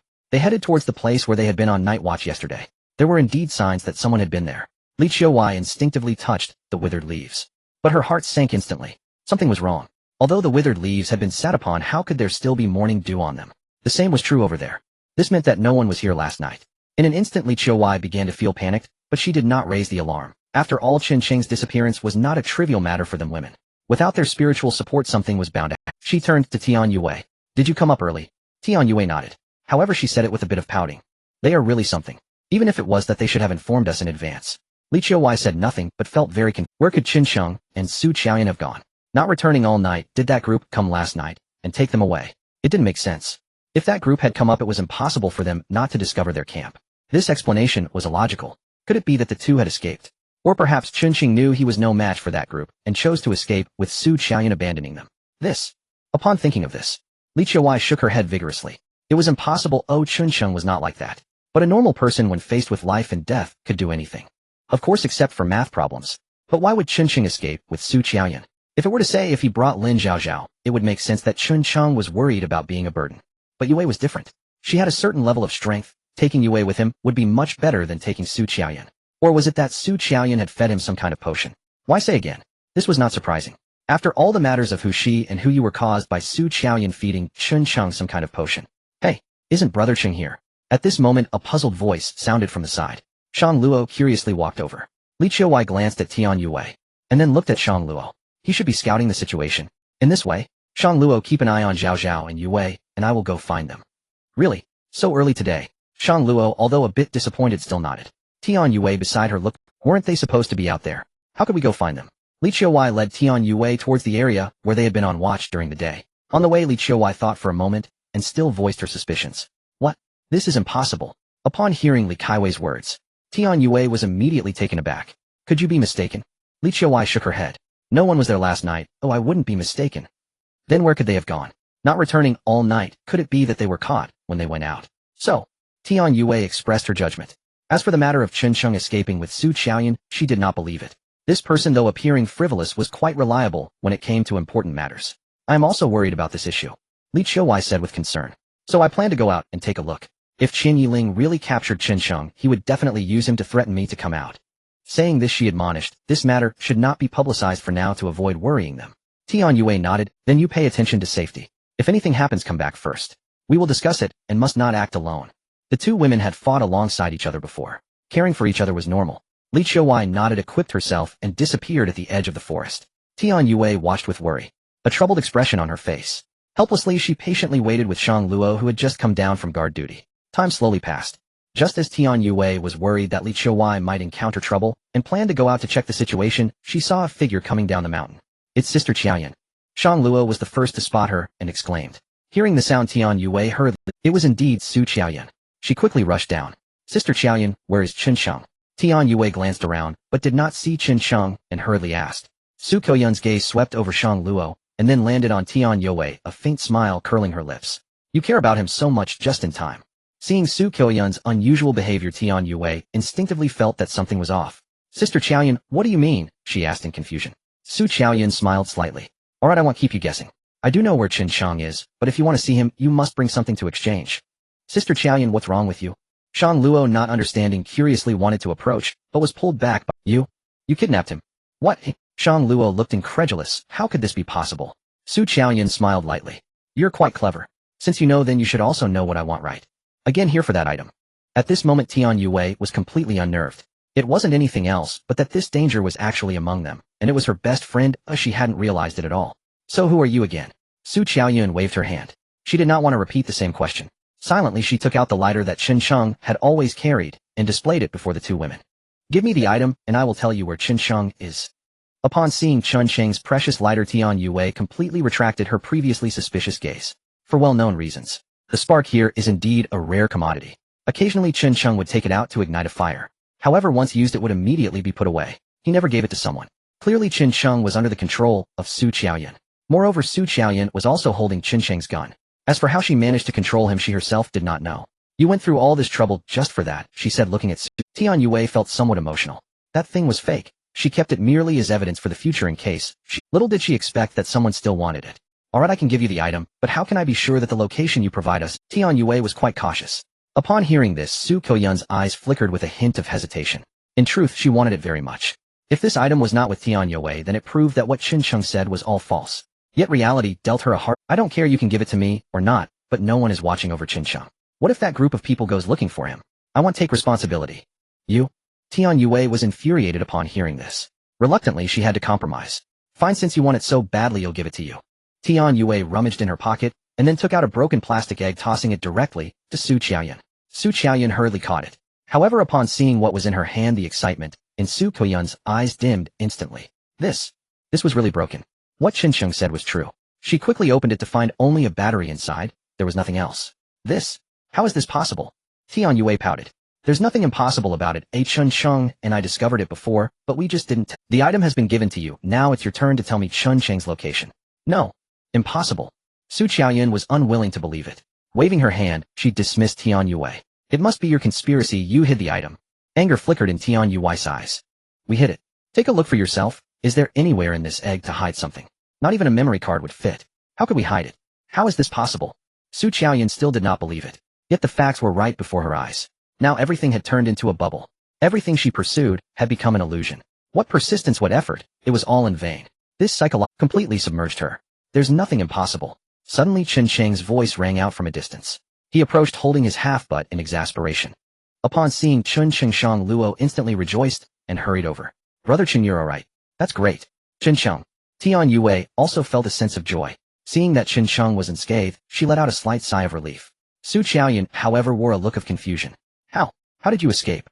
A mysterious smile crept onto Qin Sheng's lips. The scene rewinds back. The knights charged desperately. The warriors resisted with all their might. Yet in the end they were still routed. Unbeknownst to them, it was during this gap. Qin Sheng stealthily took something from Su Qiaoyun. Once Su Qiaoyun left, he hurriedly untied his restraints and cautiously followed her. Watching the dejected Su Qiaoyun, he silently approached her. He had warned her, but she wouldn't listen. Now look where it led. Her dreams shattered, more painful than death. You? Don't come any closer. Seeing Qin Sheng approach, Su Qiaoyun panicked instantly. She grabbed Qin Sheng's shotgun and aimed it at him. However, Qin Sheng continued to step forward. Be careful, Qin Sheng. Brother Qin, be careful. Both Shang Luo and Tian Yue warned simultaneously. If it weren't for Su Qiaoyun holding a gun, Tian Yue would have rushed in. Now watching Qin Sheng draw nearer made their hearts leap to their throats. However, the anticipated event did not occur. Faced with the slowly advancing Qin Sheng, Su Qiaoyun never had the courage to pull the trigger. When Qin Sheng took the gun from her hand, Su Qiaoyun instantly looked as pitiful as a child and burst into tears. Qin Sheng observed this and sighed softly. Holding the gun, he instructed Tian Yue behind him. Take her away and keep an eye on her. Tian Yue wanted to say something, but seeing Su Qiaoyun like this, she helplessly closed her mouth. Shang Luo, relieved to see that he was unharmed. Gently patting her racing heart, she felt a wave of fear. By the way, where is Li Qiuwei? Not seeing Li Qiuwei, Qin Sheng asked curiously. Upon mentioning this, Tian Yue immediately reacted. Oh yes, I was just about to say she went that way to find you, worried that you would be captured by those people, and she still hasn't returned. Oh no. Qin Sheng's heart sank. That foolish woman better not do anything stupid. He hurriedly instructed, you all take her back, I will go find her. With that he strapped on his gun and crossbow, and was about to leave. I want to go too. Tian Yue quickly interjected, but was stopped by Qin Sheng. Su Koyun's matter wasn't over, although it hadn't caused them significant issues for the time, being she was untrustworthy. Someone had to stay behind. Therefore Tian Yue couldn't go. Looking into Qin Sheng's eyes, she felt a heavy heart, and reluctantly stepped back. Then, be careful. Qin Sheng didn't respond. Armed with his gun and arrows, he set off directly. With no one around, he moved quickly, also worried about Li Kaiwei's safety. Soon he arrived at the previous campsite. Not seeing anyone, everything was as it was yesterday. This proved that the other party hadn't arrived yet. Thus Chen Sheng cautiously continued down towards the stream. After crossing the stream, he soon reached the exit. Along the way he hadn't found any trace of Li Qiuwei, making him increasingly worried. After exiting the valley, Chen Sheng glanced at the spot where he and Li Qiuwei had previously hidden. With a hint of anticipation, he cautiously approached. But upon reaching the place he still didn't see anyone. His heart sank immediately. No one is here either. Where could they have gone? Did they perhaps miss each other? Returning home. Of course, all these possibilities existed. However, Chen Sheng was more worried about the situation with Qian Yiling and the others. So he looked towards the sea, but saw no boat. They were indeed cautious. Chen Sheng felt a wave of emotion.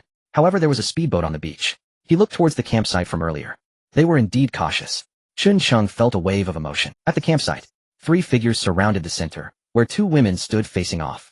One of them was none other than Li Qiuwei, the very person he had been searching for. How had she ended up here? Chen Sheng wore an expression of utter bewilderment. The distance was too great to catch, yet from their positioning Chen Sheng sensed something amiss. How could this reckless woman have been captured? He sighed inwardly, his mind racing, searching desperately for a turning point. That day ended prematurely. Today no one shall disturb us. What say you, Li Qiuwei? Qian Yiling gazed at Li Qiuwei with a faint, tranquil smile. Li Qiuwei swept her eyes across the 4 figures. Chen Sheng was nowhere in sight. A subtle relief softened her heart. She berated herself for her carelessness, yet her foremost concern remained Chen Sheng's safety. She had walked straight into them upon exiting, no time to flee. That was how she'd been seized. Still confirming that Chen Sheng hadn't fallen into their hands brought her a quiet, fragile reassurance. But if Chen Sheng wasn't here, where had he gone? She was utterly baffled. Yet captured as she was, Li Qiuwei, her gaze turned icy as it locked onto Qian Yiling. Very well. With no lingering anxieties she spoke, and struck first. Qian Yiling recoiled in surprise, momentarily unprepared. Li Qiuwei drove her back step by step, forcing her to retreat repeatedly. The 3 men watching nearby stood frozen in astonishment. After all, Qian Yiling's combat prowess was legendary within their organization. Yet here, she was overwhelmed. This woman was no ordinary foe. 2 of the men stood poised beside her, hands resting casually near their waists, as if ready to draw weapons at the slightest provocation. The 3rd man, however, watched in silence, his lips curling into a faint, inscrutable smile. Clang! Another metallic clash rang out. Qian Yiling staggered half a step back, astonished. That day it seemed Li Qiuwei had held back. Today, without that man present, the difference was unmistakable. Unburdened, Li Qiuwei fought with sharper ferocity. Good. Excellent. Qian Yiling, the battle-mad warrior, felt her pulse quicken with exhilaration. She shrugged off her outer garment. It slipped silently to the ground, revealing a white bandeau beneath. Twin blades gleamed in her grip. She would now fight with full force. The 3 men instinctively swallowed hard. Such a sight was rare indeed, a privilege few ever witnessed. Li Qiuwei knew Qian Yiling was now serious. She herself had just unleashed her utmost strength, but days of meager rations had sapped her stamina. Yet surrender was unthinkable. She braced herself anew, and the 2 clashed once more in furious combat. Flesh met flesh with brutal intensity. Ugh! Li Qiuwei spat. A crimson-tinged wad flecked with blood. Her grip on the blade trembled faintly. Qian Yiling fared little better. Struck squarely in the abdomen, pain flared deep within her core. Yet it was no grave wound. They locked eyes, then charged again.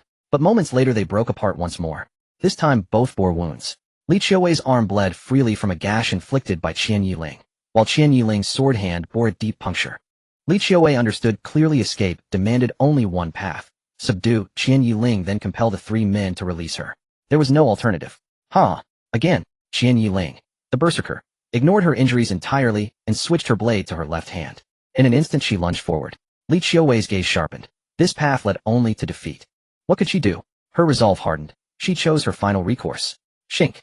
A long blade pierced Li. This time she did not flinch. Enduring the agony, she surged forward. Sacrificing her body as armor, she darted behind Qian Yiling in a single desperate maneuver. Her broken blade pressed cold against Qian Yiling's throat. Master Qianyi. The 3 men reacted instantly. Guns snapped from their holsters, aimed squarely at Li Qiuwei. Step back, or I'll take her with me, she roared. Qian Yiling, still reeling from Li Qiuwei's sudden strike, registered the icy edge at her throat only now. A wry, weary smile touched her lips. You win. Cough. Both women stood trembling on the verge of collapse, sustained only by sheer will. Order them away. Li Qiuwei commanded, voice low and steady from behind Qian Yiling. Qian Yiling nodded, then addressed the others. Stand down. Master Qianyi, 2 men cried out in alarm. Have my words lost all weight? Inoyusen, what are you doing? Inoyu, called by name, remained unruffled by Qian Yiling's rebuke. Instead, a faint, unsettling smile played upon his lips. Qian Yiling, by rank we stand as equals. You hold no authority over me. Her eyes widened. She realized belatedly that he was right. But he is Master Qianyi, the 2 men urged urgently. The man sneered. And what of it? Look around. How many have died on this island? Yet Master Qian Yi still intends to let her walk free. Does she honor our fallen comrades? Or has she forgotten them entirely? His words silenced them instantly. Then came the next blow, shattering their loyalty beyond repair. Don't you wonder what Master Qian Yi tastes like? We'll simply report her capture, blame it on an ambush. Who else but us would know the truth? Silence fell again. You dare? Qian Yiling exploded in fury. Dare? You're barely standing. What strength remains in you? Inoue laughed coldly. Opportunity knocks, but once, seize it while it lasts. The two men exchanged. Lust flickered in their eyes. Yes, this was Master Qian Yi. Would her cries sound different, more exquisite, than those of lesser prey? Li Qiuwei, more terrified now than Qian Yiling herself, had never imagined her triumph would plunge her deeper into peril. What are you waiting for? Seize them, bind them both. We'll take them together. Inoue grinned lewd and unrestrained. His gaze roved hungrily over Qian Yiling's form. What now? Despair flashed across Li Qiuwei's eyes. Her gaze dropped to the cloth doll hanging at her waist, the one she'd meant to give to Zhao Zhao last night, but hadn't. Her daughter was still waiting for her to return. Just when Li Qiufei was about to despair, she inadvertently glanced behind the three individuals and saw a figure sneak around the back of the mountain. Who could it be? It was almost self-evident. Upon seeing that Li Qiufei had discovered him, Chen Sheng immediately pointed at the three people. Li Qiufei instantly understood. She slightly released Qian Yiling and cast a glance at the three individuals mocking them, as she said, Qian Yiling, is this the best you can do? Qian Yiling glared fiercely at the three from Jingya. Swat Siju and Liang Mujuan, if you stop now I can pretend. Upon hearing this, the two subconsciously looked towards Jingya. Don't listen to her. Once the bow is drawn, there's no turning back. Have you forgotten what this woman said about eliminating all threats? Hearing this, both of them quickly regained their senses. Armed with guns, they slowly approached. My apologies, Lord Qianya, they said, preparing to restrain Qian Yiling. But just at that moment, Qian Yiling had no intention of sitting idly by. She struck out instantly. Even a dying camel is larger than a horse, and the two were well aware of this fact. At the very moment Qian Yiling made her move, gunfire erupted. Bang! A shot hit Qian Yiling's injured arm. The long knife was sent flying. Despite her injury, Qian Yiling attempted to fight back, but was swiftly subdued by the two. Jingya angrily approached. Stop wasting time and tie her up. After saying this, he turned to Li Qiufei, gun in hand, and slightly, beautiful lady, there's no need to worry. Neither you nor Qian Yiling can escape. Li Qiufei's face was filled with anger. However, at that moment, Liang Mu, who was supposed to tie up Qian Yiling, suddenly felt a pain in his back and collapsed forward. Meanwhile, the other person had not yet reacted when he heard a gunshot. Bang! The power of the shotgun bullet was undeniably different at close. The other man, puzzled as he looked up, was directly shot in the body and flew backward. The sudden turn of events started. He looked at the person who had suddenly emerged, immediately raising his gun to aim. But Li Qiufei would not allow him to have his. With a swift motion, she seized the opponent's arm and yanked him violently, knocking him down to the ground. Chen Cheng rushed over in an instant. Seeing that the man was still conscious, he struck the side of his head with the butt of his gun. Jingya's head tilted, and he fell unconscious.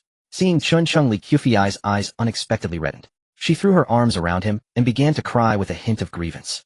Where did you run off to? I was so worried. Hearing her cry, Chen Cheng pulled Li Qiufei in front of him. Is your injury all right? Li Qiufei slightly shook her head. But at that moment she suddenly pushed Chen Cheng aside. Be careful. Just then a gunshot rang out. Bang! Li Qiufei's body jolted and she looked at Chen Cheng with a tragic smile before collapsing. Qiufei! Chen Cheng cried out in despair, turning back to see that the man who had been shot earlier was still alive. He dashed toward him recklessly. The man had intended to fire again, but was kicked down by Qian Yiling. Chen Cheng rushed forward and slammed his fist hard against the man's forehead. The man attempted to resist, but Chen Cheng picked up a nearby rock and brought it down again and again until the man was entirely motionless. At this moment Chen Cheng finally reacted, hurrying to check on Li Qiufei's condition. Qiufei, please don't scare me. He cradled her in his arms, tears brimming in his eyes. He looked at the wound on Li Qiufei's abdomen, blood oozing out. He desperately tried to stem the flow but could not stop. Blood stained his hands and the little cloth doll she held. No, she will be fine. Shang Luo, Chen Sheng shouted. It seemed the heavens responded. After hearing Chen Sheng's cry, a voice rang out in the distance. Brother Chen. Hearing the voice, Chen Sheng looked on in shock, only to see Tian Yue, Shang Luo, and Su Qiaoyan rushing toward them. You all. Spotting the four women, Chen Sheng was taken aback. Tian Yue was just about to explain when she suddenly noticed Li Qiufei lying in Chen Sheng's arms. Shang Luo, quickly take a look. Shang Luo also noticed and hurried to Chen Sheng's side, taking over Li Qiufei to stop her bleeding. Su Qiaoyan quickly assisted from the side. Thankfully, this girl had brought medical supplies, and they watched as Shang Luo provided first aid to Li Qiufei. Chen Cheng then turned to Qian Yiling, who was also in a bad state due to her injuries. Seeing the sudden appearance of the women, he was quite surprised. How many of you are left on the boat? Chen Cheng asked coldly. One. Qian Yiling replied honestly. The medical situation here was limited, and Li Qiufei had a gunshot wound. They had to get back. How did you contact them? Qian Ling shook her head. There's no way to communicate here. We agreed that they would come to pick us up or we could take the boat to find them. Dusk. Chen Sheng glanced at the sky. It was still noon. They couldn't afford to wait for Li Qufei's situation. Chen Sheng scanned the 3 dead bodies, a decision flashing through his mind. He then walked over to a man of similar stature and stripped off his clothes. He changed into the clothes and took the gun. Then he directly lifted Qian Ling. Let's go, take me to find them. Qian Ling looked at Chen Sheng. She glanced at Li Qufei and nodded. I'll go too. Tian Yue hurriedly stepped forward. Chen Sheng shot a glance at Tian Yue and then turned to Su Qian, feeling puzzled. Wasn't I supposed to keep an eye on her? Why did she come out too? However, these concerns were not as important as saving Li Qufei. Alright, but you also need to wear that person's clothes and keep your head down when we go. Tian Yue nodded hurriedly. Jingya was short, so when she wore his clothes it wouldn't look out of place. Chen Sheng pressed the gun against Qian Ling. He glanced at Li Qufei, who was still being treated, feeling incredibly angry, but he also understood that now he could only race against death. With worry weighing on him, he turned and left. The 3 made their way to the speedboat. Chen Sheng instructed Tian Yue to control Qian Ling while he drove the boat. Then, following Qian Ling's directions, he steered the speedboat decisively into the sea. Faster! Faster! This was their hope of escape, and the only hope for saving Li Qufei. He did not want any mistakes to occur. As they made their way, he reminded Qian Ling what to say and do. Otherwise, he would not hesitate to kill her. Chen Sheng was consumed by urgency. Following Qian Ling's direction, the speedboat surged forward across the waves. Within moments, another cruise ship appeared on the horizon, anchored offshore. He glanced back at Tian Yue, whose appearance had been altered. Dust deliberately smudged across her face, lending her guise an air of authenticity. Concern etched his voice as he reminded her. Stay safe when we board. Tian Yue nodded softly. I know. So do you. Li Qiuwei's predicament was a tragedy no one wished to see unfold. Now Tian Yue fervently hoped Chen Sheng would not suffer the same fate. Moreover, seizing this cruise ship meant their return was finally within reach. Chen Sheng nodded, then turned his gaze toward Qian Ling. Her pallor betrayed deep exhaustion. Her injured arm had received only rudimentary bandaging aboard the speedboat, courtesy of Tian Yue. Do you know what to say once we're aboard? Qian Ling looked between them and gave a slight nod. First, she was human, and feared death as much as anyone. Second, she was no docile lamb awaiting slaughter. Seeing their silent affirmation, Chen Sheng redirected his focus toward the cruise ship.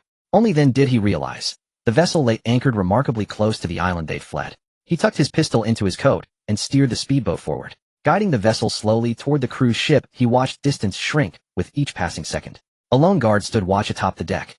Spotting the returning speedboat, he paused in bewilderment, then squinted harder. Lord Qinya and 2 others. What was happening? Why had Lord Qinya returned so swiftly today? Chen Sheng kept his expression grim, bowing his head low as he piloted the craft closer. Why have you returned, Lord Qinya? The guard called out curiously as the speedboat drew near. Qian Ling cast him a cool, appraising glance.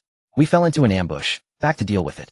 At these words, astonishment flickered across the guard's face. Since when had Lord Qinya grown so accommodating? Instinctively, his eyes drifted to the 2 figures beside Qian Ling, and instantly something felt wrong.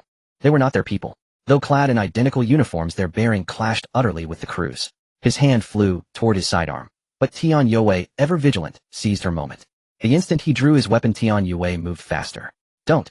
Qian Ling tried to warn him, but it was a sharp crack split the air. The guard staggered, warmth blooming across his chest. With dazed disbelief, he turned toward Tian Yue, then tumbled backward over the railing into the churning sea. Chen Sheng glanced back. His gaze held quiet admiration.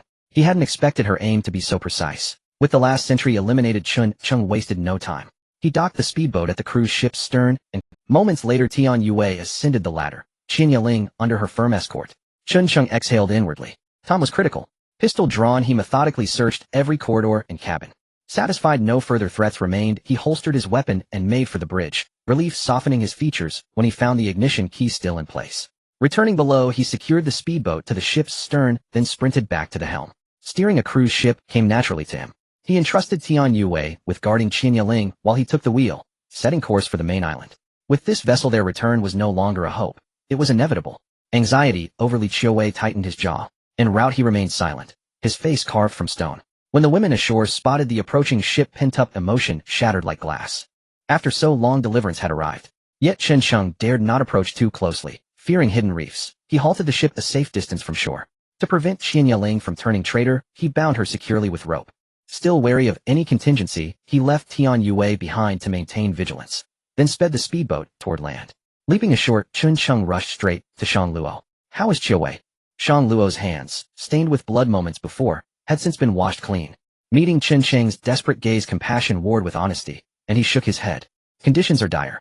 We've stanched the bleeding, but the bullet remains lodged inside. There's no surgical capability here. We must reach a hospital immediately. And I cannot guarantee how long she'll hold on. Chen Cheng's heart sank. He stared at Li Qiuwei's unconscious form, fists clenching until his knuckles whitened. Understood, I'll handle it. Then he turned to the others. Hu Shi and Su Qiaoyan stood nearby. His gaze flickered briefly, then deliberately away, from Su Qiaoyan, settling instead on Hu Shi. Hu Shi, you return at once. Gather everyone. Bring all provisions. We depart immediately. Hu Shi nodded wordlessly and departed. As soon as she vanished, Chen Cheng faced Shang Luo. You tend to Qiuwei. Report any change instantly. We'll move her onto the ship now. Su Qiaoyan stood apart watching him. She knew full well her presence would arouse suspicion, yet understood this was no moment for explanations. Let me help, she said quietly. Chen Cheng's eyes swept over her. Then he gave a terse non-committal nod. Li Qiuwei's survival was paramount, all else could wait. And now, return was possible. Some matters he realized no longer weighed so heavily upon him. Su Qiaoyan posed no mortal threat. Gently lifting Li Qiuwei, Chen Cheng cradled her, as though she were spun from fragile porcelain. He carried her carefully down to the beach, placed her into the speedboat, then ferried Shang Luo and Su Qiaoyan to the cruise ship. Once Li Qiuwei lay safely ensconced in a quiet cabin, Chen Cheng released a breath he hadn't known he was holding. Then alone he piloted the speedboat back to shore. While waiting, he wasted no time. He stripped supplies from the 3 corpses. Little of value remained. He'd already claimed their pistols, but there were unexpected finds: a pack of cigarettes and a lighter. Staring at the pack, he withdrew one. He lit it, then coughed violently. That long-forgotten sensation nearly overwhelmed him. Smoke curled from his lips, carrying away tension like vapor. They were going home. At last, this ordeal. He resolved to chronicle this entire experience upon return, not merely as memoir, but as legacy, a tale to recount years hence to wide-eyed grandchildren. Your grandfather once walked through fire and tide. As the cigarette burned down to his fingertips, he inhaled deeply, then crushed the ember beneath his boot. At last, after an interminable wait, Hu Shi emerged from the valley's mouth accompanied by the remaining women. Chen Cheng broke into a run. He helped shoulder their burdens. Big brother, where's Mama? Lin Zhaozhao, hand in hand with Hu Yue, scanned the crowd, her mother nowhere in sight. Hearing her question, Chen Cheng summoned a gentle smile and lifted her into his arms. Zhaozhao, your mom is just resting. She's very tired. Lin Zhaozhao beamed with innocent trust and nodded happily. End of Volume 1. The sea surface churned with waves crashing against the cruise ship, which sliced through the ocean like a giant sword. Chen Cheng glanced ahead, looking down at the nautical chart that lay in the cockpit conveniently placed for him. However, the marks on this chart did not inspire much optimism. They were unexpectedly far from the nearest human settlement. Could he really make it back relying on this cruise ship? Fortunately, they had brought food with them, and before leaving he had filled the ship's freshwater tank. Just as he was reflecting, Tian Yue entered the cabin carrying a plate of food after boarding the cruise ship. Tian Yue, along with the other girls, had thoroughly searched the ship and found quite a bit of food in the supply hold in addition to what they had brought. Living for a while like this would naturally not be a problem. The food was simple: mashed potatoes, can luncheon, meat, a bowl of rice, some tomatoes, and an orange.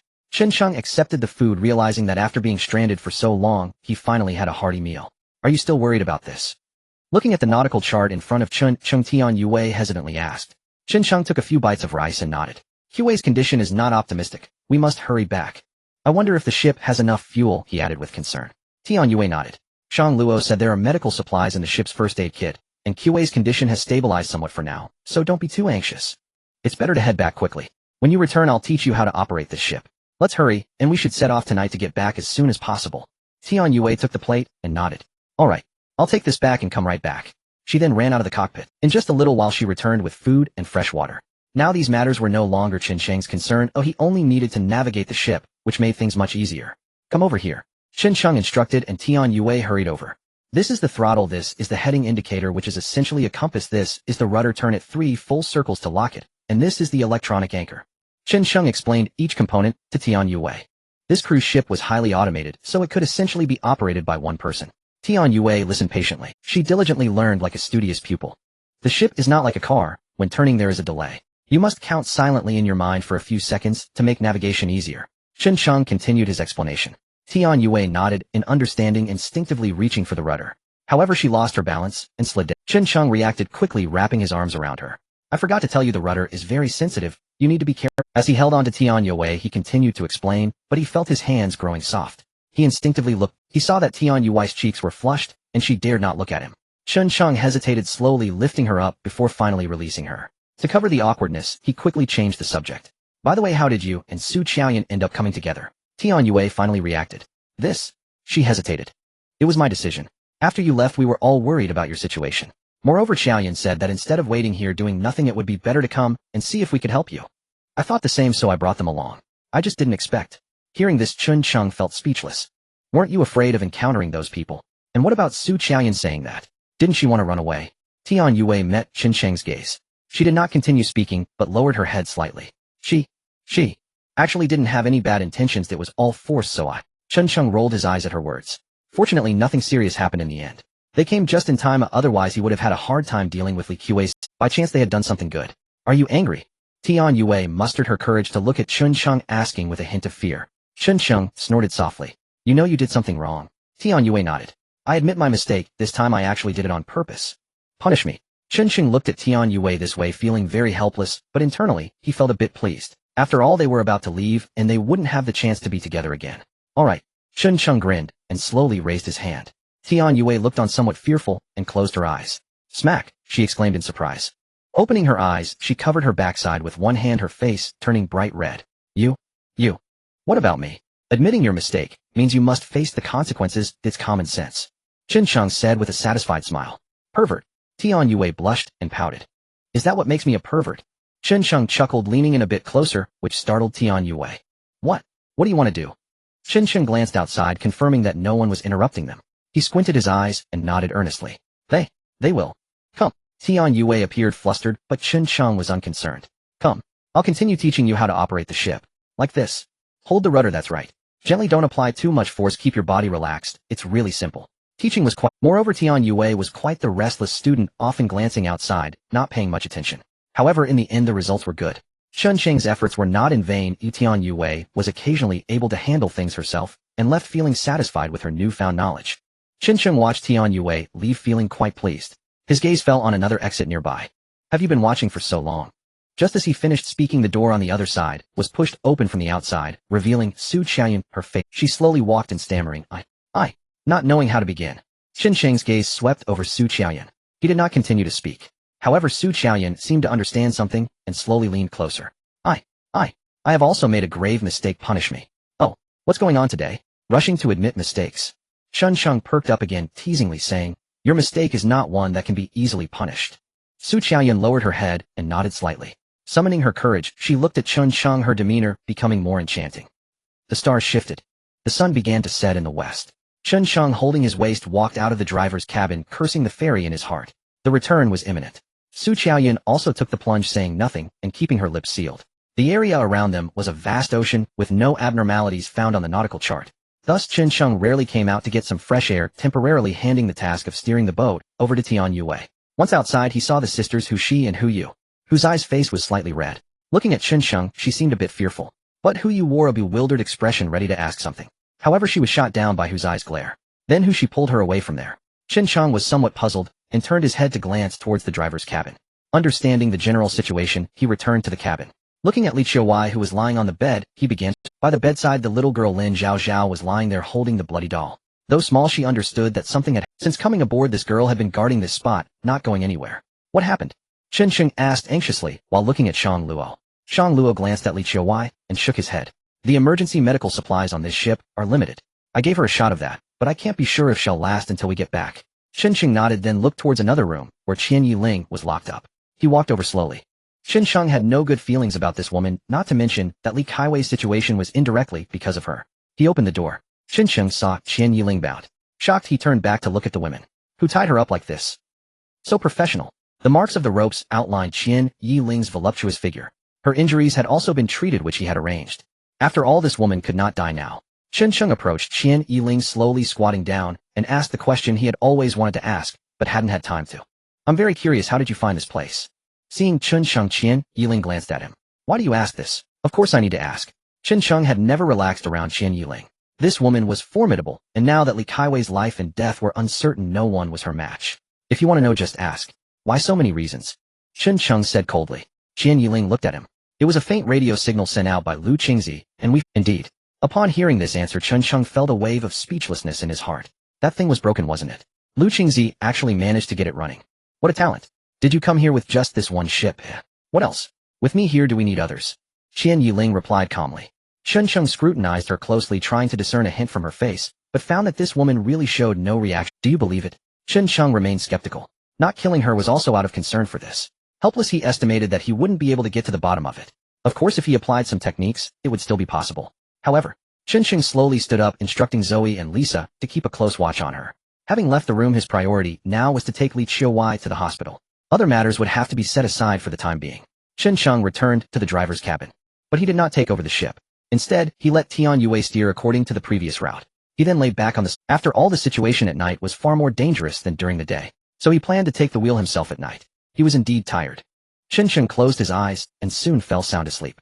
He did not know how long had passed before he was awakened by a hurried voice. Chincheng, wake up, there's a situation. Upon hearing the voice, Chincheng sat up, abruptly glancing around at Tian Yue and Hu Shi, who were calling for him. What happened? Hu Shi found that it seems like a ship is following us from behind. Tian Yue hurriedly said. A ship? Chincheng was taken aback. Getting up to take a look, he grabbed the binoculars from the driver's cabin before heading to the deck with Hu Shi. The two quickly arrived at the top of the ship.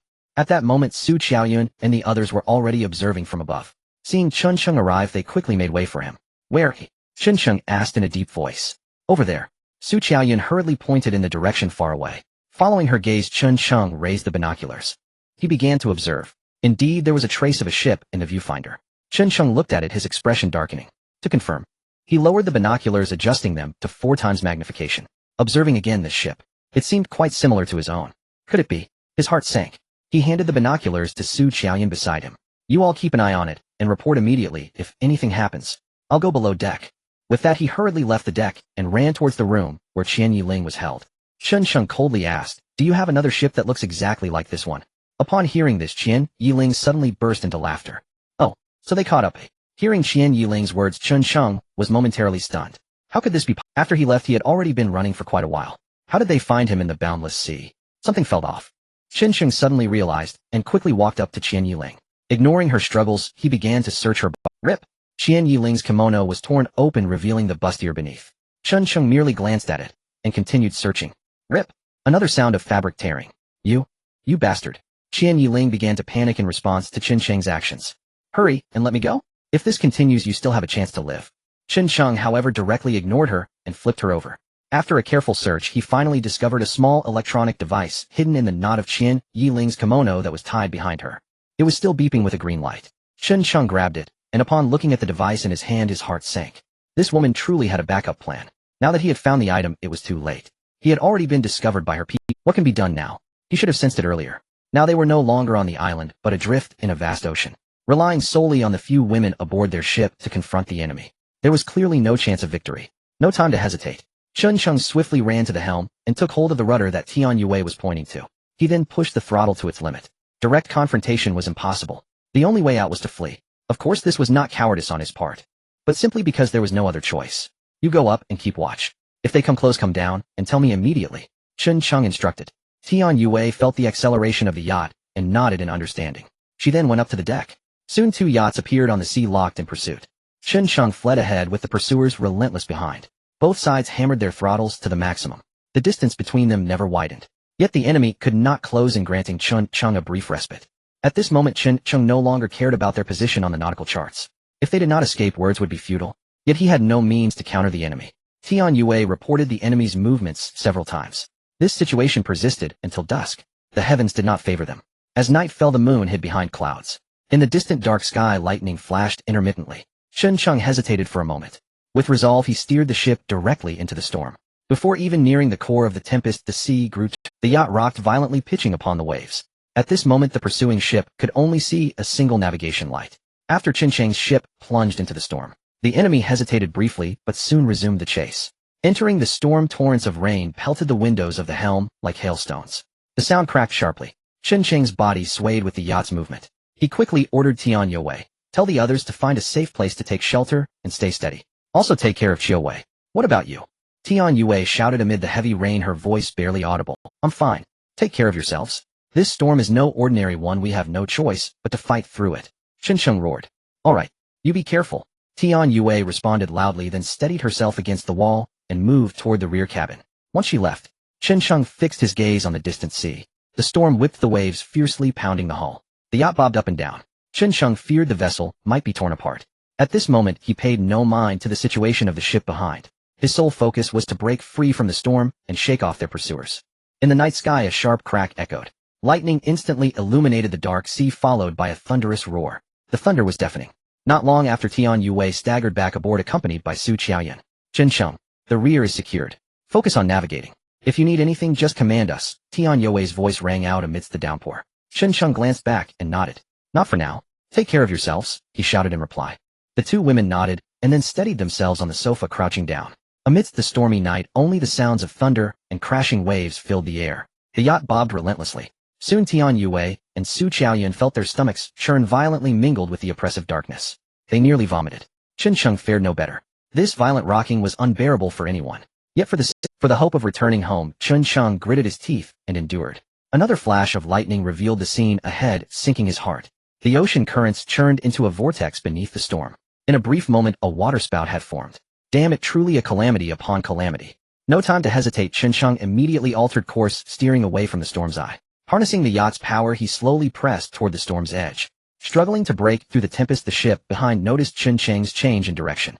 The distance between them, a flicker of hope stirred in their hearts. They were also somewhat bewildered. This ship belonged to Qian Yiling, but why was it fleeing upon sighting them? What was Qian Yiling's current status? They had only located Chen Sheng's party based on the signal, unaware of the Nevertheless, once they closed in, they could figure it out. Yet as they approached, the pilot suddenly spotted the waterspout ahead. Frightened nearly out of his wits, he abandoned pursuit of Chen Sheng and frantically twisted the helm. But it was already because they had chased too close to the storm's center. Their sudden evasive maneuvers were futile. The yacht struggled to escape the vortex, but was gradually sucked in. Moments later, the distance between them and Chen Sheng's yacht grew larger. Eventually, they vanished within the storm. Meanwhile, though Chen Sheng's speed was slow, he managed at the last moment to break free from the vortex's pull and burst out of the storm's core. Chen Sheng paid no mind to the fate of the other ship. He hurriedly distanced himself from the area. As night deepened, all around fell silent. The calm sea lay smooth as a mirror without a single ripple. After the rain, the moon emerged, its reflection painting a beautiful scene across the water. At last they had broken free. Chen Sheng wiped the cold sweat from his brow. Behind him, the two women were unwell, collapsing near the sofa, utterly drained, vomiting repeatedly.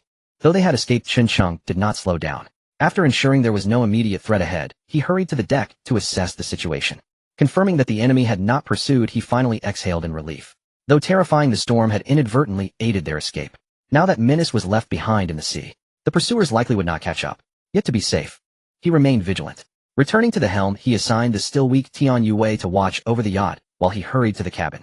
Upon entering the cabin, Chen Sheng was met with a foul stench.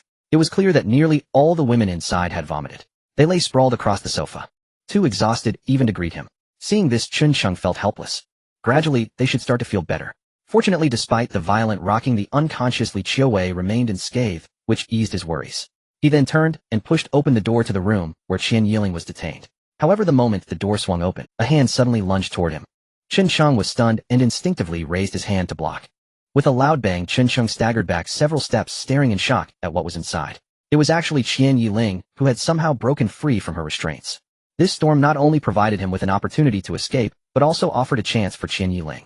Although he had no idea how she managed to break free. But this only made things worse for him. Instinctively, he reached for his gun, but Qian Yiling was faster. She charged out directly. She kicked out, and Chen Sheng had no chance to dodge. He was sent flying to the other side of the sofa, his gun slipping. He landed at the door of the bathroom, and at that moment the women noticed that something was wrong, especially who rushed. Chen Sheng, are you okay? Cough, cough, cough. Chen Sheng's face was filled with pain. Damn, this woman is really strong. He felt like his ribs were about to break. Seeing this, Hu Shi, not knowing where her courage came from, charged directly at Qian Yiling. But Hu Shi was no match for Qian Yiling. In just 2 moves, Hu Shi was kicked in the abdomen by Qian Yiling and fell into the corner of the sofa. Sister, Hu Yu looked on, becoming anxious. She hurriedly helped Hu Shi up. At this moment, Chen Sheng also slowly stood up, cursing under his breath as he held his chest and caught his breath. He glanced at Li Qiuwei on the bed. At this moment, there was no one to help him. He moved his wrist. Qian Yiling was formidable, but she was injured and could only use one hand. He couldn't believe it. Was the opponent really that strong? You all get back, Chen Sheng shouted. Hu Yu hurriedly supported Hu Shi, and Shang Luo, realizing he couldn't help, pulled the still dazed Lin Zhao to the side. Seeing Chen Sheng like this, Qian Yiling remained calm. After all, Chen Sheng was unarmed. In terms of strength, even injured, she was confident she could defeat Chen Sheng. She looked down on Chen Sheng's courage. Chen Sheng cracked his knuckles, staring intently at Qian Yiling, glancing at her injured right arm. He had already made up his mind. Then he charged straight at her, his fist aimed at her face. Qian Yiling, however, smiled slightly. Too slow. She tilted her head to dodge and single-handedly blocked Chen Sheng's attack, then raised her knee. Chen Sheng felt a sharp pain in his abdomen, but did not retreat. He endured the pain, grabbing Qian Yiling's right hand, revealing a triumphant smile. SSS. Her injured arm was attacked, and Qian Yiling gasped as her left hand came crashing down towards Chunsheng's forehead. Close. Chunsheng watched the incoming arm, his heart racing. He hurriedly let go and retreated. It was so close, just a little more. He felt a sense of regret, but also helplessness. Indeed, was it still not possible? There was no way. The gap in combat power was simply too large. Even using his injuries to retaliate, he was still no match for her. If he hadn't let go in time, he would have been knocked out by... What to do? Chunsheng felt anxious. He couldn't win. The gun was still over there. He glanced at the bathroom door, but Qian Yiling had noticed that as well. The reason she didn't go for it was that she felt it unnecessary confident in her own. Try again. Chunsheng was contemplating his next move. However, this time the opponent would likely be on guard. It was bound to be quite difficult. But giving up was not an option for Chunsheng. In a narrow path, the brave would win. To go back to live, he decided to try. Just as he was about to make a desperate move, a voice came from the door. What's going on over there? She asked instinctively, but after finishing she suddenly noticed Qian Yiling.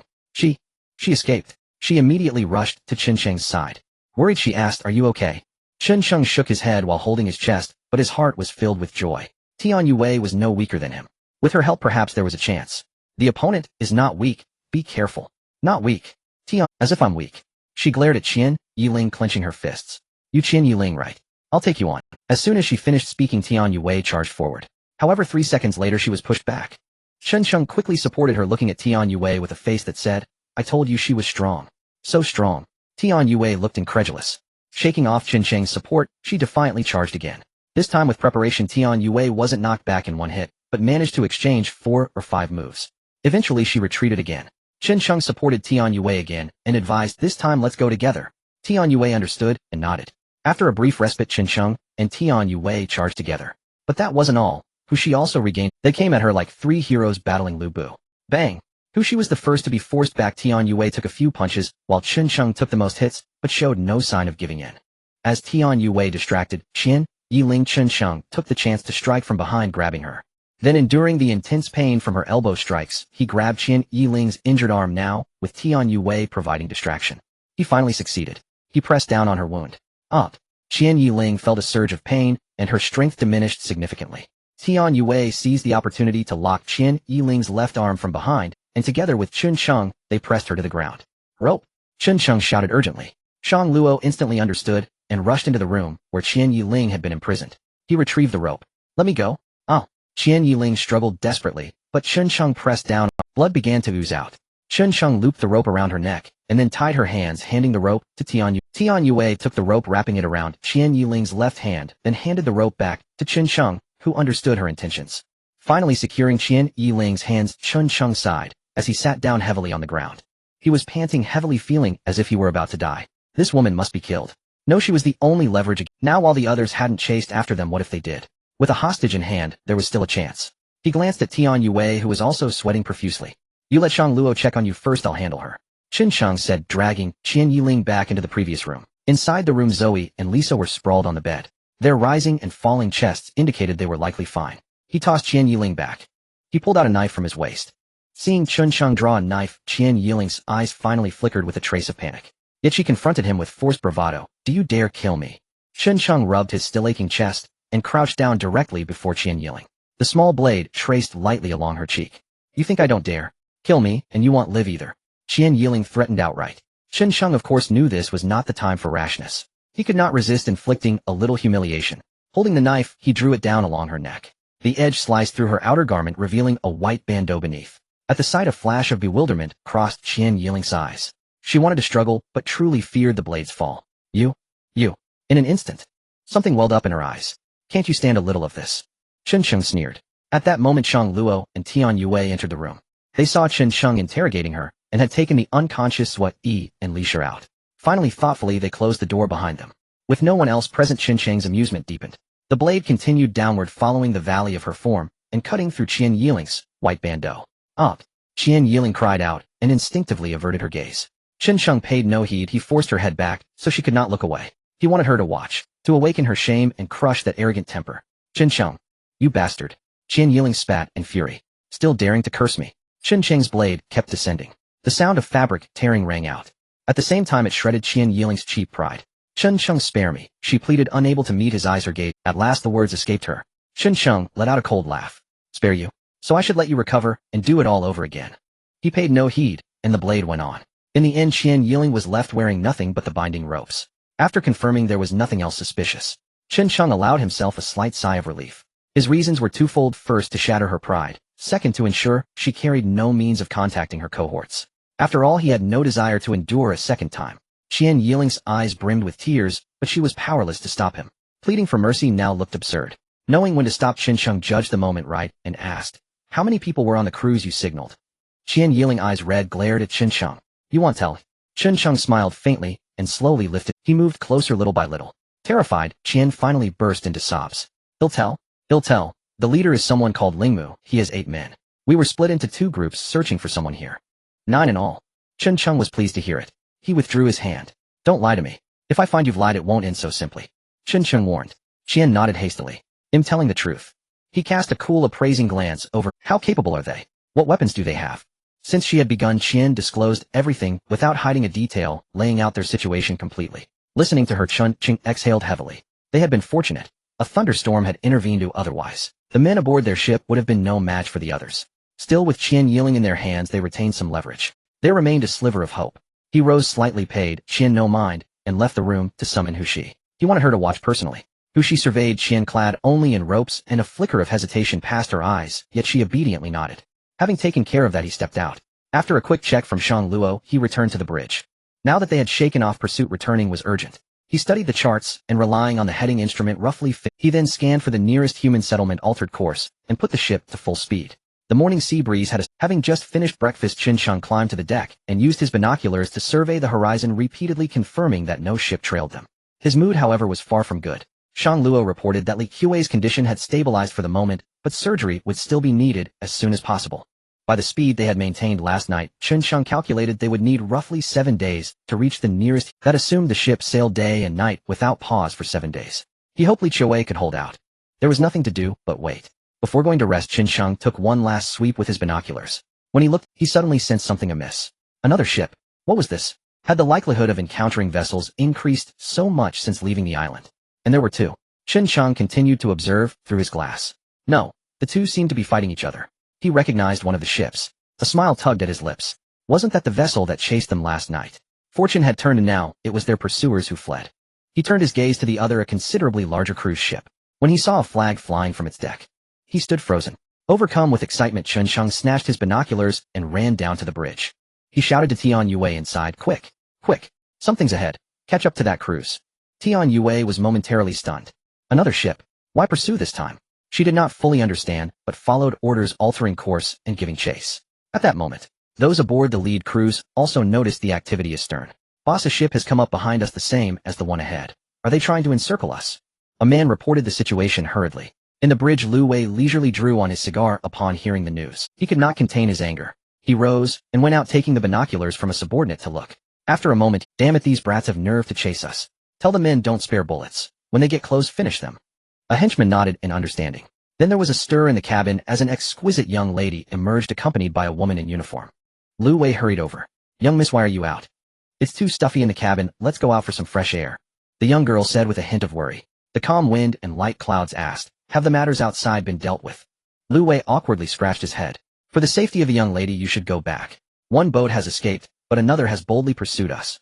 "Oh." Hearing this, the girl showed a hint of surprise. "Let's go take a look." After saying that, she headed straight up the stairs to the top of the ship. Leaving Lu Wei with a helpless expression, he looked at the professional woman beside him as if to ask, "Why don't you persuade the young lady?" The woman seemed to know what he was going to ask. Rolling her eyes, she said, "If I could persuade her, the young lady wouldn't be here." Upon reaching the top of the ship, Lu Wei quickly handed over the binoculars. The girl raised her fair wrist, and through the binoculars a slightly smaller yacht was speeding towards them. Meanwhile, they were chasing the boat ahead. Is that the help they called for? No. If that were the case, why would they run away? The girl silently put down the binoculars and spoke lightly. "Do not pursue a desperate enemy. Oh, we have important matters to attend to. Once we've dealt with the one behind us, we will go over there." After saying this, she turned and left. Lu Wei took the binoculars. He nodded, then instructed the helm to slow down and ordered his subordinates to be on high alert, preparing to catch the enemy. At that moment, after chasing for a long time, Chen Sheng finally saw the ship ahead slow down. His heart filled with immense joy, he silently prayed that it was indeed them. Otherwise, all his effort would have been in vain. He controlled the speed and quickly closed the distance, holding the binoculars. As the distance between them continued to shrink, Chen Sheng finally saw the people on the other boat clearly. That big face, he had never found it so pleasing before. It was them. It truly was them. He was saved. Next to him, Tian Yue looked at the excited Chun Sheng with, "Do you know them?" More than just knowing. Chun Sheng was overly excited. "Yue, you take the wheel," and slowly approach. After saying that, he ran out without waiting for Tian Yue's response. Su Qiaoyun puzzled glanced at the seemingly worried Tian Yue and hurriedly followed. Upon reaching the top of the ship, Chun Sheng excitedly spread his arms and started shouting loudly to the people on the other side. "Wei Ge, it's me." At this moment, Lu Wei was also baffled. What did the other party intend to do? If they were going to ram their ship, why were they? Moreover, after they slowed down, the ship in front had already vanished. "Just you alone, and you're still daring to approach. Are you tired of living?" He instructed his subordinates that if anything seemed off, to immediately empty the magazine. He silently picked up the binoculars and began observing again. However, when he saw the top of the other boat, he was momentarily stunned, seemingly unable to believe his own eyes. He put down the binoculars and looked again. That person. How could this be? Lu Wei was convinced he wasn't seeing. With an incredulous expression, he immediately ordered, "Quickly put down the guns." His subordinates also looked. Everyone was curious about what was happening. But as the yacht behind continued to approach, a few people in the team instantly recognized Chun Sheng, who was waving from the top of the ship. "That's Chun Sheng." As this was said, the others, who were previously uncertain, also looked bewildered. Lu Wei was extremely excited. He pushed aside the two people blocking him and quickly walked to the front of the ship. This time he didn't need the binoculars, he could see the other side clearly. He was very sure he wasn't mistaken. This kid was really still alive. But how did he get here? Still on a ship from... He hurriedly ordered the ship to stop and wait. As the two boats drew closer, Chun Sheng leapt down from the top of the ship and flipped over the railing. He dashed forward. "Wei Ge, it really is you guys." Hearing the familiar voice and seeing the familiar faces, Lu Wei didn't mind that the other party called him Wei Ge again. Then in excitement, he punched Chun Sheng. "You brat, you really have a strong life. I was just about to look for you, but I didn't expect to run into you here." Ugh. Chun Sheng winced in pain. After being beaten up by Qian Yiling, he felt even worse now. Seeing Chun Sheng like this, Lu Wei also grew worried. Chun Sheng shook his head. "I'm fine, but it's just that I'm so happy to see you guys." At this moment, Lu Wei was also extremely excited. Looking at Chun Sheng's slightly thin appearance, he finally reacted. "By the way, how did you end up here? Didn't your plane have an accident over there?" "That's a huge distance apart." Chun Sheng also felt emotional. This story is a long one. He was just about to briefly explain, but he saw Lu Wei's gaze shift behind him. He curiously turned to look. Just one glance, and Chun Sheng was stunned, wearing a somewhat uncertain expression. "The young lady? You. What are you doing here?" The girl had just returned to the cabin, but not long after. She heard a commotion outside, seemingly quite noisy with cheers. Curiously, she stepped out and saw Chun Sheng's. "As long as you're okay," the girl said lightly. The professional woman beside her looked shocked. Chun Sheng had actually... Sigh. Why did I say that again? Hearing the girl's light words, Chun Sheng felt a bit embarrassed and scratched his head. "Thank you for your concern, young lady." The girl snorted lightly. "Who is concerned about you?" After saying that, she turned and left with the woman. Chun Sheng was left in confusion. Was this girl happy that he had returned, or upset? Never mind, it was more important to catch up with Lu Wei and the others. He turned his head, curiously looking at Lu Wei. "How did the young lady end up here?" Lu Wei shook his head helplessly. "We were just about to go find Sister Kin and Luca Paisai." Originally, Lu Wei didn't continue. Chun Sheng roughly understood. He patted Lu Wei's shoulder. "Wei Ge, you've worked hard." Lu Wei swatted Chun Sheng's hand away, rolling his eyes. "How disrespectful. Also, how many times have I told you not to call me Wei Ge? If you do, I'll break your legs." "Haha. Alright, Wei Ge." Chun Sheng laughed. Lu Wei rolled his eyes again. He was in his 40s, so naturally Chun Sheng should call him uncle. But since they had been hanging out together for a long time, their relationship was naturally not ordinary. Just as Lu Wei was about to continue asking how Chun Sheng ended up here, from the cabin the professional woman walked out, looking at the two. She said lightly, "The young lady wants him to go over." As she spoke, she glanced at Chun Sheng. Chun Sheng turned back to Lu Wei, signaling an apology. Lu Wei remained silent and nodded quietly. Chun Sheng focused his gaze on the professional woman, silently following her. As they continued down the path, Chun Sheng watched the swaying waist of the woman ahead. With a hint of teasing, he joked, "Sister Chin, you seem to have become even more beautiful in this past month of our separation." Hearing this, the woman in front let out a soft huff. Chun Sheng acted as if he hadn't heard, pondering with a meaningful, "You've grown quite a bit, hey? Sister Chin, you didn't really go eat papaya because of what I said, did you?" Hearing this remark, suddenly Lui Chin came to an abrupt halt. With a hint of anger, she turned around to glare at Chun Sheng, purposely puffing out her chest. Am I not naturally beautiful? Why would I need to listen to you?" Chun Sheng silently nodded, his gaze filled with appreciation. "Indeed, you have grown quite a bit." Lui Chin glared back at him, her anger flaring. She reached out to tug at his ear, but he quickly dodged away, grinning mischievously. "Sister Chin, the young lady is..." Lui Chin rolled her eyes in annoyance, looking quite lovely. Yet she understood this wasn't the time for fooling around. This person truly was something. Upon returning, she felt irritated with herself. Wouldn't it have been better not to come back at all? Following the corridor, Lui Chin led Chun Sheng quickly to the door of a room. Lui Chin gently knocked on the door. Young Lady Chincheng has arrived. From within the room, it seemed a sound of something colliding could be heard. After a moment a girl's voice came through, "Come in." Lu Yichen glanced at Chincheng before pushing the door open. Upon entering, Chincheng discovered it was a huge room. Near the window stood a large table with rooms on either side. "Young lady," Chincheng spoke in a deep voice. This was his highest-ranking superior, the one who issued his pay. He could not afford to offend her. Xia Yao glanced at Chincheng, motioning for him to sit down. He did not refuse. Although he was part of Lu Wei's internal staff since that incident, he had mostly been seconded to the headquarters to assist. "So tell me, how did you end up here?" Xia Yao asked, straightforwardly addressing this question. Chincheng naturally had nothing to hide. The plane had an accident, he was betrayed by treacherous people, and then he ended up on a deserted island intending to spend the rest of his life there, only to unexpectedly encounter Qian Yiling and the others. Then he took the ship back, was chased into a thunderstorm, and finally met them. Of course, some details could not be disclosed. Listening to Chincheng recount the events, Xia Yao's face occasionally revealed a trace of surprise. Lu Yichen, who was bringing coffee, looked shocked. She couldn't imagine the number of things Chincheng had encountered in just a month. Moreover, he had miraculously survived. It was simply too bizarre. And previously he had also wandered in the Gobi for a month before ultimately returning. It was nothing short of a miracle. One could guess that even the heavens were lamenting how hard it was to kill Chincheng. "So you suffered this misfortune for no reason?" "Who says it wasn't?" Chincheng replied, looking exasperated. "The most frustrating part is that this mess isn't even real." Xia Yao smiled lightly. "If it were real, I would have returned home by now. I've heard that the first generation of products has already been released, but recently there have been disturbances everywhere, so it hasn't been announced yet. So I guess I contributed a bit, right? If I go back, shouldn't I be awarded something?" "You still want a reward?" Lu Yichen chuckled lightly from the side. "By the way, didn't you survive on that island with those women for so long? Isn't that reward enough?" Once this topic was brought up, Chincheng fell silent. Xia Yao waved her hand. "Forget it, as long as you're back, we don't need to go to La Capis anymore. Inform them to send the women back to their respective." Hearing this, Chincheng's face showed a hint of reluctance. After all, they had been together for such a long time. How could there be no feelings? Moreover, they knew each other well. Was it really time to part ways? But then he thought, what could he give them? Returning to society was their ultimate destination. Their families were waiting for them to come back. Everything should come to an end. He didn't know how his father, mother, and elder brother were doing. His incident must have caused them. However, after returning, he must spend quality time with his parents. "All right, fine." Chincheng showed no particular expression, merely nodding silently. However, that wasn't what he wanted. After all, upon seeing Xia Yao, his first thought was not to go back. Instead, it was something else. "Young lady, did you bring that doctor with you?" Xia Yao had initially intended for Lu Yichen to take Chincheng away. Upon hearing this, she curiously inquired, "What's wrong? Are you injured?" "They are all here." Chincheng, "Then I need the young lady to save someone." "Save someone?" Xia Yao furrowed her brows slightly, but she didn't refuse. "All right, you and Yichen go arrange it." Chincheng was immensely grateful. He left with Lu Yichen, who went to notify the medical room to prepare for surgery to treat the gunshot wound. Although Lu Yichen was curious, she followed the young lad's orders. The medical room on this ship was not just for treating simple colds and fevers.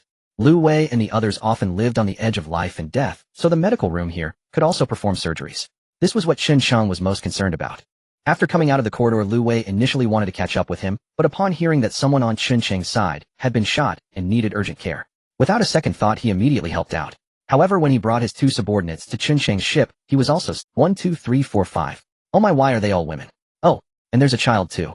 Tian Yue looked at this group of heavily armed men, her brow furrowed the entire time. She was very curious. Just now, Chincheng's actions clearly indicated that they were acquainted, and their relationship seemed to be quite close. For a moment, she began to wonder about Chincheng's identity. Meanwhile, Su Qiayun, upon seeing Lu Wei and the others, showed a trace of shock in her eyes, followed by a look of relief. She had a rough guess about Chincheng's identity. The rest of the women, however, looked completely bewildered as they carried the ship. They carefully lifted the unconscious Li Qiuwei onto it. Little Lin Zhao insisted on following along, leaving Chincheng with no choice. He could only carry her and Shang Luo together. Before leaving, Chincheng glanced at Tian Yue, his eyes flashing with a different emotion. You all stay here for now. Don't worry, all threats have been removed, and we can go back." Upon hearing this, Tian Yue felt inexplicably unhappy with a faint sense of loss in her heart. Li Qiuwei was wheeled into the operating room. Chincheng held the little girl quietly outside, gazing at the red light above the door, his heart stirred with quiet emotion. Li Qiuwei had taken the bullet for him. No matter what, he had to save her. Instinctively, he tightened his arms around Lin. Lin Zhao seemed to sense his unease.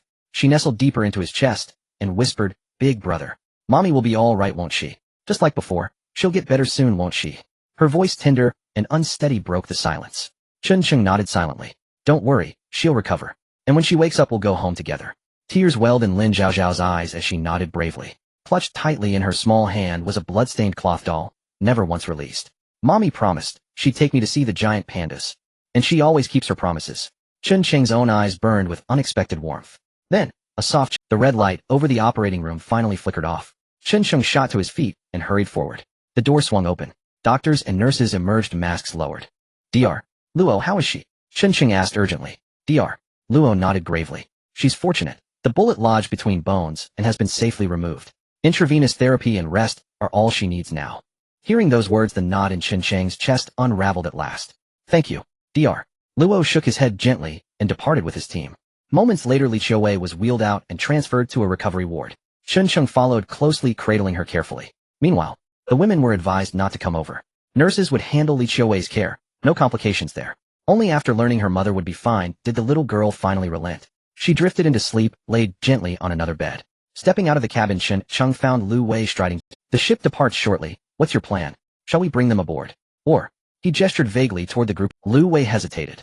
These men lived by steel and instinct. Proximity to such women might Yet more than that, he simply didn't understand the nature of Chen Cheng's ties to them. Chen Cheng paused, then replied, no, they needn't come. They're well fed and cared for where they are.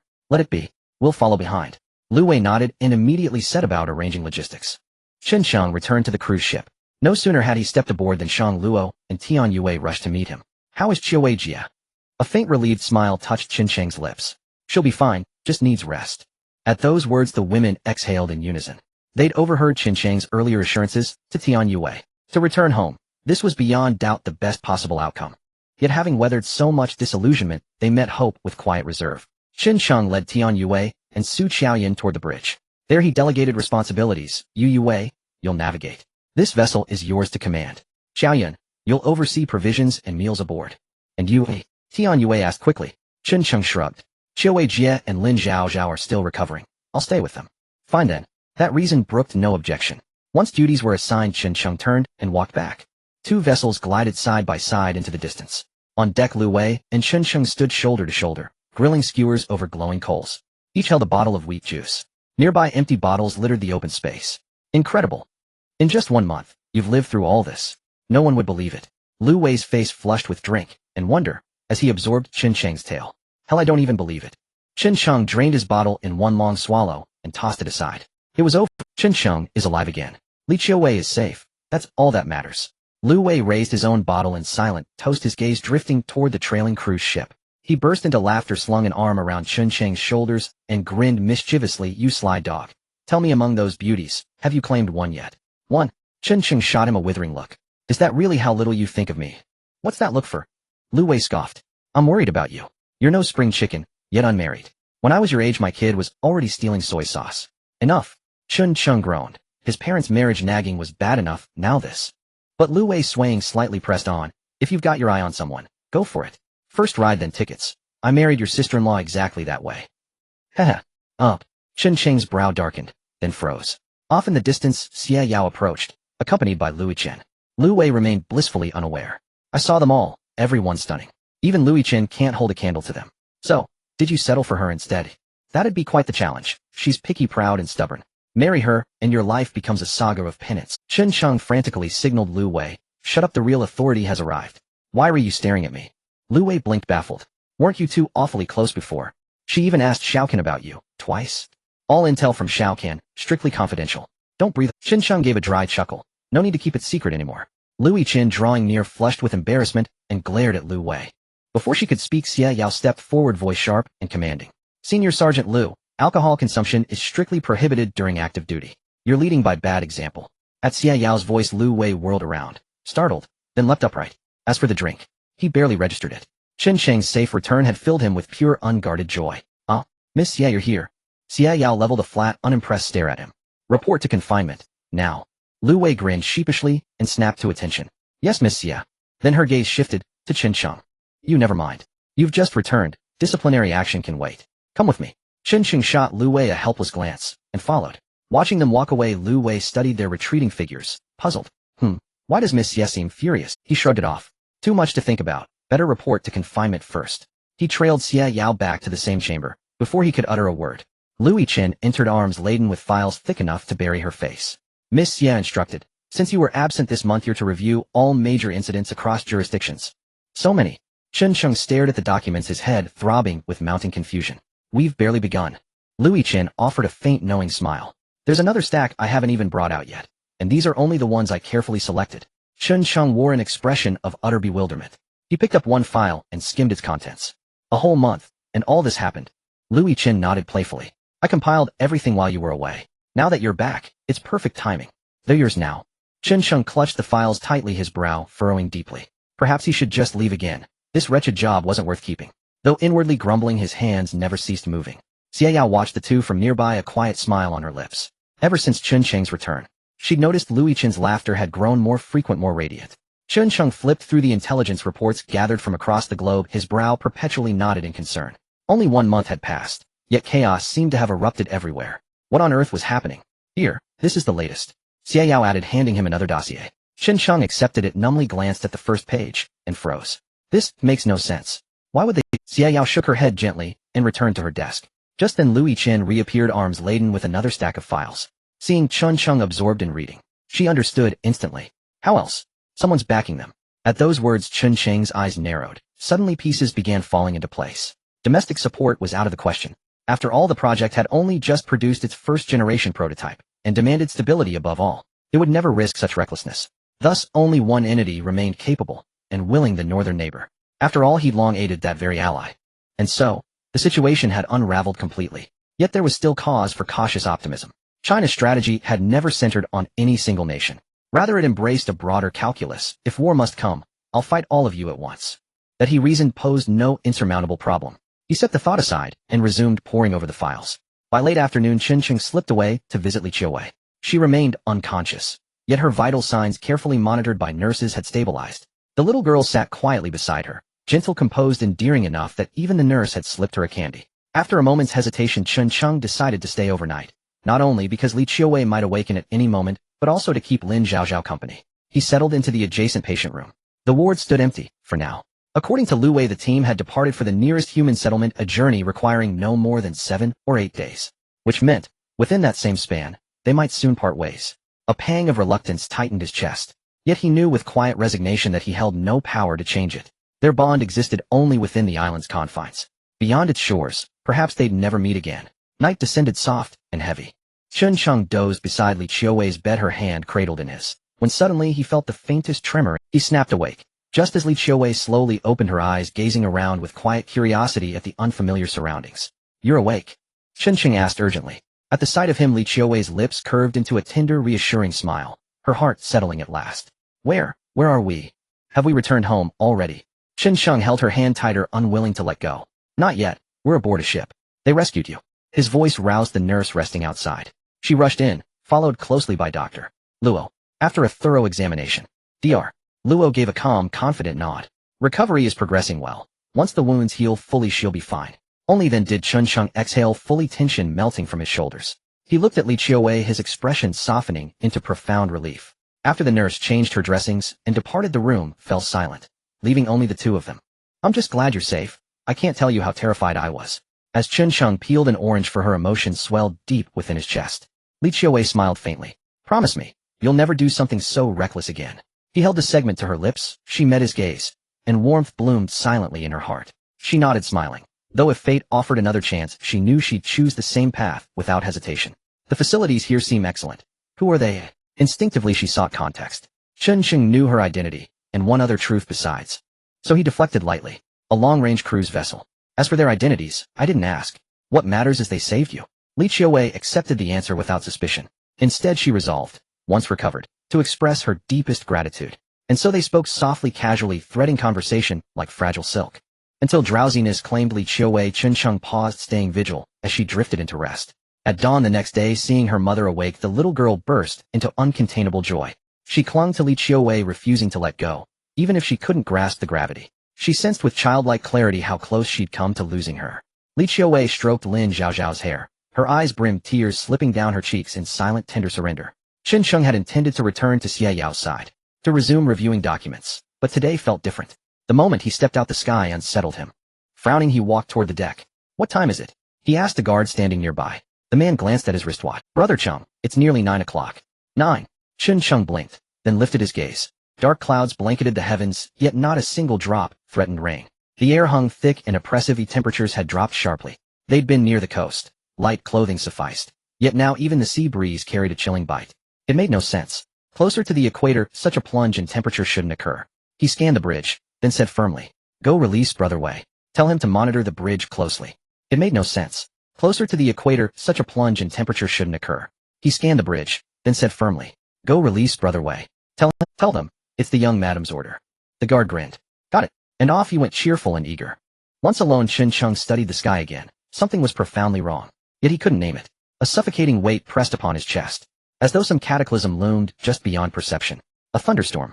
The sky churned with dense cloud, but not a single rumble echoed. Unnervingly silent. Sunlight vanished beneath that vast suffocating canopy. Visibility dimmed. The sea lay unnaturally still. No churning waves, no electric charge in the air. No sign at all of impending storm. When he returned to Xia Yao's side, she was standing by the window observing the situation outside. Clearly she had also noticed it. Upon seeing him come back, she immediately began to make arrangements. "You go release Lu Wei and have him keep an eye on things. What's with this weather? It feels very strange." Chen Sheng nodded. "I arranged that early." This was where Xia Yao held great confidence in Chen Sheng. For certain matters, she didn't need to say anything. Chen Sheng would also make the proper arrangements for her. In some matters, he could still come up with ideas himself. "It looks like it's going to rain heavily." Lu Yichen brought over a cup of hot coffee, which Xia Yao had to drink every morning, to invigorate the mind. "I hope so," Chen Sheng added without reason. He had never seen such dark clouds before. He felt a bit uncertain inside. Xia Yao took the coffee and continued to glance outside the window before returning to her desk. She didn't pay any further attention to these matters. However, not long after, a woman rushed in from outside. "Miss, we've received news from headquarters. They want us to." The woman was from Xia Yao's information team. Seeing the other person's panic, Lu Yichen was also taken aback. Curiously, she took the document. "What do they want us to do? Aren't we supposed to go to the nearest Kawang?" Lu Yichen glanced through the contents of the document and was completely stunned, unable to regain her senses for a long time. Chen Sheng was also curious about what had happened. Just as he was about to walk over, he saw Lu Yichen hurriedly hand the document to Xia Yao. Upon seeing the contents, Xia Yao rarely showed signs of panic. How is this possible?" Chen Cheng's curiosity was piqued. He leaned in, but upon just a glance at the document, his legs weakened. "No, have these people gone mad? How could it come to this?" So it wasn't just some thunderstorm clouds. Chen Sheng suddenly looked at the dark clouds outside, feeling a sinking sensation in his heart. "What do we do now?" Lu Yichen's face showed signs of panic as she instinctively looked at Chen Sheng. Xia Yao remained unresponsive. Such a major incident. Even someone like her, who had seen much of the world, panicked at this moment. It meant that had she not come out, then perhaps. But even having come out, what use was it? This was a disaster for all humanity. No one could escape. After a brief moment of panic, Chen Cheng's mind raced with thoughts on what to do. Given the current situation, returning was almost impossible. In this situation, nowhere in the world was safe. No, it wasn't yet the final moment of despair. Think, dead brain, think of what other options there might be. Chen Cheng's mind was in overdrive. He suddenly thought of a place, a location isolated from the world and far from the continent. Even by boat, it would take 10 days to half a month to reach. There was no place safer than that now. "We can't go back," Chen Cheng declared decisively. Upon hearing this, Xia Yao and Lu Yichen immediately turned to look at him. With such a massive outbreak, no city is safe, let alone the radiation from the explosion. Returning like this is no different from sending ourselves to death. "Where can we go?" Lu Yichen asked anxiously. "There's a place, the small island I stayed on before. It's isolated from the world and far from the continent. We can only gamble on it. Going there might allow us to hold on for a while." Chen Cheng's words ignited hope in the two women. A flicker of determination appeared in Xia Yao's eyes. "All right, let's do as you say." Chen Cheng didn't want to linger for a moment. He dashed out of the room and headed to the upper deck. Lu Wei was also staring intently at the dark clouds outside, filled with confusion. In this situation, he had never encountered anything like it in his life. "Chen kid you." Just as Lu Wei was about to say something, he was directly interrupted by Chen Sheng. "Listen to my arrangements, slow down. I'm going to the ship behind you, all follow me, and also." Chen Sheng glanced at the sky outside. "Call everyone outside back, but don't let them get caught in that rain." Lu Wei had a bewildered expression. What was happening? However, he chose to trust Chen Sheng. He informed the captain to start slowing down. Soon Tian Yue and the others noticed the situation as well and gradually approached. Chen Sheng grabbed the walkie-talkie nearby and made his way onto this side ship, quickly running toward the cockpit. Upon seeing Chen Sheng return, Tian Yue was very curious. "Chen Sheng, what happened?" When she woke up this morning, she saw the sky filled with dark clouds. She was also worried, but Chen Sheng was not around. She could only bury her questions in her heart. Chen Sheng didn't speak, but directly scanned the sea chart and quickly adjusted the direction. Seeing Chen Sheng change direction, Tian Yue and Su Chaoyan looked puzzled. "Are we not going back? Or is there another thunderstorm ahead?" "Is it only a thunderstorm?" Chen Sheng had no intention of hiding anything from the two women. He directly told them about the news he had just received. How is this possible?" Tian Yue was shocked. The impact was too great. There hadn't been a single. There's nothing impossible. Tomorrow and accidents who arrives first no one can say for sure. Chen Sheng piloted the ship following the path they had come, pushing the engine to the max. You go tell them not to go outside and look at the sky. Oh, it might rain later, and they should avoid contact with that rain. Tian Yue nodded. She and Su Qiaoyan hurried to notify everyone. Indeed, after they had sailed for 2 hours they still hadn't escaped the coverage of the dark clouds. At this moment the long-pressured dark clouds began to slowly rain down. They called it rain, but it was not really rain, it was something with a black ink-like consistency. It looked somewhat viscous. Perhaps Tian Yue and Su Qiaoyan did not fully believe Qin Sheng's earlier words, but once the black rain began to fall, they were all left dumbfounded. Just as someone had said at first, people only thought it was a minor border conflict, a slight earthquake, a minor volcanic eruption. But when the crisis truly arrived they realized that this disaster was unavoidable for anyone. Time was frozen. Civilization was rebooted. Humanity appeared so insignificant before nature. This black rain continued for 2 days. Although Qin Sheng had warned them in advance, some still didn't take it seriously. They got contaminated by it, and soon the skin that came into contact began to rot. People developed fevers and fell into comas, ultimately leading to death. The sea surface began to show large amounts of dead fish. Dense and numerous. Fortunately perhaps, because they were far from the continent, as long as they did not come into contact with the black rain, they were presently still fine. After the black clouds rained down the black rain their color faded somewhat, yet they still did not disperse. How long this situation would last Qin Sheng did not know. The only pursuit they had now was to stay alive. The clouds have thinned. Yet the inexplicable sense of oppression still hangs over everyone like a sharp sword. No one knows how long this situation will last. Nor does anyone know if they can survive. In the afternoon the situation outside has improved considerably. On the sea the dark traces are gradually disappearing. The dead fish also dissipated. This is akin to someone pouring a bottle of poison into a lake. For the lake it is utterly insignificant. However, purification requires a process. How long this process will take no one is clear. Initially, everyone believed they could return. But now with such a disaster occurring, everyone's heart has grown heavy. As for going back to save their families, they are not even sure if they can save themselves, let alone others. Qin Sheng, is the situation better over there? How long until you reach that place you mentioned? The voice of Xia Yao came through the walkie-talkie. Hearing the voice, Tian Yue looked over curiously. Qin Sheng glanced at the sea chart in front of him. Since they left, they first sailed for half a day, then encountered Qian Yiling and her group, followed by a thunderstorm. After breaking free from the storm, they finally met up with Xia Yao and the others. Additionally, they had sailed for 2 more days. This means returning would take at least 3 to 4 days. It should be soon, and nothing is wrong on your side, right? Qin Sheng asked with concern over the walkie-talkie. For the time being there are no major issues. We wrapped the body of the deceased in lead paper and sank it into the sea, but now everyone is growing anxious. Qin Sheng had no way to address this. To be honest, he was also panicking. Whether they could survive was uncertain, and any knowledge of survival seemed utterly powerless in the face of such a catastrophe. You let Wei Gu arrange things over there. Right now we don't know the situation, so let's conserve food and switch to 2 meals a day. Additionally, fresh water is also precious and should not be wasted. We still don't know how to replenish these supplies. Qin Sheng analyzed. I understand. I will have Yi-Chen arrange it right away. Xia Yao replied. She did not have much knowledge about survival. As the leader on this ship, she could only trust Qin Sheng. Trust this man, who had twice escaped from crisis. This might be the only way. After arranging all this, Qin Sheng glanced at the black, filthy substances on the ship. After hesitating for a moment, he turned to Tian Yue and the others. You and Xiao Yin take them to the back storage room, start the high-pressure water gun, and draw seawater to clean this deck. Just be careful not to touch that substance. Tian Yue hesitated for a moment, feeling somewhat anxious. But not cleaning these things posed a threat to them. The 2 girls nodded, and with worried expressions walked out. After a while the girls began to take action. After the deck, Qin Sheng felt much more at ease. Of course the same was true for Xia Yao on her side. Having learned from past experiences, no one dared to be careless. Finally, in the afternoon of the following day, Qin Sheng spotted a small island in the sea from afar. He looked at the sea chart left by Qian Yiling. A wave of ecstasy surged in his heart. They had arrived. They had finally arrived. He never expected that after drifting around at sea they would end up back here. Just as he was about to inform Xia Yao and the others behind him, he realized that the walkie-talkie was not working. All he heard was static. It was then that he remembered. Qian Yiling had mentioned that the magnetic field here was abnormal. No electronic devices could function. This was also the reason no one had come here after staying for so long. As for how Lu Qingzi managed to send out the message, Qin Sheng could not fathom. Once the other party died, it became with no other choice, Qin Sheng had to slow down and eventually came to a stop. Seeing this, Xia Yao and the others gradually approached. At this moment the island was not far from the cruise ship. Watching as Xia Yao and the others drew closer, Qin Sheng handed the steering wheel to Tian Yue. Then he climbed over the railing and crawled down the ladder to where Xia Yao and the others were. At this moment Xia Yao and the others had already come out and were standing at the front of the deck. Seeing Qin Sheng approach, Xia Yao looked over. Is this the solution you mentioned? Qin Sheng nodded, yet also he glanced at the still gray sky, subconsciously tightening his clothes. After 4 days without sunlight, the temperature on the sea had dropped significantly. Now wearing only a thin garment, it was indeed quite cold.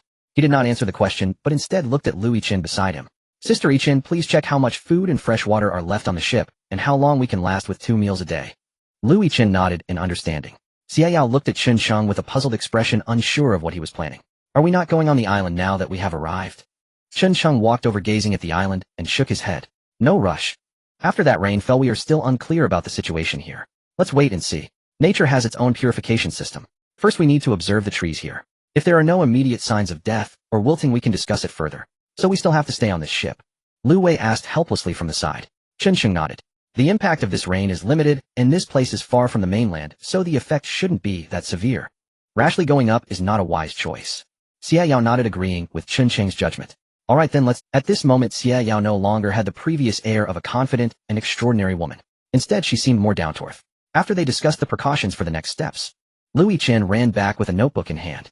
She glanced at Xiaoyao, but directly reported to Chen Sheng.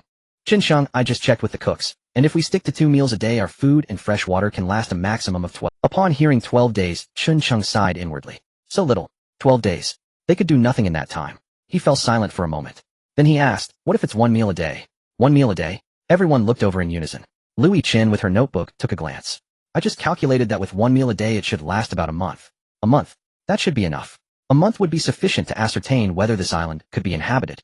Though he understood that a month was indeed too short for radiation concerns. But for them there was no choice between starving to death and having a glimmer of hope. Special circumstances require special arrangements, so let's do this. Chen Sheng said, looking at Lu Wei. Wei Gu, you handle this matter. You have high prestige among the brothers, and they will listen to you. Lu Wei waved his hand. It's fine, it's just 1 meal a day. If we want to survive, we can only do this. They'll keep an eye on. Chen Sheng nodded, pointing to a location. Later let's stop the ship at that position. It will be convenient to observe the situation on the island. Alright.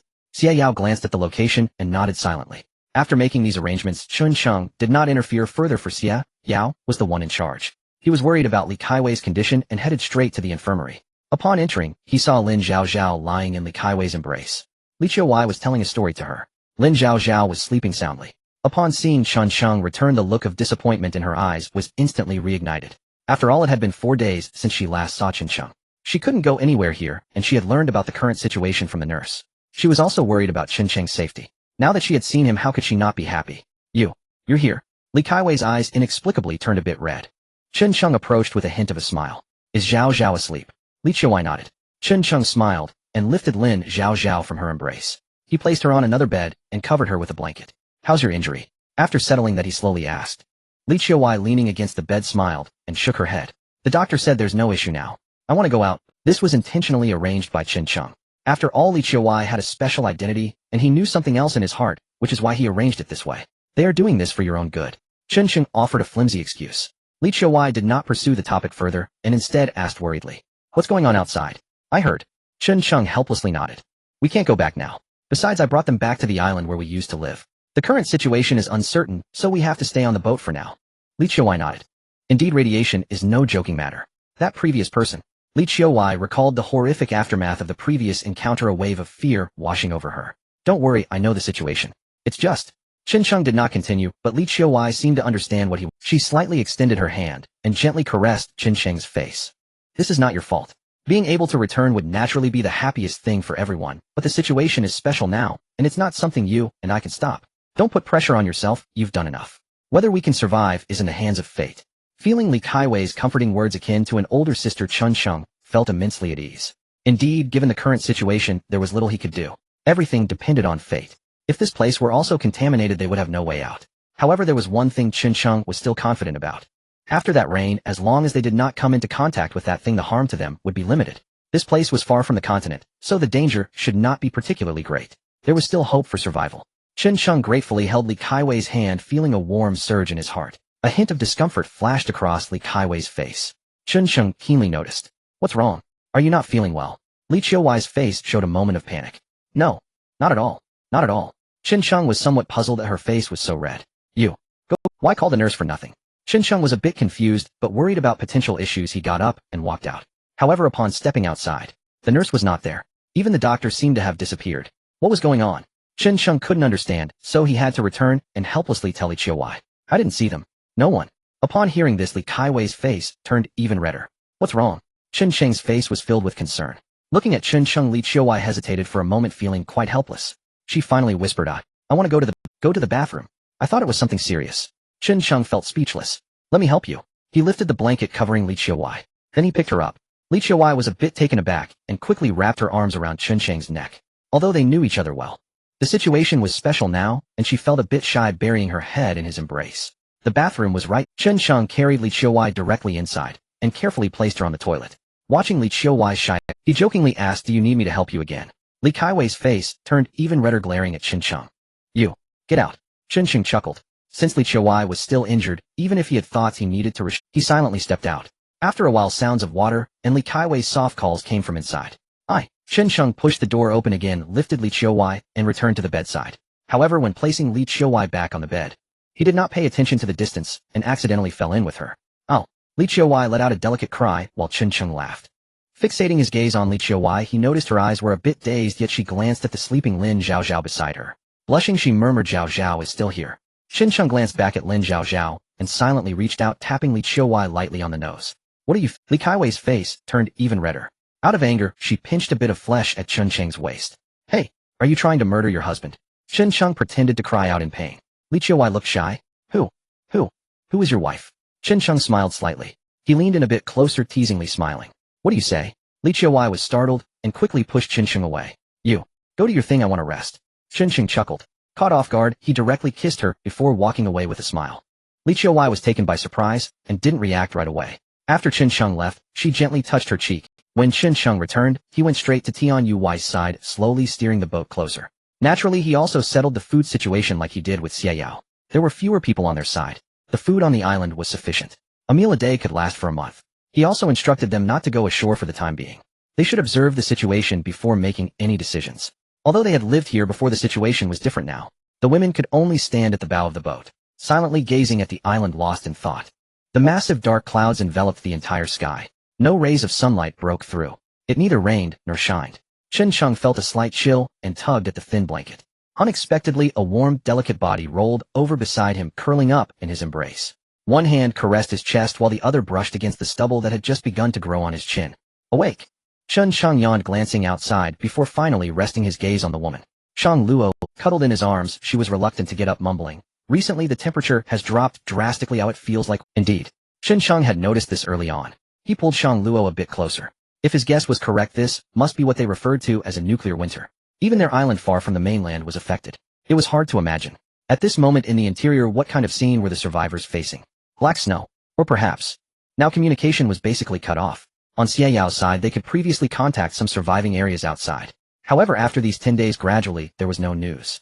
It wasn't due to interference from their magnetic field. They had tried moving their boats out of this area. There was not a single message left. The day before yesterday, they saw something fall from the sky, trailing fire like a shooting star crashing into the ocean. No one expected the apocalypse to be so close to them. Chen Cheng. Just as Chen Cheng was feeling, the door was opened from the outside. Tian Yue seemed to have rushed in only to spot Shang Luo. As soon as she entered, she instantly shut the door and retreated. This startled Shang Luo greatly, hiding under the thin blanket, too shy to come out. Panicking, she started searching. Where are my clothes? Chen Cheng chuckled, got up, and picked up the clothes from the floor, tossing them over. After putting on his clothes, he finally stepped outside. Before leaving, he kindly remembered to close the door behind him. Tian Yue was still at the door. Chen Cheng asked curiously. Tian Yue's face was slightly embarrassed, but she quickly regained her composure. Are they looking for you over there? That over there naturally referred to Lu Wei and the others. Just as he was about to leave, unexpectedly the door opened again. Shang Luo came out holding a coat. It's cold outside, wear this. This coat was something they had snatched from Zhou Hai before. As for its source, best not to mention.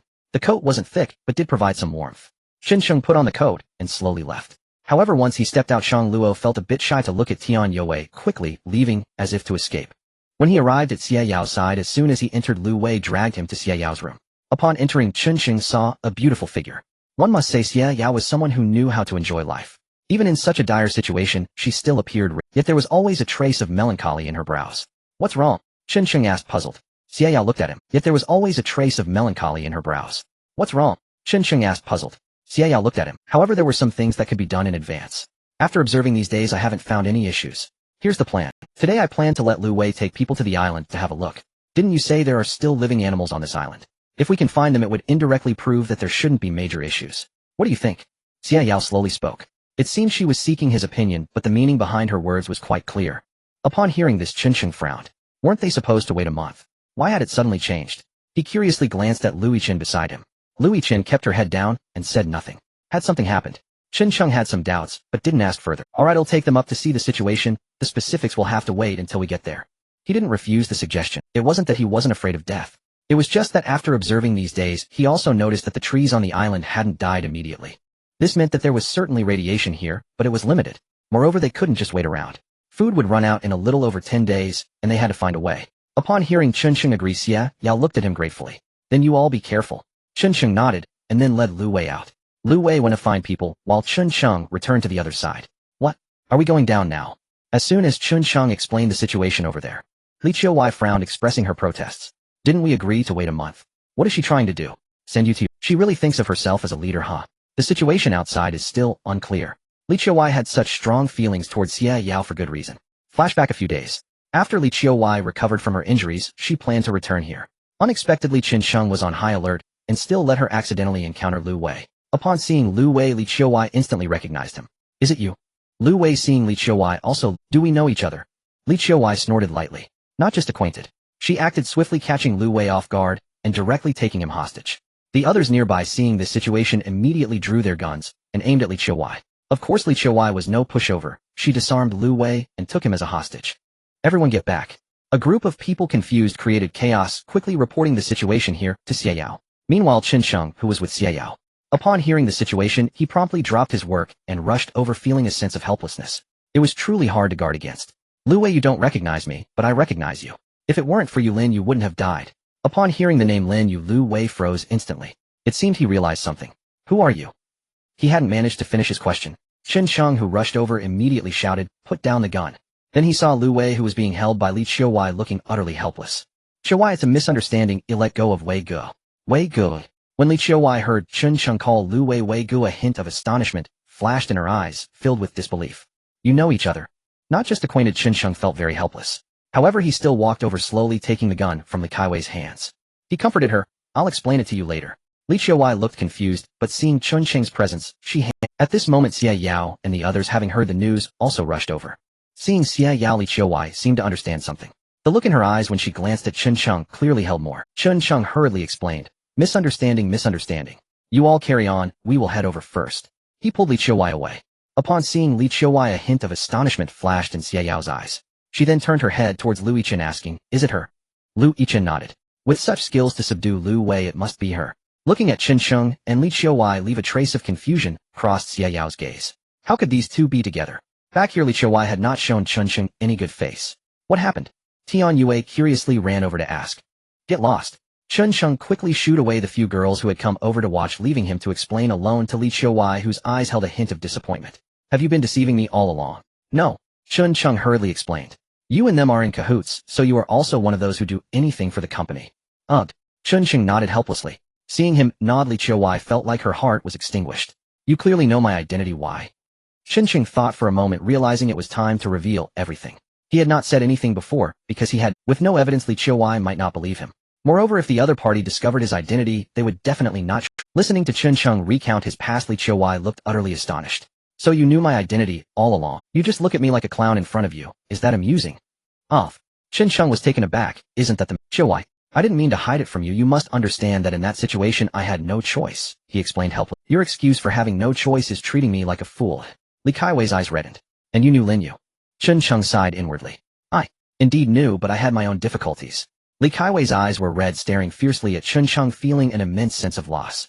The person she wanted to entrust her life to had been deceiving her all along. Chen Sheng hesitated for a moment, trying to embrace Li Qiuwei. However, Li Qiuwei directly broke free. Don't touch me. Chen Sheng was also irritated. I'm doing this for your... Ignoring everything, he forcibly embraced Li Qiuwei. This time she did not struggle, for she indeed had feelings for... This was indisputable. She was angry because Chen Sheng had deceived her.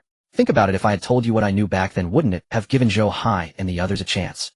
It was an emergency, though I wanted to tell you, but reality did not allow it. Chen Sheng explained, and Li Qiuwei gradually calmed down. Indeed, in that situation, not saying anything was the best approach for both of them. But why did you not say anything afterward? Li Qiuwei asked angrily. This. Chen Sheng became awkward. I forgot. Li Qiuwei smiled faintly. She broke free directly. Let go of me. With a thud, Chun Sheng, who was not paying attention, bumped his abdomen against the corner of a nearby table. Instantly, he held his stomach and curled up on the ground groaning. Seeing him like this, Li Qiuwei panicked and hurried over to help Chun Sheng up, wanting to struggle but fearing to hurt Chun Sheng. You? Let go of me. They are still outside. Li Qiuwei panicked at once. Just as she was about to call for Shang Luo, unexpectedly Chun Sheng directly hugged her. Heartache. Shang Luo can't cure that. I need special medicine. Pressed down by Chun Sheng, Li Qiuwei seemed to understand, wanting to struggle but fearing to hurt Chun Sheng. You? Let go of me. They are still outside. Chun Sheng shook his head. He leaned down and kissed her directly. Mommy is back. Where is she? Outside. Lin Zhaozhao, hearing that Li Qiuwei was back, excitedly ran over holding a clean stuffed toy. Some sounds came from the driver's seat. Lin Zhaozhao looked curious. That's Mommy's voice. Why is she crying? Some sounds came from the driver's seat. Lin Zhaozhao looked curious. That's Mommy's voice. Why is she crying? Tian Yue awkwardly didn't know how to respond. However, Su Qiaoyan secretly smiled. Zhaozhao, your mommy is back, as she cried out of joy. She then carried Lin Zhaozhao away. Shang Luo and Tian Yue exchanged glances quickly, leaving this place of chaos.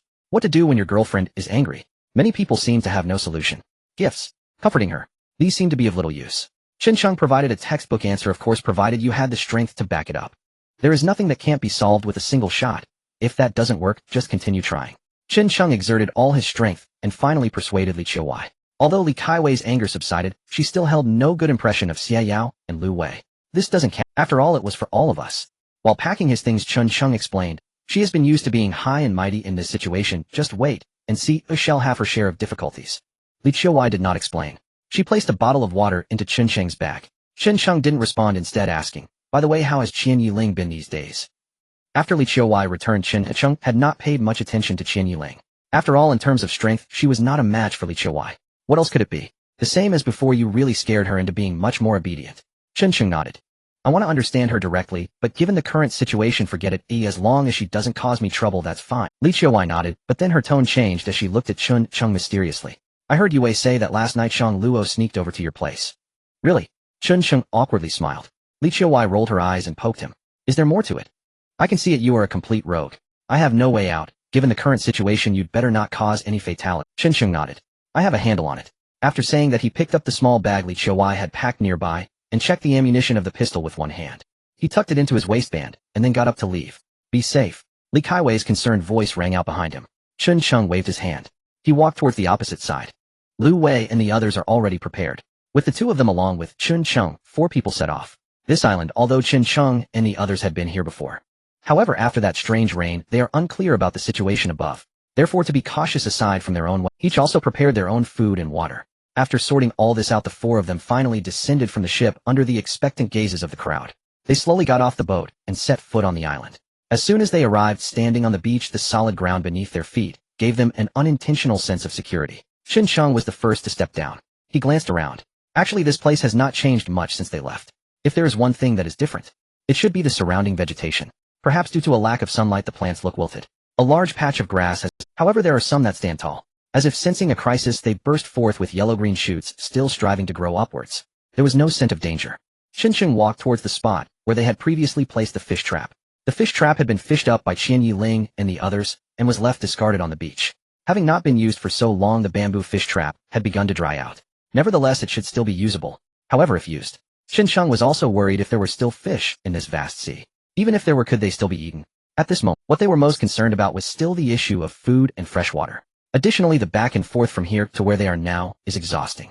Whether it was Chun Sheng and the others, or Xia Yao's group, the oil for the cruise ship would not last long enough to return. Thus, this place is their only hope moving forward. If this place cannot be inhabited, then what awaits them may only be death. Their island, so far from the mainland, is heavily polluted. What about the inland? Are there really still people alive? Chun Sheng set the fish trap aside and exchanged a glance with the two exchanged glances. They climbed up onto the flatland. As soon as they arrived, Chun Sheng caught a whiff of a foul odor. Without thinking, he could guess what it was. Previously, they had rushed through. The bodies of those few people had not been dealt with at all. The smell of decay was extremely pungent. The 4 hurriedly covered their mouths and noses. Is this where you killed those 3 people before? Although it was disgusting, Chun Sheng still led Lu Wei and the others over. Lu Wei looked on curiously and asked. Chun Sheng nodded. Looking at the blackened corpses, swarms of flies were circling above and maggots were crawling all over the bodies, making Chun Sheng feel nauseated. Flies and maggots. Chun Sheng looked at these 2 things with some surprise. It seems the radiation here shouldn't be why? Lu Wei looked over curiously. Chun Sheng smiled faintly. If there were significant radiation, these flies and maggots wouldn't breed so quickly. Look, all 3 corpses have them. Doesn't that indirectly indicate that there shouldn't be a big problem? However, let's take a look. It would be best to find some small living creatures. I do know a place. Let's go. We should check it out. Listening to Chun, Lu Wei nodded. He called the other 2 to follow Chun Sheng, leaving this place and heading towards the valley. Chun Sheng arrived at the stream. The stream seemed unaffected, still clear, but the flow seemed to have decreased somewhat. He looked into the distance. He took out a plastic bottle and filled it with stream water. He also reminded Lu Wei and the others, there used to be snakes here. I'm not sure if they are still around, so be cautious. Lu Wei laughed heartily. Isn't having snakes good? Doesn't that indirectly prove that this place is safe? Of course, if we catch one, it would be great if we could eat it. Chun Sheng turned his head. Even if we catch one, would you dare to eat it? Lu Wei was taken aback. Then what should we do? If we find living creatures, we can't be sure. Chun Sheng said nothing. He led everyone into the upper valley. After such a long time, the situation here had not. Without the sun, many trees had indeed begun to wither. The ground was scattered with fallen leaves. Chun Sheng led Lu Wei and the others to continue along the stream. An hour later, they arrived at the cave where Chun Sheng and the others had previously stayed. Did you used to live here? Lu Wei looked up at the cave and couldn't help but nod. Yes. Chun Sheng sighed. The place was now a mess. There was no sign of human habitation at all. After wandering around, they eventually returned here. Actually, if this incident hadn't occurred, living here would still be quite nice. Water sources right there, making everything convenient. Lu Wei nodded. In fact, if they could confirm that this island could be inhabited, they could move over. After all, living on a ship for a long time is not a solution. Of course, all of this is a matter for later. Right now, food is the most critical issue. Let's go, there's nothing worthwhile here. Let's go check out that side. As Chun Sheng spoke, he continued to lead Lu Wei and the others towards the fruit forest. If anywhere could yield small animals, it would be there. Aside from the fruit forest, Chun Sheng really didn't know where else. It wasn't far from here to the fruit forest, just over 10 minutes. When Chun Sheng and the others arrived at the fruit forest, he suddenly stopped. His gaze was fixed on a spot under a tree ahead. Lu Wei noticed it too, and quickly motioned for the other 2 to crouch down. While there are really small animals here, Lu Wei felt delighted. He looked towards the tree. For small animals which he did not recognize were nibbling on unknown fruits that had fallen from the tree. Moreover, they appeared lively and seemed to be unaffected. Chun Sheng naturally noticed this. The fact that small animals could survive on this island suggests that there isn't a significant problem here. He looked at Lu Wei, who instantly understood. He slightly raised his hand, and the 2 beside him nodded. Go! With his command, they sprang into action. The 4 rushed forward in an instant. Chirp, chirp, chirp. Seeing people suddenly emerge, the 4 small animals were startled and began to flee in a panic. One in particular, panicking, darted towards Chun Sheng's feet. He caught it in one swift motion. The little creature struggled vigorously, trying to bite Chun Sheng, but he directly twisted its neck. The other 3 disappeared without a trace. This little thing runs pretty fast. Lu Wei came over looking at the small animal in Chun Sheng's hand. It looks like it really isn't affected. Chun Sheng nodded and glanced at the fruit trees around. The fruits they had not finished before were still there. However, like other trees, the leaves had started to turn yellow, and some of the unripe fruits had also begun to wither.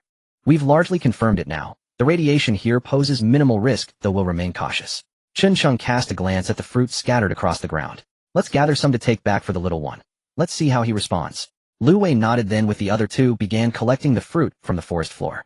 No further discussion was needed. None of them truly understood the situation. So after gathering a modest amount, shall we head back now? Once assured there were no adverse effects, Lu Wei eagerly wanted to deliver this encouraging news, to lift everyone's spirits. Chun Sheng, however, shook his head. Let's proceed to another location. I left something vital there before. What is it? Lu Wei asked, intrigued. Chun Sheng merely chuckled evasively. You'll find out once we get there. Lu Wei rolled his eyes, then reluctantly fell into step behind him.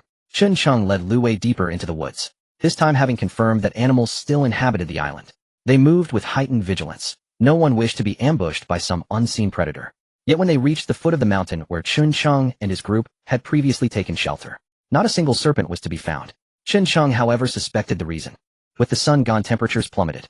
Snakes, cold-blooded creatures, often enter hibernation when, of course, the island's serpents might simply have perished somewhere, succumbing to the sudden chill. By the way, Brother Wei, why did Miss Ye suddenly order us onto the island? At the mountain's base, Chun Sheng glanced upward and voiced the question that had long puzzled him. At the mention, a flicker of weary resignation crossed Lu Wei's eyes. Sigh, this is my fault. What happened? Chun Sheng turned puzzled. Lu Wei shook his head slowly. Such chaos has erupted outside. People think differently. Some long to return, others fear death above all. And so unfortunate incidents occurred. Chun Sheng listened, piecing things together. He asked resignedly, how many? 3, Lu Wei replied, sighing. They attempted to seize the supply depot last night, to control the food. We discovered their plan in advance and locked them up. 3 people. Chun Sheng lowered his head silently. That explained it. With morale fraying, if no path forward emerged soon, dissent would surely spread beyond these 3. I don't distrust our people, but with no external threats here I believe we should reclaim everyone's weapons upon returning. I agree, but I worry it may dampen their spirits. Lu Wei sighed. Chun Cheng shook his head. A small forbearance prevents great calamity. Miss Xia understands this far better than we do. As he walked, he cautioned Lu Wei and the others, stay alert. Follow my steps precisely. We laid traps here before. Hearing this, Lu Wei and the others sharpened their focus. All four ascended steadily. Reaching the mountain's summit, Chun Cheng hurried toward the old campsite. Upon arrival, he rushed straight to what mattered most to him. Lu Wei watched, deeply curious. He hurried over. What is this? As soon as he arrived, Lu Wei asked, bewildered. Chun Cheng gazed upon the object. A faint frown touched his brow. After over 10 days without care, the sweet potato vines he'd cultivated had withered and died. Same with the potatoes. They'd sprouted robustly, yet now deprived of sunlight their tender shoots had shriveled and faded. Had they missed their chance after all? Chun Cheng sighed inwardly. Gently he broke away the desiccated vine, and then beneath it he noticed something unexpected. A fresh slender shoot pushing forth. Yet it appeared pale, stunted perhaps by nutrient deficiency. There's still hope. A spark of joy flared within Chun Cheng. He quickly retrieved his axe and dug up the sweet potato plant with its surrounding soil. He placed it carefully into a pre-prepared plastic bag, then added a generous scoop of earth. This is the sweet potato you planted earlier. Seeing the plant, Lu Wei suddenly understood. Yes, Chun Cheng affirmed, nodding. I'd already considered this dilemma. If sunlight vanishes, survival on the island is impossible. I intend to transplant it aboard ship, cultivating it under artificial light. It may yet succeed. That's an excellent idea. Lu Wei approved wholeheartedly. It's a pity. We also stored potatoes in the refrigerated chamber, thoroughly cleaned and ready. Chun Cheng lifted the plant with meticulous care, then scanned the dim sky. Given current conditions, success is uncertain, but let's return now. At least we can share the good news, that this island is habitable. Lu Wei nodded, and the group retraced their path. Soon they returned to the vessel. Chun Cheng didn't go straight to Tian Yue and her group. He carried the sweet potato directly to the former infirmary. He recalled the infirmary housed a powerful lamp, ideal for this very purpose. Meanwhile, Lu Wei reported the island's status and Chun Cheng's proposal to Xiao. Chun Cheng retrieved the lamp and selected an unused room. He brought in a large basin, poured in the excavated soil, and planted the sweet potato with reverent care. After watering it gently, he felt marginally reassured. He switched on the lamp, directing its beam upon the plant, simulating sunlight. He couldn't know if this would work. But what other choice remained? Outside, no sunlight lingered. Planting outdoors meant certain death. This at least. Once finished, he stepped out of the room, and immediately saw Lu Wei overseeing the collection of all weapons. Xiao, clearly shaken by last night's incident, had ordered the disarmament. A prudent measure that markedly improved. Some would grumble, but against the stakes of life and death, such grievances paled into insignificance. Chun Cheng worried too, should chaos erupt, his group, comprised entirely of women, would be perilously vulnerable. In the merciless chaos of apocalypse, human nature itself proved the gravest threat. He briefed Lu Wei on the sweet potato project, requesting dedicated personnel to tend it. After all, he lived elsewhere and couldn't monitor it constantly. Additionally, Lu Wei entrusted the small creature to Dr. Luo for testing the fruit's properties. As solitude returned, Chun Cheng withdrew from his inner pocket the vial of stream water he'd collected earlier. He handed it to Lu Wei and murmured quietly into his ear. This. Lu Wei froze, stunned by Chun Cheng's. Chun Cheng knew well Lu Wei's dilemma. We must verify food and fresh water. Without certainty, survival here is impossible. Those who betrayed us must bear the consequences. Lu Wei fell silent. Then with quiet resignation gave a slow, reluctant nod. The sole solace in his heart was that the rebels belonged to no close-knit circle of his. Ties between them had Chun Cheng had just returned. Li Qiuwei and Tian Yue gathered around him, concerned and checking on him. Is everything all right? Were there any threats up there? Did you feel any discomfort? The girls bombarded him with questions. Chun Cheng shook his head. He shared his findings with them. Upon hearing this, Li Qiuwei instinctively stroked her chin and began to analyze. So you mean to say that this island can indeed support habitation? Chun Cheng took a pill that Shang Luo had handed him. It was from Xie Yao's group, apparently called potassium iodide, said to resist radiation. Chun Cheng wasn't sure, but for safety's sake he swallowed it with some water. He then said, in theory yes, but we still need to wait for confirmation. He didn't specify how to confirm. Li Qiuwei didn't press further. Tian Yue nodded in agreement, and then suggested a different opinion. If that's the case, it's not bad, but even if we can go to the island, it seems to have no impact on us. What we lack the most are food and fresh water. Chun Cheng understood this very well. That's indeed a problem, but there's no need to worry too much. I have a rough plan in mind, but we need to wait for more specifics first. Knowing he had things under control, the girls felt reassured. After some time, Chun Cheng headed over to Xiao. Xiao and Lu Yiqin were already aware of their situation on the island. Additionally, Lu Wei had reported Chun Cheng. Though she felt a pang of reluctance, she did not refuse and tacitly permitted Lu Wei's actions, as there was nothing else to be done at the moment. Chun Cheng found himself with much more free time. In a dimly lit room, there were 3 people confined inside. At the door, a man in a white lab coat entered holding 3 trays. Wake up, don't sleep anymore, it's time to eat. The man knocked on the door to announce his presence and placed the trays on the table. On the trays were a cup of water, 2 red fruits, and some other food items. The three noticed the change in food today, but found nothing unusual. For them, simply being alive was already a sign of generosity from the lady. So they each took a tray and began to eat. The man in the white coat quietly observed from the side, his eyes holding a hint of scrutiny. After the three finished eating and drinking, he turned and left. The experiment had already begun. Regardless of the outcome, Chun Sheng felt a heavy sense of guilt weighing on him. To absolve himself of this guilt, in the afternoon, Chun Sheng took Lu Wei and several others armed with axes back to the island. This time his goals were to retrieve all the still living sago palms and extract starch for further experiments, as well as to collect fruits that would spoil without sunlight in just a few days. They needed to bring everything back and store it in a cool place. Regardless of success or failure, they had to gather these items. Fortunately, after 3 days, Chun Sheng and his group finally managed to cut down all the sago palms on the island. Of course, Chun Sheng left behind the seeds. Although they were useless now, what if one day the sun came out? Additionally, Chun Sheng brought back some cassava and branches which he planted in that room. As for whether it would succeed, he was uncertain. However, during the 3 days, the sweet potatoes they had planted earlier had not continued to wither. Under the artificial light, the branches had regained their green. This was at least good news, wasn't it? Chun Sheng taught Lu Wei and the others how to handle the sago palms to extract starch. Of course, without sunlight, they couldn't dry it, but there were other methods. Fresh starch had to be extracted. Continuing the experiment in the infirmary, Chun Sheng sat to the side watching Dr. Luo in a white coat, busying himself inside, resting his chin on his hand in boredom. He didn't understand the experiment, so he could only rely on others. Moments later, Dr. Luo came out, and Chun Sheng hurriedly asked, "How is it going?" Dr. Luo took off his lab coat and tossed it onto a chair, then picked up what seemed to be an experimental record and handed it to him. Chun Sheng glanced at it, seeing a bunch of things he couldn't comprehend. "Just tell me the results." Dr. Luo was when suddenly the back door was opened. To his surprise, Xie Yao and Lui Chen along with Lu Wei also arrived. "Are the experimental results out?" Xie Yao asked with a hint of urgency in her eyes. Upon seeing her, Dr. Luo quickly nodded. "Yes, miss. What are the results?" Lui Chen asked anxiously. After all, this was related to their hope of surviving here. Though he knew it was unethical, it was a necessary measure. Dr. Luo nodded. "Since they ate the fresh water and fruits, I have been drawing blood daily for testing. After numerous experiments, I concluded that there is indeed some radiation in the fresh water and fruits, but this radiation doesn't have a significant impact on the human body." "So you mean we can eat them?" Upon hearing this, Lui Chen felt a surge of joy and quickly asked. "In theory, yes." Dr. Luo nodded. "Yay." Upon hearing this, Lui Chen was so excited they now had food and fresh water to sustain them. Though not much, it was something to hold on to for a day. Given the current situation, let alone her with the continuous darkness, everyone felt as if a heavy stone was pressing down on their hearts. If it weren't for Lu Wei and Chun Sheng holding things together, this group would definitely have collapsed. Under the apocalypse, humanity's nature was a disaster for them. Chun Sheng sighed upon hearing the experimental results. "In that case, let's continue experimenting with the sago starch and cassava. We have accumulated so much if this is crucial." Dr. Luo nodded. "I've already sent Nurse Qin." "Then since the plants here haven't been significantly contaminated, what about fish? We can't keep eating just this, can we?" Lu Wei remarked. Dr. Luo shook his head. "It's best not to think about fish. Ocean pollution follows ocean currents. Just think about the previous pollution incidents in Neon Country. This disaster is 100 times worse than that." True enough. Upon hearing this explanation, Lu Wei sighed helplessly. Having something to eat was already a blessing. What more could they ask for? When would this cursed weather return to normal? Chun Sheng thought the same. Meat was something to be forgotten for now. Just having something to eat was already a blessing. But if this situation continues, once their food runs out, where would they turn? Back in Xie Yao's office, Chun Sheng and the others began to organize all the useful information they had. Chun Sheng looked at Lui Chen beside him and asked, "How much longer can we sustain with the fuel?" "I asked this before. If we don't sail and only use it for power generation, it can last another 2 to 3 months, Lui Chen quickly replied. "The fresh water on the island is usable, which is also good news for us," Xie Yao added. "Not enough." Chun Sheng thought for a moment.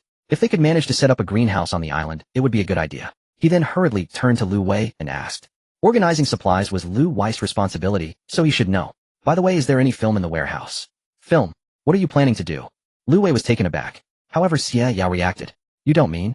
Chun Sheng nodded. "What we lack the most is still food. Although these sago palms are enough for us for a while, what about after that? Since it's confirmed that the radiation on the island is limited, why don't we take a gamble?" Xie Yao nodded in understanding. "I agree with your proposal." Lu Wei also nodded in agreement. "There should be some. I think I saw it before used for packaging, but I'm not sure how much there is. We'll have to check." Chun Sheng nodded. "Alright, you go arrange it. This isn't urgent." Lu Wei turned and left upon hearing this. "We should have enough salt stored, right?" "Yes. When we set out, we had just stocked up on supplies," Lui Chen replied. "Food, fresh water, and salt. With these 3 essentials, the time they could hold out would be extended, giving them a..." Soon Lu Wei returned to report on the supply of film. There are some left, but not much, just about 5 rolls. 5 rolls. Chen Sheng rubbed his chin thoughtfully. Let's leave it at that for now. We will go to the island tomorrow to start preparations. Make it as big as we can. Also go get some wires and lights and prepare them together. Lu Wei nodded. There was nothing else to discuss. Chen Sheng left with Lu Wei. Upon reaching the deck, he saw everyone busy organizing the sago palms. They were washing them with fresh water, collecting the murky liquid in a large pool. The cassava was also sliced, and one must admit having many people made tasks easier. However, with more people the food consumption also increased. Chen Sheng had roughly estimated their supplies. With so many people they could only last a maximum of 2 months. What would they do after those 2 months? Even planting now would be too late. Moreover, Chen Sheng's reason for doing this was to give these people a glimmer of hope. If that hope were to vanish. Even if Lu Wei and the others confiscated their weapons fearing for their lives was human nature. What would they do? No one knew. The only way to keep them occupied, forget these anxieties, and hold on to hope was to keep them busy. As night fell, Chen Sheng found it hard to sleep. Tossing and turning, he finally sat up, helplessly put on his clothes, and went alone to the top of the ship. The night sky now was truly a dull gray. The night had also darkened further. If it weren't for the lights, one would not be able to see their hand in front of their face. Sighed. Chen Sheng sighed. He had originally planned to return, but now that they were in this situation, there was no hope. Even survival was uncertain. How much longer could they endure under these circumstances? What are you thinking about? Just as Chen Sheng was lamenting, a clear voice rang out. Tian Yue slowly walked up from below. Nothing. Can't sleep. Chen Sheng plopped down on the sofa board. Tian Yue seemed to have guessed. She leaned closer. Thinking about the future. Chen Sheng remained silent, and just as Tian Yue was about to say something, a voice suddenly came from downstairs. Why think so much? We've done all we can. If all of this is unavoidable, we might as well enjoy ourselves while we can. Su Qiaoyan swayed her little waist. She walked straight to Chen Sheng's side and sat down next to him.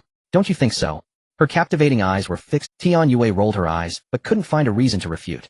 Indeed, if that day really came, would she regret it? Chen Sheng felt a sense of comfort. One must admit Su Qiaoyan understood him. Although they had a little conflict before, after deeper communication it turned out to be just that. He quietly wrapped an arm around Su Qiaoyan's waist and smiled. That's true, but I still want to live. If that day is destined to come, then I won't regret it. Battling against fate is exhilarating, well, I also want to triumph over it. Tian Yue showed a hint of a smile.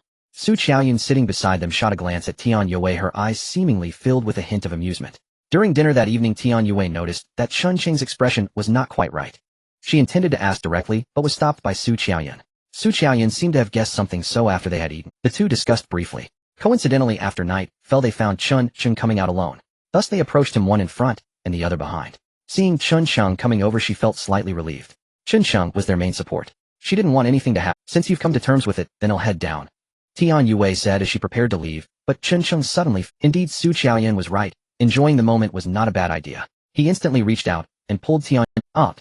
Tian Yue exclaimed in surprise, covering her mouth quickly in fear that someone below would hear. Looking flustered, she said, "You, let go of me." It seemed she had expected this and she struggled. Chen Sheng chuckled. "Qiaoyan, come help." Su Qiaoyan smiled slightly. "Alright, I'm coming." Up. She was caught by Su Qiaoyan. Tian Yue was completely panicked. "Sister Qiaoyan, you're aiding and abetting." Su Qiaoyan smiled. I listened to Chen Sheng. The night was tranquil, yet filled with subtle nuances. Chen Sheng was in a good mood, perhaps due to his wild antics last night, leading him to wake up late today. When he arrived at Lu Wei's place, everyone was already waiting for him.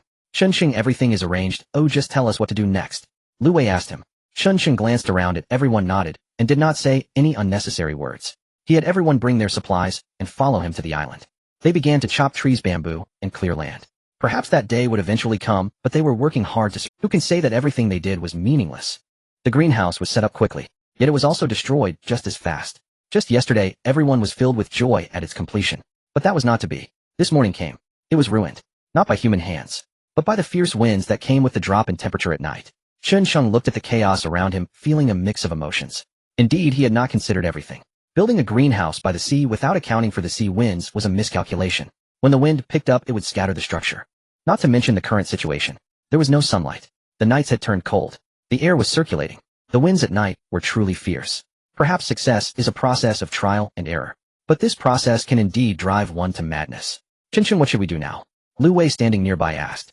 Chen Sheng surveyed the wreckage around him and helplessly shook his head. "There's nothing we can do, or we can only take it one step at a time. For now, let's head back and I'll discuss this with the young lady." "Alright then." Lu Wei's expression was not pleasant. After all, no one wished for such a situation. The hope that had just risen among the group was abruptly shattered. The end times. A deserted island. Surviving here was far more challenging than anywhere else. Back on the ship, Chen Sheng headed straight for Xie Yao. Now that there were no official duties, Xie Yao had completely relaxed. She sat at her desk feeling bored. She didn't really need to do anything. Mainly these people had previously relied on her for food. Now with this situation, everyone was used to looking to her for decisions. How's the situation over there? As soon as Chun Cheng entered, Xia Yao asked. Faced with this disheartening question, Chun Cheng shook his head. No hope. The wind is strong on the island at night, and this film is utterly useless. So it failed. Xia Yao did not mock him. Instead, a faint worry appeared on her face. The greenhouse failing cut off their chances of growing anything here. Thus the problem of food became dire. In truth, she understood in her heart that even if the greenhouse had not failed with so many people, their daily food consumption would not last until the crops were ready. Doing this was merely for psychological comfort. What do you plan to do next? Louis Chen, standing nearby, brought him a cup of tea, asking curiously. Chen Cheng thought, since the greenhouse was unfeasible, he decided to change strategies. I plan to clear out the hall on this ship. It's spacious, surrounded by glass windows, and has lighting.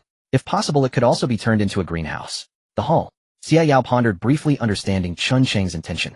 That works, but you need to consider the load-bearing issue. The storeroom is beneath that hall. Chun Cheng nodded. He had thought of this point early on. He instructed Louis Chen to retrieve the ship's structural diagram for him to handle. Soon Louis Chen brought him the plans. Holding the diagram, Chun Cheng turned to exit the room.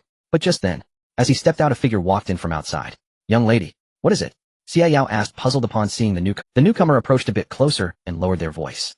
As Xia Yao listened to the report, her brow furrowed slightly. I understand you can go now? Louis Chen had been listening throughout, looking somewhat flustered. Young lady, this. Xia Yao waved her hand. Things are not like before. People's hearts can change, can't they? Go summon Lu Wei. Louis Chen left in a huff. Meanwhile, Chun Cheng held the diagram and began to devise a plan. Indeed, as Xia Yao said, the load-bearing issue was significant, but not insurmountable. He intended to find Lu Wei but couldn't locate him. So he directly took some people to the island to retrieve the wood they had previously cut. At the material warehouse, he measured the height with a tape measure. Then he cut the wood to a suitable length and positioned it directly beneath, propping it against the ceiling above. As for the material warehouse, Chun Cheng noted from the blueprints that the structure below was steel, which saved him some hassle. After handling all this, a day had already passed. However, when he went to find Lu Wei again, he discovered that he was still missing. What was going on? Chun Cheng was puzzled. He returned to the ship. Upon arrival, Lin Zhao rushed over to him. Big brother, save me. The little girl with her short legs ran straight behind him, her little eyes filled with fear as she looked into the distance. Lin Zhao, if you don't behave for 3 days, I'll make you regret it. Chun Cheng saw Li Qiuwei storming out angrily and turned to Lin Zhao. Zhao, what did you do? Lin Zhao blinked innocently. I didn't do anything. Do you think I believe you? Chun Cheng was speechless. At this moment, Li Qiuwei noticed Chun Cheng's return and also saw Lin Zhao hiding behind him. Her attitude softened for the time being. You're back. Chun Cheng nodded. Li Qiuwei then turned her gaze, smiling at Lin Zhao. Zhao, come here. Lin Zhao desperately clutched Chun Cheng's clothing and shook her head. Seeing this, Li Qiuwei displayed a come here, mommy's not angry anymore. Be good. Lin Zhao looked at Li Qiuwei, her expression seeming to contemplate. In the end, she couldn't refuse the sudden display of maternal affection. She slowly walked over. Chun Cheng watched silently. Child, you must understand one truth, a calm sea cannot birth a storm. As soon as Lin Zhao approached, Li Qiuwei turned hostile. You little brat, where do you think you're running to? Oh. Suddenly the little girl's scream echoed as she cried for help, looking back at Chun Cheng. He quickly turned his head away. No way. I can't fight your mother. It's not just about strength. As he turned, he saw Tian Yue walking over. After the last incident, Tian Yue wanted to avoid him whenever she saw him. On the other hand, Su Qiaoyan approached. What did Lin Zhao do to enrage Qiuwei? Chun Cheng asked curiously. Oh, you mean that? Su Qiaoyan smiled slightly. She inflated a few balloons. What's the big deal? Chun Cheng was puzzled. Su Qiaoyan chuckled. Don't you think about where the balloons came from? Chun Cheng suddenly realized. You mean? Su Qiaoyan nodded silently. Then she indeed deserves a beating. Chun Cheng was at a loss for words. That girl. There was never enough, and now she wasted them. What? Is she really wanting a little brother? But in this environment, better not. Lin Zhao's cries continued. This girl was simply mischievous, showing not a hint of being a proper girl. She was a little devil incarnate. Seated at the dining table, Lin Zhao stood beside, covering her rear. She glared angrily at Chun Cheng. Big brother, I no longer like you. You didn't save me. Chun Cheng chuckled. He raised his hand to pat the little girl's head, but she proudly dodged him. Then what do you see here? Chun Cheng smiled as he pulled out a finely crafted little duck from his pocket, the kind that could talk when pressed. He had found it earlier in the supply warehouse. Talking duck. Upon seeing it, Lin Zhao instantly, I want it.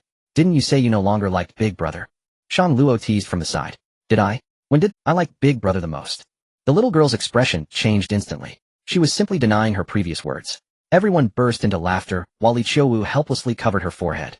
After a brief respite, having eaten, Chun Cheng had just returned when he noticed someone approaching. Curiously, he walked over. He soon realized it was Xia Yao, Louis Chen, and Lu Wei. Lu Wei had been missing for the entire afternoon. What brought? Chun Cheng walked over in confusion. What brings you here? He asked curiously. Xia Yao smiled slightly. Nothing much, just bored, came to take a look. Chen Sheng didn't suspect anything. Meanwhile, Li Qiuwu held no fondness for Xia Yao. After giving her a glance, she pulled Lin Zhaozhao away. Xia Yao observed this. She glanced at the girls nearby, her eyes revealing a subtle expression. Chen Sheng brought Xia Yao and Lu Yiqin to the top of the boat. Currently there were no refreshments offered in their environment. Is there something going on? Chen Sheng asked the three, his curiosity piqued. Lu Yiqin glanced at him, instinctively opening her mouth, but was shot a warning look by Xia Yao. It seems your little life is quite good surrounded by so many beauties. Xia Yao asked cheerfully. Upon hearing this, Chen Sheng awkwardly scratched his head. That's not the case, everyone is just trying to survive. Yes, it's all for survival. There was a hint of determination in Xia Yao's gaze. By the way, how's the renovation of that hall coming along? Xia Yao changed the subject. Upon hearing this, Chen, not bad, the foundations have been reinforced. Tomorrow I'll head to the island to fetch some soil, then burn some plant ash to mix it. Well, it should be almost done. As for the hall, the surrounding walls are all glass windows providing decent light, and there are lights as well, so I don't think there will be any problems. Also, the fresh water can be easily transported here, which is quite convenient. Chen Sheng continued to speak. Xia Yao listened patiently, nodding slowly when he finished. Not bad. However, she knew very well that this plan, although seemingly feasible, depended on them surviving until that time. There is hope, which is indeed good. Alright, let's leave it at that for now, we should head back. Xia Yao said as she got up to leave. Chen Sheng felt puzzled. Today Xia Yao seemed a bit strange. Did she come just to ask him this question? Yet he couldn't help but ask more. After seeing the three off, he was just about to. However, Lu Wei whispered to him, be careful tonight. Chen Sheng suddenly turned to look at Lu Wei. But he saw Lu Wei had already left with Xia Yao and the others. What did that mean? Be careful tonight. Was something unpleasant about to happen? Chen Sheng was baffled, wanting to ask, but knowing that Lu Wei's warning at this moment was probably the limit. With confusion, he turned back to his side. Be careful tonight. What did Lu Wei mean by that? Lying in bed, Chen Sheng was still pondering this question. Beside him, a delicate hand reached over, wrapping around his waist. The languid Shang Luo, feeling a bit tired, leaned closer. Aren't you asleep yet? Chen Sheng pulled the thin blanket over Shang Luo's enticing figure. You should sleep first, he said, and then put on the clothes beside him. Lu Wei wouldn't make such baseless remarks. Since he said this, something significant must indeed happen tonight. Chen Sheng immediately became alert. He dressed quickly. Grabbing the gun from beside him, he checked the ammunition. All firearms had been confiscated earlier by Chen Sheng and the others. Aside from him and Lu Wei, everyone else had surrendered theirs. Of course, if someone were to hide one, that would be another matter. Is something about to happen? Shang Luo, lying on the edge of the bed, curious and unclothed, asked, is something wrong? It's nothing, you should sleep. I'll go for a walk, Chen Sheng replied. He got up to leave. Shang Luo wanted to follow but was too exhausted after all the fuss, as she had no strength left. Stepping out of the door, he found the surroundings eerily quiet. Other than the sound of waves and wind outside, there was nothing else. The girls had also gone to rest. He glanced at the nearby rooms, then turned to exit the cabin. However, just as Chen Sheng reached the stairs, he suddenly heard a cacophony of noises and gunfire. Bang, bang, bang. It was chaotic with flashes of fire. What was happening? Upon hearing the gunfire, Chen Sheng quickly grabbed his handgun and ran toward the top of the boat. In the distance, towards Xia Yao's side. Everything was in turmoil. Had a rebellion broken out? Is that gunfire over there? Clearly Chen Sheng wasn't the only one who sensed something was wrong. Tian Yue and Li Qiuwu rushed over, immediately following Chen Sheng's gaze towards Xia Yao. In the distance, gunshots continued. Moreover, there were screams mixed in. What are you doing here? Quickly find a place to hide. I have a gun, I'll guard this spot. Chen Sheng shouted as he saw the two girls running up. The two exchanged glances, but didn't move. After a while, the gunfire seemed to cease. Gradually, the flashes of fire disappeared. Chen Sheng immediately became anxious. What happened over there? Was Xia Yao and the others all right? There shouldn't be a big problem. After all, Lu Wei's reminder suggested that they had sensed something. But knowing something was one thing, who could say for certain what would happen? He had no intention of going over. After all, Tian Yue and the others still needed his protection. So he waited until the sky gradually brightened. Lu Wei, accompanied by two others, silently approached. What happened? Chen Sheng hurriedly asked. Lu Wei's expression was grim. The young lady wants you to come over. Chen Sheng hesitated for a moment. The girls beside him looked at him nervously. I'm not going. Tell her to come here instead. Li Qiuwu refused to give Lu Wei a good face. Lu Wei, however, seemed unfazed. He turned his attention to Chen Sheng. After a moment of hesitation, Chen Sheng decided to go see what was going on. However, Li Qiuwu and Tian Yue insisted on going together. Lu Wei did not stop them. He led the three towards Xia Yao's quarters. As soon as he stepped aboard, Chen Sheng's eyes swept the surroundings. Some places had not yet been dealt with splintered debris and lifeless bodies. Fresh crimson stains marred the planks. Another mutiny. Chen Sheng asked reflexively of Lu Wei at his side. Lu Wei sighed. Did you know beforehand? With that, he led them onward. Beside him, Li Qiuwei and Tian Yue examined the area with guarded gazes. They followed in silence. When they reached Xia Yao's door, it opened. Xia Yao stood unharmed by the window, having heard. She turned to look and spoke calmly. You're here. Chen Sheng nodded. Xie Yao's eyes, however, fell upon Tian Yue and Li Qiuwei standing by Chen Sheng. A trace of mockery played in her expression. There was a rebellion last night. Chen Sheng glanced at Lu Yiqin, who had approached, and asked Xie Yao. Xie Yao nodded faintly. In a manner of speaking. Chen Sheng frowned. I had long known of their plotting, I merely did not expose it. Those three earlier were only probes. Who was the ringleader? Chen Sheng asked urgently. He had not detected a trace of this affair. It was hardly surprising. His efforts had been wholly devoted to surviving here. You know him too? Xie Yao wore a subtle expression. I know him. Chen Sheng was taken aback. It was Dr. Lu Yiqin, unable to hold back, revealed the root of the chaos. It was him. Chen Sheng truly, after all, this man had in some measure once saved Li Qiuwei's life. It was astonishing that he could be capable of such things. Yet once it sank in, Chen Sheng seemed to perceive something amiss, and his gaze snapped to Xie Yao. She noticed too, and motioned to Lu Wei and Lu Yiqin at her side. They understood instantly, and rose to take their leave. Chen Sheng looked to Li Qiuwei and Tian Yue behind him. You two should step outside as well. The women looked puzzled. They nevertheless nodded in understanding. Call me if anything happens, Li Qiuwei said as she left. Chen Sheng smiled. Once they had gone, Xie Yao teased. It seems you two are quite close. Chen Sheng paid the remark no heed. Instead, his gaze interrogated Xie Yao. Did you do that on purpose? Xie Yao, knowing what he meant, nodded. Was this your plan? Xie Yao sighed. She did not answer directly. Instead, she looked at Chen Sheng and asked, do you know how long our food will last? A month. Chen Sheng answered. Xie Yao shook her head. Before, our provisions might have held for a month at most, but things are different now. At least 3 months. With that time, our chance of surviving grows considerably, does it not? So that's why you did it. Chen Sheng sighed. Xie Yao did not deny it, as she simply admitted it plainly. Indeed. If they intended to do this, they should understand the consequences. I merely allowed it to happen, and in doing so preserved us as well. Chen Sheng exhaled. True enough, when so many die at once, provisions naturally become available. He had not expected Xie Yao to be so ruthless. Then again, one could hardly blame her. In chaotic times, it was almost laughable. What are you thinking? Xie Yao asked curiously when Chen Sheng fell silent. He cast her a quick glance. I was wondering whether their end might also be mine. After all, the initiative lay with Xie Yao. When this woman ran, today she killed to survive. What of tomorrow? To live, might she not eliminate others as well? Xie Yao gave a faint laugh and stepped closer. Why would I kill you? You are their hope for survival here, are you not? Do as you wish, and I will have them assist you. So that's a threat? Chen Sheng said coldly. No. Xie Yao shook her head. In these circumstances, I trust no one but myself.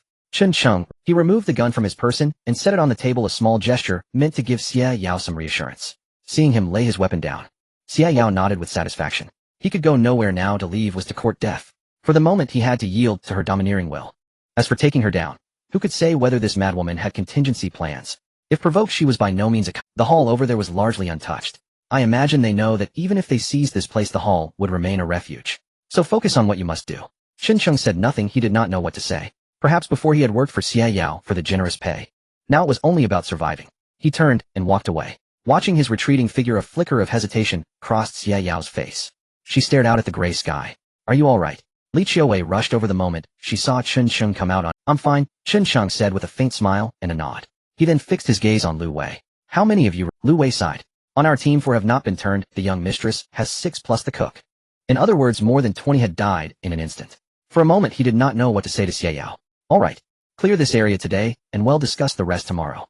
Lu Wei nodded and watched Chen Sheng and the others depart. Back inside, Chen Sheng locked himself in his room. Li Qiuwei and Tian Yue remained uncertain about what had occurred. They did not disturb him.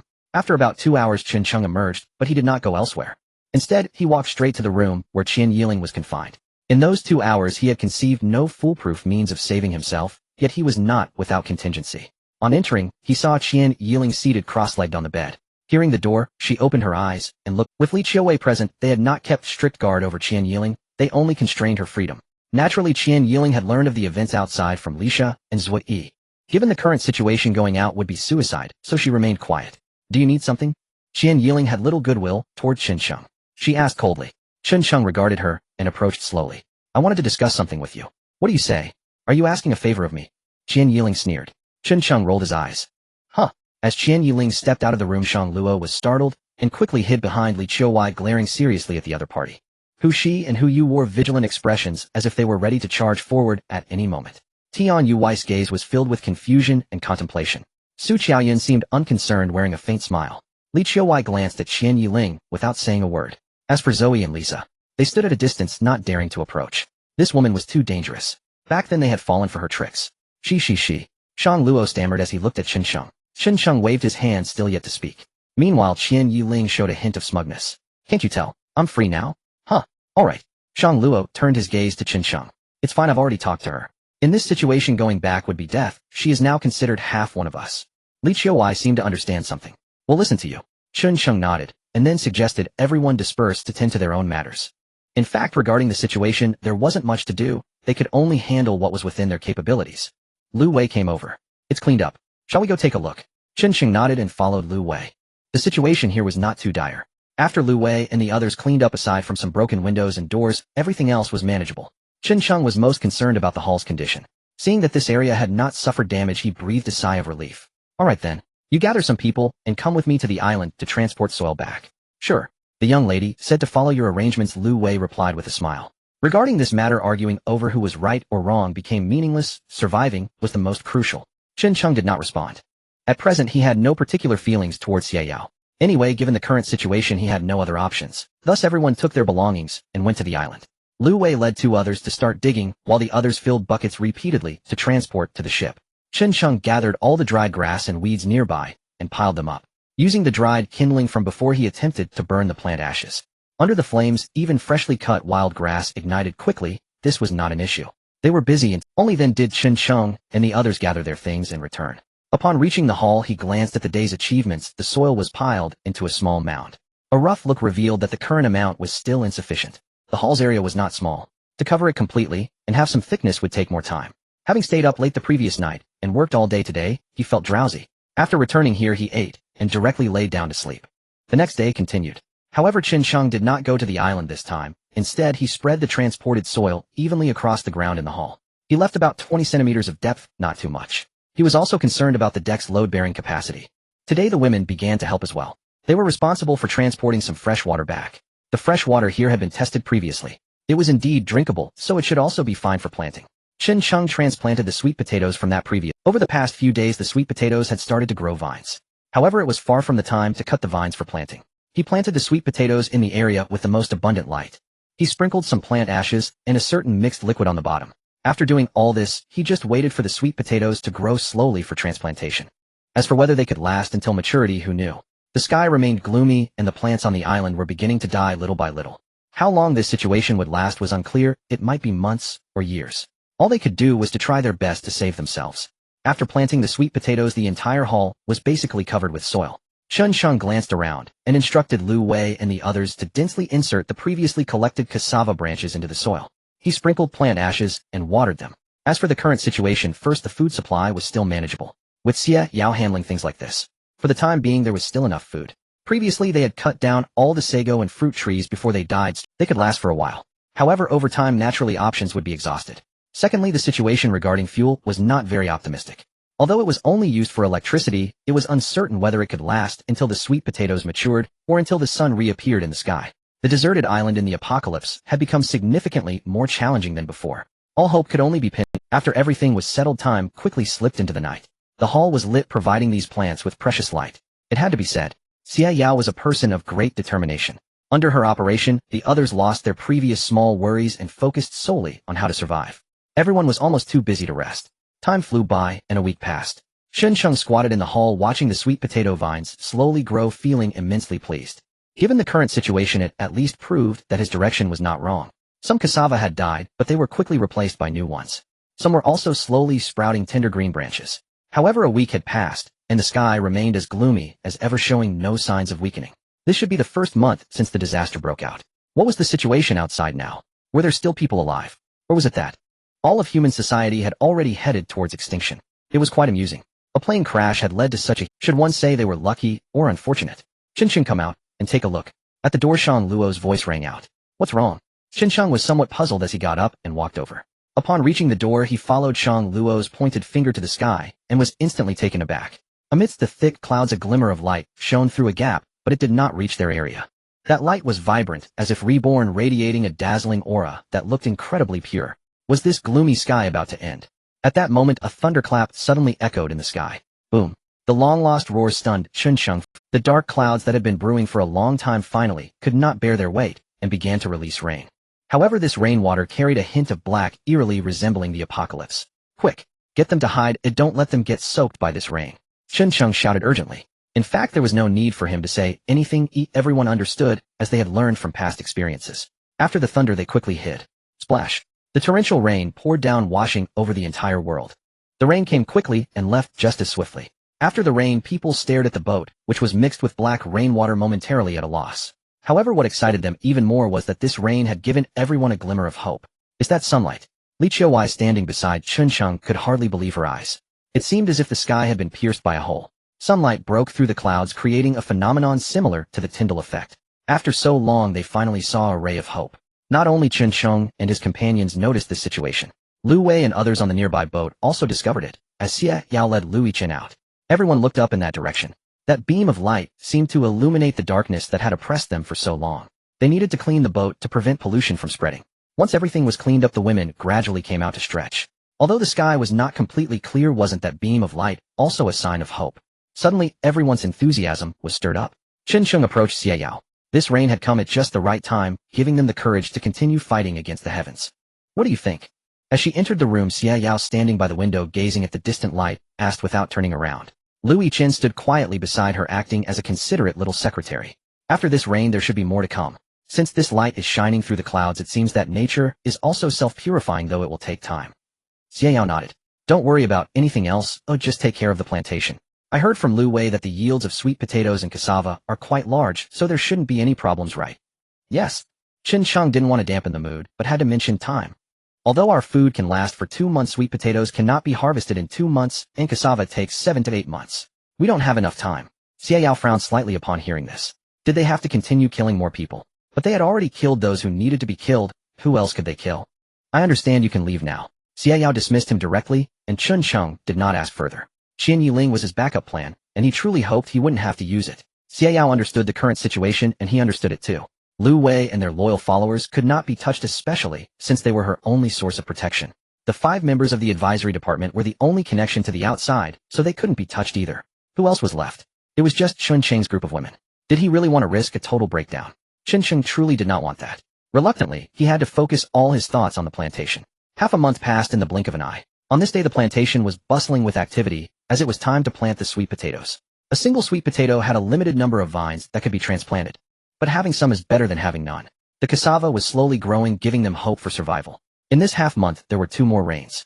The sunlight in the distance expanded significantly. The sky, which had been gloomy at first, gradually became clear. As for the island, Chunsheng and the others didn't go back up after fetching water, because almost all the plants up there had died. Dead trees, dead grass, a scene of desolation. After transplanting the sweet potatoes, and after checking repeatedly that everything was fine, Chunsheng returned to the cruise ship. To his surprise, Xie Yao actually came with Lu Yichen. What? You look like you're not welcoming me. On the top deck of the cruise ship, Chunsheng and Xie Yao sat facing each other, with Lu Yichen standing beside Xie Yao.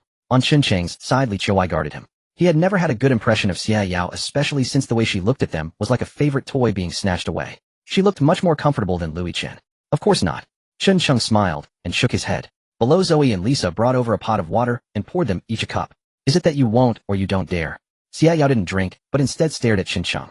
Chunsheng, who had just raised the cup, was momentarily taken aback upon hearing this. However, he didn't stop and took a sip, diverting the topic. Have you made any plans about what we discussed earlier? Upon hearing this, Xie Yao chuckled. She changed legs and continued to cross them. Indeed, previously the sky was dim and we couldn't go out. Now it's different. Visibility has increased significantly. My idea is to have your boat head south along the previous route to Chima Island, where we had a supply point before. We might be able to find some food to bring back. Upon hearing this, Chunsheng was momentarily stunned. You want us to go? But unexpectedly, Xie Yao shook her head and then nodded. Not you all, but you and Lu Wei. Did you not say before that once the sweet potatoes are planted, you only need to pay attention to watering?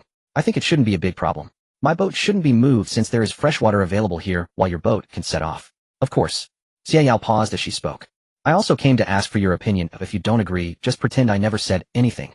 Hee. Chunsheng, is this really asking for opinions? If he dared to disagree, the current Xie Yao held absolute authority, and he truly didn't dare to refute. Moreover, an even more crucial point is that this is indeed their only way out. Xie Yao's boat cannot move as it concerns their future. Their boat could move searching south along the island. Even if they couldn't find a human settlement, they could go to the supply point. Why not do it? But did he really dare to go? And to leave Li Qiuwei and the others behind? However, he couldn't take them with him to take risks. He suddenly found himself in a dilemma. I understand. Let me think about it. Xie Yao didn't continue speaking. After taking a sip of water, she left with Lu Yichen. Once the others left, Chunsheng stood up, and took Li Qiuwei downstairs explaining the situation to the women. What do you mean? Shang Luo sat back in her chair, asking in confusion. The other women also looked over. What do you think? Chen Sheng's gaze fell on Tian Yue. She frowned and after a long while finally spoke up. Why don't we go together? After all, everything here is nearly ready. Xia Yao can handle it. If we stay here, she might be unhappy. This point was indeed not incorrect. Although they didn't have a good impression of Xia Yao, she didn't exactly have a good impression of them either. I also thought about this, but taking you all out, especially in the current situation, might lead to total annihilation for us. Chen Cheng explained. But if you all don't come back, how long can we hold out? Who? She asked in confusion. This was indeed hitting the nail on the head. This is Xia Yao's cunning strategy. She doesn't really need Chen Cheng and the others to find supplies, she needs them to leave. That way with fewer people they can naturally hold out longer. Moreover, she was also sure that Chen Cheng couldn't let go of the few women and would want to bring them along. Thus she had even more. What are your thoughts? Li Qiuwei gently asked as she massaged Chen Cheng's temples, knowing he must be feeling quite Chen Cheng did not respond. Instead his gaze fell upon Qian Yiling in the distance. Seeing him look over, Qian Yiling also appeared somewhat surprised. You're not still wary of me, are you? Chen Cheng did not answer, but stood up and walked towards her. His eyes fixed on Qian Yiling, he then turned back to the other women and said, wait here for a moment, I need to speak with her. With that he led Qian Yiling into the innermost room. As soon as they entered, Chen Cheng's expression turned cold. I know you must still hate me after all these days, but given the current situation, how can I trust you? Qian Yiling was taken aback by his words. So your plan is to resolve things with me before you leave. Do you really have any other options? Chen Cheng did not dismiss her, but offered another suggestion. Other options? Qian Yiling paused for half a second, but quickly caught on. Oh, you mean? Chen Cheng nodded immediately. I can't take all of them with me. I'll be leaving Qiuwei behind as well, so I need your sincerity now. Indeed, with him and Lu Weigan, Xia Yao's combat power would be significantly diminished. Although he had a gun, he was very aware that with Li Qiuwei and Qian Yiling present, even if Xia Yao had to deal with the remaining women, she would need to think carefully. For a moment Qian Yiling did not know how to respond. What sincerity could she offer? Chen Cheng reached out, lifting Qian Yiling's chin. I have no choice and neither do you. You should understand this matter well. Think carefully about whether you want to live or die. At that moment, uncertainty flickered in Qian Yiling's eyes. Yet she hesitated, unable to make a decision. However, after pondering for a long while, she ultimately chose to live. But there was only one way to do so. She looked intently at Chen Cheng and slowly stood up. I understand now, my sincerity will surely satisfy you. As she spoke, her clothes slid off. About an hour, Chen Cheng and Qian Yiling finally emerged from the room. He looked at the other women and announced his decision. This time I can't take you with me, so you all must stay behind. There's no other way, but I promise I will return no matter what. As he spoke, he glanced at Tian Yue and the sisters Hu and Hu Shi beside him. You three come with me. The rest move. Understanding that he had made a decision, Li Qiuwei could only accept it helplessly. However, hearing that Tian Yue and the others would also be accompanying him, she felt considerably reassured. Qiuwei, you stay behind, I have something to tell you.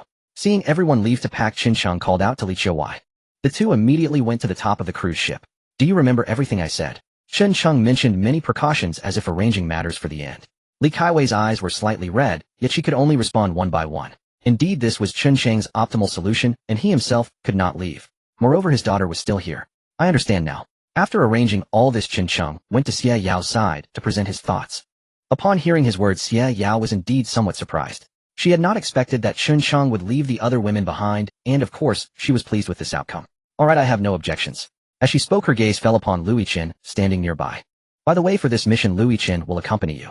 She will guide you with the navigation device. The rest will be up to you. Lu Yiqin is also coming. This surprised Chen Cheng somewhat. He had thought that the supply point was a ruse, but if Lu Yiqin was going to, it meant he had underestimated her intentions. Alright, call over the person taking over the plantation, and I'll arrange some precautions.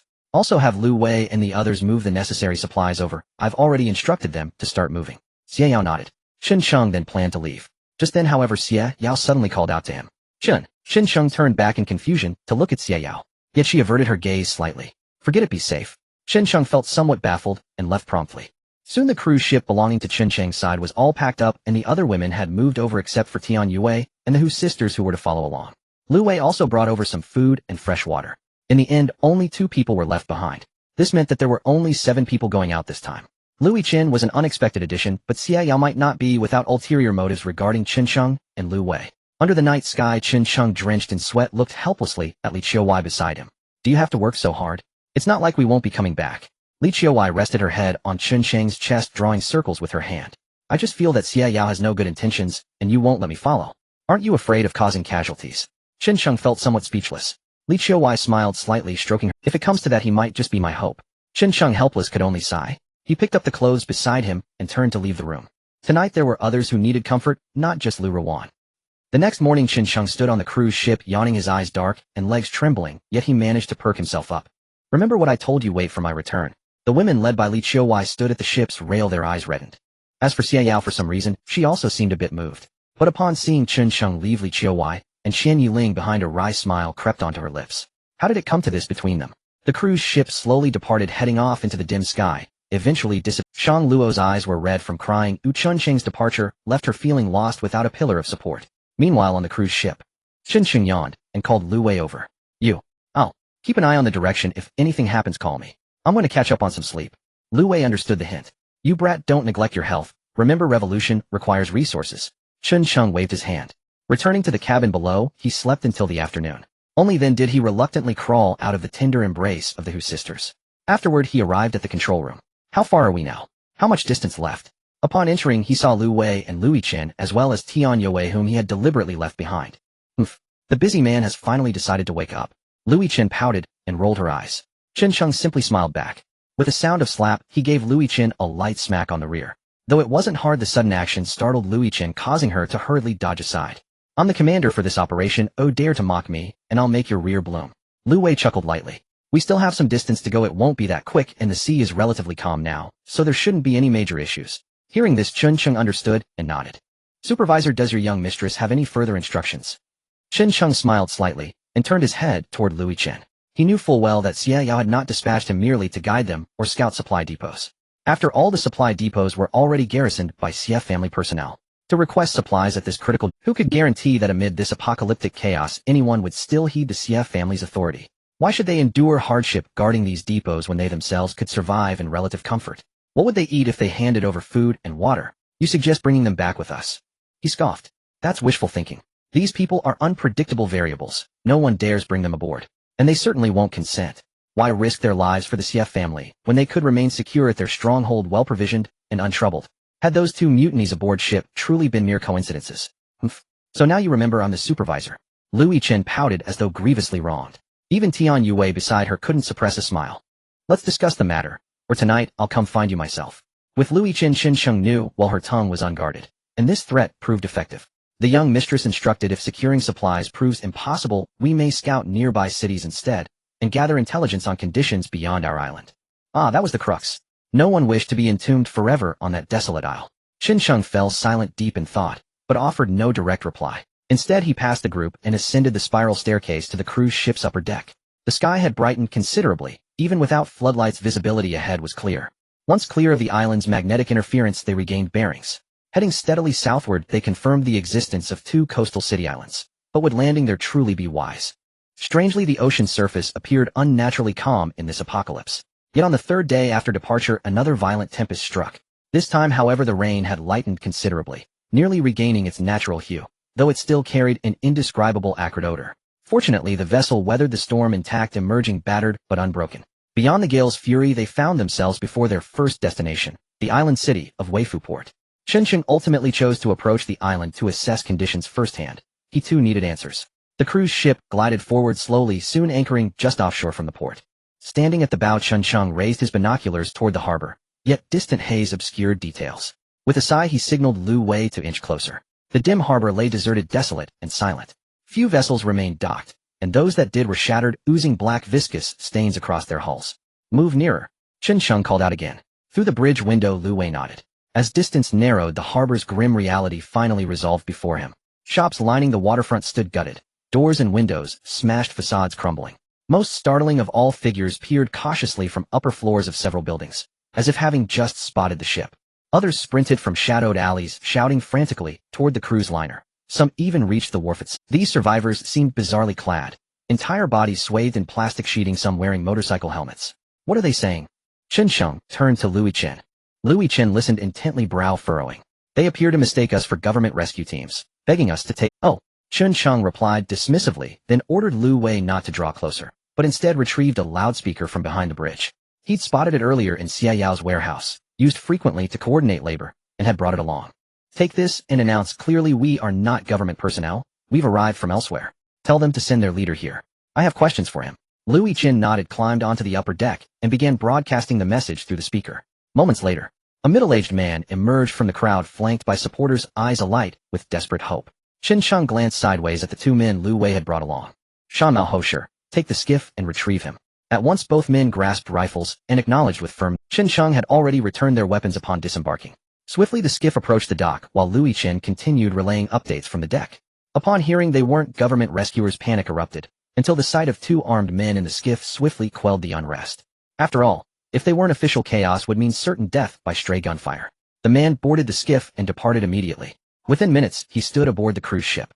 Chen Sheng turned to Lu Yichen. Translation duties naturally. How fares your situation here? Truth be told, our port has long operated independently from the mainland island. Once prosperous, especially during tourist season, crowds thronged our shores. But after the nuclear war erupted, our population of over 7,000 dwindled drastically. The government evacuated roughly 1,000, then vanished. Starvation and medical shortages claimed nearly all the rest. Today barely 1,000 remain. 5,000 dead. Chen Sheng recoiled inwardly. Did radiation claim them? Not solely. Hunger, disease, the frailty of elders and infants. They simply couldn't endure. Those early rains also took lives. Some families with boats sailed off seeking government aid. The rest of us wait here for death. As he spoke, the man's eyes reddened. Lu Yichen, translating, felt her own throat tighten. Can you still contact the government? Chen Sheng asked. The man shook his head. Though our island's power grid operates independently, fuel depletion halted all generators, rendering communication impossible. What do you know of conditions beyond your island? Chen Sheng pressed. The man paused, bewildered. You aren't arriving from... Chen Sheng heard Lu Yichen's translation, but offered no clarification. Just tell me what you know of the world beyond.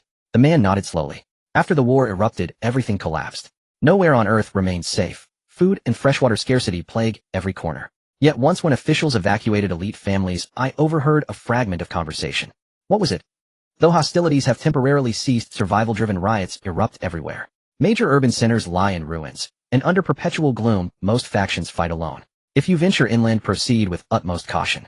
Chen Sheng nodded, then pressed further. What of global conditions, say Longhua? I cannot say. Merely surviving consumes all energy. I scarcely track distant affairs. Chen Sheng understood. He signaled Hosher to fetch food and fresh water for the man, a token reward before... Realizing Chen Sheng's party possessed neither means nor intent to rescue them, the man reluctantly withdrew. As he departed, Chen Sheng stood atop the ship, gaze settling upon Lu Yichen. Supervisor, miss, do you still intend to follow orders and proceed to the next island city? Lu Yichen hesitated. Disaster, rebellion, societal collapse. I'm hardly foolish enough to land and court death. Let's go straight to the supply depot. See if we can return with provisions. Even Lu Yichen's confidence had evaporated. Chen Sheng nodded, pragmatic, self-aware. Their small band, armed only with rifles, would inevitably drown in the tide of desperate humanity should they set foot ashore. As for compassion, a broken world, whose hands could possibly mend it? The cruise ship reignited its engines and departed, leaving behind wails echoing from the dock. Weifu port lay close to the supply depot, so their voyage to the solitary island required little time. It was in fact Xie Yao's private seaside villa complex. How many personnel guard the depot? Before nearing the island, Chen Sheng convened Lu Wei, Hosher, and Shan Mao. A 12-member security squad, plus administrators, totaling roughly 25 individuals, Lu Wei replied without hesitation. 25. Should conflict erupt, their odds would narrow sharply. The head of security was once my subordinate. Shall I approach him directly, citing the young mistress's orders? Lu Wei added. Chen Sheng shook his head. Under current circumstances, would he still obey the young mistress? Then assault. Lu Wei pondered briefly, then added, security personnel are trained, not warriors. A frontal assault wouldn't pose insurmountable difficulty. Chen Sheng fell silent, offering no verdict. Instead, he turned to Lu Yichen. Lu Yichen, you've visited here before. Do you know the compound's layout? She was taken aback by the sudden query. Lu Yichen nodded slowly. I stayed here months ago with the young mistress, so yes, I know it well. Even the steward was transferred directly from Xie family headquarters to oversee operations. Chen Sheng nodded. If we deliver the young mistress's personal letter, would he honor it? Lu Yichen fell silent. In this apocalypse, who could say? Uncertainty aside, we must try. Dispatch envoys first with her directive. Should that fail, we'll divide. Chen Sheng mused aloud. Lu Wei nodded and immediately mobilized, setting out with Shan Mao and Hosher. Shan Mao, a sniper, would provide overwatch from afar. Before departing, Chen Sheng pulled Lu Wei aside for final instruction. Soon the skiff launched, only to be illuminated instantly by searchlights sweeping from the island. A blaring loudspeaker followed. This is private property. Approach at your peril. Violators will be executed on sight. The voice reverberated across the island. The skiff halted. Lu Wei raised his megaphone. Moments later, the grand villa's gates swung open, and a group surged forth. At their front stood a broad-shouldered, muscular man. Recognizing Lu Wei, he visibly brightened. Lu Wei wasted no words, handing over the young mistresses. You know the state of things. This island's food and water depend entirely on external shipments. The young mistress has established a shelter, and we've come to escort you there. Gather supplies and depart with us now. The man examined the handwriting, authentic, unmistakable. Yet at the mention of transporting supplies, he replied, Brother Lu, why not step inside and wait? Let me consult the steward first. He holds ultimate authority here. Lu Wei declined. I'll await your confirmation aboard ship. The young mistress's shelter already shelters over 1,000. Delay risks losing your place entirely. The man hurriedly agreed and retreated into the villa. Lu Wei returned to the cruise ship. Well, Chen Chang demanded the moment he stepped aboard. Lu Wei shook his head. Prepare for assault. Something's amiss, he'll resist. Chen Chang showed no surprise. Did you convey what I instructed? Lu Wei nodded. Then we wait. Inside the villa lights blazed. Yet the steward had usurped the master's seat in the grand hall. Before him knelt a woman dressed as a maid, chosen globally by Xie Yao for her beauty, now reduced to a plaything for his lust. Beside him sat the man who'd spoken with Lu Wei moments earlier, cradling a delicate woman in his arms. Hands row. Steward, what shall we do? Return. The steward, eyes closed, savored the moment. Return, to subsist in a shelter. Here we enjoy autonomy. Our supplies suffice for 6 months. Can you bear that life? The man hesitated. Yet 6 months, then what? The steward chuckled darkly. His mood curdled instantly. He slapped the kneeling woman hard across the face. Worthless fool, still haven't learned after all this time. She collapsed onto the rug, clutching her cheek, tears streaming. The steward turned back to the man. 6 months. How certain are you the young mistress's shelter will last half that long? He didn't distrust Xie Yao. He simply refused to go. As he'd said, he neared 50. His remaining years belonged to indulgence. In apocalypse, one lived only for today. How shall we respond to them? Having grasped the steward's resolve, the man asked. The steward frowned, then whispered, Tell them we accept, and are packing. Invite Brother Lu to rest overnight at the villa. Then we depart together. You mean? The man's eyes widened. Otherwise, if they return alive, we're doomed. If none return, well, we'll cite maritime disaster. The man silently acquiesced. Neither noticed. The woman sprawled on the floor, her gaze burning with venomous. Lu Wei and the others went to handle the matter of the corpses. Meanwhile, Lu Yichen took Chen Chang to the supply warehouse. Me? So much? Chen Chang was astounded when he saw the mountain of supplies before him. Lu Yichen nodded. There's even more. A large portion of the supplies here was originally meant to be transported to the next location, but due to unforeseen circumstances they were temporarily stored here. This is also the main reason the young lady asked us to come here. Chen Chang walked aside, picked up a crowbar, and forcefully opened a military green box. Upon opening it, he exclaimed, Wow! Inside were actually weapons. The Xie family selling arms was certainly no secret. After all, the most lucrative business in the world lies within the criminal law. They were actually in a better position. If we were to speak of the largest arms dealer in the world, it would undoubtedly be those 5 major benefactors. Chen Chang immediately picked up a gun from inside. An AK-15, which surprised him as it was actually from the north. Where were you planning to send this batch of goods? Chen Chang casually asked. Lu Yichen seemed to recall. It seems it was to Zixing. Chen Chang, they sold northern goods to the enemy. Lu Yichen appeared unfazed. Isn't this quite common? Every country has such people, right? That was indeed true. Chen Chang put down the weapon. Since that's the case, they should transport everything here back. There's still so much food. In this way they would definitely be able to last until the cassava and sweet potatoes matured. Of course, the premise is that no major accidents occur. Soon Lu Wei and the others returned. Chen Chang glanced at the time and immediately decided to rest here for the night, organizing the supplies before going back in the morning. This villa had quite a few rooms, and it even had its own power generation system, so there was really no need to worry about anything else. After a sumptuous meal that everyone enjoyed, they gradually returned to their rooms to rest. The next morning they began the transport. As the entire warehouse was emptied, they finally set off on their way back. By the time they returned to the island, it had already been 3 days. Upon seeing that Chen Chang and the others had actually brought back so many supplies, even Xie Yao, who had issued the order, was somewhat surprised. As the leader, she originally thought that Chen Chang and the others would take some effort, yet they surprisingly returned after only 6 days. The women were even more excited to see Chen Chang return, rushing forward to embrace him, alleviating the tension and loneliness of the past few days. In Xie Yao's office, Chen Chang, Lu Yichen, and Lu Wei sat aside, while Li Qiuwei also arrived. Xie Yao leaned against her desk, looking at the list of supplies in her hand, nodding from time to time. Not bad. You all worked hard on this trip. With so many supplies, we won't have to worry about food and drink for a while. Xie Yao put down the documents and turned to look at Chen Chang. Having been out there, what do you think? Chen Chang sighed. It's not very optimistic. The outside world is in chaos. In such circumstances, just surviving is quite remarkable. Lu Yichen nodded in agreement. Yes, miss, we encountered those civilians abandoned by the government. They have no food or fresh water and can only wait to die over there. It's too pitiful. Xie Yao did not respond, but instead asked, what about domestically? Chen Chang shook his head. It's too far away and communication has been cut off. No one knows. However, I think based on the domestic situation, there should be temporary shelters set up and rescue efforts are probably mobilized. Lu Wei took a deep breath. What we saw this time was not even the epicenter of the explosion. If it's this disastrous, I can't even imagine how the cities that were actually bombed are faring. How many people could still be alive? Xiao understood this all too well and sighed. So we still can't go back, right? Upon hearing this, Chen Cheng also agreed. Though we have enough food now, we can't help others. It's better to wait here until the dust settles, then we can go out and see. What about you? Xiao did not respond to Chen Cheng, but instead looked at Lu Wei and Lu Yichen to ask for their opinions, making her seem like a democratic person. I agree with the young lady. Lu Yichen did not expect Xiao to ask her, and was somewhat unsure of what to say. On the other hand, Lu Wei, after glancing at Chen Cheng, also nodded in agreement. Thus this decision was temporarily set. They would stay here waiting for everything to settle before going out to assess the situation. After all, they now had food, fresh water, and weapons. Even if they encountered others, they wouldn't panic at all. Moreover, at this moment, who would be hiding on this isolated island like them to survive? Soon this decision was communicated. Everyone had no objections to this. After all, going out might be even more dangerous. Staying here meant they could still. Of course, after the supplies were transported to Xie Yao's side, the women all moved back onto that ship. After 6 days apart, their yearning was almost overflowing. Naturally, there was no shortage of absurdity. The next morning, Chen Cheng busied himself in the plantation. Hey, what is this? It stinks. Lu Yichen, passing by, covered her nose and exclaimed, "Are you talking about this?" Chen Cheng stirred a pile of sticky mud on the ground with a stick, intending to show it to Lu Yichen. Lu Yichen hurriedly dodged. How stinky. Get away. Chen Cheng chuckled. This is fertilizer used for planting sweet potatoes.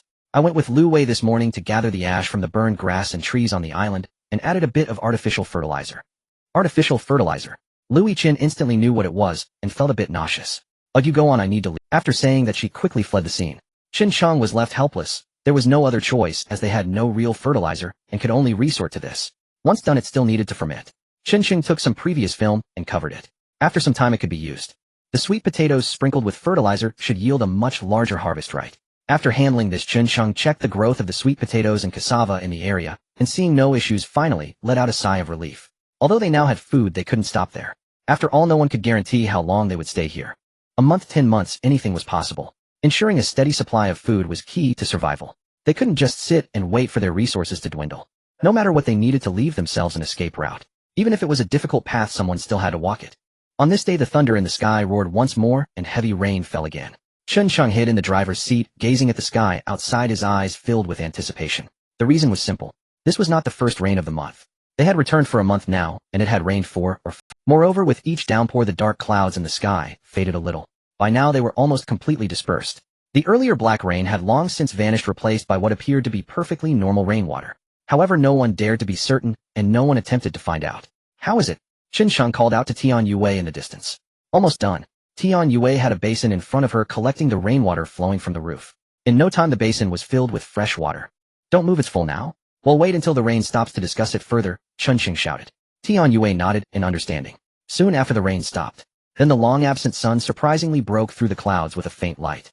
Although it was still not very distinct, it appeared as if it was already daytime on their side. It resembled a gloomy day. Chen Cheng approached the basin, took a glance at the water inside, and noticed it was not much different from normal rainwater. He grabbed an unused cup, and carefully scooped a cup of water. Then, holding the water delicately, he made his way to Xie Yao, and entered the infirmary.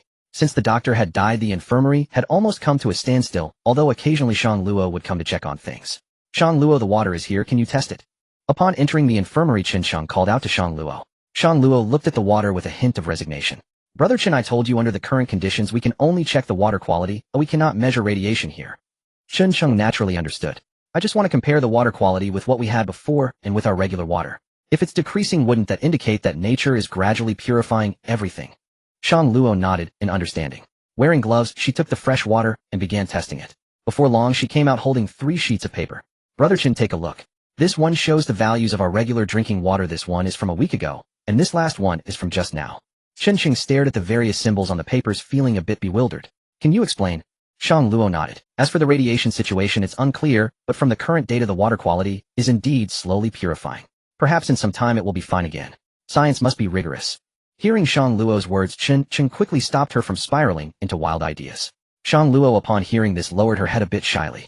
However, from the present perspective, everything seemed to be progressing in a positive direction. Thus they continued to pursue. March 12th, 20XX. Today, for some reason, I suddenly felt like writing a diary. There's no other reason, I just want to record everything. If we truly perish, this notebook might provide valuable historical data to future generations, wouldn't it? I've lost track of how many days we've been here, but it should be quite a few. Since the plane incident, until now, I never expected to experience all this. At this point, it doesn't matter what we say. There's no point in reminiscing about the past. Everything is heading towards a better outcome, and we have a glimmer of hope to continue living. The rainwater was tested again today, and it seemed quite good. The sweet potatoes and cassavas had grown. Some sweet potato leaves were even usable for stir-frying, and we specially prepared some. It actually tasted fine. P.S. Lin Zhao, if you blow up that thing into a balloon one more time I might just have to hit you. Diaries are meant to record life.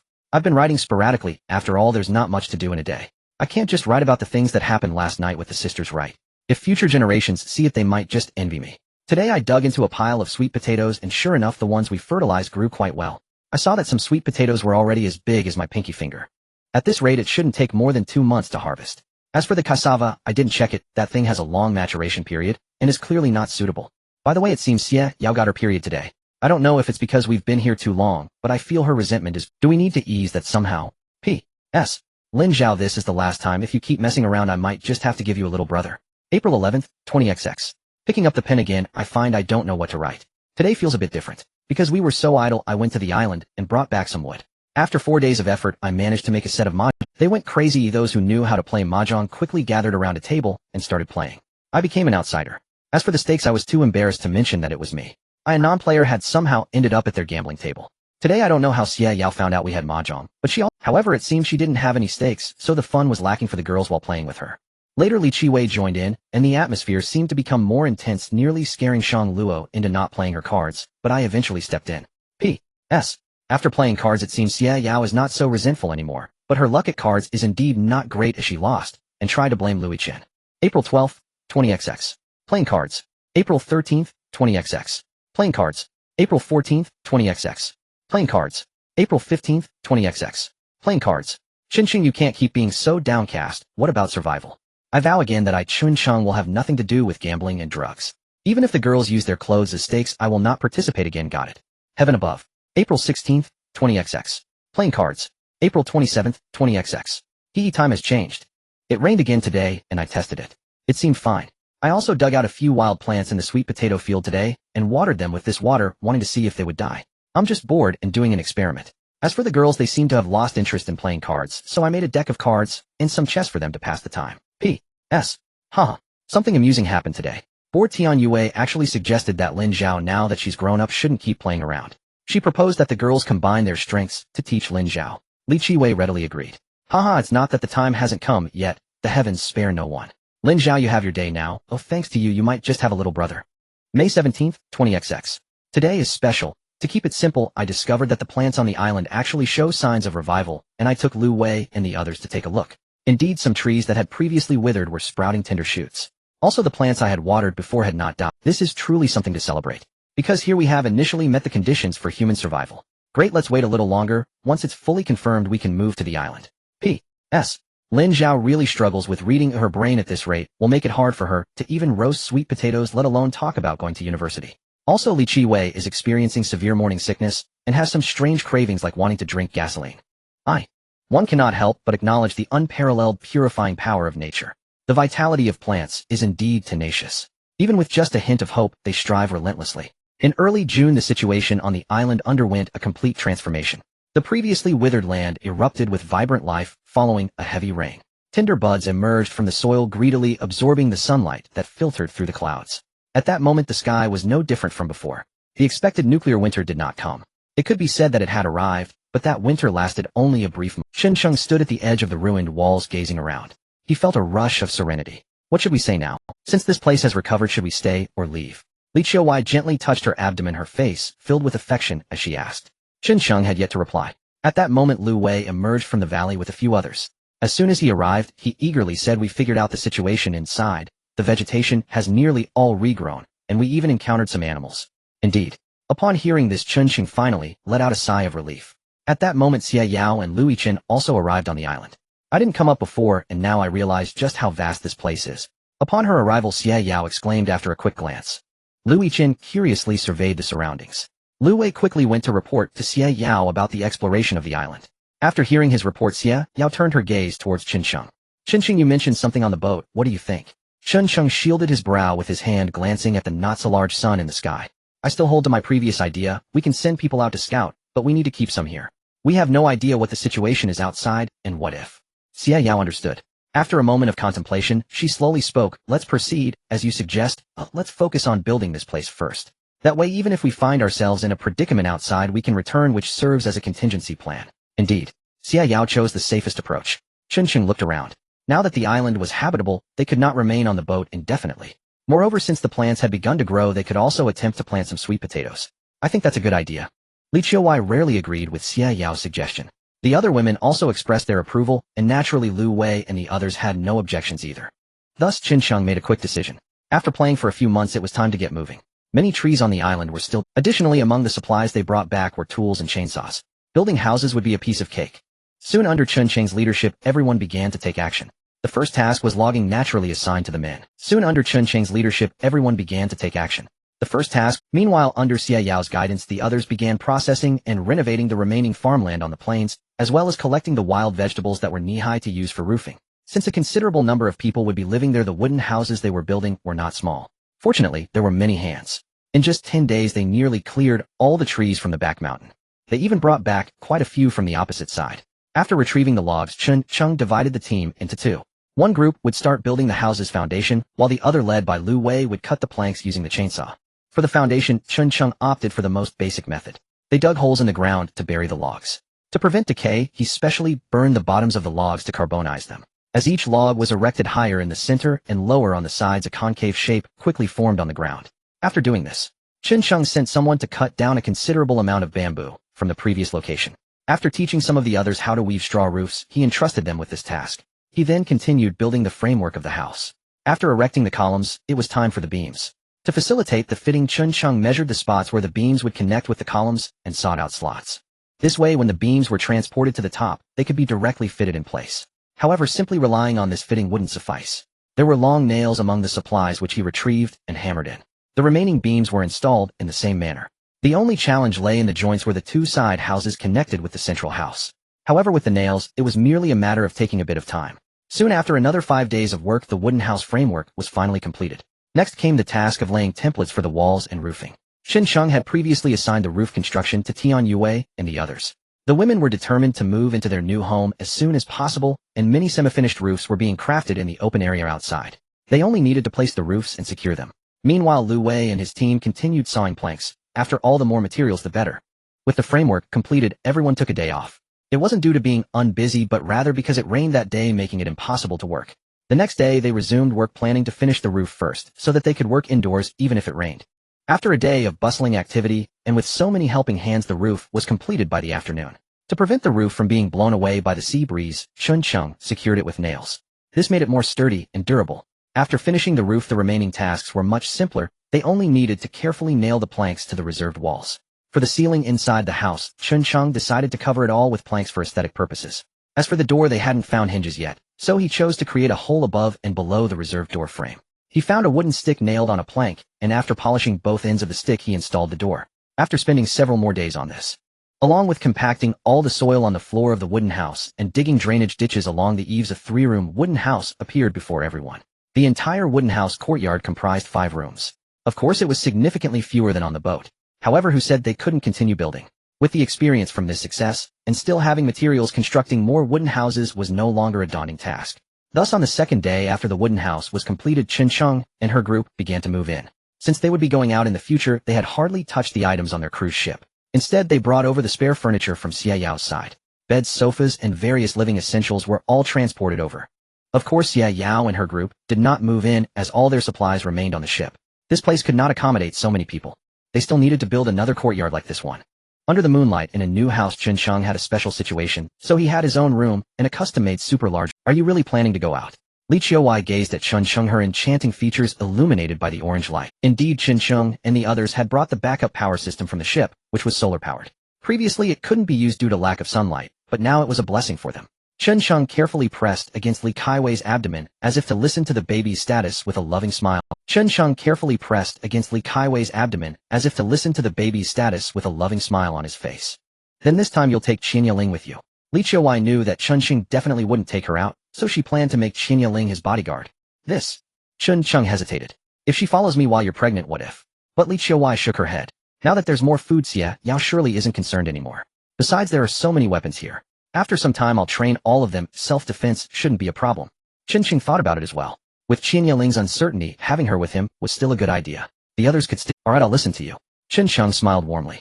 Seeing his heartfelt demeanor, Li Qiuwei felt moved and whispered something into Chen Sheng's ear. Chen Sheng was taken aback. Isn't that inappropriate? Li Qiuwei shyly explained. Shang Luo said it was okay. On the big ship, Chen Sheng stood at the bow looking towards Li Qiuwei and the others. Chen Gu, be careful. You must. Shang Luo had red eyes from crying.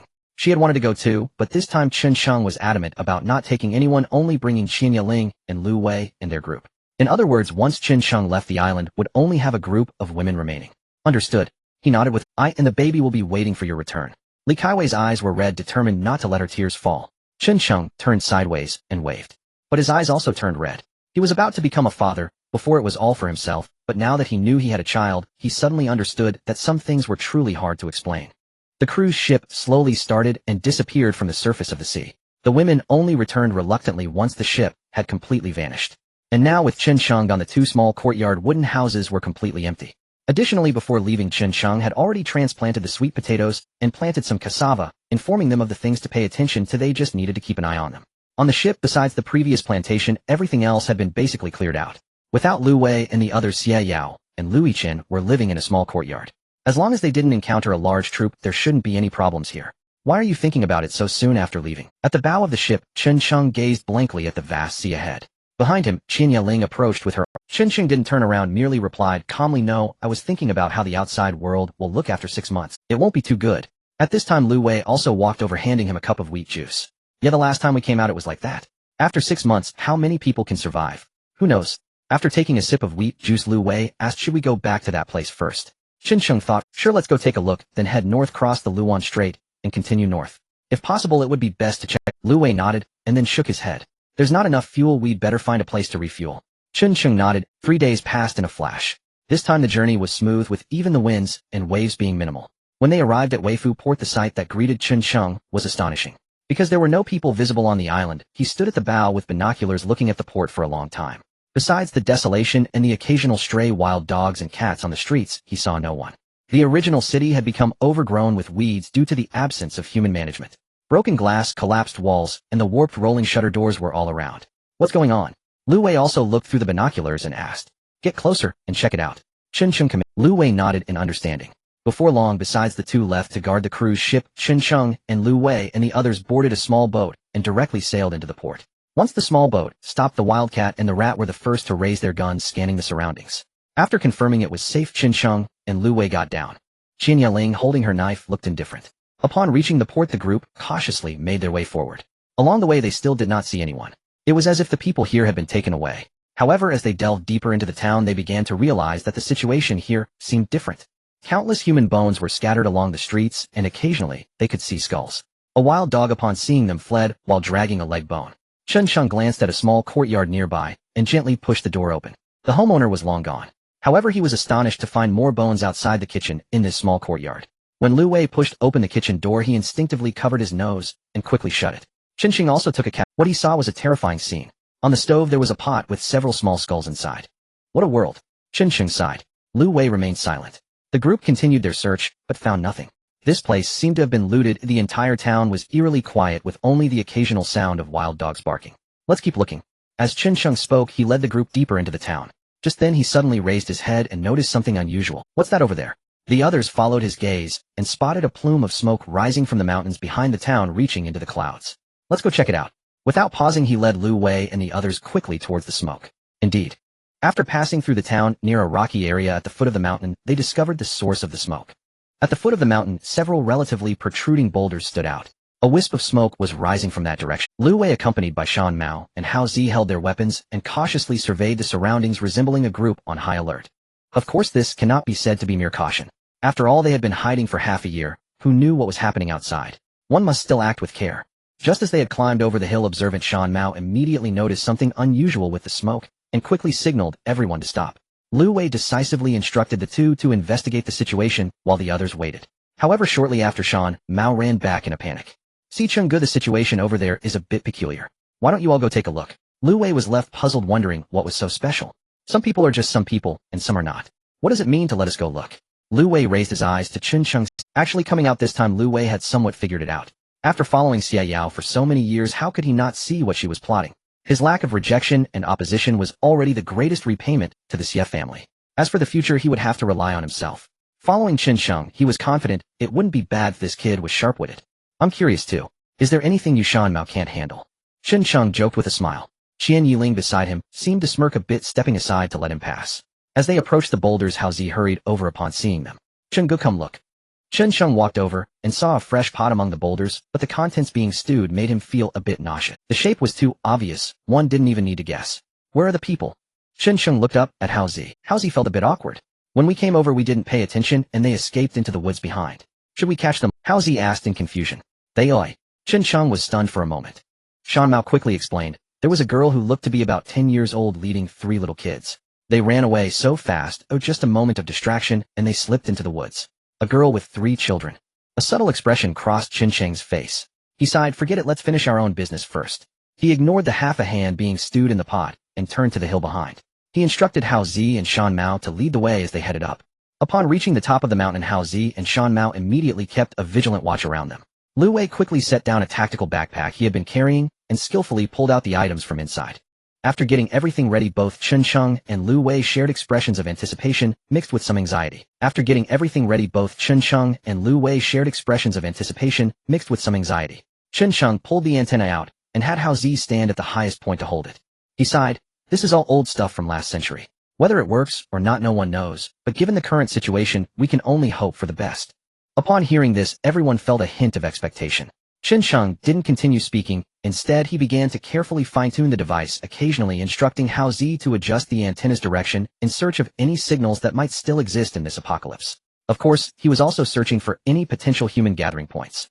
Tick-tock. The radio occasionally emitted static noise. Chen Sheng held a pair of headphones with one hand covering his ear, listening intently, afraid of missing any faint signal. However, after waiting for a long time, he cycled through all the international rescue channels and public channels he knew, but there was, of course it could also be due to the distance being too far. They were like a pioneering team lost at sea, searching for that hope, the hope of returning home. How's it going? After busying themselves for a long time, even Qian Yiling, who initially had little interest, became a bit curious and spoke up. Chen Sheng glanced at her just as the dual holy mountain obscured his view. Looking down, he was struck by her beauty, a true gem of the human world. Where are your eyes looking? Though the two knew each other well, Qian Yiling was not like the naive girls. Just as she said, wasn't it just a mosquito bite? What was that worth? Sighed. Chen Sheng helplessly put down the headphones, showing a hint of frustration on his face. Looks like it's really hard to find anything here. Let's move to another place. Saying this, he instructed Lu Wei to start packing up the radio.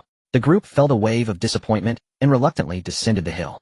Just after they descended, Shan Mao carefully looked towards a distant forest and signaled Chen Sheng with a glance. Chen Sheng followed his gaze. Indeed, deep within the forest, he spotted several thin figures, ragged, and with wary eyes, seemingly watching them with some expectation. Should we catch them? Chen Sheng was perplexed by Qian Yiling's sudden question. He looked at her in confusion. What are you also trying to play, Cheng Yu? Who is Cheng Yu? Qian Yiling asked, puzzled. Lu Wei's expression stiffened, quickly denying, not at all, not. It's not like we don't have food. Qian Yiling seemed to understand, giving Chen Sheng a glare. I meant, should we catch them to inquire about the situation here? Chen Sheng shook his head. Forget it, they are just half-grown kids. What can they possibly know? He said, glancing over at the boulders. He sighed again. Hao Zi, you go back first and bring some food. Let's give them a little. As for whether they can survive, that's up. Hao Zi nodded in understanding and turned to leave. At this moment, Chen Sheng was actually giving away his food to others. Wasn't this a bit too altruistic? However, no one had any objections. Surviving this disaster was already not easy. What did it matter if one was altruistic? They simply sought peace of mind. Moreover, they had enough food, so why care about these things? Soon Hao Zi returned with. Previously they had discovered fresh water here, so they decided not to provide any. This little bit of food wouldn't impoverish them, nor enrich anyone else. Whether they could survive depended entirely on fate. After placing the food by the boulders, Chen Sheng and the others returned the way they came. Before long, they boarded the cruise ship. However, just as the cruise ship was about to depart, Chen Sheng suddenly noticed 4 thin figures behind the houses it seemed they were bowing towards their cruise ship. In this apocalypse, everyone was innocent. The cruise ship continued northward, and Chen Sheng hoped to find a high mountain to see if he could find a signal. But after coming this way, there was nothing at all, and they could only continue north. Just 2 days later, Lu Wei, who was on guard, suddenly woke him up in the morning. Chen Sheng, come out and take a look. Something is off. Hearing the voice, Chen Sheng immediately ran to the control room, and Lu Wei handed him a pair of binoculars without saying a word, indicating towards the distance. He was a bit confused but still looked into the distance. Is that a warship? Chen Sheng was stunned. In his view, a massive warship was heading north, and beside it there seemed to be other vessels, but compared to this warship, they looked like fishing boats. Those boats seemed to be quite a few in number, resembling ants attacking an elephant. No way. Chen Sheng stared intensely at the warship, and upon seeing its hull number, he was completely shocked. How could a domestic warship appear here? As soon as Chen Sheng's words fell, he suddenly heard the sound of cannon fire from the sea in the distance. A cannonball whistled and struck one of the boats, which was somewhat relying on its numbers, instantly exploding into flame. At that moment, Chen Sheng realized that those boats were not small fishing vessels, but rather the pathetic low-displacement warships of a certain country. A naval battle erupted instantly in this sea area. Chen Sheng did not see any missiles fly by only hearing the roar of a dragon and the overwhelming firepower of close-range cannons. In just half an hour, while Chen Sheng and the others were still debating whether to help, the battle had already concluded, and it was a crushing victory. This truly left Chen Sheng and his group stunned. To be honest, even they had never witnessed such combat power before. Driven by a fervor for martial prowess, they felt their blood boil. However, before they could rejoice for even half a second, a cannonball landed near their cruise ship. It was only because they realized they were just a cruise ship that they didn't shoot them down directly, but instead issued a warning. Everyone was startled. Fortunately, Chen Sheng reacted quickly. He picked up the walkie-talkie, switched to the public channel. "Don't misunderstand, we are countrymen searching for a way home." After the shout, there was some static on the walkie-talkie, but soon a very gentle voice came through. "Fellow countrymen, don't be afraid. We are the warship responsible for this southern rescue. The motherland needs you now. Oh, please come close, and we will take you home." Home. Upon hearing this, Chen Sheng was taken aback for a long time. He had never imagined that one day they could. Excited, he grabbed the walkie-talkie. "Okay, Commander, but we have some others in another location. Can we bring them along?" After some busy noise, the reply was, "Don't give up, don't give up." End of part 1.